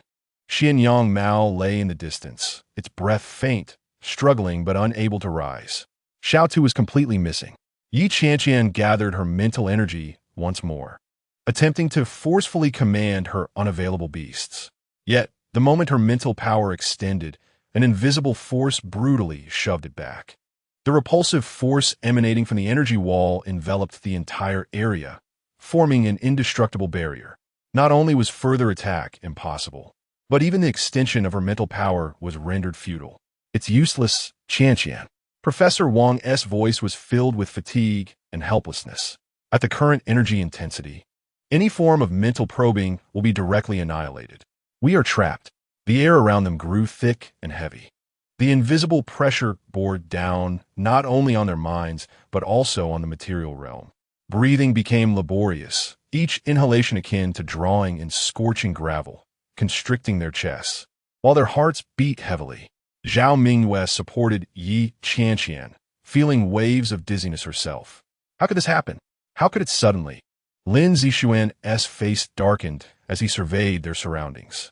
They were ensnared within a prison of pure energy. The oppressive sensation emitted by the energy wall was palpable, constricting their space for survival. "We must leave here," Lin Zixuan stated, though his words lacked conviction. "Where can we go? The energy wall blocks the only exit." Yi Qianqian gazed at her bloodied hands, then turned to the energy wall, exuding a terrifying pressure. The bitterness of failure and a profound sense of helplessness surged within her. She had never faced such a complete defeat. Her beasts were gravely injured, the amplifier was damaged, and her mental power was entirely suppressed. "It's my fault," Ye Yanyan murmured, head voice hoarse. "I was too hasty." "It's not your fault," Zhao Mingyue immediately retorted. No one could have anticipated its counterattack would be so fierce. "Now is not the time to assign blame," Lin Zixuan interrupted them. "Let us think of a way out. Professor Wang, are there any other methods? Physical destruction? Or perhaps locating other potential structural weaknesses?" "The possibility of physical destruction is almost zero," Professor Wang replied. "Based on the current data analysis, the energy density of this wall is sufficient to withstand all conventional weapons we possess. As for other weaknesses, a comprehensive re-examination is necessary. But under the current strong repulsive field, no probing devices will function." Deadlock. This word clearly resonated in each person's mind. Yi Qianqian closed her eyes, forcing herself to calm down. She could not afford to crumble. She was a beast master, the core of the team. She once again endeavored to sense the positions and conditions of Qianyang Mao and Xiao Tu, even if it meant receiving only the faintest signals. However, her mental realm lay still like a silent lake, suppressed by an invisible boulder, unable to stir even the slightest ripple. The energy pressure permeating the air continued to intensify, as if seeking to obliterate them entirely. Yi Qianqian's fingers instinctively curled slightly. Chapter 95. A helping hand. "Perhaps he merely wishes to rescue us," Zhao Mingyue suggested. "Perhaps." Yi Qianqian did not dispute, yet her doubts lingered. The mysterious figure had appeared too conveniently and vanished too abruptly. She did not believe in coincidences. "Let us move forward and investigate." The group maintained vigilance as they cautiously advanced. The passage twisted and turned, the ground comprised of smooth rock, while indistinct markings occasionally graced the walls, suggesting they were not naturally formed. A subtle scent reminiscent of metallic rust lingered in the air. After traversing for the duration of an incense stick, they found themselves in a vast underground expanse. Rather than a cave, it resembled a hollowed-out mountain belly. In the central area of the space stood numerous devices they had never encountered before. Massive metal frameworks intertwined with thick, unknown black cables connected a series of containers, some transparent and others semi-transparent. Within these vessels, an unidentifiable liquid flowed slowly, emitting a faint glow. The entire scene exuded a chilling, bizarre technological aura, starkly contrasting with the ancient desolation of the surroundings. Professor Wang hastened toward one of the instruments, nearly throwing himself at it. Heavens! This method of energy transmission. And these runes, no, not runes, but some form of circuitry? Yet the structure is entirely different. Lin Zixuan furrowed his brow. It appears akin to a laboratory or a base. Who would construct such a thing here? Zhao Mingyue surveyed their surroundings, her unease deepening, sensing something was amiss. Yi Qianqian refrained from approaching the devices. Her mental energy expanded, cautiously probing the vicinity. This space was vast. Aside from the central equipment area, several tightly sealed metal doors led to unknown regions. Her attention was swiftly captured by an object at the center of the base. It was a black sphere suspended in midair. Not large. With a diameter of about 1 meter, it was entirely matte, as if absorbing all light. The space around the sphere exhibited visible distortion, and the energy permeating the air was being frantically drawn in and devoured by it. The cables connecting various instruments ultimately converged on this black sphere, channeling energy toward it, or rather being siphoned by it. What is that? Lin Zixuan also took note. Professor Wang had already been drawn over, circling the black sphere with a fervent yet fearful expression. An inconceivably perfect structure for energy recirculation. It absorbs everything. The surrounding energy field is disturbed by its presence. Ye Qianqian approached slowly. The nearer she drew, the more she felt a heart-stopping pull. Not merely energy, but even her mental strength seemed to be subtly tugged. She halted at a safe distance, concentrating her focus to discern the essence of the black sphere. A wave of cold, chaotic, and greed-driven energy fluctuations emanated from it. This sensation felt familiar. She strained to differentiate, attempting to extract the core from the turmoil. Suddenly, an image flashed in her mind. Inspector Du's shadowy face, alongside his obscure yet potent aura. Yes, this feeling is akin to the power fluctuations emanating from Inspector Du, yet more primal, more ferocious, more unadulterated. Bestowed. Yi Qianqian whispered the name. What? Lin Zixuan turned to her. This entity, Yi Qianqian indicated the black sphere, is connected to Inspector Du. Professor Wang abruptly halted. Glancing between Yi Qianqian and the sphere, his expression turning grave. Are you suggesting that Inspector Du is conducting experiments here? Quite possibly, Yi Qianqian affirmed her assessment. He has been clandestinely engaging in illicit research on power, aiming to transcend boundaries. This energy sphere is likely the core of his experiments. No wonder the external energy field is so peculiar and increasingly unstable. Lin Zixuan realized. The source lies here. This sphere is absorbing energy, possibly even including the energy wall we traversed. It absorbs not only energy, Yi Qianqian added, her perception deepening. It also siphons mental strength. I sensed it when I approached. Zhao Mingyue covered her mouth. It absorbs mental strength? Then that means, indeed, Yi Qianqian interrupted her tone grave. The mental energy of beast tamers and their beasts could very well serve as its sustenance. She recalled the missing beast tamers and the suppression of mental energy outside. Everything seemed to connect. Professor Wang circled the sphere, examining the instruments and cables attached to it, his brow furrowed. These devices appear designed to control and direct its energy. However, they evidently are nearing their breaking point. He pointed to several cables vibrating violently, cracks forming in their casings. The rate of energy absorption exceeds the equipment's capacity. Inspector Du may have overestimated his control, or the experiment has spiraled out of control. The distortion in the space became increasingly apparent. The surrounding rock walls began to emit faint cracking sounds as small stones tumbled down. Occasionally, a dark red arc of electricity flickered across the surface of the suspended black sphere. Out of control? Lin Zixuan gazed at the sphere. What will happen if it loses control? Yi Qianqian fixed her gaze on the all-consuming dark core, a chill rising from her core. She could sense the destructive power contained within. Once unleashed, it would be beyond their capacity to withstand. This is not merely a runaway experimental device. It will obliterate this place, Yi Qianqian stated slowly. Not just here. It absorbs too much energy. Once unbound, the explosive force could potentially trigger a catastrophe, affecting the entire beast tamer realm. Zhao Mingyue's voice trembled with desperation.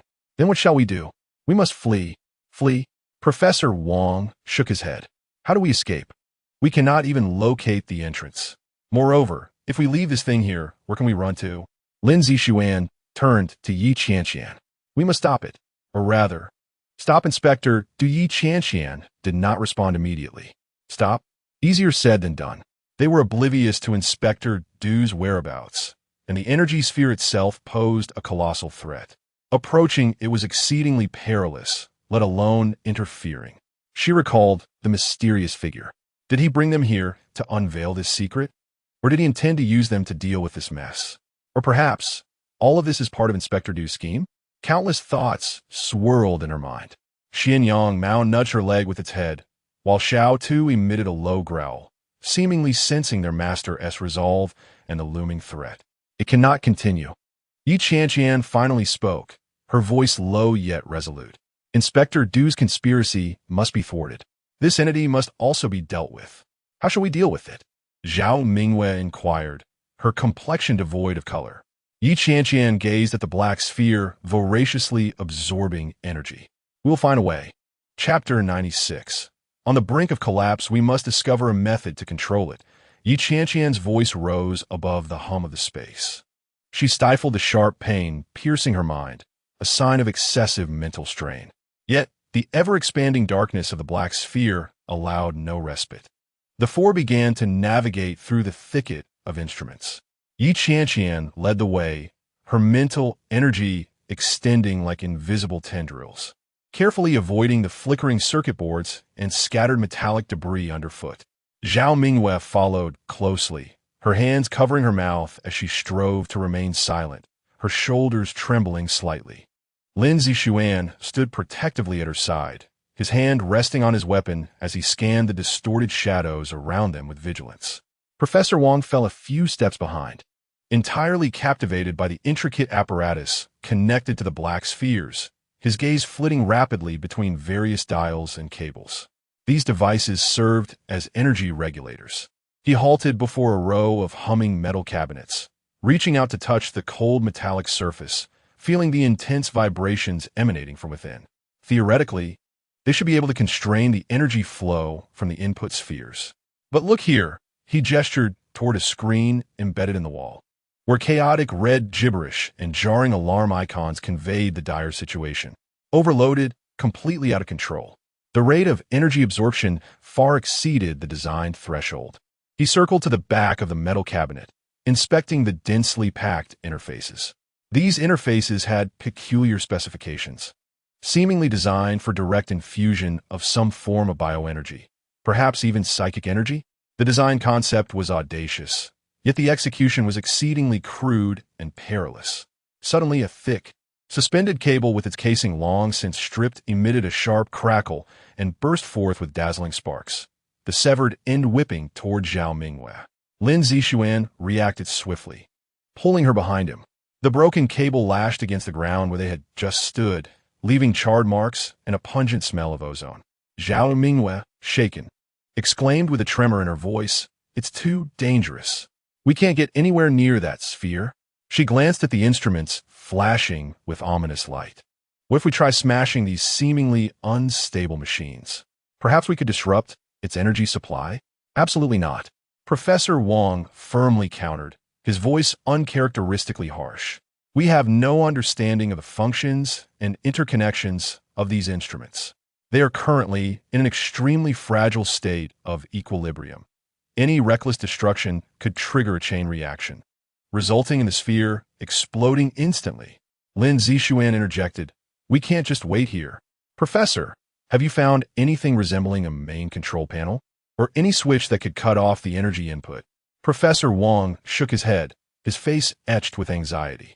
"I am searching, but the structure here is too chaotic. Many devices appear to have been forcibly assembled later, with no logical wiring. The inspector may have continually modified his apparatus during the experiment." He continued to explore, scanning the panels and connections of each instrument. Suddenly, he paused before a relatively intact console, pointing at the etched markings on it.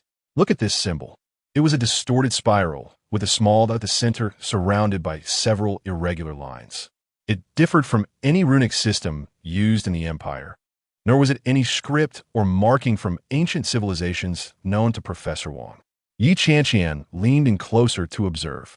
A headache intensified, yet her psychic energy was irresistibly drawn to the symbol. As her fingertips lightly brushed against the cold marking, a strange sensation coursed through her. Where had she felt this before? She closed her eyes, striving to capture the fleeting familiarity amidst the chaos of her thoughts. "This symbol," Professor Wang's voice interrupted her contemplation, "is not unique to this location. I noticed similar markings on several key energy regulators at the interfaces of the thickest energy conduits, although their forms vary slightly." Lin Zixuan frowned. "What does this mean? A kind of key or a warning? More like a designation or perhaps a signature," Professor Wang speculated. "It could be a unique technical mark of the inspector or a hallmark of the technology's origin." Just then, the entire space jolted violently. A dreadful cracking sound echoed from the overhead rock layers, as a stone the size of a tabletop dislodged, crashing onto a nearby cluster of instruments. Instantly, sparks erupted, and several small devices detonated, sending debris flying in a shockwave. The black sphere suspended in the center seemed agitated, the dark red arcs on its surface multiplying and brightening. Its volume appearing to swell once more, and the surrounding space warped more severely, undulating like ripples in water. Zhao Mingwei let out a short, sharp scream, sheltered in Lin Zixuan's embrace. "This place is about to collapse," Lin Zixuan shouted. "We have no time." Professor Wang's gaze fixed on an area next to where the rock had struck, revealing a previously obscured, relatively independent control panel. There, he pointed to the console, which appeared more intricate than the surrounding devices, with several of the thickest cables directly connected to the base of the black sphere. This console connected to the most core circuits. It could very well be the key. However, a faint blue energy shield enveloped the console, emitting a deep humming sound. The surface of the shield glimmered, clearly in an activated state. The energy shield, Professor Wang's expression darkened. The energy response is intense. A direct attack might trigger an unknown defensive mechanism or even obliterate the console. Qianqian stared at the shield and the more complex spiral symbols on the control panel within it. She forced herself to concentrate, summoning her dwindling psychic energy, cautiously probing the layer of pale blue barrier. The moment she made contact, a powerful, repulsive force rebounded along her psychic tendrils. Buzz! She felt as though her brain had been struck by a heavy hammer, letting out a muffled groan as she staggered backward, thankfully caught by Lin Zixuan in time. "Qianqian!" Lin Zixuan exclaimed. Qianqian waved her hand, indicating she was fine, yet her pallor deepened. Steadying herself, she recalled that the instant her psychic energy had touched the shield, she sensed a peculiar fluctuation that resonated with those symbols. Simultaneously, a previously overlooked memory fragment surged forth. The unassuming black token handed to her by the mysterious figure who had brought them here bore similar engravings, albeit faint. Yet that unique feeling was unmistakable. Did these symbols have a connection to that individual? Could they be clues he left behind? Or perhaps the inspector's technology originated from him? Or was this all part of his grand design? Countless thoughts churned in her mind. She looked again at those symbols, attempting to compare them with the markings on the token. The intense drain on her psychic energy began to cloud her vision, her body swaying precariously. The Qianqian cat anxiously nudged her leg, emitting a low whine. The little soil creature also approached, gently leaning against her with its massive form, conveying silent support and concern. She gritted her teeth, dispelling the dizziness clouding her mind. At that moment, Professor Wang was urgently analyzing some blurred illustrations and symbols on the wall beside the console.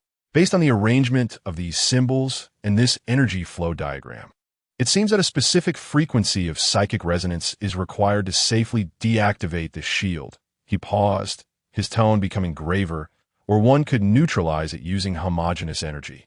Homogeneous energy? Lin Zixuan immediately inquired. Are you referring to the power released by the black sphere itself? It's a possibility, Professor Wang affirmed. That's the most direct explanation. It could be the energy or psychic frequency of the person who created this sphere or who possesses this core technology. Zhao Mingwei despaired. Then that must be the inspector. Where are we supposed to find him? He might be hiding somewhere safe, watching us perish. Qianqian's gaze shifted between the black sphere, the energy shield, and her own palm. The earlier contact, that faint resonance, resurfaced. Why did my psychic energy respond to these symbols and the shield? Was it because the sphere absorbed my dissipating psychic energy when I was near it, resulting in some degree of assimilation? Or was there some unknown connection between me and that mysterious figure, or the source of these symbols? Lin Zixuan observed the shifting expressions on her face, seemingly grasping something. Qianqian, can you do it? Can you simulate that specific frequency? Or attempt to neutralize the shield with your psychic energy? The risks are exceedingly grave should failure occur. The repercussions will be dire. Qianqian remained silent, her gaze fixed upon the energy shield that shimmered ominously with a dangerous light, then shifted to the dark sphere that seemed capable of devouring all light and hope. The pulsations of the sphere quickened, and the sound of space fracturing echoed relentlessly. There was no time for hesitation. She raised her hand, her fair fingers trembling slightly from exertion, as a faint yet pure glow of mental energy coalesced in her palm, aimed at the control console protected by the energy shield. Chapter 97. The tattered notebook. The sounds of space fracturing grew increasingly intense. Qianqian lifted headhunt, concentrating her mental energy in her palm. The light was dim, yet profoundly pure. She disregarded Lin Zixuan's unvoiced concerns and the despair etched on Zhao Mingyue's face.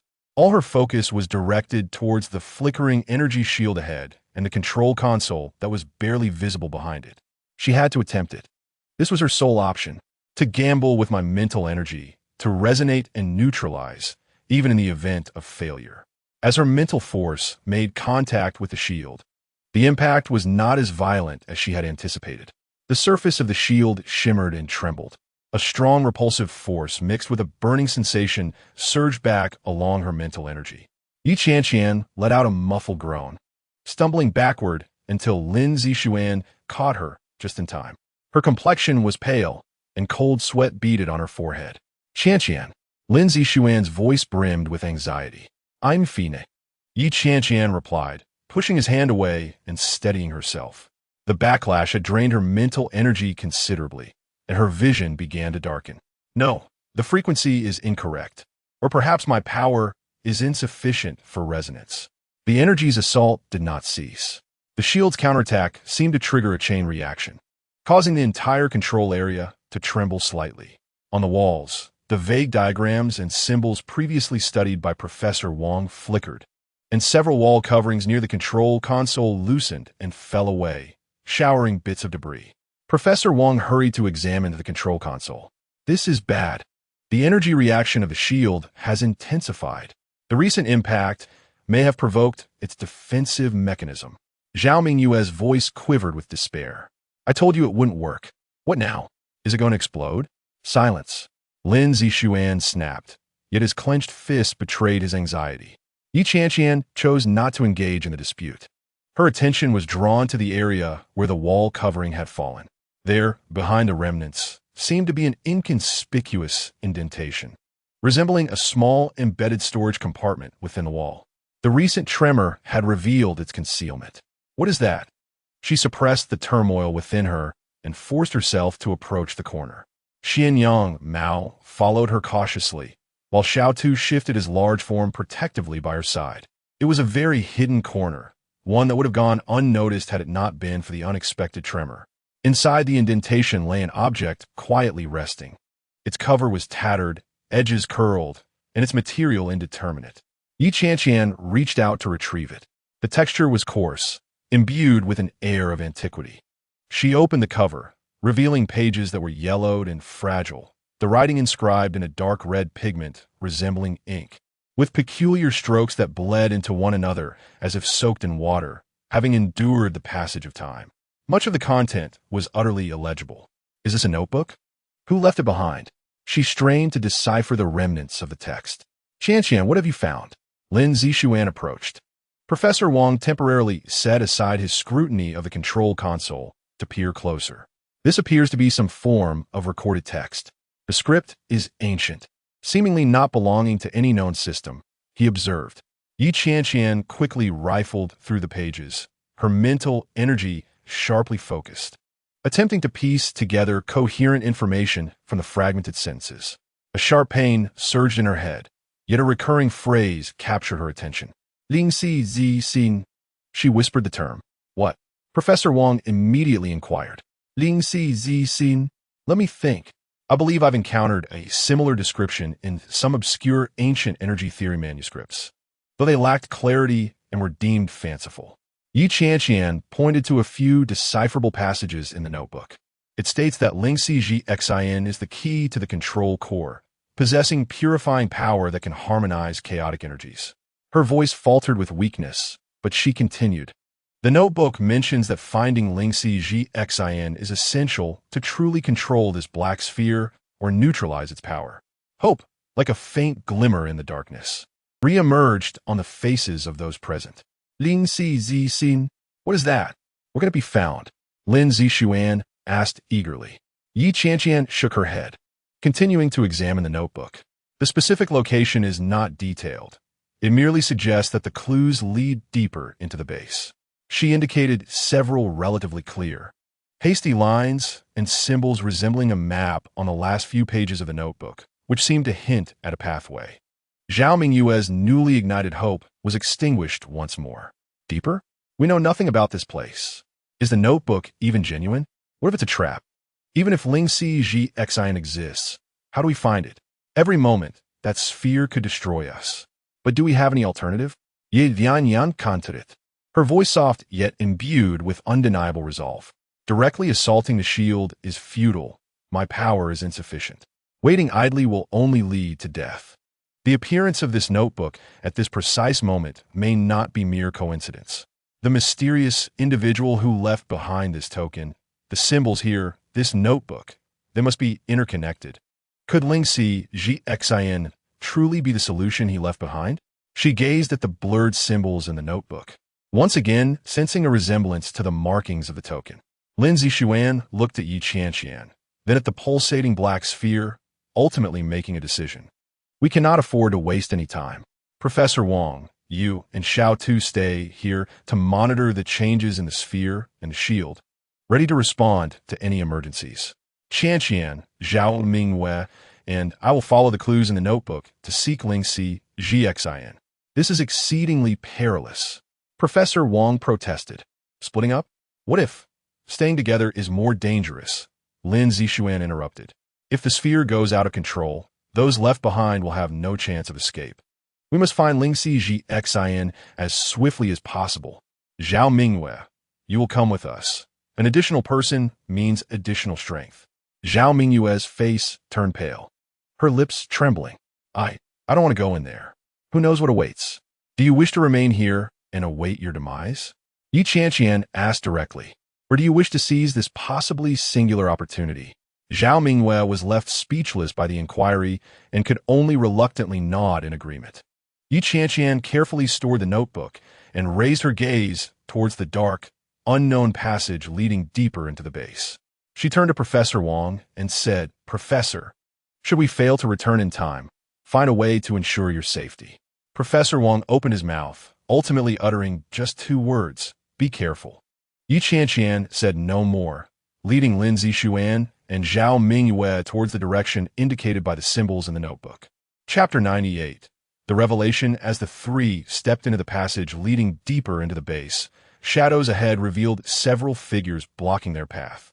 The foremost individual, clad in the uniform of the supervisory agency, stood tall, a cold smirk of control gracing his features. It was indeed the supervisor. Behind him trailed a squad of armed personnel, their weapons glinting ominously in the dim light. How touching! The supervisor's voice echoed through the corridor, laced with mockery. To dare invade a forbidden zone for the sake of an ephemeral legend. Do you truly believe that with nothing but a tattered notebook, you can thwart my plans? Lin Zixuan immediately shielded Yi Qianqian and Zhao Mingyue behind him, his body tense with vigilance. Supervisor? So you are indeed connected to this base.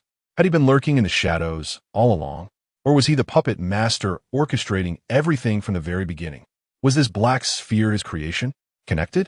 The supervisor scoffed. It is far more than that. This energy core, this imminent perfect creation, is the culmination of my life's work. It will bestow upon me unparalleled power, allowing me to rise above the entire Beastmaster realm. What the so-called Beast Tamer Association and ancient legacies will crumble into dust in the face of absolute power. Yi Qianqian leaned against the wall, striving to maintain her balance. A perfect creation? It only brings destruction. You cannot control it. Did he not realize the peril inherent in this thing, as stated in the notes regarding the harmonization of raging energy and purifying power? Or did he simply not care? Control? Why seek control? What I need is its power, pure and primal power. The Inspector Zhang spread his arms, his expression fervent, declaring that destruction is merely the prelude to the birth of a new order. The weak are destined to be eliminated. Madman, Lin Zixuan spat quietly. Say what you will. The inspector's gaze fell upon Yi Qianqian. Hand over that notebook and the token you bear. Perhaps I might consider granting you a swift death. Never. Yi Qianqian clutched the notebook tighter. She could sense that the token resonated with the notebook in the depths of the space. That was the embodiment of hope and must not fall into his hands. Zhao Mingyue cowered behind Lin Zixuan, trembling uncontrollably. What should we do if we cannot defeat them? Brother Lin? Her voice trembled with tears. Silence. Yi Qianqian rebukit. What use is fear now? Do you wish to die here? Truly useless. At such a critical moment. What else could she do besides tremble? Yet, one could not entirely blame her. Who could remain completely composed in the face of such a spectacle? The inspector waved his hand. It seems you have chosen the most foolish path.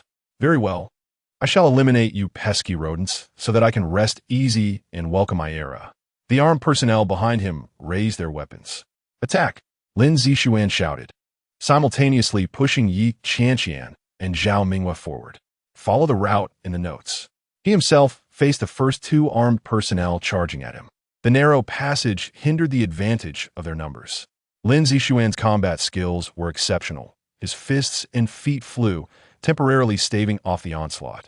Yi Qianqian dragged the almost limp Zhao Mingyue, deciphering the symbols corresponding to the carved marks on the tunnel walls as they dashed towards their predetermined direction. This way. I can't run anymore. Zhao Mingyue gasped, her steps faltering. You must run regardless. Yi Qianqian pulled her with all her might. The sounds of weapons charging and Lin Zixuan's muffled groan echoed from behind. Lin Zixuan alone cannot manage. We must quickly find Lingxi Zhixin. Otherwise, the inspector did not immediately join the fray. He watched Yi Qianqian's frantic figure with keen interest. Run? Where do you think you can escape? This entire base is under my control. Every passage, every room is documented. He raised a hand, pointing towards the direction Yi Qianqian was headed, the path leading to the abandoned area of the energy conversion room. Inside, there is only radiation and unstable energy currents. You are merely seeking your own demise. Yi Qianqian's heart sank. The inspector's words momentarily shook her resolve. Is the notebook genuine? Or is this merely a trap, luring them into a dead end? She glanced at the notebook in her hand. The ancient symbols seemed to be faintly glowing. No, I believe in the notebook. In the one who left the token. He would not leave these clues without reason. The inspector is lying. He seeks to undermine our determination. Enough talk. Your end is nigh. Yi Qianqian shouted without looking back, pulling Zhao Mingyue onward. Stubborn fool. The inspector lost his patience and took matters into his own hands. His speed was astonishing, and he quickly closed the distance to Yi Qianqian and her companion. One claw, imbued with immense energy, reached for the notebook in Yi Qianqian's grasp. In a moment of crisis, Yi Qianqian felt the token on her wrist suddenly blaze with heat, a faint yet pure power coursing through her body. Instinctively, she raised her hand to block. The two energies collided with a dull thud. Yi Qianqian was jolted back several steps, a metallic taste filling her throat. Yet she was not gravely injured. The inspector appeared somewhat surprised. Interesting. This power. His eyes grew greedier. It seems the thing truly resides within you. I cannot allow you to keep it. He attacked again, his assault more ferocious. With a slight enhancement from the token, Yi Qianqian barely managed to evade. Meanwhile, Lin Zixuan faced mounting pressure. He needed to break free from his entanglement to support Yi Qianqian. Gritting his teeth, he absorbed an energy impact and, using the force, charged towards Yi Qianqian. Qianqian. Just then, the previously cowering Zhao Mingyue let out a sudden scream. In her overwhelming fear, she tripped and fell towards the inspector. Watch out! Yi Qianqian reached for her, but was a moment too late. The inspector sneered, ready to seize Zhao Mingyue as a hostage. Don't touch her. Lin Zixuan's eyes widened dangerously as he unleashed his full speed, placing himself between Zhao Mingyue and the inspector, bracing against the inspector's strike with his back. Toof! Lin Zixuan spat blood, his body swaying as he knelt on one knee. Brother Lin. Zhao Mingyue was stunned, collapsing to the ground. Useless. The inspector cast a disdainful glance at Zhao Mingyue and charged at Lin Zixuan once more. Yi Qianqian, witnessing Lin Zixuan's injury, felt a surge of urgency. She looked at the notebook in her hand, at the dark passage ahead, and then at the fallen Lin Zixuan and the dazed Zhao Mingwei. There could be no more hesitation. She must find Ling Si Jixin. Only it can resolve the current predicament. She thrust the notebook into Zhao Mingyue's trembling hands. Take this. Follow the route on it. Quickly. Aye. Zhao Mingyue held the notebook, her hands shaking violently. Run. Yi Qianqian shouted, turning to face the inspector, trying to buy time for Lin Zixuan and Zhao Mingyue. She knew she was no match for the inspector, but even a moment's delay was precious. The faint power within her surged again as she struck out with both palms, exuding an unusual aura. The inspector was momentarily hindered by this force. Though he easily neutralized it, he frowned slightly. Purifying power? It seems the notebook did not deceive me. Alas, it is too weak. He no longer held back. Energy coalesced as he prepared to deliver a fatal blow to Yi Qianqian. Just then, a violent tremor erupted from the depths of the passage, a thunderous roar approaching rapidly. The entire base seemed to quake, dust cascading from the walls. The inspector's expression shifted. What is happening? Is the energy core destabilizing?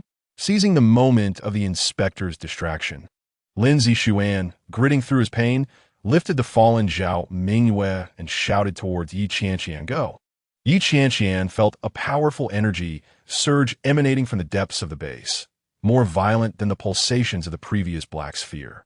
She ceased to linger in battle, turning to follow Lin Zixuan deeper into the tunnel. The inspector watched as the three disappeared around the corner, feeling the increasingly unstable energy reactions within the base. His expression darkening. Useless. Can't even stop a few rats.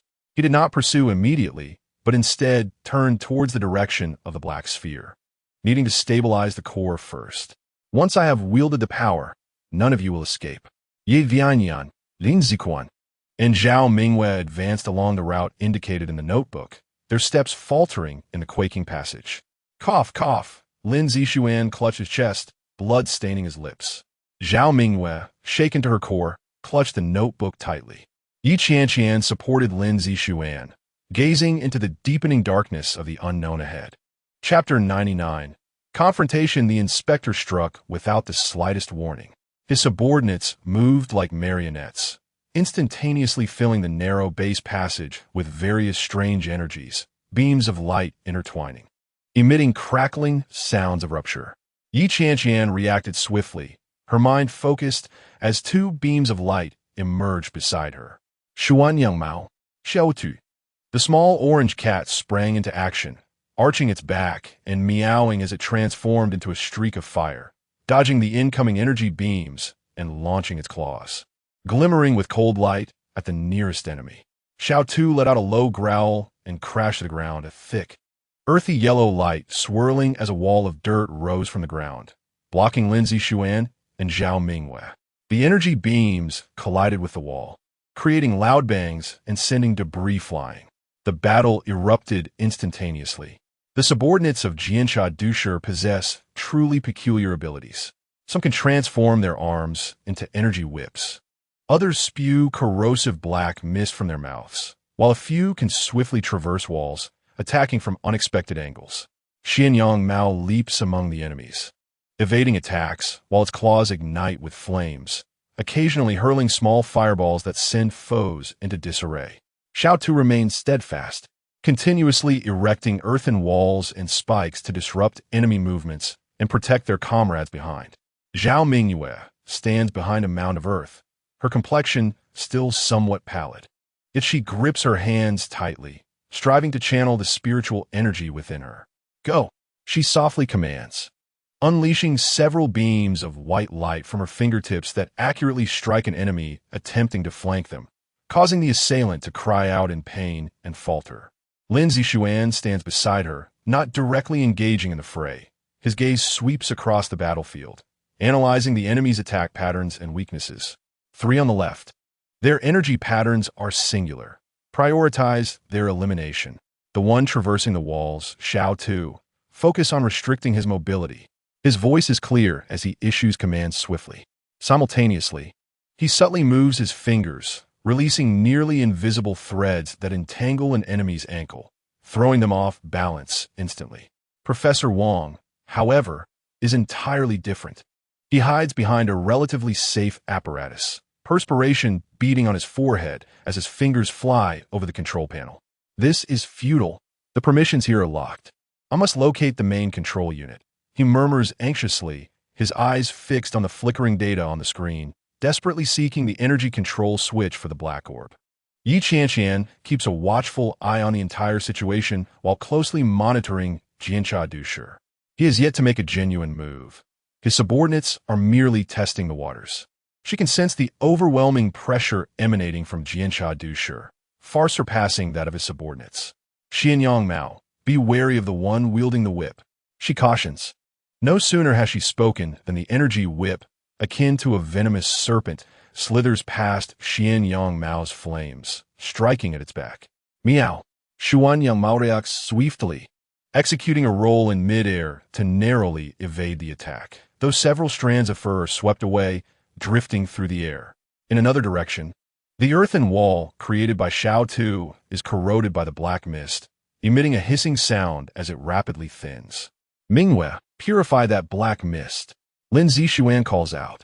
Zhao Mingyue bites her lip, once more channeling her spiritual energy, directing a brighter beam of light toward the black mist. Upon contact, a violent energy reaction ensues, causing the black mist to churn and dissipate significantly, though it remains unvanquished. Damn it, my power is insufficient, Zhao Mingyue thinks, her palms slick with sweat. This cannot continue. The drain is too great, Qianqian calculates. Although these subordinates individually lack strength, their numbers and peculiar coordination pose a severe disadvantage for them if this drags on. Qianqian stands impassively, observing the battle as if relishing a poorly executed performance. Incompetent, he finally speaks, devoid of emotion. You can't even handle a few mice. He slowly raises his hand. A surge of energy, far more potent than that of his subordinates, begins to coalesce, causing the air to thicken. Qianqian's alarm bells ring in her mind. He is about to make a move. Xiao Tu, défensive stance. She shouts.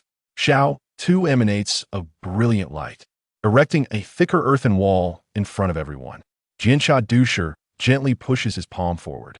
There is no earth-shattering sound, only a perfectly refined black energy beam that silently shoots forth. With a soft thud, the dense earthen wall is pierced as if it were mere paper, along with several layers of backup walls behind it. The energy beam continues unabated, targeting Professor Wang at the rear. Professor, Lin Zixuan exclaims in alarm. He attempts to advance, but is ensnared by two enemies. Zhao Mingyue screams in terror, instinctively closing her eyes. Xianyang Mao transforms into a blaze, attempting to intercept, yet is grazed by the energy beam, letting out a cry as it crashes to the ground, its flames dimming significantly.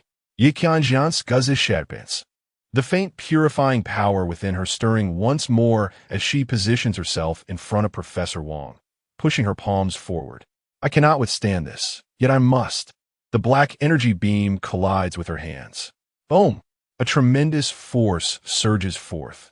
Qianqian feels as though her arms are being torn apart. The purifying energy crashing against the surge like a stream against a flood, instantly overwhelmed. She is violently propelled backward, slamming against the metallic wall behind her with a dull thud, a metallic taste flooding her throat as blood surges forth. Qianqian, Lin Zixuan's eyes widen in horror. Disregarding the enemies entangling him, he forcibly breaks free, rushing toward Qianqian. Cough, cough. Qianqian struggles to rise, but her insides feel as though they are quaking, her vision darkening. Qianqian does not even glance at the fallen Qianqian. His focus shifts to Professor Wang and the apparatus before him. Old fool. Still attempting to sever the energy? He sneers. He strides closer to Professor Wang. The professor's complexion is ashen, yet he does not retreat. Instead, he furiously pounds the control panel. Even in death, I will not allow you to activate it. Is that so? Qianqian looms over Professor Wang, gazing down upon him. Then perish. He raises his hand, prepared to crush this troublesome scientist. Stop! Lin Zixuan supports Qianqian and, witnessing this scene, cries out urgently. Zhao Mingwe also opens her eyes, seeing Qianqian Dusher poised to kill Professor Wang. Fear grips her once more. But as she gazes at the fallen Yi Qianqian, at Xian Yang Mao and Xiao Tu struggling against their foes, and at the professor on the brink of death, an inexplicable courage wells up within her, surpassing her fear. Do not harm Professor Wang. She trembles, yet raises her hands, summoning the dwindling spiritual energy within her, sending a beam of light toward Qianqian Dusher's back. Qianqian Dusher does not even turn around. The energy field behind him automatically deflects Zhao Mingyue's attack, the light beam striking the adjacent wall, leaving a shallow dent. Annoying insect, Qianqian Dusher expresses his impatience. He abandons the intent to kill Professor Wang, turning instead to eliminate these bothersome youths. Just then, the apparatus before Professor Wang emits a piercing alarm, and the data on the screen begins to wildly scroll, turning a glaring red. Warning: Energy core overload. Repeat: Energy core overload. A more intense wave of energy emanates from the direction of the black orb, more violent than ever before. The entire base begins to tremble violently once more. Qianqian Dusher's expression shifts dramatically. How is this possible? The time is not yet due. What have you done? He glares fiercely at Professor Wang. The professor coughs up blood, a grim smile crossing his face. I do not know. Perhaps it is your greed that has caused it to spiral out of control. Qianqian Dusher no longer pays heed to Professor Wang.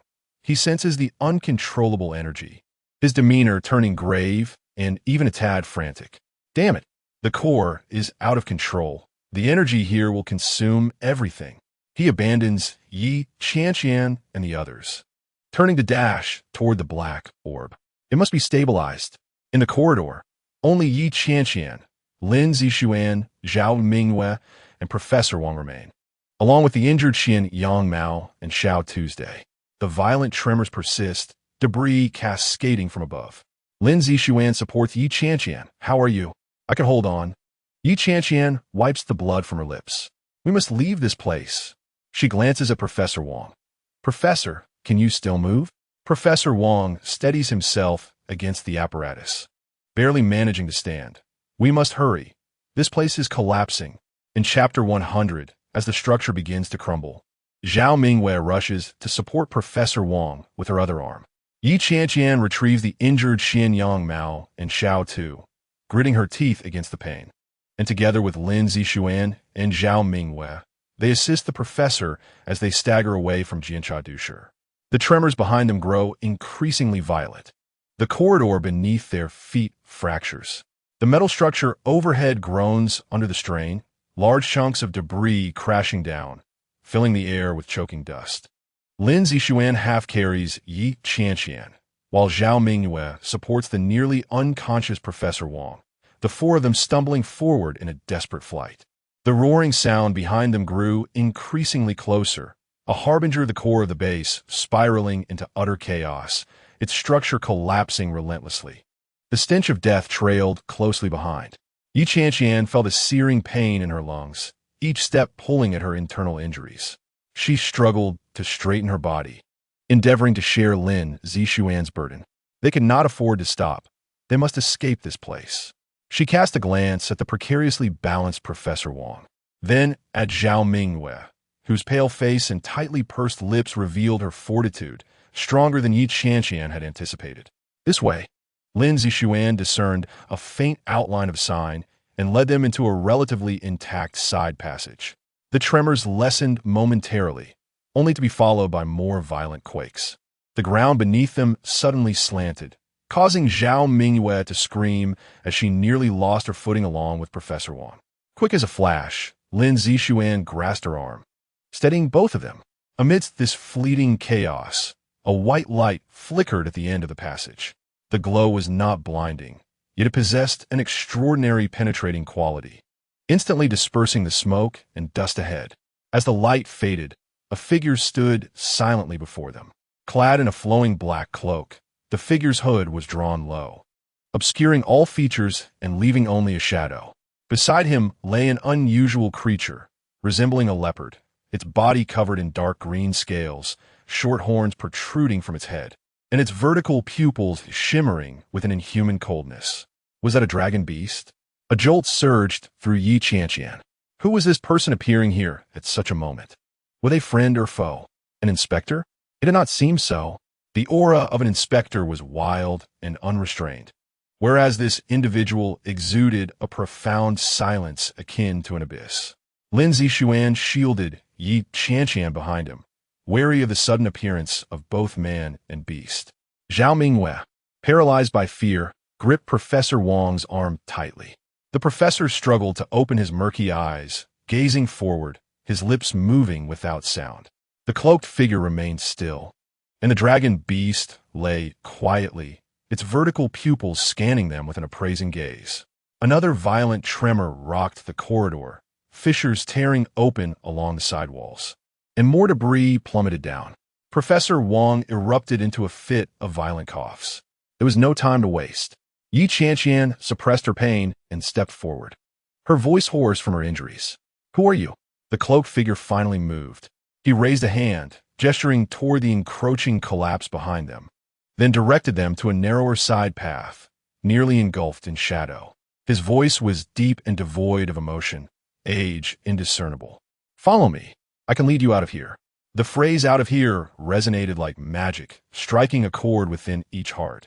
Lin Zixuan furrowed his brow. This man was shrouded in mystery, his appearance too strange. The dragon beast exuded a dangerous aura. To follow recklessly could lead them into another trap. Qianqian regarded the cloaked figure, then glanced at the relentless destruction closing in behind them.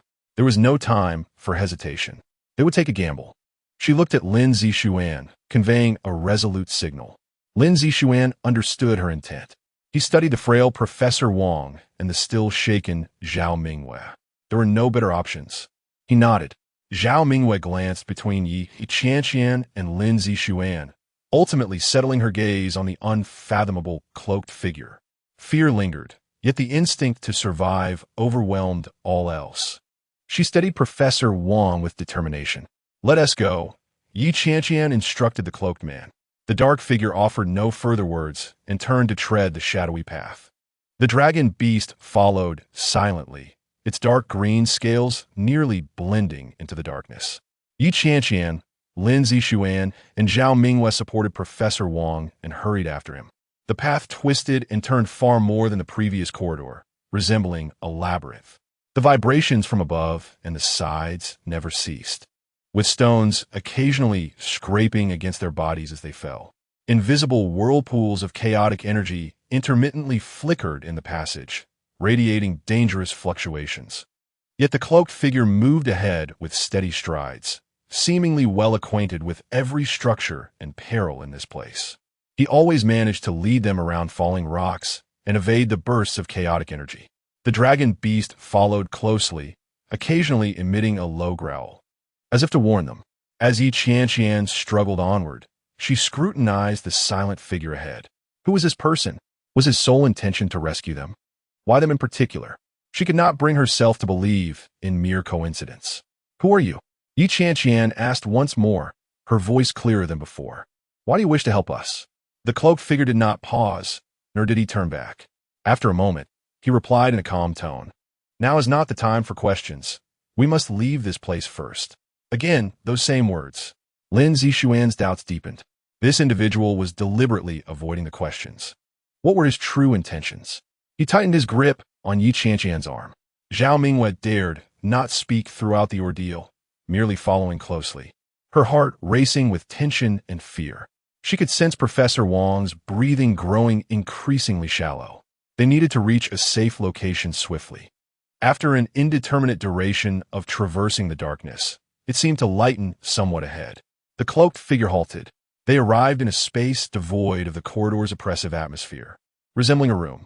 The walls were composed of a smooth metallic material, embedded with peculiar devices emitting a soft, pulsating white light. These lights seemed to form an invisible barrier, isolating them from the external tumult and clamor. It was exceptionally quiet and stable here. This was a secure chamber. These devices were unfamiliar to her, unlike any equipment she had seen in the base. Where were they? Professor Wang appeared to regain a modicum of spirit, observing the devices with a perplexed expression. Zhao Mingyue let out a long breath, her taut nerves loosening slightly, her legs nearly giving way as she was steadied by Lin Zixuan. The cloaked figure stood at the center of the chamber, the dragon beast quietly resting at his feet, its alert vertical pupils scanning them. He slowly turned, the shadow of his hood still obscuring his face, leaving only his eyes, which seemed to glimmer with a profound brilliance under the gentle white light. He regarded them silently, and the chamber echoed with stillness, save for the faint hum of the devices. Qianqian met his gaze. Chapter 101. The power of the beast god. The chamber was so quiet that they could hear each other's breathing. The devices embedded in the metallic walls emitted a soft white glow, accompanied by a continuous humming sound, isolating them from the chaos outside. Qianqian watched the cloaked figure in the center, his dragon beast quietly lying at his feet, its dark golden vertical pupils surveying each of them. "Who are you?" Qianqian pressed again, her voice cutting through the hum. "Why do you wish to help us?" The cloaked figure remained silent. He stood there, the shadows of his hood concealing his features, leaving only an impenetrable darkness. Lin Zixuan, supporting Qianqian, was tense, prepared for any potential changes. Zhao Mingyue hid behind him, aiding Professor Wang, too fearful to breathe. After a moment, the cloaked figure raised a hand and slowly lowered his hood. A man's face emerged, marked by strong lines. Deep furrows etched into his forehead and the corners of his eyes, as if shaped by time and hardship. His hair was short, interspersed with strands of gray, yet his gaze was sharp, radiating a power that had been tempered over time. He appeared to be in his 40s or 50s, his visage unfamiliar, yet imbued with an indescribable authority. "I am Tsang Yi," he declared, his voice clearer than when obscured by the hood, carrying a gravelly texture. "Once a member of the Beast Master Realm, perhaps I was somewhat renowned." Qianqian's heart jolted. Zhang Yi? That was a name she had never heard before. She was familiar with many figures from the Beast Master Realm, yet this individual was unknown to her. Lin Zixuan's brow furrowed even deeper. He recognized neither the face nor the name. The timing of this person's appearance was too coincidental, and his intentions remained shrouded in mystery. "I have sensed the unusual activities of the Jinsha do for quite some time," Song Ye continued, his gaze sweeping over them before finally resting on Qianqian. He had been conducting an experiment unbeknownst to anyone. "What kind of experiment?" Qianqian pressed for an answer. "Fusion." Song Ye uttered those two syllables, referring to the amalgamation of dark powers and the long-lost strength of ancient beast gods. The term beast god power caused both Qianqian and Lin Zixuan to change color simultaneously. This was a force that existed solely in the most ancient of legends, believed to be the source of beast mastery, and had long since faded from the annals of history. The Jinsha Du was attempting to touch upon such a taboo. Professor Wang, who had been weakly leaning against Zhao Mingyue, twitched at the mention of those four words, a flicker of light flashing in his murky eyes, as if he wanted to say something, but only managed to emit a rasping sound. "He aims to create something," Song Ye's voice lowered, "a power that can control everything. The black sphere outside the base is merely a part of his plan, a trifling beginning." Zhao Mingyue felt lost, every word exuding a suffocating danger. She did not comprehend the dark powers or the beast god strength. She only knew they were ensnared in a colossal vortex. "Then why?" Qianqian began, her voice somewhat hoarse. "Why choose us? I have been observing you for a long time." Sonya looked at her from the moment you began investigating that disappearance case. You entered his line of sight, touching upon matters he wished to remain untouched. Moreover, you did not flinch. His gaze shifted to Lin Zixuan, then to Zhao Mingyue and Professor Wang. "The items in your possession, Professor Wang's research notes, and that token, are crucial to thwarting him." A tumultuous wave surged within Qianqian. This person actually knew about the notes and the token? Had he been secretly observing them all along? This made her feel an unsettling sense of being watched. She understood the importance of the notes, but the token, that peculiar metal piece found among Lin Zixuan's father's relics, could it also be related to the Jinsha Du's schemes? "How do you know about the notes and the token?" Lin Zixuan stepped forward, positioning himself protectively in front of Ye Qianqian, his tone cautious. He did not trust this sudden savior. Who are you really? What is your purpose in approaching us? Song Ye regarded Lin Zixuan with an expressionless face. Purpose? My purpose aligns with yours, to stop the Jinsha Du. As for who I am, that is of little consequence now. What matters is whether you believe what I say. Believe? Lin Zixuan retorted. Why should we believe you? You speak empty words. How do we know you are not an actor sent by the Jinsha Du? Perhaps this very chamber is a trap. Zhao Mingyue shuddered at Lin Zixuan's words. A trap? Had they just escaped the den of wolves, only to walk into a tiger's lair? She glanced at Song Ye, fear once again taking hold of her heart. Ye Qianqian grasped Lin Zixuan's arm. Zixuan, she looked at Song Ye, her heart equally filled with doubt. Yet reason told her it was not the time for infighting. We need evidence. Or, at the very least, provide us with a reason to trust you. Song Ye fell silent. He produced no so-called evidence, nor did he offer further justification. He merely gazed at them calmly. A reason? After a moment, he spoke. The reason is that you are still alive. The reason is that the power of the Jinsha Du far exceeds your imagination. Without my assistance, you cannot escape this base, let alone stop him. His voice was not loud, yet it carried an undeniable weight. The notes you have found document ancient knowledge regarding the beast god power, a power the Jinsha Du longs to possess. That token may point to the true remnants of the beast god power. These two items are the core of the Jinsha Du's plan and are something he will undoubtedly seek to wrest from you. Ye Qianqian's heart sank. Song Ye's words subtly confirmed some of her earlier suspicions. The content of the notes was indeed obscure and convoluted, involving many ancient totems and systems of power, which Professor Wang had failed to fully decipher. And that token, its material and structure were extraordinary. Even if what you say is true, Lin Zixuan did not completely lower his guard. Why should we cooperate with you? We know nothing about you. You do not need to know me. Song Ye replied. You only need to understand that our enemy is the same. If the Jinsha Du's plan succeeds, the entire beast mastery realm will face catastrophe. Everyone will be unable to escape. The chamber once again fell into silence, the hum of the device continuing. Ye Qianqian observed Song Ye's weathered face, then glanced at the grave Lin Zixuan beside her, the frightened and anxious Zhao Mingyue, and the weak Professor Wang. She realized they had little choice. Regardless of whether Song Ye was friend or foe, the information he revealed was too alarming. The Jinsha Du's conspiracy loomed like an invisible net, ensnaring them tightly. What must we do? Ye Qianqian finally inquired. This question itself represented an implicit acceptance, acknowledging the threat Song Ye spoke of and the necessity of cooperation. Song Ye's expression seemed to soften for a moment, but quickly returned to calm. First, tend to Professor Wang's injuries. Then, we need to decipher the notes and the token. Time is of the essence. Lin Zixuan did not argue further. He glanced at Ye Qianqian and then shifted his attention to Professor Wang. Is this place safe? Professor Wang requires immediate treatment. Chapter 102.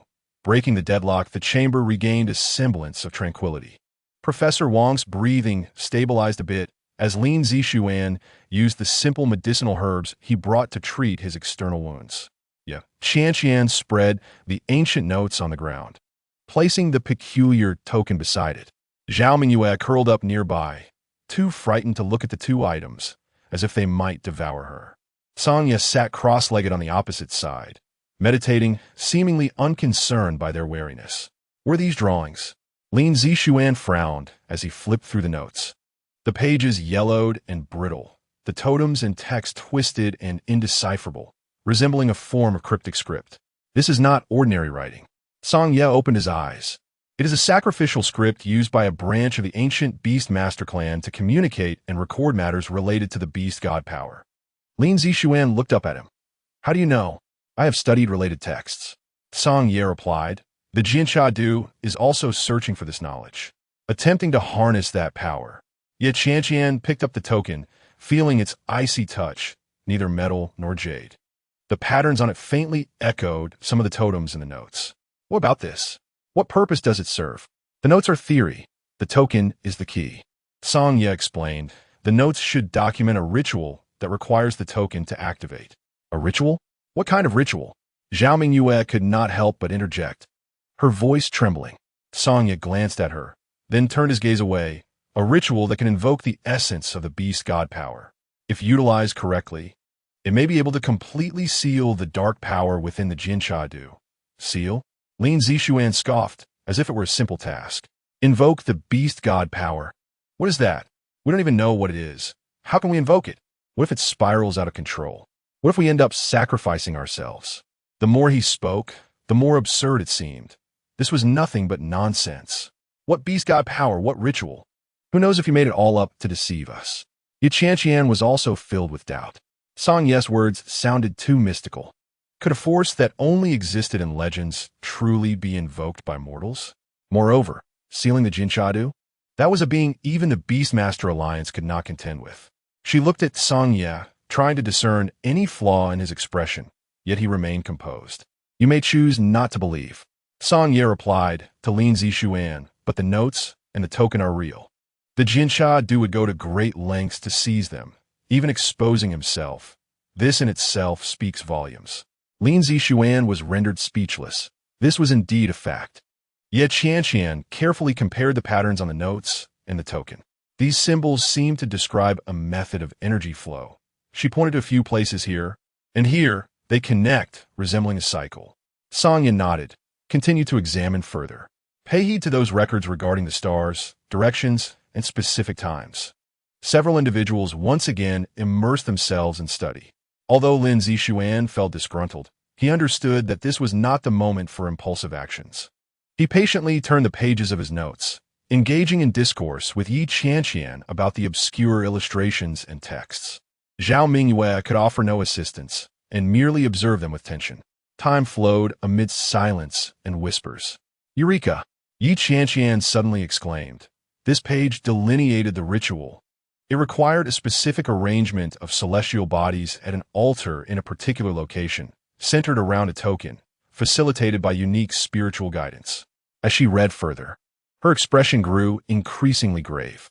The text stipulated that a bloodline resonating with the power of the beast god was necessary to successfully conduct the ritual. Otherwise, one would be subject to a backlash of power. A resonating bloodline? Lin Zixuan turned to Song Ye, inquiring about this new concept. Could it be that someone among them was a descendant of the ancient beast tamers? Song Ye remained silent, merely gazing at the token in Qianqian's possession. Qianqian also lowered her gaze to the token. For reasons unknown, since earlier, her hand gripping the token had felt a peculiar warmth, as if something was responding to her spiritual energy from afar. This sensation was faint, yet undeniably present. Could she be the so-called resonating bloodline? This thought made her heart race. She had never heard of her family being connected to the ancient beast tamers. How could one guide it? What was required? Lin Zixuan pressed for answers. The notes indicated that one must infuse spiritual energy into the token. No. Lin Zixuan immediately objected, deeming it too perilous. Who could predict what might transpire upon infusing spiritual energy? If the token were flawed, it could directly harm your spiritual essence. Zhao Mingyue hurriedly chimed in, urging, yes, Qianqian, do not attempt it. What if? Qianqian observed their worried expressions, then glanced at the silent Song Ye, ultimately directing her gaze back to the token. The faint sensation of resonance persisted. Was it dangerous? Certainly. But did they have any other options? The inspector could arrive at any moment, and Professor Wang's injuries could not be delayed further. If this token truly held the key to their dilemma. She recalled Song Ye's words. The reason is that you are still alive. They indeed had little time to squander on hesitation and suspicion. I will give it a try. Qianqian. Lin Zixuan attempted to dissuade her. Zixuan, we have no retreat left. Qianqian regarded him, stating, if this is the only method, I must attempt it. Ignoring Lin Zixuan's protests, she concentrated and began to gently extend a thread of her spiritual energy towards the token. Initially, the token exhibited no reaction. Qianqian held her breath, cautiously amplifying her spiritual energy output.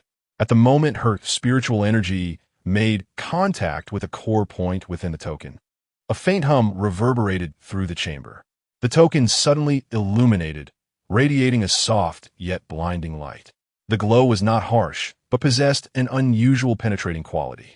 Lin Zixuan and Zhao Mingwei instinctively took a step back. Song Yi remained seated, observing the glowing token, his expression inscrutable. Within the light, some blurred and distorted images began to emerge, swirling and intertwining like reflections in water, unsteady and indistinct. Yet, the silhouettes of mountains, ancient structures, and a peculiar flow of energy could be vaguely discerned. These images appeared to indicate a direction, a specific location. Qianqian felt her spiritual energy being rapidly absorbed by the token, a wave of dizziness washing over her. She swiftly severed the flow of her spiritual energy. The light dimmed, and the token returned to its original form, slightly warmer to the touch. Qianqian shook her head, the dizziness making her unsteady. Qianqian, how are you? Lin Zixuan rushed forward to support her. Zhao Mingwei also approached. Unloved headhunt. I glimpsed some images. Images? What kind of images? Lin Zixuan inquired. They resembled a map.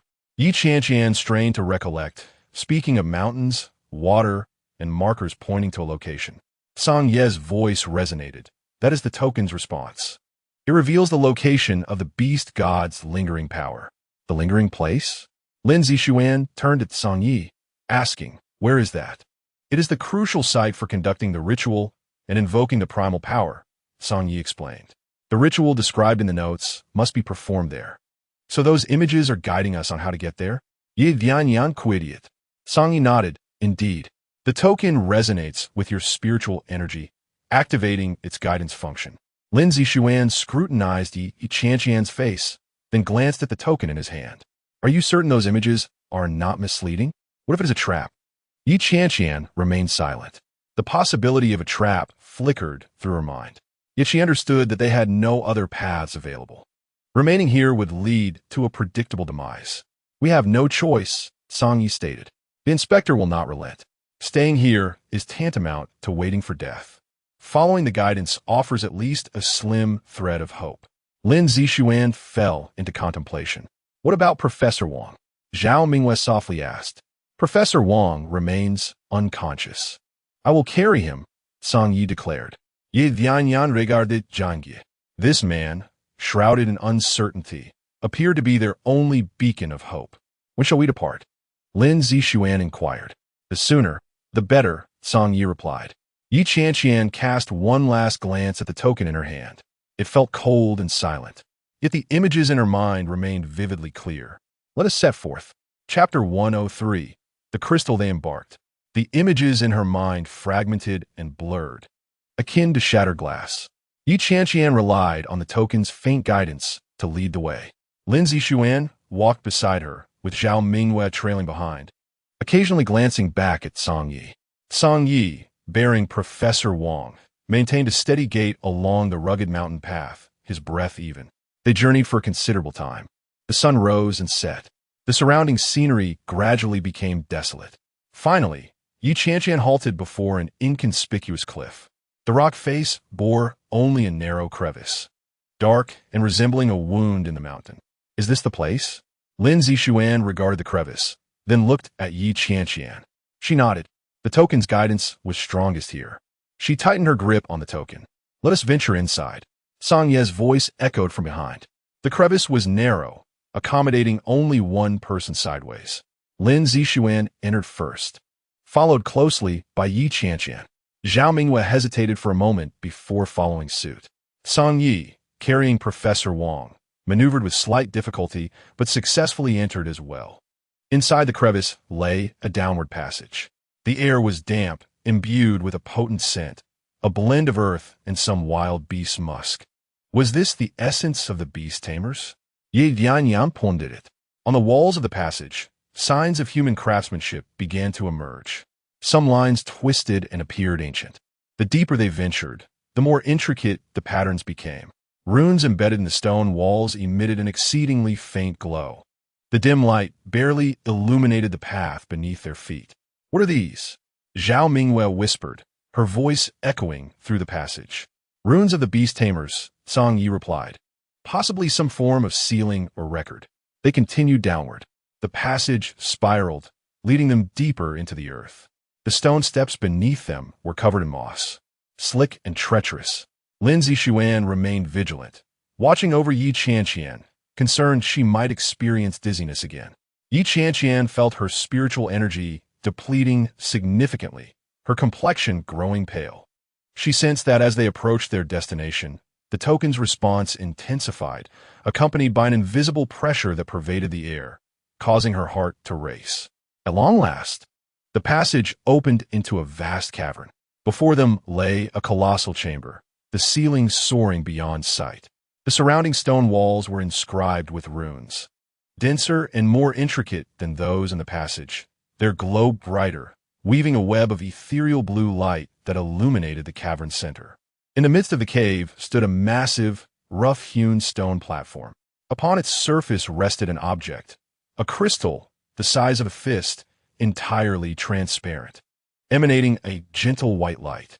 The radiance lingered, coalescing around the crystal, illuminating the vicinity of the stone platform.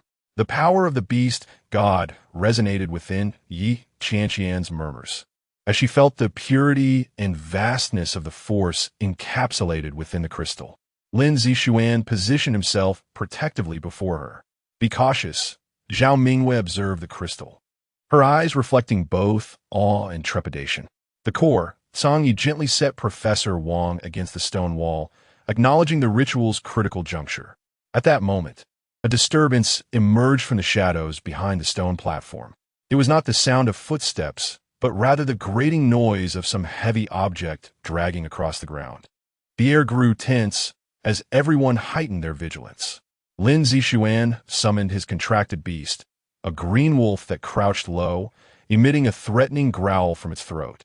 The shadow writhed, revealing a colossal silhouette that gradually emerged from the darkness, bathed in the ethereal glow of runes and the soft luminescence of the crystal. It was a colossal beast, its size dwarfing any creature they had ever encountered.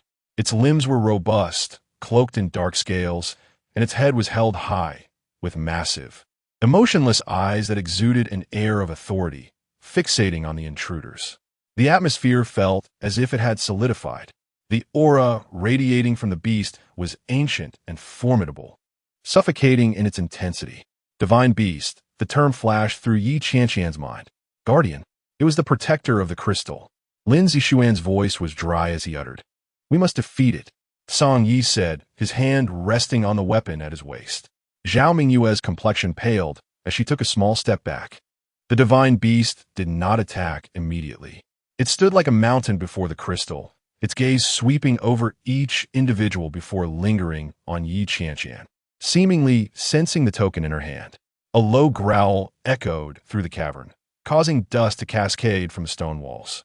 This was no enraged roar. It was more akin to a warning. "Leave." Yi Qianqian comprehended its intent.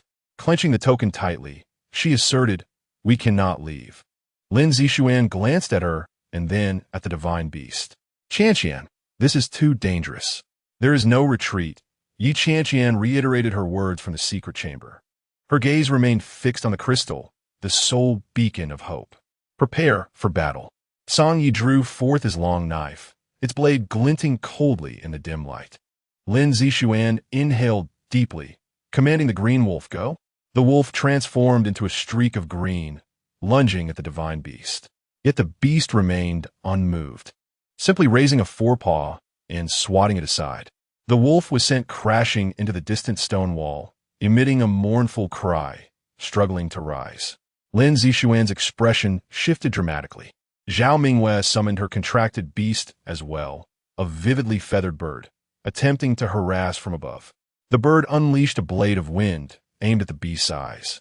The divine beast tilted its head slightly, the wind blade grazing its scales and leaving only a faint white mark. "Its defense is too strong," Zhao Mingwei exclaimed. "Target its joints," Song Yi shouted, lunging forward, aiming his long knife at the joint of the beast's forelimb. The blade clashed against its scales, sending sparks flying, forcing Song Yi to stagger back a few steps. Yi Qianqian concentrated her mental energy, attempting to channel it. A mental shockwave surged towards the beast's head. The beast shook its head, appearing slightly perturbed, yet it suffered no substantial harm. Its enormous eyes turned towards Qianqian, bearing a hint of displeasure at being disturbed. "Our attacks are ineffective," Lin Zishuan stated, helping the injured wolf retreat to safety. "What shall we do?" Qianqian gazed at the looming behemoth. Clearly, brute force was not the solution.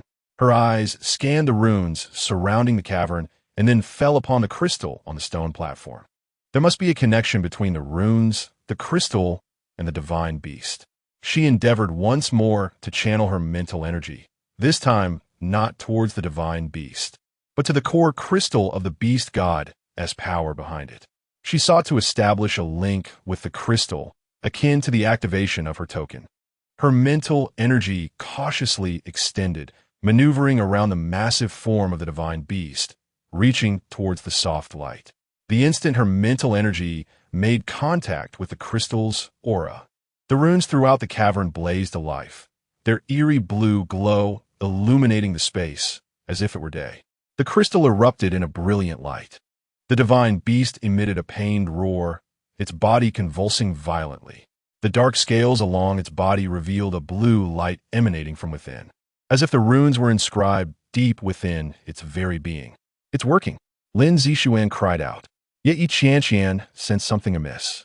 Her mental energy was being drawn in frenzied torrents, 100-fold more intense than when she activated the token. A splitting headache ensued. The divine beast's movements turned savage. It violently tossed its head, its massive tail sweeping through the air with a deafening whoosh. "Scatter!" Qianqian. The three hurriedly evaded. The colossal tail crashed into the ground with a thunderous roar, sending stone debris flying and fracturing the earth beneath them. Qianqian fought against the dizziness, maintaining her connection with the crystal. She noted that as the light of the runes and crystal intensified, a particular area near the divine beast's hindquarters glowed vividly beneath its scales, forming a peculiar rune imprint. "Where's the weak point? Attack that glowing mark on its abdomen!" Qianqian shouted with all her strength. Lin Zishuan and Song Yi immediately comprehended. Song Yi charged forth again, no longer attempting to cleave through the scales, but seeking an angle to stab that radiant area. Lin Zishuan commanded the recovering green wolf to flank the beast. Zhao Mingyue directed her bird to circle above, searching for an opportunity to strike.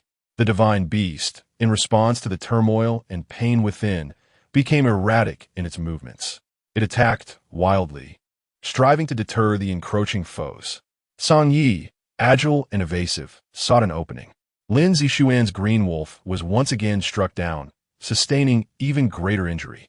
Qianqian's complexion turned as pale as a ghost, her body on the verge of collapse. The excessive drain on her mental energy caused her vision to dim. She knew she could not endure much longer.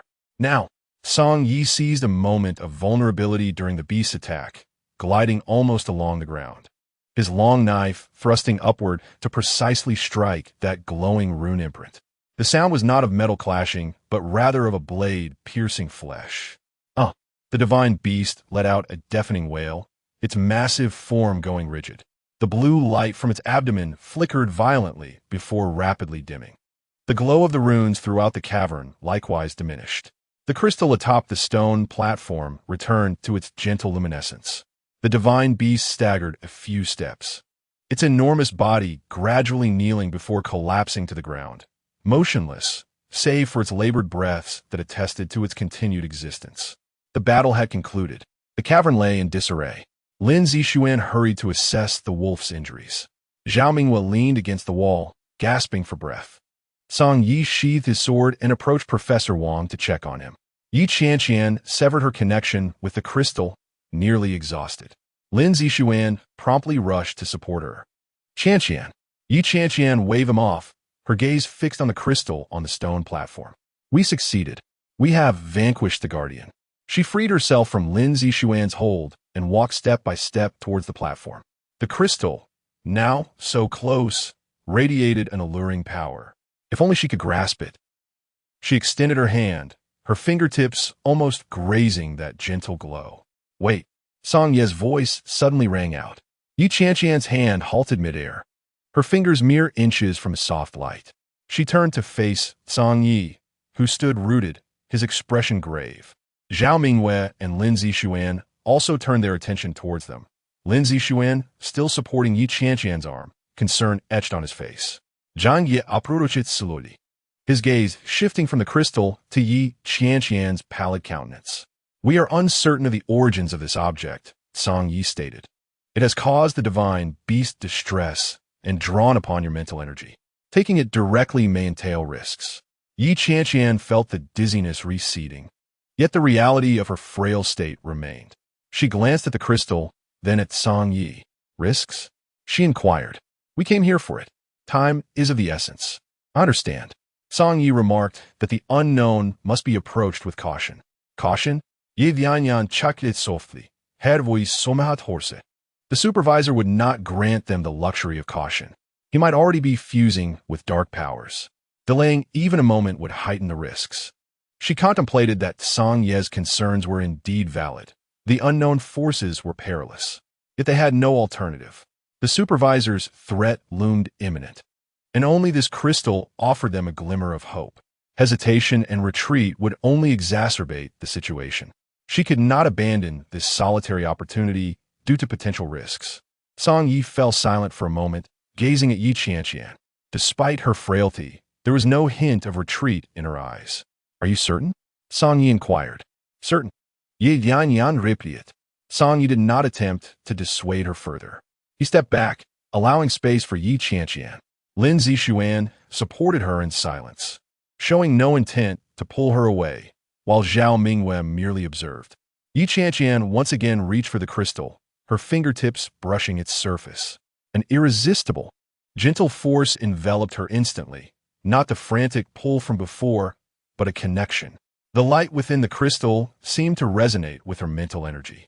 She felt a new power surging into her, replenishing her depleted mental strength and even imparting a peculiar sense of enhancement. You have acquired the heart of the Guardian. A message abruptly appeared in her mind. The heart of the Guardian? Is that the name of this crystal? She grasped the crystal, lifting it from the stone pedestal. It was small and warm in her hand. The blue light within the cave faded completely, and the runes lost their luster. The beast lying on the ground continued to breathe heavily, but its body no longer trembled. Let us depart, Yi Qianqian said. Without a moment's delay, they hastily left the cave with the crystal and the injured Professor Wang. Outside, dawn was beginning to break, but they had no time to admire the scenery. Their hearts were heavy with apprehension. The journey back to the base was tense and hurried. They encountered no ambushes, which offered a slight relief, yet also deepened their unease. Had the supervisor allowed them to obtain the crystal because he deemed it insignificant, or was he preoccupied with more pressing matters? Upon their return to the base, a heavy sense of oppression enveloped them. The atmosphere within the base was extraordinarily tense, with an increased number of patrolling beast tamers, each face marked by anxiety and panic. The air was thick with an unsettling dark aura, the very essence of the supervisor's power. They rushed towards the core area of the base. The closer they drew, the more potent the dark aura became. In the central square of the base, they beheld a shocking scene. The supervisor hovered in midair, his black robe billowing without wind. Surrounding him was a dense mass of dark energy, writhing and coiling like a living entity, emanating a disquieting pulse. His face, once masked, now revealed a twisted and frenzied expression. He spread his arms wide, seemingly embracing some formidable force. Ha ha ha! The supervisor's gravelly, maniacal laughter echoed. My power is finally complete. The beast realm shall usher in a new order. In the square, some beast tamers lay unconscious, their fates unknown, while others were consumed by dark energy. Their bodies contorted in agony. The troops led by Song Yi were attempting to organize a defense, yet they appeared exceedingly fragile in the face of the supervisor's might. Supervisor! Song Yi roared, charging forward. Yi Qianqian, Lin Zixuan, and Zhao Mingwei followed closely behind. They understood this was the final moment. The supervisor's gaze swept over them, lingering on the crystal in Yi Qianqian's hand. Oh, you actually obtained the heart of the Guardian? He sneered, Do you think that will stop me? Foolish.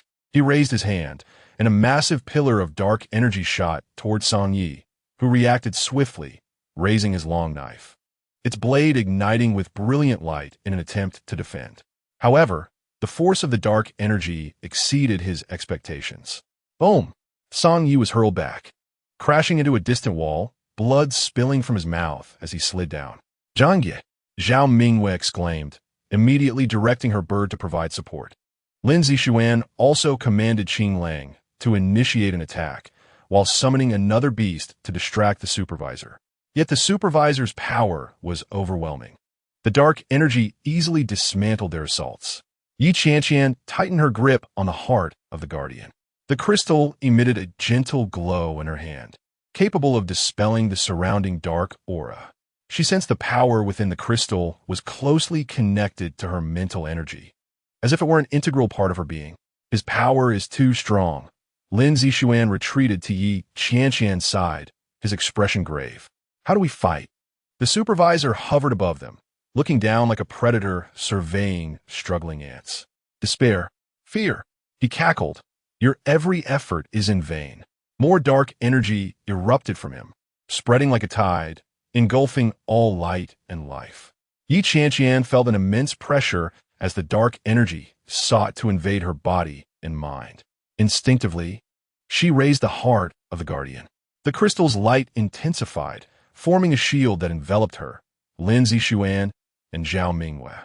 The dark energy collided with the shield, producing a sizzling sound but failing to penetrate. This crystal, Lin Zixuan gazed at the shield, astonished. Yi Qianqian concentrated, channeling her mental energy into the crystal. She perceived the crystal's power clashing against the dark energy, and through it, she seemed to discern the flow of the dark energy.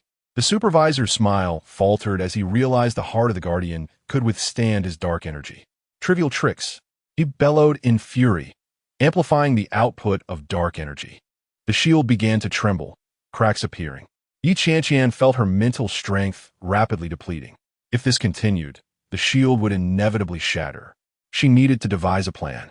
Fixating on the supervisor, she sought a weakness. The supervisor was enveloped in dense dark energy, obscuring his true form. Yet she sensed the source of his power. That force coursed within him, forming a complex network. Through her connection with the heart of the guardian, Yi Qianqian found herself acutely attuned to these energy flows. She detected certain flowing nodes and identified a core area, where the energy fluctuations were most intense, yet carried an underlying discord, as if forcibly fused, revealing a flaw. His power core, Yi Qianqian murmured, is located slightly to the left of his chest. She turned to Lin Zixuan and Zhao Mingwei. Attack his chest, she shouted. That is his weak point. Lin Zixuan and Zhao Mingwei immediately understood. Lin Zixuan commanded his beast to divert the supervisor's attention from his side, while Zhao Mingwei's bird sought an opportunity to swoop down from above. The supervisor heard Yi Qianqian's words, but merely chuckled coldly. A weak point? My power is perfectly fused, without any vulnerabilities. He waved his hand, dispersing Lin Zixuan's beast, then shot a bolt of dark energy in an attempt to strike down the bird. Yi Qianqian recognized this as their sole opportunity. She concentrated all her mental power on the heart of the guardian. The crystal in her hand radiated a dazzling brilliance, even more intense than before in the cave.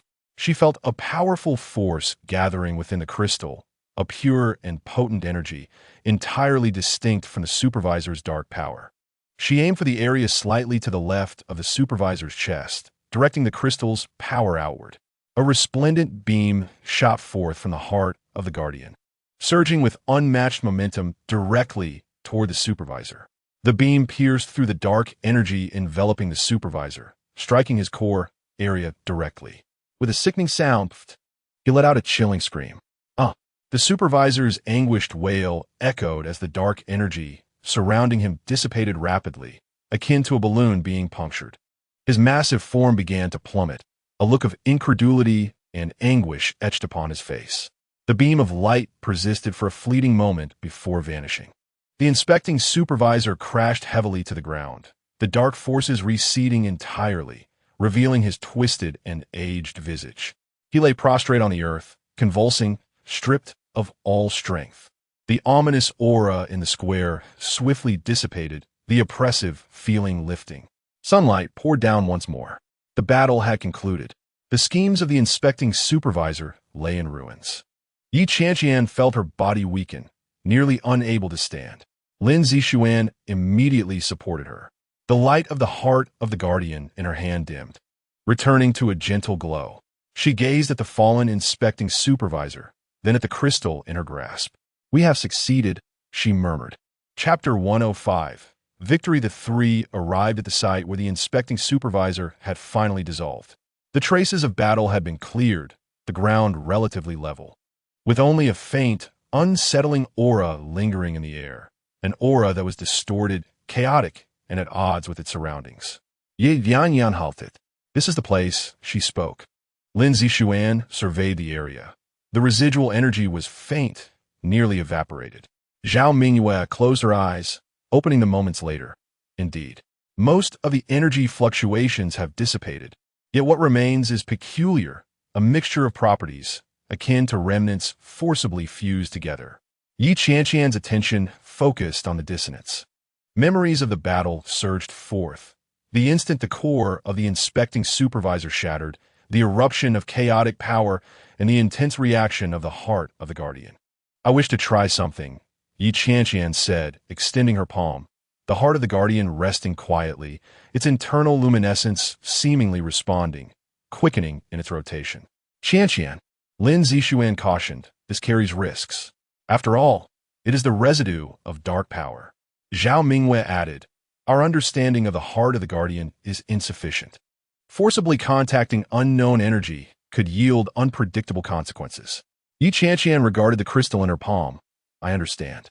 Yet that sense of dissonance existed during the battle. The inspecting supervisor's method of fusing power was crude, as if hastily assembled. "I wish to ascertain what he has pieced together and its origins." She mused internally. Their concerns may be valid. However, the pulsation of the heart of the guardian, along with the discordant residue, pricked at her like a thorn. "Until it is removed, peace eludes me. He is merely a failure. Perhaps we are overthinking this." Lin Zixuan attempted to dissuade her. "A failure capable of threatening the entire region?" Qianqian retorted, "His source of power is itself a vast enigma. If that source still exists, could it not give rise to another inspecting supervisor?" This question left Lin Zixuan and Zhao Mingyue speechless. The fear of the unknown and the worry of potential threats outweighed their concerns for Qianqian's safety. "Be cautious," Zhao Mingyue uttered, the words simple yet laden with gravity. Qianqian nodded, her mental energy slowly infusing the heart of the guardian. The crystal glowed brightly, soft yet impenetrable. Carefully, she directed this light towards the ground, attempting to touch the lingering, chaotic aura. At first, there was no response. The residual aura lay inert, unmoved by the power of the heart of the guardian. "It seems ineffective," Lin Zixuan began to speak. Suddenly, a transformation occurred. That faint aura appeared to awaken, violently entwining with the light emitted by the heart of the guardian.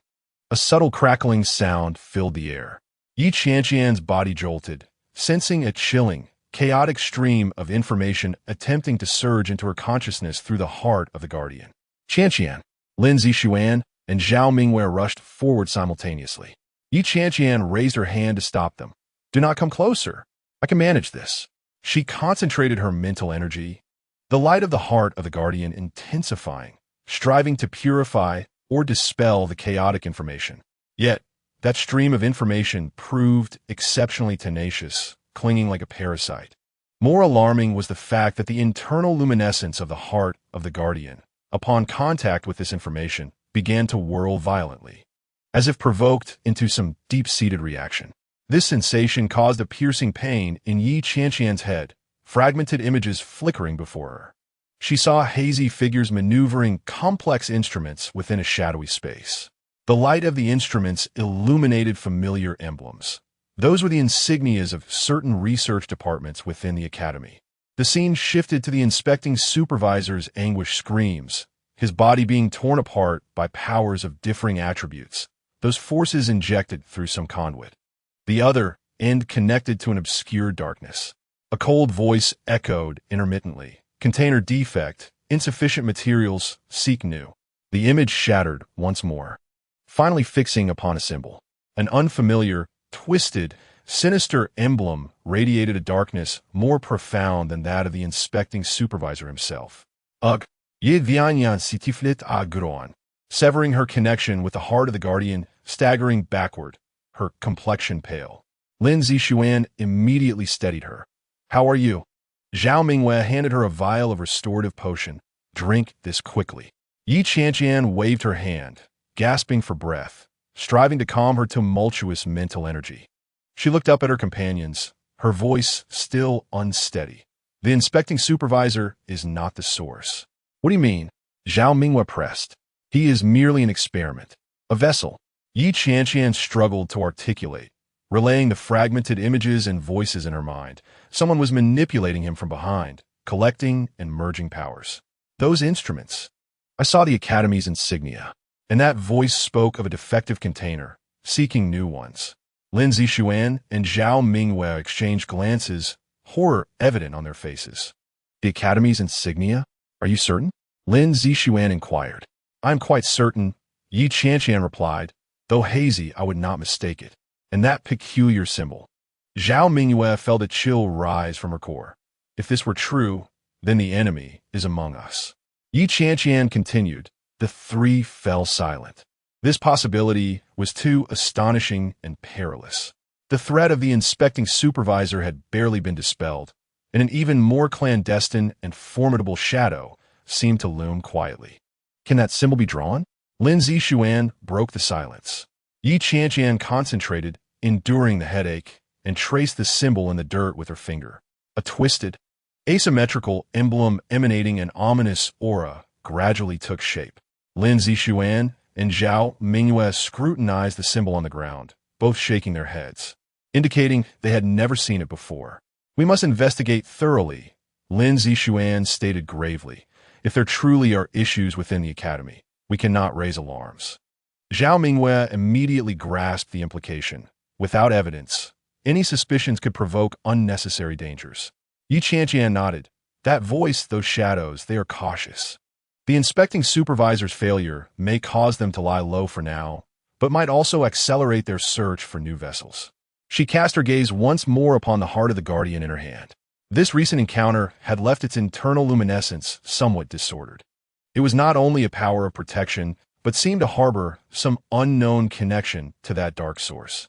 The path ahead of us is more intricate than anticipated. Yi Qianqian softly remarked. Lin Zixuan clenched his fists. Regardless of who it may be, those who dare to exploit the Academy and toy with lives shall not escape our wrath. Zhao Mingyue also set aside her earlier shock. The clues may have been interrupted, but at least we have a direction. That symbol and the Academy itself are our breakthrough points. The three stood upon the remnants of what was once a battlefield, their hearts heavier than during the fight. Yi Qianqian stowed away the heart of the guardian. Let us proceed, she said.